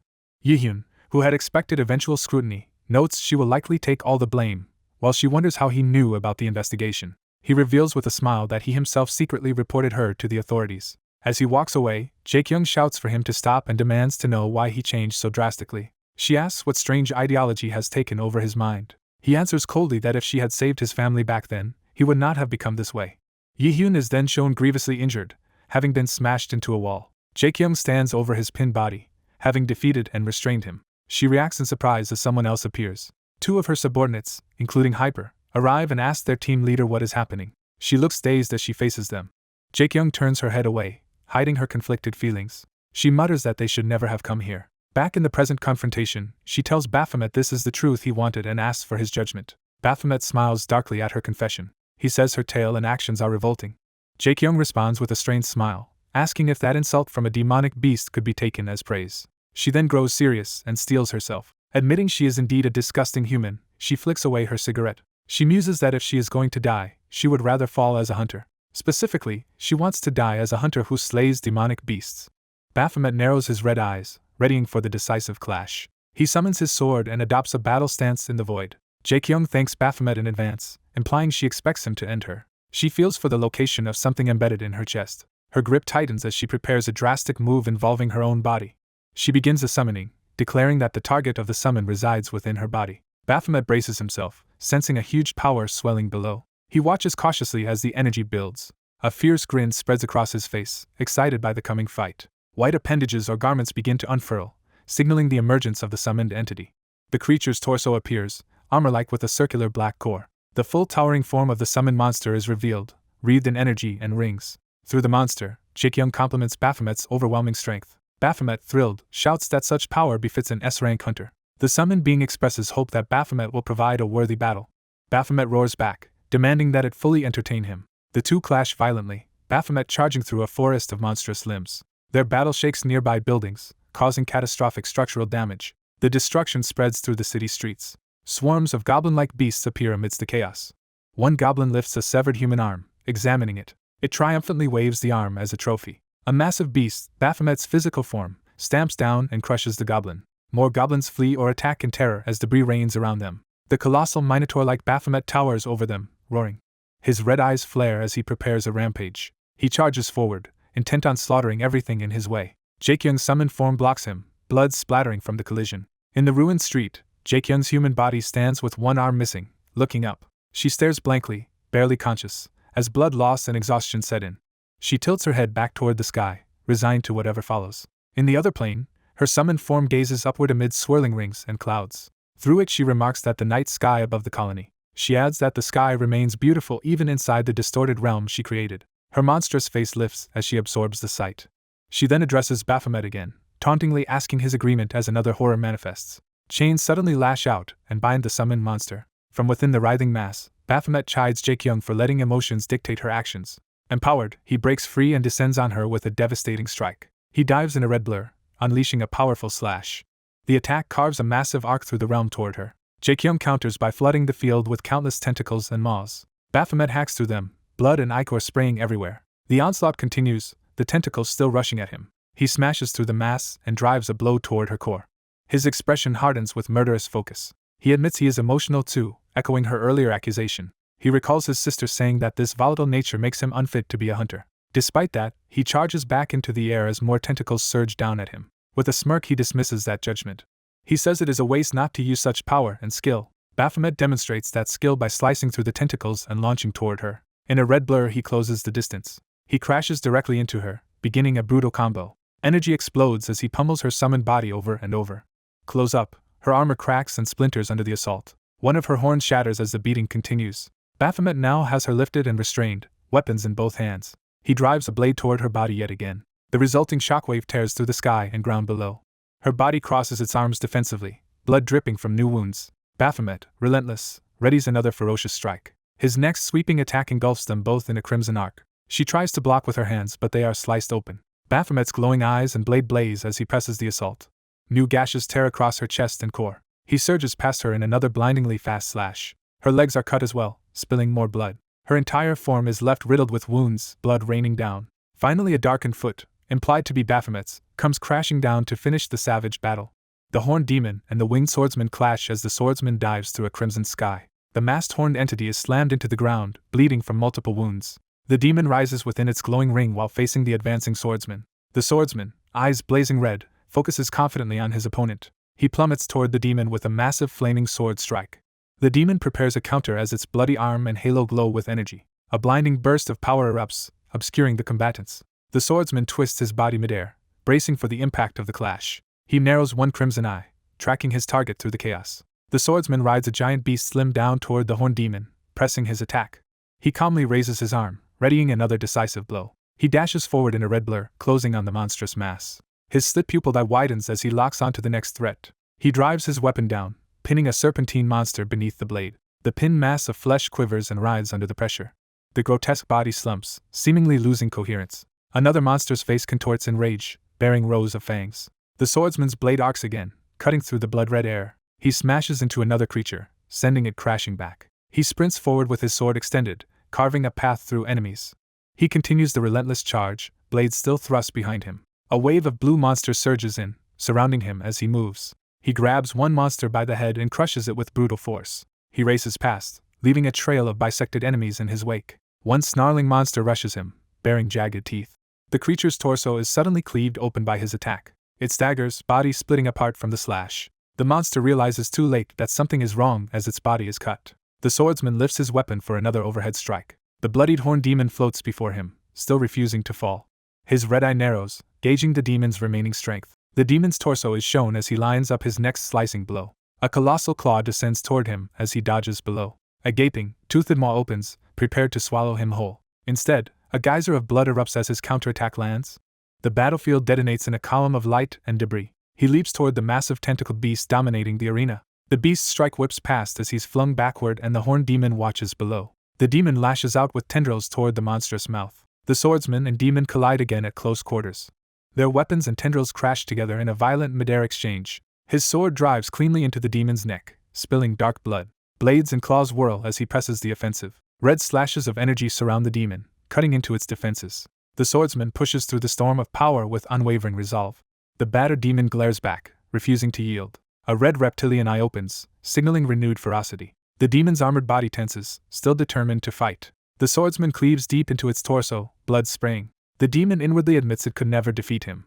The swordsman coldly declares that it is time to finish the battle. The demon gathers its remaining power inside a radiant ring for one last stand. The swordsman calls forth a massive red magic circle, activating his ultimate ability. A blinding white explosion engulfs the scene as the technique is unleashed. After the blast, he appears transformed with red hair and black wings, sword in hand. His new form, eyes glowing red, stares ahead with emotionless focus. He ascends toward a towering tree-like monstrosity looming over him. The huge tree beast bristles with mouths and rings, fully revealed. Power surges through his transformed body as he prepares another strike. He charges the colossal monster with an enormous black sword. Elsewhere, 3 hunters regroup, one briefing the others. The gray-haired man listens with a troubled, contemplative expression. A flashback shows the chained tree beast and summoning circles restraining it above the transformed hunter. A blonde hunter struggles up from rubble, clearly having survived the earlier chaos. She looks up in awe and relief at what she sees in the sky. The red-haired hunter lowers his head, exhausted and emotionally spent. The horned demon's corpse hangs limply in a blank white void. Its battered back and broken horns emphasize its total defeat. Close up, its mask and body are cracked and smeared with blood. The winged hunter swoops in again, sword poised to deliver the final blow. Another hunter on the ground stares up at the falling remains. A wounded young man lies nearby, barely conscious. He forces a faint smile despite his injuries and blood loss. The winged hunter's slash severs the demon's head as he flies past. Someone watching the distant radiant sphere remarks on its beauty. In an interrogation room, Cham Min-woo introduces himself as codename Baphomet and is asked about his rank and entry into the colony. An A-rank hunter using the codename Echidna explains he entered the colony via Team Leader Ma's referral, while the investigator presses him on his uninvited appearance. Hunter Valkyrie insists she already told Team Leader Ma how she escaped and is questioned about strange behavior among the S-rank mentors. In another session, Valkyrie laughs oddly as the interrogator calls out to her. The investigator asks Team Leader Ma Sungwon to clarify what truly happened in the colony, especially involving Team Leader No Jaekyung, but Ma says it should all be in his report. Ma is confronted with the fact that his report contradicts the autopsy, and he repeats that he does not know who actually killed No Jaekyung. The higher-up points out that only Ma, Valkyrie, or Echidna could have killed No Jaekyung, yet the wounds match none of their styles, implying an unknown third party. Pressed harder, Ma angrily protests that he cannot report what he genuinely does not know. He lashes out at Team Leader Song for treating him like a suspect, while Song insists the interrogation is routine. Valkyrie narrates that the colony's fortification program trapped them inside and that the real question is how she managed to get in. A caption explains that Echidna's illegal entry method later became their route of escape. Ma and Valkyrie look down at someone off-screen, planning to exploit that hidden path. The narration reveals an old forgotten sewer where the fortification never activated. It further hints that this strange place had additional significance. In that sewer, a blindfolded man stands guard, unaware of what is about to happen. As he greets Hunter Echidna, a gloved hand abruptly strikes toward his face. Ma restrains the startled guard while apologizing and promising to visit him in prison, revealing they are using him as a scapegoat. The text clarifies that this sewer route was previously used to smuggle the drugs given to Hunter Hyper. At Hunter HQ, a panicked shout signals the fallout of that smuggling operation. The captured smuggler tearfully insists he never knew he was transporting drugs and was just running errands. He desperately offers to reveal everything, including a description of the man who hired him, as investigators watch. Investigators report the smuggler is only a D-rank hunter, suggesting he was merely a pawn, not the mastermind. Ma reflects that the case is becoming increasingly troublesome. A summary notes that aside from past ties, Hunter Hyper and No Jaekyung had no contact after the incident. With No Jaekyung's case officially closed, attention shifts to understanding Hunter Hyper's current situation. Ma reasons that as an A-rank, Hyper had no financial need to sell drugs, implying ideological motives instead. He concludes they must track down the distributed drugs, but worries even more about how to heal the affected hunters. Looking over rows of hospitalized A-rank hunters, Ma wonders how they can be restored to normal. A narration states most A-rank hunters in the colony now suffer severe mental delirium. Scenes show afflicted hunters clutching their heads in agony. A doctor presents a bagged worm-like parasite as the root cause. She explains that these parasites inside the hunters' bodies induce their confusion. An S-rank hunter named Agatha is identified as the source, her ability working through such parasites. The doctor says Agatha's insect control skills were meant for debuffs and beasts but were instead used on hunters, and Ma asks if they can be cured. She responds that the parasites have badly damaged bodies and brains, so only natural healing is possible, and they survived mainly because they were A-rank. Griffin and Echidna ask why they are unaffected, and she theorizes the parasites need more time to fully take hold. She still orders them to use enemas to flush out any parasites as a precaution. She explains that the parasites prefer to nest in the intestines, alarming the listeners. She warns they cannot risk letting the creatures lay eggs inside them, sending Ma into hysterics. She leaves boxes of laxative enemas and instructs everyone to use them by day's end. One official strokes his chin, already dreading the humiliating treatment. Ma tells the others they must follow the doctor's orders, only to be reminded that he has to use an enema as well. The two hunters grin mischievously while Ma sweats in panic. Ma protests to the doctor that he thought only A-ranks were at risk, but she notes he strangled Agatha and might have been infected too. She adds they found evidence Agatha experimented on S-rank hunters, which is why people were willing to use such a method in the first place. Valkyrie nervously asks Baphomet if they can meet again, clearly interested in him. Baphomet looks back, confused by her sudden request. Another hunter wonders what is wrong with Valkyrie as she complains of hunger after having her stomach thoroughly emptied. The doctor claps her hands together decisively, ending the awkwardness. She orders everyone to stop loitering, return to their duties, and get tested afterward. The lab staff resume their research amid racks of equipment and samples. The doctor offers someone a drink or snack as they speak privately. She reminds Ma again to go use the enema, but he stalls, claiming unfinished work. Ma forces a strained smile, still hoping to delay the unpleasant procedure. He apologizes for keeping the doctor so busy and asks about her hospital, while she says a replacement will be paid by the Hunter Association. She explains she also came because one of her guild members is involved and hints at her tense relationship with the government. Ma quietly admits that strained relationship originally began because of him. She confesses she too bears responsibility for the past incident. In a secure chamber, Agatha sits bound and suggests the investigators should focus on her knowledge if they want to cure the hunters. She smiles slyly as someone approaches, amused by her new interrogator. The young investigator stands before her, and she comments on how inexperienced he seems. He warns that her powers are sealed and any attempt to use them will trigger the explosive collar and other lethal defenses. Agatha calmly deduces that lasers will also cut her down if she tries anything. She notes she already heard this explanation from a previous investigator, unsettling the newcomer. As he nervously starts the questioning, she watches his gestures intently. Agatha's eye narrows, preparing to toy with him psychologically. She abruptly asks if he recently broke up with his girlfriend, while outside someone wonders if her interrogation is underway. The supervising official reacts to the mention of the interrogation, alerted by a notification. Ma is asked whether there are any leads in the Hunter hypercase, and he orders further investigation into the D-rank couriers. He complains that if his colleague values that case so much, he should invest similar effort into identifying No Jaekyun's true killer, while repeating he himself does not know.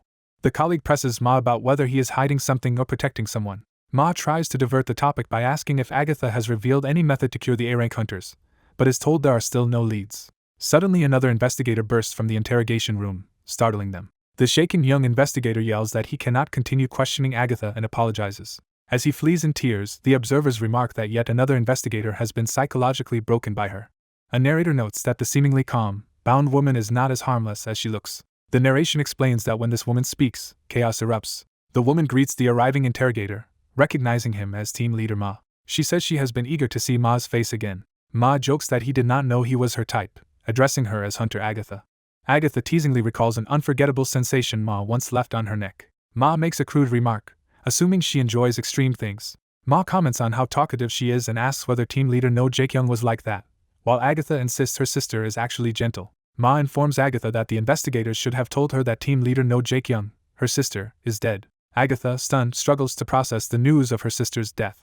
Ma observes that she does not seem saddened by her biological sister's death. Agatha says she is sad but not crying, explaining she always expected her sister could die at any time. Agatha clarifies that in truth her sister was broken by the gate shock incident 10 years ago, and only kept going for the sake of their colony. She adds that living for the colony is true for her as well. Agatha asks Ma if he has ever felt the pain of being treated as worse than scum by the very people he tried to protect. A flashback sign shows restaurants banning hunters, illustrating that discrimination. Another flashback shows civilians fleeing and abandoning Agatha in danger. Agatha describes the feeling of betrayal as Monster's eyes loom behind her. She says that beyond hatred, such betrayal makes one want to kill everyone. Ma asks if her fear of betrayal is why she turned many A-rank hunters into mind-controlled puppets. Agatha smiles silently instead of answering. Ma suggests that her motives mirror why the 7 hunters she controlled were afraid she would betray them. Ma explains he researched the 7 S-rank hunters she killed, learning they were once her close colleagues, and asks how it would feel if they came back to life. Ma imagines himself in their place and begins to answer. He concludes he would rise from the grave to kill her and orders truth serum to be injected. Ma warns Agatha that after interrogation she will spend the rest of her life in solitary confinement. He leans close, saying no one will ever believe a word that comes out of her mouth. Agatha smirks that she must have hit a sensitive nerve. Time shifts, showing the sky, signaling a transition to a later moment. Outside, Ma's team prepares to transport Agatha to a concentration camp, saying they obtained all necessary information. Bound and sedated, Agatha is loaded into a van to be moved. The van doors close as the transport begins. Ma walks away while the van drives off, checking his phone. On the phone he tells Yoon-sun they found a way to revert the controlled A-rank hunters. Griffin listens with a serious expression, reacting to this news. Another hunter in a cap also listens silently, looking tense. Griffin thinks the situation makes no sense while an internal check shows the contamination status as clean. The capped hunter notes he has not seen team leader Ma in some time and wants to ask him about a suspicious matter. Suddenly his chest mark growls, startling both him and Griffin. Panicking, he wonders why the ordeal is not over yet.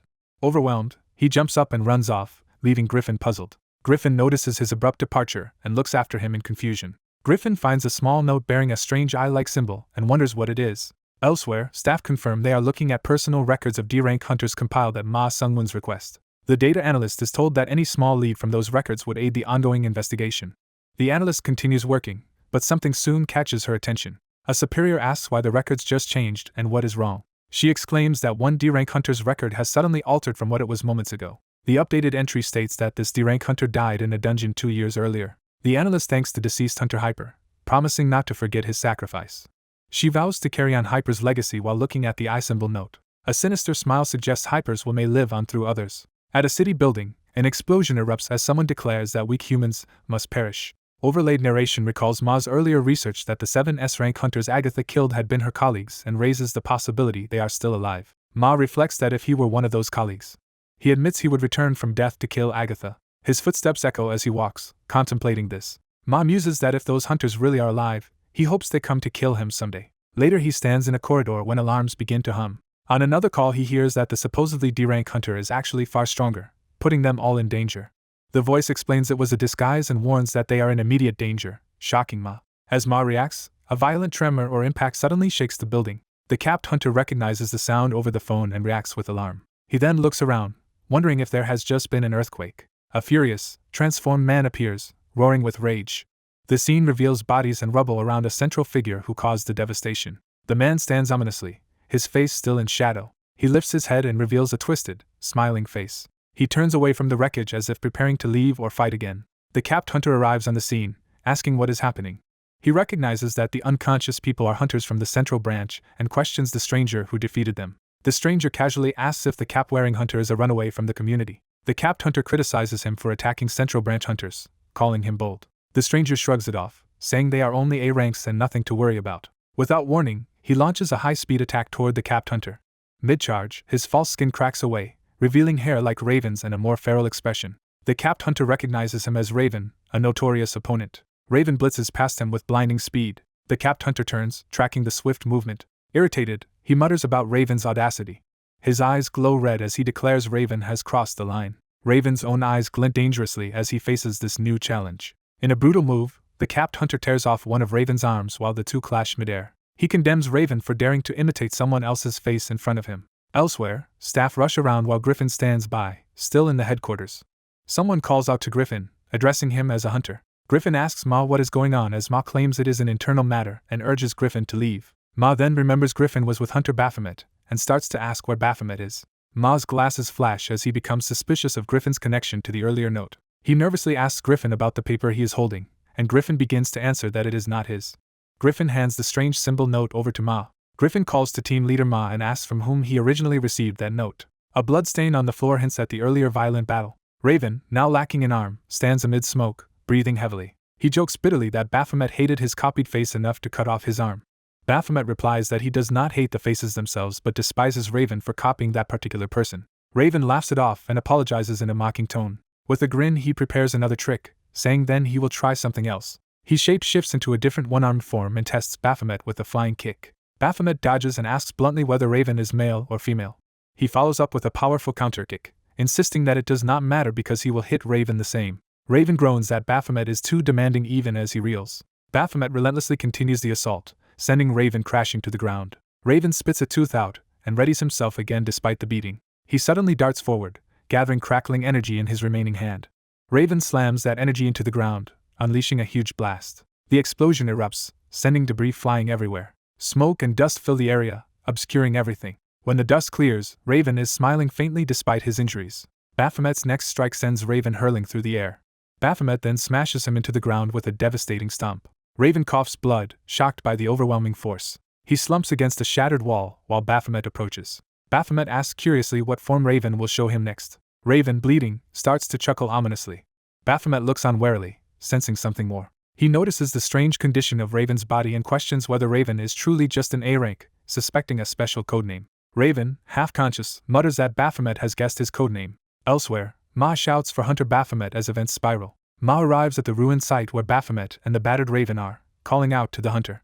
Ma says his job here is finished, implying the operation has reached its objective. Baphomet is told to stop Ma from escaping, but he hesitates with a confused what. Baphomet frowns, trying to understand what Ma is really plotting. He recalls Raven's final words in the note, realizing his role was merely to leave a strong impression before dying. In that memory, Raven, bleeding and smiling, says he will see Baphomet again someday. Raven's head is then obliterated, showing his willingness to discard this body. Both Baphomet and Ma stare in shock at how easily the body was destroyed. Other hunters at the site begin to recover from unconsciousness. They regroup, likely to report what just happened. Later, sketches of 3 faces are shown as possible suspects, and someone asks if these drawings are sufficient. In the briefing room, colleagues praise the artist from room 302 for drawing so well, and he explains he practiced in the tower during downtime. Ma hands the sketches to Taeyong, ordering him to match them with hunter profiles to identify who they resemble. The scientist questions the value of this investigation, but Baphomet asks why she doubts it. Ma explains he felt Raven's body was like ill-fitting clothes and believes there is a separate true host controlling these disposable bodies. He remembers Raven's final line about seeing Baphomet next time, reinforcing the idea the real enemy still lives elsewhere. Baphomet admits Ma is right, reasoning that no one would throw away their real body so casually. Ma asks Yoon Seo not to examine the corpse, and though she thinks he is pushing too hard, she agrees to handle it. Later, Ma and Baphomet wait in an interrogation room-like space, anticipating further developments. A stylized transition shows the two of them side by side against colored backdrops. Another comedic transition has Baphomet uttering "ah" as they continue standing there. Back with Agatha, Ma says he has a question, believes the recent incident is connected to her, then realizes the crucial note is missing from his pocket. Baphomet reveals he has the note, asking if Ma means this symbol. Ma wonders if he dropped it, and starts to address Baphomet formally. He then tells Baphomet to follow him because they need to talk privately. Ma begins recounting his past, saying that 8 years ago he himself was an active hunter.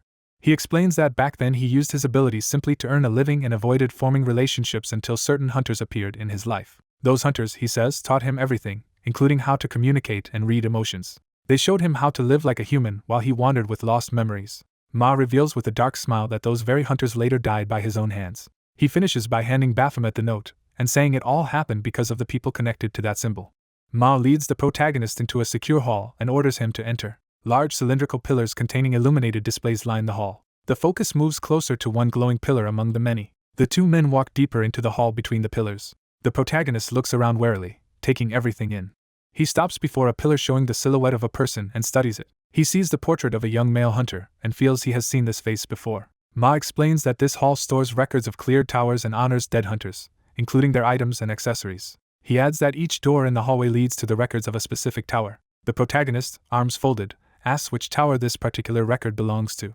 The question startles Ma and he reacts tensely. A close-up recalls Raven's lower face, hinting at a connection. Ma reveals that this record is for the infamous Tower of Abyss. The protagonist uneasily repeats the tower's name, shocked. Ma explains that the Tower of Abyss is notorious for killing hunters and was ultimately cleared by Korea's strongest hunter, Raven. He notes the irony that Raven's body and belongings were never found and that his official record is empty. Ma mentions that people even suspected someone stole Raven's body, leaving the protagonist silently brooding. The protagonist asks what the Tower of Abyss has to do with the story Ma is telling. Ma says he joined and served the government to track down the mysterious group behind these events. He explains that working inside the government is the best way to encounter crimes tied to that group, so he obediently did government work. Ma describes rising from cleaning staff to spy and eventually gaining a high position. He states that he is now a leader in Rogue, the government-affiliated organization that hunts criminal hunters. Ma says he once thought towers had nothing to do with him, until the Tower of Abyss appeared and changed that. He explains that unlike other towers, the Tower of Abyss only accepts hunters who meet special conditions. Some hunters enjoy being chosen by that tower, feeling special. Ma calls the Tower of Abyss a hellish place of slaughter. The protagonist repeats this phrase in confusion, questioning it. Ma says the authorities investigated the hunters who entered the Tower of Abyss. The protagonist anxiously prompts him to continue. Ma reveals that every hunter recorded in the Tower of Abyss was a criminal. He tells Baphomet that the people Baphomet killed in that tower were all dangerous killers themselves. Ma says the World Alliance investigated why towers, gates, and demonic beasts exist. He adds that the investigation's results were hard to accept, linking demonic beasts and humans. Ma explains that, aside from the heart, hunters and demonic beasts share the same bodily properties. Baphomet silently processes this disturbing similarity. Ma notes this has not been made public yet, and concludes that demonic beasts and hunters might not be so different. He goes further, saying hunters may be worse because they choose to commit crimes, unlike beasts that kill by instinct. Ma says their job is to catch such criminals and that Baphomet, as the Tower of Abyss boss, helped by killing them. Baphomet is left speechless and sweating at this implication. He then asks Ma when he discovered his true identity. Ma answers that cross-dressing hunter fans informed them, though he doubted it at first. Ma recalls how the ghost-like system Soul, once only a rumor, actually appeared to Baphomet. The memory shows the system's screen triggering during that encounter. Back in the present, Ma regards Baphomet seriously. The two face off closely, tension between them. Ma holds up a paper bearing the eye-shaped symbol of the criminal group. He declares his goal is to wipe out everyone bearing that symbol from the planet and hints at a deal. Ma says he would even sell his soul to the devil if Baphomet helps fulfill this wish. Baphomet responds by asking the system Baphomet to let him run free. The system announces that the main quest has been updated. The new quest centers on the eye-like symbol. The objective text appears, instructing Baphomet to find clues. Because of this quest update, a new affection level system with others has been unlocked, surprising Baphomet. The system reports that his relationship with Ma Sungwoon has risen from wary to friends, shocking Ma. Ma says years of investigation into the symbol group yielded nothing and tells Baphomet he is the key to solving it. Baphomet thinks he does not fully understand but then asks if Ma told anyone that he is a demonic beast. Ma says he sees demonic beasts and criminal hunters as the same. Baphomet is left conflicted and deep in thought by this answer. Baphomet asks if fans entering the Tower of Abyss means fans is also a criminal, but Ma says fans is clean, proven by still being alive. Ma speculates that fans might be part of the ghost system's larger plan, leaving Baphomet wondering how far RA has orchestrated things.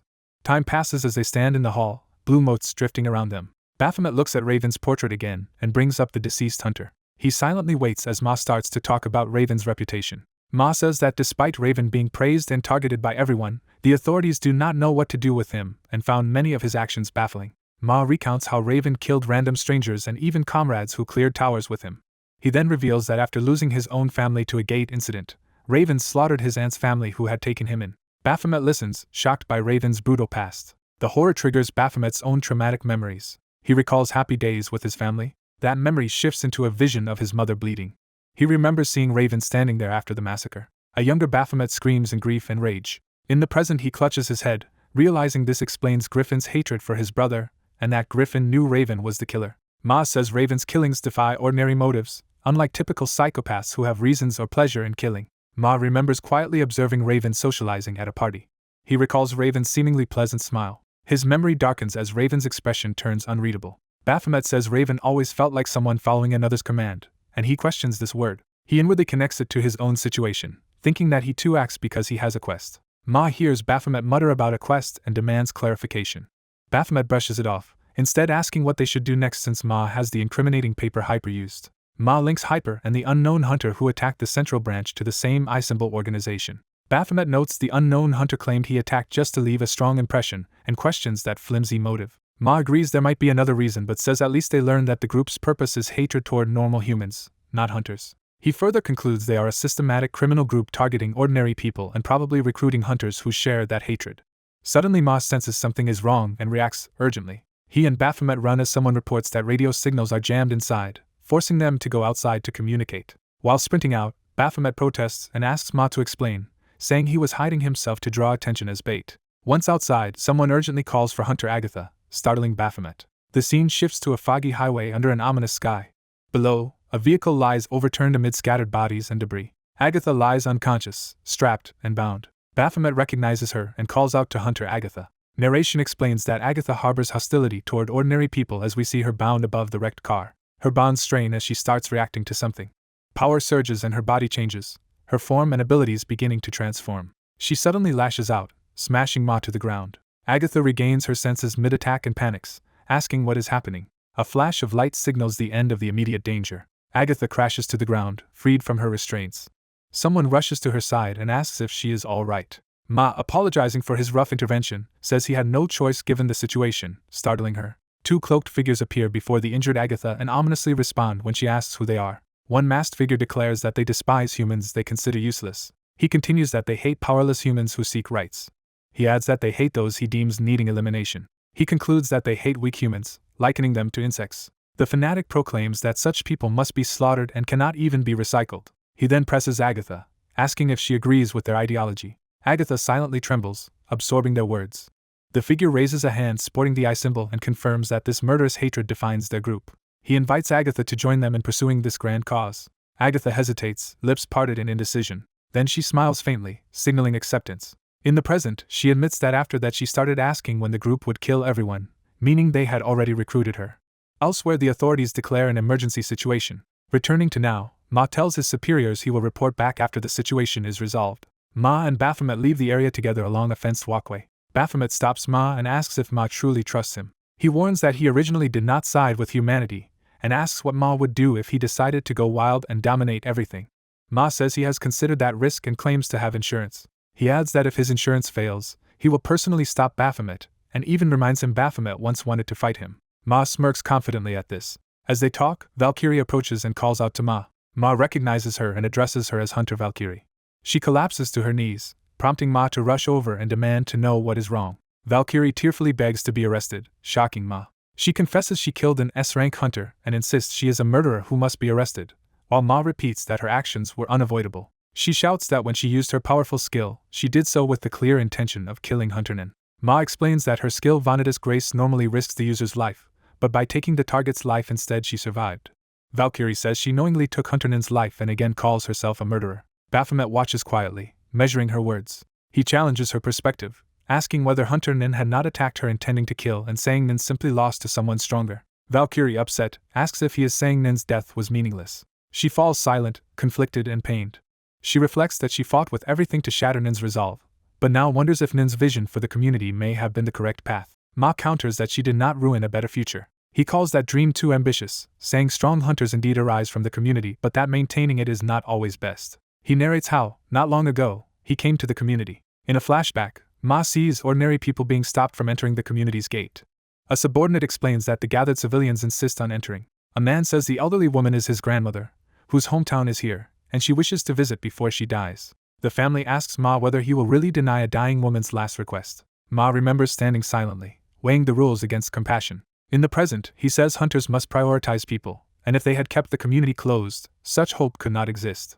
He concludes that Valkyrie's action contributed to this change. Valkyrie begins to cry with relief as his words sink in. Ma and Baphomet watch her, both somewhat awkward but supportive. Through tears, Valkyrie asks them whether she truly did the right thing. Ma hesitantly answers that yes, she did. The blonde woman gulps nervously as emotion wells up inside her. Overcome with feeling, she runs toward the two men while screaming loudly, shocking them. Crying with relief, she repeatedly shouts how happy she is. The bespectacled man formally addresses the dark-haired hunter as Hunter Baphomet. Another hunter hastily departs due to an emergency, entrusting Hunter Valkyrie to the others and ignoring their protests. Valkyrie continues bawling uncontrollably, unable to stop her tears. Baphomet watches her in awkward discomfort, sweat running down his face. Her crying intensifies, turning even more dramatic and loud. Baphomet's expression shifts from unease to irritated determination as he steels himself. He grabs Valkyrie by the shoulders and yells at her to stop crying. Startled, Valkyrie freezes mid-sob and stares at him with wide, teary eyes. Baphomet looks back at her, surprised by her reaction and suddenly unsure. A large teardrop clings to Valkyrie's eye, moments away from falling. Baphomet's eyes narrow in strained frustration as he realizes her tears will not stop easily. The two of them flail in shared panic, while narration notes this day as Baphomet's most difficult ordeal. An incident report shows that 3 hunters died and only 1 survived. Investigators review the case, noting Hunter Agatha is missing and will take time to locate. 2 agents discuss strange information about team leader No and her 2 subordinates who know about her secret agreement. The investigator reveals that those subordinates claim Hunter Baphomet killed team leader No. Processing this, the bespectacled man suddenly pieces something together. He confronts his colleague, realizing the hidden hunter being protected must be Hunter Baphomet. Dodging the accusation, the colleague feigns ignorance and quickly excuses himself with a flimsy pretext. Time passes as the investigator reflects, still mulling over the situation. Walking across the lobby, he muses that Baphomet's protector is incredibly persistent. He then meets the white-haired student hunter, Griffin, who is waiting for him. Greeted as Hunter Griffin, the boy says he just arrived while the man apologizes for the trouble. Noting the crowded hall, the man suggests they move somewhere quieter to talk. In a lounge, he sets down a cup of cocoa instead of coffee for the young hunter. He offers the drink and asks what Griffin wants to discuss, while Griffin wonders about the real topic. The man explains he could not speak properly during the Central Branch incident, and asks Griffin to keep quiet about what happened in the community, which Griffin agrees to. When Griffin questions his motives, the man adds that he also wants to befriend Griffin, impressed by his talent and past help. He promises that if Griffin ever needs assistance, he will gladly support him. Griffin bluntly asks if the man holds some grudge or ulterior motive toward him. Griffin presses, saying the recommendation to join that community was clearly because of Hunter Baphomet. Griffin says he does not need the community to become S-rank, believes the man is trying to get close to him, and admits he went there only to fight. He explains that this love of combat is why he agreed to the original offer. Griffin points out that the man seems intent on linking him with Baphomet. Standing up, Griffin thanks him for the valuable experience the community provided, whatever his true objective. Griffin concludes that if there is nothing more, he will leave. The man forces a strained smile, clearly rattled by Griffin's insight. Left alone in the room, he sits in stunned silence. After a moment, a small smile returns to his lips as new thoughts form. Internally, he marvels at Griffin's sharp intuition for a middle schooler and attributes it to powerful hunter instincts. He predicts that Baphomet's strength will increase rapidly from now on. Remembering Baphomet's warning, he resolves that if Baphomet ever must be stopped, that time may come too late. He then shifts his focus and calls Griffin the treasure. He decides Griffin must grow stronger, eventually surpassing his own brother Raven. Elsewhere, Baphomet sits with arms crossed, pondering everything. Looking at the affection level interface, he grumbles about the seemingly useless system. Studying the red screen, he suspects the system is pushing him toward kindness with humans despite him having only killed vicious criminals in the Tower of Abyss. He questions the mysterious being behind the system and the wish it is pursuing through him. Reflecting further, he notes that no one but him knows those people are criminals and wonders if the list contains only people connected to him. He notices that Beelzebub also appears on the interface. The system profile explains that Beelzebub was once boss of the Tower of Abyss, was dethroned by Baphomet, and is an archmage whose full power would surpass all other wizards. Another note shows Beelzebub's affection status as on guard, leading Baphomet to scoff at him as a weakling.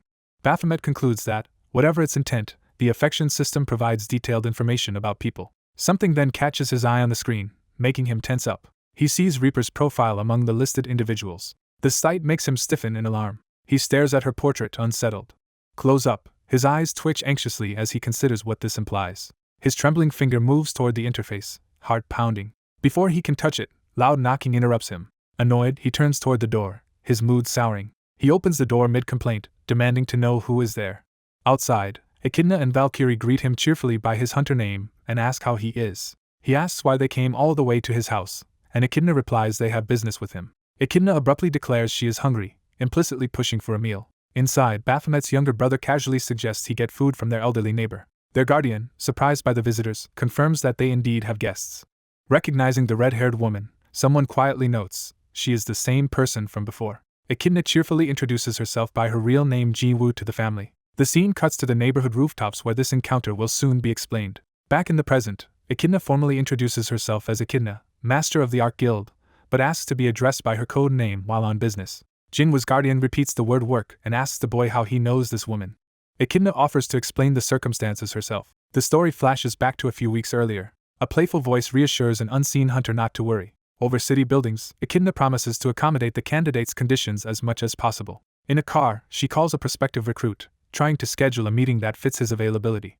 Her driver Yuri hears the call abruptly end and reacts with shock. Echidna explains dejectedly that the recruit has decided to delay joining the guild. She elaborates that despite a good prior conversation, he dislikes that Ark Guild has many female members. Yuri explodes in outrage, insulted that a hunter would reject them based on such rumors. Echidna dryly comments that the recruit is harsher than expected.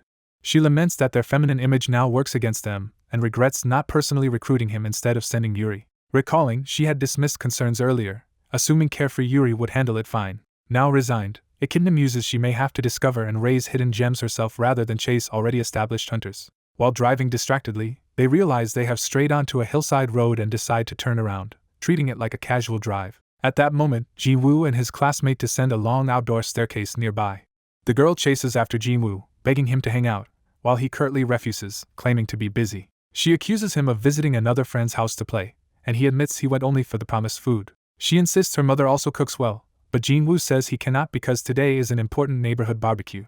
As she whines childishly, Jinwoo silently endures her complaints. She tugs his arm to stop him, startling him. Fed up, Jinwoo leaps away using a skillful flying jump to escape her. From a distance he yells that she should stop following him from now on, shocking her. Distracted, she missteps on the stairs and loses her footing. She falls forward down the staircase toward the road, right beside a passing car. Horrified, Jinwoo shouts at her and reaches out in reflex. Instantly he unleashes wind magic, cushioning and redirecting her dangerous fall. She crashes safely into his arms instead of the street. Dazed but unhurt, she asks if he is okay, and he shyly confirms. A car speeds past the spot where she would have landed, underscoring how narrowly she escaped death. Watching from the passing car, Echidna screams that she has discovered a true gem. In the later encounter, she warmly praises Jinwoo's name as perfect for a future hunter and asks if his parents are home. Jinwoo explains he has no parents, only an older brother currently working in the community as a hunter. Echidna thinks excitedly that if his brother is in the community, he must also be highly skilled and worth recruiting. She casually asks if Jinwoo knows his brother's code name, and he answers that it is Baphomet. The two guild women freeze in comedic shock at hearing that name. Yuri nervously points out that Jinwoo is the boy who motivated their colleague Yuri earlier. Back in that memory, Jinwoo bluntly insults Echidna in frustration, showing his brash nature. Concluding her flashback, Echidna tells Baphomet that this is how she first met Jinwoo. Valkyrie quietly realizes that Baphomet truly had been in the community all along. In the present living room, Jinwoo scolds Baphomet for using magic openly, while Baphomet retorts it was necessary to avoid worse trouble. Echidna then states her proposal clearly, wanting Jinwoo to enroll in a hunter training school created after the Gate Shock to cultivate young hunters. She explains that the school gathers talented children and offers systematic training despite being newly established. Echidna offers to personally sponsor Jinwoo, covering all expenses if he attends. She adds that in return, after graduating, he must work as a hunter for the Ark Guild. Echidna passionately insists that Jinwoo can become a great mage among hunters, while Jinwoo quietly thinks he already is one. The three sit facing each other as the offer hangs in the air. Echidna asks if that is all he wants, surprised by his minimal demands. Baphomet counters that raising Jinwoo is a huge responsibility compared to what she has currently put on the table. He complains that no one would spend millions just because some of his hair was pulled out during a prior incident. Echidna, still nursing that grudge, glares at Baphomet. She internally rages that he has not forgiven her for what happened at the pool. Baphomet quotes the saying that a wise man's revenge is never too late, even if it takes 10 years. Valkyrie interjects that, as Jinwoo's guardian, she could send him to school herself, so Echidna must show more sincerity. Echidna accepts this and admits she expected such a response. She suddenly throws herself forward, dramatically upping the stakes of her offer.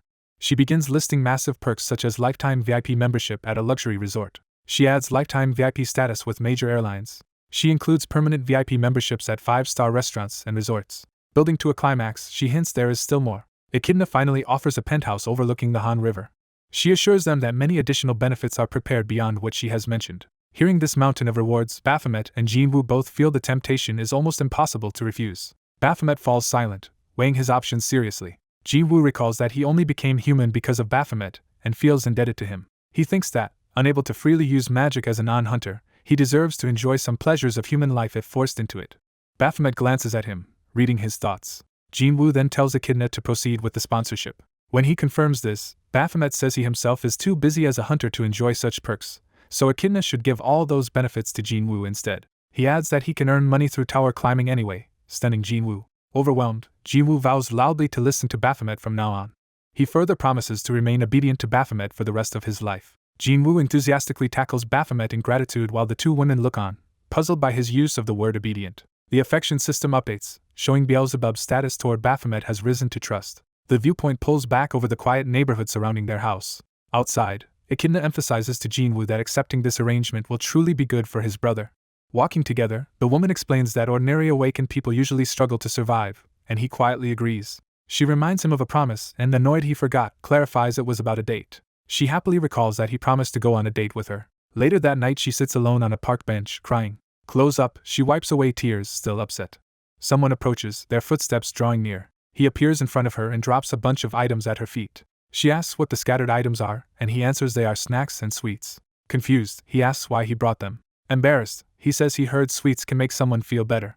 She looks at him in surprised silence. Overwhelmed, she cries loudly again, moved that Hunter Baphomet did this for her, and he panics at her renewed tears. As they walk, he mutters that this kind of comfort is for kids, while she still sniffles and asks if that is so. She calms down, quietly clutching her hoodie and glancing at him. He says he knows another way to stop her from crying, which piques her curiosity. She straightforwardly tells him that to stop her tears, he should go on a date with her. Time passes and the scene shifts to a busy shopping street. The exterior of city buildings establishes the daytime setting. Waiting outside, he checks his phone, notes it is 12:28, and wonders why she is late after telling him to meet at noon. He notices people passing by, still looking for her. Two bystanders talk, hinting at his surroundings. A close view of long blonde hair signals her arrival. She finally appears, dressed up and hurrying anxiously toward the meeting spot. She looks ahead and spots him. He stares back, slightly taken aback by her appearance. Running up, she apologizes, and he points out she is 30 minutes late, shocking her. Flustered, she internally recalls how she spent too long choosing clothes, wanting to dress in a style he would like. She brightens and insists she will pay for lunch, asking what he wants to eat and telling him not to worry about the cost. She probably mentions having reserved a fancy restaurant, but he simply points somewhere else and says he wants to eat there instead. The place he chose turns out to be a traditional meat restaurant. She is stunned that this is his choice. Inside, they sit across the table.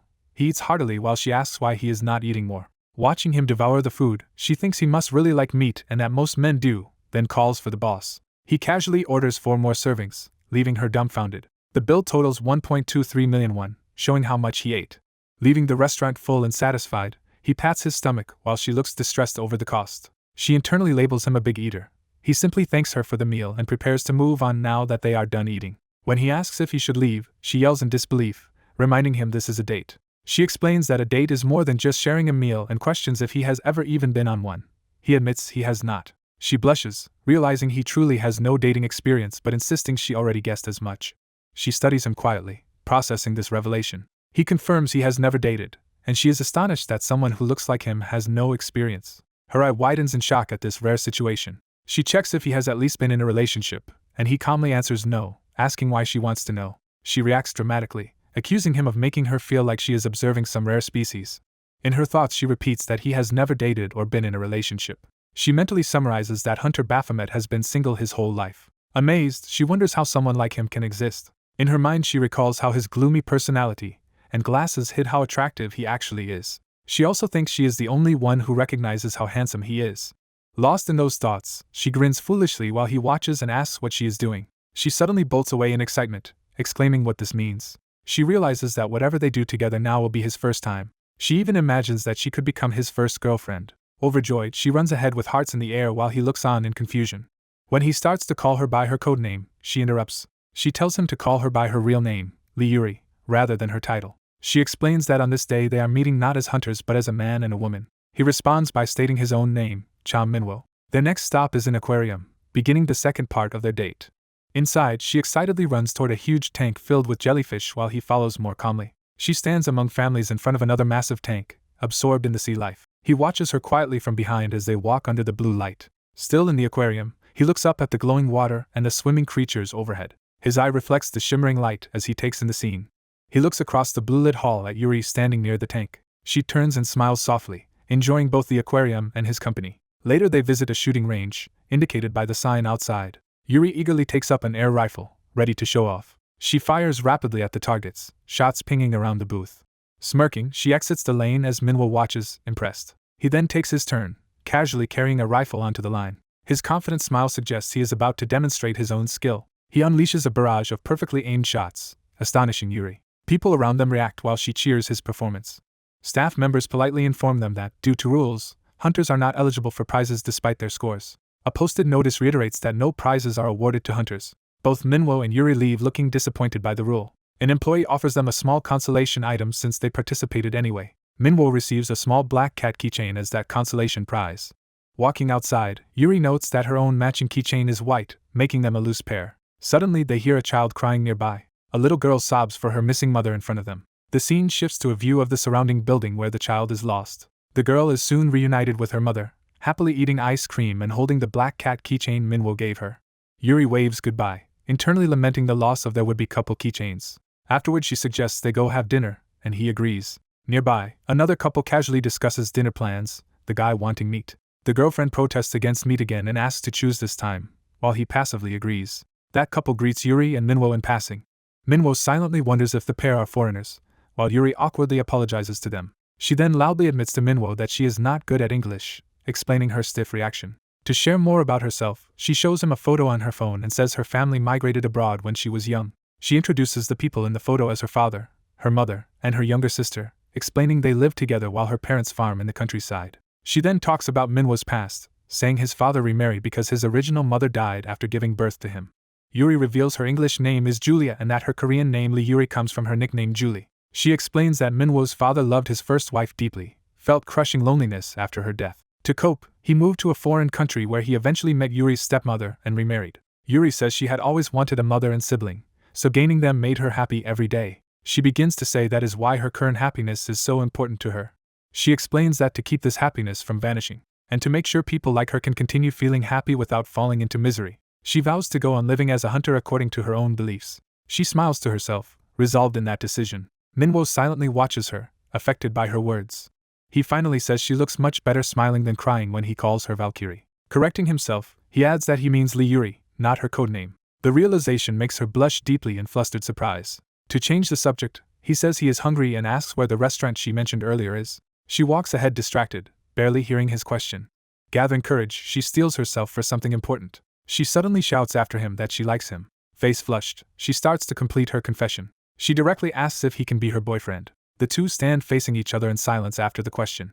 Time seems to freeze around them as he hesitates. She nervously calls his name, waiting for an answer. Instead of responding properly, he blandly asks what it feels like to like someone. Yuri is dumbfounded, wondering if he has been living isolated in the mountains to be this clueless about her confession. She lets out a small breath, deciding how to handle his innocence. In her thoughts she summarizes that he has never dated, never been in a relationship, and does not know what liking someone feels like, which she finds oddly fascinating. She decides to explain, saying she will tell him what it feels like to like someone. She describes how you keep thinking of that person even when you try not to and become curious about what they think of you, unconsciously staring at them. She adds that you replay their words in your head all the time and asks if that is not what liking someone feels like. She admits there is no strict definition but says these are the kind of complicated feelings she has for him. Smiling earnestly, she tells Minwo that her feelings for him are exactly that complex. She anxiously calls his name again, worried about his reaction. He asks why she is making such a strange expression. The sky darkens, marking the quiet, unresolved end of their talk for the night. Elsewhere, a white cat rubs affectionately against a woman's legs. That woman, Minwo's other acquaintance, relaxes in her room surrounded by cats. Noticing something, she looks up thoughtfully. On the phone, she answers a late call and asks what is wrong, saying she is the same as always. She remarks that she doubted he would call again and asks how his community experience went. Hearing his response, she is startled and asks what he means. Minwo, on the other end, insists he is not drunk despite sounding strange. Standing on a rooftop, he reiterates to her that he wants to go on a date together. In narration, she admits they have only known each other a few months but says she respects him greatly as a calm and capable hunter. She explains she is curious about how he is outside the tower, which is why she agreed to his invitation. Smiling slyly, she comments that meeting like this is unexpected. A later scene shows Minwo badly injured and bandaged, lying in a hospital bed. Zooming out, she is shown by his bedside, having stayed with him as he recovers. The narration humorously questions who ends up hospitalized in the middle of a date. Time passes and they next arrange to meet at a coffee shop. She sips her drink while waiting.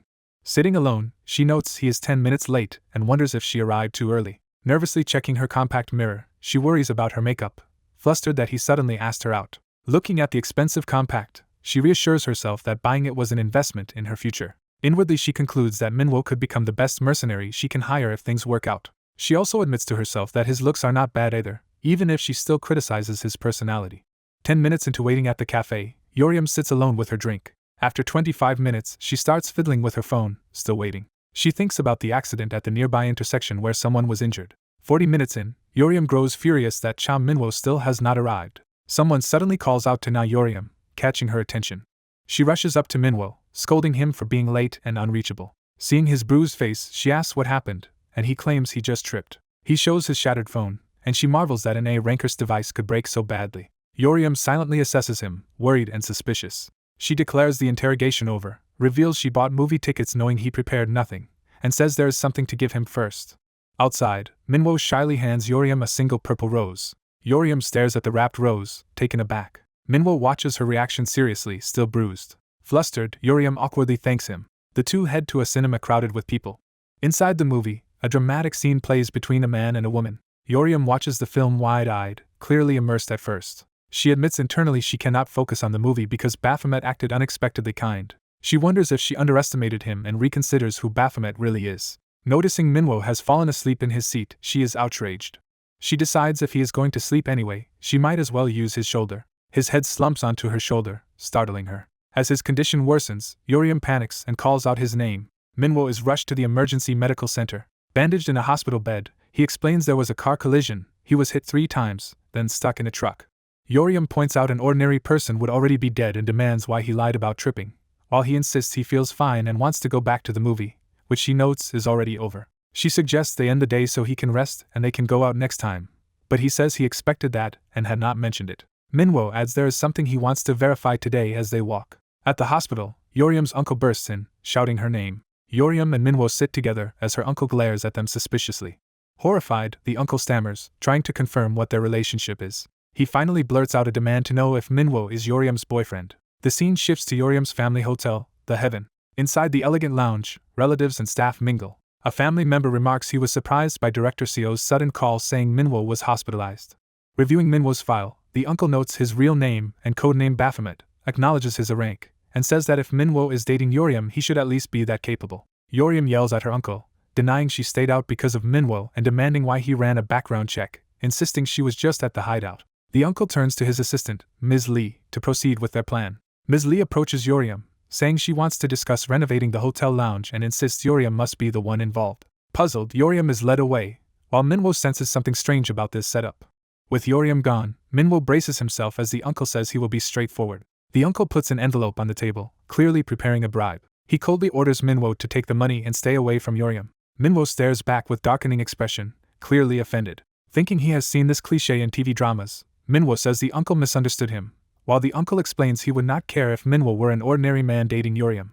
The uncle says he cannot accept a hunter boyfriend because Manhwa would influence Yeosseum to keep risking herself. He explains Yeosseum is his heir who must one day run the hotel, not remain a hunter doing dangerous work for the family. He recounts that Yeosseum only became a hunter after her mother, his sister, died in a gate incident. Before she gets further involved, he intends to persuade her to quit hunting entirely. Manhwa exhales, considering everything he has heard.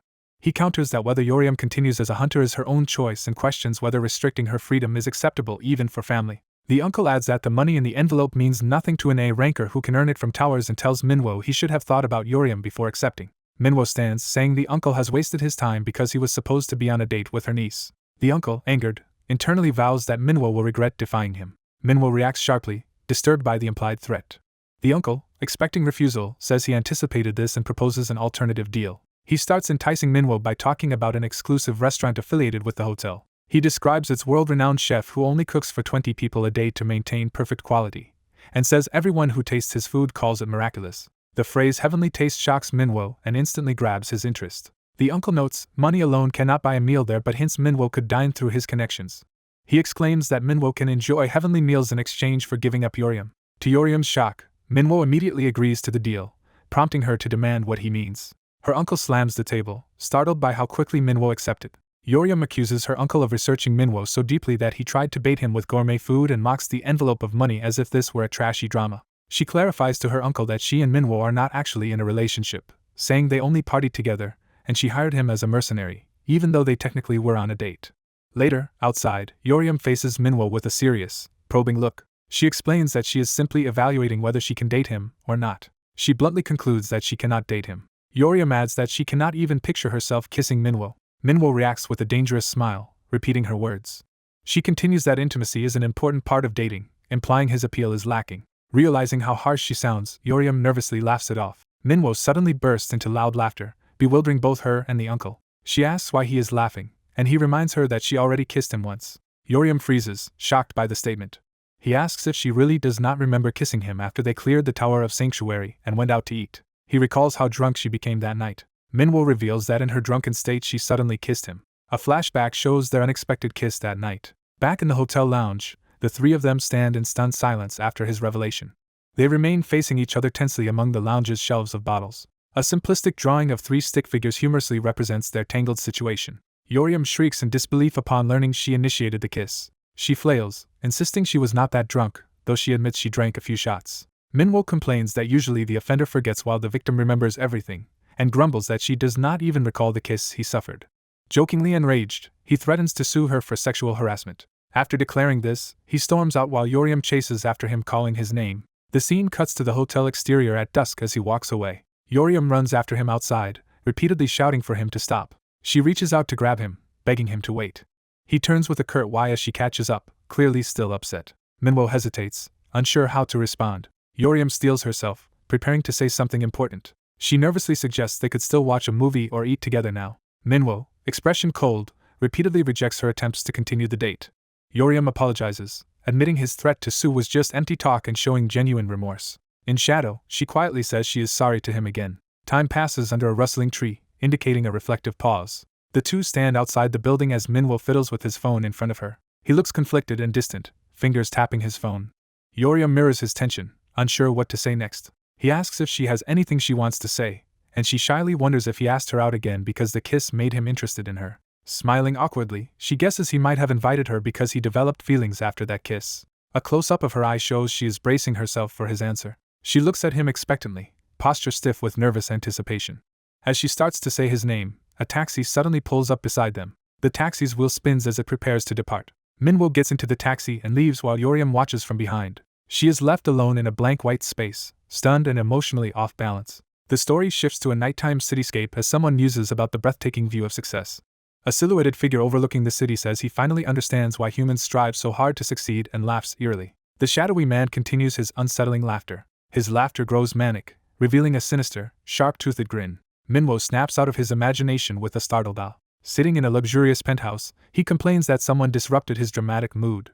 His robed roommate teases that he must be venting after getting dumped, while Manhwa says he was just amazed by the clapping light switch. Irritated, Manhwa glares and asks if his roommate has a death wish for mocking him. The robed man taunts that Manhwa went all out as Baphomet and even fell for a human, while Manhwa insists he was only curious. Manhwa demands how he knew he was dumped, and the man admits he secretly attached a familiar to spy on him, noting love blinded Manhwa to things he would normally notice. The man reminds him that in that distracted state he even walked into a car while thinking about bringing flowers to the date. Holding a wineglass, the robed man quotes the saying "love makes you blind." He remarks that Manhwa has become so human he no longer resembles a demon beast. Manhwa denies being in love and tells him to shut up, obviously worn out. Reflecting, Manhwa worries that if he ever reverted fully to his demonic nature, a relationship with a human could end in mutual destruction. Suddenly the robed man remembers there is a tasting party at Grandma Kim's using lettuce he grew, and urges Manhwa to hurry there. He yells that meals should be eaten at home, scolding Manhwa for being tempted by restaurant food. Manhwa orders him to get ready to leave quickly. The robed man, surprised Manhwa actually wants to go home, runs off asking if Manhwa had not planned to hang around the penthouse. Looking out at a tall office building, Manhwa grumbles about his roommate's picky eating for an insect-like being. The scene transitions to a hospital rooftop view of the facility. In an exam room, the doctor says Minhwa's tests are normal and asks how he ended up being hit by a car. Manhwa brushes it off as none of her business. She confirms again there is no lingering side effect from his previous colony mission and asks if he is free today, which he curtly refuses. She laments that patient 302 never has time, admitting she had hoped to at least invite him to a meal as he remains stony-faced. Remembering something, she hands him a file from Team Leader Ma. The report concerns the mentor Manhwa met when he first became a hunter. She explains the document analyzes the evil spirit that turned that mentor's wife into a monster and tells him to check the final page for key findings. Manhwa's eyes widen slightly as he scans the report. The report states the sinister body's composition matches a mixture of multiple human biometrics, essentially built from many people. The doctor shudders at the implication, saying the freakish body was assembled from several humans. She concludes that a psychopathic magical hunter created it purely for amusement, making it a purposeless murder puzzle. Manhwa realizes this explains why the sinister entity repulsed even him. She adds that although circumstantial evidence links missing hunters to the psychopath, there is no solid trace to identify the culprit. She notes Team Leader Ma has had no leads for a long time, meaning the killer is more meticulous than expected, but that Ma still entrusted the case to Manhwa. She asks if things have improved between Manhwa and Team Leader Ma now that his identity is known, and Manhwa admits somewhat that they have. Manhwa silently reflects on this fragile reconciliation. The doctor asks if the 7 hunters who worked with Ma were truly killed, surprised that Ma confided this in him. She says she herself played a part in that incident, and that Manhwa should hear the full story from Ma. Privately, she is surprised Ma even revealed her involvement. Just then, the robed roommate sprints down the hall refusing a vaccination, yelling that he will not get a shot. Manhwa's attention is drawn as the doctor calls the fleeing boy a naughty child, leaving Manhwa bewildered. Nurse Jang suddenly rushes forward. He lunges even faster. Laughing, Nurse Jang hoists a struggling patient over his shoulder, saying the patient cannot escape him. Jang smiles proudly while holding the squirming patient. Jang cheerfully greets the director and is told he seems unusually energetic. The director notices Cha Min-woo and assumes it is his first time meeting Jang. The director introduces Jang Jae-ho as a guild member and nurse on parental leave, and Jang warmly greets Cha Min-woo by name. Another nurse calls the director away to see something urgent, and the director excuses herself from Cha Min-woo. Cha Min-woo and Jang end up standing together awkwardly. Cha Min-woo wonders if it is time for him to leave. Jang suddenly gets close to his face, startling him. Jang excitedly compliments how handsome Cha Min-woo is. Jang asks if Cha Min-woo is popular with women and often confessed to by female hunters, leaving Cha Min-woo confused. Their eyes meet as Jang stares at him intently. Cha Min-woo stares back, tense. Jang's gaze sparkles with growing excitement. Cha Min-woo looks even more alarmed under the intense staring. Jang concludes that Cha Min-woo must also be popular with men and gives him an enthusiastic thumbs up. The scene shifts to the exterior of the building, indicating time passing. Cha Min-woo waits quietly at a bus stop beside two women. He internally calls Jang a crazy, overly bright guy and wonders if those comments were compliments or insults. Jang's earlier questions echo in his mind about his popularity and confessions from female hunters. That memory triggers a flashback of a blonde hunter shyly confessing her feelings and asking him to be her boyfriend. Cha Min-woo shakes his head and scratches his hair, troubled by the recollection. He thinks he did not become human to deal with these kinds of romantic situations.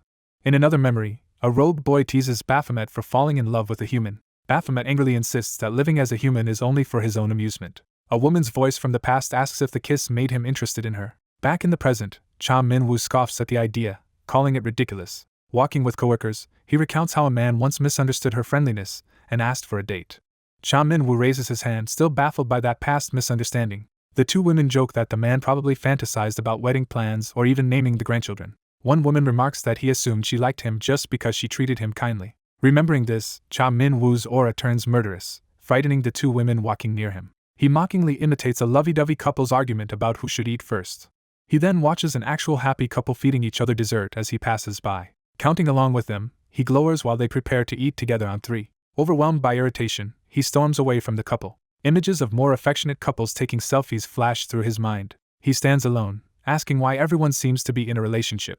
More romantic scenes of young couples together crowd his thoughts. He wonders why, of all days, he is surrounded by this much lovey-dovey energy. Yet another affectionate pair appears in his mind, amplifying the feeling. He notes that everywhere he looks, there are such couples. Even two cats nuzzle affectionately in his path.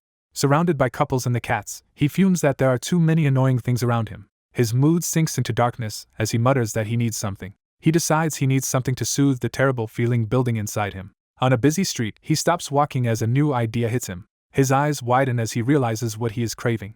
He cracks his knuckles in anticipation. Cha Min-woo pulls up his hood and stretches, preparing himself. With eyes glowing purple, he says it has been a long time. He bursts into a gaming arcade and yells at a slot machine that cheated him. Elsewhere, a sign for Starcat's coffee appears as someone reacts with surprise. Inside the cafe, a short-haired woman asks if the other person wants to talk about Hunter Baphomet, also known as Cha Min-woo. Over drinks, yeosseum apologizes for suddenly bringing up Cha Min-woo, since her friend is the only one who knows about what happened with him in the Tower of Sanctuary. Yeosseum sighs that she wants to get along better with Cha Min-woo and asks what she should do. Her friend pointedly asks Yeosseum if she truly has no romantic feelings for Cha Min-woo. The story returns to the neighborhood arcade where Cha Min-woo has gone. A man wearing a jacket with a dragon emblem on the back steps inside. The arcade staff welcomes the newcomer politely. Hands in pockets, the newcomer walks into the glowing arcade. He notices Cha Min-woo alone at a cabinet and stops with interest. The newcomer smiles slyly, watching him. Inside the fighting game, a blonde martial artist charges with a fierce punch. The attack is countered by a white-haired fighter who slams him down. Cutscene style, the blonde hero clenches his headband and calls out to his grandfather. He vows to carry on his grandfather's will. The screen displays that the character Jian's story has been cleared. At the cabinet, Cha Min-woo remarks that the game is fun but too easy against the AI. He looks bored, wishing for a more challenging opponent. His phone vibrates with a call from Yeosseum, surprising him. The arcade around him is quiet as he hesitates to answer. He finally picks up and greets her. Yeosseum explains she has been trying to reach him, but his phone was always off, and he reminds her he broke it in an accident. He curtly asks why she called, prompting her to hesitate. At that moment, the game notifies him that he has received a match request. He recalls how something about his last visit here kept bothering him, and wonders if someone is sitting at the opposite cabinet. Thinking it is perfect timing since the AI was boring, he tells Yeosseum she does not need to worry about that past incident anymore. Yeosseum protests indignantly that of course she has to worry and starts to respond emotionally. Her friend gently suggests they continue talking over a meal since they did not get to eat before. Yeosseum enthusiastically proposes going to a place where she knows the boss and can skip the line, asking for Cha Min-woo's available time. Cha Min-woo, however, calmly says he is hanging up. Yeosseum panics when the call abruptly disconnects. Back in the arcade, Cha Min-woo smirks slightly after ending the call. In the game, his character is unexpectedly KO'd by a mousebun girl, and he is stunned that he lost. The system asks if he wants to send a rematch request. Someone decisively selects yes. The girl character smiles with a menacing confidence. She immediately KOs the blonde fighter again. Another round ends with her easily defeating him once more. Yet another KO shows her completely dominating the match. She keeps winning repeatedly, the blonde character lying defeated. The unseen opponent wonders in disbelief who this player is. In real life, Cha Min-woo slams the controls and shouts that his opponent plays terribly, demanding to see their face. He marches around to the other side of the machine, surprising the man with the dragon jacket. The man, still seated, recognizes from Cha Min-woo's aura that he is a hunter. Smiling, the man says he has heard a lot about Cha Min-woo and that he is just as fiery as rumored. He introduces himself as the guild master of the Nebula Guild, Vango. Vango then asks Cha Min-woo directly if he would join their guild. Elsewhere, the blonde hunter who once confessed to Cha Min-woo anxiously stares at her phone. Her colleague teases her for glaring at the screen, asking if she really expects Hunter Baphomet to answer her request, while the blonde insists the mood between them had been good. She recalls, somewhat exaggeratedly, Cha Min-woo telling her she looked pretty when she smiled, clearly smitten. Her colleague counters that he might just have been flattering her and reiterates that Hunter Baphomet is not interested in her. The red-haired hunter adds that the blonde is prickly because she has been single for so long, provoking her. The blonde angrily grabs her cheeks and shouts back that she cannot say whatever she wants just because she has a mouth. Left alone, the blonde crouches in pain while the redhead walks away. As they later walk through a government building, they wonder why the government has summoned them and assume it must be to borrow their guild's power. The blonde worries because their guild is new despite being in the top 10, fearing what request might come. The redhead criticizes her lack of ambition despite being S-class and says they should at least hear the government's proposal. An official appears and silently signals that the minister is ready to see them. He greets them formally, saying the minister is inside, and leads them in. A scream from inside hints at the tense atmosphere awaiting them. The minister sits with a slight smile as they enter. He addresses them by their hunter titles, Echidna and Valkyrie. They greet Minister Baek Sang-jin, and the blonde internally notes, he is the Minister of Central Hunter Affairs. After a handshake, they say they are curious about what he wants from them. The minister calls on team leader Ma to begin the briefing. Ma clicks a remote to start his presentation.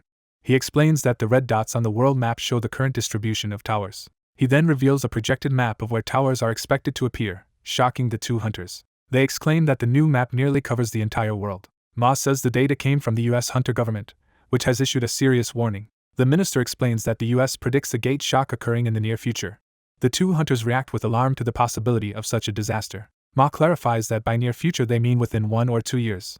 The minister adds that many underdeveloped countries are already losing territory to towers and being neglected, so eliminating those neglected towers is vital to prevent gate shock. Valkyrie asks if this means the government wants to send their guild on overseas missions. The minister says no, surprising them again.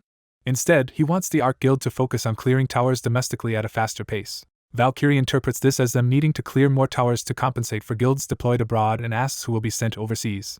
The minister replies that 3 guilds will be dispatched in total. He lists the chosen guilds as Drake Guild, Moonlight Guild, and Nebula Guild. The narrative cuts back to the arcade exterior as someone repeats the name Nebula Guild. Inside, Cha Min-woo confirms that Vango is the guild master of Nebula and says every hunter knows that guild's reputation. Vango smugly notes that he and his Hyungnim are quite famous. Cha Min-woo realizes that by Hyungnim, Vango means the legendary hunter Chiu. Studying Vango's face, Cha Min-woo admits he can see Chiu's features in him and asks if he reminds Vango of his Hyungnim. Vango says he had been unsure but is starting to think so, since Chiu is not someone who praises others lightly.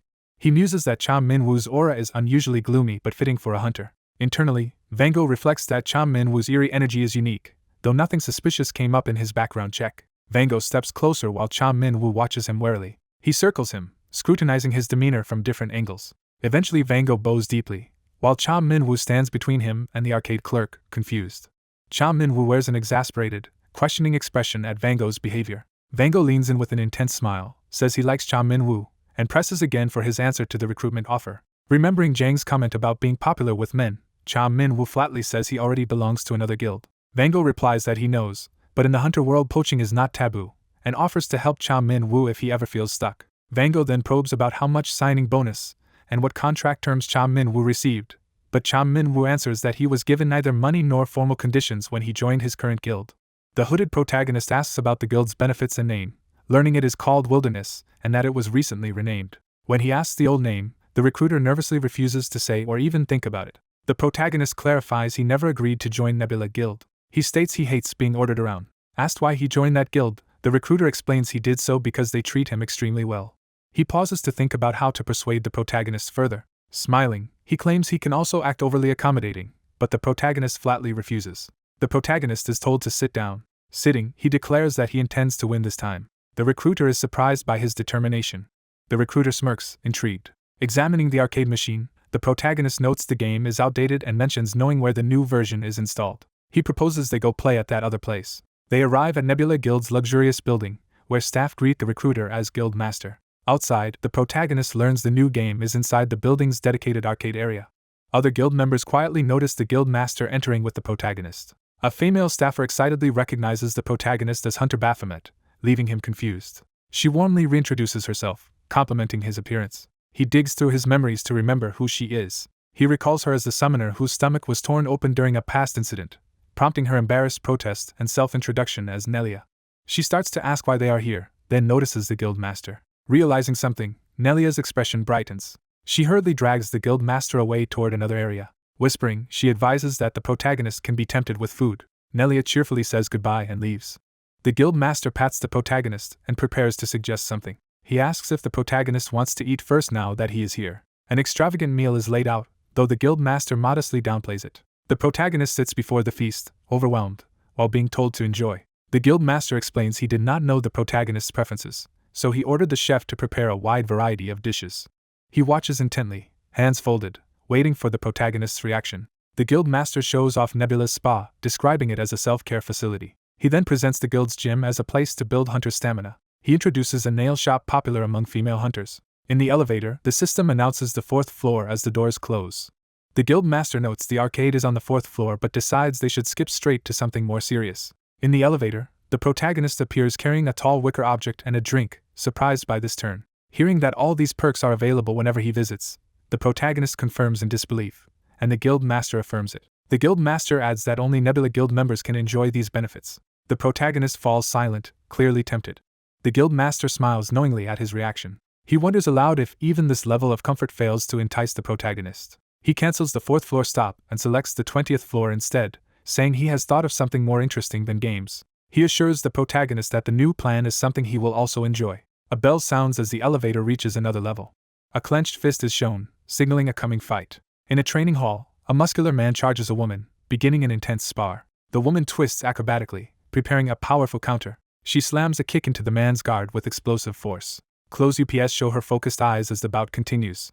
Her opponent's eyes narrow as he prepares to respond. The two exchange rapid blows, each dodging and striking. The man lands a crushing body blow on the woman. He then throws her overhead in a grappling move. He swings her violently and slams her into the ground. He grins in exertion or satisfaction during the exchange. The man ends up on one knee, clearly shaken. The woman criticizes him for being overly hasty and points out his impatience. A close-up shows her foot readying another decisive strike. She launches a vertical kick that sends him flying upward. His shadow stretches on the floor as he crashes down. The protagonist appears beside the fallen man, having arrived at the training hall. The woman lectures her student that patience would have given him an opening, and says his only flaw is his bad temper. She notices the Guild Master and protagonist watching. Recognizing the Guild Master, she respectfully greets him, acknowledging she was training hard. Another man arrives and, seeing them, asks if they came to spar as well. He clarifies he is only there to observe. Looking at the protagonist, he asks about the man standing beside the Guild Master. He explains to the woman that this newcomer is Hunter Baphomet. Narration introduces the 3 A-class hunters Habek, Hang-Ah, and Sojian, whom Chiu had mentioned, and they politely greet Baphomet. The Guild Master quietly tells the protagonist that Hunter Baphomet will be sparring, prompting the protagonist's surprise. Hang-Ah asks who must face Baphomet, wondering if it has to be her, and they discuss the imbalance of an S-class fighting an A-class. They dismiss using the man who just lost, noting he is already defeated and confused by the discussion. The Guild Master reveals that he himself will spar with Baphomet. Hang-Ah reacts with stunned disbelief. The bespectacled man also looks uneasy, thinking it is a bit much. The protagonist watches the Guild Master, expression sharpening. The Guild Master proposes they make a wager. He states that if he wins the fight, the protagonist must join Nebula Guild. He adds that if the protagonist wins, he will grant him one wish of his choosing. Smiling, he asks the protagonist for his answer. Elsewhere, people gossip that the boy is Nebula Group's pampered youngest son, praised for his talent and intelligence. The boy thinks to himself that Nebula Group effectively belongs to him as well. At a formal party, a girl named Young Subin approaches him, pleasantly introducing herself. Internally, she resolves to leave a good impression while politely greeting him. She recalls her mother's instruction to get close to him, while her mother watches proudly, hoping this will secure ties with Nebula. The mother dreams of her daughter becoming Nebula's hostess as the girl asks the boy if he finds the event dull. The girl suggests they step outside together. Both are momentarily confused by each other's reaction. The boy leans in, teasing that he finds her flustered reaction cute. He bluntly says she is not his type and begins to tell her mother something. He finishes by instructing her to abandon the idea of becoming Nebula's hostess. After dismissing her, he stands alone, composed and smiling. A close-up shows his seemingly sweet yet chilling smile. His inner monologue admits he despises lame or insincere people most of all. The scene returns to the Nebula Guild building exterior. Back in the hall, the guild master asks the protagonist to repeat his answer. The protagonist confirms that he is willing to accept the wagered fight.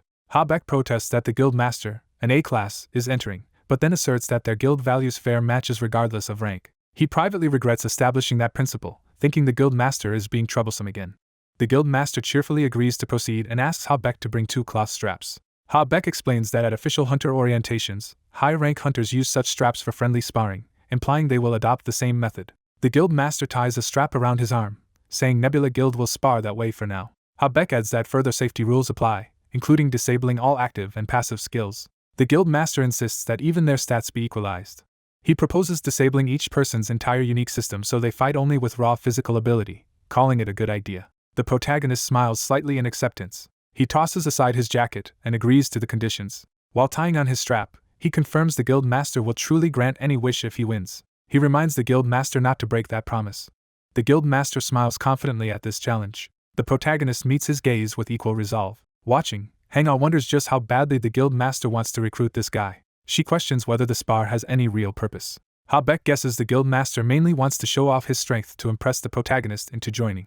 He concludes the spar is essentially meaningless because, in his mind, the outcome is already certain. The 2 fighters face off. The guild master states the simple rule that grabbing the opponent's strap first wins. The guild master responds to this setup with casual friendliness, saying he often hears he is kind. The protagonist suddenly questions whether the guild master will be that kind in combat, launching a quick punch that surprises him. The fight erupts as the protagonist's surprise attack clashes against the guild master's guard.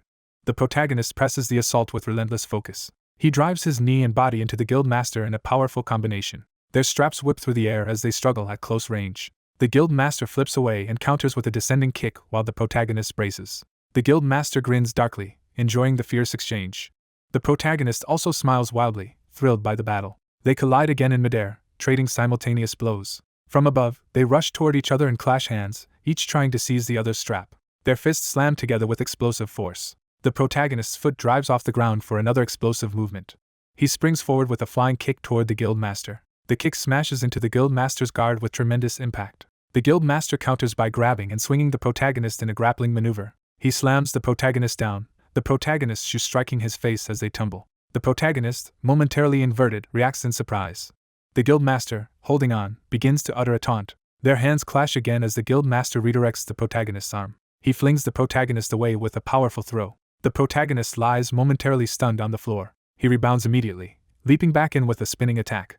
He hammers down repeated blows onto the guild master's guard. A close-up shows the protagonist's intense, unrelenting focus. He swings through with another sweeping attack. His kick crashes into the guild master's defense once more. He follows up by pinning the guild master's arms and driving another strike downward. The impact reverberates through the hall, emphasizing the ferocity of the duel. They separate briefly, squaring off again from a distance. The protagonist studies the guild master, sensing something odd about his movements. He realizes the guild master's fighting style looks strangely off or deceptive. The protagonist steadies his stance, readying himself for whatever hidden technique the guild master is hiding. Baphomet charges at the white-haired fighter, who calmly waits. The white-haired man smirks confidently. Baphomet looks tense and focused as he advances. While being countered mid-attack, Baphomet realizes the opponent is not just predicting but already knows his moves. 2 observers discuss that Vango's ability to see into others is something he cannot change, calling it both a gift and a burden. Vango easily parries Baphomet's assault while narration describes his power as seeing into the depths of others. A close-up of the female observer's eye shows she understands this special perceptive ability. The male observer defines this power as the mind's eye. Vango, smiling, confirms to Baphomet that this explanation of his mind's eye is correct.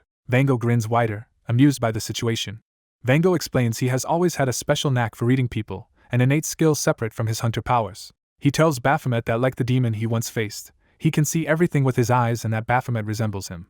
Flashback to a horned demon lecturing that when you desire something you must take it completely, and eliminate anything that obstructs you. The demon adds that no matter how long or hard it is, enjoying the process is all that matters. Returning to the present, Vango begins to declare his impending victory. Vango's eyes sharpen as he prepares to finish the fight. He lunges in, claiming the win and ordering Baphomet to obediently join his guild. Vango blitzes forward with overwhelming speed toward Baphomet. He unleashes a rapid spinning strike aimed at Baphomet. Baphomet is startled by the incoming attack. He steadies himself, trying to read the assault. Vango closes in from behind, ready to hit Baphomet. Vango slams Baphomet to the ground and grabs his face. Baphomet's head is crushed against the floor under Vango's palm. Vango follows through with a brutal downward blow. The force sends Baphomet flying across the courtyard. Bruised but determined, Baphomet struggles back to his feet. Vango is suddenly beside him again, catching him off guard. Baphomet twists and blocks, barely stopping the next strike. He resets his stance, guarding his face and preparing to respond. The two clash with kicks and punches, exchanging powerful blows. A close-up shows Baphomet shocked by something in the exchange. He imagines a massive fist bearing down and braces himself. Vango bombards Baphomet with a rapid flurry of punches. Narration notes that the gap in natural talent between them was inevitable from the start. Baphomet's eye widens as that thought echoes in his mind. Flashback to an armored demon mocking Baphomet as a low-class fiend daring to climb higher floors. Baphomet's past self declares his intention to reach the very top. The high-class demon ridicules this ambition, saying a low-class demon cannot defeat him and should know his place. Baphomet demands to know why the demon thinks he cannot be beaten. The demon replies that as a high-class being his talent far surpasses Baphomet's, and that such differences are fixed from the beginning. In the present, Baphomet scoffs at the idea that talent alone decides outcomes. Vango looks intrigued by Baphomet's reaction. Baphomet mentally rejects the notion of talent determining everything, calling it ridiculous. He snaps back to the fight as Vango's fist suddenly stops near his face. Baphomet counters, sending Vango crashing against the far wall. Shirt torn away, Baphomet straightens up, having discarded his armband as well. He questions who could ever fully read someone's mind anyway. Flashback shows Baphomet beheading the arrogant high-class demon who trusted in his talent. In the present, Vango's hand clenches as he kneels stunned. Vango wonders why only Baphomet seems unaffected by his mind's eye. He closes his eyes, replaying the moment Baphomet slipped out of his control. Baphomet, now shirtless, falls through blank space, symbolizing him entering a different state. Vango gazes at Baphomet's discarded shirt, pondering. He stares intensely, realizing something is different about Baphomet now. The two observers watch in shocked silence at the turn of the fight. Baphomet places a hand over his heart, centering himself. He throws Vango aside with a powerful motion. Vango lies on the ground upside down, stunned by the reversal. His eyes remain wide with disbelief. Baphomet charges again while Vango rushes to meet him. Vango internally panics, realizing he suddenly cannot read Baphomet's mind. Narration explains Baphomet has entered a state of impersonal emptiness, erasing readable thoughts. Vango wonders in awe if Baphomet is now fighting purely on instinct. He questions whether such a state should even be possible for a human. Vango's lips curl into an excited smile at this unprecedented challenge. He admits to himself that he likes this situation a lot. Smiling darkly, Vango declares he wants a genuine all-out fight with Baphomet. Baphomet, calm again, wordlessly accepts the challenge. The two, now both shirtless and serious, clash in another high-speed exchange. Scene shifts to the exterior of the compound where this battle is happening. Inside the wooden dojo, the air is tense as the duel continues. The female observer breaks into a nervous sweat, surprised by Baphomet's power. The male observer is equally shocked, unable to believe what he is seeing. Another man nearby curls up, overwhelmed by the intensity of the fight. Baphomet's armband hits the floor as someone whispers his name. Lying flat on his back, Vango looks up, stunned to realize he has lost. Later, the man in glasses checks on Vango and wonders if Baphomet was born a hunter or if the difference came from experience despite being younger. As he questions Vango's laughter, Vango bursts out in manic amusement. Grinning widely, Vango says losing only makes him more curious about what kind of person Baphomet is. Baphomet smiles back, calling Vango an interesting opponent. Some time later, Baphomet cheerfully confirms that with his new guild card he can use all facilities in the Nebula Guild building. Outside, he looks at the card thoughtfully. Over a phone call, someone identifying themselves as Fans greets Baphomet, who does not recognize the number. Baphomet remembers Fans as the cross-dressing informant, and listens as Fans reports progress on the leads Baphomet asked about.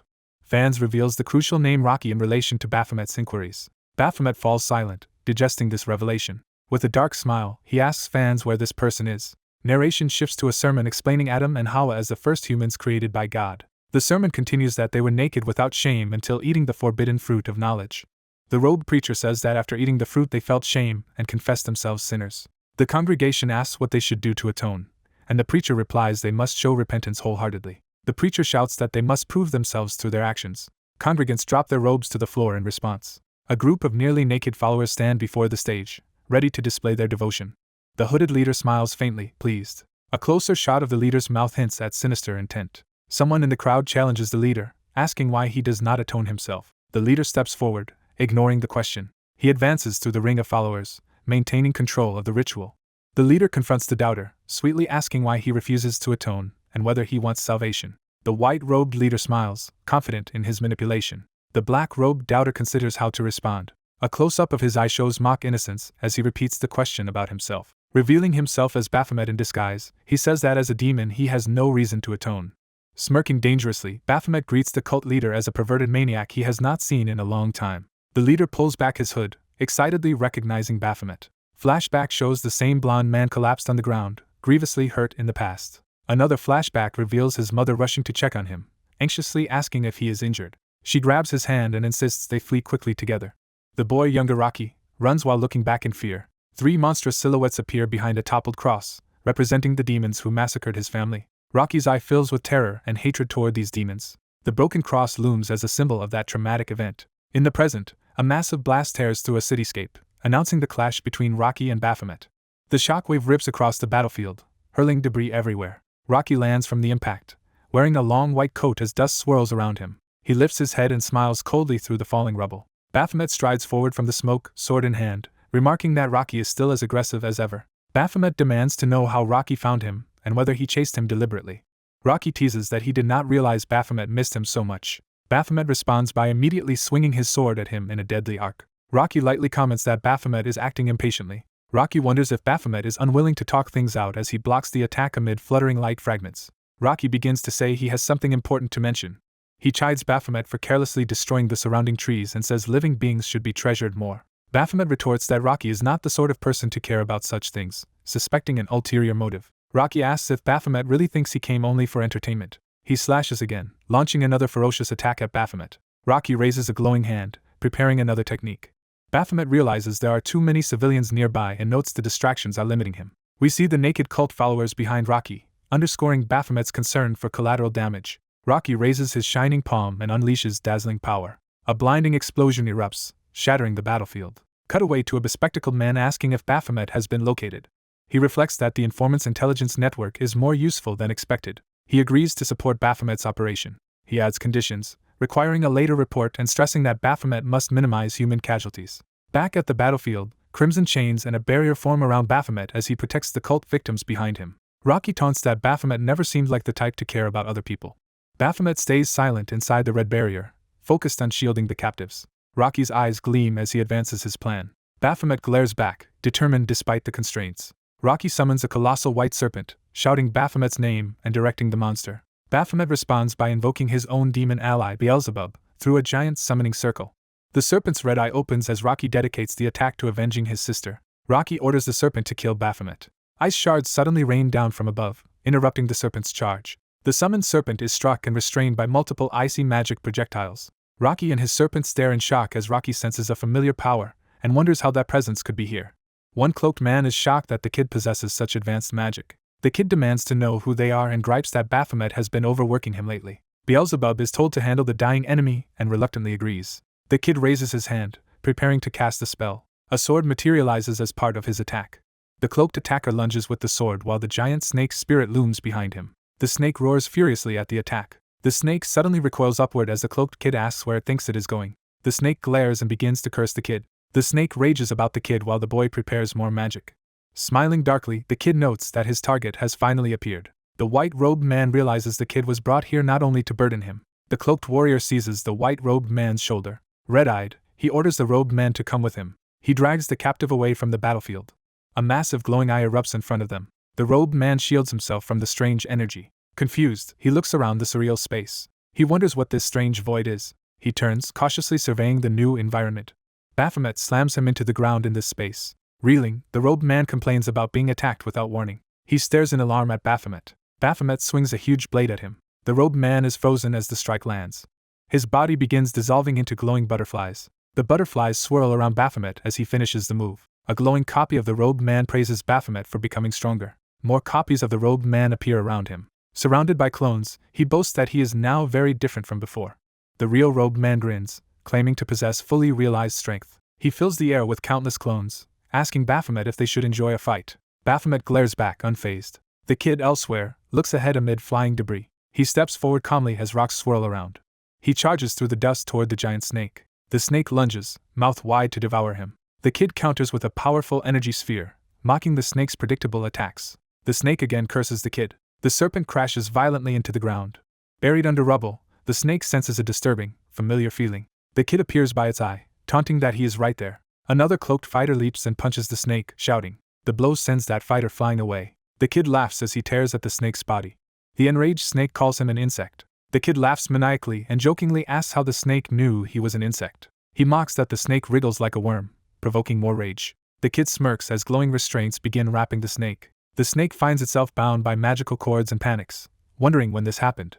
The kid muses that even fighting such an inferior foe still excites him after so much combat. He then asks himself how he should finish the snake. Addressing the bound serpent as a familiar, he muses about what a snake familiar might taste like. He notes that he is unsure whether his own familiars will like the taste, but says they will eat the snake alive. He promises that the snake will feel every moment as its body is chewed apart.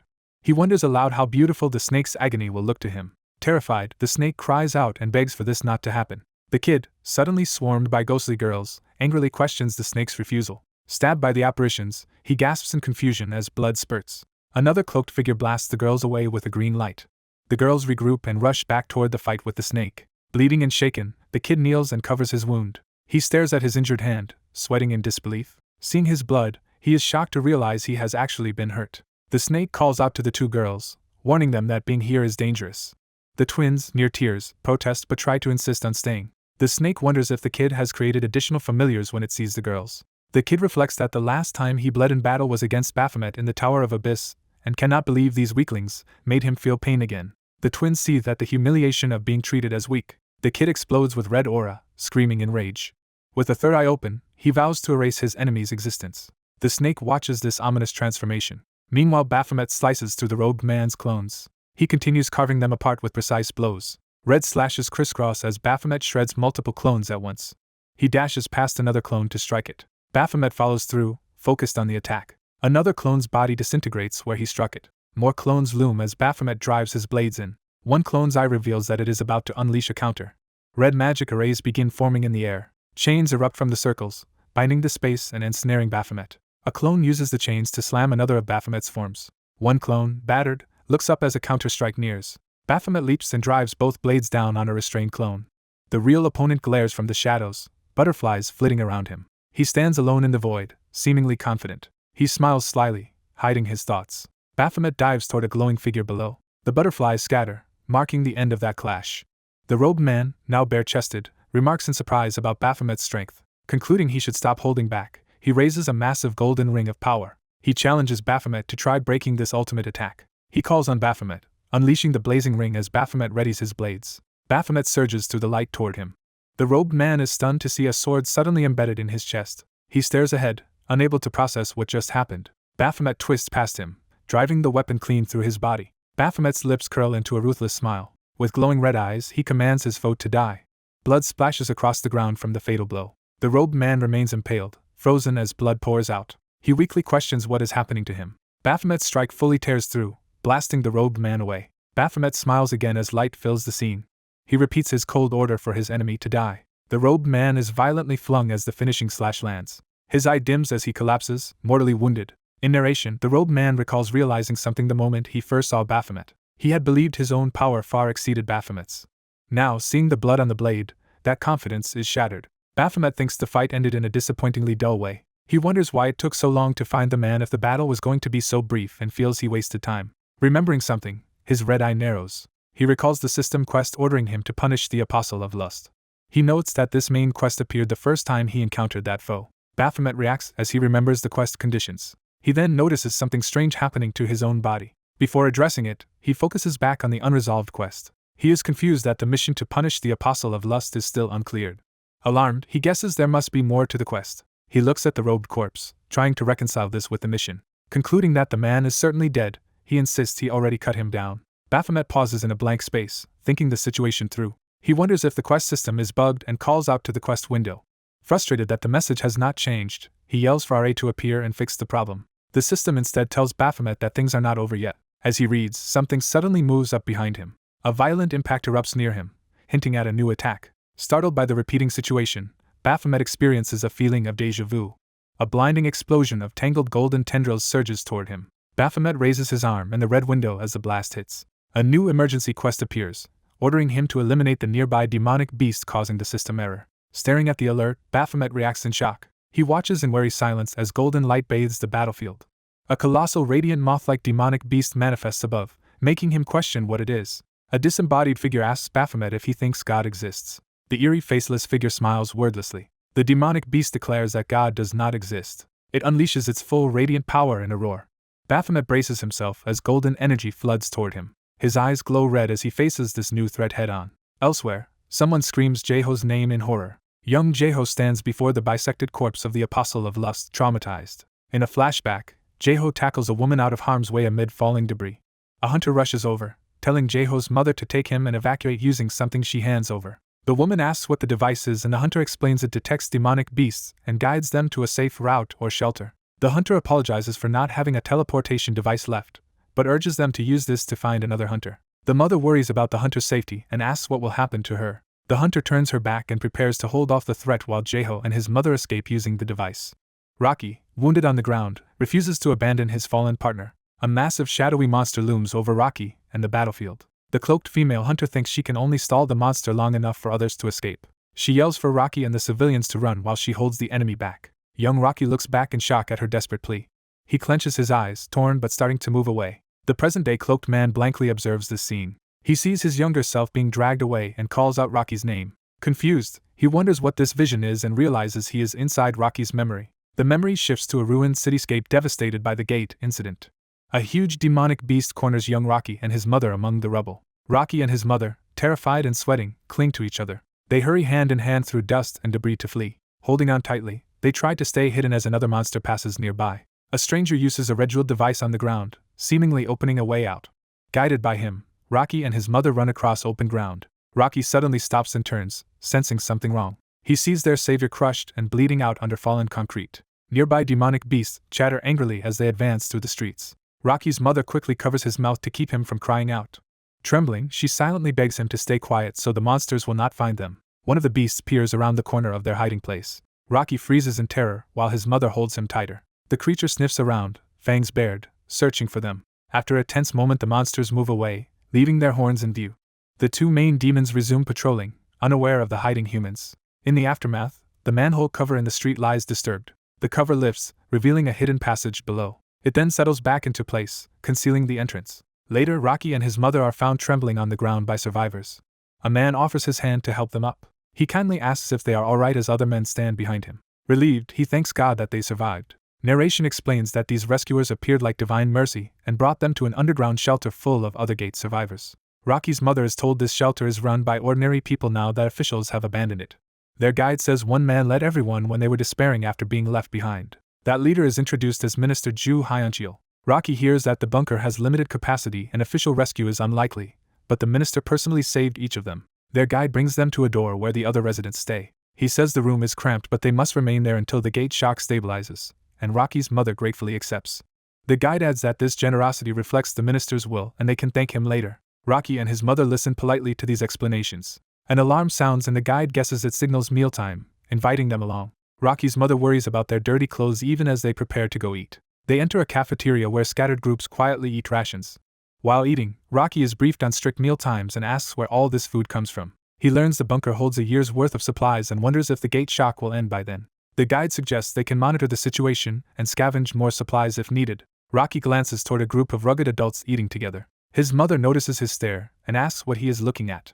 A nearby man explains that those people are hunters who venture outside to gather supplies. Rocky quietly repeats that they are hunters, processing this new information. One of the bunker men approaches their table, watching Rocky. Later, his mother tells another woman that the hunter who saved them died, and the woman suggests attending Sunday service to ease their grief. The woman explains there is a worship space in the bunker where they also pray for disaster victims, inviting Rocky to join. Rocky agrees, his expression solemn but receptive. At the service, Minister Jeju calls everyone to pray as one body and will. Rocky sits among the congregation, awkwardly copying their folded hands. He closes his eyes and tries praying in earnest. The minister kneels in devout prayer at the front. Rocky continues praying, focusing intensely. Images of the dead hunter and the sacrifice flash through his mind. The minister lowers his head, expression hidden, as if receiving something. Rocky lowers his own head, mirroring the gesture. Rocky remembers standing behind the cloaked huntress who shielded him and his mother from monsters. His eyes flicker with emotion as the memory of her sacrifice sharpens. The scene cuts back to the trembling huntress facing the monster alone. Rocky suddenly opens his eyes in the pew, shocked by the vivid recollection. The minister ends the prayer with hands clasped, bathed in warm light. Rocky stares, eyes wide, as something uncanny dawns on him. In his perception, the minister's face blurs away, leaving only a smiling, godlike silhouette. Rocky's own lips curl into a reverent smile. He beams with almost ecstatic devotion toward the minister. A narration compares faith to mud darkening when sand is mixed in. The cloaked observer comments that such muddied faith inevitably darkens. Younger Rocky happily turns to someone, eager to share his new belief. The cloaked man in the present says it is about time, preparing to act. The narrative recounts creation, how God spoke light into existence, and saw that it was good. It explains that God separated light from darkness into day and night. It continues with God deciding to create humans to rule over all living things on earth. The lesson says humans were made in God's image as men and women. Rocky later reads scripture aloud about filling the earth and ruling over every creature. Someone claps enthusiastically at his reading. The minister praises Brother Jeju for reading well and leads the group in applause. A child asks if God looks like people, and the minister answers that humans resemble God instead. Other kids happily describe God as having a face like theirs. The minister adds that God can also appear as animals or even as light itself. He concludes that humans each resemble some part of God. He calls on Sister Nian to read the next passage as the lesson continues. The scripture describes God giving people plants and seeds across the earth for farming. While reading further about creatures' food, Sister Nian begins coughing. The minister stops to check on her and asks Rocky, now called Brother Jeju, to escort her to the clinic. Rocky supports the frail Nian as she coughs weakly. Their footsteps echo down the bunker corridor. Carrying her on his back, Rocky apologizes for the trouble, but she says it is fine. She falls silent, clearly exhausted. Rocky hesitantly asks Nian if she truly believes God exists. Doubting, she says if God cared, this disaster and her illness would not have happened. Rocky ponders her words, uncertain. He recalls asking the minister the same question and being told disasters are a test for people to grow.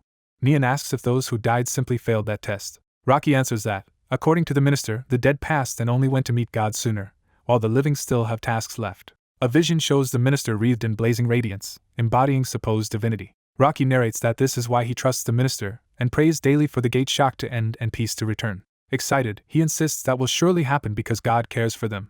He tells Nian he wants to grow up quickly and hopes she recovers so they can become good adults together. Nian smiles warmly at his encouragement. As he carries her, she says he can put her down now. He checks if she can walk and she says yes. He gently sets her down and cautions her to move carefully. They walk side by side, their footsteps echoing. Rocky notices Minsu's mother heading down a dark corridor with a hunter, and wonders where they are going. He shrugs it off, saying they should reach the clinic first. A faint sound makes him pause mid-step. Nian asks what is wrong as he looks back, puzzled. Rocky suddenly feels an ominous chill, sensing something off about the shelter. He dismisses it aloud and continues down the hall. Time jumps to a pot of food spilling noisily onto the dining room floor. The woman who dropped it is scolded for wasting precious food and apologizes frantically. Others criticize her harshly, calling her incompetent in these scarce times. Rocky's mother stands off to the side, shrinking under their judgment. Later, a woman asks her if she has ever done housework. She admits she mostly worked outside and is divorced. The woman tells her she is better suited for errands than chores, and Rocky's mother eagerly agrees to help however she can. The corridor outside their rooms lies quiet and dim. Someone suggests a specific task and Rocky's mother agrees, saying she will do it. She walks down the hall, intent on proving herself useful. As she passes, she overhears women saying Rocky will soon be asked to leave the shelter. Hiding, she hears them discussing Jeju's once wealthy family and how such status means nothing here. They pity him and mention arranging for him to be sent to a different shelter, shocking his mother. Her thoughts race, recalling that the minister promised to save and rescue everyone. She confronts the women, asking if the minister truly wants her son gone, while they claim others are merely following his wishes.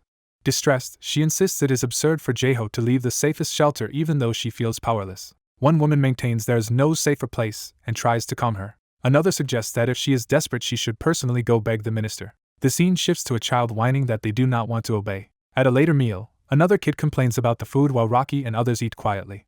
The child demands chocolate, but his mother says there is none left and promises some tomorrow. She cheerfully feeds her son Minsu, trying to keep spirits up. Rocky remembers seeing Minsu's mother earlier walking with the hunter into the dark hall. This memory clearly troubles Rocky as a bead of sweat slides down his face. During another meal, Rocky's mother tells him she is going to speak with the minister and leaves him to finish eating slowly. Rocky watches her go, spoon in hand, looking uneasy. Someone suddenly calls out to him by his full name, Co Jeju. Minsu and another child wave him over excitedly. They say they have discovered an interesting forbidden place and persuade him to come while adults are busy. Curious yet worried, Rocky follows with Nian trailing behind. The kids arrive at a barred section said to cover an unused sewage tunnel, blocked so no one falls in. Minsu leads them onward, pointing out something ahead. He eagerly guides them down into the restricted area while Rocky keeps warning Nian to be careful. Rocky glances around warily, sensing danger as they approach the hidden spot. The group finally stands before a grand, cathedral-like hall deep within the shelter, with Rocky staring up at its immense throne. The kids arrive at a grand temple-like place and admire how pretty it looks. The blue-haired boy realizes this is where L's fragment once was. He identifies the location as the tower nest. Inside, he thinks the place is empty and wonders if the gate shock caused it, while another voice insists the nest did not disappear and calls them over. He recalls that the gate shock might have happened due to negligence or because of the tower nest that spawns towers. Someone says they only know this information from what others told them. In the past, a woman in the shelter is told that decisions must be made by the whole community, and asks if something can be done so her son can stay. The shelter leader suggests she gain favor by doing visible helpful work, though she feels she has little to offer. They sit in silence, thinking over this problem. The woman suddenly remembers an idea and anxiously asks what it is. He proposes she attend the daily church assemblies, since most rescuers are devout and may approve of her if she joins. He explains that participating will make it easier for her to persuade everyone. She agrees eagerly and asks when the assembly is held. Time shifts to the damaged apartment building under the night sky. Jeju sleeps while someone gently strokes his head. Later, the shelter leader greets the woman as cloaked believers gather. She receives a black cloak to wear. She nervously puts on the cloak and lines up with the hooded congregation. The group arrives at an ornate temple entrance. They kneel in formation around the central square inside the temple. The woman pulls up her hood, trying to blend in. She watches tensely from beneath her hood. A robed minister stands before a throne, addressing the congregation. The minister smiles with unsettling satisfaction. The scene shifts to the same damaged building in daylight. A boy asks where Jeju is. His friend does not know and worries Jeju might have gone back somewhere dangerous. The full moon rises, marking the night of the special assembly. Jeju's mom notices he is missing and grows anxious. She frantically searches the shelter, upset that he is not in his room so late.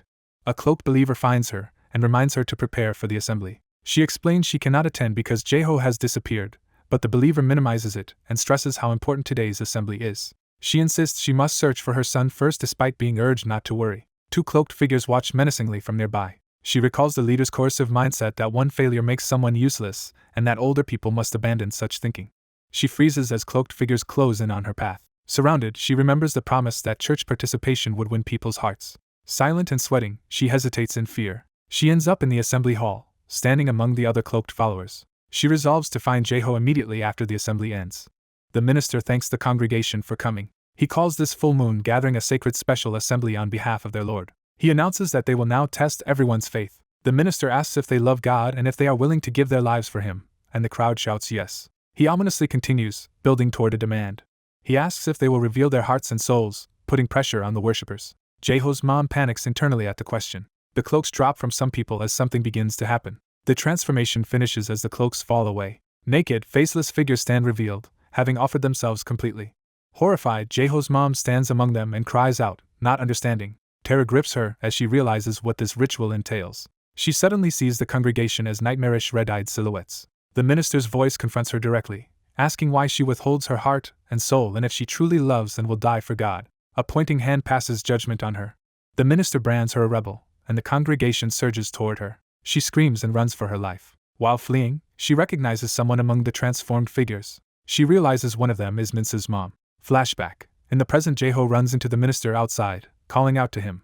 Distraught, his mom tells the minister how strange and frightening the assembly people were. The minister coldly reminds her that if she wants to stay in the shelter, she must win the others' hearts. He then reveals his true depravity, saying she must use her body to gain that approval. Many grasping hands reach for her as she is forced into sexual exploitation. The image shifts to the silent altar where this abuse took place.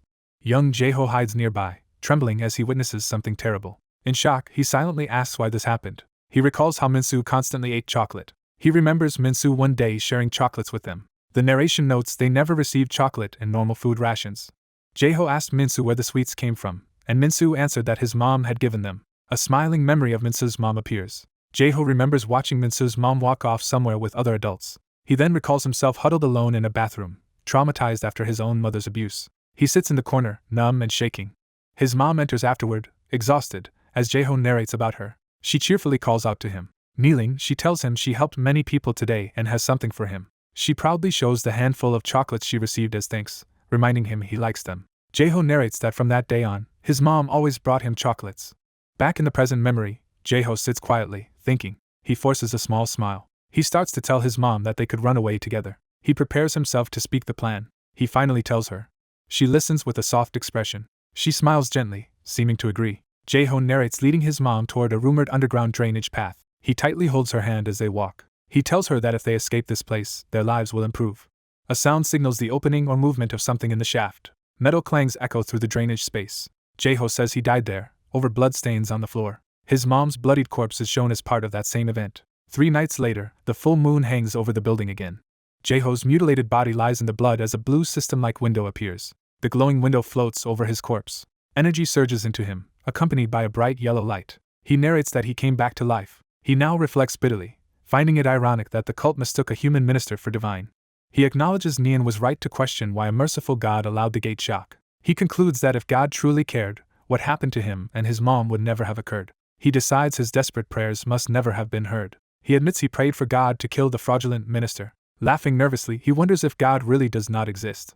He finally asserts with conviction that God does not exist. He remembers shouting that it had been that way from the beginning while kneeling before the altar. Back in the drainage shaft, his corpse glows and begins to rise. Reborn in golden light, he screams as power floods him. His eyes shine gold as he stands bloodied but alive.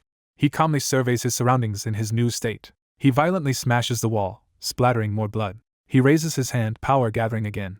A massive golden explosion of energy erupts around him. Silhouettes of 2 female beings form within the light. Their hands reach out to take his. The 2 succubus-like familiars embrace him and introduce themselves as his familiars. They promise to obey any order, and he confirms they will follow his every command. The twin familiars smile and reassure him that they will. With glowing eyes, Jeju orders them to kill the minister. The perspective shifts back to the present ceiling of the shelter. 2 adults walk and discuss how they last saw Jeju and his mom heading this way before the pair vanished for 3 days. One woman regrets mentioning it, while the other asks what she means. Flashback. Another woman reminds her she spoke loudly, knowing Jeju's mom would overhear. They blame each other, claiming that if she had not been so bothersome, the cult would have targeted them instead.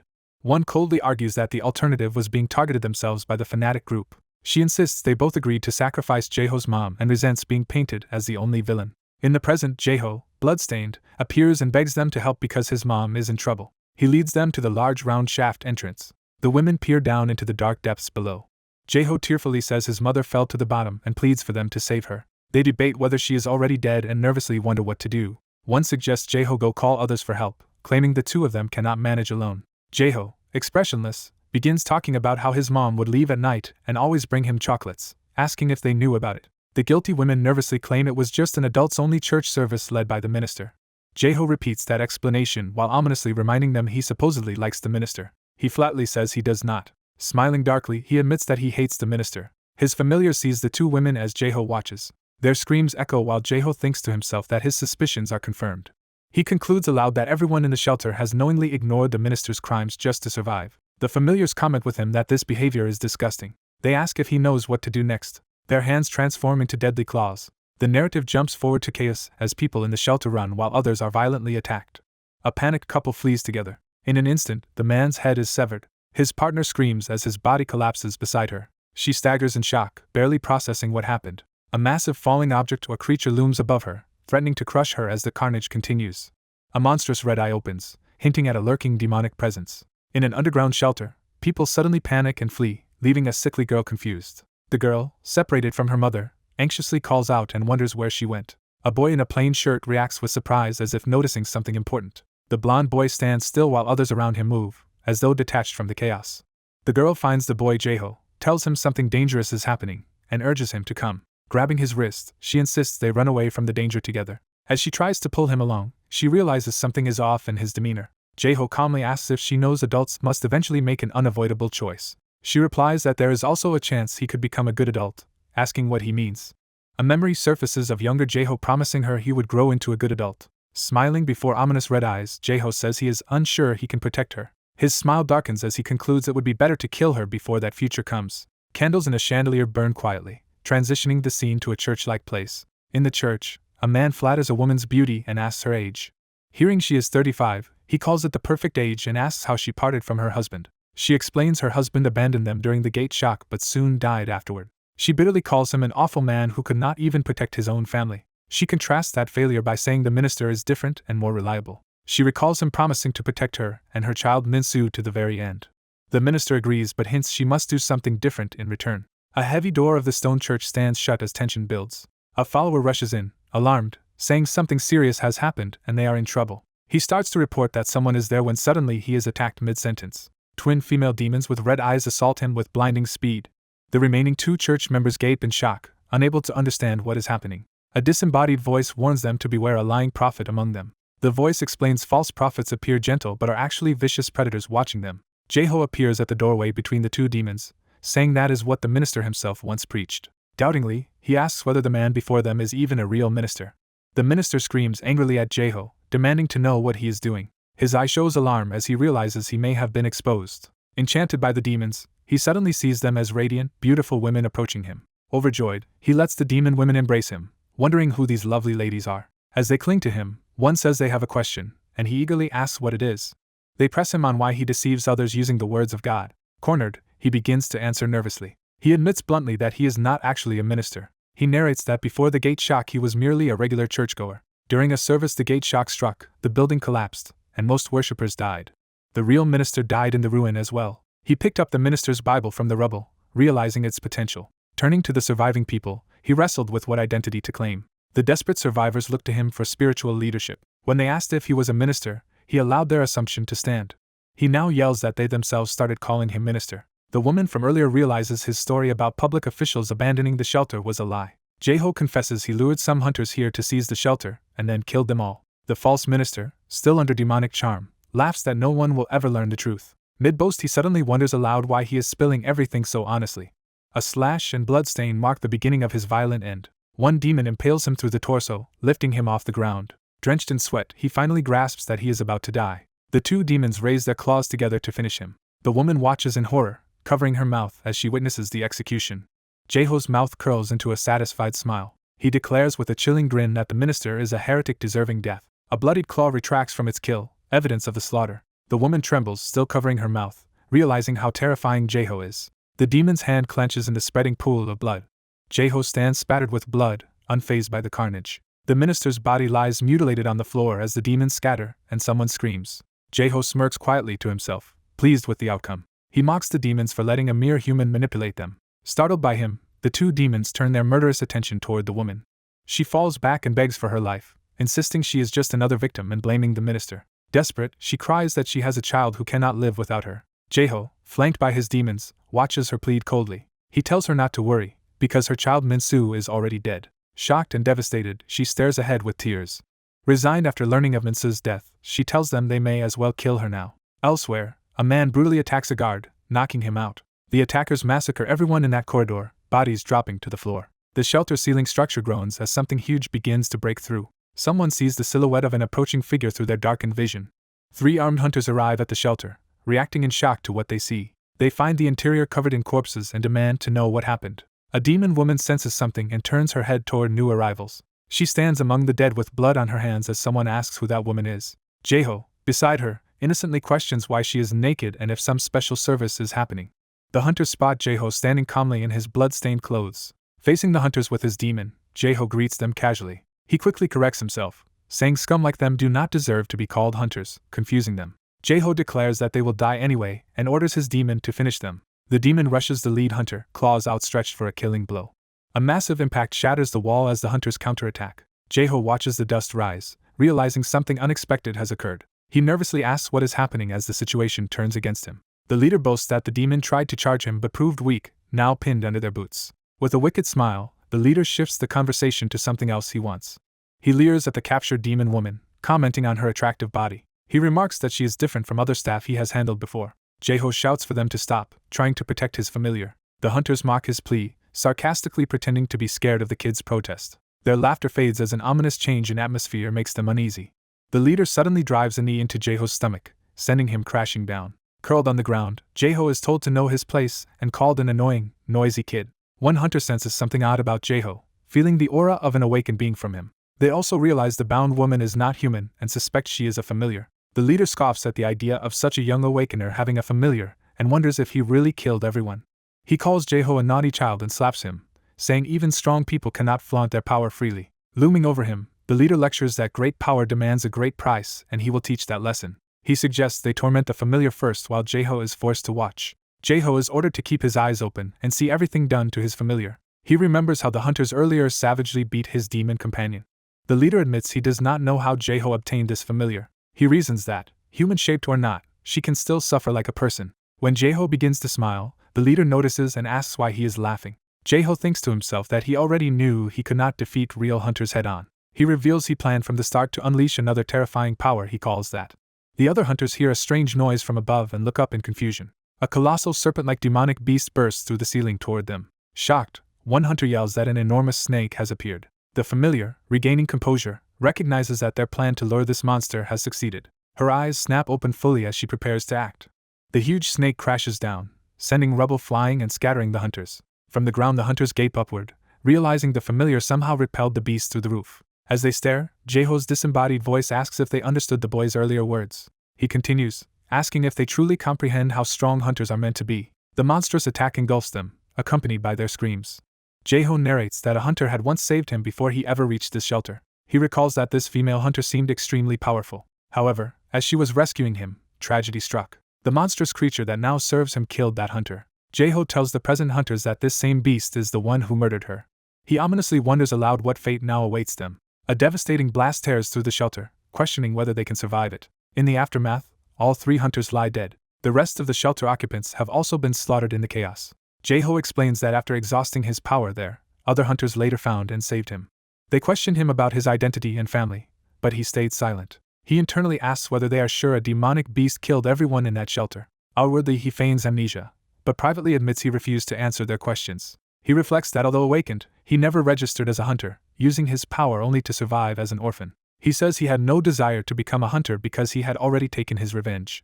Over time he gravitated to an underground community where unregistered awakeners like him hide from authorities. There he meets a green-haired woman who praises his looks and takes interest in him. She smiles warmly at him, beginning a close relationship. Time passes and they end up together in a high-rise building at night. In bed with him, she asks if he has a code name like other awakeners. He insists he is not a hunter, while she explains she goes by the code name Peacemaker and teases him. Drying off from a shower, he listens as she explains she acts as Peacemaker by killing to solve clients' problems. She offers to create a suitable code name for him, thinking it should carry a fitting meaning. After pondering, she proposes the name Loki and asks his opinion. He notes Loki is a god from Norse mythology, and wonders why she chose that. She says he charms people with a false sense of welcome, just like the trickster and liar Loki. She concludes the name suits his deceptive nature perfectly. Jeju accepts that it is not a bad name, and she happily decides to call him Loki from now on. Later, as they lie together, she asks why he does not use his powers selfishly like everyone else. She observes that most awakeners, herself included, exploit their abilities for greed, yet he strangely does not. A voice suggests the protagonist still does not truly know himself, or what he wants. Walking at night, he wonders about that question, thinking he already satisfied his desire for revenge in the past. He approaches someone and greets them casually. 2 smiling people tell him he looks fine, and claim they are just ordinary folks. On a stage, the male host announces that everyone present will gain great fortune because a long-awaited moment has arrived. The host proclaims that the head of the heavenly demon sect will display his power, and the robed old master appears to excited screams. The crowd shouts praise, calling the old man their cool master. The master basks in the attention as people compliment his looks and call him cute. The host brings forward a believer, saying this man will experience a miracle. The host discovers the young man is blind, and the man explains he lost his sight in an accident when he was a child. Asked about the woman beside him, he says she is his mother while onlookers pity them. The grieving mother blames herself for letting go of her son's hand during the past accident, and he tries to comfort her. The host calls them a pitiful mother and son to stir the crowd's emotions. He then promises their suffering will end here. The host declares that the heavenly demon master will let the blind man see again. The blind man lies on a bed with a cloth over his face as the master stands beside him to begin the ritual. The master stretches out his hand over the covered face. The master raises his hand dramatically to channel supposed power. He chants something ominous as part of the ceremony. The gathered believers watch intently, some praying emotionally. The master continues chanting as the tension builds. The audience grows more anxious and expectant. The master suddenly screams in exertion as if unleashing power. The blind man's body jolts violently under the cloth. He abruptly sits up and screams in shock as the master steps back. Touching his face in disbelief, the man exclaims about his eyes. Members of the crowd exclaim that he can see, marveling at the apparent miracle. The hall erupts, people screaming "Master" and throwing up their hands in euphoric worship. The host proclaims that this miracle demonstrates the power of the heavenly demon sex master. The crowd continues chanting Heavenly Master and applauding him. The believers laugh and cheer in near hysteria. The protagonist reflects that he came because of what the old man said but thinks this kind of fraud is absurd in the modern era. He skeptically asks why the master who can heal others' bodies is still bald himself. The younger host looks rattled and sweats at the pointed question. Flustered, he insists their master never performs miracles for selfish gain and denies the implication that the master cannot. As the protagonist suddenly leaps onto the stage, the host demands to know who he is. Smirking, the protagonist appears and challenges them to revive someone if their powers are real. He kills the supposed blind son and his mother instantly, their bodies dropping as silhouettes. The host and master stare in horrified disbelief at what just happened. The crowd reels in panic, some clutching their chests or stumbling back. People scream as blood spreads and the corpses lie on the floor near the master and protagonist. The host and master panic, while the protagonist coldly tells them to save the man. He demands that they now show him a real miracle. The confused crowd begins to realize something is terribly wrong. Some assume the master intends to create yet another miracle and beg him to save the man, reaffirming their faith. The woman actor runs past the protagonist, prompting his attention. He grabs her, asking where she is going when her son is dead, and she panics and reveals she is not actually his mother. She shouts that they only met that day and that the old man paid her to act, exposing the miracle as fake. Watching the scene, the protagonist internally confirms his suspicion that only fools believe this fraud. He turns to address the room, starting to ask how it feels to have been deceived.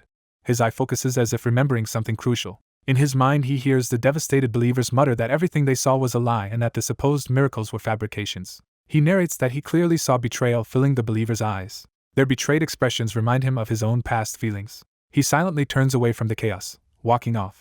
The enraged believers instead turn on the master, calling him a scammer who deceived them. They accuse him of taking large sums of money as he covers his face and tries to flee. While people chase the frauds, the protagonist crouches and trembles, overwhelmed. He begins to laugh under his breath. His laughter grows louder and more manic as sweat runs down his face.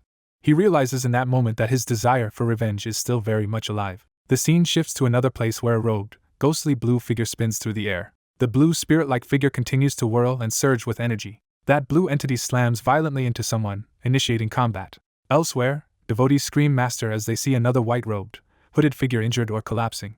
More followers cry out for their master in desperation. People on the ground crawl and scream master, begging for help. A proclamation commands everyone to praise this god. A new, muscular hooded being with a glowing belt appears, hailed again as master. This sinister godlike figure demands to be praised wholeheartedly. The protagonist narrates that after this he rejected the existence of any god in utter despair, just like he once felt. Now in Gehenna, masked figures stand among blue particles as the protagonist observes them. A silver-haired man with cold eyes appears, clearly important. That man closes his eyes as light begins to gather. His eyes open transformed, glowing with power as golden motes swirl around. A gigantic golden moth-like demonic being appears, radiating overwhelming divine energy. A mission text orders the elimination of the Apostle of Lust. Another mission clause instructs him to free the Apostle of Lust from his sins. The Apostle's mask-like face looms ominously in red. The protagonist launches himself toward the creature while being cursed at. He taunts the Apostle, asking if it is finished talking and preparing to fight seriously. Observers wonder why the Apostle of Lust is transforming into even more of a demonic beast. The protagonist slashes rapidly with twin blades against the Apostle's tentacles. He recalls team leader Ma's words from long ago during his attack. In that memory, Ma explains that demonic beasts and hunters share similar bodies except for their hearts, making them fundamentally alike.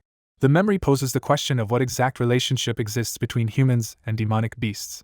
Back in battle, the Apostle's white mask with red slits charges toward him. The protagonist's eyes glow red as his own power surges. He crashes against a tentacle in a fierce clash. His blade cuts deeply through one of the Apostle's limbs.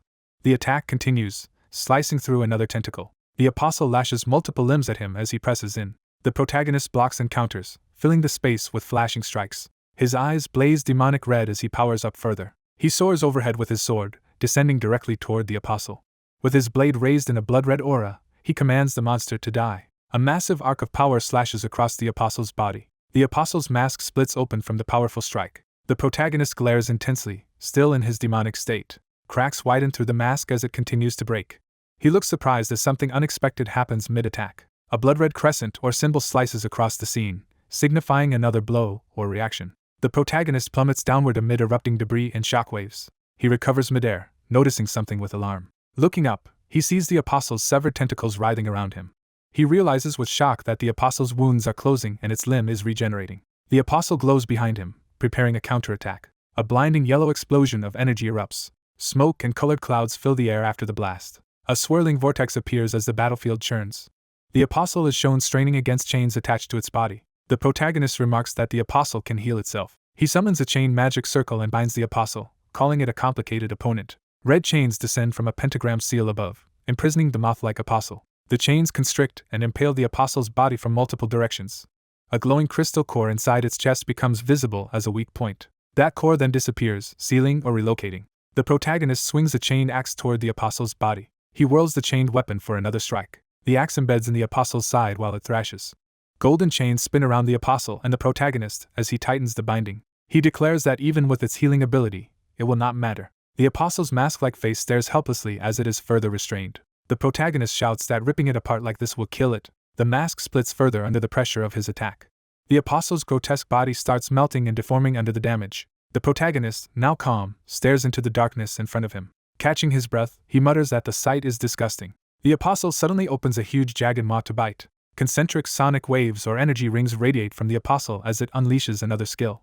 The protagonist finds himself trapped in a hexagonal barrier with red chains and wonders if the enemy has infinite recovery while he is restrained. He questions the restraint, then realizes this is Gehenna's unique space. He begins invoking a skill in response. Glowing yellow spheres of energy appear in the air. The Apostle of Lust hovers amid the spheres as they surround it.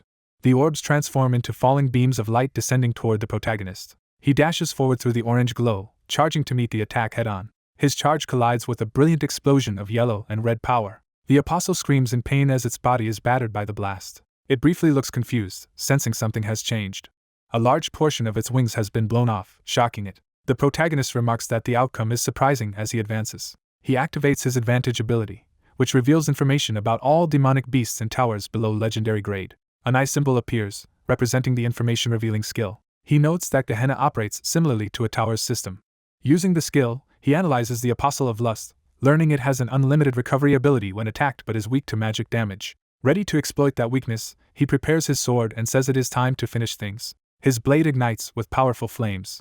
The Apostle's mask focuses on him one last time. Wreathed in fire, the protagonist charges and swings his flaming sword directly at the Apostle of Lust. Baphomet, eyes blazing, decides to finish the battle. The moth-like Apostle reels in the burning sky. The masked Apostle of Lust is struck and cries out. Baphomet looks shocked at what he is seeing. He realizes something unexpected is happening mid-attack. As he dives with his sword, time seems to pause. In that frozen instant, Loki's human form stands calmly before him. Loki smiles gently and thanks Baphomet. Baphomet resumes motion and slashes through the Apostle. His flaming strike explodes against the monster.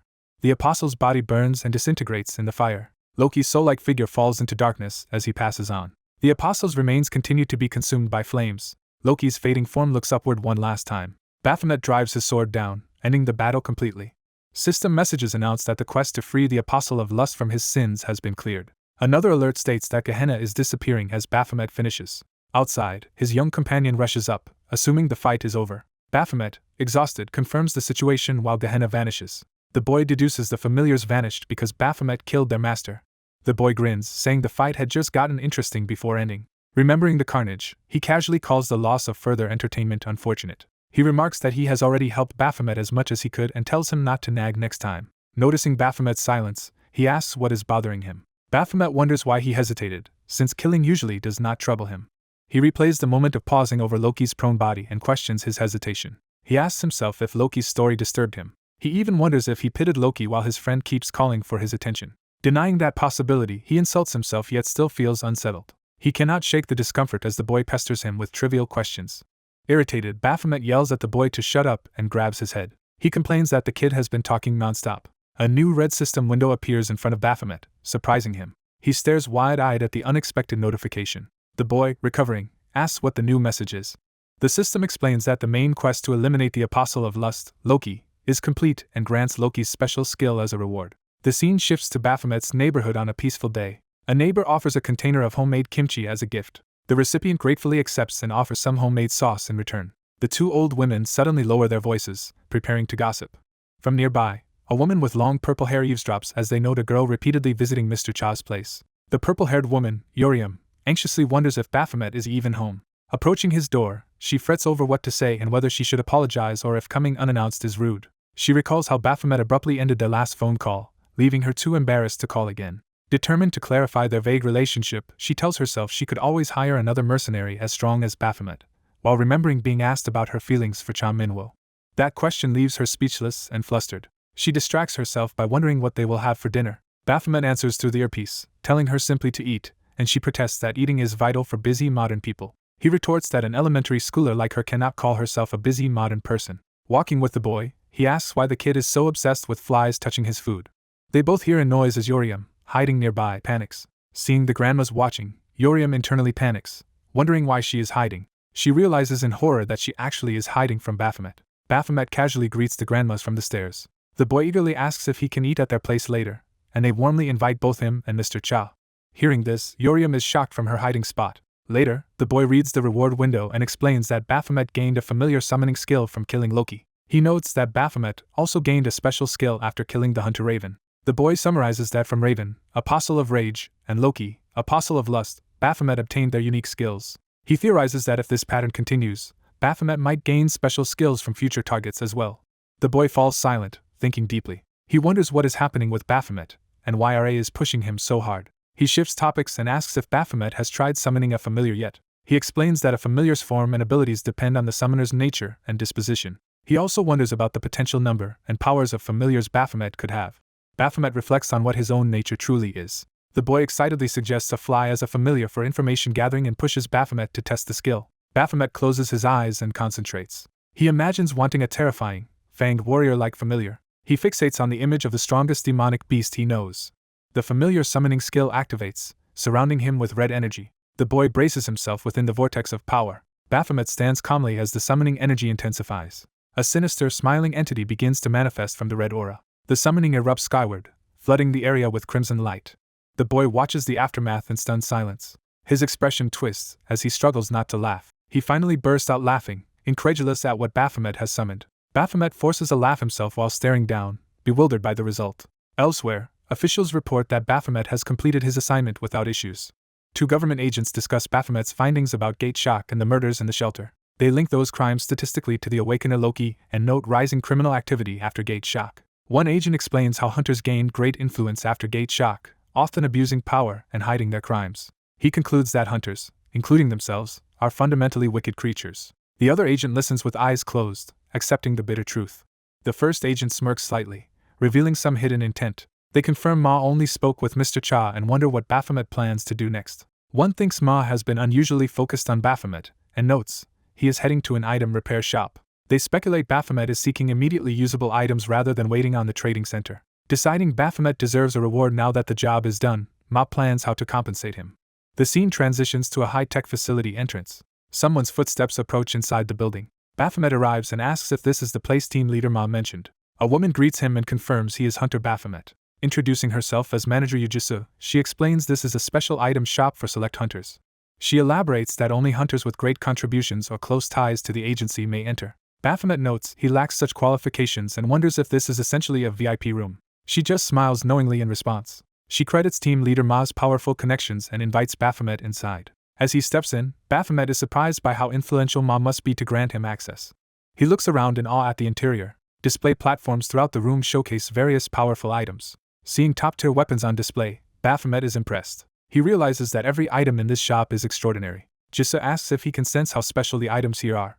She tells him that this area specifically houses evil weapons. The narrative defines evil weapons as armaments that grant great power while eroding the user's mind. An illustration shows users driven mad by such weapons' influence. She explains that because of this danger, evil weapons cannot be traded freely and are only sold to certain hunters through government-controlled VIP markets. She marvels that Ma brought a mere A rank here, noting that even S ranks avoid the oppressive aura of evil weapons. Concerned for him, she suggests moving elsewhere, while Baphomet instead senses strong killing intent and welcomes it. Surrounded by a massive red aura, he defiantly tells the oppressive energy to come at him. Evil weapons respond to his killing intent as the advice to steal his mind echoes. Their sinister outlines pulse behind the barrier. Baphomet's own murderous aura takes on a monstrous form, ordering others to kneel.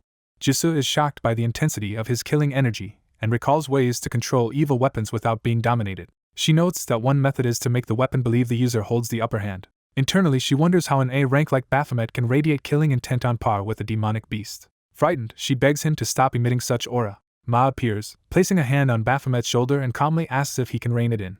Baphomet immediately suppresses his killing intent as Ma stands beside him. Ma chides him lightly, saying the manager is having a hard time because of his aura. Jeju, relieved, realizes he really did stop it on command. Ma then asks Baphomet if he remembers him, implying they met before. Baphomet bluntly says he does not and asks who Ma even is, shocking the onlookers. Another hunter bursts out, scolding Baphomet for speaking that way to Guild Master Helios and reminding him of a past banquet. Baphomet ignores him and asks who this loudmouth is, prompting the man to call him a brat. Recognizing him, Baphomet smirks and says he remembers the guy's unpleasant face. He recalls that this was the hunter yeosseum rejected, noting to himself that the man was also turned down. The blue-haired hunter remembers injuring Baphomet's arm after being rejected and stiffens. A flashback shows their past violent confrontation. In the present, the man grabs his still aching arm in frustration. Helios smooths things over, apologizing for his guild member's behavior and formally introducing himself and Barg. Helios confirms Baphomet is from Terra's guild and reveals that Terra is actually Kim Yu's son, his guild master, asking if Baphomet knew her codename. Baphomet learns from him how renowned of a hunter his guild master once was and is puzzled. Another manager arrives and greets Helios warmly, saying the requested equipment is ready. Watching from the side, Baphomet thinks Helios should have just spoken honestly about what he wanted. Jeju asks Baphomet if he wants to move elsewhere, but he decides to stay and examine the evil weapons out of curiosity. Something suddenly catches his attention, and he turns sharply. He overhears another manager presenting a specific weapon to Varg. The weapon, a set of vicious clawed gauntlets, is revealed on a tray. Seeing it, Baphomet is startled, then asks to be shown daggers, axes, and swords instead. Jeju agrees and goes to prepare appropriate options while asking him to wait. Left alone briefly, Baphomet wanders among the displays. He pauses, sensing something unusual nearby. A single thick book on a pedestal draws his eye just as Jeju returns and says everything is ready. She explains that the troublesome item is a demon book they have stored here temporarily because it is difficult to handle. She adds that the book is sealed and cannot be examined, and that even magic-type hunters have failed to unseal it. She says that if it is ever unsealed, they will move it fully into the evil weapons section for safety. Baphomet eyes the demon book thoughtfully, humming to himself as he contemplates it. The scene shifts to the entrance of a men's restroom. Inside, Jeju leans over a sink, deep in thought. He recalls his mentor saying both he and the vice master have high expectations for him, which shocks him. Jeju steels his resolve to use his dangerous power, but remembers a warning voice telling him it is better not to use it. Startled, he realizes someone else is in the restroom watching him. The observer confronts Jeju about planning to use an evil weapon, warning that it will consume him at his current strength. Jeju listens, taken aback but not backing down. He coldly tells the man that whether the weapon devours him is none of his business, and orders him to leave, calling his concern a bluff. The man retorts that Jeju has bluffed before, like when he bragged to yeosseum about a date he never promised. Jeju smirks, remembering that situation. The man insists he never lied and claims yeosseum is just pretending to be innocent. Jeju clenches his fist in anger and demands clarification. The story cuts to an exterior neighborhood view, indicating a change of scene. A large gate creaks open in the city. The mysterious man from earlier arrives outside Jeju's home and silently observes. He looks around, clearly searching for something or someone. He scans nearby rooftops and surroundings for hidden presences. His expression hardens as he senses something concealed. He focuses on a traditional door and wall where the presence seems to be. A disembodied voice remarks that someone is hiding very well. The man orders the hidden beings to reveal themselves, unleashing dark energy. Nervous voices respond that Jeju has returned and they were guarding his house as told. 3 small goat-headed demons rush toward him, calling him their master. Terrified yet loyal, they hurriedly pledge their allegiance to him. The little demons anxiously await his reaction, sweating. Jeju rubs his head in exasperation and calls up his inventory. Weapons materialize in front of the demons, surprising them. One demon asks what the items are, and Jeju says they are weapons prepared for them and tells them to inspect them. A demon hefts a large axe, still unsure. Another demon struggles to lift an enormous sword. A third demon wields curved daggers, testing their weight. Jeju explains these items belong to him and may have system restrictions, then asks the demons how the weapons feel. They say the weapons radiate evil energy and seem to whisper to them. One proudly declares that it is fine because they themselves are more evil. Amused, Jeju decides they are ready and tells them they are heading out. Jeju leaves home with the armed demons following behind him. He walks determinedly, focused on the task ahead. As they climb some stairs, a startled woman asks about a strange noise, but Jeju dismisses it and keeps moving with the demons. The sky glows with an evening sunset, signaling time passing. The demons gaze nervously at something ahead. Jeju brings them to a massive tower entrance, saying he wants to test their strength inside. He clarifies that they only need to fight, not clear the entire tower, because he wants to see their combat style. He declares that he himself is the standard of the test and hints at consequences if they fail to impress him. Jeju warns that if they do not catch his eye, he will personally kill them. Terrified, the demons spring into action, rushing forward to prove themselves. One demon focuses intensely, its eye filled with fear and resolve. The demons launch a ferocious coordinated assault on tower monsters using their new weapons. Their bloodlust and aggression intensify as they fight. Jeju calmly stands with arms crossed, watching their rampage while shadows and screams echo around him. He grins darkly to himself, clearly pleased by what he sees. Concluding that the weapons suit them, he announces that they have passed his test. A blade moves swiftly, signaling the continuation of battle. One demon slashes down an enemy with its great sword. Another smashes a foe with a staff-like weapon. A third demon slices enemies apart with its twin daggers. Jeju observes from a distance as the demons and monsters clash throughout the dungeon. He notes aloud that the demons even fight like miniature versions of him. Suddenly a young boy, Jeju's disciple, appears beside him. Jeju scolds him for entering the tower without permission, but the boy says everyone knows him as the awakened grade schooler, so it is fine. Jeju remembers and casually asks how the boy's first day of school went, prompting the boy's uneasy reaction. Overwhelmed, the boy shouts that he does not want to go back to school. Jeju recalls that the boy had left excited and smiling that very morning. Worried, Jeju asks what happened to change his mood so drastically. The boy complains that his classmates' spoon-bending powers are far below his own. Shaking with frustration, he begins explaining that they took a test at school and asks if Jeju knows what it was. In a flashback, the teacher cheerfully tells the children that today's test is to bend spoons with their powers. Young Jeju sits eager and confident among his classmates. He wonders how much he should show off, planning how many spoons to bend without attracting too much attention. The teacher praises a student named Sungti for bending his spoon. Another student, Seon, is also praised for doing well. A third student impresses everyone by bending 2 spoons at once before the teacher turns to introduce the new transfer student. Jeju is called forward as the final participant in the test. Internally he stresses over how many spoons he should bend without overdoing it. He suddenly notices his adult sponsor watching from the doorway and panics at her presence. He frets because she is staring at him fondly, obviously expecting great results. He remembers Baphomet's warning to control his powers and avoid standing out, or else he might draw attention from powerful enemies known as the 7 deadly sins. At the same time, he feels he cannot disappoint the woman who is financially supporting him. Torn, he worries about angering Baphomet if he goes too far. He also cannot ignore the hopeful gaze of his sponsor. The conflicting pressures from Baphomet and his sponsor weigh heavily on him. Jeju stands sweating, frozen between the two expectations. Dizzy from overthinking, he reaches a breaking point. He then snaps and unleashes his full telekinetic power, sending every spoon in the room swirling into the air. His classmates stare in shock as spoons float and twist around them. The teacher is equally stunned, watching the spectacle. The previously straight spoons hang suspended. In an instant, all the spoons violently bend and twist out of shape.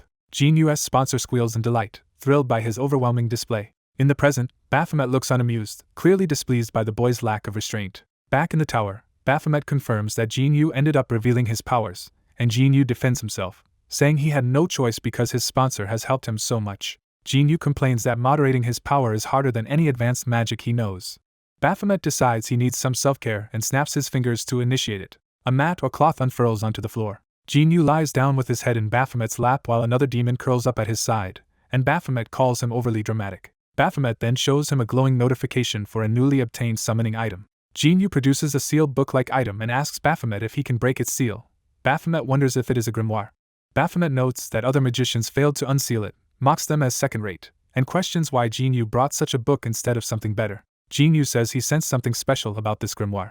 Jeju perks up with interest at that assessment. Baphomet, trusting Jeju's eye for items, tells him to hand it over and initiates a trade with the system. The system binds the mysterious grimoire to Jeju, and Baphomet explains binding is necessary to break its seal. Jeju inspects the book and remarks that something about it feels strange. The narrative shifts to a hospital lounge area with vending machines, indicating a new scene. A woman named Ella, guild master of law foam, relaxes with an 4 drip and sighs that it feels good. A doctor chides Ella for whining so much, while Ella argues that magicians tire easily compared to combat hunters and deserve sympathy. Another guild member, Muse, sits nearby as Ella is offered an 4 and asked if she wants one too. Muse politely declines, introducing her as a law foam guild member. Muse jokes that IVs are for older people like the doctor, who retorts irritably while Ella playfully demands sympathy for her age. The doctor then asks Muse if Jeju is the hunter she is backing. Muse confirms and gushes that Jeju looked great at the Defiance Guild party, asking if he seemed pretty impressive. Ella dismisses rival Valkyrie as a washed-up influencer and tells them to forget about her. The doctor boasts that none of the other hunters compare to how strong and attractive she was in her prime. Muse indignantly insists that many men once confessed their feelings to her. Ella teases that those men actually fought to avoid dating Muse, provoking Muse to angrily challenge her. As they bicker, the doctor tries to remind Muse about a man who only approached her to get closer to the doctor, while Ella interjects that she is a buffer-class hunter. Both the doctor and Muse are surprised to hear that Ella's role is as a buffer. The doctor explains she brought Muse along because Muse wanted to meet her, and comments that being a buffer makes solo tower runs very difficult. Ella adds that Muse is so gentle she cannot even kill flies, making her perfect for the role. The doctor studies Muse thoughtfully, considering this information. She analyzes Muse's calming aura and concludes it is a passive skill that soothes those around her rather than displaying raw power. She reflects that some hunters get overexcited in battle and need composure, which Muse's aura can provide. The doctor concludes Muse is a natural buffer who could create powerful synergy with the right party. Conversation shifts to guild politics, as the doctor asks if other members complain about Ella favoring Muse. Ella insists she treats every guild member with love and says Muse is their poster girl who promotes the guild, then suggests the doctor should worry more about herself. The doctor clarifies she means Jeju, describing him as the delinquent-looking hunter who tore off another hunter's arm, which confuses Muse until she realizes they mean member 302. The doctor notes that 302 is currently their only active hunter, and Ella admits she brought him to the party to introduce him to everyone. The doctor reveals she recently saw Jeju outside. She specifies that she spotted him standing in front of the Nebula Guild's building. Ella reacts with shock and urgently asks when that encounter happened. The doctor says Jeju had been unusually friendly during that meeting, hinting that something is off. She explains that the person chatting with Jeju was Vango, Nebula's guild master, who seemed very intent on recruiting him. She recalls Vango's predatory gaze, like a hunter locking on to prey. The doctor bluntly claims Ella only formed her own guild for tax breaks and says Nebula is objectively superior with better benefits and resources. She continues that Nebula invests heavily even in new recruits, which is why so many hunters want to join them. Ella warns Yeosseum, the doctor, that she could lose Jeju to Nebula if she is not careful. Yeosseum grits her teeth, realizing that Jeju might indeed leave La Foam if things continue as they are. The scene shifts back to Jeju's neighborhood rooftops. Jeju strolls while eating a popsicle and checking his phone. He notices a long line of people forming nearby and wonders why they are gathered. Approaching, he sees Yeosseum running a free clinic, advising elderly patients about medication and exercise. Recognizing her, Yeosseum laughs and refers to herself jokingly as a quack doctor. Jeju's demonic cat familiar yawns, quietly observing events. The cat lounges atop a jar on a nearby rooftop, looking down at Jeju and Yeosseum below. Jeju confronts Yeosseum, asking why she is in his neighborhood. She says she noticed many elderly residents here and decided this was a good place for medical volunteer work. She claims that as a guild master she must protect the reputation of her guild members, implying this outreach benefits Jeju as well. When Jeju offers to help, she hurriedly insists there is no need and that she does not want to trouble her guild members. She reassures him she will even clean up afterward, so he should not worry about anything. Suspicious, Jeju questions why it sounds like she is emphasizing certain words, but she denies it and pretends innocence while hearts float around her. Jeju stares flatly, unconvinced by her act. Finally, he tells her to do whatever she wants as long as she does nothing strange. She proclaims her goal is to be a trustworthy guild master, though he notes she keeps stressing certain phrases. Just as she is mid-sentence, the cat knocks over a jar of water or liquid onto Jeju's head. The jar fully lands on his head with a loud thunk, leaving Yeosseum watching him in exasperation as he stands drenched. A nervous woman looks up at a man towering over her in the hallway. A black cat sits on a rooftop, observing the area below. The cat cheerfully meows. The rooftop and surrounding buildings are shown from a distance. A muscular man wipes liquid off his bare shoulder and neck. The man complains that he just got drenched in soy sauce in the middle of the day. While drying off, he hears a loud scream and reacts in confusion. From outside the bathroom, a woman panics about the lack of hot water and is told the knobs are reversed. Sitting on the rooftop, the man realizes the woman screamed because of the cold water. He continues sitting outside, lost in thought. He glances sideways, still deep in thought. The sky and clouds pass in silence. A shadowy figure stands behind a frosted glass door. A hand knocks gently on the door. Hearing the knock, the shirtless man reacts in surprise.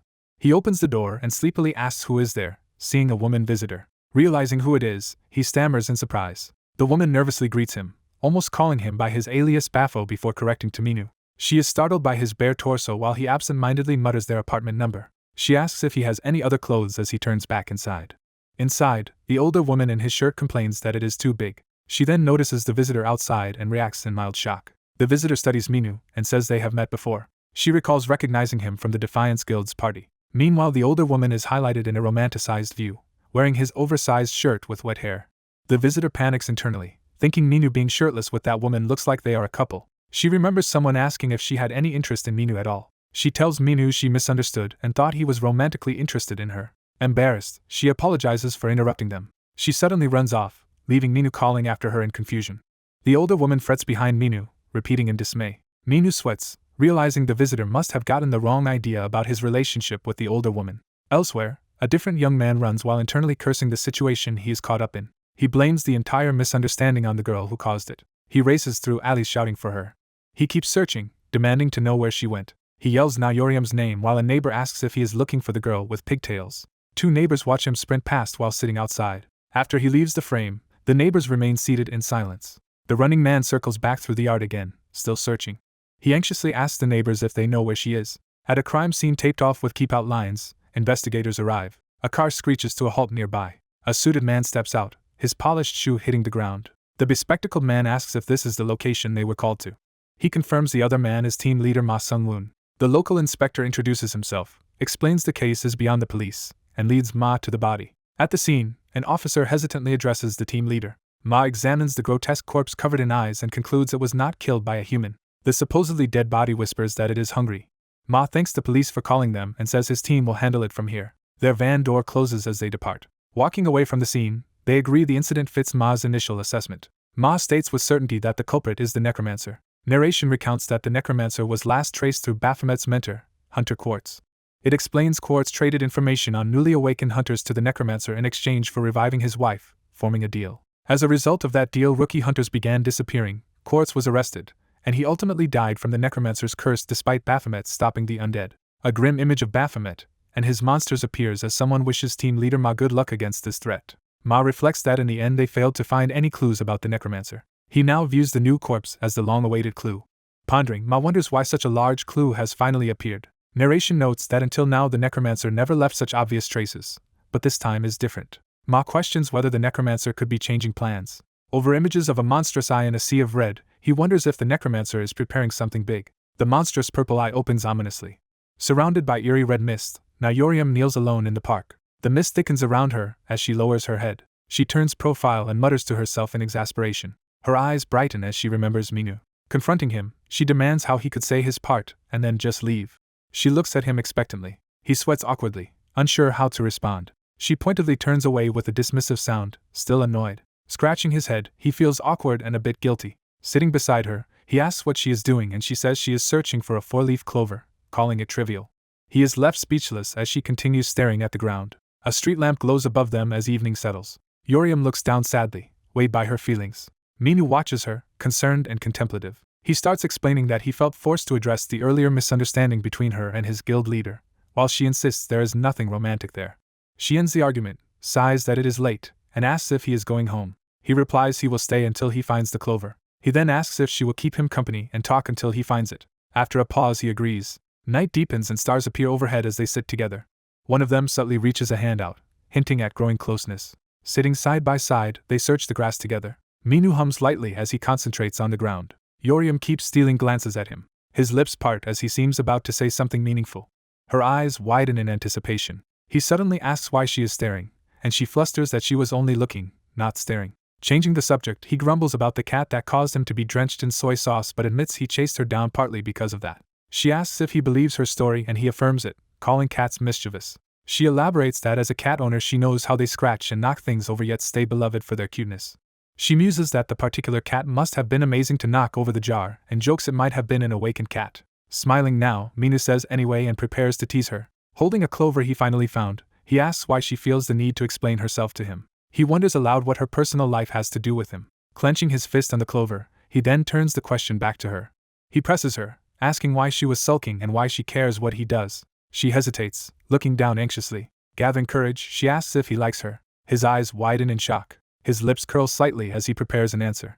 The nearby lampposts illuminate their tense silence. Minu, half in profile, finally starts to respond. Yeosseum blushes and impatiently asks so what. Standing abruptly, she demands to know why he likes her. She vents that many climbers fall for her just because they scaled the tower together. She says those others were only comrades, but Minu makes her feel strange new emotions she has never experienced. She fights back tears, overwhelmed by these unfamiliar feelings. She stands over him and admits directly that he makes her feel emotions she has never felt before. Minu stammers, starting to reply. She suddenly blurts out that she has never been in a relationship before. Minu stares at her in stunned disbelief. The scene zooms out to show both of them frozen amid a cute, stunned backdrop. They remain there awkwardly, both unsure how to proceed. Minu's lips form a small amused smile. He bursts into loud laughter, leaving Yeosseum flustered and asking why he is laughing. Regaining composure, she notes how late it is. Minu offers to walk her home. The city's high-rise apartments glow in the evening. They arrive in front of a luxurious building together. Minu casually says this is his place, shocking Yeosseum when she realizes how expensive the complex is and that he may own more than one building.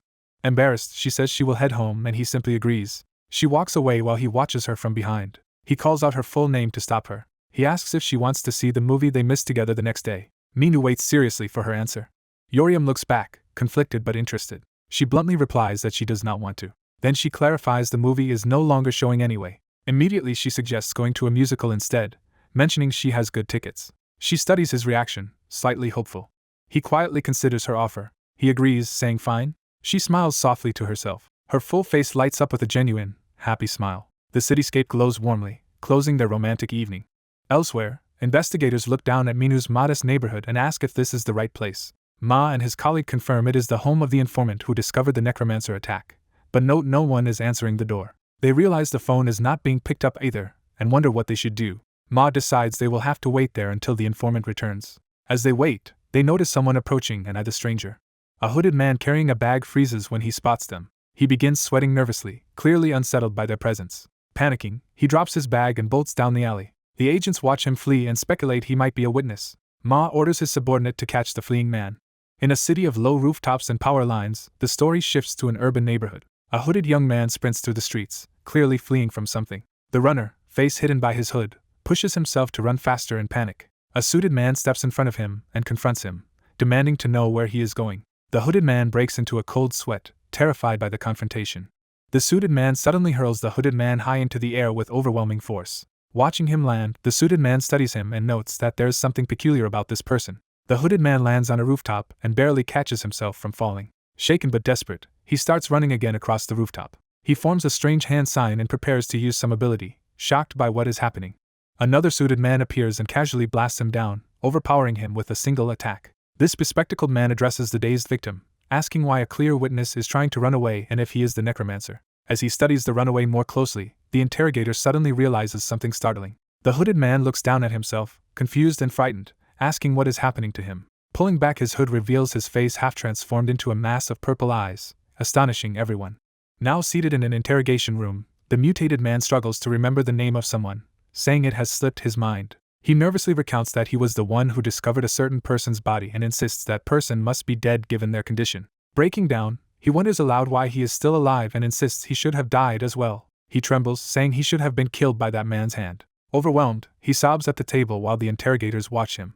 One investigator explains that the mutated hunter is Seo Hyunmin, codenamed Shadow, a rookie who disappeared a year earlier. The investigator reasons that because the corpse he found was also a rookie hunter, all evidence points to the necromancer, and that Shadow likely knows the full truth. However, he laments that in Shadow's current mental state they cannot make progress and asks what they should do next. He concludes that Shadow is the only victim the necromancer failed to kill and that they must somehow restore the hunter's memories. Elsewhere in town, someone recalls being told to do whatever they want that day. A black-haired young man walks while on the phone, being scolded for having slept through an entire musical last time. On the call, his friend angrily praises that Miss Musical, while he replies he would have stayed awake if there had been a big battle scene, earning the label of battle maniac. They agree to let him choose the activity the day after tomorrow, as long as he does not fall asleep again. He pauses, thinking over the conversation in silence. When his friend calls him Yeosseum and complains, he tries to clarify, but both are interrupted by a sudden loud scream nearby.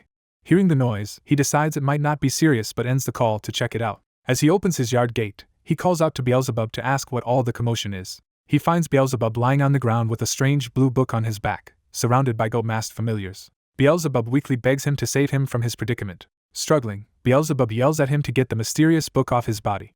Time passes and the scene cuts to a quiet rooftop view of the house. Now inside, the ornate blue book presses affectionately against the young man's cheek. Beelzebub, in grimoire form, confirms the book is the same powerful grimoire he once gave him and remarks that only someone abnormal could break its seal. Beelzebub boasts that breaking seals should be easy for a great wizard like him, then immediately admits this particular seal should have been impossible, and demands to know how the young man brought such a grimoire back. After a pause, the young man finally names the book's true identity as the Akashic Records. He repeats the phrase in disbelief, trying to grasp what it means. Beelzebub declares he will show the truth with his own eyes and calls out to the grimoire, which begins to float. The book erupts into blinding blue light, and engulfs both of them in a vast ethereal space. Shielding his eyes, the young man struggles to adjust to the sudden radiance. Lowering his arm, he stares ahead intensely at what is being revealed. The light resolves into an immense, otherworldly library filled with endless shelves. The camera pans to show the grand vaulted ceiling and thousands of stacked books. The two stand at the center of the colossal archive, dwarfed by its scale. Beelzebub explains that the Akashic Records are a book that contains all knowledge of science, magic, and history, drawing on past and present to even predict the future. He adds that it compresses the essence of every event that has ever occurred, fully defining what the Akashic Records are. The young man listens wide-eyed, clearly shaken by the implications of such power. Beelzebub scolds him for complaining about being given such incredible equipment, while the young man protests that it only sounds good on the surface and that Beelzebub has ignored the consequences of using it. Steeling himself, Beelzebub clenches his fists and prepares to explain those consequences. He states that when dealing with the Akashic Records, one either becomes a godlike existence, or a rebel against God. Beelzebub continues that no being could withstand fully accessing and absorbing all the information stored in the Akashic Records. He points out how terrifying it is that the young man actually broke the book's unbreakable seal. The young man replies that the grimoire should never have appeared in their world at all, because it was stolen. Beelzebub recounts that God once waged war against an opponent he could not defeat. Believing himself omnipotent, God fell into despair over this foe, Beelzebub himself, or so the young man suggests. To overcome this, God stole his enemy's hidden trump card, the Akashic Records, then learned everything with it, and planned to forge a weapon that could win the war. The young man listens tensely and asks what that ultimate weapon turned out to be. As Beelzebub tries to answer, blood trickles from his mouth and he falters in mid-sentence. Horrified, he realizes his own words and wonders what he is saying as more blood runs down his face. The strain knocks Beelzebub unconscious, sending him and the book crashing to the library floor. Regaining a bit of awareness, he weakly responds to the young man calling his name. Back outside, Beelzebub sums up that the grimoire is an extremely dangerous weapon that even erases his memories of what he said. He warns that the grimoire is so hazardous he cannot even recall yesterday's conversation because of it. When asked if they can destroy the book, Beelzebub answers that he has tried and confirms it is truly indestructible. Lying on the bed with the tome clinging to him, he says the grimoire seems determined to stay with them until they die. Watching this, the young man sits nearby, exuding exasperation despite the book's affection. Later, Beelzebub's familiars promise to handle things at home for Lord Beelzebub. The young man instructs them to contact him if anything happens, and they eagerly agree. As he leaves, one familiar asks another where their master is going and whether they can accompany him if he enters the tower. A familiar explains their real duty is to guard Beelzebub's residence and prevent enemy intrusions. The leader insists that for defending this place, he alone is sufficient. He orders the others to take up their positions around the house. Outside, the young man declares that from now on their duty is to protect their master, Beelzebub. The scene shifts to a bustling shopping street where something moves swiftly through the trees overhead. Perched in the foliage, familiars whisper the name Cha Min-woo as they spy on him. Min-woo meets a woman in a frilled white dress, clearly his date. She smiles warmly at him, showing her interest. The perspective jumps to a bright PC room entrance where someone recalls agreeing to what the other person had suggested. Inside the PC room, the woman reminds Min-woo that he said he would side with her. A row of glossy monitors powers on, setting the stage for their gaming session. She teases that spending his day off here shows how obsessed he is, half scolding and half amused. The shot lingers on the sparkling keyboard as she reacts to the machines. Amazed, she gushes over how all the equipment is the newest models, while Min-woo points out that this is normal for a PC cafe. She admits she knows nothing about PC rooms and confesses she has never been to one, assuming they are only for gamers. Even so, she enthuses that the shiny machines and lighting are fascinating, prompting Min-woo to recall the fancy musical she once took him to. He remembers her passionately explaining that the previous musical was a renowned love story set during the French Revolution and praised for its actors and music.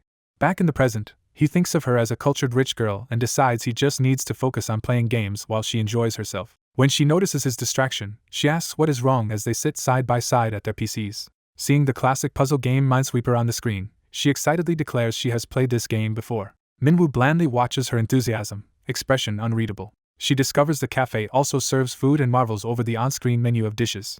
He still stares at her in stoic disbelief as she freaks out over such basic conveniences. Overhead, her delighted exclamations continue while he remains silent. Later they move to a stylish bookstore or cafe, surrounded by shelves and plants. There she reads a novel, engrossed and slightly flustered by its contents. The two sit at a table reading, drinks beside them, enjoying a quiet date. A close-up shows her savoring a snack with ketchup, another small pleasure of the outing. They stroll outside licking ice cream bars, chatting comfortably together. Her attention is caught by a prize arcade with random written above the entrance. Inside, rows of claw machines wait with plush toys and capsules. Min-woo and the woman each take a machine, determined to win something. The claw descends toward a teddy bear prize. She fails the attempt and looks dejected in front of the machine. Suddenly she is surprised to find a teddy bear being offered to her. Min-woo shyly holds out the prize he managed to win and hands it to her. The scene softens with glowing lights, emphasizing the tender moment. She clutches the small bear to her chest, clearly touched. Walking again, Min-woo asks what she feels like eating, and she answers uncertainly while hugging the bear. He says he knows what he wants to try next and asks if this outing counts as a date, or just another day together. Smiling, she replies that it is both, hinting at her feelings for him. She suddenly walks ahead, leaving him puzzled and following. With her back turned, she confesses that when she is with Cha Minwoo she feels free and safe. She then wonders aloud if that sense of safety is because he is such a strong hunter. Minwoo admits to himself that in truth he is afraid of entering the tower. She says that even though she fears it too, if the only way to end the war lies inside the tower, she will keep going in. Turning to him, she asks if she can rely on his strong will to support her resolve. Her words leave Minwoo deeply moved and conflicted. She gazes at him with a soft, trusting smile, unaware of his turmoil. The world blurs into pastel lights as the gravity of her request sinks in. Flustered, he stammers that of course she can rely on him. Just then his phone rings loudly, interrupting their emotional moment.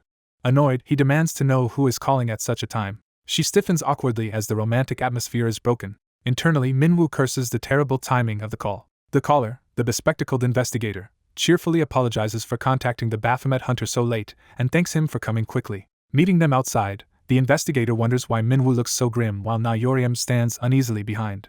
Minwoo gripes that he was busy, and the man explains they urgently need the Baphomet hunter's help. He pulls Minwoo aside and whispers confidential information into his ear. The whisper reveals that they have finally found a survivor of the Necromancer's attack, shocking Minwoo. Soon after, Minwoo arrives at a facility with the investigator, leaving Yeosseum watching from a distance. Yeosseum is asked to wait in the lobby while Minwoo goes to handle business, and she reluctantly agrees. As they walk through the building, the investigator explains that until now they had not even found bodies, but this time they have both a corpse and a survivor and want Minwoo to meet the witness. He reminds Minwoo that he is the only one who has fought the Necromancer's minions directly, so they hope meeting the survivor might give them new leads.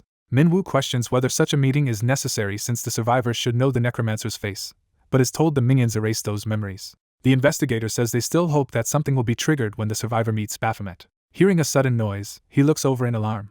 They rush into the witness's room together, only to sense something is wrong. The hospital bed stands empty. The witness is missing. Elsewhere in the building, Yeosseum sees the disoriented, many-eyed survivor crouched on the floor, shouting and looking for someone. She accidentally collides with him. As he apologizes and asks where he is, she notices something disturbing about his eyes. The survivor looks up nervously, answering her while his monstrous extra eyes are exposed. In his mind he panics and babbles apologies, sensing he has made a terrible mistake as her presence looms over him. Yeosseum's vision fills with those unnatural eyes and she realizes she has seen them somewhere before. She remembers them as the very eyes of the multi-eyed monster that murdered her mother. The memory leaves her sweating and shaking, staring ahead in horror. The final image freezes on Yeosseum's terrified face as she fully recognizes the connection between the survivor and the creature from her past. Shadow remembers the undead creature that merged with his eye and brain. He recalls the many-eyed undead monster crawling toward him. Reaper's eye widens as she recognizes that monster. The image of the creature's purple eyes haunts her memory. She remembers dropping a teddy bear in shock back then. Footsteps echo in the facility as people rush somewhere. Shadow and team leader Ma run through the building while Ma complains about the poor handling of the situation and explains another employee is in charge. They spot Shadow standing in the lobby ahead of them. Ma greets Hunter Shadow, saying he has been looking for him everywhere, and asking why he is here. Shadow apologizes, saying he stepped out because he felt suffocated inside. Ma internally wonders if this man is the survivor of the Necromancer's attack. Reaper silently studies Shadow with a tense expression. Shadow asks about the teddy bear, and the survivor explains a woman dropped it, probably frightened by his face. Reaper looks at him with a serious, conflicted gaze. Night falls over the city. A phone lies unattended on the floor. The phone rings with an incoming call from Cha Minwoo. Yeosseum, at home searching through a box, startles at the ringing phone on the floor. She sweats nervously as she realizes something. Looking at her drawing of the many-eyed monster, she concludes it matches the creature that killed her mother.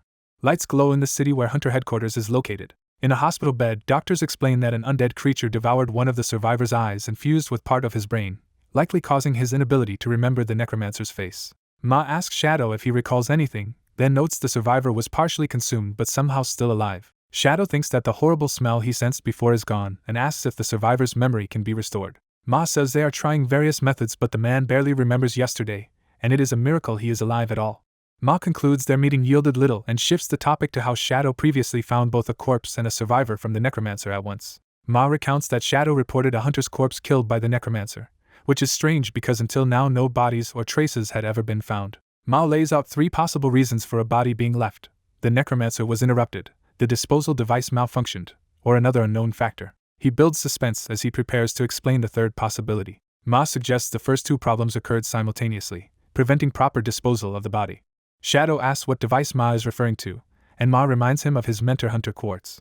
Ma recalls Quartz being killed by the Necromancer's undead creature right in front of him and assistant manager Kang Tae-young. Shadow reasons that Quartz was not fully devoured because body parts remained and wonders why they were not easily destroyed with fire or magic. He adds that if it were that simple, the Necromancer would already have been caught. Ma points out that unlike incidents in towers or gates, urban crimes always leave detectable traces. He explains that criminal hunters are usually caught because any fire or magic leaves evidence the central division relentlessly tracks. Therefore, he concludes the Necromancer must use a special item to dispose of bodies, something awakened hunters can easily obtain. Ma believes this mysterious item can erase all traces completely. He says Kang is absent because he is helping search purchase records for that item through legal channels. Ma admits the culprit likely obtained it illegally, and thus may leave no record. Ma teasingly asks Shadow if he is dating Hunter Reaper, the woman who came with him earlier, and Shadow snaps at him to mind his own business. Shadow insists the situation is serious. Ma jokes with a saying about love being blind as they walk away together. He observes that Shadow is becoming more human and advises him to keep his emotions clear. Ma warns Shadow not to forget that his true nature is that of a beast. He cautions that human feelings can dull his killing edge and tells him to remember that. The scene shifts to another part of the city. Yeosseum, disguised in casual clothes and a cap, waits alone by a pillar. She reacts when her phone vibrates. She sees an incoming call from Cha Min-woo. Yeosseum begins to answer apologetically. Team leader Ma suddenly appears, calling out to Yeosseum. He greets her brightly. He has invited her to a meal at Willie's kitchen. Over food, he asks why she suddenly invited him, and she says she was passing by, thinking of him, and wanted to thank him for his prior advice.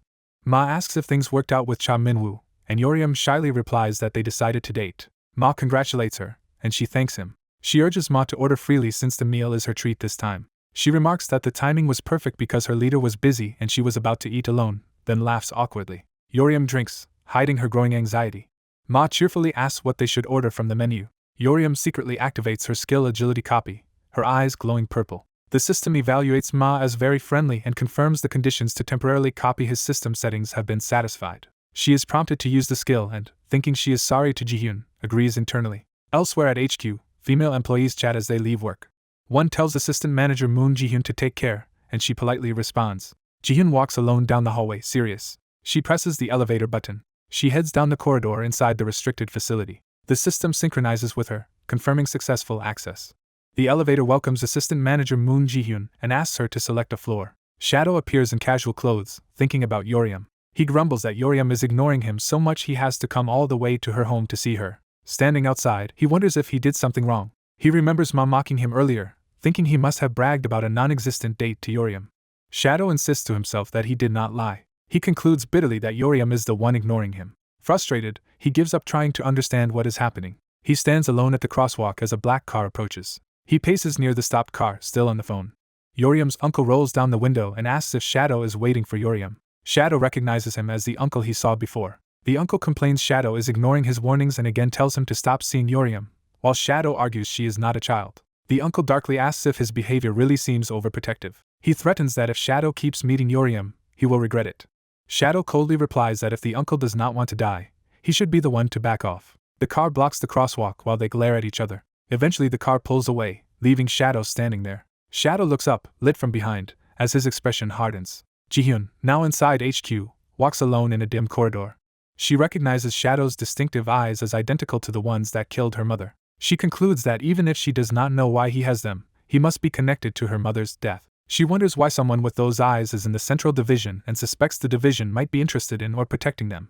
She recalls rumors of a secret guild that hunts criminal hunters. She remembers hearing that this clandestine government guild investigates and eliminates rogue hunters, though no one has seen it. Jihyun reasons that if the guild is pursuing those eyes, they might also be shielding the person who possesses them. She steels herself in an eerie corridor, saying she needs to act. Her resolve solidifies, she must find Shadow, because if he has those eyes he might know their origin, though she cannot find him anywhere in the building. She suddenly notices something unexpected nearby. She discovers an unfamiliar hidden door and wonders why it is there. Thinking there is no way, she reaches toward the door. The door opens as she touches it, revealing a secret room. She gasps in surprise at what she sees inside. Inside a secluded hospital room, the survivor Shadow visited earlier sits by the window. He turns in shock, his many eyes staring as someone enters. Seeing Jihyun, he nervously recognizes her from before and mentions returning the teddy bear to a man. Jihyun bluntly asks why his face is covered with monstrous eyes. She urgently questions him, asking if someone did that to him and if he knows who it was. The survivor apologizes, saying he already told manager Ma everything and that he cannot remember anything else beyond basic thoughts like hunger and pain. Ji-hyun pleads desperately for any information about the person with that eye. The man breaks down, calling himself useless and crying for his mother. Ji-hyun grabs him, unable to contain her emotion. She declares that she must find and kill the person responsible. The undead fragment in his head reacts, tendril-like shadow emerging from his eye. It echoes his fear about his mother dying as the monstrous eye fully manifests. Ji-hyun is horrified as she realizes the creature is responding. The possessed survivor violently kicks her away. As the undead fragment takes over, it fixates on the thought that his mother cannot die and repeats its desperate plea. Ji-hyun, enraged and in pain, screams for the creature to die. She then hesitates, shocked by what she is doing. Ma suddenly intervenes, restraining the undead mass as it lunges at her. Someone calls out to Hunter Reaper in the ensuing darkness. Ma demands to know why she is in the restricted ward as he holds the writhing undead fragment. Night over Hunter Central Management Headquarters shows turmoil within. Shadow sprints through the corridors, rushing back to HQ. He arrives, worried after being summoned. Inside, Ma and Ji-hyun stand before a projection screen discussing what happened. Ma confirms to Ji-hyun that now yeosseum, Hunter Reaper, is involved. Night settles over the broader city. Shadow receives a text from team leader Ma saying that his girlfriend is at HQ and he should come pick her up. Shadow arrives on a rooftop where Ji-hyun sits slumped on a bench. She sits silently, still shaken by the incident. Later, Ma explains to Shadow that yeosseum only knows about the eye, not the full story of the Necromancer. He reveals that during the Gate Shock, Reaper's biological mother was killed by someone with that eye, believed to be the Necromancer. To learn more, yeosseum had infiltrated HQ and provoked Shadow into going berserk. Ma says they have since rendered the survivor unconscious again after the outburst.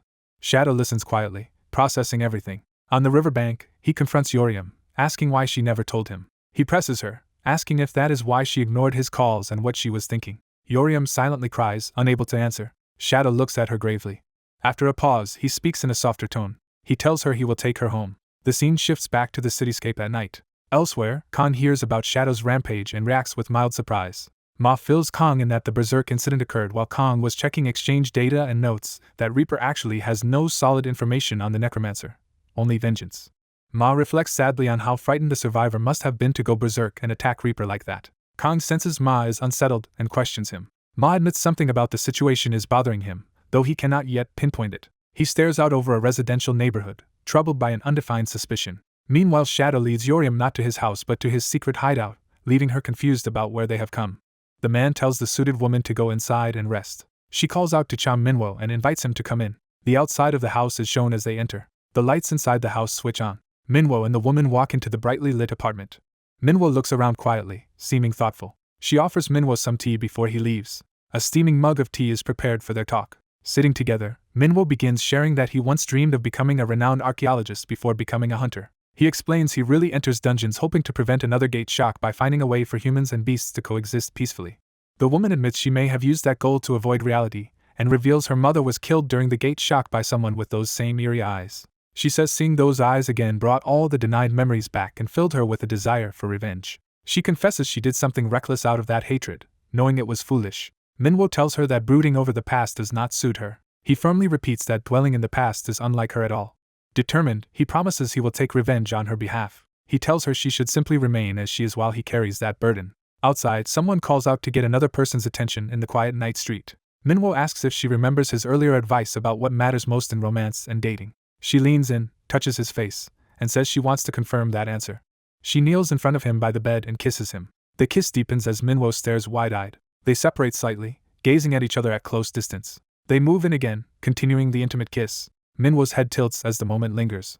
The scene cuts outside to the quiet city under a streetlight at night. Elsewhere, someone nervously asks if Kang Tae-young is present, and is told he is in the meeting room. A junior employee in a suit looks anxious. Kang Tae-young, seated in the meeting room, glances up indifferently. Moon Ji-hyun greets him politely, and he asks why she came. She brings up the Hunter Reaper incident, thinking she was at fault, but he assures her the decision was Reaper's alone. She still blames herself, saying that if she had been more alert things might have been different. Moon Ji-hyun falls silent, clearly distressed. She suddenly offers to help the investigation into an item that can fully dispose of corpses, and he thanks her while asking how she heard of it. She says she even got system approval for a trade lookup program and urges that they work together to find the item. Tae-young asks if it is okay for her to help given the friction between team leaders, and she says the overseas trip makes it fine. Hunters and staff move about the office corridor while they talk. In a hospital, Mr. Ma sits beside an unconscious patient covered by a sheet. He worries aloud that he feels uneasy, as if he is missing something important. When Hunter Shadow wakes, Mr. Ma greets him and Shadow anxiously asks what happened. Shadow abruptly remembers a woman from earlier and panics, demanding to know what became of her. He recalls only vaguely that he attacked her while transformed, but Mr. Ma reassures him nothing happened. Now calmer, Shadow asks if they should head out. At the association's treatment room, staff greets Seo Hyunmin as he arrives for an appointment. The doctor cheerfully asks how he is feeling. She reviews that his headaches have improved and tells him to lie down so they can begin treatment.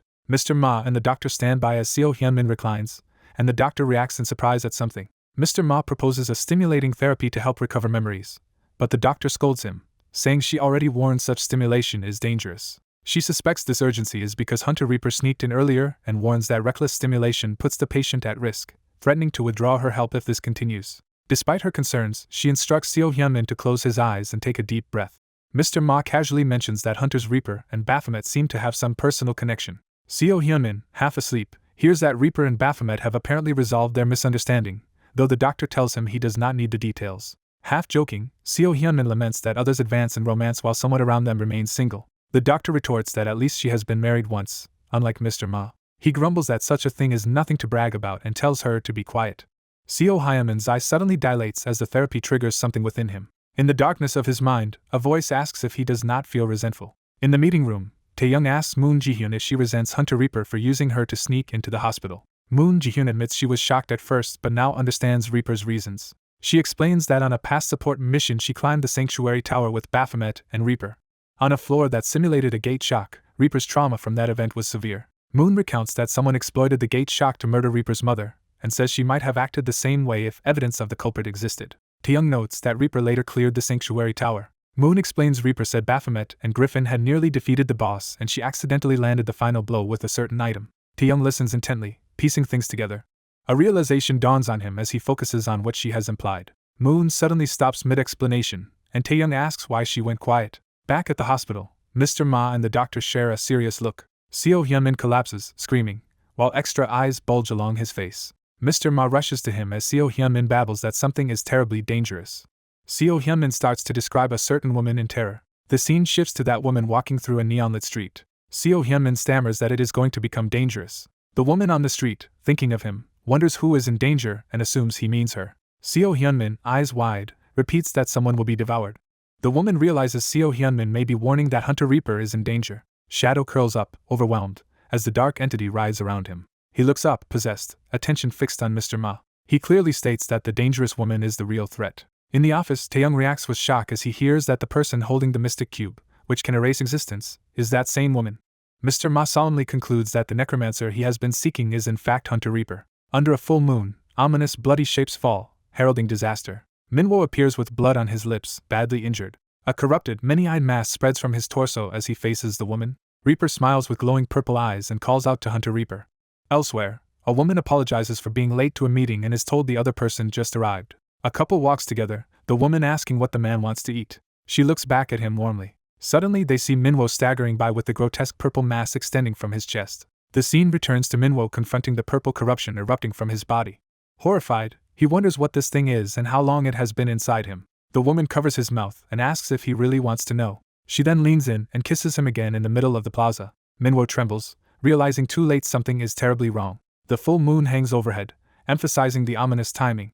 Reaper looks up at the full moon and notes its significance tonight. The memory cuts to an earlier night when Minwo and Reaper once sat together under a similar moon. Her hair whips through the air as that memory and the present blur. The flashback shows Reaper kissing Minwo. Minwo recalls that during that earlier kiss he swallowed a fragment of the dead spirit entity. In the present, Reaper laughs as Minwo collapses, the corruption spreading over him. She mockingly asks the onlookers if they now understand the situation, prompting screams. Minwo, barely conscious, gasps and asks who this woman really is. She cheerfully replies that he knows her as Baphomet. Her face distorts with extra purple eyes as she declares she is actually Reaper. She taunts the couple who were with Minwo, asking if they enjoyed playing house with yeosseum. While they panic and talk of calling the police, she remarks she usually is not this directly involved but has been bored. Yeosseum, shocked and holding her phone, says she must call the police as she processes that Baphomet has been tricked. Reaper strolls away, saying the best things are saved for last because they taste better that way. Cats rub against her legs as she adds that today is exactly such a day. More cats gather and follow, as if summoned. In the plaza, numerous cats and people converge while Reaper says Baphomet will be absolutely delicious. She turns back with a playful yet sinister smile, eyes glowing, calling out to her. Kids! She rallies the cats. The cats' eyes light up purple as they fall under her control. Shadowy dead spirit beasts rise from among the cats as she commands them to eat their fill. One of the bystanders stares in terror at what is happening. A colossal many-eyed monster towers beside him, dwarfing the humans. He stares directly into its enormous purple eye, stunned. Reaper stands calmly in front of the rampaging entity as people are flung aside. She laughs delightedly at the chaos. Her laughter escalates maniacally as her eyes gleam with power. She viciously stomps on Manhwa's head as he lies bleeding. Standing over him with her heel on his face, she announces it is time for her own meal. Manhwa's hand twitches weakly on the ground. Reaper's eye quivers as something unexpected catches her attention. Two masked, horned familiars suddenly dive toward her with weapons raised. A massive explosion or impact rocks the surrounding city. Back in the treatment room, someone stammers, asking what was just said. Mr. Ma anxiously verifies if it is really true that Hunter Reaper is the Necromancer. Seo Hyunmin, now clearer, insists he remembers everything, including the monster that did this to him. He begins narrating how it all started in a dungeon when he was a rookie hunter. A flashback shows him as a fresh hunter on that mission. In the past, Reaper appears before him in revealing battle gear, catching his attention. He remembers how her purple eyes fascinated him. He also recalls how he gradually developed feelings for her. Narration states that she hired him and he slowly fell in love with her. The memory shows them sharing a romantic kiss in the dungeon. That kiss secretly planted the dead spirit fragment in him, a decision that would drag him toward hell. He explains he barely escaped her afterward, but the dead spirit entity had already consumed his body. Seo Hyunmin laments that despite hiding, she eventually tracked him down. Mr. Ma connects this to the strange sensation he felt when Shadow lost control earlier. He realizes the berserk attack from Shadow's entity had not been aimed at Hunter Reaper at all. He concludes in shock that the attack was actually targeting him. The doctor, alarmed, says she now understands and urges Shadow to focus on recovery while repeating Reaper's name in disbelief. The realization that Reaper is involved makes the doctor's expression tighten with fear. She exclaims that patient 302, Baphomet, is in grave danger, while Mr. Ma agrees Baphomet has been deceived and prepares to act. Seo Hyunmin's dead spirit entity rises grotesquely from his head as he continues to transform. Mr. Ma and the doctor stare in horror at the escalating possession. The controlling eye creature rages about betrayal, invoking its mother and declaring it cannot forgive the traitor. The entity fully engulfs Shadow's head and coldly commands death. A possessed patient begs desperately to be saved. The bespectacled man weakly calls out to his team leader. The female doctor shouts for someone to stop. The restrained patient's head explodes in front of the two adults. The doctor stares in horror at what just happened. The bespectacled man stands silently, back turned. His own head suddenly bursts apart in the same way. In the operating room, the doctor recoils from the blood-stained man. The man wonders how the doctor could commit such cruelty. He removes his glasses in stunned silence. He reflects that after she killed Hunter Quartz, she has now killed Hunter Shadow right before him. His bloodied mouth twists into a grim expression. He identifies the killer he seeks as Hunter Reaper, also known as Hunter Baphomet. Cha Minwo, naked in a red void, stands within his inner world. His eyes remain closed, as if unconscious or meditating. Startled, his inner voice demands to know what happened. Doctors explain that he was found in the plaza possessed by a dead spirit entity, and ask if patient 302 can hear them. His fading consciousness registers the operating lights above. The surgical light comes into clearer focus as the operation continues. A doctor notes the spirit has not fully taken over but worries because some of his organs are already eaten. They say a past patient, Seo Hyunmin, was beyond saving, yet patient 302 might live if a special ability is used. His vision blurs as the procedure advances. A surgeon tells patient 302 that the consumed organs have been removed and promises to create new ones. The surgeon reassures him that he will be fine. His consciousness dims again, seeing only the ceiling. Elsewhere, a report states that a hunter attacked civilians, causing 15 deaths and 2 severe injuries, and asks about Hunter Reaper's status. The report adds that Cha Minwo's treatment went well and his recovery will depend on him. In the void, Minwo's recovery is said to hinge on his willpower. His eyes struggle to open within the mental space. He slowly sits up in the red void. He looks over his shoulder, regaining awareness and composure. He sits broodingly, processing what happened. He starts walking forward, weighed down by emotion. He stands, gaze lowered, clearly troubled. He murmurs Nayorium's name, remembering her. Digital space forms around his legs as if he is transitioning realms. The many versions of Nayorium he remembers remark that he seemed like an experienced illegal tower intruder, but clearly was not. Another memory of her mentions it has been a long time since the Tower of Labyrinth. He recalls her mysterious, smiling face. In the void he asks if she remembers him, stating he is Reaper or Baphomet. He remembers her delight at having few clues and how investigative challenges thrilled her. She had once told him to call her by her real name, Nayorium, outside missions. He recalls her cheerful goodnight farewell. He remembers her scoffing at people calling her powerful guild a no-name. She had warned that even small wounds can accumulate into disaster. She bluntly said she could never imagine kissing Cha Minwo. She casually invited him to a musical using tickets she had gotten. She once asked if she could rely on someone with a strong heart like him. In his memory she says she wants to confirm something. The memory chorus of Yorium calls his codename Baphomet. They also say his real name, Cha Minwo. Countless yeosseums surround him, repeating Baphomet and Cha Minwo. Voices echo both names as Minwo trembles on his knees. Overwhelmed, he begs for it to stop. He finally screams in agony for them to leave him alone. He roars for the tormenting voices to get lost, shattering the mental space. Left alone, he hangs his head in the void. A harsh inner voice calls him an idiot. A darker version of himself, Baphomet, appears and scolds him for creating this mess unlike his ruthless former self. Minwo asks that darker self what he should have done instead. The demonic figure laughs, saying Minwo already knows the answer. The inner Baphomet recounts climbing the tower alone, killing countless enemies without hesitation and dismissing compassion as unfitting. That voice urges him to kill in proportion to his hatred and betrayal. It tells him to slaughter obstacles as it once did, declaring that is what Baphomet truly is. In reality, Minwo lies comatose in a hospital bed hooked to machines. His hand twitches as he begins to awaken. A red mission window appears in his mind, partially heard as a prompt. The mission is clearly revealed, commanding him to eliminate the apostle of gluttony. Minwo opens his eyes with murderous resolve, vowing internally to kill that target. Time passes, and the scene shifts to a calm hospital corridor. A boy in a yellow hoodie walks down the hallway carrying a shopping bag. He enters Minwo's hospital room. The boy looks worried as he sees Minwo awake. He scolds Minwo for yanking out his tubes so abruptly. Minwo glances at him in silence. The boy asks what happened, explains Reaper lost control and attacked, then says Minwo's familiars and the doctors saved him and the spirit is now gone. He notes Minwo was bedridden for quite a while. As Minwo tries to leave, the boy asks if he is really going out dressed only in a gown. The boy warns that people will think Minwo is an escaped mental patient. He admits he expected this and brought Minwo proper clothes. He tells Minwo to change before leaving. Minwo's dressed footsteps echo as he walks out. Now in black clothes, he moves down the hall with a grim demeanor. Another man stops him to ask where he intends to go. The man remarks that Minwo's body must not have fully recovered yet. Addressing him as Hunter Baphomet, the man says Minwo's suspected Reaper was the Necromancer. Minwo asks why he thinks that, and the man cites Moon Ji-hyun's report from the Tower of Sanctuary. The man reveals an auctioned legendary item called the Unknown Cube. He explains it is designed to wholly dispose of corpses and that Minwo must have recognized it. He then questions the point of interrogating Minwo like this, softening his tone.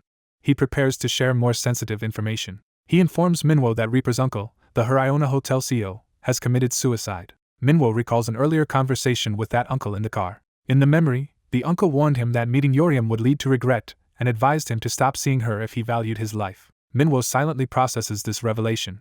The man explains the uncle knew yeosseum's true identity. He adds that their investigation uncovered evidence the uncle had been covering up all of Hunter Reaper's crimes. Another scene shows officials reacting in shock at the discovery. A woman barges in and screams, having found her boss' corpse. Back in the present, Minwo listens to the explanation in silence. He gives a small movement, signaling he is done talking. He walks away, leaving the official watching him go. The man calls after him, questioning whether he can really face Hunter Reaper in his unstable state. He offers to eliminate Hunter Reaper himself if Minwo cannot. An ominous thought tells the man to shut up. Minwo flatly declares that he will handle Reaper personally. Night falls over the city as he heads toward a busy district. Crowds relax and socialize on the lively streets. Couples laugh and chat as Minwo passes among them. Their carefree banter about something funny grates against Minwo's mood. Others laugh and ask what is so amusing, further emphasizing the normalcy around him. Minwo walks through their mirth, isolated and brooding. He keeps his expression calm but determined amid the laughter. The sound of laughter continues around him as he walks. A promoter suddenly steps in front of him, greeting him and handing a Hold'em pub flyer. Two women excitedly tell him the Hold'em pub has just opened and start to offer a deal. They begin to offer him a free drink. One of the women is abruptly possessed, her eyes turning red as she speaks Minwo's codename, Baphomet. Through her, the powerful entity with white hair manifests behind the women. The entity greets Minwo, saying it has been a while. She remarks that it has been some time since they faced each other like this. She notes how exhausted he looks and starts to ask why his body is like this. The digital space glitches as they confront one another more directly. She observes that his real body has been discovered by someone else. Minwo says the connection here is unstable because he barely managed to access this place. She tells him it may take time for her to recover all of her data. She warns that this will be their last conversation until she recovers fully. She calls what she is about to do her final gift to him. She grants him a future power sealed in his chest, instructing him to use it only once when he is at his lowest and ready to give up fighting. She looks pained as she continues channeling the power. She confesses she had hoped he would gain general affection for humans, not one-sided love for a single person, and fears those feelings will bring him suffering. She asks Baphomet to stay safe until they meet again. She reaches out and asks him to promise her. Minwo grabs her wrist, stopping her departure. He demands to know what she truly wants, frustrated by her constant vagueness. She finally admits she wants a particular person to die. Her confession leaves Minwo stunned. She tries to say his name once more as the connection destabilizes. Her image fragments as she finishes naming Baphomet. Manhwa watches her fade, realizing she has just met the hidden enemy. He recognizes that the mysterious digital figure is the one she meant. The projection shows the fallen white-haired entity with a menacing data being standing behind her. The blue data figure identifies itself as the one pursuing Ra's wish. Manhwa realizes she had been hiding this dangerous scheme from him. He angrily questions why Ra betrayed him despite always being on his side. He remembers how she had consistently supported him. The data being's hand flexes ominously within the code. It declares that no matter how events unfold, the outcome will benefit it. Manhwa stares silently at this new adversary. Facing the towering data entity, he demands to know who it really is. A mysterious digital figure asks Baphomet who he is. The figure claims he has never met Baphomet, though Baphomet has met him, startling Baphomet. A vast winged being of light hovers before Baphomet in a digital void. The being introduces himself as L. L departs, saying he will meet Baphomet again, and a door appears before Baphomet. Baphomet emerges from the digital space, expression pensive. Ordinary people walk the city streets around him. As Baphomet walks, someone behind starts to speak his name. A hand suddenly grabs the back of his neck. A suited man addresses him as Mr. Cham Minwo. The man says he does not know where the woman Baphomet seeks is, but offers to guide him there. Night falls over a forested roadside. Their car drives along the road toward that place. The suited man focuses on driving. Baphomet sits in the passenger seat, silent and tense. The man asks if Baphomet is leaving to find the Hunter Reaper. Baphomet replies they tried to find her before but failed. The man reacts in surprise as Baphomet stops. Baphomet reveals an eye-like remnant in his palm, and the man realizes part of the parasite still remains in Baphomet's body and was hidden. Baphomet explains he kept it because removing it would prevent them from locating her, as it can reveal her position. As they drive, the man wonders if this tracking works by instinct, like a bee searching for its mother. He now believes this instinct explained how Hunter Shadow escaped earlier. He recalls that Shadow had tried to find Hunter Reaper by instinct, which caused his headaches. Baphomet connects this to his own condition, noting Shadow's headaches and his own hand pain intensify near the Necromancer. He reflects that, taken together, the situation feels disturbing. Baphomet muses that piecing all these facts together is unnerving. They arrive at a forested area where the woman is presumed to be. Baphomet tells the man he will handle the rest alone. The man agrees to stand by and help if Baphomet cannot, prompting Baphomet to ask why he is being so supportive. The man answers that he worries about the one who will fulfill his wish. Baphomet smiles faintly at this. He wonders why people keep asking him to grant wishes but assures the man he will not disappoint him. Baphomet walks alone into the dark forest. Guided by pain, he follows the path as the signal grows stronger. The pain becomes intense, and he bows his head, enduring it. His eye glows red as the connection fully activates. Empowered, he launches himself toward his target. The night sky stretches above his soaring form. He rockets upward, streaking across the sky. He crashes down in a massive explosion at a ruined structure. Amid the smoke, Baphomet rises as a voice notes she somehow felt compelled to wait. He looks up toward the speaker. In the ruins, he finally faces the dark-haired woman controlling the parasite. She steps forward with eerie poise, revealing herself clearly. She tells him this ruin is where she first awakened as a being separate from yeosseum. Baphomet listens as she begins addressing him directly. She narrates that some spiders sacrificed their bodies as food for their young. She reveals that such a spider was her mother, yeosseum's mother, and she herself devoured that mother as her first meal. A sudden red slash attack erupts toward her. The ground explodes at her feet and she dodges, startled.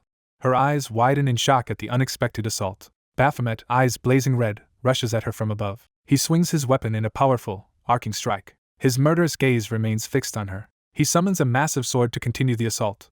The woman counters by weaving purple threads of power that connect to his weapon and body. They clash in midair, her bound by threads, his sword pressing against her defense. Close to his face, she greets him with a twisted smile. Purple barriers and shards swirl around them as Baphomet forces his blade toward her. Her magic erupts upward in a towering pillar as she deflects or releases power. She shields herself within a glowing hexagonal barrier. Peering past her arm, she smiles, impressed by his strength. She acknowledges his power while he stands trapped inside a red-chained sphere. Within that prison, a dark silhouette of Baphomet reaches forward, preparing another move. Chains and energy constrict around the woman as she becomes similarly confined. The intersecting purple lines of their powers fill the space. Inside the chain dome, he continues attacking her barriers with relentless blows. The woman laughs maniacally, thrilled by the battle. She exclaims that he is as strong as she expected. Their weapons collide again amid chains and shards. She whips him around the interior of the chained sphere using his own chained weapon against him. Regaining control, she sends his axe flying toward him. The axe slams into her chest in a violent counterattack. She catches sight of something, eyes narrowing as energy flares. A mass of shadowy eyes erupts to shield her while intercepting the weapon. She reacts with a brief gasp as the clash escalates. Another huge explosion rips through the chained arena. Dust and debris settle across the ruined floor. Baphomet lands heavily, still gripping his chained axes. He glares ahead, eyes burning red. The woman, injured but excited, charges at him again. She touches her wounded cheek, momentarily speechless. Blood drips as she smiles, clearly enjoying the fight. She throws back her head and laughs wildly. Baphomet watches her unhinged laughter with grim focus. Her laughter continues, fanged smile bared. The sound of her insane laughter echoes through the ruins. She keeps laughing, reveling in the conflict. She lets out a breathy chuckle, savoring the moment. She confesses that, unexpectedly, she has come to truly like someone. She smiles with bleeding cheek, eyes fixed affectionately on Baphomet. Baphomet notes that the person she likes is now trying to kill her. She recognizes the mix of affection and hatred in his red eyes. Surrounded by living shadows, she tells Baphomet that the most delicious thing in the world is the human body. She adds that among humans, the tastiest bodies belong to those who gaze at her with affection. With monstrous shadows spreading behind her, she declares such devoted people are her favorite prey. She asks Baphomet if he will taste as good as the mother she first ate. Her face distorts with parasitic eyes as she urges Baphomet to show his full power. Empowered by writhing purple shadows, she screams for him to unleash everything he has. Inside himself, Baphomet's appearance shifts, as if something within is awakening or resisting.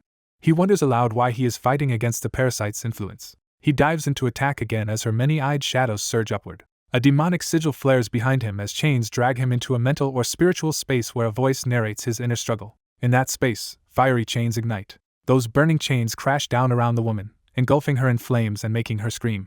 The parasite's many eyes writhe in terror within the fire. Baphomet roars his intention to kill her. Within the mental void, a younger yeosseum sits alone, and a thought affirms that this is right. Young yeosseum begs Baphomet to kill her. She walks toward him through the purple void, repeating his name.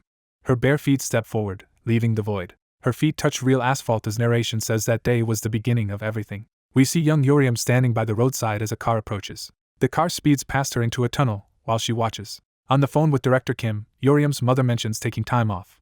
She explains she is on vacation and finally going on the family trip she kept delaying. In the present memory, little yeosseum reaches her hand toward the car window. Her mother scolds her for sticking her hand outside, then apologizes and resumes her call. Yeosseum, startled, says her mother scared her. She complains to the driver that her mom is too strict, and he gently says it is because her mother worries about her. The driver advises yeosseum to wear her seatbelt. Yeosseum sulks, still annoyed. The car continues along a covered highway. Now strapped in, yeosseum sits quietly in the back seat. She turns to look out at the clear sky. She thinks the weather is nice while her mother chats happily and thanks the driver for helping with the trip, and he says their destinations align. They insist the driver take the family car and he offers alternatives, discussing transport arrangements. Passing scenery, yeosseum spots a strange tower and wonders if it is a dungeon tower. Night falls as they arrive at a grand hotel. Outside the entrance, the driver wishes them a safe, enjoyable vacation, and yeosseum's mother returns the sentiment.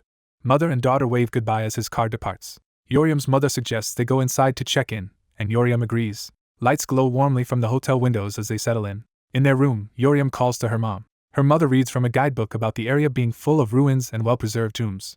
yeosseum excitedly says she wants to visit the museum the next day while her mom comments on the hotel amenities. Her mother muses about the hotel's products while yeosseum responds with silent exasperation. yeosseum complains that they came for vacation, not work, and her mom sheepishly agrees. Sitting beside her, her mother asks again where yeosseum wants to go. yeosseum repeats that she wants to see the relics at the museum. Her mother describes the kinds of artifacts displayed and asks if yeosseum really likes that sort of thing. yeosseum enthusiastically explains that imagining past lives through relics feels like riding a time machine. Her mother smiles warmly at her enthusiasm. She notes it is getting late and suggests they sleep, and yeosseum agrees. yeosseum suddenly remembers they should talk to her dad first. The scene shifts to a framed photo of her deceased father on the wall. yeosseum addresses the photo, asking if he is watching them. Smiling, she thanks her father for protecting her and her mom that day. She asks him to keep protecting them tomorrow as well. She adds that she wants his protection in the future too. Against a red background, an ominous image of yeosseum and her mother foreshadows the tragedy that will soon befall them. A girl and her mother stand amid carnage, facing a bloodied male arm on the ground. The camera pulls back to show the pair surrounded by several corpses. A huge dragon-like beast appears among the bodies. The girl sees the monster's face and begins to say the word dad. Shocked, she recognizes the dragon as her father. The dragon roars violently. Outside a building, someone screams for help. The girl hears panicked cries begging to be saved. People are being slaughtered in the street by demonic beasts. An orc-like monster cuts down a fleeing man. The girl peeks in terror through a narrow opening. Frightened, she asks her mother why demonic beasts are here. A hand suddenly grabs her wrist. Her mother pulls her along as they run, the girl calling out for her. The girl, startled, looks back while being dragged. Floating eye-like monsters rush them in the alley. Her mother shouts for her to run faster. They flee as the monsters give chase. The girl runs, screaming. Their footsteps echo as they sprint through the corridor. The girl looks ahead in panic. Their desperate running continues down the passage. Her mother's heel slams down as they stop. They come to the end of the alley, realizing there is nowhere else to go. The girl notes that they are trapped in a dead end. Enormous purple eyes appear above them, observing. The watching entity reveals a mouthful of sharp teeth. Mother and daughter stare upward in dread. A monstrous maw opens wide above them, ready to devour. The girl gasps in horror. A hand reaches for what looks like a hose or extinguisher handle. A powerful blast of white spray erupts, striking toward the threat. Amid the smoke, someone calls out to the mother and daughter. A man in the haze urges them to come to a safe place the monsters cannot enter. He urgently yells for them to hurry. They dash toward him through swirling smoke. The area fills with smoke as they run. A sealed door or barrier closes amid the chaos. The mother drags the girl as they escape into safety. They collapse onto the floor after getting inside. The mother checks if her daughter is alright, both shaking with fear. Two convenience store employees, one holding a fire extinguisher, stand over them. Elsewhere, a blue dragon shows its fang profile, tying back to the girl's father. Outside, a dragon flies around a damaged high-rise. Time passes as the girl sits curled up alone inside the store, shaken.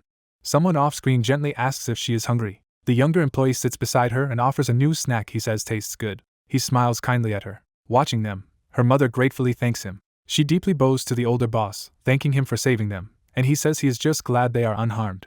She asks if anyone has been hurt in the store, and he explains that there have been no casualties because the store is only reachable through the building. The boss tells her they can stay with her child for now and explains that the earlier monsters see well but cannot break or pass through walls, prompting her to ask how he knows this. Another employee nervously calls out to the boss. He greets her as Soo-young. We see a blood-stained bandage on a wounded person's abdomen. Soo-young anxiously tends her injured brother Soo-min, begging him to wake up. She despairs that he needs a hospital immediately, and does not know what to do. The boss explains that Soo-min is Soo-jung's younger brother who was attacked by the monsters, and that his case revealed their traits. Yeoseum's mother says she performed first aid but his condition still worries her. An alert sounds on their phones and the boss remarks that a disaster warning has arrived, thinking they might still be able to call for help.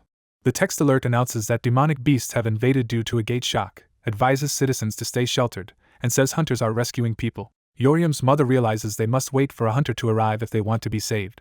Yeoseum quietly reads the message on her phone. Curious, she asks her mother what gate shock means. She becomes pensive, the term clearly unsettling her.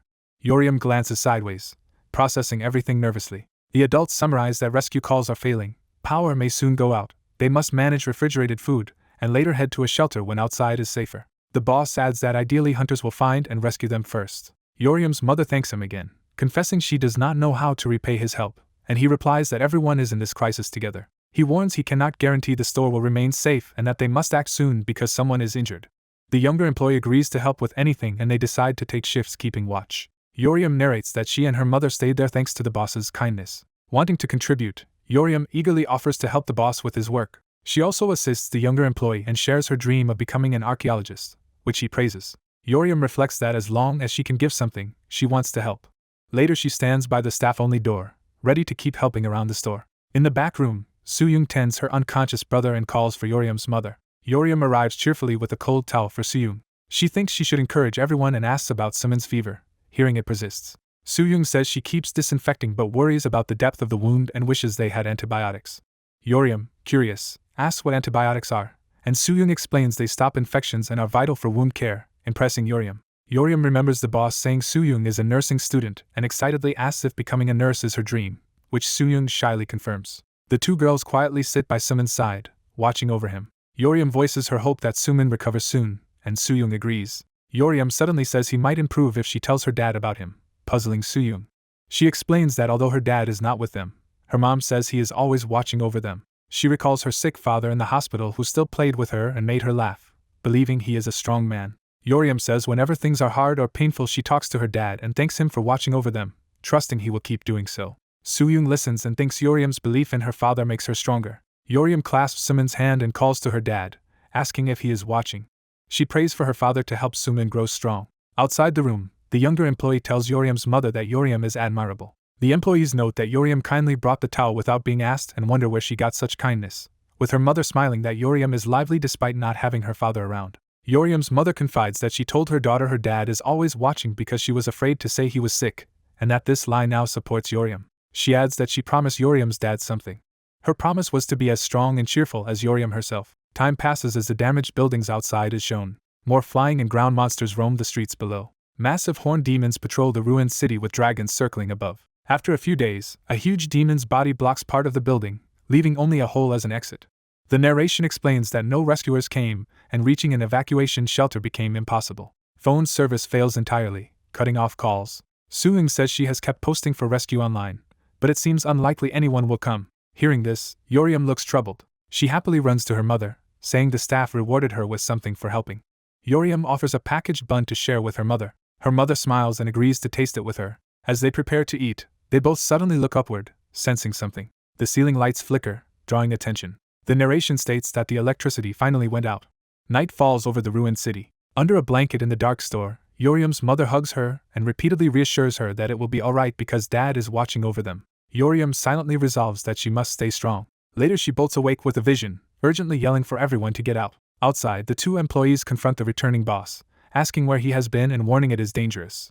Yeosseum reports that there are hunters outside. The boss joyfully announces that hunters have arrived to save them as a caped man steps in. The supposed hunter stands calmly, drawing their hopeful gazes. Yeosseum repeats the word hunters in disbelief as she looks at him. The scene flashes red, showing Yeosseum and another girl standing tensely. Yeosseum narrows her eyes, thinking to herself that calling him a hunter is a lie. The man claims his party fought a powerful monster, that all other hunters were killed, and that he escaped alone and met their leader. The boss says the man now needs to reorganize because of all the monsters outside. The fake hunter raises a finger and says he can at least promise them something. He promises to escort everyone here to the evacuation shelter. Yeosseum watches him closely from behind her mother, wary. She narrates that his appearance as a hunter seemed at first like their only ray of hope. For her, he briefly becomes the one light in their dark situation. Suddenly part of the structure collapses, sending debris and dust everywhere. The interior is wrecked, with rubble and fallen goods scattered across the floor. The narration explains that when one side of the building fell, 2/3 of their food supply was lost. It adds that the self-proclaimed hunter turned out not to be a good person. He internally admits he only took advantage of finding them and now considers them doomed. They inventory the remaining uncontaminated and dry food, realizing this is all they have left. The group understands that they must survive on just this limited supply. The hunter suggests rationing by eating food close to expiry first, but he immediately starts helping himself to a drink, justifying that he should fill his own stomach first, shocking the others. When confronted, he reminds them he is the only one who knows the situation outside and smirks menacingly. He then tells them to go find their own escape route outside if they do not like his behavior, knowing they cannot. He points out they have injured people and insists he is the only person they can rely on. Despite Sejong's protest, the boss reluctantly agrees to his terms. The boss nervously addresses him, asking for a promise. He asks the hunter to at least guarantee he will get them to the shelter as soon as possible. Later Yeosseum tends to the now injured younger employee and worries about him. She blames herself, remembering how he shielded her from falling debris and was hurt because of her. He smiles weakly, insisting he is fine and asking if she recalls what he said earlier. Yeosseum listens tearfully as he begins explaining he once had a son. He tells her that when he was younger he had a boy similar to her. Sitting beside Yeosseum, he shares that his son's name was Younghyun. He continues that his son was always sick and had to travel away at a young age, implying the boy died. The girl recalls how her mother gave up when someone left but her father endured and they have depended on each other until now. She compares their situation to how she and her mother rely on one another. Her injured father tells her not to apologize, insisting adults must protect children. Yeosseum looks shaken and teary at her father's words. She begs her father to endure a bit longer, believing they can reach the shelter soon. Elsewhere, her father sits slumped and unconscious against the cabinet. Other survivors note with relief that the building has not completely collapsed. Hearing Yeosseum cry out for her mother, the adults turn toward her in alarm. Her father suddenly wakes in shock at the shout. The group gathers around the unconscious mother, discussing how she has felt sick and likely worsened from a head injury. Yeosseum's father fears the lack of external bleeding means dangerous internal bleeding. He abruptly stands, startling the girls, and they call out to him. He rushes to the hunter for help. Desperate, he begs the hunter to escort his wife to the shelter for treatment, but worries demonic beasts make it too dangerous to go alone. Agitated, he searches for another solution. He declares he will accompany the hunter outside to help, shocking the others. The others argue that it is deadly even for hunters, but he insists there is no alternative and reminds Sujin that her brother also needs treatment. The mother agrees that if they can escape this place they can also save Sujin's brother, though Sujin protests about the risk. The mother hesitates, clearly distressed by the danger. Yeosseum calls to her mother as she prepares to leave. Yeosseum remembers her dying father asking her to make a promise. She recalls his plea that no matter what happens, he asked her specifically to protect someone. Yeosseum remembers he told her to protect Yeosseum as much as possible. Moved by that memory, the mother announces she will also join the rescue trip. In the present rain-soaked ruins, Yeosseum screams for her mom. Young Yeosseum begs her mother not to go, but her mother tells her to wait while they search for an exit. The mother asks Sujin for pants and running shoes so she can move better outside, and Sujin agrees to lend her old work clothes. They exchange the clothing needed for the dangerous mission. Sujin asks again if the mother is truly going despite the danger, and the mother answers that she must. The hunter advises them to bring raincoats as they prepare to leave. The trio heads out into heavy rain through the devastated city. The hunter explains he has checked that this route is relatively safe and that demonic beasts lose interest when fewer people are around. As they walk through the ruins, Sujin wonders why the beasts are targeting humans, and the hunter says they are following their nature. He explains that beasts instinctively attack intruders in their territory, just as when hunters enter towers and gates. The mother protests that the city is their home, but he says the beasts now treat it as their territory as well. Sujin asks how long this gate shock will last, and he replies it will end only when all the demonic beasts are eliminated. They continue trudging through the rain, absorbing that grim answer. The hunter suddenly senses something and halts mid-step. The others notice him stop and call out to him anxiously.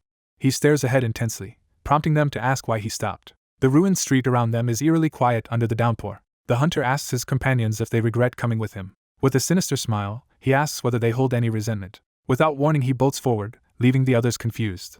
Realizing something is wrong, the remaining two agree it is safer to run after him. They decide to follow his lead and sprint despite not knowing the reason. They race through the rain-slicked rubble. The ruined passage ahead grows increasingly ominous. The three of them run hard through the shattered landscape. They approach a massive area of collapsed structures. The mother pants in fear as they push on. Ahead lies a mound of debris that blocks the way. A giant spider-like demonic beast suddenly emerges above the rubble. The monster drops down toward them, towering over the group. Yeosseum's mother stares in horror at the spider's many red eyes. The group cries out, recognizing it as a demonic beast. They recoil, one of them covering their nose or face in shock. The mother gasps as she notices something strange. She realizes glittering cobwebs stretch everywhere around them, ensnaring the group. Afterward, the hunter smirks that they ran so hard for nothing. Time passes and a candle burns quietly inside the store. The survivors rest around the sleeping injured, keeping vigil by candlelight. Sujin notes that the rain outside has finally stopped. Yeosseum, sitting apart and hugging her knees, reacts faintly. Sujin sits beside her and reassures her the others will be alright, while Yeosseum remains silent. Yeosseum admits she thought she could handle things alone but now sees she is still far from being strong and is told she is still a child who needs protection. She mentions that her aunt said the same, echoing the idea that she is still a child. Yeosseum confides that she wants to grow up quickly and become an adult. A sudden noise at the door startles both girls and they look over. Someone collapses to their knees just outside. Yeosseum and Sujin rush out, shouting for her mom. Yeosseum frantically asks if her mother is hurt. Her shaken mother mutters about the spider, confusing Yeosseum. Sujin expresses relief they returned safely and begins to ask about the escape route. The hunter and mother appear battered, and Sujin immediately realizes the boss is missing. The hunter's grim face makes clear something terrible happened. Trembling, the mother apologizes, saying they could not do anything. She recalls how the spider's web trapped them, stopping any rescue attempt. She remembers the boss being flung into the air by the beast. His body then fell lifelessly back to the ground. Sujin reacts in horror to the implication of his death. Yeosseum is equally shocked and devastated. They think back to the kindly boss who used to work at the store. Someone demands clarification about what was just said. The others stare wide-eyed as the revelation sinks in. The injured boy explains haltingly that Jungyeon's dad, the boss, is gone. Saying more overwhelms him, and he sways weakened. The children cry out for the boss and auntie in grief. Narration notes that night the rain, which had stopped, began pouring again. They collect rainwater in buckets, grateful for the new water supply. The mood inside is heavy as everyone works in silence. It is explained that the hunter was also wounded in the encounter. After learning of the uncle's death, Yeosseum's aunt sits unmovingly beside his body. Yeosseum reflects sadly on her mother, who witnessed exactly how he died.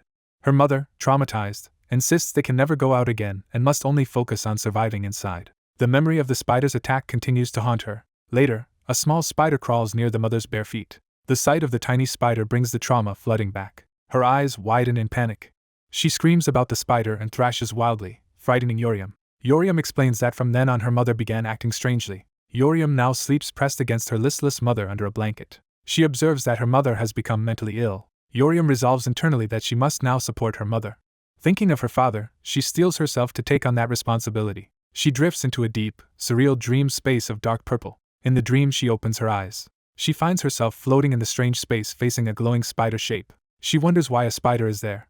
As it drifts away, she calls after it and tries to follow, asking to go together. Her bare feet begin to step across the eerie purple surface. She continues walking determinedly after the spider. The glowing spider hangs in front of her like an ominous symbol. Yeosseum looks up at it with a calm, entranced expression. Her face darkens as some realization or resolve forms. The dream shifts to the image of the boss hanging dead, reinforcing her trauma. Back awake, the injured boy stares at Yeosseum in uneasy concern. Yeosseum, eyes closed, murmurs softly to her aunt. Narration jumps ahead 2 weeks as someone ties Yeosseum's growing hair. The old hair tie snaps while being pulled through her hair. Her mother notes that it broke from long use. She asks if yeosseum wants to leave her hair down now, and yeosseum agrees. Yeosseum reflects that she has grown used to this harsh new lifestyle. Outside, in the ruined city, someone yells asking what another person is doing. Back inside, Sujin complains that the hunter tried to take Simon's food, arguing he does nothing to help. She defends the sick boy, saying he cannot even take medicine and will die if he does not eat. The mother watches anxiously, unsure how to intervene. The hunter sits apart, listening to their accusations. He narrows his eyes, silently displeased. The mother looks frightened by his reaction. She flashes back again to the nightmarish spider captive in webs. Shaken, she volunteers to give the boy her own food instead. The hunter scoffs, asking if they think they run the store now. He coldly states that the actual owners are dead, one slain by a demonic beast. Yeosseum steps out, continuing his sentence. She bluntly adds that the other owner killed himself. The memory of finding the boss's hanging body resurfaces. Yeosseum warns her mother not to be too kind in this brutal reality. Sujin and the hunter turn away, the tension between them unresolved. Sujin then pointedly asks the man if he is truly a hunter. She argues that a real hunter should prioritize protecting weaker people, unlike his selfish behavior. He tells her she has misunderstood hunters. He explains that hunters are chosen for power, not character, and their mere existence is what matters. He says ordinary people only think of hunters as saviors to rely on during crises, which he finds absurd. He demands to know why he should be considerate in this chaos, insisting they should instead consider his needs. His eyes harden as his thoughts darken. He chillingly asks what they could do if he decided to kill them all and take the food. The three women instinctively recoil, realizing how dangerous he truly is. With a sinister smile, he begins to repeat his threatening question. The hunter smiles warmly, seemingly relaxed. He casually claims he was only joking and asks why everyone is so serious. The hunter suddenly tenses up, startled by something he notices. He recalls that his current injury was caused by the spider. Yeosseum's mother watches him with a troubled expression. Young yeosseum and her sister think bitterly that calling this a joke is unacceptable. Yeosseum's sister insists this is no time for jokes and rebukes the hunter's attitude. The scene shifts to a peaceful sky, contrasting the looming hardship. A ruined cityscape shows the devastation surrounding the survivors. Yeosseum narrates that Sumin's condition improved. She notes that Sujin became more cheerful after Sumin recovered. She adds that once Sumin recovered, the hunter began looking increasingly displeased. Yeosseum admits she does not understand why, observing the adults from behind. She remarks that even their mother appears unwell and distressed. As a child, Yeosseum could not grasp why the adults were so anxious.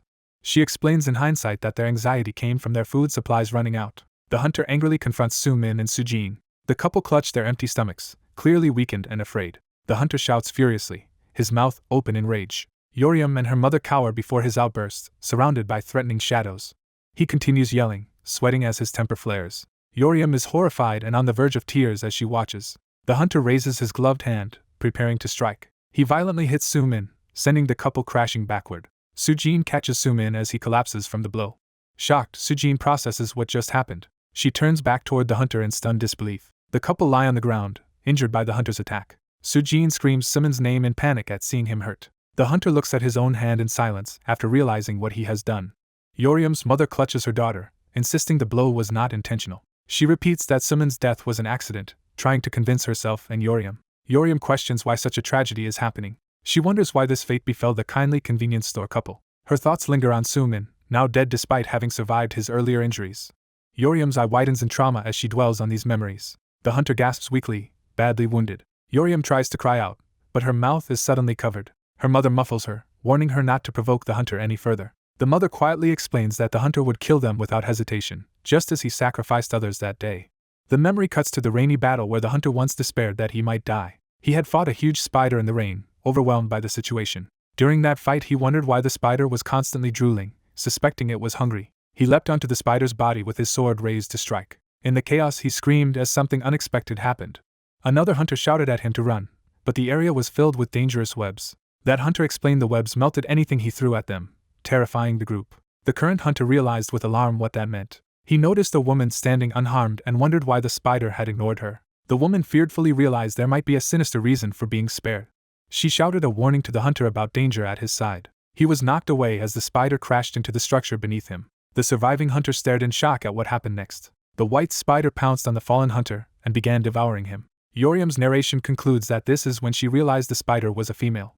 The devoured hunter grinned through the pain, recognizing it as a female demonic beast. Another man cried out in horror, calling to the hunter. The hunter coldly asked if the man really wanted to help. Then he ordered the man to sacrifice himself instead. The terrified man screamed as he was thrown toward the monster. Yeosseum's mother looked on in horror, covering her mouth. The spider loomed again in the rain after consuming the man. Its many eyes glared as it turned back toward them. The huge spider descended toward the remaining hunter, ready to attack. Back in the present, Yoriam's mother sits in the dim shelter as rain falls outside. Her eye trembles as she recalls the hunter's cruelty. She remembers asking the hunter afterward why he sacrificed that man, only to be met with indifference. He had justified himself, saying both of them would have died otherwise and that she survived thanks to him. Now, in the shelter, the mother tells Yoriam they must prioritize survival. Yoriam narrates that in this very place, a tyrant was effectively born. She reflects that for such a powerful hunter, weak people like them mean nothing. After asserting dominance, the hunter seized all their food and rationed it himself. He gave them only enough food to keep them barely alive. Yoriam kneels before a tiny piece of bread, stunned by the meager ration. She watches the hunter's feet as he leaves, the scrap of food lying in front of her. Later, the hunter secretly watches the starving family through a crack in the door. Yoriam narrates that from this moment, their hellish days resumed. Small debris falls near the mother as time passes in the dreary shelter. She sits hugging her knees, staring at a faint shaft of light from above. The mother looks up thoughtfully, weighed down by exhaustion. She lets Yoriam sleep against her, keeping watch. The mother quietly calls Yoriam's name as the girl lies listlessly. She asks if Yoriam is alright, trying to sound reassuring despite her own weakness. Close up, the mother's face shows deep worry and fatigue. Remembering her husband's last words, she despairs over how to care for Yoriam. She wonders how she can possibly protect Yoriam in this situation. The hunter announces that they will not receive food that day. The mother rushes after him, protesting as he claims there is too little food left and that he must take their share. She argues they have not eaten for a long time, while he insists he needs the food more to keep searching for an escape route. She pointedly asks if he has actually found a way out, and he admits he has not. Her frustration boils over as she processes his selfishness. She presses him on when he will ever find an exit. Losing patience, she yells that they trusted him, yet he took their food and gives no hope of escape. The hunter's eyes narrow dangerously at her challenge. The mother realizes she has provoked him and begins to sweat nervously. She flinches as he moves to strike, bracing herself. She forces a strained laugh, trying to defuse the situation. The hunter sneers, insulting her and calling her a useless beggar. Afterward they walk in tense silence, footsteps echoing in the empty building. The hunter suddenly clutches his injured arm and groans. The mother comments that his spider wound still has not healed. She notes that the wound even seems to be getting worse. Alarmed by this realization, she forms a desperate plan. The hunter, meanwhile, feels uneasy under her gaze. She stops and asks what he just said about his injury. He turns away toward the staff room, trying to maintain control. Outside, the ruined city emphasizes how trapped they all are. Holding Yoriam, the mother agonizes over what she should do. She wonders if the only way to protect Yoriam is to act against the hunter. Later, Yoriam weakly calls out to her mom. She tells her mother she is hungry, barely able to speak. The mother looks down in anguish, knowing she has no food left. She turns her back, steeling herself to take drastic action. The focus lingers on her back as her resolve hardens. She rises, leaving Yoriam lying on the floor. Soo-yoon curls up apart from them, equally defeated by hunger. Someone quietly calls Soo-jun's name to get her attention. Soo-yoon holds onto the mother's leg as she stands, sensing something is about to happen. Dark clouds gather, signaling another storm. Rain begins pouring down again outside the building. A container is set out to collect the falling rainwater. Elsewhere, the hunter doubles over, his infected arm throbbing from the spreading poison. He pulls up his sleeve and is shocked by how far the dark veins have spread. He panics, wondering if it is poison while thinking he must quickly find shelter. When he returns, the mother addresses him and asks if he went outside. She anxiously asks whether he managed to find an escape route. Her tired face reveals she is forcing herself to stay calm. She offers him the cup of rainwater, saying it is clean and urging him to drink. He questions why she is suddenly being nice, and she replies that they need him strong since he is their only way out. Satisfied, he laughs that she finally knows her place and reaches for the drink. He tells her to keep waiting obediently as he drinks the water. The hunter gulps down the cup, unaware of what she has done. The mother watches intently, eyes half-lidded, as the plan takes effect. She asks if he remembers explaining how demonic beasts invade worlds that are not their territory. When he confirms, she subtly compares him to those invaders. His vision begins to blur as the drug she mixed kicks in. She tells him that he, too, has invaded a territory that is not his. The hunter collapses unconscious at her feet, the cup rolling away. The mother stands over his body, expression firm and resolved. She calls urgently for Soo-yoon to come. Once they confirm the drug worked, they discuss how she simply combined several sedative ingredients. Soo-yoon complains nervously, and the mother clutches her injured arm, exhausted. Standing over the bound hunter, Soo-yoon asks if they are really going to kill him. The mother grips a rope and presses Soo-yoon, reminding her this man is responsible for her brother's death. She argues that even if it was an accident, he killed Soo-min and may kill them too, so they should wait instead for another hunter. They tie the hunter to a chair, hoping a better savior will eventually come. The mother steels herself and declares that they should go through with it. A rope hangs ominously, ready to be pulled. Together, the mother and Suyung start hauling on the rope to execute their plan. The image ends on the silhouette of the hunter's neck, implying they are about to hang him. A man is being hanged while two people pull on the ropes that lift him. The hanging man dangles limply from the noose. Two onlookers watch the hanging in terror and panic. The camera closes in on the man's back and the rope tight around his neck. The man suddenly opens his eyes while dangling and angrily calls his attackers beggars. The taut rope snaps or is cut, ending the hanging. The two attackers fall back onto the floor as the tension releases. The revived man, now free, stands and scolds them for setting a bad example. He glares furiously at them and threatens to kill them. The boy panics about what to do while the woman notes she expected him to wake, just not this soon. The woman regrets not finishing him earlier and thinks his quick recovery is typical of a hunter. She points out he is still dizzy, provoking him further as the boy struggles up. The hunter lunges forward to attack them. He grabs the woman by the head as he rushes past the boy. She knees him hard in the crotch while protesting. The hunter reels in agony from the strike. The woman screams that her eye hurts as both she and the hunter collapse. She grabs a metal pipe, preparing to attack again. Standing over the fallen hunter, she suggests his oversensitivity might be due to spider poison. The boy recoils in shock at what she is about to do. The woman raises the weapon and coldly orders the hunter to die. She repeats the command with growing intensity. Her murderous urge peaks as she screams for him to die. Blood splatters as her blow crushes the hunter's hand or body part. His body lies in a pool of blood while she stands over him with the bloody pipe. The boy trembles that the hunter looks dead, but she confirms he is still breathing. She turns to the boy with the pipe, beginning to propose the next step. She explains hunters heal quickly and warns that if they leave him, he could recover and attack them again. She urges the boy to avenge his brother himself, though he hesitates. She screams at him to do it now. The boy stands over the unconscious hunter, pipe raised high. He looks down, emotional, calling out to his sister Sumin. He remembers Sumin calling to him in the past. He steels himself, preparing to swing. The pipe clatters to the floor as he breaks down instead.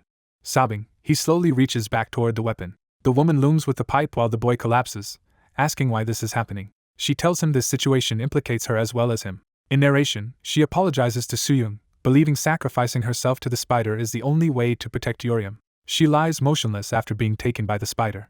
Narration states the spider opened its eyes, showing she has become its host. When Yeosseum wakes, she sees the spider's eyes staring at her from her mother's eyes. Her mother, now spider-like, approaches with food and urges Yeosseum to eat. Narration explains that to a starving young spider, the source of food is irrelevant. So Yeosseum begins eating the food her mother brings. She keeps eating the next day as well. She continues devouring food day after day. She eats desperately, as if someone might steal it or hurt her. The narration emphasizes that she just kept eating. Eventually, however, all the food runs out. Yeosseum recalls hoping a hunter would come rescue them. She believed they could survive in the ruined city until that happened. Instead, she and her mother simply ran out of food underground. Her mother, smiling eerily, decides the situation is still fine. The narration says Mom came back and gave her own body to feed her child. A voice insists it cannot lose its eyes or it will not be able to see her. The same voice refuses to give up its ears, or it will not be able to hear her. It rejects losing its mouth, or it will not be able to scream for help. Instead, it offers other body parts. A monstrous maw looms behind Yeosseum as the voice asks about those remaining parts. Yeosseum stands amid dust and rubble after this horror. She turns her head, expression blank and traumatized. Bright intersecting lines suggest jagged, painful memories or sensations. A blood-splattered hunter strikes down a monster while Yeosseum watches. Yeosseum stares ahead, blood streaked on her face. A female hunter with a sword notices Yeosseum standing among slain monsters. Other hunters approach, surprised, and call out to Minerva about what she is doing. Minerva realizes Yeosseum is a surviving child. Time shifts to the interior of a secure facility or shelter. Survivors are guided inside the shelter and helped to rest. An armored, masked hunter arrives, remarking in surprise. A healer in green confirms there were more survivors inside. The healer approaches Yeosseum warmly, introducing herself and asking if the girl is hurt. Off-screen, someone explains that Yeosseum has not spoken, only repeated one phrase. Yeosseum sits silently with a vacant, emotionless expression.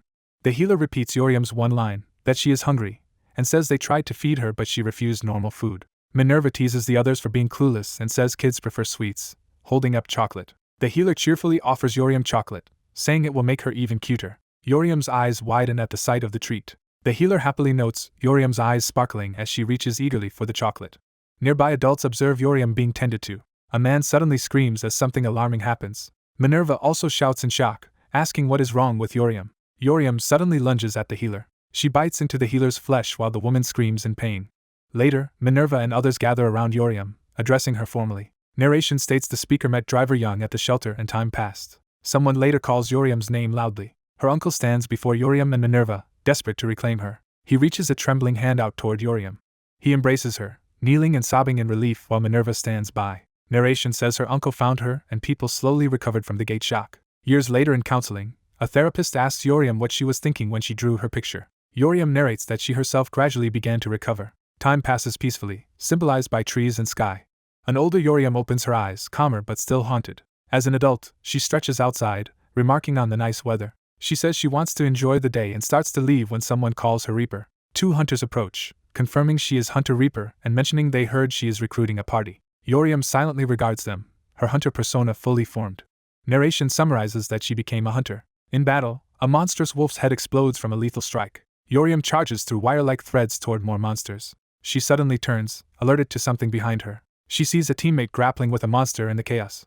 She sprints urgently, likely to help. A tall tower in a clear sky hints at the world of towers and gates. Inside, similar ruins, dust and light drift through the air. Narration says she met many hunters while sitting around campfires with different parties. She traveled with various parties and kinds of people. One hunter asks her if that is why she chose to become a hunter. She listens to him across the fire, intrigued. The man smiles at her with friendly interest. Yeosseum quietly returns his gaze, a bit flustered. Narration notes that one particular hunter seemed especially interested in her. The two of them walk alone together through the forest. Yeosseum thinks to herself that in a place full of active hunters, such romantic developments are natural. She tells him they have arrived at their destination. The scene shifts to mysterious ruins filled with faint blue light. The exterior of the crumbling stone structure appears through the haze. Together they enter the grand, ruined arches of the tower. Yeosseum is awestruck by the sight. She asks what the place is, and he explains it is preserved tower ruins that became a tourist spot. She admires its beauty and admits she never knew it existed. She walks ahead happily while he watches her. She explains that the tower walls contain an extraterrestrial mineral stronger than any on Earth. Pleased with herself, she thanks him for bringing her somewhere so nice. In that romantic moment, she leans in and kisses him. As their lips meet, she briefly questions what is happening. In the darkness of her thoughts, she worries the sudden kiss might be going too far since they are not even dating. She closes her eyes, conflicted but not pulling away. Suddenly a sinister purple aura engulfs them as something changes in him. She notices his eerie stare and mentally asks why he is looking at her like that. His unnerving gaze fills her vision and triggers her trauma. Her inner voice screams that she hates that look and recalls being told she must eat. A flashback returns to her mother holding out a severed, bloody arm while Yeosseum questions what she has done. Her crazed mother explains simply that they ran out of food. Young Yeosseum is horrified and drenched in sweat. She cries that she does not want to eat and that her mother is acting strange. Her mother counters by asking if she wants to starve to death. Muttering about her late father, the mother momentarily falters. She then reassures herself that her father will watch over her. Her words twist into a cruel question about whether Yeosseum still thinks her dad was strong. She rages that if he were truly strong, he would not have died of illness. She demands to know if Yeosseum understands what she has sacrificed for her. She asks if Yeosseum knows why their companions Sujin and the hunter are gone. She declares that only the strong survive, implying they were eaten so Yeosseum can live. Leaning in, she forces Yeosseum to acknowledge this brutal lesson. Terrified and sweating, Yeosseum grits her teeth. The memory ends on a shadowed image of Yeosseum forced to eat her mother's flesh in order to survive. A blood-stained knife lies abandoned on the floor, hinting at a recent violent act. A woman, covered in blood and missing an arm, kneels on the ground in shock or resignation. Someone thinks that if they lose their eyes, ears, or mouth, they will not be able to see, hear, or call for help. The injured woman says instead she will focus on something else. She ominously asks what will happen to the rest of her body. The bloody knife is swung, signaling another brutal act. A younger girl cowers on the floor, overwhelmed by terror. The girl's expression twists into madness as she clutches her head. The scene shifts to a quiet night over a city under the full moon. From a dark hole, someone calls out to Yeosseum in a trembling voice. The bloody mother reassures her child that she is fine and urges her to hurry. The mother, lying in a pool of blood, tells her daughter to consume her body. The girl stares at her dying mother's peaceful face. The mother's eyes slowly close as life leaves her. The girl watches her mother die, frozen in disbelief. In the present, Yeosseum frantically begs a man not to do something. The man asks if she is alright while Yeosseum hides her face, demanding he not look at her. She shudders, saying she cannot bear being seen with those eyes. The man recoils, startled by her reaction. Yeosseum, engulfed in purple power, screams at him to stop looking at her. The moon shines overhead as this confrontation escalates. A close view of the man's collar hints at his restrained or controlled status. He stands stunned, trying to understand what is happening. Yeosseum appears in front of him as his body falls, implying she has attacked. Horrified, she realizes something is terribly wrong. Yeosseum breaks down crying, convinced she has killed someone. She lets out a desperate scream into the night. Overcome by voices and power, she clutches her head as madness floods in. A system message announces that she has fulfilled the conditions to become the apostle of gluttony. Yeosseum's face contorts as the awakening fully takes hold. The system repeats that she has qualified as the apostle of gluttony, while her power explodes around her. Regaining composure, she breathes out in strange satisfaction. Her lips curl into a pleased, hungry smile. She grabs the fallen man by the head with claw-like fingers. Yeosseum pins him down, ready to devour him. A new power activates as she leans in and, with a twisted cheer, invites her ability to feast. She narrates that this horrifying incident was how she awakened, and that she loves being gazed at with affection. In blood and sweat, she hungrily pulls something like entrails toward her mouth. Laughing manically, she eats while asking her unseen mother if it tastes good. She concludes that nothing is more delicious than the flesh of those who love her. She mentally commands others to love her. She wants people to gaze at her with affection. She explains that she desires this love so she can eventually consume them. She vows to eat others in proportion to how much they love her. She comments that a disturbing rumor has begun circulating. Other hunters chat that government hunters now investigate crimes committed by their own kind, catching Yeosseum's interest. Hearing this, she is surprised and wary about such hunters. She admits she had forgotten about this possibility, and is shocked such enforcers exist. She decides to keep acting as clueless Yeosseum so no one will suspect her. Still, she reminds herself to stay cautious.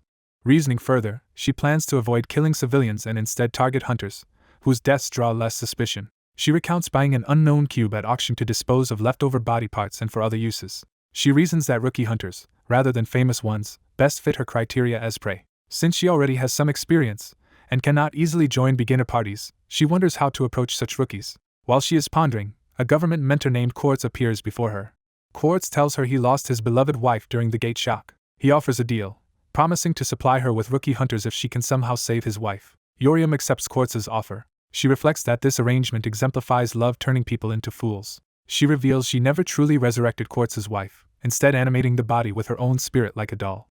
She questions why she should bother going any further to help him. She decides that working within the mentor's shadow is the safest way to continue killing without being caught, and notes how easily he was deceived. Later, Yeosseum lies in bed complaining that she is tired of eating the same kind of prey and cleaning up afterward. She casually scrolls through a tablet, seemingly looking for new information. She receives what Quartz says is the final dossier on a rookie hunter target, and acknowledges this will be her last one.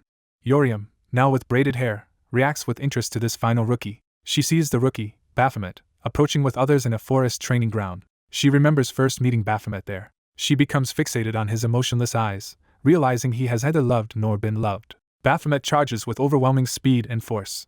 He smiles fiercely as he attacks, enjoying the fight. A blinding vertical strike of power descends. Baphomet rides that power down like a spear toward his target. Yeosseum stands in its path, bracing herself. She wonders what will happen if this loveless man ever falls in love with her. She specifically imagines what it would mean if he fell in love with her personally. The perspective shifts to a quiet house exterior, transitioning scenes. Water drips in a bathroom, suggesting a calm moment before reflection. Yeosseum stands wrapped in a towel before a mirror after bathing. Looking at her reflection, she notes that she now has the eyes of someone in love. She clarifies to herself that Baphomet is the second person she has loved, after her mother. She admits that eating the person she loves is her ultimate desire. She gleefully anticipates that devouring him will be an especially delicious meal. Back in the present battle, fiery chains ignite with overwhelming power. Yeosseum is engulfed in the flaming chains, screaming in agony. Baphomet swings his glowing weapon down with lethal intent. His attack sends a massive arc of energy toward Yeosseum amid the flames. Her monstrous, many-eyed shadow form roars in fury. The clash detonates into a huge explosion. Smoke and dust billow, obscuring the ruins. Yeosseum is blasted back from the blast, trying to regain control. Baphomet rushes her through the smoke for a follow-up strike. He closes in, his flaming hand ready to land another hit. The impact flings both of them away in another fiery explosion. Yeosseum shields herself, barely enduring the blast. She senses another attack coming from the side and turns in alarm. A heavy, chained weapon smashes into the ground with great force. The shockwave ripples under Yeosseum's feet as debris flies. She realizes in horror that her arm has been severed. Close up, she stares in panic and disbelief, sweat running down her face. Baphomet's chain scythe whirls menacingly through the air. He stands through the smoke-swinging chains on both sides, exuding killing intent. He hefts the scythe onto his shoulder, ready to finish her. He unleashes another devastating chain slash that carves through the battlefield. The attack slams into Yeosseum, sending her flying.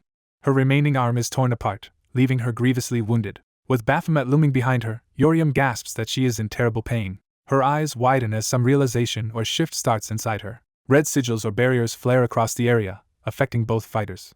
A brutal red force tears through Yeosseum's body. She collapses on the ground, bloodied and broken, while Baphomet stands over her with his weapon. Shaking and bleeding, Yeosseum still tries to smile weakly. That smile twists into a dark, shaky laugh as she looks up at him. Baphomet steps toward her, startling her again. Terrified, she begs him not to come any closer. He ignores her pleading and advances, power crackling along his weapon. She keeps repeating that it hurts, overwhelmed by the physical and emotional pain. She points out again that it hurts as she grabs the searing edge of his power. In tears, she stammers, desperately asking him not to continue. Baphomet raises his massive scythe high, preparing the decisive blow. With glowing red eyes, he declares that he will end it here, calling her Reaper. He leaps into the air and swings the scythe down toward the helpless yeosseum. She reacts in shocked disbelief as the strike descends. The blade halts at her neck, hovering instead of cutting. Yeosseum realizes he stopped short, eyes widening in confusion. Baphomet leans in close as she whispers his full name, Cha Minwoo. Tears stream down her face as she confronts her feelings for him. He looks back silently, equally conflicted. Suddenly, her many-eyed shadow power surges up behind him, poised to attack. Baphomet spins and unleashes a powerful counterattack to break free.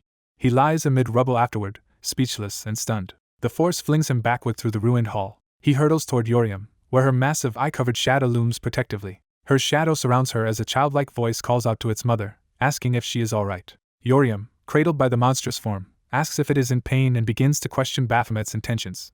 Face torn and eyes mismatched, she asks if he truly meant to kill her. She reasons aloud that of course he would, since she tried to kill him, yet she struggles to understand a strange new emotion. She realizes how crushing it feels to know that someone you love might be the one to kill you. She wonders if this despair is what every victim she devoured once felt. Overwhelmed by guilt, she admits she should never have done those things. Her shadow self questions its own identity, asking who it really is. Baphomet, lying on the ground, wonders what just happened and why he acted as he did. Yeosseum's body trembles amid swirling purple energy as she begins to break down. She cries out in agony as the shadow overtakes her form. The merged yeosseum shadow entity screams, power spiraling violently upward. Baphomet watches as her transformed, eye-covered form rises in a vortex of purple energy. His eyes glow as he faces her new berserk state. The monstrous shadow, eyes bulging, begins to stutter a word, trying to address her as Mom. One enormous glowing eye opens fully, signaling the complete loss of control. A system alert proclaims that the Apostle Reaper has gone berserk, as yeosseum's terrifying new form hovers in the air. A mass of purple eyes erupts as something sensing danger reacts in shock. The eye-covered entity weakly calls out to its mother. A spear-like object pierces into the purple mass. The many eyes start to lose focus, trying to ask what is happening. A dark spider-like form lifts an unconscious long-haired woman in the air. Darkness begins crawling up the woman's arm as she hangs there. Corruption spreads over her body as she lies still, transforming. She fully awakens in a radiant, winged, many-limbed form overflowing with power. The transformed woman stands composed, her new body radiating dark energy. She opens glowing eyes and smiles with sinister confidence. A weary man in black faces this overwhelming form, dwarfed by her presence. She calmly invites him to merge with her and become a single being. She adds that they can remain together forever as tendrils curl around his leg. She promises they will hide away in a place unknown to anyone. She clarifies that this secret place will be their nest where they can stay together. The man, head lowered, softly questions the idea of being together forever. She happily confirms that they will indeed be together forever. He lifts his head and asks again about being together, as if probing her words. She answers with a loving smile that they will be together. She confesses her love and insists he loves her too, certain of his feelings. She explains that fusing in a hidden nest is the only way they can be together. The man smiles darkly and says that if she truly loves him, then. He coldly asks if his eyes really look like they hold love for her. He reveals that there is no love in his gaze, undercutting her delusion. Shocked, she demands to know what he means by those words. He casually says he only pitied her. He mocks her earlier trembling to survive as pathetic even in his eyes. He states he never sought love and claims she was the one desperate for it. He admits he merely played along with her feelings for a time. As she moves to end things, he yells in refusal, rejecting her conclusion.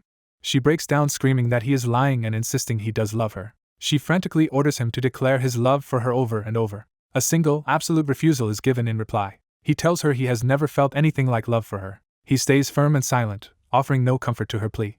Enraged, she charges while screaming that he is lying. The man stands still, gathering his resolve amid the chaos. A memory surfaces of a girl with braids touching her head, foreshadowing. He closes his eyes, remembering someone important. The same girl is shown again, touching her braid near her ear. A serene woman in white appears in his mind as a guiding figure. Recalling her, he utters the command to use a certain power. That command summons the imposing red-black knight Baphomet behind the woman. An earlier dossier reveals his code name is Baphomet, real name Cha Minwo. A purple-eyed girl reacts with interest upon seeing his profile. The file notes he wields many weapons, is irregular, and may reach S rank. The girl who read the report grins, calling him interesting. Her younger self wonders why her older self looks so pleased. The younger girl assumes her older self will simply kill this man anyway. The towering tower of Labyrinth stands, the site of his future feat. Inside a dungeon, two armored enemies face an unseen opponent. Minwo appears before them, relaxed, holding chained weapons. The enemies regard him warily, sizing him up. He smiles with calm confidence. Manhwa then annihilates them in a blur of chain blades. The braided girl and younger girl watch his strength in awe. The younger girl thinks that if it is this man, something might change. She remembers him slaughtering demons in a red battlefield. She affirms inwardly that if it is him, her hope may be justified. She recalls another scene of him decisively crushing an enemy. A voice reminds that hunters must stay prepared for sudden disasters. That same voice warns that even small injuries can escalate. The woman gently bandages Manhwa's hand, praising him for clearing the tower. She tells him he is strong. Watching them, the younger girl thinks his current strength is still insufficient. Her inner resolve says he must grow strong enough that no one can kill her. She had once asked him directly to kill her, but inwardly she begged him to save her. Back in the present, the transformed woman trembles with anguish. Under the red moon, she screams liar at him in fury. Manhwa surges upward toward her, empowered. He steals his expression, remembering the promise linked to his power. The white-clad woman of his memory stands as the source of that power. In that memory, she instructed him to use this power when he loses the will to fight. Now he activates that power aloud. A massive explosion of force clashes with the Spider-Woman's energy. She shields herself from the blast with her arms. She peers over her arm, searching for what attacked her. Suddenly Baphomet's shadow looms behind her, startling her. Meanwhile, the city outside remains unaware of the coming chaos. In a cafe, a barista serves a blonde woman her drink. The blonde happily accepts and asks if they can take a photo together. As she prepares, she suddenly senses something ominous. The barista calls to her, as she stiffens in shock. A red-haired woman rushes up, and they both confirm sensing a vicious energy. People outside notice something strange as the sky changes and the moon looks odd. The crowd pours out, staring upward in alarm. The blonde and redhead look up, stunned by what they see. They realize the moon has turned completely red. Someone notes there was no forecast of any lunar eclipse like this. The blonde stares at the red moon with growing dread. Elsewhere under a normal night sky, someone asks if another person understands. Adventurers are instructed that support roles must stay back from demonic beasts. A pink-haired support girl looks up, puzzled by something changing. She and her leader also see the moon suddenly turn blood red. In another locale, calm buildings stand beneath the same ominous sky. A hand presses to the ground as someone does intense training. A silver-haired man balances upside down on one arm in a courtyard. Sweat drips down his face as he continues the extreme exercise. He clenches his eye, still holding the pose with determination. Noticing the red light beyond the doors, he drops down and turns. He looks toward the red moon in silent concern. The view shifts to another lit building under the same disturbance. That same man, now in uniform, visits a columbarium wall of urn niches, a family photo silhouette, and note hint at the loved ones he lost.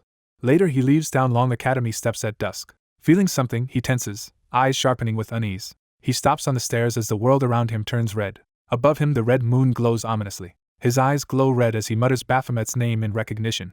Elsewhere a suited man under the red sky breaks into a nervous sweat. He silently stares upward from a barren field, unsettled. Turning, he sees something colossal forming against the red wall and questions it. Black-red energies swirl as a gigantic gate-like structure manifests. The distortion grows stronger, solidifying into a massive demonic gateway. From within it, the many-winged Spider Queen descends into the red realm. Her eyes open, now infused with red-tinged power. Baphomet's armored hoof steps forward through the swirling miasma. Under the red moon he advances, his name whispered in fearful recognition. A monstrous red grin and eyes emerge from the darkness, heralding him. Baphomet launches at the queen, clashing violently with her. His clawed strike arcs toward her in the chaos. She counters with whipping limbs as they trade massive blows. The queen is knocked back, still airborne. She hovers amid the shattered architecture, preparing another attack. Baphomet recovers from the impact, readying his weapon again. His burning eyes narrow as he gathers more rage. He slams into her once more, overwhelming her guard. He pins her down with brute force, pressing the assault. She unleashes a destructive wave of power that tears the surroundings. Debris pelts her as she staggers under the strain. Bleeding and shaken, she whispers why this is happening. She screams why at him in anguished rage. A towering shot reveals Baphomet dominating her in size and power. She turns, still unable to comprehend why he opposes her. Her long hair whips as the red world churns around them. She looks back at him, realizing she is being hunted. She laments that he should have pretended ignorance and escaped with her. Baphomet accuses her of being unable even to run because of her crimes. He says he does not care that she is a murderer or how many she killed. She shouts again, demanding to know the real reason. His spear hurtles through the air toward her. The weapon skewers her torso, spilling blood as he closes in. She stares weakly at him, stunned by the fatal blow. He vows to kill her, fulfilling the resolve he made long ago. A flashback shows Manhwa deciding on their first meeting that he would one day kill her. He reveals that every interaction with her was only to eventually capture her. Now, as Baphomet, he declares this is the end for the Reaper and swings again. Mortally wounded, she gasps in disbelief and pain. In another time, the braided girl cheerfully talks while Manhwa checks his phone, contrasting the grim present. The white-haired woman with glowing purple eyes writhes in agony as something monstrous stirs inside her. In the present, a man and woman meet outside a building, seemingly discussing something serious. The tormented woman's eye opens wider, her expression twisting with pain. The man remembers the woman gently cupping his face, their relationship clearly intimate. Her eye glows brighter as the internal struggle intensifies. He recalls an intimate embrace, suggesting their bond once went far beyond simple affection. In a blood-red hall, a horned armored figure stands as if guarding a ruin. The red-haired armored demon turns, dark power pulsing from his body. The pale woman collapses at his feet, nearly consumed by her transformation. An ominous silence falls over the crimson sky. The horned knight stands with his back turned, spear in hand, reacting to the disturbance behind him. A desperate, childish voice from the woman declares she is starving. Staggering toward the knight, she repeats that she is hungry and must eat. Her clawed hands clench and drag as she obsessively mutters about her hunger. The towering knight looks down at the frail girl trembling before him. He raises his spear high, preparing to strike her down. The spear drops like a guillotine toward her. Hearing the word mom, the knight suddenly hesitates. Time seems to pause as the girl's face softens, no longer feral but strangely calm. In a bright inner space, she sees a smiling woman approaching her with open arms.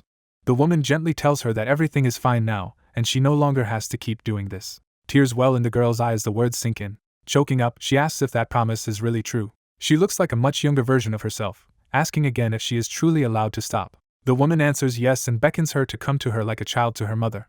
The girl reaches out, accepting the offered hand. She leaps into the woman's arms, clinging to her in relief. Overwhelmed with happiness, the girl laughs while hugging her. Back in reality, the knight's spear has already crushed the girl's body into a bloody stain. He stands over the spreading pool of blood, having ended her suffering with a single blow.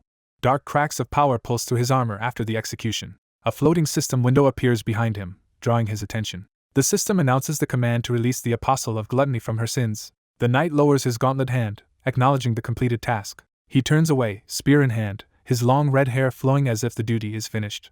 A tear runs down his cheek, revealing the emotional weight of killing her. Elsewhere, a plane flies above a futuristic city at night. The narration indicates this city is Manhattan in the United States. A mysterious dark tower identified only as the Tower of rises over the city. Inside, an exhausted armored hunter pants in fear. Bloodied and shaken, he demands to know what kind of being he is facing. He screams that he is an elite S-rank hunter, among the strongest in his country. Enraged at being humiliated by what he calls a demonic beast, he demands the enemy's identity. As he yells again, a dark figure wreathed in blue flames closes the distance. The hunter suddenly feels something wrong, confusion written on his face. He sees his own still beating heart held in the enemy's hand and realizes how fast he was defeated. The cloaked warrior utters the codename Raven as he crushes the heart. The black-armored, winged fighter reappears, streaked with blood and blue aura. His mask glows as he calmly introduces himself as Raven. Nearby stone begins to float, hinting at the immense power he is unleashing. Outside, a cylindrical tower looms, its windows like barred cells stacked to the sky. Debris and dust swirl as a new violent clash begins. Blinding light bursts through dust, signaling a ferocious attack. Twin blades of light carve through the space toward the enemy. A monstrous beast with red eyes and long claws exchanges blows with Raven in close combat. The beast's crimson eye narrows on its prey. Raven's own blue eye focuses coldly in answer. As the beast roars, Raven notes that this target will be the last one. Raven faces a horned, winged demon wreathed in red energy, and launches himself upward with his sword. He steadies his breathing and dives in for the finishing strike. His blue eye sharpens as he concentrates all remaining strength. He mentally repeats that this is the final enemy. Blue flames erupt along his sword as he channels his hidden power. Cloaked in that blue fire, Raven swings down on the demon. The demon's body twists midair, trying to counter the assault. Raven's blazing strike cleaves through, sending the demon crashing down in an explosion of blue energy. The demon's mask-like face distorts, still burning in the aftermath. Raven stares back through the flames, equally consumed by power. The demon's red eye flickers as the blue fire closes in. Raven screams, pushing the attack to its limits. The shockwave of his finishing move engulfs the demon in a vortex of blue light. The demon's silhouette dissolves within the searing flames. Raven lands heavily amid falling debris, surrounded by the remains of the blast. The demon's burnt corpse hangs for a moment before crumbling apart. Exhausted but upright, Raven turns away from the fading enemy. A faint smile crosses his face, relieved it seems to be over. A system screen appears as he thinks that this should finally be the end. The quest window confirms he has eliminated the boss of the Tower of Abyss. Another notification states that he has completed every quest assigned to him. The system promises to grant him a hidden skill as a reward. A bright magic sigil materializes before him, radiating his impending new power. Raven reflects bitterly that this long ordeal is finally over. He believes that with this new skill he can restore his life to how it once was. As he reaches to activate it, an error message suddenly flashes. The system reports an unexpected malfunction and cannot launch the program. It tries and fails to find any solution to the error. Shocked, Raven demands to know what is happening as the word error repeats. Another window questions whether the foe he defeated truly was the boss of the Tower of Abyss. Multiple warnings simultaneously appear, confused about whether the slain entity was a boss or demon beast. In the darkness, a strange charred mass begins to move again. A single red eye snaps open from within the ruined flesh. The system abruptly declares that the boss of the Tower of Abyss was not successfully eliminated and denies him regression. A gigantic pair of red eyes looms behind Raven, revealing the true foe still exists. Sensing danger, Raven detonates blue power around himself as a shield. He realizes something is wrong, his instincts screaming.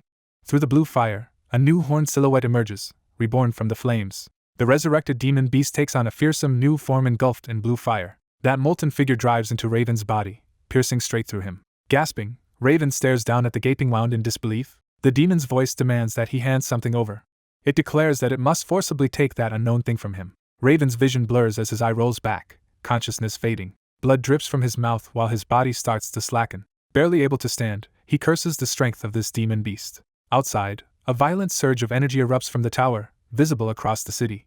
Later, another, more traditional-looking tower stands silently, topped by a black crystal. Armored footsteps approach through the forest toward that tower. A knight from the Hunter Central Information Team, Marker, wonders aloud why the assigned hunter has not arrived. A robed man hurries up apologizing and blaming traffic for his lateness. The newcomer introduces himself as reporter Kim Yunho, while Marker says he has just arrived too. Looking at the distant structure, they identify it as the Tower of Pride and state it will be cleared today. Excited, Yunho vows to film everything until the tower's conquest is complete. Marker asks if the reporter will be all right in danger since he is an awakener with no battle experience, and Yunho replies he is good at running. Marker reminds him that the information team's job is to survey towers first, but explains they have been too busy recently to monitor this one properly. Narration explains the Guard project was created to prevent another catastrophic gate shock. The World Hunter Association, based on U.S. investigations, learns of a fast-approaching gate shock and calls for global hunter support. Prominent guilds from many countries send hunters to reinforce underdeveloped nations threatened by these towers. Thanks to that project, the risk of gate shock drops drastically worldwide. Yunho notes that things have been relatively stable for about a year and a half. Marker says a hunter from the Guard project will be responsible for clearing this particular tower, which piques Yunho's interest for an interview. Marker adds that the original assigned hunter had an issue, so another will come instead, though this is outside his official jurisdiction. He reveals that the substitute is the famous hunter known by the codename Baphomet. Yunho reacts in shock, explaining that every reporter knows of the legendary hunter Baphomet. He recounts that Baphomet cleared towers in Ethiopia and surrounding Pura countries and is revered as a hero there. The eager reporter demands to know where this famed hunter is, while Marker says Baphomet has not arrived yet. Marker then spots someone approaching and says the hunter is finally here. A hooded, faceless figure in a long cloak walks slowly toward them. The cloak hides every feature, adding to his mystery. The cloaked man stops before them, his identity still concealed. Marker cautiously asks if he really is Hunter Baphomet. The cloaked stranger affirms that he is, but suddenly coughs violently. Concerned, Marker asks if he is unwell, and the man awkwardly claims he only has a cold. The two observers are bewildered that a powerful hunter could even catch a cold. Yunho whispers that this supposed Baphomet seems odd and wonders if he is genuine. Marker nonetheless opens a system interface and sends a party invitation to Hunter Baphomet. The system confirms that player Marker has invited player Baphomet to the party. The three of them walk together under virtual countdown windows marking the party members. Yunho and Marker exchange uneasy glances, still unsure about their companion. The hooded man remains silent, his face completely obscured. A system message appears above them stating that the party invitation has been accepted. Yunho remarks that, system-wise, it does seem to be the real Baphomet. Marker explains that this tower has a single entrance, and is a type cleared by hunting demon beasts. Hearing that, Yunho jokes that his non-combat abilities might be useless, but Marker says he and Baphomet can handle the fighting. Marker notes that the hunter's S-rank evaluation was postponed because of his work with the Guard project. The cloaked man replies that since Marker is now in S-rank, he wants to see what Marker can do. Yunho excitedly suggests that with a reporter present, Baphomet can raise his reputation at home instead of just abroad. The cloaked man agrees out loud, while internally starting to panic. In his thoughts he screams that he is in serious trouble. He realizes his companions are growing suspicious of him even as they walk toward the tower. Still pretending to be Baphomet, he nervously wonders what he should do next. The goat-headed minions argue about imitating their master's speech, noting he has become more sociable. A hooded figure asks what is wrong. The armored hunter, startled, brushes it off and says nothing is wrong. The two walk apart in the forest, tension lingering. The hooded figure guesses the other is afraid of being exposed. The minions worry they will be scolded if they are discovered, which contradicts what they heard. The minions clarify they fear being seen by others more than by their master. Their master darkly wonders if they fear others more than him. Outside, the hooded man trembles, drawing the attention of another robed ally. The minions stress that no one can know they were summoned by their master, while the knight decides to enter the tower. The hooded man declares he will lead them in the tower and tells the others to focus only on survival. Internally, he decides the best way to dispel suspicion is to simply show his power. The party steps through the blinding entrance of the tower. Light cascades around them as they transition. Under the moonlit sky, they reappear in what seems to be another forest. The knight is confused that the tower floor is again a forest. A clawed beast appears, hinting at an ambush. They see trees full of red-eyed demon beasts surrounding them. The knight notes that demon beasts are waiting right at the floor entrance. As the beasts charge, a circular barrier or force expands around the trio. The hooded man prepares himself within the barrier. His eye glows red, revealing his hidden power. With overwhelming strength, his goat-headed summons massacre the demon beasts. One minion dives violently toward more enemies. Another follows, continuing the aerial assault. They keep cutting down beasts amid showers of blood. A close-up shows a minion's blood-splattered red eye, intent on killing. Blazing white slashes of energy tear through the monsters. The knight and mage watch in disbelief, barely able to process what they are seeing. The hooded man lands cloaked in power. Observing the carnage, he muses that S-rank strength is truly on another level. Elsewhere, rock walls are scarred by their rampage. Horned beasts on a cliff are thrown back by the onslaught. The impact shatters the ground below. A minion cleaves into a horned beast pinned to the rock face. The horned herd is slaughtered en masse. A skeletal warrior's skull is struck, signaling another battlefield. The skeleton leader reacts as its bony face cracks. The goat minions leap into a room full of skeleton soldiers through bands of light. The skeleton troops turn as a massive, ominous shadow appears behind them. A crowned skeleton overlord reveals itself among them. The skeletal king howls in fury. The goat minions charge at the skeletal king from both sides. Light blades smash them away before they can land a blow. Elsewhere, a red beast unleashes a glowing energy sphere. Another monster does the same, demonstrating multiple elemental attacks. A reptilian demon also launches a blazing orb. One minion watches, eye wide, realizing the threat. The energy barrages devastate more enemies as tigers and beasts are torn apart. A system window reports that floor 99 has been cleared, while the knight stands stoically and the mage sweats in awe. The mage marvels that they advanced this far in only half a day. He acknowledges defeat but insists A-rank hunters could also move that quickly. The knight questions his lingering suspicion toward the hooded man, suggesting the stranger might hold insider information. The mage reflects that the system program is more fragile than he thought, citing unregistered awakened people using illegal hacks. He considers the possibility that someone copied Hunter Baphomet's data into an illegal program, but finds something odd about that. He wonders why such criminals would bother clearing a tower for Baphomet if it were only about stolen data. The knight entertains the idea that the hooded stranger might truly be Hunter Baphomet, recalling how overwhelming Baphomet's power felt from afar. However, he senses none of that overwhelming presence from the hooded man now. The hooded man silently listens, red-eye visible beneath the cowl. The knight worries aloud that their companion keeps doubting them, but reasons the man is unsure and will not act rashly. The hooded man urges them to hurry and clear the tower, and the knight agrees to move on. A hand reaches toward the next floor's mechanism. The hooded man touches the wall in silence. Standing before ornate doors, he notes how unnervingly quiet it is. The mage suspects there is a special method required to open the door. They find a circular stone device inscribed with runes and a central slot. The knight explains that 4 more identical devices exist, likely linked. The hooded man is surprised by this puzzle. Examining the slot, he reasons that something needs to be inserted there. He nervously glances around, considering options. They map out that 5 such devices form a pentagon, and deduce they must all be activated simultaneously to open the door. The hooded man wonders what must be inserted, then notices something on the ground. The knight suggests they use the magic stones from the slain beasts. An armored hand reaches for a crystal. The mage's hand continues the motion, cooperating. He places the magic stone into one of the devices.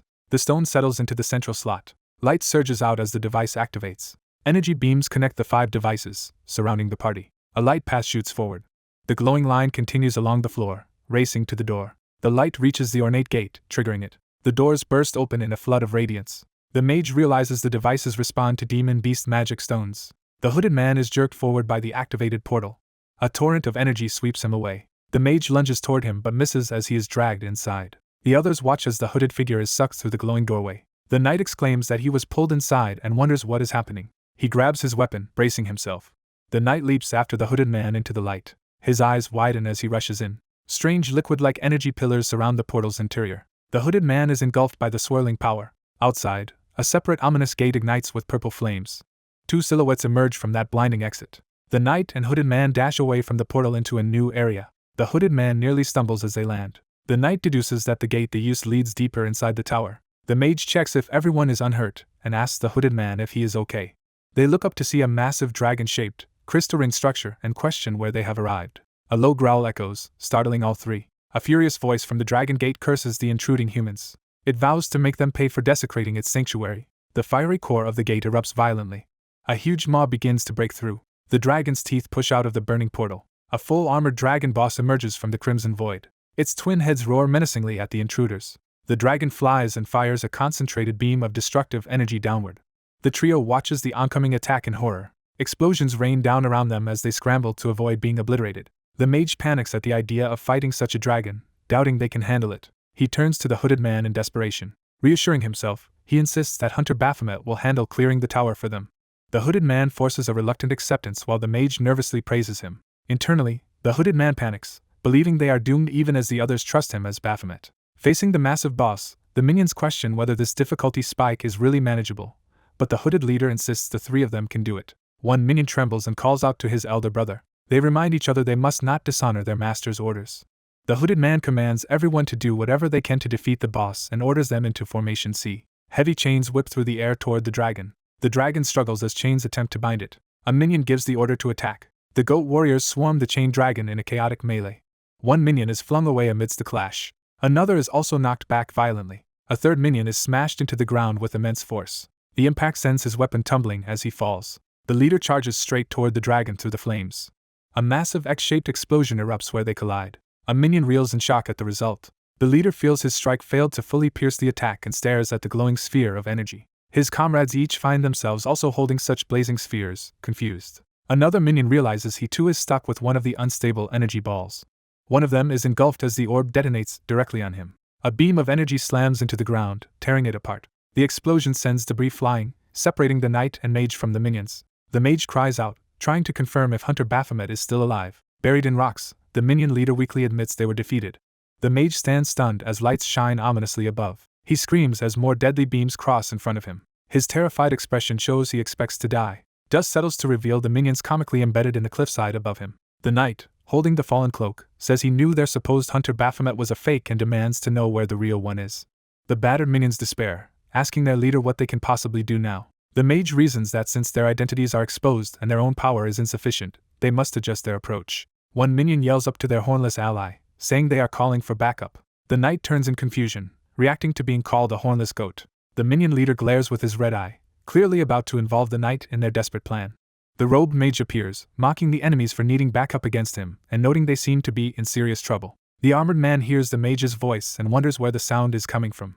A shadowy figure is pleased that the situation has become entertaining. The skeletal-robed summoner fully manifests before the group through a glowing green portal. The summoner explains he is enjoying this because he gets to watch everyone be defeated, enraging the others. He notices the armored man, casually introduces himself as one of his master's summoned helpers. The dragon boss readies a powerful breath attack. The dragon unleashes a massive energy blast from its jaws. The beam devastates the area around the party. The glasses mage survives behind his shield spell, coughing amid the rubble. The summoner's barrier has protected everyone from the blast. A horned demon comments that the mage's protection spell is impressive and notes the boss is tough. The dragon acknowledges the enemy as a formidable opponent. The small goat-headed summon panics as the summoner considers warping their master in, saying that was not the reason he was called. The goat brother worries that if their master learns they disobeyed orders they will be punished. They clarify that their plan is to defeat the boss without involving their master. The glasses mage, confused by their conversation, wonders what is even happening. The dragon seethes at their arrogance. Enraged, the dragon demands to know how they dare speak arrogantly before him. He orders them all to die and prepares another devastating attack. The group stares upward as the battlefield turns bright. The dragon's beam slams down toward them. A massive shield dome forms on the ground, taking the impact of the blast. The dragon is surprised that the attack was blocked. The protective sphere holds firm inside the crater. A single vertical eye within the sphere opens. One goat brother charges the dragon using a summon beast called Steel Goatee. Someone grips a weapon tightly, preparing to counterattack. The dragon dives down to meet Steel Goatee's assault. The dragon suddenly reacts as an arrow or strike hits its gemstone chest. The dragon is surprised to have been injured. The goat-headed summon speculates that the barrier is what is nullifying their attacks and thinks dealing with it might change things. Another monstrous ally opens its jaws wide, charging forward. The summoner calmly stands as one of the goat brothers crashes uselessly behind him. A cutaway gag shows how easily the allies and their previous summon were overwhelmed by the dragon. The summoner orders the goat brother to call in more summons, complaining. A new, flamboyant female demon arrives with a loud laugh. 3 goat sisters appear, boasting that they will display perfect and beautiful power. Immediately, the sisters are struck down with screams as they charge. Another gag panel shows even they are easily defeated compared to the rest. The goat commander, frustrated, demands to summon more reinforcements again. A mounted goat knight laughs, urging his comrades to bring glory to their master. Their next charge is also casually deflected. Another goat warrior taunts the enemy about tasting blood as he charges in. Yet again, the attacker is casually knocked away.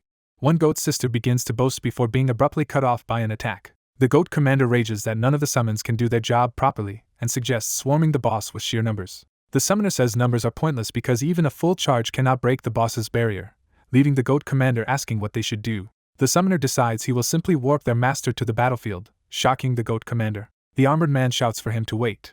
The dragon notes that the defenders still have a chance. The summoner raises a hand toward the portal to initiate the warp. He begs whoever is on the other end to respond. A male voice from the portal asks what is happening. The glasses mage and armored man recognize the voice as male and begin to suspect who it is. Through the portal, the summoner contacts his master mid-battle and explains there is a problem with the tower they were assigned. The master is confused, saying he never assigned them to any tower. Realizing the three goat brothers have acted on their own, he curses them. The armored man asks if the master can come immediately, explaining he has just started his own boss battle. The master agrees, saying he will finish his current fight in about 10 seconds and then be warped over, stunning the mage. A countdown begins as the summoner readies the warp. The terrified three goat brothers wait during the countdown. The dragon continues fighting in his own arena as the timer ticks down. The dragon's eye watches warily as time runs out. At 3 seconds, the summoner stands by the portal, preparing for arrival. At 2 seconds, he raises his hand to activate the warp. The dragon, elsewhere, powers up with a dark surge. His eye flares as he charges a massive attack. He unleashes a huge beam toward the distant battlefield. The blast detonates in a violent explosion. The dragon briefly loses sight of his opponent amid the blast. Suddenly chains shoot out through the smoke. More chains snake through the air, surrounding the impact zone. The dragon realizes someone is binding him inside a chained, hexagonal barrier and hears a voice asking where he is looking. He turns in shock as someone appears near him. The cloaked master materializes below, drawing the dragon's attention. A close-up reveals the master's calm, serious face. Elsewhere in the tower, chains and barriers hold the dragon in midair opposite the cloaked man. The goat commander recognizes the newcomer and fixates on him. They wonder if this cloaked man is the real Baphomet. The master's eye opens intensely. He screams at the goat brothers, calling them trash. The dragon complains that they summoned him just because they could not handle one enemy. He promises hellish training for the three brothers and every summon who helped once this is over. The master calls the dragon arrogant. The dragon rages at being called a mere thing and begins to threaten him. The master dismissively tells the dragon to stop talking and come at him. Enraged, the dragon screams an insult and prepares his power. The dragon charges a titanic golden attack aimed at the master. The master walks calmly through the glowing storm toward him. He dryly says the dragon is noisy. The dragon's attack tears into a mountainside. The blast continues carving through rock. The explosion engulfs the area. When the dust clears, the dragon sees his own massive spears embedded in the cliff, having been deflected. The dragon prepares another spell, summoning a glowing magic circle. He launches another concentrated beam of power. The master draws his sword in response. He meets the attack head-on, standing atop the golden spears. The two forces clash as the sword presses into the beam. The master pushes through the attack with overwhelming strength. His eyes narrow, assessing the situation. He unleashes more power and charges. With a red, arc-shaped slash, he counters the dragon's attack. Another huge explosion erupts between them. The master admits the dragon is surprisingly durable. The dragon is shocked that his attack was stopped. The gem on the dragon's chest glows as he begins to heal. The master notes that the dragon can regenerate himself as well. The dragon prepares a new spell, curling his claws. Balls of blazing energy descend toward the master like meteors. The master's eye gleams dangerously. He charges upward through the falling orbs, using brute force. The dragon decides he should first deal with the nuisance attacker. Chains flare again, gathering around the dragon. The red chains coil tightly around the dragon, binding his wings and body. The master uses the chains as footholds to approach the trapped dragon. He declares a principle of retribution, promising equal payback. His fist clenches with red power. The chain sphere around the dragon compresses violently around him. The dragon senses the barrier around his attack beginning to shrink. He realizes in panic that the master is collapsing the barrier to break it. He tries to insist that his barrier cannot be broken so easily. The barrier shatters to pieces. The dragon, stunned and injured, demands to know how his barrier was destroyed so easily. A new chain weapon swings toward him. The dragon is slammed into the ground and bound again. He starts to protest as the master moves in. The chained dragon screams in agony as another impact lands. Smoke fills the air after the crushing strike. The dragon hangs broken and restrained against the cliff face. The master calmly critiques him, saying he is slow and soft, asking if offense is his only specialty. He remarks that he rushed here by killing another boss in 10 seconds, so this fight had better be entertaining. The dragon, straining against his restraints, repeats the words amuse you in disbelief. He roars that he deserves the tower's power and that this is his domain, not the master's. The master coolly questions whether the tower really belongs to the dragon. Tendrils of dark power rise around the master as he advances. He drives his sword down with overwhelming force. The scene cuts to him looming in darkness, preparing another technique. A colossal bolt of blue lightning crashes down from the sky. The lightning forms a raging vortex centered on the dragon. Out of the storm, a black armored dragon-like form praises the master's skill. The dragon reveals a new state, the incarnation of the ancient dragon Ravkas, forced to use his full power. Shards of blue energy rain down around the master. The master lands from the blast, catching his breath.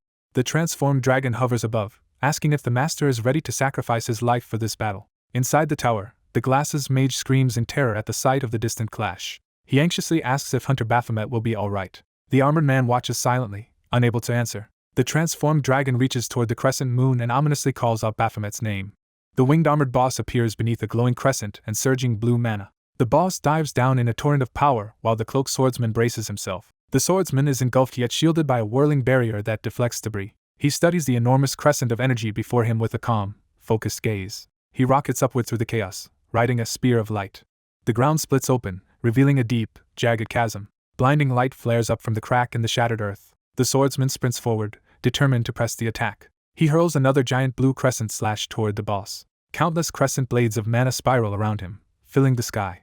He swings again, launching more arcs of power at the enemy. Red barriers suddenly form, crossing to block the incoming crescent blades. He drops through the air, eyes wide, reassessing the situation. His lips curl into a confident, amused smile. Stepping onto a pool of water-like mana, he prepares for his next move. A colossal blue beam erupts skyward with explosive force. The beam carves through space while dark chains shudder under the impact. The boss's massive form and flowing mana loom over the tiny, advancing swordsman. Chains wrap around the swordsman's body as he remains composed. His eye glows red, signaling a more ruthless state awakening. The boss demands to know how his opponent can still act so arrogantly. A giant golden magic circle and blazing projectiles appear behind the boss. Meteor-like fireballs begin raining down. The firestorm slams into the ground, creating a huge explosion. The swordsman dives straight through the inferno toward his target. He walks from the smoking battlefield, cloak billowing over the fallen boss. He smiles faintly, satisfied with the outcome. A massive root-like column slams down, pinning him to a cliffside. The roots bore violently into the rock as he is driven deeper. They spread through the canyon walls, shattering stone everywhere. A grotesque nest of intertwined roots fills the underground space. Red lights flare inside the roots, revealing the mana source. The entire root system ignites in a crimson surge of power. The swordsman stands, facing the enraged boss amid rising dust. A system message announces the activation of skill advantage at level 50. The narration explains that in sub-legendary towers he automatically unlocks all strategies, including those for demon beasts. It adds that he fully learns the method to defeat the current boss. He admits he already knew the boss was drawing near infinite mana from this root network. Another system note describes skill domination level 50, which gives him a high chance to hack a tower's system. He declares he has seized everything the boss possessed and demands to know who truly rules this tower. The boss recoils in shock at his overwhelming control. Roaring in fury, the boss unleashes a torrent of blue power, vowing revenge. Blue mana pillars fall like waterfalls toward the lone swordsman below. Floating within the storm, he comments dryly that reality is harsh. He calmly tells the boss that despite everything, the boss will lose. He says that because of his max skills like Adrenaline, Target, and Master of Weapons, the outcome is decided. He reveals his identity with a grin, calling himself a tower specialist. Wreathed in red energy, he charges upward at top speed. His crimson trajectory pierces straight toward the airborne boss through the blue maelstrom. His attack drills through the boss's overwhelming energy wall. The red-tipped strike punctures a defensive dome and continues unimpeded. Shards of blue crystal scatter as his blow slices through. His spear-like attack drives cleanly into the boss's core centered on its chest gem. The boss's power erupts uncontrollably as it stammers in disbelief. The crimson spear slams into the ground, exploding in a final blast. The impact carves a huge crater of broken stone and crescent gouges. Cracks spread and the crater continues collapsing inward. The remaining rock spire detonates upward, finishing the destruction. Outside the tower barrier, onlookers stare up, stunned by the spectacle. An official excitedly realizes that Hunter Baphomet's astonishing power explains his record of clearing towers. Another official, shocked, deduces that Baphomet must command a summon capable of warping between towers. They conclude that with such strength he can kill any boss whenever he chooses. One of them nervously addresses Baphomet, impressed by his restored might. The narrator notes that Baphomet has returned to his peak condition. Baphomet grumbles about the country he is in, fixating on the abundance of potatoes. He notes in exasperation that even his inventory is filled only with potatoes. As the system announces tower clearance, he laments that all his food supplies are still just potatoes. The system opens a gate and instructs him to leave, but he complains there is no point in exiting a country that only has potatoes. He vows that once back in Korea he will never eat potatoes again. In Korea, a woman in heels arrives at an office, signaling a new scene. Team leader Han asks her subordinate Gun if the crucial file has been uploaded. Gun nervously confirms and is reminded they cannot afford any mistakes. Han stresses that they are about to meet an elite S-rank hunter, so everything must be perfect. Gun promises to stay sharp and focused for the meeting. Moments later, Han freaks out in the hallway, overwhelmed that she is actually a team leader. She introduces herself in narration as Han Yoo-young, recalling that she used to be just a staffer under Ma Sung-won at Hunter Central Administration. She explains that when the Guard project expanded globally, a new department was formed and she unexpectedly became second team leader. Ma Sung-won reassures her kindly, saying he believes she will do well. He cheerfully points out that they are now both team leaders and that he can call her team leader Han. Han reflects that Ma was originally meant to head the Guard project but declined and recommended her despite knowing she is ill-suited. Shaken yet resolved, she straightens herself as Gun watches. Han snaps back to focus, telling her colleague they need to hurry. She steels herself internally, thinking this is her chance to prove herself as they walk toward the conference room. Han composes her expression, ready to face the assembled hunters. Several hunters with obscured faces sit waiting around the meeting table. More hunters sit in silence, observing and judging the situation. Han plants her hands on the table, bracing herself to speak. She formally introduces herself as team leader Han Yoo-young in charge of the Guard project and begins the meeting. She first calls out Hunter Titan of the Drake Guild. She then introduces Hunter Mistel of the Seal Guild. Next she names Hunter Cube of the Night's Wave Guild. She follows with Hunter Yanu of the Moonlight Guild. She introduces Hunter Eng of the Gloria Guild. Finally she calls Hunter Baphomet of the Nebula Guild, who sits quietly with folded arms. Baphomet reacts at hearing his codename used publicly. Some hunters whisper, unsure when Nebula gained a hunter named Baphomet, and wondering where Nebula's famous guild leader is. They dismiss Baphomet as a likely pushover while remarking that Nebula's guild master is notorious for underhanded tactics. Another voice questions whether such an unknown hunter should even be allowed in a meeting this important. An awkward silence falls over the room as Han stands alone at the head of the table. Han asks Gun to start the presentation, and Gun quickly agrees. Gun begins operating the holographic keyboard to load the data. She displays a world map, explaining it shows tower distribution from a year earlier. She then shows the current map and notes that thanks to Guard project hunters the probability of a catastrophic gate shock has dropped significantly. Han announces that Phase 1 of the Guard project is ending and that Phase 2 will begin later. Yanu objects that this differs from what they were told and asks about the promised rewards.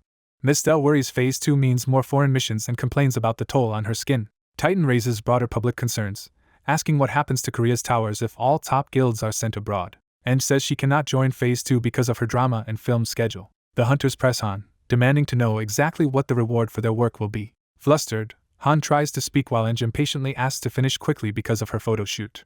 Yanu suddenly appears in front of Han and aggressively asks what rank she is. She stammers that she is only B rank, and he criticizes that a team leader for S rank hunters should at least be S rank. He incredulously asks if she is actually the project's general director. She clarifies there is another team leader above her who is currently away. His intense stare intimidates her into silence. Mistel scoffs that putting a B rank in charge is insulting, calling this meeting a waste of time. Eng suggests just sending their rewards to their guilds later since the arrangements clearly are not finished. Gun realizes this pushback is what higher-ups warned about and tries to steer things toward the reward explanation. The narration highlights the S-rankers' contempt for the weak as they loom menacingly over Han. Yanu insists they speak to a stronger leader, but he also declares the hunters themselves are the ones wasting everyone's time. Cube and Mistel glance over, sensing tensions rising further. Titan and Eng also look toward the front, waiting to see what happens. Baphomet finally speaks up, asking what Yanu just said. His voice cuts through the room, telling them to stop dragging things out and get to the point. Yanu turns to Han again, demanding to know what reward she plans to offer, while she thinks in dismay that he ignored her earlier words. Han takes a breath and thinks carefully about how to answer. She states that the reward will be a differential rate of pay between guilds. Titan and Mistel quickly calculate that this means whichever guild earns the highest contribution will receive the greatest benefits. A dramatic spotlight falls on Baphomet as it becomes clear Nebula Guild is being positioned to take that top spot. Yanu asks if the differential is truly significant, and Han assures him it is not trivial. She lists concrete perks such as tower exclusive rights, 5 years of tax exemption, waived transaction fees, and expanded medical and social benefits. She adds that the top contributing guild will command all other guilds during any future gate shock. The hunters react in uproar, calling the idea crazy because it lets one guild control all the others. Han clarifies that this authority lasts only 5 years and disappears entirely if no gate shock occurs in that time. Cube summarizes that they must clear towers aggressively to prevent a gate shock, then complains they should have been told this before the Guard project began. Han apologizes for not explaining earlier and says the rewards changed when a new general team leader took over.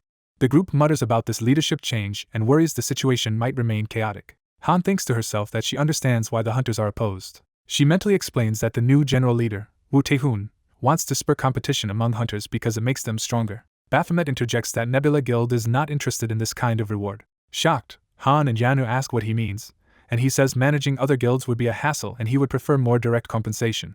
Mistel asks if such command authority could be transferred to another guild instead. Han, startled, turns back to Baphomet to clarify what he is proposing. The other S-rankers watch Baphomet intently, clearly intrigued by where this is going. Baphomet smirks, thinking that he cannot just accept things quietly after seeing their reactions. The scene shifts to the exterior of a tall corporate tower under a clear sky.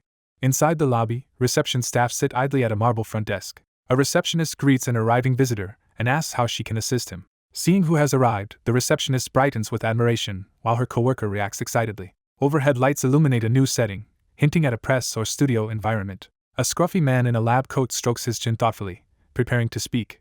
The hunters thank the doctor for lending them a place, and the doctor, curious about the event they proposed, asks what it is. One of the staff admits she also does not know what will be shown, watching the hunters gather below. The nervous staffer wonders what the hunter Baphomet is thinking.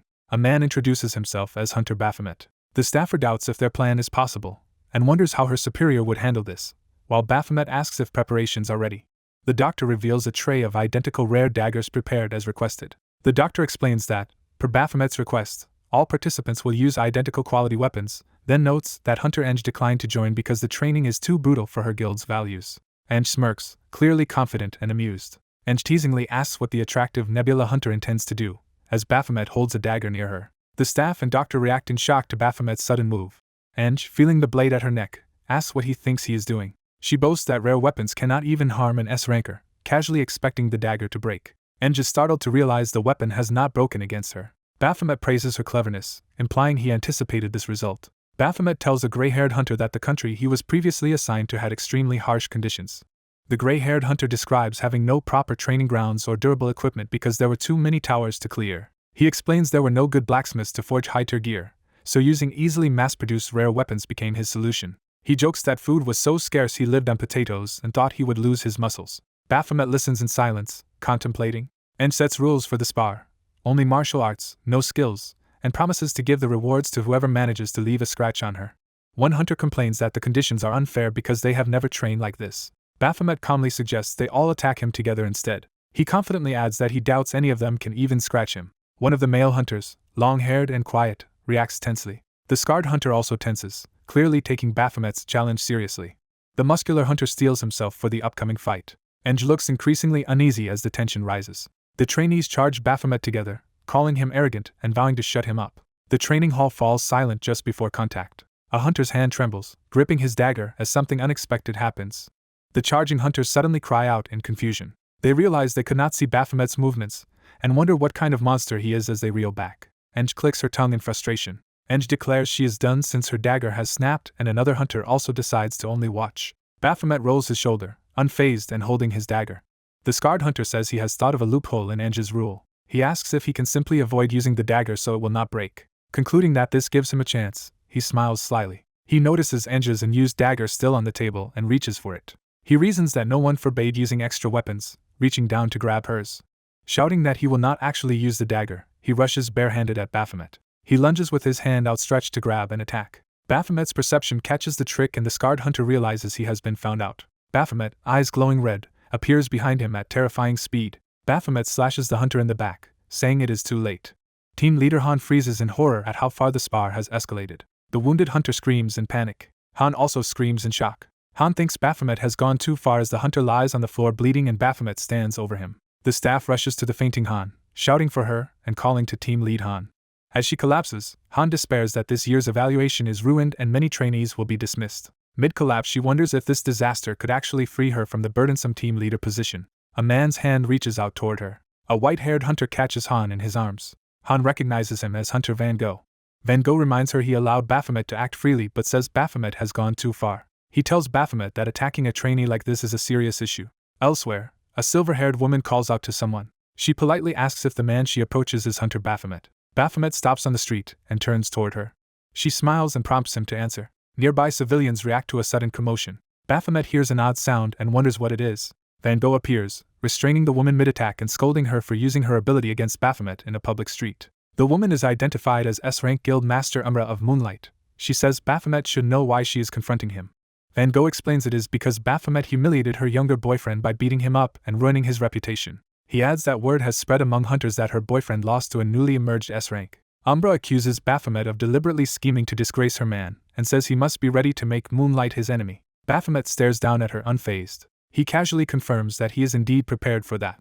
Umbra is internally shattered by his nonchalance. Van Gogh, amused, simply says wow at the absurd situation. Umbra snaps, calling Baphomet arrogant and shoving him. She storms off angrily while Van Gogh asks if she is really leaving like that. Van Gogh cheerfully suggests that since fate brought them together, she should join them for a meal. Umbra grits her teeth, barely containing her fury. Baphomet also reacts with a muted wow at her temper. Later, Baphomet asks Van Gogh if he is crazy, and Van Gogh teasingly retorts that Baphomet is one to talk. Baphomet ends the topic and suggests they go eat. Van Gogh worries aloud if Baphomet will be alright after antagonizing the Moonlight Guild. Narration explains that while Moonlight is not that powerful alone, its many alliances with other guilds make them influential. It further explains that becoming Moonlight's enemy risks damaging Baphomet's ties to other guilds, and he intentionally leveraged this. Van Gogh reflects that Baphomet is deliberately creating enemies. He notes this is the same stance Baphomet took 1 year earlier. Flashback. Outside another guild building, someone greets Baphomet and asks if he has been waiting, mentioning Nebula's participation in the Guard project. The man jokingly assumes Baphomet wants to join too and says he has limited influence unless Baphomet fully joins their guild. Baphomet bluntly replies that he will join the Nebula Guild. The man is stunned and warns that the Guard project could leave Baphomet stranded and alone in dangerous wilderness. Baphomet answers that none of that matters if he can become stronger. Narration from Are, who can read minds, recalls how Baphomet used to be calm but is now consumed by rage. Are senses that Baphomet's mind is currently chaotic, unlike before. The other man praises Nebula as the nation's top guild, far ahead of others, and wonders at Baphomet's determined gaze. He adds that many guilds are also trying to hinder Nebula's rise. Baphomet thinks that the stronger he becomes, the more enemies will appear, so he need not search for them because those who want to kill him will come on their own. The man stares at Baphomet in silence.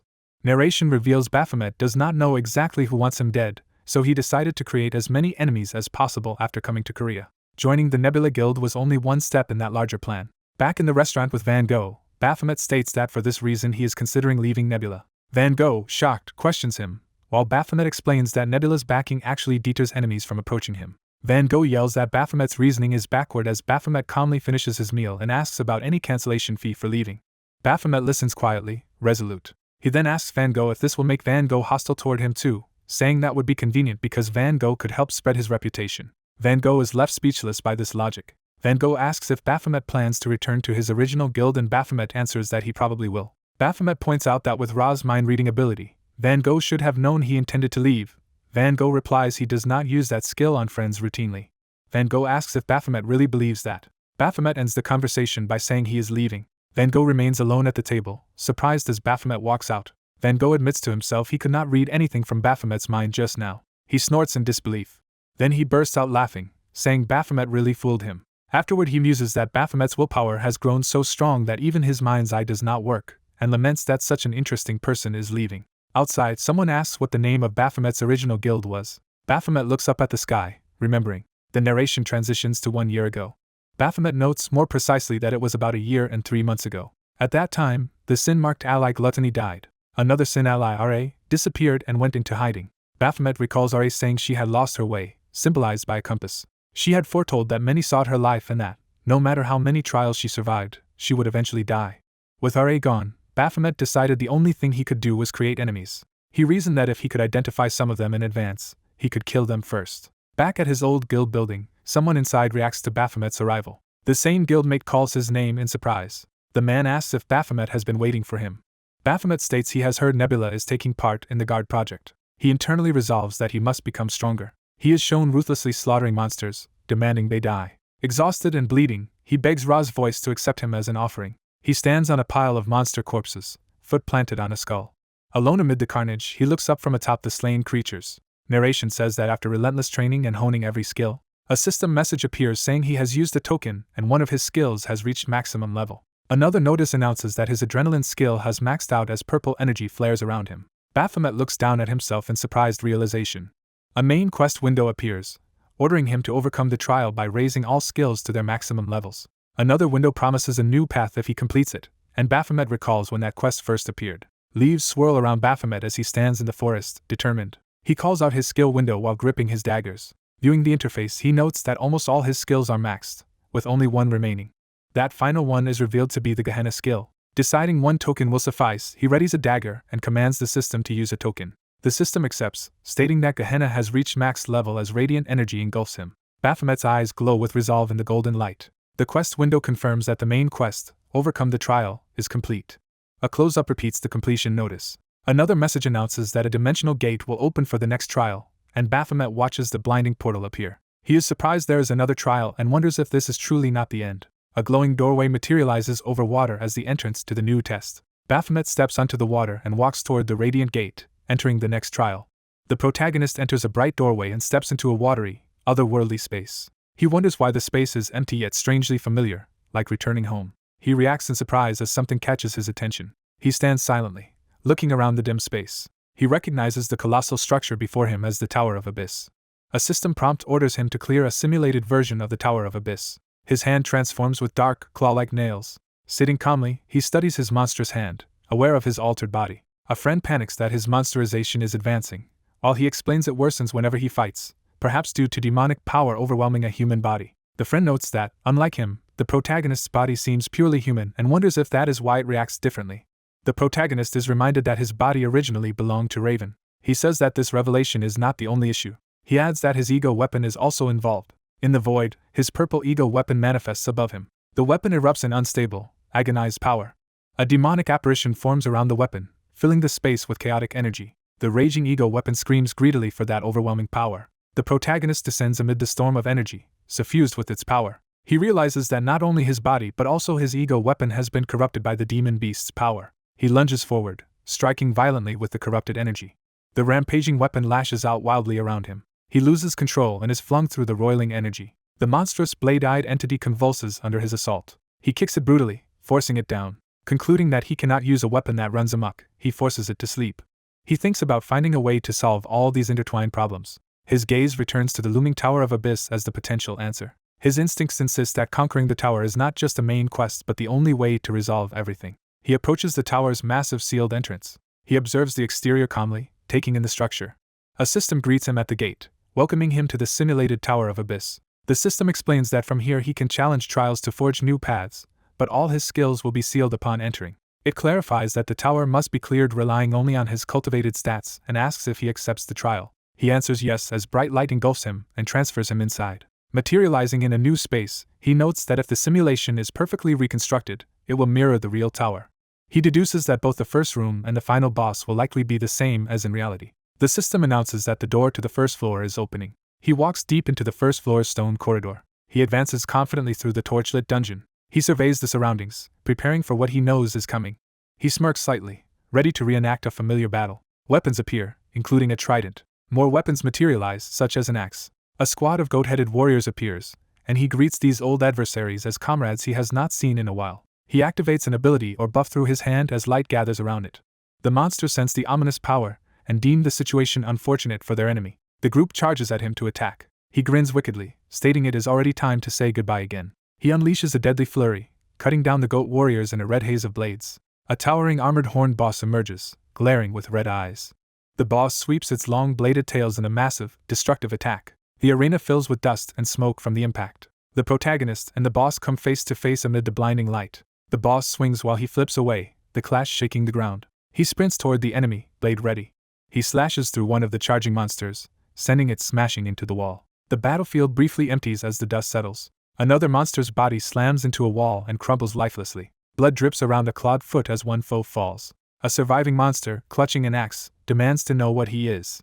Outraged, it roars that he dares commit atrocities in its domain. From above, the protagonist dives toward it as his sword pierces its body. He twists in midair, following up the strike. The boss laughs menacingly. It boasts that any damage is futile since its body regenerates.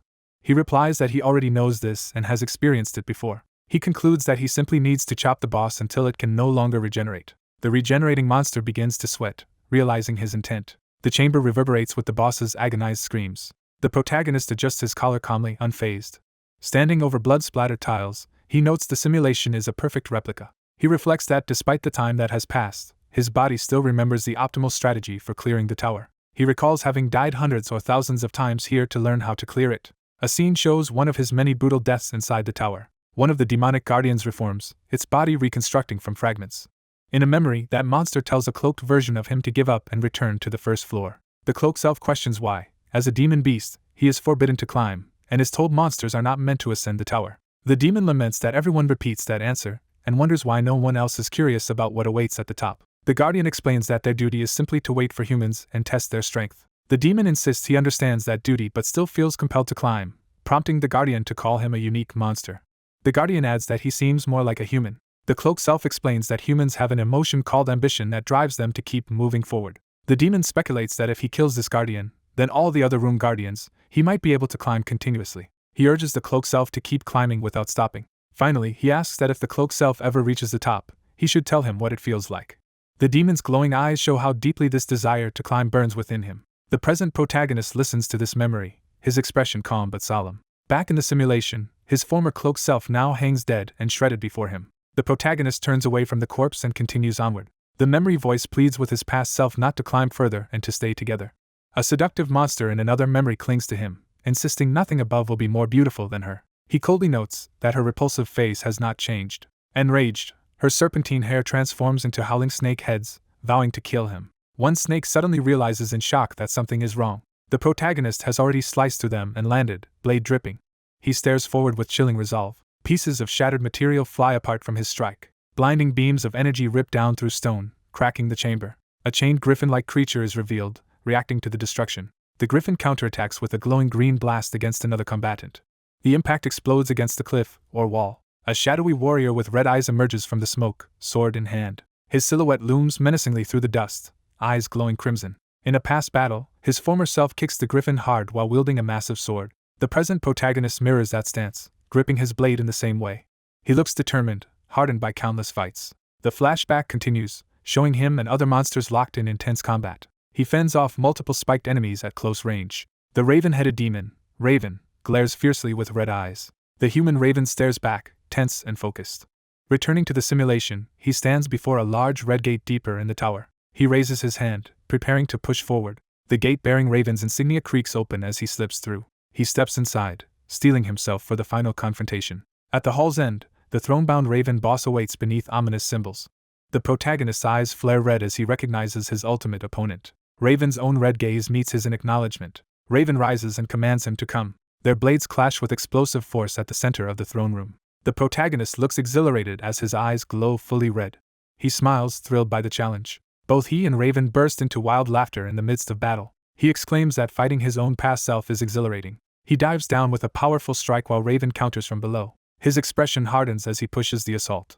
Raven narrows his eyes, matching his intensity. Their blades grind together in a shower of sparks. Raven's blow slams into him, and he counters point-blank with an explosive attack. Raven roars and swings his massive sword again. He unleashes a huge sweeping shockwave, hurling the protagonist back. The protagonist's feet slam into the ground as he braces through the impact. He launches himself forward with a two-handed downward strike. He rushes along Raven's own sword path, driving his counterattack. He ends up above Raven's blade, trading close-range blows. Raven drives a clawed hand forward in a brutal strike. The protagonist is momentarily staggered before a glowing pentagram seal ignites behind him. Chains and force crash down as part of the arena collapses under the escalating power. Raven stands amidst the ruin, still unbowed. He surges toward the protagonist with lethal speed. Another colossal cross-shaped slash erupts from Raven's weapon and smashes into him. The protagonist, eyes blazing, forces himself back into the fray. Raven charges as well, either side relenting. The battlefield becomes a storm of red arcs as Raven's attacks carve through the arena. The protagonist blocks a massive swing with his sword at the last instant. Raven darts in again, pressing the offensive. The protagonist leaps high to evade a sweeping red shockwave. He is flung through the air past Raven's horns by the attack. Recovering, he drops toward Raven with his sword ready to strike. Breathing hard, he lowers his head, gathering his resolve. He plants his feet and raises his sword for another determined charge, refusing to yield to his past self. The demon beast Baphomet's massive sword ignites with blazing power. Baphomet's red eye fixes on his opponent as he prepares to strike. The human lunges in with a dagger as Baphomet charges forward amid a storm of red energy. Baphomet whirls around, tracking his opponent through the chaos. He exhales, momentarily measuring his past self's strength. Baphomet unleashes a sweeping slash that sends a huge wave of red energy outward. The crimson shockwave splits the battlefield as it surges forward. The attack crashes down, engulfing the area in erupting red power. The arena pillars crack and smolder from the recent onslaught. The human thinks the situation feels like fighting his own reflection. He realizes he can predict Baphomet's movements, as if they were his own. Baphomet admits his former self was powerful but implies he has surpassed that now. The human yells for Baphomet to stop testing him and fight seriously as he attacks again. Baphomet contemptuously calls him foolish. Baphomet counters, knocking the human away with a crushing blow. The impact smashes him into the ground in an explosive crash. Baphomet taunts that the human has dug his own grave as he lies in the rubble. The human, sweating and grimly smiling, wonders if Baphomet's real power is finally beginning. Baphomet questions why he resists turning into a monster. Baphomet declares that humans are worthless beings. He continues that humans are pathetically weak. Baphomet explains that humans are driven by ambition, trapping themselves in an abyss of their own making. He accuses the human of becoming corrupted into a monster because of that ambition. The human silently rises again amid the dust. Baphomet says the monsterization can still be undone as he rushes in. He urges the human to reclaim the throne and become king of this place again. A system alert appears in front of the human, startling him. The system offers a choice to accept Baphomet's suggestion, marked with a single option, yes. The human shouts in disbelief at the absurd prompt. Baphomet blasts him again, pinning him with another devastating strike. Baphomet insists that this world is where the human truly belongs, surrounding him with summoned weapons. The system keeps flashing the same suggestion, pushing him to accept. Smoke billows as the overwhelming pressure continues. The system prompt repeats while a shadowy, red-eyed version of the human advances. Baphomet stands ready, convinced his opponent will eventually give in. Charging again, Baphomet yells now while the system still demands acceptance. A pillar of red energy erupts between them as their clash reaches the sky. In midair grapple, Baphomet commands the human to accept the suggestion. The system locks him into a forceful yes response. The arena fills with blinding light as the forced process begins. The human's dagger lies abandoned on the shattered ground. Baphomet watches closely, sensing the system's intervention. Circuits of red data creep across the human's face as synchronization starts. Baphomet holds him by the throat while the system begins rewriting him. The human thinks in frustration that he cannot use most of his strength because skills are blocked here. Baphomet asks why he keeps refusing when his very origin is that of a demon beast. Baphomet orders him to stop resisting and accept, while the human complains that both Baphomet and the system talk too much. The acceptance prompt reappears, now clearly locking him into the yes option. Data patterns spread fully over his face as his eye glows red. The system announces that forceful synchronization is commencing. Under Baphomet's grip, the human's expression goes blank as the process takes hold. His eye widens, completely overtaken by the red data circuitry. A red ritual circle forms around them as synchronization binds the two beings together. A chorus of monstrous voices insists he is a monster who must hunt humans and reclaim the Tower of Abyss. The voices tempt him with ruling again and reclaiming the throne he once sat on. Half lost in the vision, he questions the idea of the throne while the temptation presses him to agree. The voice asserts he is still just a weak human, and he quietly admits that used to be true. It argues that human life is short, whereas he could rule eternally here. The voice urges him to stand atop the Tower of Abyss and slaughter humans forever. He clenches his fist and calls out demon beast Baphomet in defiance. He rejects the proposal, asking why he should stay and rot here for eternity. Smiling upside down, he refuses outright as the system raises an error. The synchronization system reports a critical error while he notes that humans die someday regardless. He says humans eventually die from age, sickness, or other causes as he drives his fist downward. He adds that they might even be torn apart, yet still chooses humanity. The system declares it cannot suppress the player while he retorts with a defiant "so what?" Re-attempts at synchronization fail again as he mocks the idea that 100 years is trivial. Pummeling the red void, he says he will live out those years while the system keeps failing. He vows to spend that limited life doing whatever he wants. He concludes that he will use that time to eventually meet Baphomet's enemies back in hell. The system's repeated sync attempts finally shatter into cascading errors. He snaps back to himself, eyes sharp and focused again. Seizing the moment, he rushes Baphomet and lands a heavy blow. Baphomet answers with a full-power aerial explosion that rocks the arena. Baphomet scoffs that the human is ignorant, calling him a frog in a well.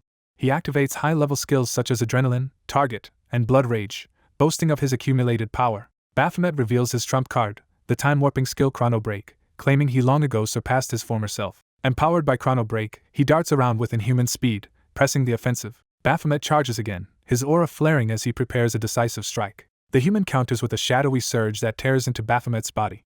Baphomet's eye narrows in shock at the unexpected reversal. He reels from a crushing blow to the head. The human drives Baphomet down in a vertical slam that cracks the arena floor. The collision erupts into a towering blast of light and debris. The system announces that the human has cleared the simulated Tower of Abyss as Baphomet's form falls.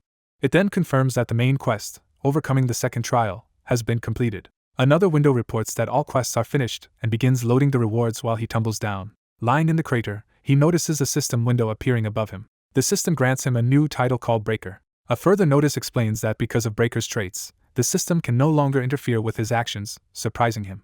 Another message says Breaker also lets his skills exceed their normal maximum level. Windows pop up showing blood rage, target, and adrenaline all rising past level 50 to level 51. More windows confirm that Chain Magic and Aegis have also reached level 51. Chrono Break and Gehenna likewise break through to level 51 as he tries to get the system's attention. The system states that all his skills are surpassing the limit and being renewed, while he complains about being exploited. A notice says a new guide will lead him on a new path, and he sits up to see who it is. His eyes widen as something unexpected appears before him. A small, radiant girl descends in a shower of light. The girl beams happily at him, beginning to speak his name. The system reveals that the remnants of RA have been released. The excited girl hurls herself into his arms, saying she missed Baphomet. He stares at her in disbelief, thinking this childlike being is actually RA. Narration explains that remnants are fragments like her, tied to that name. It recalls that the term first came up when he met Elle from the tower nest. In the present, RA pours tea as she and Baphomet talk. He bluntly asks if she is only a remnant of RA, where the real RA is. Baphomet corrects him, insisting she is a real being even if she is Ra's remnant and asking for a simpler explanation. She says remnants are actually the essence of beings, and that her purity embodies Ra's core, making her effectively a clone. She explains that the RA he knows was captured by Elle and put into deep sleep, so RA created a clone using remnants, but freeing a remnant requires meeting a certain quest condition. The human connects this condition to the quest he just completed. RA smiles calmly in response. She tells Baphomet that everything will truly start over only once he grows stronger. He repeats the word stronger to himself, considering what that implies. RA regards him seriously, preparing to share more. She reveals that she made him human for a reason, wanting him strong enough to overthrow Elle.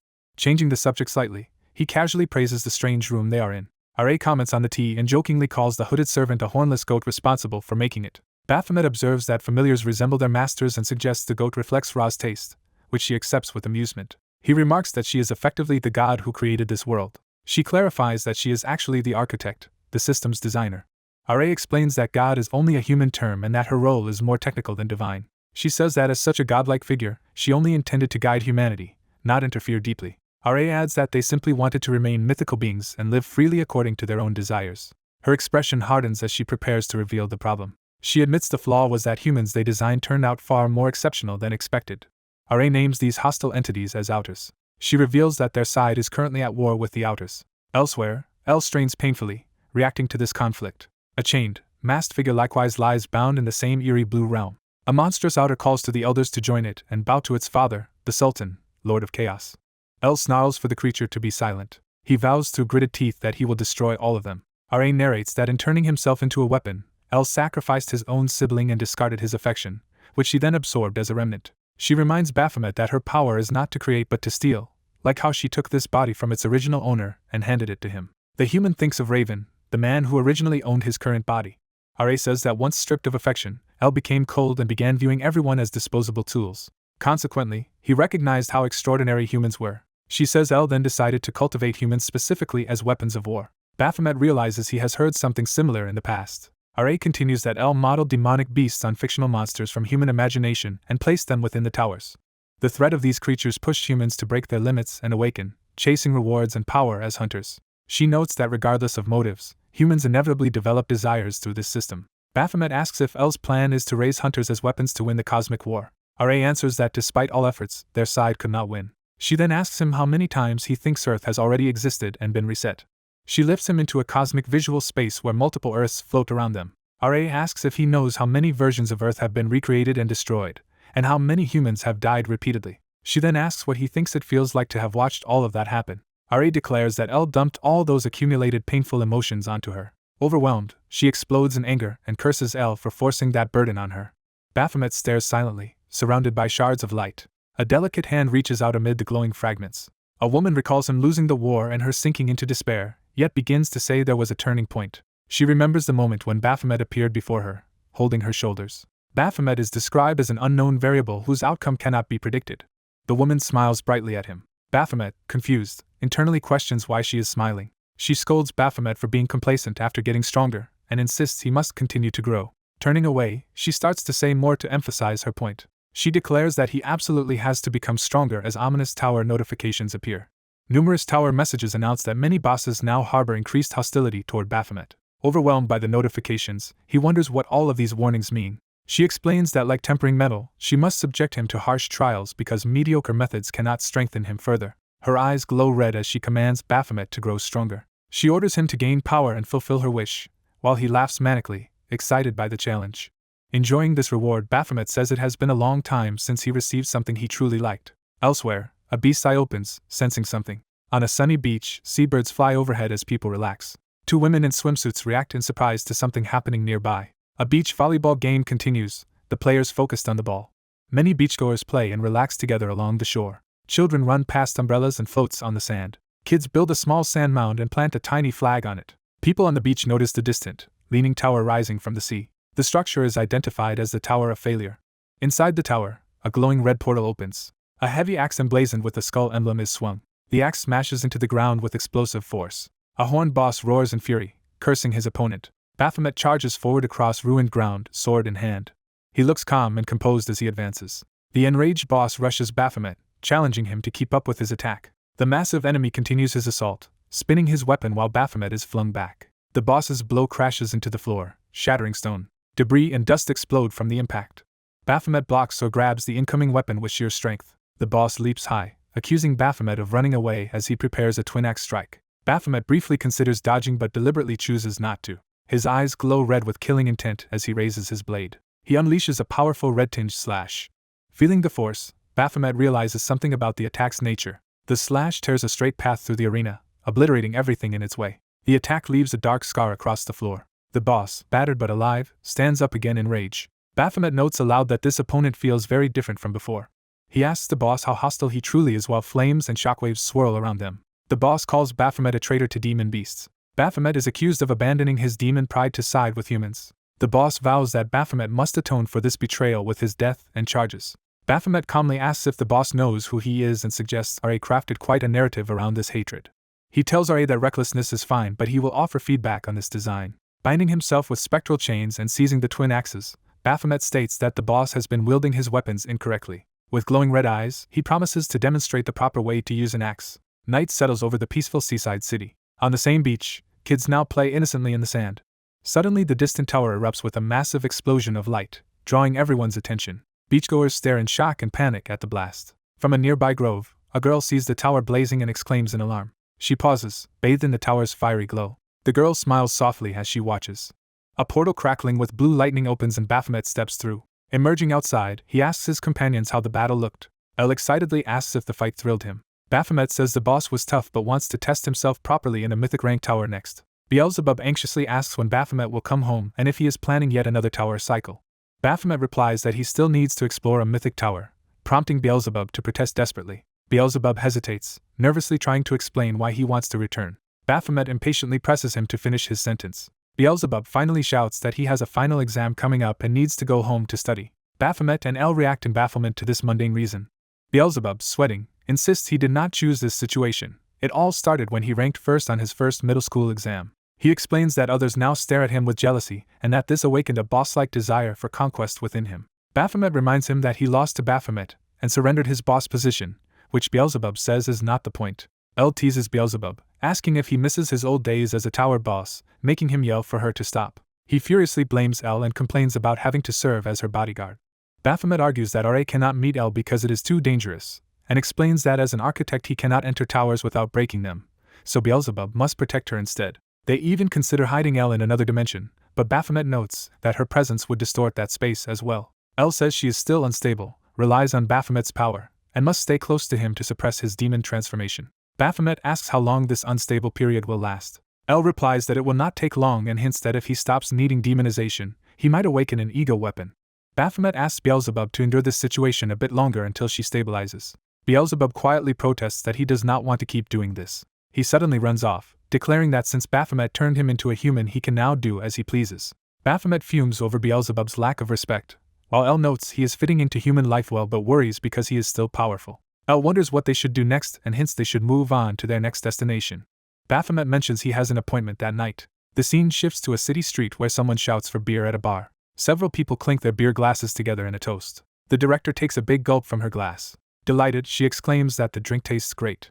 She muses aloud about who made the beer taste even better than usual. Sitting beside Baphomet, she gushes that she is happy the famed Room 302 has returned to their guild. Other guildmates remark that they never expected Baphomet to come back after turning down the elite Nebula Guild. The director excitedly points out that he rejected the top guild to rejoin theirs. Baphomet calmly rests his hand over hers, steadying her. She jokingly suggests he stayed because he could not leave such a sexy, beautiful woman, while he dryly wonders if he should just go back to Nebula. She leans closer and calls him by title, trying to continue the flirtatious mood. L, sipping soda, reminds the director there is a child present, embarrassing her. Baphomet quietly pushes the director back as L watches. The director smiles awkwardly, slightly teary-eyed but happy. She accepts the story that L is a distant relative from overseas, learns her name is Lala, and warmly praises how cute it is while asking what she wants to eat. When Lala answers awkwardly, the director attributes it to foreign habits and enthusiastically suggests celebrating Baphomet's return with expensive Korean beef. She opens the menu, then freezes as she sees the high meat prices. Despite the cost, she forces a smile and orders 20 portions of beef for the group. Later that night, the illuminated hospital building stands under the stars. The director hands Lala a teddy bear, thanking her for spending the day with them and telling her to keep it. Lala silently accepts, her expression complicated. A nurse explains that the gift is from the director, and is something they usually give children when they are discharged. Lala hugs the bear, listening quietly to this explanation. She walks along the crowded night street clutching the gift. Around her, happy couples stroll together. Families wander with their children, enjoying the evening. Groups of friends laugh and talk nearby. Lala gazes at the teddy bear, lost in thought amid the lights. She softly calls out to the director in her mind. Lala joins Baphomet and the others again, saying she has called a driver and will wait on the main road with him. The director starts to say he does not need to see them off because he lives nearby. She accidentally bumps into a stranger as they walk. The man angrily curses her and tells her to watch where she is going. Baphomet steps in protectively, his shadowy presence terrifying the man. Intimidated by Baphomet's eyes, the man and his friends hurry away while the director watches. She reaches out and calls quietly to room 302 as he walks ahead. Looking at him fondly, she seems shaken by how different he feels now. From a rooftop view, she tells him he has changed and seems sharper than before. She confesses that after he joined Nebula for the Guard project he appeared more dangerous, and although she wanted to stop him, his resolve was too strong. Smiling sincerely, she says she is simply glad he came back safely. A staff member calls the director to say the driver has arrived, and she prepares to leave. At the entrance, she bends down to say goodbye to Lala. Lala hugs the bear and politely says she will see the director again next time. Baphomet and Lala stand on the roadside together as the car approaches. Watching the director drive off, Lala notes that the woman seems very fond of Baphomet, then urges him to head out. Baphomet looks back when Lala starts to address him. Lala reflects that humans always move in groups, whether with friends or family, becoming part of a society. She concludes that humans are fundamentally no different from beings like them. She tells Baphomet that humans have limits when acting alone, hinting at what she intends.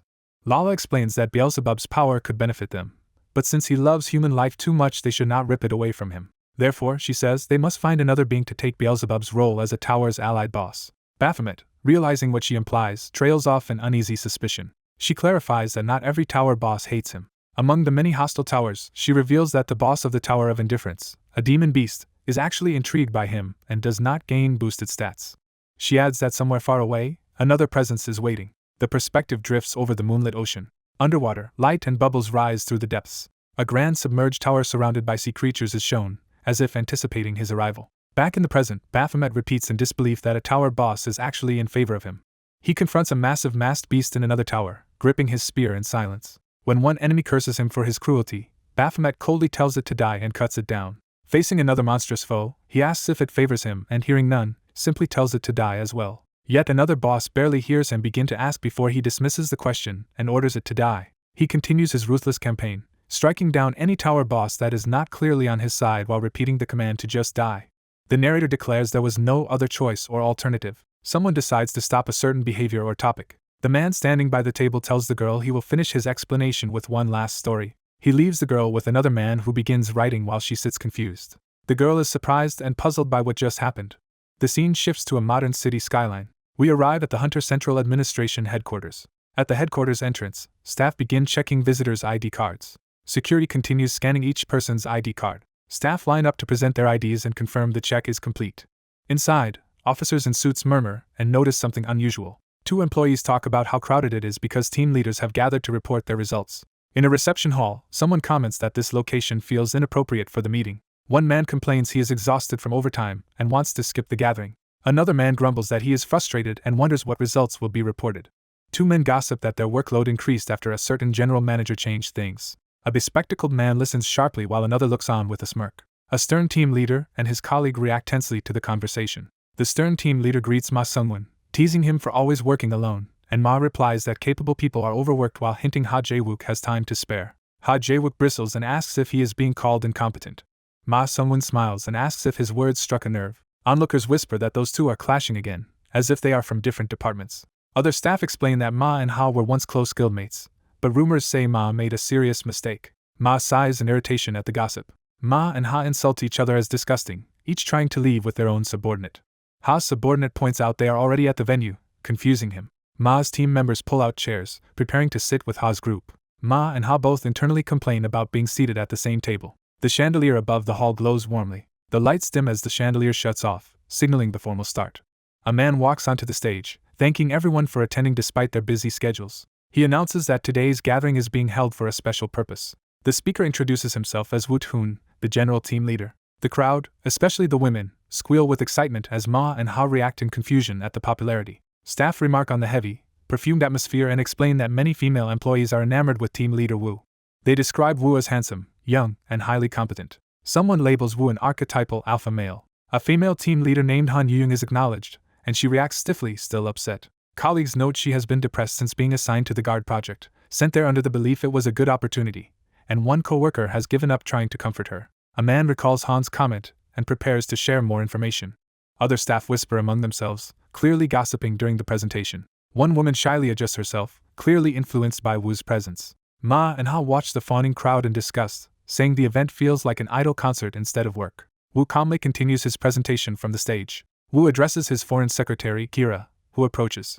Observers wonder if his secretary is foreign while noting Woo previously worked in America. They explain that Woo brought this secretary from his time in America, and she begins presenting a map of tower locations in Korea. Kira explains that although the guard project reduced the total number of towers, many remain and 3 new ones appeared just yesterday. She adds that no residents died in the latest incidents, but many lost homes and jobs, and others comment on her fluent Korean and Woo's reputation in America. Colleagues reveal Woo once belonged to the powerful American guild Spiral, known as a guild of monsters.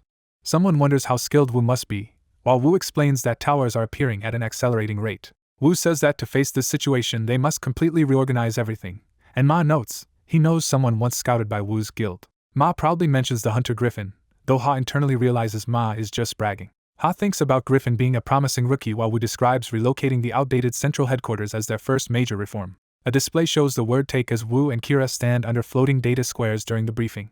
Woo recounts that after reorganizing the system and hiring more staff, results appeared quickly. He boasts that hunter complaints dropped and satisfaction rose, then thanks everyone for their hard work. Staff grumble that of course he should be thankful given how much they rushed to implement his reforms. Woo abruptly shifts tone, stating that while headquarters improved, active hunters' overall skill levels have declined. He points out that Korea has more S-rank hunters than other countries and wonders if the title is being overused.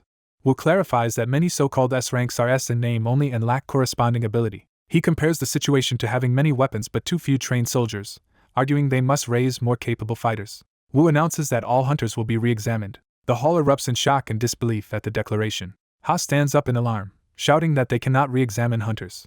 Woo asks who objected, and Ha introduces himself as Ha Jae-wook from the Hunter Fostering Administration. Ha urges Woo to retract the proposal, insisting that re-examinations will only provoke resistance from hunters. Woo replies that accepting such measures is part of their duty as administrators. Ha warns that the entire system will collapse the moment they begin re-evaluating hunters. Woo counters that the plan will actually strengthen the system. Ha upset yells Woo's name. Woo shouts back that Korea's hunter system is hopelessly outdated. The watching staff are left speechless by the heated argument. Ha's bespectacled colleague frowns, worried by how this is unfolding. Kira quietly stands behind Woo, observing the tension. Woo shifts the presentation to a giant projected image of a dark tower. He asks if they recognize the structure and explains it is a tower that appeared in Manhattan last year. He adds that until now, no one has discovered this tower's name or type. Woo explains that you cannot exit this particular tower unless you clear it floor by floor from the first level. He notes that unlike ordinary towers where teleport devices allow escape, this one only lets you out if you either die or clear it. Woo states that hundreds of hunters and government personnel have already died inside that tower. He continues that similar towers are now appearing across the United States, prompting a full system reorganization there, and that this type has just been classified as the highest ranked tower in existence. The ominous Manhattan Tower looms as Woo emphasizes its threat level. Ha repeats the tower's name, Eternity, while Woo warns that an eternity could appear in Korea too. Woo explains his plan to build a competitive structure where strong hunters receive privileges and weaker ones are driven to improve. He concludes that mandatory re-examinations are necessary to create this system and asks if everyone now understands. Back in the present story, Baphomet hears about a tower called Tower of Onlooker. The receptionist explains that this underwater tower has long gone uncleared by the Shinhwa Guild because they dislike its sea location. She asks if she may recommend the tower to him, and he casually agrees as a blonde girl in a cap listens nearby. The blonde girl prepares to speak as the receptionist continues her explanation. Baphomet returns to sit with his companions, the man reading and the little girl watching. The man wonders if Baphomet considered a suggestion, while the girl says to give up because Baphomet is like someone carrying a bomb. The girl teasingly notes that despite his dangerous personality, the man himself is still here, making him threaten her in exasperation. The man cannot understand why Baphomet struggles to find comrades, though the girl says there are other ways to make him stronger. She suggests Baphomet would grow immediately if he knew the true identities of the 7 deadly sins apostles. She adds that Baphomet seems to be absorbing the apostles' skills. The man explains it is difficult because the current apostles differ from those on the previous Earth, and even with the system they cannot know their real identities. Elsewhere, the receptionist remarks that being alone is lonely. The white-haired girl quietly wishes that in the end the apostles could forget everything and live peacefully as humans. The receptionist then reveals that the Tower of Onlooker can only be cleared in a party of at least 2 people. She offers to look for someone to accompany Baphomet, while the blonde girl nearby readily says sure, though the receptionist doubts anyone will take the job so quickly. The blonde girl suddenly volunteers enthusiastically to join Baphomet's expedition. She lifts her cap, prompting others to wonder who she is. She greets Baphomet by name, saying it has been a while. Revealing her face, she warmly asks how he has been. Later at home, she wonders aloud why Baphomet has not contacted her yet. With a friend, she frets that he has not replied to her messages while her friend teases her about Hunter Baphomet. The friend bluntly says Baphomet dumped her, which she vehemently denies. She curls up in despair, insisting their date went well as she replays it in her mind. Still in denial, she screams that he did not dump her, described as the first stage of grief. She complains internally that the whole situation is frustrating as she looks at her shoes. She tries on a dress, asking if she looks good, while the shop clerk compliments her. Enraged, she wonders how he could reject her, entering the anger stage of grief. She kneels under a spotlight, begging her phone for just one contact from him, symbolizing the bargaining stage. During an imagined interview, she self-deprecatingly calls herself trash with no charm, representing the depression stage. Finally, she lies on the floor eating chips, saying she does not care if she was dumped, marking the acceptance stage. The narration says that in this way Valkyrie gradually began letting go of her feelings for Baphomet. Time passes and we transition back to the exterior of a large modern building. At the building lobby, Valkyrie waits nervously as Baphomet approaches. She looks anxious and hopeful seeing him again.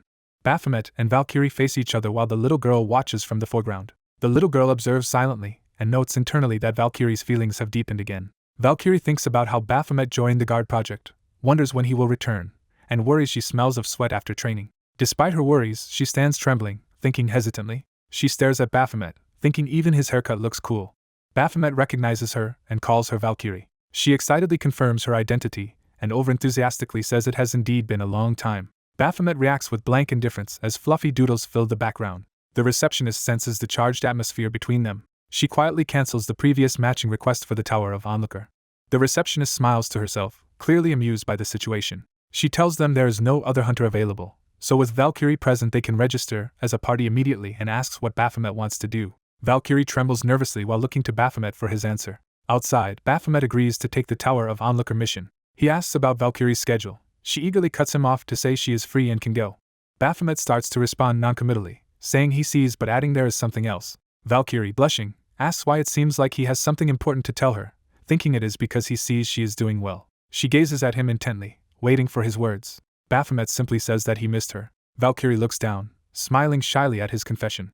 She regains composure and suggests they decide the exact time and place later. As Baphomet turns to leave and says he will see her later, she panics and asks how she is supposed to contact him. He reminds her that she already has his phone number. Valkyrie watches him walk back to his companions, still processing the encounter. Baphomet tells his group that he will contact the person in charge.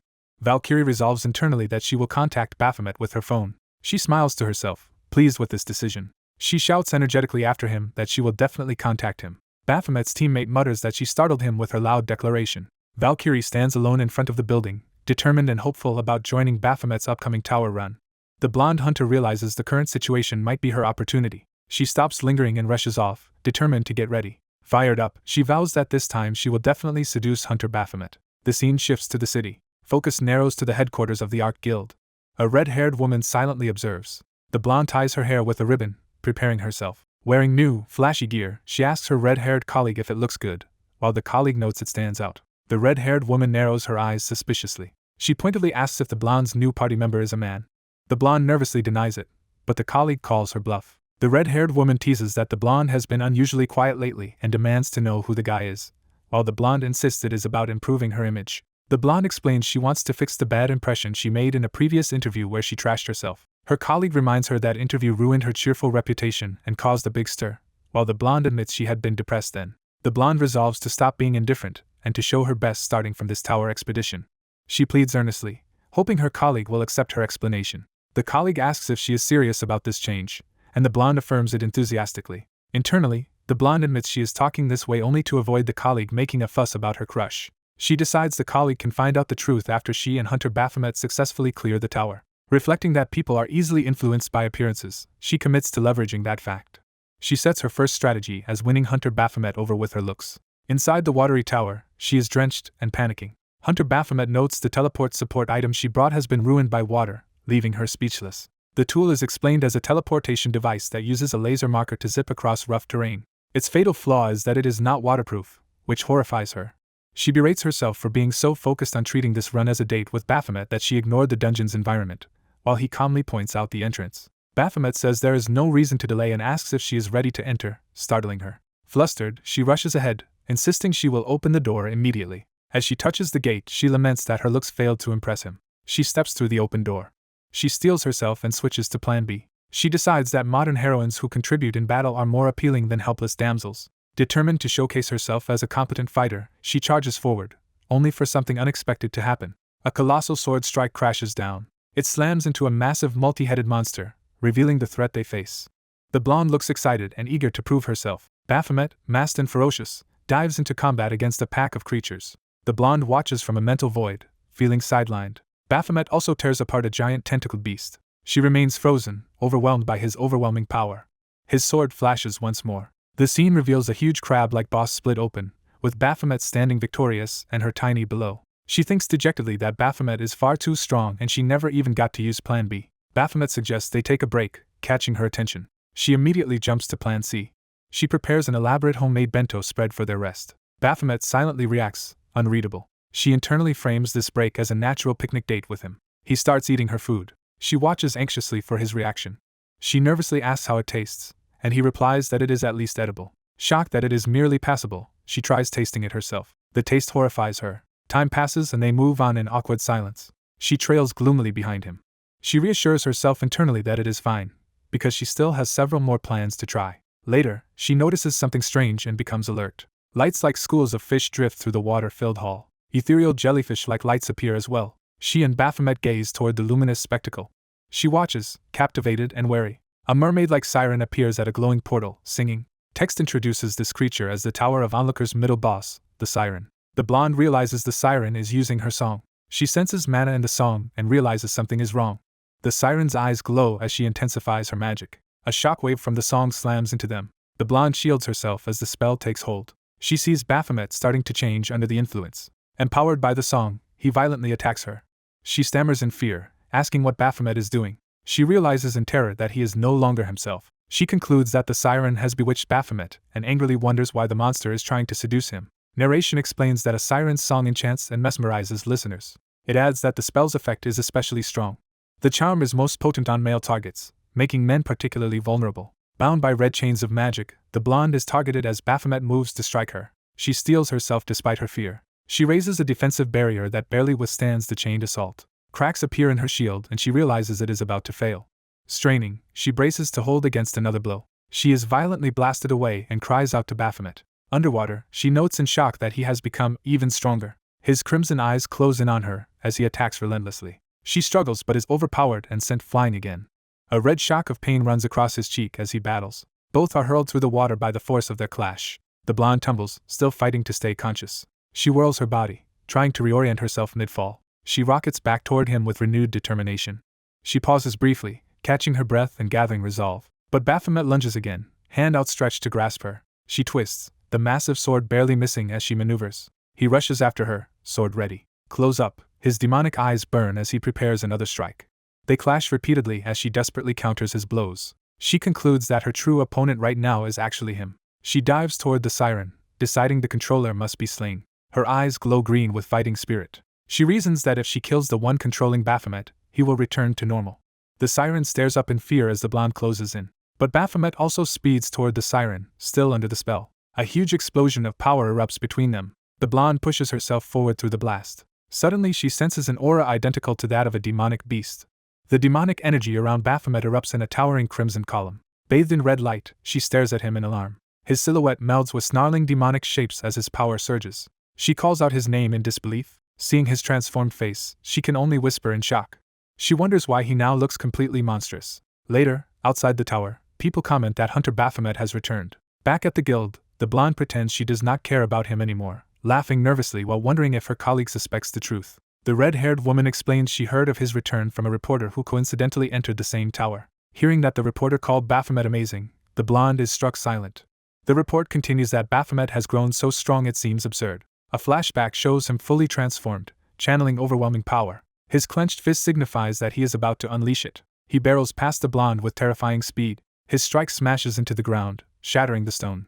The impact sends ripples across the water as he moves. She keeps calling to him while trying to keep up. She wonders what kind of energy he is using, noting it feels different from normal dark power. She senses more clearly that his aura is abnormal. He hurls his massive sword upward with impossible might. The weapon plummets back down toward her like a falling pillar. She finally recognizes that his energy resembles that of a demonic beast. She leaps up, ready to strike despite the danger. He casually flicks his fingers, preparing another technique. Close up, she gulps, fully aware of the threat. She identifies the move as dark swordsmanship and braces herself. She intercepts the enormous blade with her own, straining to block it. The sword slams into the ground near her, as she barely evades. The weapon slices past, nearly grazing her. She charges through the debris, attacking again.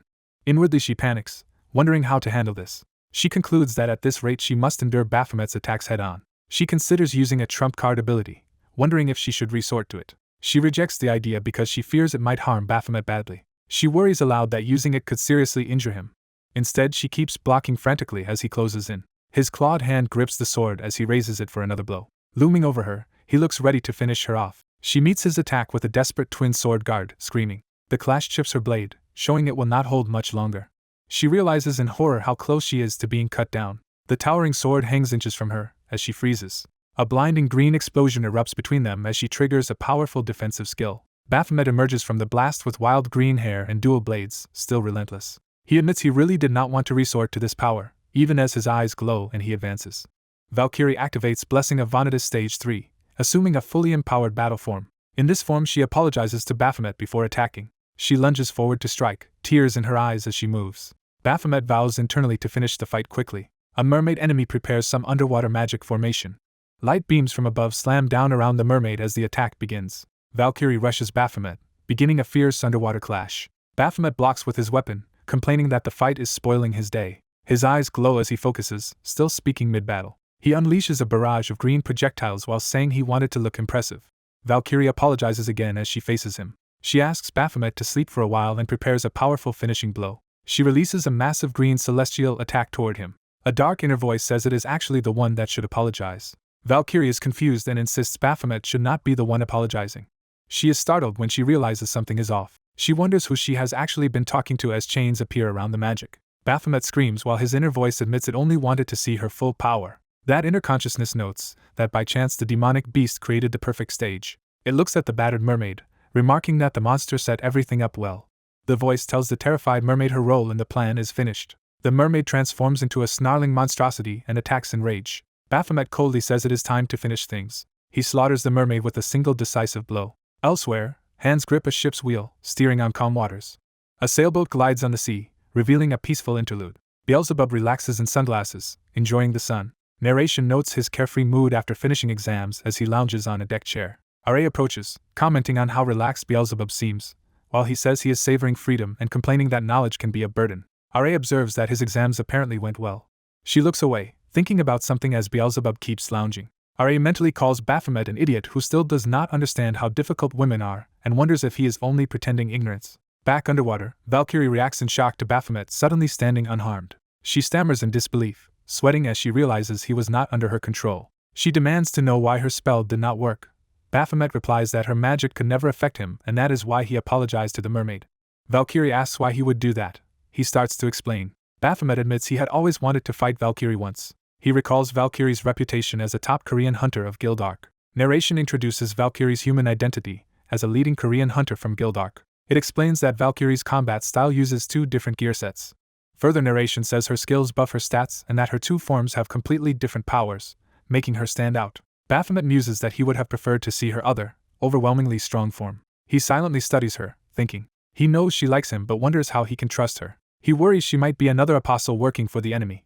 The scene shows him standing between Valkyrie and the mermaid's corpse, weighing his options. The mermaid's body dissolves or melts away near them. Baphomet releases shadowy tentacles, preparing a devastating attack. Those tentacles explode violently into the surroundings. As the smoke clears, someone questions what is happening. Baphomet and Valkyrie emerge inside a hexagonal shield, and the voice asks if the fight is not already over. Valkyrie comments on how tough he is and asks about the strange tail-like power behind him. She rushes in declaring she must kill him, but then reacts in surprise mid-charge. Valkyrie performs a graceful spinning strike at the massive tentacles. Her eye flashes with resolve as she attacks. She slams her spear into the tentacles, unleashing bright green energy. The spear's light pierces the writhing mass. Her attack spins, creating a swirling vortex of green energy around the tentacles. The tentacles are shredded inside a giant green whirlpool. The explosion blossoms above Baphomet as he watches from below. He notes that even this Valkyrie form is overwhelmingly strong. He asks her if she meant to use that powerful technique on him. Valkyrie lands lightly, her boot touching down after the attack. She laments that he is being mean because she had looked forward to this day. She then erupts, angrily accusing him of deceiving her. Close up, her mask shows her on the verge of tears. Baphomet calls out to her, trying to calm her. She continues to stare at him, still emotional. He facepalms, feeling a sense of déjà vu at this situation. The narrative explicitly notes his déjà vu as the underwater arena quiets.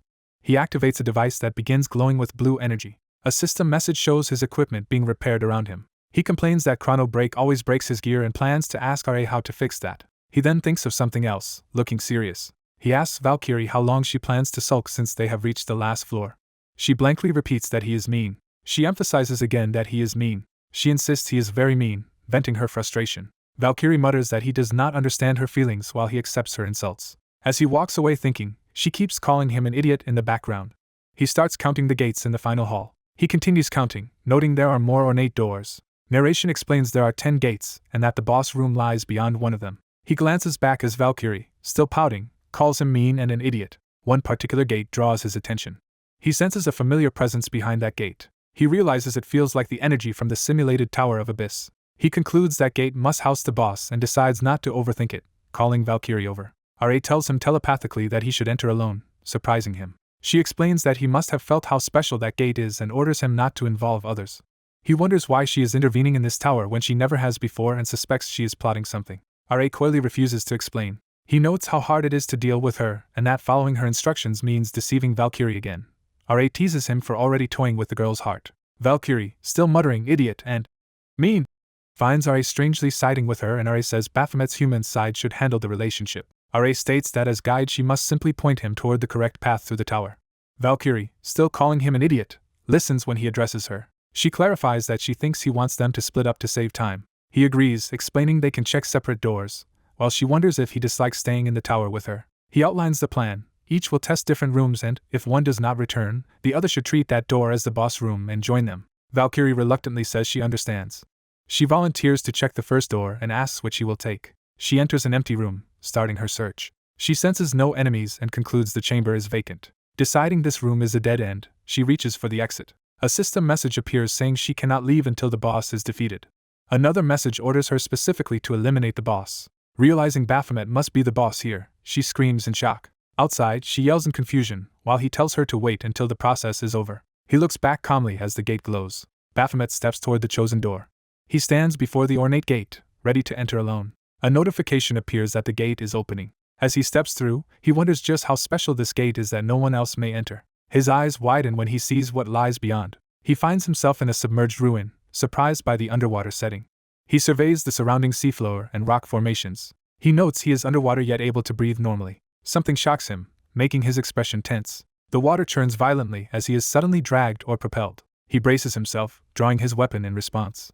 He steadies his stance, thinking the unseen assailant is arrogant. Red energy binds and electrifies him in a sudden trap. Even bound, he grips a glowing weapon as data-like particles appear. He tightens his hold on the weapon, preparing to counterattack. Using that power, he launches a vertical beam attack that splits the water.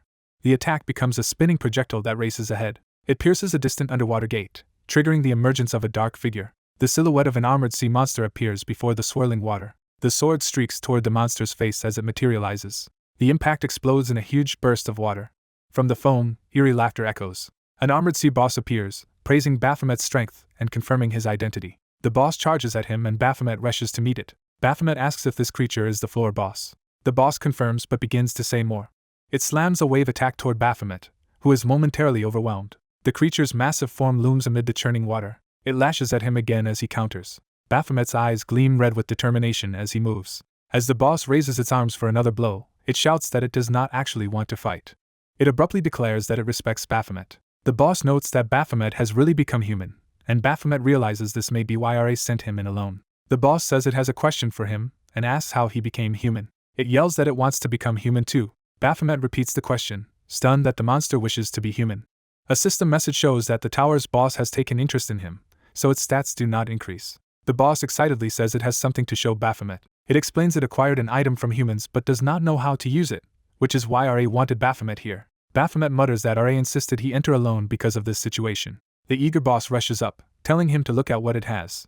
The armored sea dragon questions if that is really the reason. A ballerina figurine floats as music plays underwater. The dragon asks the human if the melody from the music player sounds beautiful. The dragon shows a magazine with a bunny girl model and says he finds the pictured human woman pretty despite not understanding the text. He then shows a photo of an adorable dog called Cotton Ball, and says he has never seen such a creature here but wants to someday. Excited, the dragon continues pulling out more human items while the human thinks this feels strangely familiar. The human recalls another monster who once showed off toys and trinkets, giving him déjà vu. He asks the dragon why it is showing him all these things, and the dragon hesitantly tries to answer. The dragon offers to give all these treasured human objects away if the human will turn him into a human too, assuming people value such things greatly. The human admits these belongings were precious to their original owners but are meaningless junk to him. He then directly asks the dragon why it wants to become human. He warns that humans are fragile and short-lived, and there is no guarantee the dragon's imagined human life will come true, asking if it still wants that. The dragon frankly explains that it is simply bored. It says human visits briefly relieve that boredom but its underwater world otherwise never changes, so only the human's belongings interest it. Because those items are so beautiful, the dragon longs to see the human world that must be full of such things. It adds that only after hearing about Baphomet did it realize its own boredom and desire for more. The human begins to say he does not know how to turn the dragon human, while the dragon excitedly dreams of meeting women as a human. The dragon enthusiastically specifies that it wants to meet beautiful women.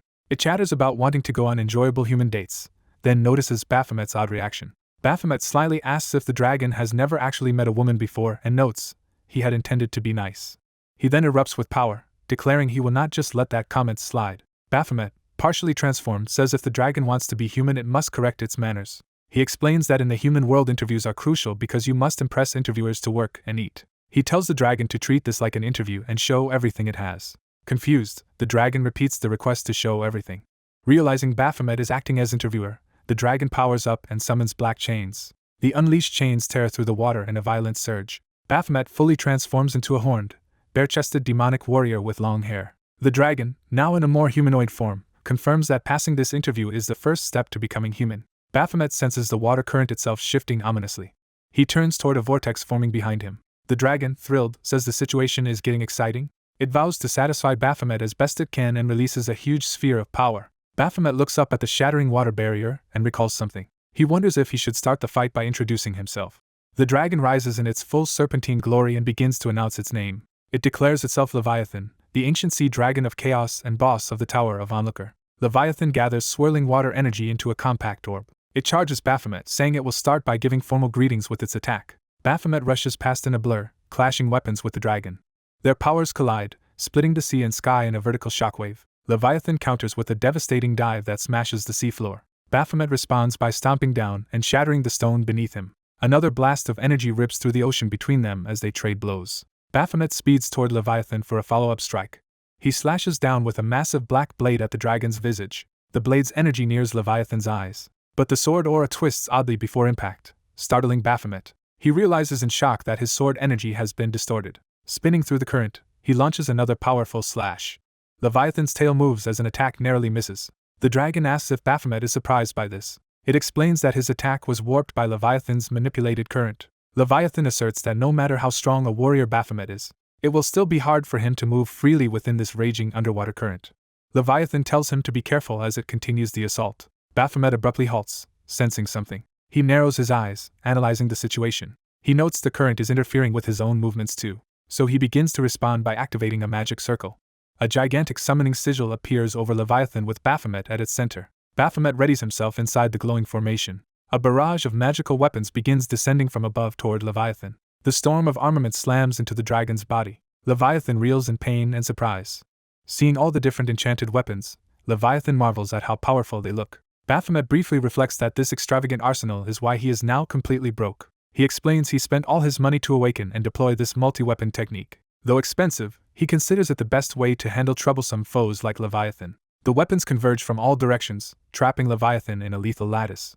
Leviathan's eye widens as it realizes the danger. In a panic, the dragon whirls into a spinning current, trying to deflect the attacks. The torrent of water flings the summoned weapons around chaotically. Then they all rain down again in a concentrated volley. Leviathan is struck repeatedly, crying out in shock. Amazed, the dragon asks if Baphomet is truly controlling all those weapons at once. Baphomet focuses silently, not bothering to answer. More weapons and chains spiral down as Baphomet closes in. He drives the black blade straight toward Leviathan's head. The impact creates a blinding explosion that cracks the watery barrier. One of the massive attacks pierces Leviathan's body, making it roar in agony. Reeling in the churning water, Leviathan gasps that it understands now. It realizes Baphomet has been adjusting the weapon trajectories to counter the current, praising his skill. Nevertheless, the dragon shouts that it will not back down. Leviathan gathers water into towering whirlpools around itself.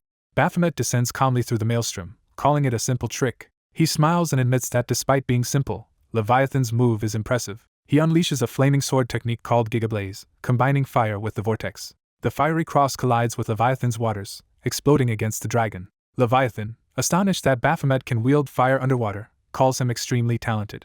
The dragon proudly retaliates by spewing flames of its own. Baphomet yells in disbelief, wondering how a fish can breathe fire. Leviathan says it has been able to do that since birth and does not find it strange. Their exchanged firepower detonates in a massive underwater explosion. Baphomet thinks about the crushing water pressure generated by that blast. A huge luminous sphere expands from the center of the explosion. The glowing shockwave continues to swell, overtaking the scene. Baphomet is hurled upward through the water as the wave erupts around him. He lands in a crouch, recovering from the impact. Suspended in a starry, cosmic-looking sea, Baphomet stares toward a radiant rift. The shockwave sphere keeps pulsing in the distance. Its brightness grows until it nearly fills his vision. Once again, Baphomet falls back down through the water after being pushed up. He steadies himself on the seafloor, glaring forward. Looking at the star-filled vista, Baphomet quietly remarks that it is beautiful. Leviathan swims alongside him and says this sky-like place is the only truly beautiful spot down here. The dragon explains that when life below becomes too quiet and dull, it sometimes comes up here. It asks if this view is more beautiful than the human world, hoping Baphomet will agree. Baphomet replies that beauty is relative and suggests Leviathan might never see anything more beautiful than this, while Leviathan protests that this scene feels more varied. Leviathan wonders why he speaks so negatively and asks if Baphomet regrets becoming human. Leviathan answers its own question, saying it does not regret it at all. Baphomet says that although life as a human is imperfect and messy, the world still seems like an awesome place to him. Leviathan happily responds that it understands. The dragon admits its heart is pounding with excitement. It confesses again that it wants to become human, addressing Baphomet by name. Leviathan positions itself before a complex magical pattern, ready for whatever comes next. Baphomet tells Leviathan to try looking at the human world in a positive way. Leviathan suddenly lashes out with a roaring torrent aimed at Baphomet. Baphomet braces himself within a swirling barrier of power. He tells Leviathan that the choice to change is ultimately up to it. Dark wings of power flare out behind him. Baphomet fully manifests a fearsome winged form inside a blazing red aura. His hair burns crimson as he focuses intensely. Leviathan watches warily from the darkness. The dragon dives toward Baphomet through a colossal spiral of water. Their clash culminates in another massive explosion of currents and energy. The scene cuts to a peaceful hillside neighborhood in the human world. A villager offers a basket of homegrown peppers, proud of the good seeds. The recipient thanks her, and they chat about also sharing perilla leaves later. A boy asks his grandmother if he can leave something near a utility pole down the road. A tall, muscular man with blue hair and sunglasses appears, carrying a huge object. The grandmother comments in awe that Mr. Cha's friend must be very strong to carry such a load alone. The man introduces himself as Shinsuho, Cha's friend, and says he will take the object with him. Watching, the black-haired boy remarks to the white-haired girl that a proper slave has finally shown up and wonders who the man is. Shinsuho smiles and reveals that he is actually Leviathan. The narrative flashes back again to the underwater battle's gigantic vortex explosion. Leviathan appears battered but still flying through the starry water. The great sea dragon coils its body as it swims across the cosmic backdrop. It crashes down in another titanic splash. The battlefield beneath the surface slowly calms after the chaos. Baphomet returns to his normal form, stretching with his sword after the fight. Leviathan's voice, now subdued, says it surrenders. The dragon believes it has now shown Baphomet everything it can. Baphomet acknowledges Leviathan's efforts, saying it has worked hard. Leviathan anxiously asks if Baphomet will now tell it how to become human. Baphomet admits that he himself does not know the method. Leviathan cries out that he must be lying. Baphomet scolds it for interrupting and tells it to let him finish speaking. He then asks if Leviathan can regenerate, and the dragon explains it heals whenever it is in water. Baphomet, noting that such resilience is the sort of thing people treat as a death flag, asks how many times Leviathan can regenerate since it recovers even faster than he expected. The protagonist is shocked to hear that something can continue without limit. Leviathan explains he can regenerate endlessly as long as his demon stone remains intact, unlike normal tower bosses. Leviathan insists he has revealed everything about himself, and eagerly asks to be transformed. Baphomet, armed and ominous, approaches Leviathan and calls his name. Leviathan nervously asks why Baphomet looks so terrifying, and what he did wrong. Off-screen, Baphomet violently attacks Leviathan as Leviathan screams and begs him to stop. The scene cuts away to the tranquil underwater surroundings. Relaxed after his rampage, Baphomet says cutting things relieves his stress, while Leviathan protests being used that way. Baphomet confirms Leviathan truly regenerates as long as the demon stone is fine, while Leviathan says a test was unnecessary. Ra appears in the tower, questions why Baphomet minced Leviathan, and briefly notes she can enter towers for a short time. Ra affectionately invokes Beelzebub's name. She reminds Baphomet that he created Beelzebub with care, while he internally denies ever giving birth. Baphomet wonders how Beelzebub returned to human form. He recalls Beelzebub asking to date a beautiful human woman, which annoyed him. Ra scolds Baphomet for thinking about romance in his condition and calls dating like that criminal. Ra tells Leviathan there is a procedure to become human while Baphomet grumbles in the background. She says the first step is Leviathan signing a contract to become Baphomet's subordinate, which he likens to Beelzebub's situation. She explains that for a tower boss to serve someone else they must relinquish all tower rights, while a board boss wonders when Baphomet will clear his tower. She adds that Baphomet must clear Leviathan's tower so Leviathan does not vanish. The system announces the tower has been cleared and orders everyone to exit. Ra says the second requirement is a tower token, which Baphomet holds up. She explains any tower token used within his zone will turn Leviathan human, and Baphomet recalls that using one previously made Beelzebub human, which only nauseated him. Ra elaborates that the tower token boosts hunters but is also imbued with demon beast aura, acting like a magnet. She uses magnets repelling like poles to illustrate that similar auras cannot coexist. She says demon beasts share the token's nature, so its aura will be repelled from Baphomet's own demonic body, which he confirms. Baphomet silently considers this explanation.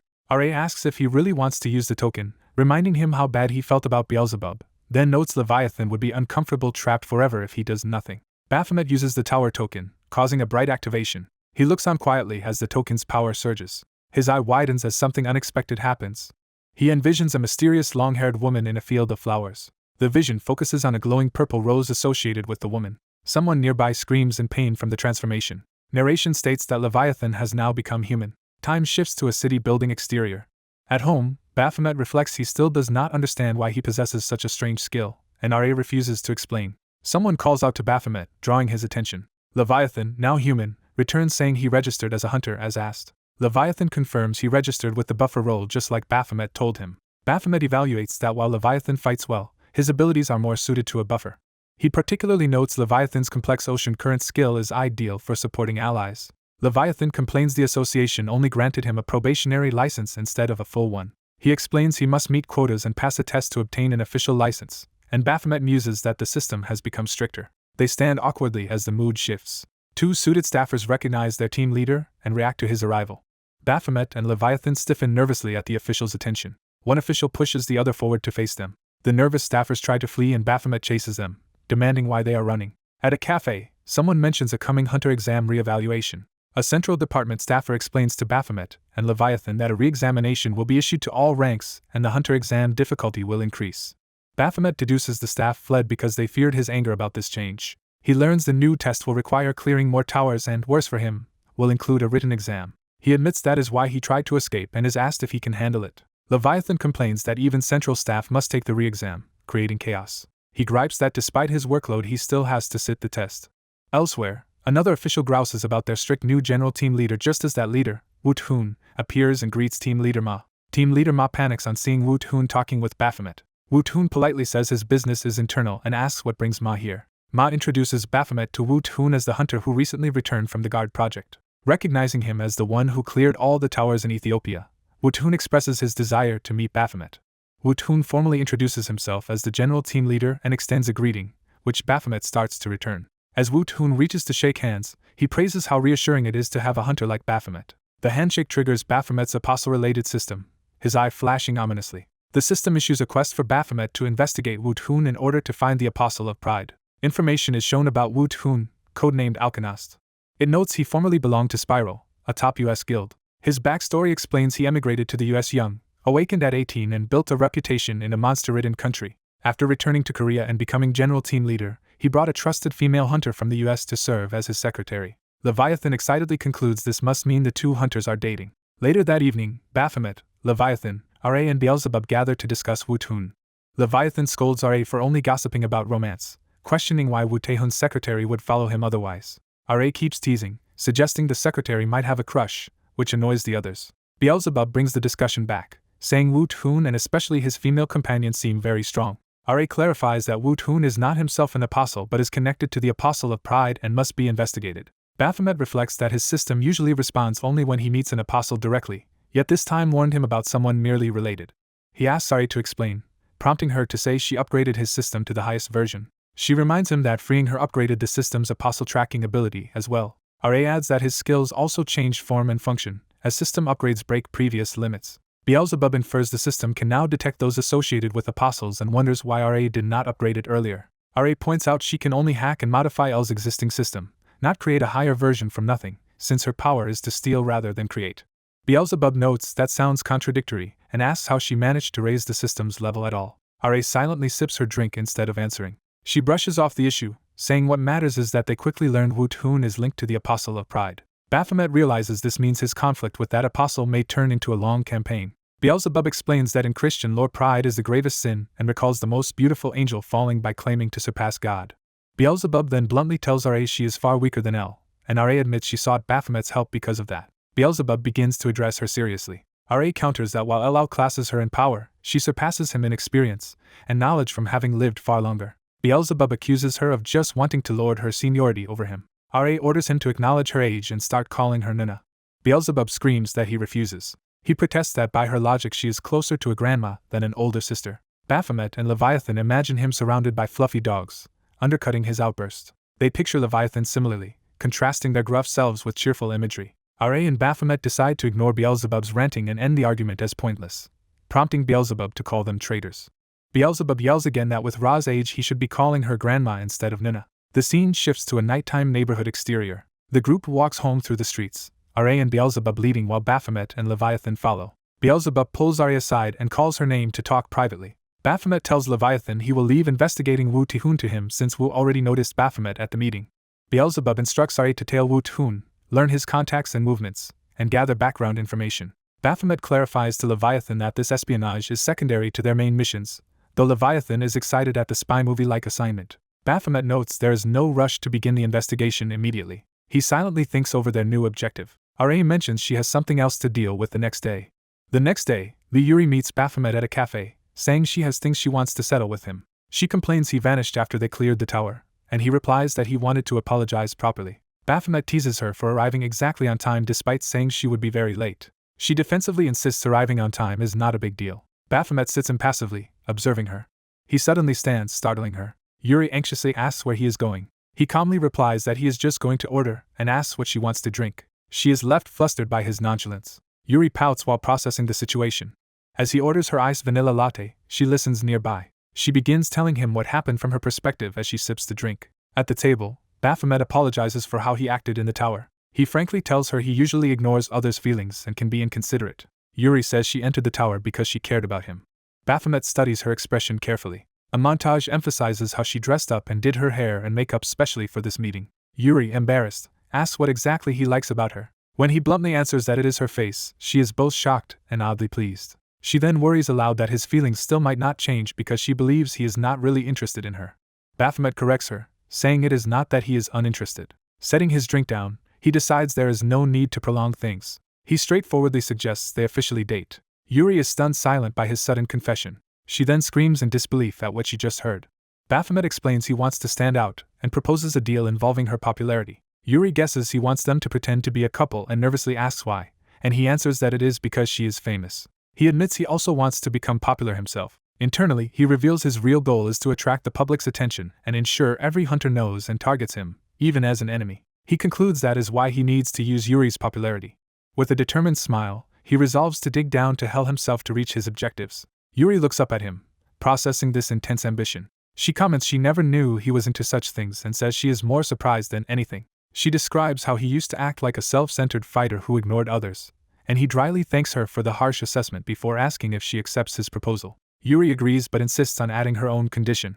Baphomet waits warily to hear it. She flusteredly considers offering herself but instead holds back, insisting she is not that kind of person. Her real condition is that they must meet at least once a week. She specifies she wants weekly dates such as meals, movies, or cafe outings. Baphomet says that if they are going to go to WWE, meaning stage a public show, they should do it properly. Later in a parking garage, their meeting ends. Yuri offers Baphomet a ride home, but he declines, saying he brought his bike. Sitting in her car, she looks quietly emotional. She tells him that even if they begin as a fake couple, she is confident about something. Smiling, Yuri vows that she will make him genuinely like her as a woman. The man confidently declares he has planned out every future date with her. He adds that he will show her just how wild he can be. The woman smiles and teases that he might end up not wanting to break up with her. As she starts to respond, he reaches toward her neck. He leans into the car toward her. She nervously notes that there is something on her. He leans close and says the something is on her face. He walks away while she stays flustered in the parked car. Alone, she trembles and sweats from the intense moment. She panics internally, thinking she almost got kissed. She yells after him that he startled her as he continues walking. He remarks that the situation will make for exclusive news. Nearby, another man in a vest hurries off as he strolls. He pauses, thinking about what just happened. He smiles to himself, clearly satisfied. A voice tells someone to make good use of the favor they were given. Someone reacts in shock, demanding to know what is going on. At a restaurant, a younger man excitedly points out a famous guy while others complain about the noise. Jeju angrily shows his scarred back, identifying the one who injured him and is introduced as Umbra's fiancé. Umbra, Moonlight's guild master, is stunned to hear that man is now dating Valkyrie. They look at breaking news on a phone announcing Hunter Valkyrie has fallen in love again. People nearby whisper that seeing this man here is surprising and that crossing Ark Guild because of Valkyrie would be dangerous. Umbra insists she will not let the man who hurt her fiancé go unpunished. Her fiancé gushes affectionately at her, and she shyly responds. Someone comments that the couple always seems close and asks when they will finally marry. Helios arrives, and the couple is surprised he has come. Helios is introduced as the Guardian Guild's master. They invite Helios to sit and ask where Sihi has gone, learning she is in the restroom. Helios notices Sihi returning and points her out. Sihi greets them, remarking it has been a long time. She politely asks if Umbra has been well, and is introduced as Guardian's vice master Morgana. During dinner, Sihi asks if the food suits Morgana's tastes, and Morgana answers it is acceptable. Helios mentions a nearby popular hotel that was fully booked when he tried to reserve a room. Morgana recalls that hotel as one formerly owned by a hunter heiress rumored to have died. Umbra explains people thought the hotel would fail after being sold, yet its service actually improved. Morgana muses that life is unpredictable and people can be suddenly injured or killed. Helios asks pointedly if she considers their current situation an accident as well. Morgana casually states that she married the exceptional hunter Helios. She laughs darkly behind her wine glass. Helios also laughs, sharing the unsettling mood. Umbra forces a laugh, uneasy at the atmosphere. Morgana playfully claims she was kidding and chides them for reacting so stiffly. She then notes ominously that there is not much time left. Umbra realizes Morgana is referring to the upcoming wedding ceremony. Helios is puzzled, thinking the wedding already happened earlier that winter. Morgana smiles and hints that Umbra's assumption about the wedding timing is off. The scene shifts to night outside the bright building where they had dinner. After the meal, Umbra thanks Morgana but worries because Morgana seemed troubled during dinner. Morgana dismisses it as nothing major and says she was only annoyed by some man and considering how to handle him, declining Umbra's help.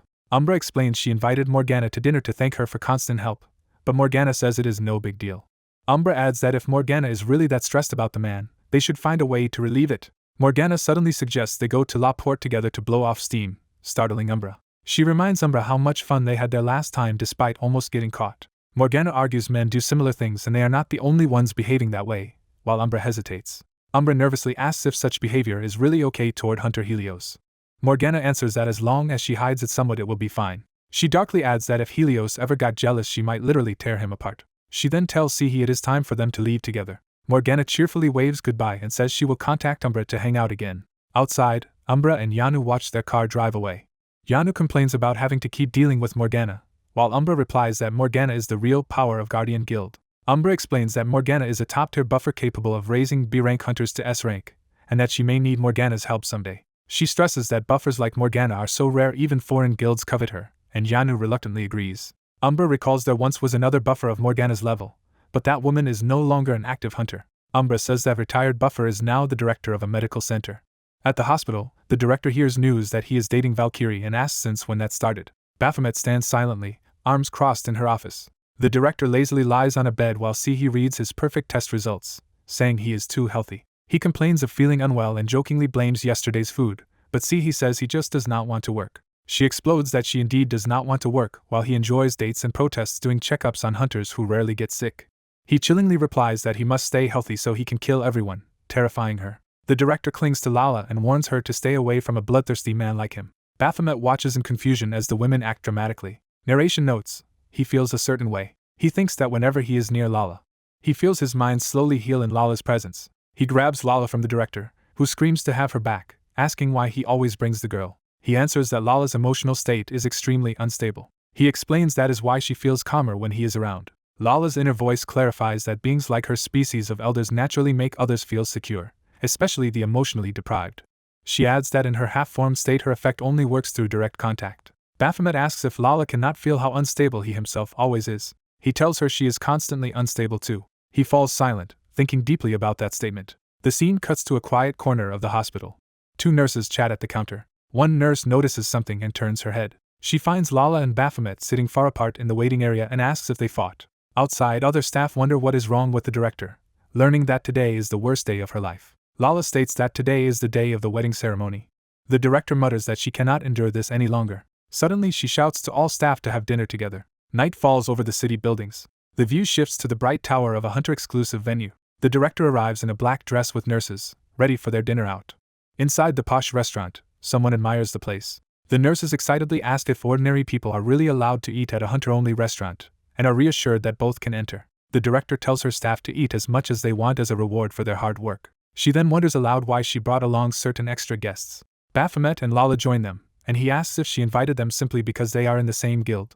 She puts a hand on his shoulder, about to explain further. She proudly reveals she reserved an entire buffet for them. Baphomet stares blankly at the mountain of food. The director is shocked by his expression. She scolds him for piling up so much food, insisting nobody will steal it, while he claims it is only one serving. Other diners recognize him as Valkyrie's boyfriend and gossip about his plate, which he says is exactly the attention he wanted. As they walk, she asks what Valkyrie ever saw in him, and he bluntly answers that it was his face. Someone calls out the director's name, getting her attention. Helios and Morgana approach, greeting her and saying they meet again. Baphomet stands behind the director, who awkwardly answers that it has been a while. As Helios speaks, Baphomet's system issues a main quest ordering him to eliminate the Apostle of Envy, making him suspect Helios. Morgana watches quietly with a knowing smile. Baphomet quickly realizes Helios is not the target. The quest mark shifts onto Morgana instead, identifying her as the Apostle of Envy. He concludes internally that Morgana is the one he must kill. Baphomet looks over at the director, aware of the tense triangle. The director anxiously calls Sihi's name. A chandelier shot marks the shift to a private room. All five of them now sit together around a round table in a reserved room. Narration labels Helios as the ex-husband. Morgana is introduced as the ex-husband's current wife. The director is framed as the ex-wife in this awkward gathering. Baphomet notes that today is also the day of the ex-husband's wedding ceremony. He silently studies the situation. He thinks bitterly that Morgana is not only Umbra's rival but also the Apostle of Envy. He reflects that this is a cruel twist of fate and smirks. Helios addresses him formally as Hunter Baphomet, and comments that he saw news of his relationship with Valkyrie. Helios stares, trying to read him. Baphomet returns the gaze warily. Helios asks if Baphomet remembers their previous encounter. Baphomet calmly replies that he does. Helios reminds him they last met at an equipment store years ago. He further recalls that Baphomet fought one of Defiance Guild's members at its opening party. Hearing the guild name, the director realizes that Defiance was the guild where Hunter Reaper belonged. Morgana tries to downplay the situation, but Helios says their original meeting for tonight was cancelled due to complications. Morgana turns to the director and says it has indeed been a long time. She admits she wanted to contact the director but was too ashamed. The director responds that she too should have reached out and that talking now brings back old memories. She suddenly mentions that she recently met Sungwon again. Baphomet wonders if Sungwon is the same as his team leader Ma. Morgana remarks sarcastically that it is amazing how someone previously cold could become so socially adept. She narrows her eyes, observing the director and Baphomet closely. The director sweats nervously under Morgana's gaze. Morgana says she pities Sungwon, believing an incident ruined his career and chained him to the government. She directly asks the director why she ran away back then. Morgana recounts that an S-rank hunter once murdered 7 S-rank hunters and claims that hunter had an accomplice. She says no matter how strong that killer was, they could not have done it alone. Morgana hints that a buffer capable of boosting a B rank to S rank would make an S rank overwhelmingly powerful. She concludes that such a buffer joined forces with the killer, and together they slaughtered 7 hunters. Finally, Morgana shouts that this terrifying scenario is possible and accuses John Seehee outright. Morgana restrains a woman while radiating ominous intent. The white-haired man approaches, concerned by Morgana's behavior. He sternly orders Morgana to stop what she is doing. Morgana turns back to him, startled by his interruption. She gives him an eerie smile instead of backing down. Morgana accuses the man of siding with his ex-wife against her. He angrily yells at Morgana to be quiet and lashes out as she complains about his orders. The seated young man thinks to himself that he really, in a flashback, he remembers wanting to kill everyone present and even the people outside. Morgana snaps out of that murderous memory, panting in front of the young man.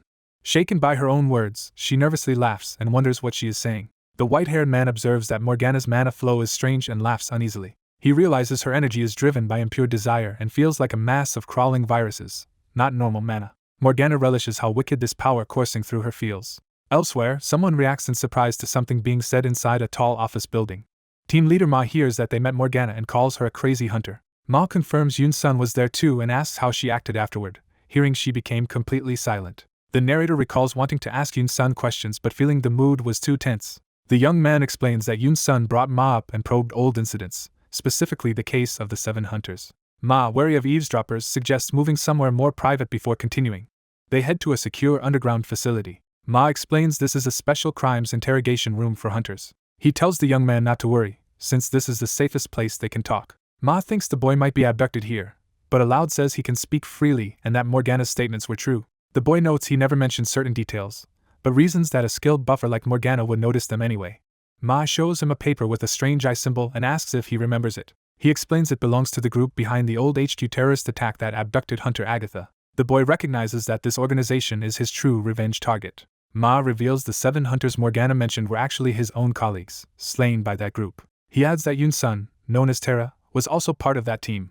Ma praises Terra as an exceptional buffer who could have become a famous hunter. He says that after killing a comrade along with an enemy, Terra was crushed by guilt and quit hunting. Ma insists it was not Terra's fault, that she made the best choice possible, and admits he pushed her into becoming a buffer. He silently broods over his responsibility for Terra's fate. Ma then asks if the boy came only out of curiosity, or because he is worried about his guild master Morgana. He reveals to the boy that Morgana is actually an apostle. The boy repeats the term apostle, weighing its implications. He narrates that Ma is one of the few who knows he is the boss of the Tower of Abyss and is best suited to identifying apostles. This is why the boy confided information about apostles to Ma. Back home, the boy tells his allies he needs detailed information on Morgana. His companions Ra and Baphomet wait outside his house as he returns. Ra looks up at him expectantly. The younger boy stands ready to assist, arms folded. Ra quizzes him with a general knowledge question about the first movable type printing. He confidently answers with the correct historic book title. She then questions him about a country lacking a capital city. He again answers correctly, naming Nauru. Ra ups the difficulty with a tough science question about a unique stable isotope. Overwhelmed, the boy shouts in frustration at the impossible difficulty. Ra reveals the answer is sodium, and the big man praises her intelligence while the boy collapses. Ra demands to be addressed as older sister while the boy refuses, until the main protagonist interrupts, asking what they are doing. The protagonist asks Baphomet if he uncovered anything about the general team leader, hearing his routine is entirely ordinary. Baphomet suddenly remembers something important, and the protagonist presses him to explain. He says the general team leader skipped work that day. Baphomet surveils from his car with Ra beside him. He reports that the team leader's secretary visited his house. Baphomet recalls the secretary entering the house with the man's arm around her shoulders. Excited, he insists they must be dating and confirms Ra witnessed it too before the protagonist cuts him off. The protagonist scolds Baphomet for dragging Ra along on surveillance. Left speechless, he can only grimace at the rebuke. The protagonist furiously hoists the younger boy, calling him an idle insect and ordering him to help as well. The exhausted boy is barely comforted by Ra while the protagonist laments that Ma could not provide much on Morgana. Back underground, Ma asks the protagonist if he is certain Morgana is an apostle. He admits he investigated too and that Morgana appears impeccably clean with nothing suspicious on record. Ma reiterates that her record and her position as Vice Guild Master of Guardian Guild show nothing incriminating. Baphomet relays this conclusion, then bluntly suggests killing Morgana anyway since she is an apostle. The protagonist counters that Morgana is a highly skilled Vice Guild Master, and attacking her recklessly would draw attention and disregard Ma's help. Ma agrees they need a proper justification if they are to move against her, and then cover it up. Baphomet summarizes that justification ultimately depends on proving an actual crime. The protagonist insists they must play by human rules and proposes gathering evidence first. Baphomet asks what his first task should be, but the protagonist says they should wait for more information from Ma. The protagonist summons Beelzebub, preparing to use his powers. Magical energy begins to shimmer around the rooftop. Beelzebub channels pink mana into his hand. He fully activates his summoning circle and power. The protagonist explains that magic-using hunters leave mana traces and that they will use Beelzebub's mana sensing to track Morgana. Baphomet worries that Beelzebub has never seen Morgana and wonders how he can track her without that. Beelzebub calmly answers that his many familiars will be enough. His eyes transform, showing his connection to his familiars. His body floats, as he synchronizes with the swarm within the magic circle. He explains that however faint mana is, his familiars can detect it and share their vision, so locating Morgana will be easy. Baphomet jokingly compares these familiars to dung flies, which offends Beelzebub. Beelzebub insists his little familiars are not only effective but also cute. The protagonist hands him Morgana's photos so he can begin the search. Beelzebub says he must expend mana for the familiars to track her and plans to keep Morgana under surveillance until she reveals criminal behavior. Suddenly his sharpened eyes signal that his familiars have found something. He announces that he has located Morgana, surprising Baphomet with the speed of the result. Asked what Morgana is doing, he reports she is with another woman and both are currently using magic. Through his familiar's eyes they see Morgana and another woman opening a dimensional gate formed by different mana. He observes that the two women step into the gate together. Beelzebub sends one of his insect-like familiars to follow them through. The familiar rushes through the swirling portal. It continues traveling through the distorted magical tunnel. The view shifts as the portal opens into an ornate interior space. Beelzebub notes they arrived at a suspicious building and decides to fully synchronize his senses with his familiar. Possessing the familiar, he appears inside the building's entrance hall. He debates whether to search everywhere and starts surveying the place. He describes the gaudy interior, central corridor, and many closed side doors. Passing through, he senses minor mana from well-dressed men who are not true hunters. He concludes the actual hunters must be behind the closed hallway doors, which he cannot see through. In one room he spies a woman casually using a man as a human footstool. Beelzebub is shocked and confused by this scene. Reporting back, he says the woman looks like a hunter but wonders why she is sitting on a man's back. He then sees a man stripping and showing off for her, further mystifying him. Hearing the man sing badly while the woman cheers, Beelzebub is mortified. Watching the awkward dancing, he protests that it is more like clumsy woodcarving than real dance. Overwhelmed, he cries that the men's humiliating acts and the women's enjoyment seem like a violation of human rights and wonders if they should stop it. Ra dryly asks if demonic beasts are always this naive since he has not recognized the situation yet. She explains to the others that the place he is viewing is a host bar. The revelation leaves Beelzebub staggering in embarrassed disbelief. That night, heavy rain pours over the city. The storm drenches the luxurious apartment building where Morgana lives. Inside, Morgana lies awake in bed beside the sleeping team leader. She sweats uneasily, haunted by the nightmare of her death. In the dream she tells herself to run. She relives the moment of fleeing in terror down a dark corridor. In the memory Morgana panics, screaming that she does not want to die. She remembers desperately running from an unseen threat. The vision shows her horrified face just before impact. She is then brutally impaled through the torso, her blood splattering. Morgana wakes up drenched in sweat, reeling from this recurring death nightmare. She silently sits up in bed while her husband continues to sleep. Looking at her trembling hand, she realizes the nightmare is still affecting her. She leaves the bedroom and enters a hidden room glowing with blue light. Morgana opens a secure storage unit filled with mysterious items. She selects a cone-shaped crystal from the locker. She swallows the object like medicine. Her eyes flare as the substance activates inside her. Strange circuit-like patterns appear along her legs as the enhancement spreads. Standing before the device, her entire body lights up with the same circuitry. Exhausted but transformed, she staggers as the power courses through her. A twisted smile forms as she begins to relish the sensation. Overjoyed, she bursts into wild laughter. She calls this enhanced, artificial form her cursed body. A narration explains that publicly Morgana is celebrated as an inspirational female mentor and beloved hunter. She is also known for her extensive charity work and volunteering. She even teaches trainees, gaining admiration as a flawless role model. Back at the cafe, Ma guesses the protagonist wants to discuss what happened at the host bar. He warns that exposing her visit there alone will not damage her reputation, since she can claim it was business-related. Ma confirms the bar is called La Porte, which he knows by hearsay despite never having visited. He describes La Porte as a host bar founded by a former hunter that employs mana-sensitive men who failed to become hunters. The protagonist learns that La Porte only accepts female hunters as clients and screens them carefully. Ma clarifies that while operating the bar is technically illegal, it is not considered dangerous, and shutting it down would anger many female hunters. Just thinking about opposing that clientele makes Ma break into a nervous cold sweat. He concludes that La Porte is merely a place for hunters to relax, so they still lack grounds to accuse Morgana. The protagonist wonders why he only recently heard of such a famous hunter, and Ma explains he had been stationed overseas on a guard project. Just then company representatives from Magnetic Sales Department arrive, having come to meet Ma. The visiting manager Ha cheerfully confirms his identity. They present Ma with a secured case. Ma opens the case, stares in shock at its contents, and begins to say what it is. A new Architect artificial eyeball is introduced, which adapts to the wearer's natural eye color. A suited man reacts with interest to the explanation. Two employees chat, one saying he only came because the other has connections to find someone who might need the product, and is advised to ask sales. On his way back from a meeting, the friendly employee stops in a cafe. Recognizing Baphomet, he excitedly confirms the rumor that Baphomet is dating Hunter Valkyrie and gushes about meeting him. Nearby customers gossip that the man is likely Valkyrie's boyfriend after seeing his face. Baphomet remembers Valkyrie saying she fell for him at first sight because of his looks. Another worker asks manager Ha if they still have a certain promotional item, and Ha says they do. A branded Eve-Light gift bag is placed on Baphomet's table. Manager Ha explains their company's new accessory brand and offers the item inside as a promotional gift to Baphomet. He describes the gift as a popular necklace that changes color with the wearer's emotions to help with dating. After asking Baphomet to spread the word about Architect among hunters, the businessmen politely take their leave. As they go, Baphomet's companion watches them depart from the cafe interior. The companion notes that the marketers wanted Valkyrie to wear the necklace to make it trendy, while Baphomet remarks this is his first time seeing Architect products. Architect is introduced as a magitech company blending magic stones and machinery. The narration explains that Architect grafts mana-powered devices into damaged or lost body parts to enhance human functions beyond basic prosthetics. Only hunters with sufficient mana can use Architect devices or undergo their operations. Baphomet thinks that even the gifted necklace requires a minimum mana level to function. As he senses the item, he notices its mana flow feels strange. He realizes the mana signature is similar to that of Morgana.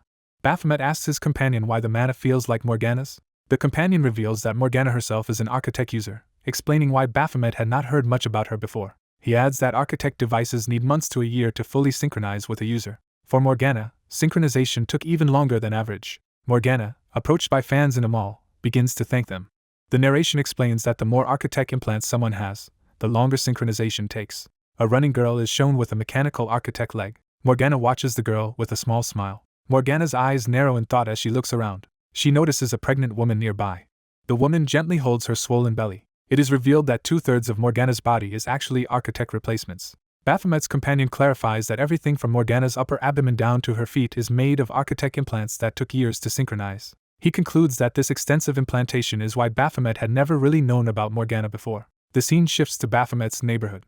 Architect sits outside Baphomet's house, relaxing in the alley. She calls to her system Architect, initiating a report. The system informs her that Earth's utilization rate is at 92% and questions whether rebuilding a new Earth would be easier. Architect sharply calls the system Thesis. She scolds Thesis for interfering too much and orders it to simply follow her instructions.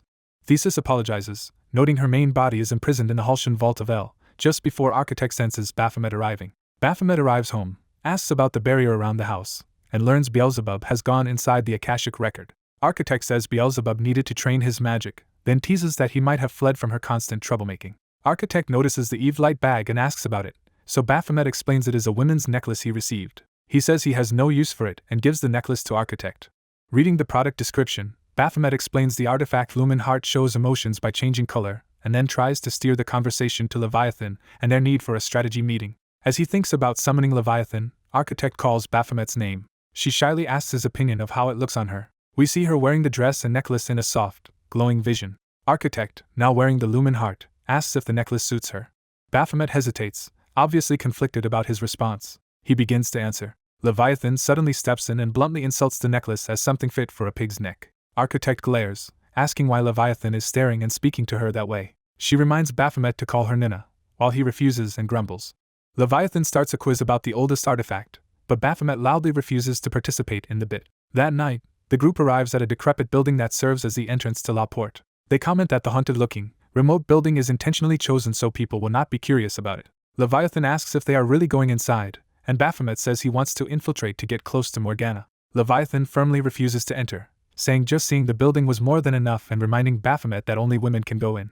Echidna silently reacts to this restriction. He jokingly laments he should have been reborn female so he could enter. Architect wants to check the situation inside, but notes that 3 of them are men and she appears too young to enter alone. Leviathan suggests asking a female hunter friend to go in on their behalf, making Architect suddenly recall one. Leviathan asks if Baphomet has anyone to request help from, while Architect eagerly volunteers herself from behind. Echidna also asks if he does not pity the stressed women inside, as Architect keeps insisting she can change her appearance and help. Baphomet thinks and says he knows someone who would not refuse his request. We see Valkyrie, the woman he plans to ask, walking confidently in sunglasses. Outside La Porte, Valkyrie considers entering. Two male staff at La Porte watch her arrival from inside. Valkyrie adjusts her sunglasses and suggests going in to check the place out.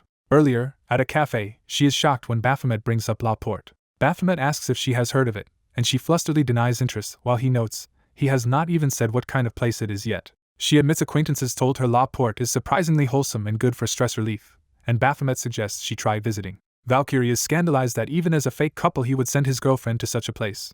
Baphomet reminds her he is a government hunter and wants her to help investigate La Porte. She understands and asks if something strange is happening there. He explains he cannot enter himself because he is a man and wants her to go in for him. Valkyrie is hesitant, saying going to that kind of establishment feels difficult. Baphomet expected resistance. He apologizes for the favor, so she steels herself, saying she has no choice.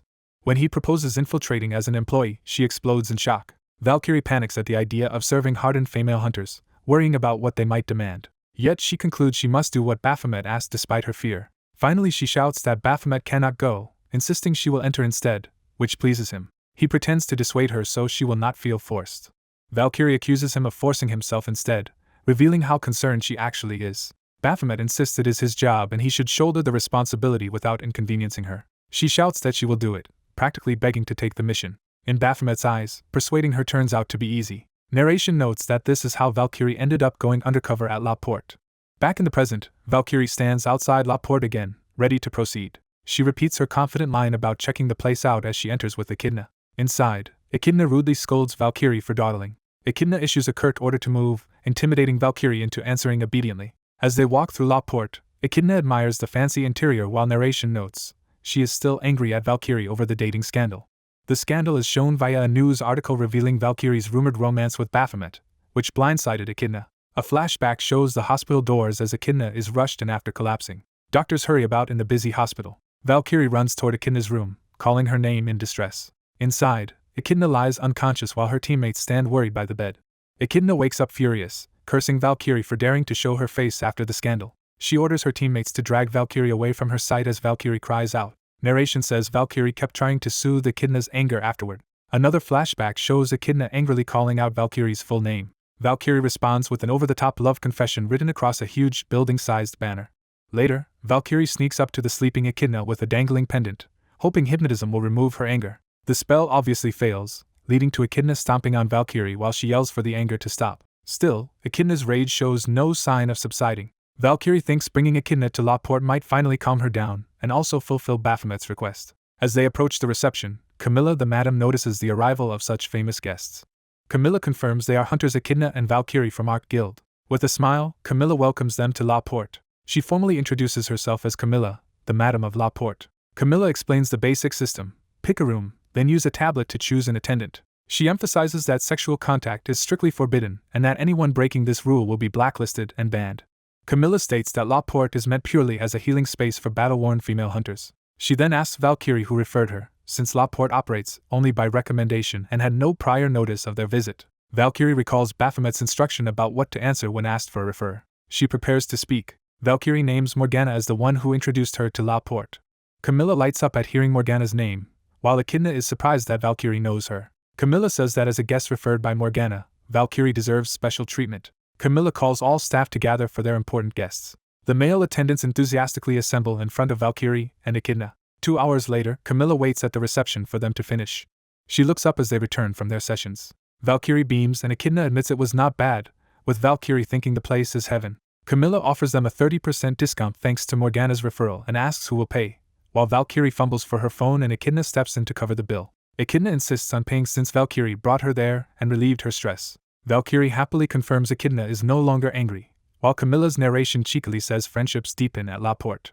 A large glowing pink portal opens at the exit of La Porte. Bathed in pink light, Camilla and her staff bow and wish Valkyrie and Echidna a safe, comfortable trip home. Valkyrie and Echidna step into the swirling portal as Camilla and a staff member watch. Valkyrie suddenly pops her head back through the portal, saying she nearly forgot something important. Remembering Baphomet's instructions, she calls out to Camilla with a favor. Outside La Porte, Baphomet's friend Soho appears and politely asks if they need another employee. He smiles calmly, waiting for Camilla's reaction. In a job interview scene, Camilla asks his name and age, and Soho introduces himself as a 23-year-old. Camilla then asks his relationship with Valkyrie, and he explains she is his friend's girlfriend who kindly introduced him here. Soho cheerfully adds that he and Baphomet are hometown friends who both originated from different towers. Camilla is puzzled that Soho is supposedly an ordinary human while being close friends with a powerful hunter. She eyes him suspiciously, sensing something off. Soho returns the wary look from behind his sunglasses, hiding his true nature. In an earlier planning scene, Soho had reacted with surprise when Baphomet asked him to infiltrate La Porte. Baphomet explained Morgana already knows his face, so Soho must go instead and gather intel while Baphomet focuses on the general team leader, arguing that Soho's love of women makes him perfect for the job. Soho admits the mission sounds appealing but worries he might cause problems, while Baphomet reassures him, mentioning previous, crazier infiltrations. Soho protests that Baphomet is exaggerating, recalling how he begged not to be abandoned when first asked, and points out the men of La Porte are low in mana, meaning a former hunter boss could still sense his own strong mana. Baphomet muses that if Camilla detects Soho's mana, the infiltration plan will fail. Baphomet then asks Leviathan whether he is even capable of hiding his mana. The final panel shows Baphomet challenging Leviathan, questioning if he truly cannot conceal his mana for the mission. A silver-haired man in shades poses calmly, introducing him as the protagonist. He activates a water-based technique called Calm Body Flow, surrounding himself with swirling water. Narration explains he can hide his mana inside a water membrane so it appears as harmless soft mana. Talking with a woman, he laughs off the idea he could awaken and thinks to himself that his lie fooled her. He is told this facility relaxes exhausted female hunters, not just lets them unwind. The madam explains his job will mimic pet therapy, responding affectionately when petted, which he interprets as acting like a dog or cat. She adds he must train first, and will be hired only if his talent shows, while he internally laments more training. She calls 2 male employees, Roy and Rex, and assigns them to teach the newcomer. Walking with them, he says he is 23, they treat him as older and compliment his impressive build. He casually says he never goes to a gym and inwardly notes the place seems ordinary while they marvel at his home-trained body. He asks if handling hunters is difficult, and they joke that every newcomer asks that before saying it is not. They explain female hunters are just like normal people and even scream over bugs despite fighting demonic beasts. He recalls that on the madam's orders he once pretended to be a hunter's boyfriend and even chose her husband's anniversary gift. He insists again that hunters are ordinary and begins to steer the conversation. He asks whether top-ranked hunter Morgana visits this place as well. His co-workers realize he somehow knew Morgana comes here. He claims to be a curious fan and confirms she really does. One co-worker starts to say Morgana is unusual, while the other tries to hush him about certain hunters. They decide it does not matter since the newcomer will soon work with Morgana, and she is likely to pick him, which excites him because he will meet her sooner. They clarify Morgana is unusual in a tragic rather than weird way, then break off the gossip and say she will call for him next time. As they lead him somewhere, he asks where they are headed next. Roy and Rex silently exchange a look, considering something about him. They decide his sunglasses must be dealt with first, surprising him as he wonders what is wrong with them. Scene shifts to a large modern building exterior, indicating a new location. On a phone, a man reports they found no criminal record linking Morgana to wrongdoing despite extensive searching. After the call ends, he notes team leader Ma discovered nothing suspicious. The investigator muses that the lack of evidence makes him question the system itself, and wonders if Morgana truly is an apostle. He decides the system cannot be wrong, senses apostolic mana from Morgana, and chooses to leave her to Leviathan while pursuing his own task. He looks toward the city buildings, continuing his quiet surveillance. Observing another man, he decides he needs information on this suspicious individual. Watching the target walk, he thinks his earlier intuition was correct. Using mana sight, he sees a thin strand of Morgana's mana attached to the man. He questions why Morgana's husband carries Morgana's mana, dismissing obsession and considering deeper reasons. As he broods in a hallway, a hooded youth suddenly appears and draws his attention. The investigator recognizes the hooded man's face from before and feels something ominous about him. He realizes multiple mana threads from Morgana are tangled around the youth, far more than around her husband. Flashback-like images show the youth walking among civilians while warped vision hints at mental distortion. More warp scenes show him moving through crowds, emphasizing his unstable state. The hooded man staggers as though fighting something within himself. Voices in his head command him to kill them, making him sweat in terror. The murderous inner voice keeps urging him to slaughter all nearby humans. Overwhelmed, he lashes out and slaps a passing man while still arguing with the voice. The couple he hit complains, but the girlfriend urges her boyfriend to just leave. The hooded man glares murderously at them, dominated by homicidal intent. With a twisted smile he mutters that he has them, alarming the investigator listening. Then he fully gives in, screaming that he will kill them all. The boyfriend drags his girlfriend away in fear as danger rises behind them. The undercover investigator darts forward at superhuman speed. He kicks the hooded man brutally before more harm can be done. The attacker is sent flying across the pavement, while bystanders look on in shock. Onlookers wonder if a fight broke out since the undercover man suddenly struck the other guy. The youth, dazed against a wall, demands to know what is wrong with his assailant. The investigator grabs him by the shirt before he can react further. Hoisting him up, he prepares to interrogate him in a secluded spot. He orders the terrified youth to follow him. The scene cuts to the rooftops of an older neighborhood, establishing their new, isolated location. The youth is slammed into an alley wall, still struggling. As he curses and demands to know what the man is, the investigator silences him with another blow. Standing over him, the investigator remarks that he finally remembers this man from Defiance's banquet and the equipment store. He adds that seeing him again dredged up unwanted memories of someone else. The youth, pinned in the cratered wall, stares in fear at his tormentor's foot near his head. The investigator notes he recognizes the youth but wonders if the cap is hiding that recognition from the other side. He jogs the youth's memory by asking whether he remembers the hunter who once ripped his arm apart. Flashback shows that previous fight where the hunter tore the youth's arm off. The memory continues, revealing the brutal attack in more detail. The youth's horrified expression in the flashback shows how traumatic that encounter was. Back in the alley he erupts, realizing this man was that hunter, while the hunter says people only recognize the truth when provoked. The hunter asks when the youth became like this, confronting how far he has fallen. He presses whether he needs to jog more memories, while the youth feigns confusion. The hunter explains the cursed item is an evil weapon that corrupts the wielder's mind, which accounts for the earlier berserk outburst. He warns that without his intervention the youth would have killed a civilian, lost his license, and gone to prison.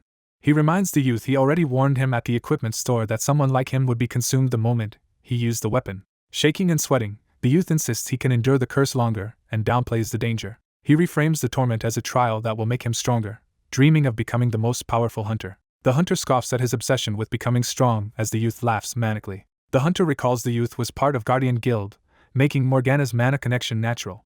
He deduces Morgana must have buffed the youth, and that lingering mana is probably shielding him just enough from the weapon's curse. He then wonders if Morgana had some similar beneficial reason for binding her husband with mana. He hypothesizes that Morgana likely used her power altruistically, perhaps to protect or strengthen others like Helios. In a memory, another man skeptically asks whether Morgana is truly an apostle. The hunter admits even he now questions that judgment, and wonders what Morgana really is. The story cuts to another battlefield where a red monster roars. The beast dives down ferociously toward the ground. A spear-wielding hunter charges forward to meet it. He swings his spear with great force, beginning a technique. He unleashes the half-moon shadow spear dance, sending circular spear waves upward. With a cold expression he commands his attack to kill. The spinning waves slice into the monster's body. The monster's form is shattered apart by the assault. A massive explosion of energy obliterates the creature. Victorious, the spear hunter raises his weapon overhead. He smiles, satisfied with the result. Nearby, Morgana is praised for her incredible buff that made his power feel like pure fire. Another hunter happily reports Morgana's buffs make her light and agile, teasing someone who once called Morgana creepy. Morgana muses that a buffer's power is addictive and that her own buff is unrivaled, noting she still has not shown her full strength. The spear hunter laughs that too many buffs can make fights boring, but claims Morgana's current level is just right. He suggests they proceed to the next floor of the tower. Morgana's colleague mentions news of a re-examination for hunters due to a strict new general team leader. Morgana comments that the new leader is tough and is already reorganizing hunters, wondering if he will be okay with the inevitable backlash. They speculate that at least one S-ranker will be downgraded and discuss what happens to people who refuse the exam. Hearing licenses might be revoked, Morgana looks worried as she repeats the possibility. She winces in discomfort, claiming she has not been feeling well lately. Her colleague says hunters cannot get sick, but Morgana brushes it off and suggests they finish quickly. Morgana watches as her teammate walks ahead, lost in thought. She replays the comment about refusing the exam leading to license revocation. She starts to speak, perhaps forming a new idea. Abruptly a dark, intense close-up suggests someone else reacting fiercely. Morgana stares at her own trembling hand, sensing something off. Her companion calls out, surprised she seemed to say something yet claims she did not. Morgana regains a calm expression, masking her inner turmoil. She insists nothing is wrong and downplays her concerns. The scene shifts back to the quiet neighborhood around the protagonist's house. Another exterior shot lingers on the house entrance, marking a peaceful interlude. Inside, the main protagonist lounges on the floor, resting in the sunlight. He checks his phone, looking slightly uneasy. He comments aloud that trying to target him in this way is pointless, addressing an unseen presence.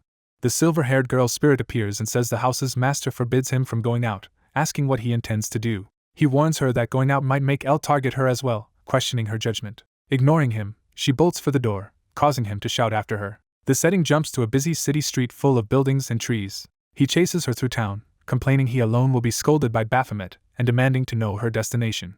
She suddenly points excitedly at something ahead, catching his curiosity. He looks toward the indicated staircase entrance. Seeing nothing unusual, he tells her there is nothing there. He realizes too late she tricked him and already slipped away. Furious, he yells that he fell for such a lame trick. An image of an abandoned, shattered building accompanies his panicked thought about where she ran off to. Cut back to La Porte, where someone laughs heartily. The female hunter Seal tells the madam she finds their new male employee very funny. The madam asks if she is enjoying herself, and Seal enthusiastically says she really likes the man's looks and body. Curious, Seal asks what this handsome employee's name is. Off-screen, he answers that his name here is Levi.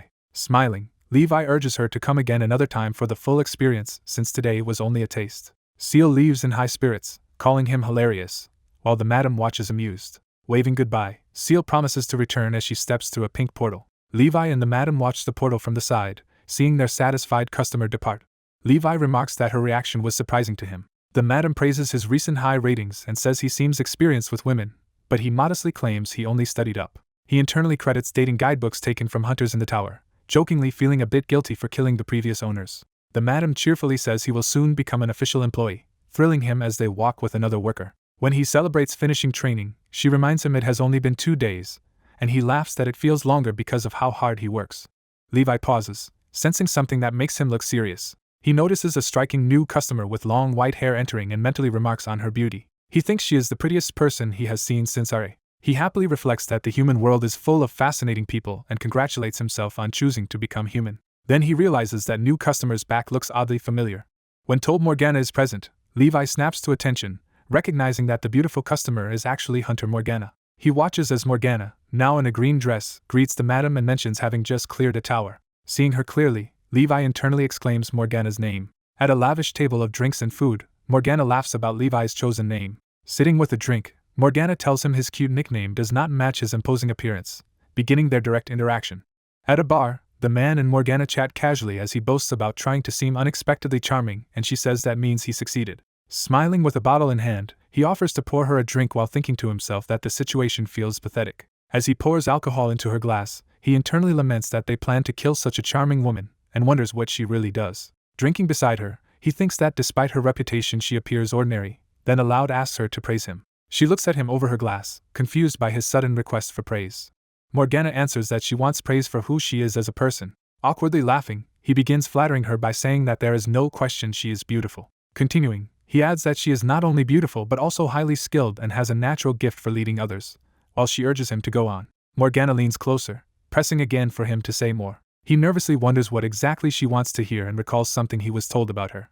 In a flashback, someone remarks that Hunter Morgana is unusual in a sad way rather than merely strange. He recalls that Morgana is known as the Apostle of Envy. Narration explains that envy is anxiety and jealousy born from fear of losing or lacking what others have, such as attention, love, or talent. It further notes that no matter how perfect someone seems, their envy intensifies when they feel anxious. Readying himself, he begins to speak sincerely to Morgana.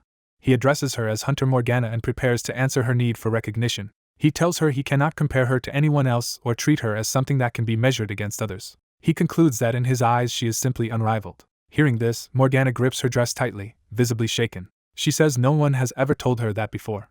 Overcome, Morgana admits the words make her very happy. He silently watches her reaction, sensing the weight of what he has said. Morgana shyly asks if she may hug him, explaining she only wants to express gratitude even though physical contact is normally forbidden. She pleads once more for permission to hug him. Flustered, he agrees to the hug under those conditions.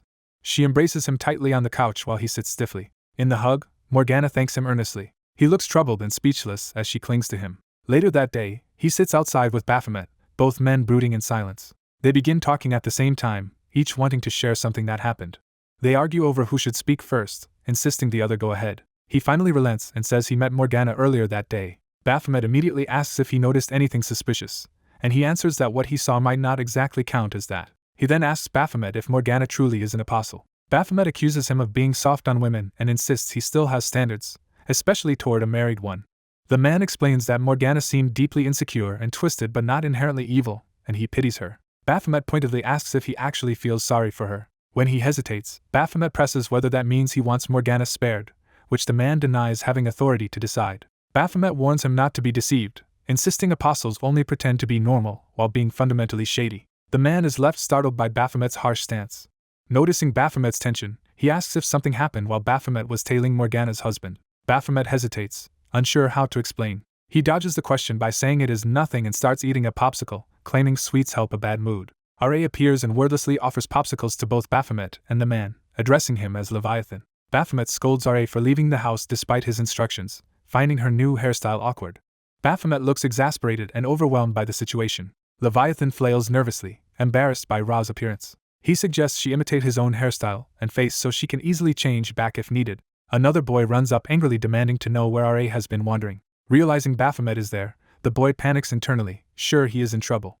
He worries that Baphomet will question Ra about where she went but insists to himself he had no choice. He recalls that even his familiars failed to locate her, while Ra casually asks why he is so late.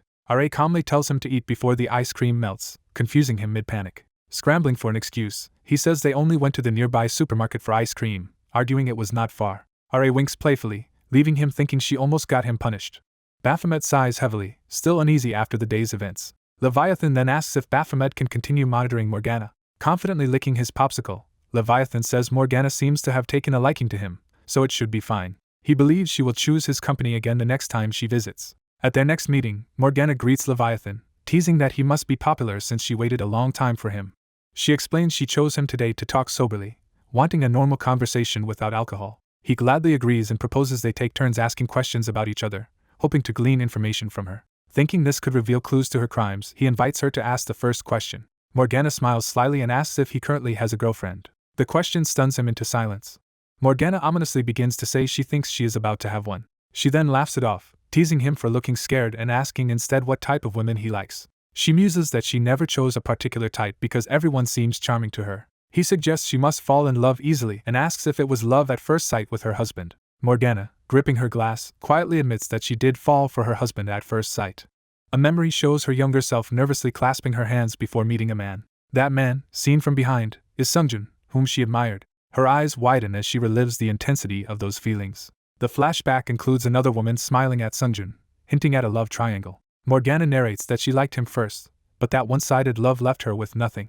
Back in the present, she raises her hand toward Leviathan, saying she has proof of that emptiness. She shows that she wears no wedding ring, explaining her husband neither noticed nor cared when she stopped wearing it. Morgana forces a smile while sweating, revealing how painful this realization is.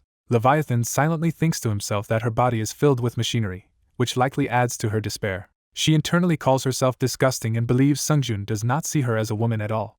Overwhelmed, she suddenly doubles over on the couch as Leviathan rushes to check on her. Morgana trembles violently, staring at her bare ring finger in horror. Her shaking hand stretches out, wordless and frantic. Time shifts to the following day, showing a modern clinic building under a clear sky. Inside that building, Morgana sits formally dressed while receiving medical results. The doctor tells her that all tests show no physical abnormalities. Morgana demands to know why she feels this way, and the doctor explains her condition is unprecedented and asks about her use of Architect Essence. He decides they should continue regular checkups and hints that further measures might be needed if her symptoms persist. When he suggests possibly replacing her Architect implant, Morgana reacts with shock. She erupts, refusing to undergo another replacement after being bedridden for 2 years the last time. Voice shaking, she complains that many hunters surpassed her while she was recovering and that she had to fight desperately to catch up. She storms out, shouting that she will not agree to another surgery as the doctor calls after her. Elsewhere in the building, a man asks his manager about their next appointment. The manager reports they have a 2 p.m. meeting with the Crimson Guild, so they should prepare. As they plan lunch, Morgana passes by them in the corridor. One man calls out to her, but she remains distant and preoccupied. That evening, the cityscape glows under a darkening sky. Morgana walks alone through a lively street, still in her office attire. She replays the doctor's words about a problem with her Architect in her mind. She also recalls earlier advice from someone else who suggested she be tested and perhaps receive a new implant. That person had assured her any new Architect procedure would be free because she was a VIP hunter. Morgana bitterly laughs at being called a VIP while trudging down the street. Her laugh grows louder and more unsettling as she walks. Around her, happy couples joke and flirt, which grates on her nerves. More couples pass by laughing, intensifying her sense of exclusion. Filled with resentment, she wonders why others so casually enjoy happiness that she is denied. In her mind, this resentment escalates into the thought of killing everyone to eliminate that unfair happiness. She snaps back to herself, horrified by the murderous impulse. Clutching her head in the street, she berates herself, reminding that as a hunter she is meant to protect people and wonders if the Architect is warping her mind. She laments that if only her body were normal like everyone else's, she would not be in this state. She thinks back to entering a mysterious tower years ago, believing that choice ruined her body. Morgana's eye hardens with a mix of fear and determination. She pauses in the street, lost in dark thoughts. She checks her phone as if considering calling someone. She stares out at the city skyline, contemplating what to do next. She then phones her husband, cheerfully asking how he feels after having been sick. The scene shifts to another building where staff discuss that their director, Yoon-sun, has been acting strangely. A nurse comments that the director seems unwell and asks if anything happened recently. Another nurse explains that the director told a healthy patient they were dying and prescribed the wrong meds to a child, saying this is unlike her. The first nurse thinks back and realizes the change began after a recent group dinner. The narrative shows Yoon-sun at her desk, tying that dinner to her odd behavior. She researches online, reading about an S-rank hunter who murdered 7 other S-ranks. The report notes the killer had an accomplice and was not acting alone. Yoon-sun sees that the suspected accomplice is Morgana, her former junior, which jolts her. She leans back in her chair, shaken by the revelation. She thinks miserably that she never wanted to meet Sihee, Morgana's real name, again under these circumstances. A memory voice calls out to her affectionately as Uni. The flashback shows a younger Morgana joyfully running toward Yoon-sun. Yoon-sun opens her eyes in the present, realizing the past is catching up. An assistant knocks, announcing that the director has an unexpected visitor. Yoon-sun is confused until she hears who it is, then stiffens in shock. Morgana comments on how elegant Yoon-sun's office is as she steps inside. Dressed in a purple dress, Morgana greets her as Sihee while the nurse stands awkwardly behind. Morgana states bluntly that she came to receive an apology. Yoon-sun says nothing at first, hiding her reaction behind her composed expression. The nurse mentally questions why Morgana would demand an apology. Yoon-sun politely asks the nurse to leave them alone, and the nurse agrees. Once they are alone, Morgana and Yoon-sun face each other tensely in the office. Yoon-sun tells Morgana to follow her deeper into the office space. The scene shifts to Yoon-sun's private, neatly arranged office. Morgana remarks that the previous room must have been only a treatment area and notes this larger office suits a director, though it looks newly used. She notices a framed photo of Yoon-sun's late grandfather and studies it intently. Yoon-sun confirms the photo shows her grandfather, who used to occupy this space. Morgana recalls how kind the man was to her, and says she would like to treat him to a meal someday, only for Yoon-sun to remind her he died when his condition suddenly worsened. Yoon-sun coldly notes that his decline coincided with the time Morgana and Sungwon went on a killing spree.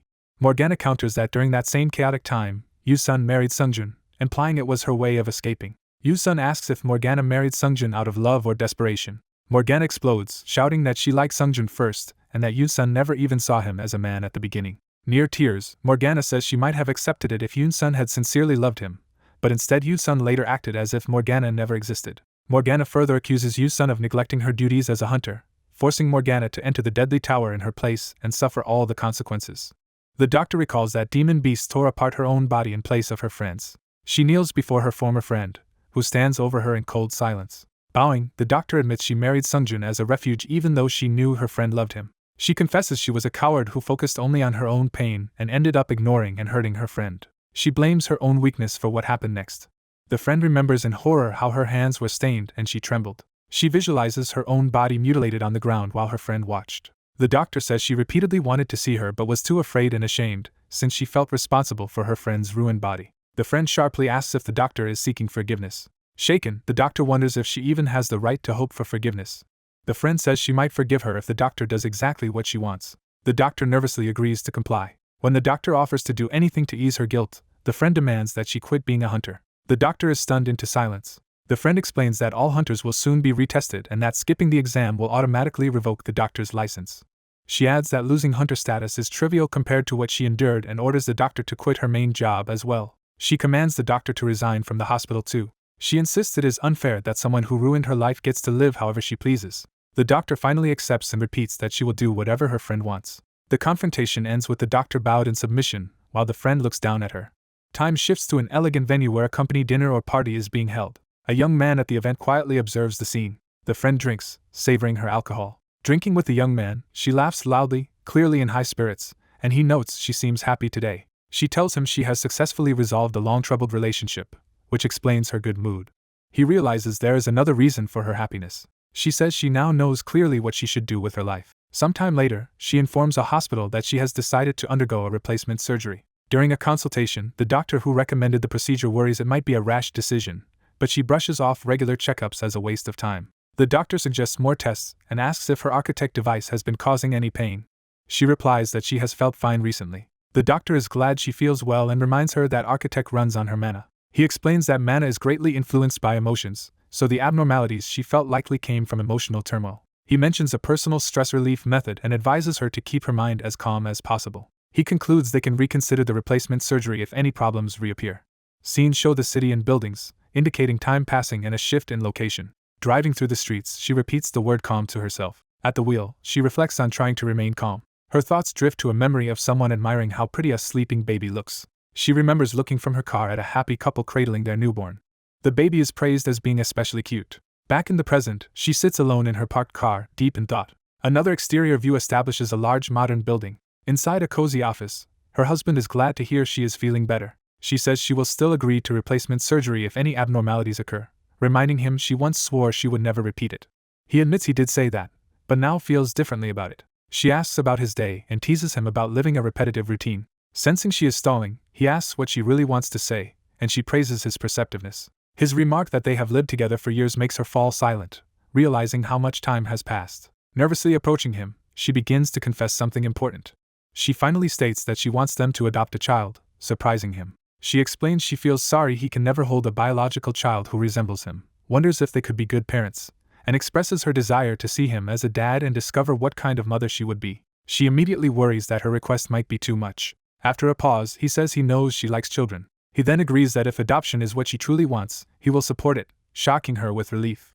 He reflects that bonds formed by raising a child can be as deep as those from birth, but insists they must strive to be good parents. She is moved to tears by his response. Later, under the night sky, someone asks why she is crying. She narrates that she long considered herself a miserable person, yet she also recognizes that chances to escape that misery have always existed.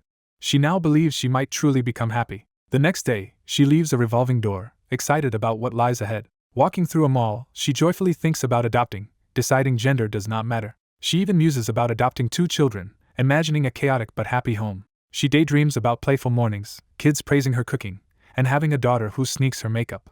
She imagines taking family photos and hosting birthday parties together. She thinks that merely imagining this future fills her with happiness.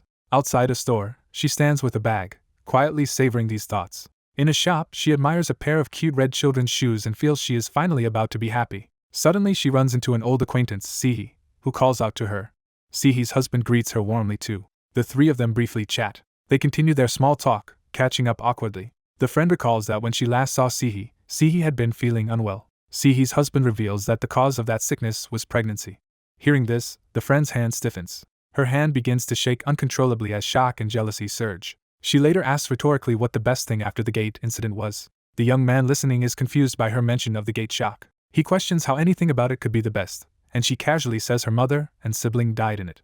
She describes her abusive mother, who demanded top grades, locked her out and ruined her food, while doting on her troublemaking younger sibling. She says her sister was always the pretty favorite and that her own harsh treatment stemmed from resembling the father who abandoned them. She adds that when her mother remarried a good-looking man, the jealousy only intensified, and she jokes that in her father's place she too would have run away. Leaning in, she asks the young man again if he knows what the best part of the gate shock was. She answers that the top-ranked sibling, the constant first place she could never surpass, died. She notes that meant she was no longer stuck in second place, though the school itself was destroyed so the ranking became meaningless. She laughs manically about how stupid it all is, leaving him speechless. The scene cuts to another building where someone demands clarification about what was just said. A black-haired man learns that his superior is leaving their guild. The superior explains that with the upcoming reorganization and retesting, he intends not to participate so his qualification disappears, entrusting the guild to room 302. He adds that he will transfer formal authority in 2 days after finishing paperwork at the hospital, prompting surprise that he is quitting there too. The director says this is not sudden, that she has long planned to stop and finally live freely on her savings. She jokes about maybe opening a cafe, while her subordinate listens in stunned silence. The story shifts outside to the hospital roof. Other staff tell the subordinate they were also abruptly informed of the director's decision. They explain that the director recommended them to another hospital, and insist they do not mind, though others wonder if something is wrong with her. One nurse recalls the director began to change after a certain woman acquaintance visited.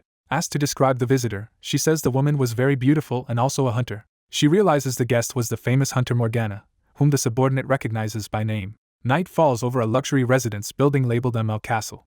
The subordinate reflects that the director's condition worsened after meeting Morgana at the company dinner and suspects Morgana is tied to their current problem. He asks his blue-haired colleague whether Morgana has approached him again. The colleague seems distracted, and the subordinate presses him on what is wrong. The colleague claims he did not hear and says Morgana's usual meeting place is closed for the day. With a sly smile, he says he has something to report about Morgana. Morgana herself, half seen, appears to be murmuring something ominous. The blue-haired man hesitates, thinking about how moody his superior can be. He recounts that Morgana keeps visiting and that something bad seems to have happened to her recently, but agrees to keep watching her. The subordinate abruptly asks if he can just back out of this assignment. The blue-haired man argues there is no point staying close to Morgana now since he is not getting any benefit and is bored. He offers to take on different work or shadow the general team leader instead, promising to do his best. He leans in expectantly, pressing for reassignment. After some back and forth, he impulsively agrees to continue the mission anyway. He then taunts the subordinate, asking if he fears becoming attached to Morgana and feeling terrible when she dies. The subordinate replies that it is better to know she is an apostle now than be fooled, and only learn the truth later. He remarks that being deceived without knowing anything is the most pathetic fate. The next day dawns clear and bright. We see the exterior of Morgana's modern, marble-clad home. Inside, adoption officials admire the spacious house and garden that would be perfect for a child. They praise Morgana's achievements as a hunter and compliment her taste. Her husband proudly confirms that she is indeed the famous hunter Morgana, though he explains she is not feeling well today. Morgana appears in a robe, having just risen, and everyone turns toward her. Her husband, surprised she is awake, introduces the adoption center staff while one of them notices a strange smell. Morgana politely introduces herself and her colleague from the adoption center, explaining they are here to inspect the home in response to the couple's adoption inquiry. Overwhelmed, her husband starts hiccuping in stress. The staff also react nervously as the tension rises. Morgana covers her mouth, seemingly fighting another wave of nausea. She smirks to herself, silently composing her facade. She laughs it off, blaming her queasiness on drinking too much the previous night and apologizing for the unsightly behavior. From outside, we hear her laughter echoing through the house. Later, dressed more neatly, she is confronted by her husband, who asks why she acted that way in front of the inspectors. She casually claims she forgot they were visiting, which frustrates him since adopting was originally her idea. He recalls how, during the interview, she joked about nearly dying in battle and wondered if their child would live with a robot mother if she were cut in half again. Morgana criticizes him for that reckless comment, saying no one would entrust the child to them after hearing it. He responds that she herself is not thinking straight. He points out that she recently shopped for baby items even before they had adopted and demands to know what is wrong with her now. Walking away, he sighs that he really cannot understand her anymore. She stops him to ask bluntly if he has grown tired of her. She repeats the question more insistently, eyes trembling. He answers coldly that yes, he is tired of her. He tells her to get ready because they are going to the guild office that day. A shot of the large government-like building sets the scene for their visit. At a meeting there, officials confirm the couple's request is to expand their guild's member limit and begin the system verification process. During the procedure, Morgana quietly excuses herself to go to the restroom. She walks out, leaving her husband at the conference table. Once the verification is complete, the official announces that the request has been approved. Morgana's husband then states he is there to apply for a transfer of guild authority. Sitting nearby, the Dr. Kim Yoon-sun is startled to hear her name called. The scene briefly cuts to the office ceiling, emphasizing the quiet before the next revelation. Outside the room, Kim Yoon-sun confirms to the husband that she is quitting life as a hunter, saying she never intended to become one in the first place. The woman remarks that the other person always wanted to be a doctor more than a hunter, and he quietly agrees. The two continue talking face to face in the hallway. While carrying boxes, someone asks the woman if she has time to discuss Sihi. One of the stacked boxes slips and starts to fall. A hand grabs the box carrier's arm to steady him. The boxes crash loudly against the wall or floor. Papers and boxes scatter as the older man catches the woman from falling. The man holding her asks if she is okay while the box carrier apologizes. Another woman approaches and silently observes the man holding the first woman. The man keeps his arm around the woman, pulling her close. The approaching woman stares intensely at the pair. Remembering hurtful words, she recalls asking if someone was tired of her and being told yes. Her hand trembles in a swirling field of dark energy. The dark hand transforms, indicating a shift into a powerful form. Levi is called by name, catching his attention. His boss confirms Levi has one last customer and leaves the woman in his care. The boss asks Levi to deliver a bottle of wine to someone after work, and he agrees. She specifies that the recipient is Hunter Morgana. Levi arrives outside Morgana's luxurious house, impressed by it. He thinks he had not expected to see Morgana again that day. He recalls being told the wine delivery was a personal, very expensive request from a customer. At Morgana's front door, he decides he will just deliver the wine and leave immediately. As he waits, he suddenly reacts to something unsettling. Levi senses a strong smell of blood coming from inside the house. He freezes in fear as his heart races. Determined, he steels himself. Outside, everything appears calm and quiet. Levi jumps up onto an upper balcony. He notices that a second-floor balcony door is unlocked and slips inside. Inside the dark house, he notes that the blood smell has become overwhelming. He notices what looks like a pool of blood on the floor ahead. He discovers a man lying dead in a large puddle of blood. Examining the corpse, Levi concludes the man died from a pierced heart and senses mana clinging to the body. From another room, a woman's chilling voice questions someone's capability. Morgana cruelly comments on someone becoming a mother. She taunts the pregnant victim about feeling guilty for the unborn child as the woman begs for mercy. Morgana strokes the terrified pregnant woman, who pleads to be saved. Morgana says it would be better if the baby is never born, while the woman desperately refuses. The pregnant woman screams in agony and terror. Her eye widens as something is violently done to her. A magical surge shows the unborn child being targeted or affected. Morgana smiles to herself, spattered with blood. The victim's hair whips as her life is extinguished. Morgana's blood-stained face tilts, confirming she has killed the woman. Morgana bursts into manic laughter, reveling in the bloody scene. In the present, Levi's ally tells the doctor to stay calm, explaining this is how he stabilizes himself. Morgana wonders why she never unleashed herself like this earlier, thinking she could have avoided suffering. She suddenly senses something unexpected. Levi rushes toward the source of Morgana's mana. Realizing the powerful mana belongs to her, he grows alarmed. Morgana thinks she failed to properly conceal her mana and questions why Levi is there, and what he really is. Levi stands tensely, facing her. He calmly tells Morgana she should have suppressed her impulses instead of doing this. The scene cuts briefly to the night outside the building. The camera closes in on the rooftop's edge. Levi's body plummets from above, apparently decapitated. As he falls, Levi thinks that until now Morgana had never committed any actual crime. He observes that this current Morgana, stepping through the shattered window, is different. He concludes that Morgana has now fully become a true apostle. A massive blue explosion of mana erupts, shaking the building. Flashback. Morgana cheerfully welcomes a couple into her home, reflecting that she once believed events were just coincidences. The couple greets her warmly, thanking her for the invitation. She notes that Sungjun and another hunter are away on business trips, leaving the house free. With a sly smile, Morgana invites them in, telling herself their visit is merely a coincidence. The narration explains that in reality the couple walked straight into the tiger's den. Later that night, humming, Morgana moves about her dark house. Her humming continues under the grand chandelier. She happily hums while pulling on gloves. Morgana thinks she must dispose of the corpse before her brother returns home. Outside, evening settles over the house and yard.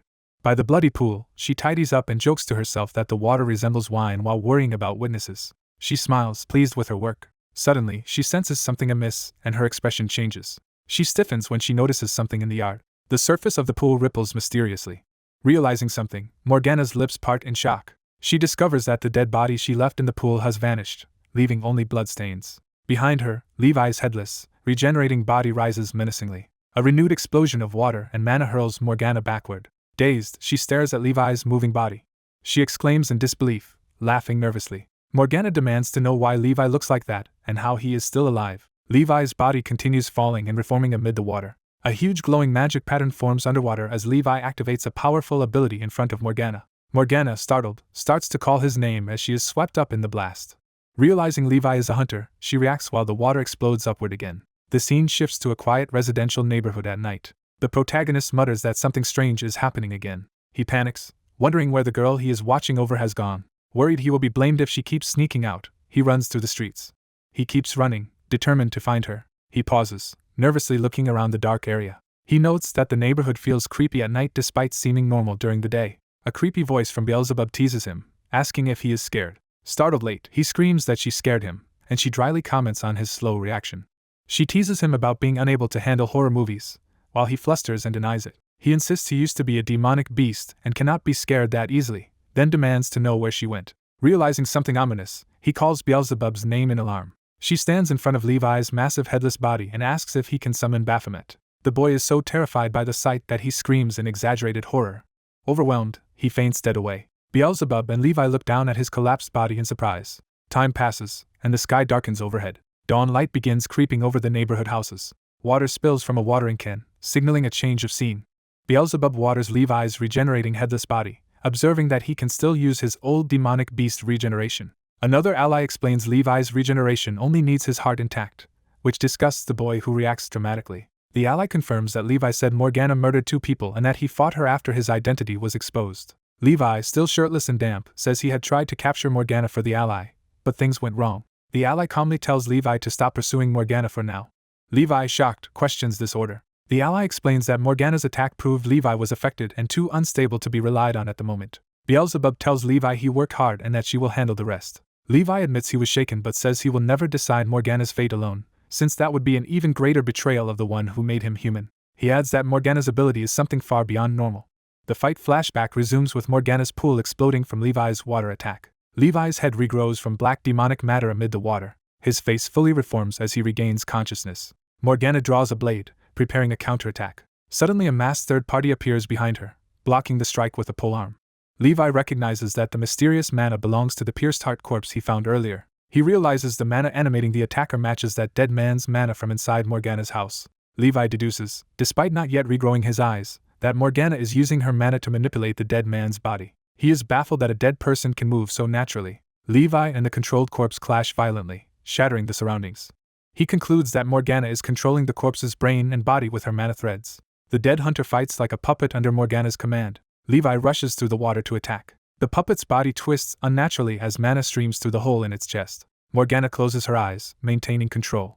She stands behind the floating corpse as it moves according to her will. Levi dives with his spear toward the puppet. The puppet's masked face contorts as a new surge of mana builds. The corpse detonates in a huge fiery explosion. Levi explains afterward that the corpse suddenly exploded and Morgana disappeared without a trace. He is warned that because of this, he must be extremely careful. On the phone, he acknowledges the warning. Sitting on some steps, he listens as the caller explains the aftermath at Morgana's house. The caller says an explosion report led investigators to respond quickly, realizing a hunter's home was involved. He adds that 2 hunters died there, one being Yanura from Moonlight Guild. A covered body is shown, confirming the casualties. The other victim is revealed to have been Umbra, Moonlight Guild's master. The official says Morgana has become a criminal for killing 2 S-rank hunters and, with her missing, further murders are likely. He therefore authorizes Morgana's immediate execution if found. The final directive tells Levi he is free to handle things however he wishes. Levi sits alone on the steps, contemplating the grim permission he has received. A robed figure quietly approaches from behind. Baphomet asks Levi what they should do and whether he should inform the other familiars. Levi replies that Baphomet should tell everyone. The scene cuts to a women's restroom sign, suggesting the next location of the story. In a quiet restroom, several stall doors stand closed. Inside one stall lies a bloodied corpse sprawled on the floor. A pale hand reaches down toward the murdered woman's legs. The killer calmly slips on high heels stained with blood. She walks out of the restroom, leaving the mutilated body behind. Adjusting her earring, she prepares to contact someone. Smiling, she announces that whoever finds Morgana will receive an enormous reward for capturing Morgana. Elsewhere, a man tenses as he prepares to act, thinking to himself. Turning in the city night, he declares that the hunt has begun. Looking up at nearby buildings, someone wonders what Morgana's power is. A seated man reviews that Morgana is a buffer who links to others to grant buffs. Another man explains Morgana's link has no range or time limit, allowing limitless buffing. He adds that if Morgana debuffs those linked to her, she gains overwhelming advantage. Standing beside a covered corpse, he explains why an S-rank fighter lost to an S-rank buffer. He states Yanu died instantly when Morgana debuffed his body then pierced his heart. The hunter on the phone doubts that explanation fits everything. He clarifies Morgana actually debuffed Yanu and buffed her ally Umbra to strike his heart. The seated hunter asks if Morgana can also control people linked to her. The man on the phone explains she manipulates even their corpses like puppets, alarming the hunter.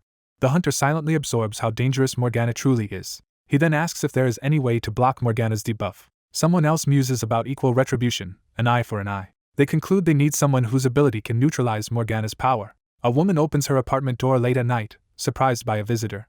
She steps into the hall in a nightgown, curious about who has come. Smiling gently, she is implied to be that ideal counterbuffer. Night clouds drift while events move toward confrontation. Later, at Arateka's building, Morgana arrives apologizing for visiting so late. 2 staff members assure her it is fine since they are working overtime. One of them serves her a drink as their talk begins. They note she has run out of Aratec essence, and she admits she has been using extra due to stress. The staff mention essence performance depends on stress, and Morgana hints she found a way to handle it. Curious, the 2 men ask what method she discovered. Morgana smiles pleasantly, about to share her disturbing answer. One staffer sends his colleague, Manager Ha, to fetch more essence for Hunter Morgana. Manager Ha walks off, leaving Morgana alone with the remaining director. The director cheerfully claims he is stabilizing himself. Morgana coldly explains her method is to remove things that destabilize her. The director suggests detailed feedback would help improve Aratec products, and jokes he deserves gratitude.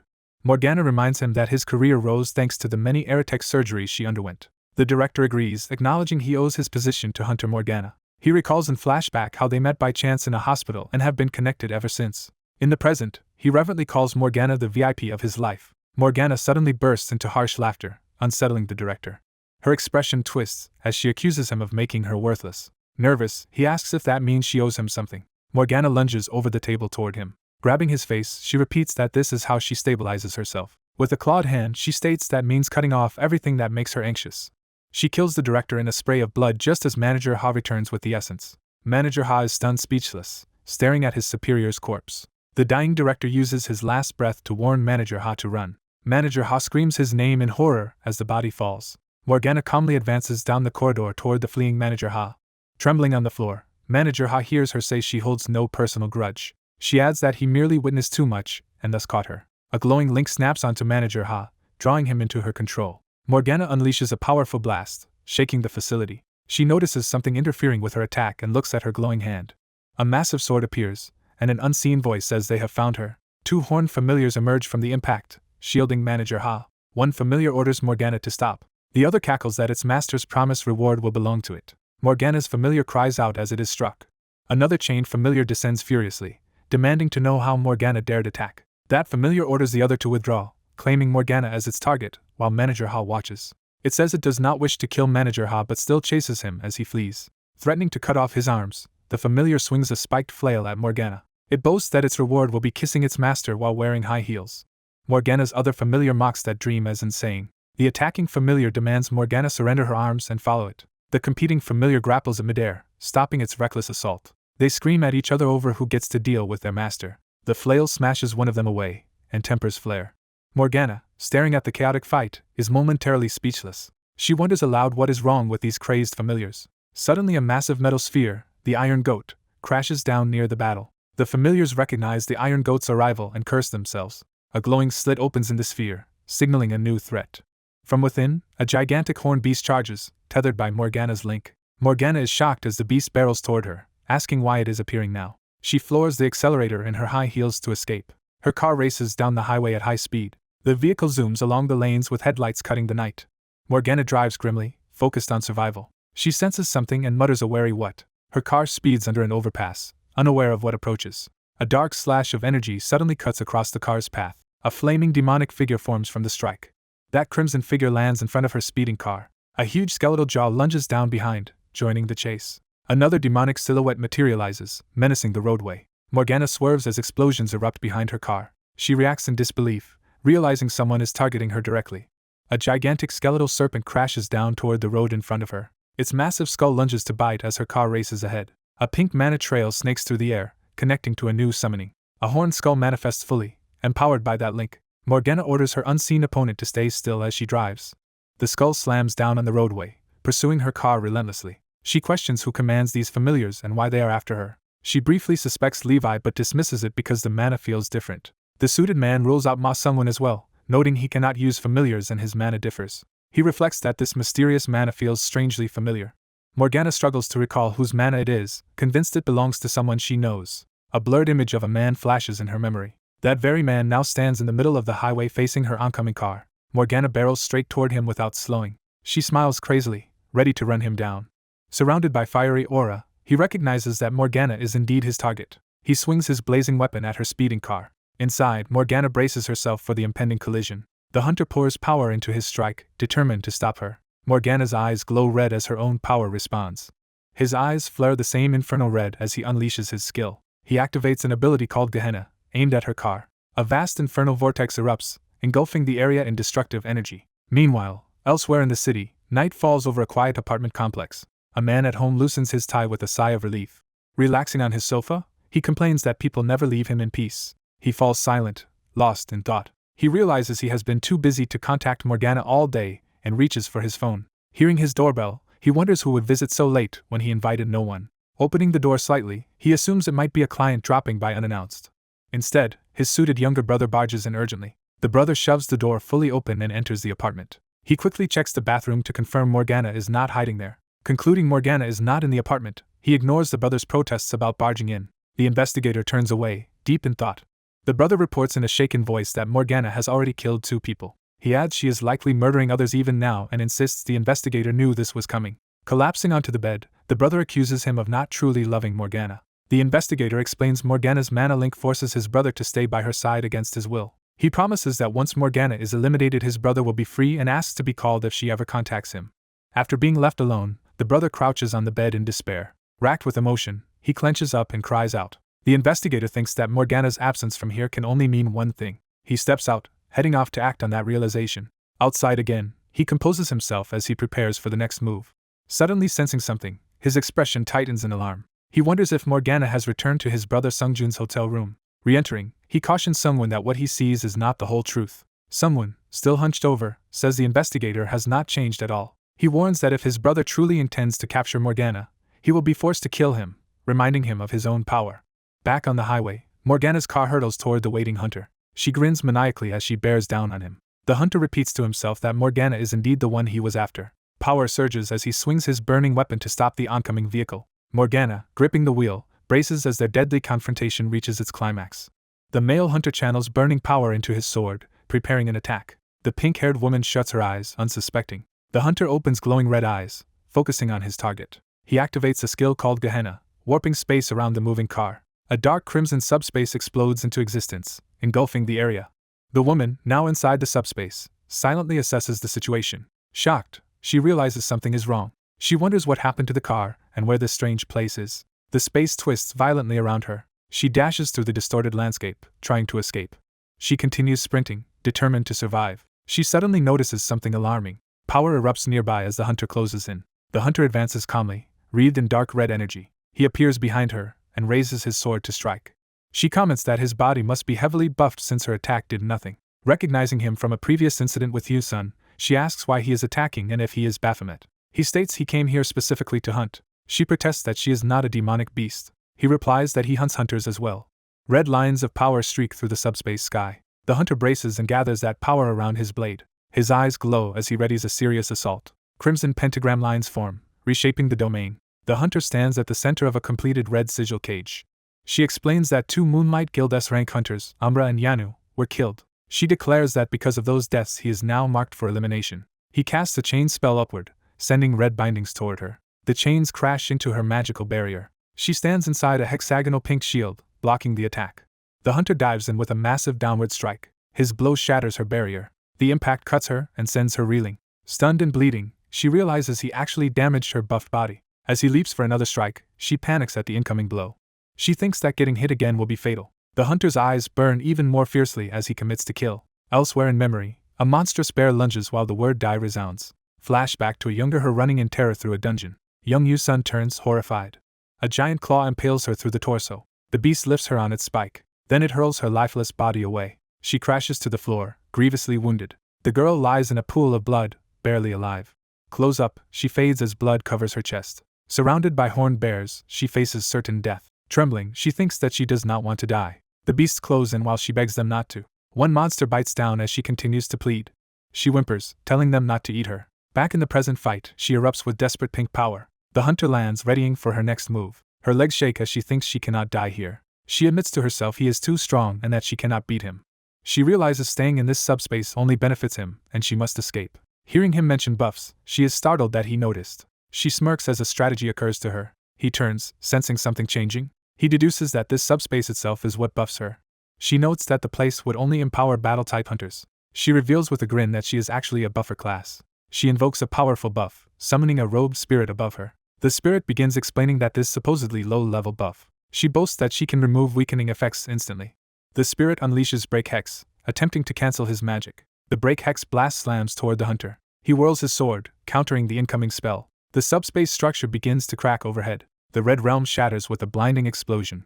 The hunter shields his eyes as reality returns. He lowers his arm, reassessing the situation. He now stands on the highway in front of her stopped car, sword in hand. Inside the car she sits frozen, gripping the wheel. She mutters that he will never be able to catch her. He walks forward with purpose. He slams his sword down, destroying part of the road. He swings again, trying to stop her escape. Another hunter watches the destruction in shock. The car veers away as debris and energy explode behind it. Its tires screech as she accelerates hard. The hunter watches the fleeing vehicle speed down the tunnel. He stays silent, evaluating his options. The evening sky hangs calm above the chase. In the car, she thinks she must not let him kill her.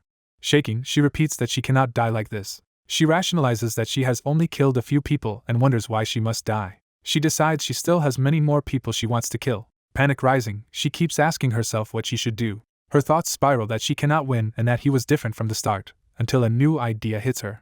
She resolves to call a certain powerful man for help. Until that man arrives, she plans to find a good place and prepare. Driving, she suddenly notices something ahead. She spots a large shopping mall as a potential stage. Smiling, she decides this is the place she was looking for.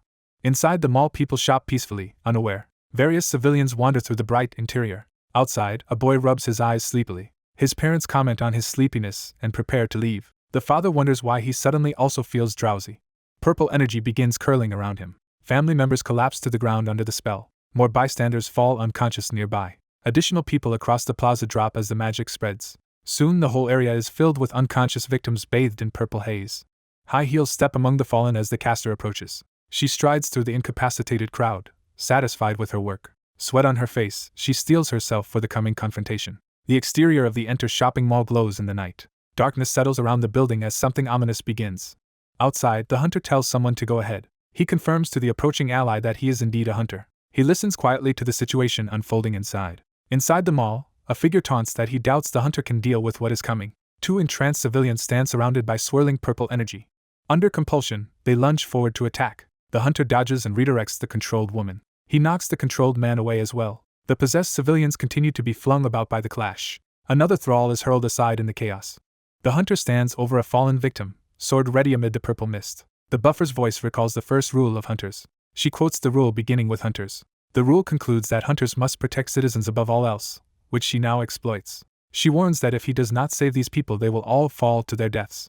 The civilians hang limply in midair, held by her magic. She violently drops one of them to force his hand. The hunter reacts immediately, preparing a counter. He raises a red magic circle, intending to bind the falling people. Chains of red light shoot out, grabbing them midair. A boy is caught in the chains before hitting the ground. More civilians are snared and stabilized by the binding spell. Soon everyone is suspended safely in a web of chains. The hunter grimly focuses, aware he is being manipulated. A girl breaks loose and plummets, forcing him to move. He dives and catches her before she hits. Looking up, he sees more unconscious bodies still floating above. The buffer watches in disbelief at his relentless rescuing. The hunter warns her that he still has more power to use. A green spell called the Spell forms between glowing hands. A radiant armored being named Null Verse manifests from the light. Green feathers of energy catch one falling civilian. More feathers support others gently in midair. A feather brushes a victim's hand as they are cushioned. The spell's silky gale spreads, lowering everyone safely. One by one they land softly amid drifting feathers. The plaza fills with safely grounded, unconscious civilians under green light. Bathed in the glow, the hunter stands firm, resolved to continue the fight. A blonde ally appears within the green radiance, also protected by the magic. Surrounded by feathers and light, the blonde woman stares ahead in astonishment, asking what is happening. The woman stares ahead in shock, wondering what is happening. The scene jumps back to a few hours earlier at an apartment building. A fluffy white cat affectionately rubs itself against someone's leg. A man stands in his living room while the cat playfully rolls at his feet. In the kitchen, the man comments on the woman keeping her new appearance as she offers him tea or juice. Smiling, she teases him about missing her, promises he can visit her future cafe, and offers free drinks. Suddenly he leans in, trapping her against the counter in an intense moment. Startled by how close he is, she is cut off as he informs her Morgana has killed hunters. She numbly repeats that Morgana killed 2 hunters. Looking at the cat, she asks what he means, and he insists Morgana is now a criminal he must capture. Overwhelmed, she yells for him to stop lying. He watches her outburst with cold, steady eyes. She protests that Morgana is too gentle to harm even an insect, so she cannot accept that Morgana killed anyone. He considers her denial in silence. He tells her that the Morgana she once knew no longer exists. He explains that people change, especially after unforgettable trauma. He recalls that Morgana losing her original body was a turning point that could have bred jealousy toward those with perfect bodies. He concludes that Morgana must have been living with deep frustration for a long time. Shaken, the woman insists Morgana, or Sihi, only suffered because she went into the tower in her place, while he urges her to confirm the truth herself. He tells her to witness Morgana's true nature with her own eyes. In the present battle, Morgana notices a familiar skill and mana signature manifesting around her opponent. She recognizes the incoming presence as belonging to a particular buffing hunter. Realizing it is Kim Hyun-sun's ability, Morgana reacts in disbelief and charges forward. She swings a powerful blow amid flying debris. Her attack clashes with the man, sending him hurtling as rocks explode around them. The man's eyes glow red as he declares that her skills have been neutralized. He counters by summoning a glowing weapon and striking back hard. Elsewhere, someone races up an escalator toward the commotion. Another stairway is shown as footsteps pound upward. A huge dark wolf lunges at the man, jaws bared. The man focuses as claw marks reflect in his eye. He unleashes a towering vertical slash that shreds the surroundings. Landing from the strike, he steadies himself with his sword amid falling rubble. He looks ahead, silently gauging the situation. A woman rushes over and calls out to Cham Minwo.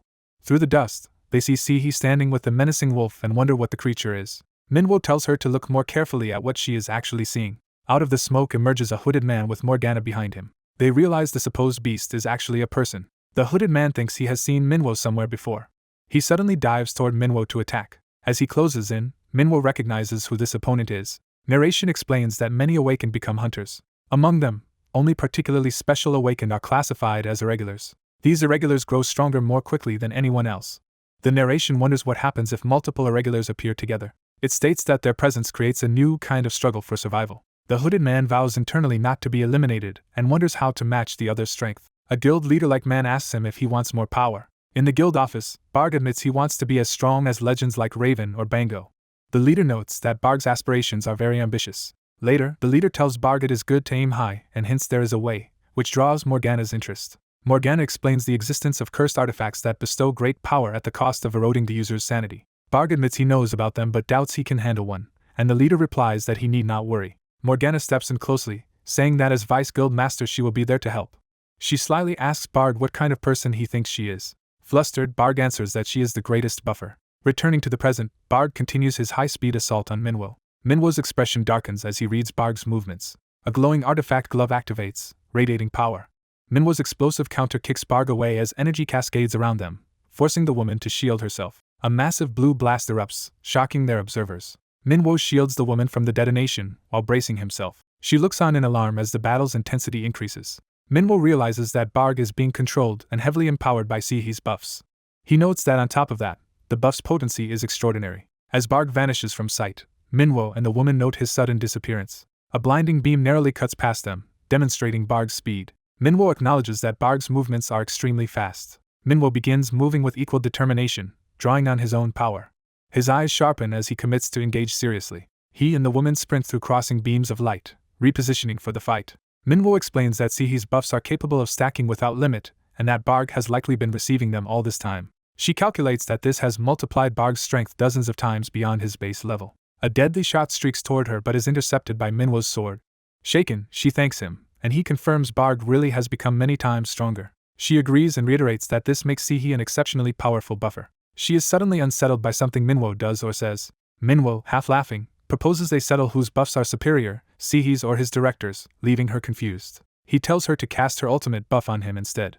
Morgana lashes out with a massive explosion of energy. She exults that her accumulated preparation has given her overwhelming firepower. She muses that she expected this confrontation to be dull but is now intrigued. Minwo activates a vivid green buff around himself, which Morgana dismisses as dealing with a combat-weak buffer. He and the woman glow with stacked buffs as he treats the looming battle like a brief entertainment.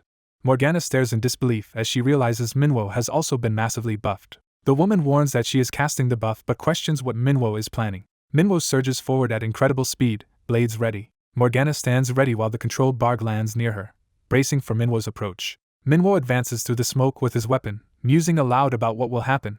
He challenges Morgana, asking whether she with infinite buffs or he, naturally superior, will prove stronger. Barg internally counters that someone with a higher innate foundation like himself should win. Minwo concludes that the one with superior fundamentals will prevail. Barg steels himself and prepares to respond. Minwo dives down at Morgana's wolf companion with his scythe-like weapon. Barg is flung upward by the clash, tumbling through the air. Morgana and Barg momentarily lose track of Minwo and realize he has vanished again. Twin-colored beams of power collide explosively overhead. The woman cries out Cham Minwo's name, sensing he has met her expectations. Morgana faces the woman and admits she should have killed her first, then decides this is a good chance. She declares she will end their cursed relationship here and begins charging another attack. The woman stands alone, trembling yet resolute. She calls out to Sihi and asks if she truly killed someone. Sihi's face twists in shock and turmoil at the question. A pink energy pattern sweeps toward the woman, threatening her. The wolf dashes across the battlefield. The woman watches as the wolf leaps past her toward Sihi. The once gentle cat wolf remembers peaceful times, eyes closed in contentment. Its eyes snap open with sharp focus and a blue gleam. Now transformed into a ferocious white beast, it roars and charges at Sihi. Elsewhere inside the building, unconscious people lie scattered on the floor. More victims are shown collapsed where they fell. Additional bodies litter the area, emphasizing the scale of the incident. A magical clock-like pattern spins as time powers or barriers react. Another vertical torrent of energy erupts upward. Masked Minwo and the boosted Barg clash at close quarters, sparks flying. Barg counters with his own weapon in an intense exchange. Minwo drives a heavy overhead strike against Barg's defenses. The two collide again midair, blades and claws locked. Minwo follows through with a sweeping kick that hammers Barg. The impact sends Barg hurtling away amid shards of light and rock. Barg grimaces as he is pushed to his limits. Minwo, eyes glowing red, grins as he presses the attack. Barg strains as Minwo's blows drive him back. A close swipe narrowly misses or grazes him, heightening the tension.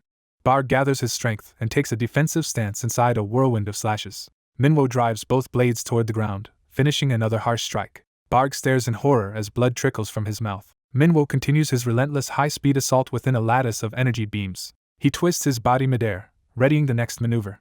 The motion continues as he realigns for another charge. His face remains calm yet focused despite the fierce battle. Barg swings down at Manhwa, who blocks as their blades streak past each other. Manhwa braces from below and kicks upward as Barg's legs pass over him. The kick launches Barg straight up in a vertical line of force.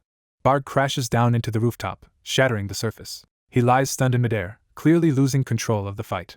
A glowing cross-shaped attack erupts behind him as Manhwa's technique activates. Barg is slammed away by the cross-shaped blast. He lands on another rooftop, already scrambling to move again. Manhwa relentlessly pursues him across the rooftop. Barg crouches, mask hiding his face as he prepares a counter. He leaps down toward Manhwa with claws outstretched. A shadowy afterimage of Manhwa's masked form rises as Barg lashes upward. Barg realizes something is wrong just before the counter-strike lands. Blood bursts from his back as he is suddenly impaled or slashed. Manhwa, behind him, curtly calls his attention with a single word. A swift slash arcs across Barg's neck area. Barg's body begins to distort and break apart under the final attack. He reels in midair with a gaping wound, the decisive blow having been struck.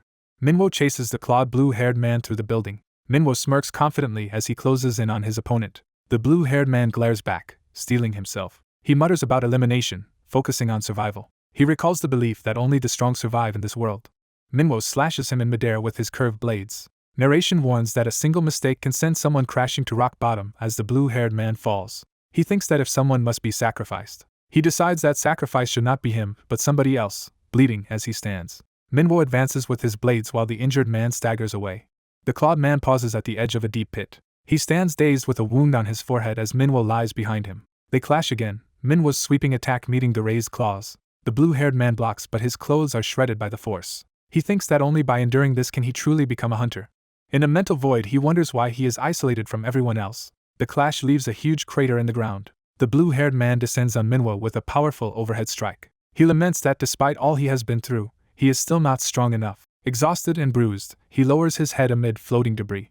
Both fighters hang in the air, falling after their exchange. Narration notes that he bleeds like everyone else as Manhwa drives blades into his body. He questions why he alone remains stuck despite the rules of survival. He sarcastically wonders if this is what natural selection means. His eye hardens with grim resolve.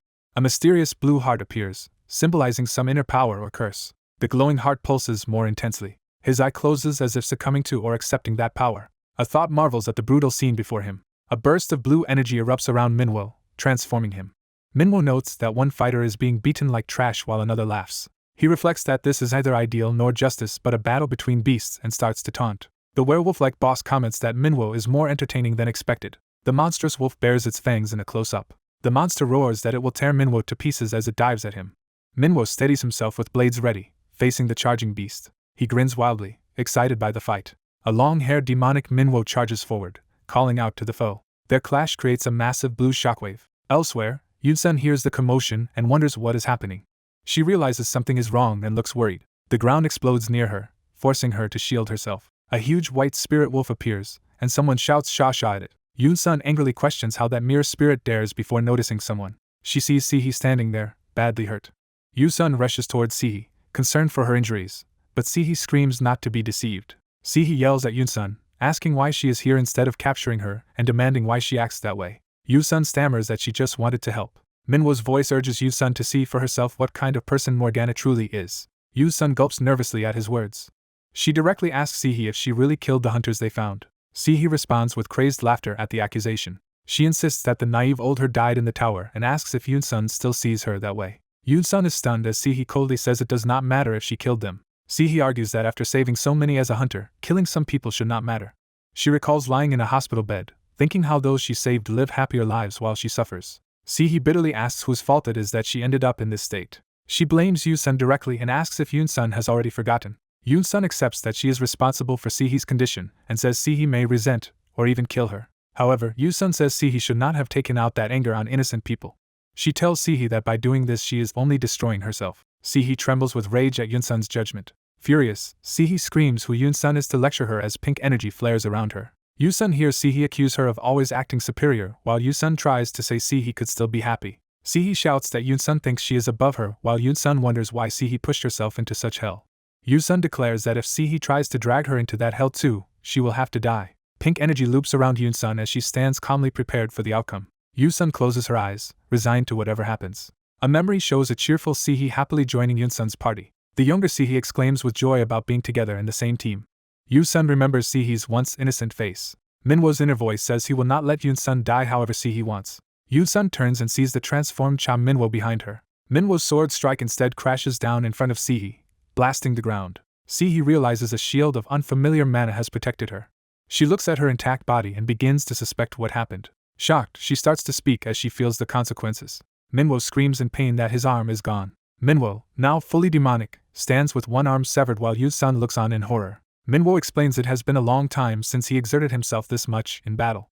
He tells Yoon-sun to tend to the unconscious blue-haired hunter lying beside him, assuring her he is alive. Turning toward Morgana, Minwo ominously announces that it is time. Bleeding from her severed hand, Morgana panics that she will need another transplant. Minwo scoffs at her hope of survival and asks if she really thinks she will live after this. He states he holds no personal grudge but must kill her because of the threat she poses. Gripping his weapon, Minwo says he survives because he is strong while she will die for being weak. Raising his weapon overhead, he concludes that that is all there is to it. Morgana braces herself in terror before the execution stroke. Yoon-sun reaches out in panic, realizing what is about to happen. Blood splatters as she screams for it not to happen. The scene cuts to the sky, signaling a transition. The perspective shifts to an exterior view of a building, furthering the transition. We see the entrance of a facility where the events were being recounted. Yoon-sun now covers her mouth in shock at what she has just witnessed or remembered. Minwo, eyes glowing red, quietly asks what this feeling is. A close-up of Yoon-sun's eye shows it widening as understanding dawns. Back at the battlefield, Morgana sits confused and alive, realizing she was spared. She notices blood on the ground and questions why. Helios, standing between her and Minwo with his torso slashed open, wonders the same. Helios sweats in pain, barely staying conscious. Morgana stares at Helios in shock and fear. We again see Helios' grievous wound from Minwo's blade. Helios collapses face first to the ground. Morgana screams for her brother, seeing him lying in a pool of blood. She realizes the man who took the blow is Helios, and recalls that Minwo meant to strike her. Distraught, she yells at Helios, asking why he swapped places with her. Holding him, she repeats that question while narration labels his power as spatial magic. Minwo reasons that Helios must have used that teleporting ability to arrive alone and shield Morgana. Helios snaps back that Morgana should not worry about him because his architect implants fortify his frail body. Wondering why he acted, Helios admits his body moved on its own to protect her. He internally describes Morgana as nauseating, someone who manipulates him with his life as collateral. Yet he recalls that after thinking about it, more time had passed than he realized. A caption notes that a lot of time has gone by since those earlier events. The scene shifts to a peaceful forest canopy, marking the time skip. Helios stands alone in the wasteland, seemingly after recalling his past. In the flashback, he wakes injured in a forest, confused about surviving the tower. He is startled to find Morgana sitting beside him. Morgana explains that all the other hunters died and that she used the teleporter to escape with him. She calls herself his savior with a playful smile. Still confused, Helios asks why his buff remains linked to her. Morgana smiles secretively instead of answering. She calmly tells him he is going to die. She explains that he carries a demon's curse that will rot his body from within but says her buff can keep him alive. Helios confronts her, admitting he can feel the curse and the extension of his life, and asks what she wants in return. He notes she is clearly not helping out of pure kindness and demands her price. Morgana bluntly orders him to divorce Kim Yoon-sun and be with her instead. She reaches out to him with a gloved hand. Helios eventually embraces Morgana, accepting her condition. She confesses that she still likes him and always has. Narration insists he felt he had no choice. He states that he divorced Yoon-sun as Morgana demanded and has been bound to her ever since. He concludes that given this bondage, he should also exploit Morgana for his own goals. He recognizes that despite her behavior, Morgana is an S-rank buffer whose fame can anchor a powerful guild. Morgana casually agrees to let him handle the guild and says he can name her vice guild master. Their guild succeeds in gathering strong hunters, but Helios notes it came at a steep personal cost. Morgana later erupts in jealous rage at Helios over suspected infidelity with a female employee. She rambles hysterically about rumors of men having office wives, projecting her fears onto him. She ends a tirade by forbidding him from ever meeting that woman unless he wants to see her go insane. Helios reflects that he knew trouble like this would eventually happen. He thinks that with Morgana's increasingly nasty conduct, consequences were inevitable. We see an example of her cruelty, as she attacks someone at a public event. Helios realizes her behavior will inevitably tarnish his reputation. He explains that experiences like these made him grow to despise her arrogance. He remembers visiting her hospital room after another surgery and thinking he admits that if not for her looks, he would have completely loathed her. In the hospital, he politely asks how she is doing as she remarks that she is no longer like other humans. Morgana compares herself to a machine needing replacement parts, and says she lives but not as a normal human. Helios recalls that he even pitied her somewhat. Yet he clarifies that that faint pity was the limit of his feelings. He finishes his reflection by saying that is all he needs to keep in mind now. A man gravely reports that Morgana has killed 2 hunters. Sungwon reflects that he expected this crisis someday but had hoped to find a way to survive before it came. Remembering Morgana calling to her brother, he admits he never found that way to survive. Another man tells Ma Sungwon that what he sees is not the whole truth and that Sungwon has no idea about the real situation. Sungwon is told he has not changed at all, with the speaker implying something inevitable is about to follow.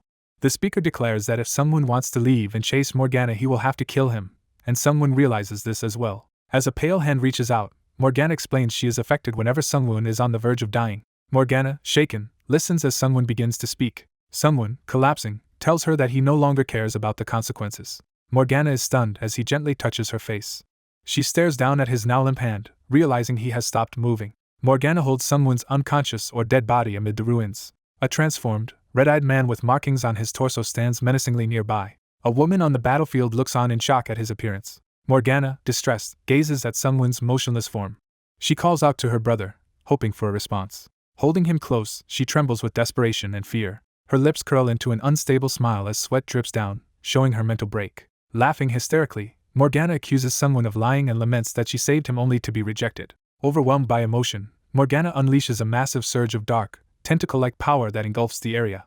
The demon-like man is taken aback as the violent power erupts around him. A system message appears, setting his main quest to eliminate the Apostle of Envy, Morgana, which shocks him. He rushes directly into the blinding core of Morgana's unleashed power. The force of the blast sends waves of destructive energy at Sihee, forcing her to shield herself. Sihee screams Cha Minwo's name while Morgana's tentacles lash wildly around them. Bathed in pink light, Sihee realizes something terrible about Morgana's transformation. She recognizes that the monstrous, tentacled figure before her is Sihee or linked to her. The possessed Morgana rages, demanding to know why everything she wanted was taken from her and insisting it was meant for her. A domestic memory surfaces of someone calling to her son while washing dishes. In the same memory, Morgana's mother asks about school and urges her child to get along with classmates, while Morgana bitterly thinks she can outdo a troublesome peer. Back in the present, Morgana's tentacles whip through the air with crushing force. The blast detonates around Sihee as she stands over a fallen ally, enveloping them in pink explosions. Morgana's inner voice admits she only wanted to stand beside the man she loved. She recalls feeling she liked that man first, watching him marry someone else while she stood alone. Her frenzied tentacles continue hammering the battlefield. Cha Minwo interposes himself, cleaving apart Morgana's descending tentacles with his sword to shield Sihee and the fallen. He senses that Morgana's demonic aura matches the evil power he once felt from Loki and Reaper, which deeply troubles him. He realizes the architect device has consumed Morgana's mana, meaning the monstrous entity is no longer truly Morgana. Morgana's voice laments that even a happy family was taken from her. Cha Minwo coldly concludes that in her current corrupted state Morgana can no longer be allowed to exist. Empowered by demonic energy, he readies himself for a decisive attack with his weapon. Morgana, now fully merged with the tentacled architect, clutches Sihee's limp body while seething with power and resentment. Her jealousy and obsession culminate in a scream that everything she coveted should have belonged to her. Cha Minwo's expression hardens as he accepts what he must do. He charges directly into Morgana's writhing tentacles, forcing his way toward her. Demonic energy flares around him as he pushes through the onslaught. He continues driving forward, channeling power for a finishing blow. His eyes blaze red as he winds up for his ultimate strike. Cha Minwo ignites his sword with a fiery skill called Giga Blaze. The empowered strike detonates in a colossal explosion of fire and light.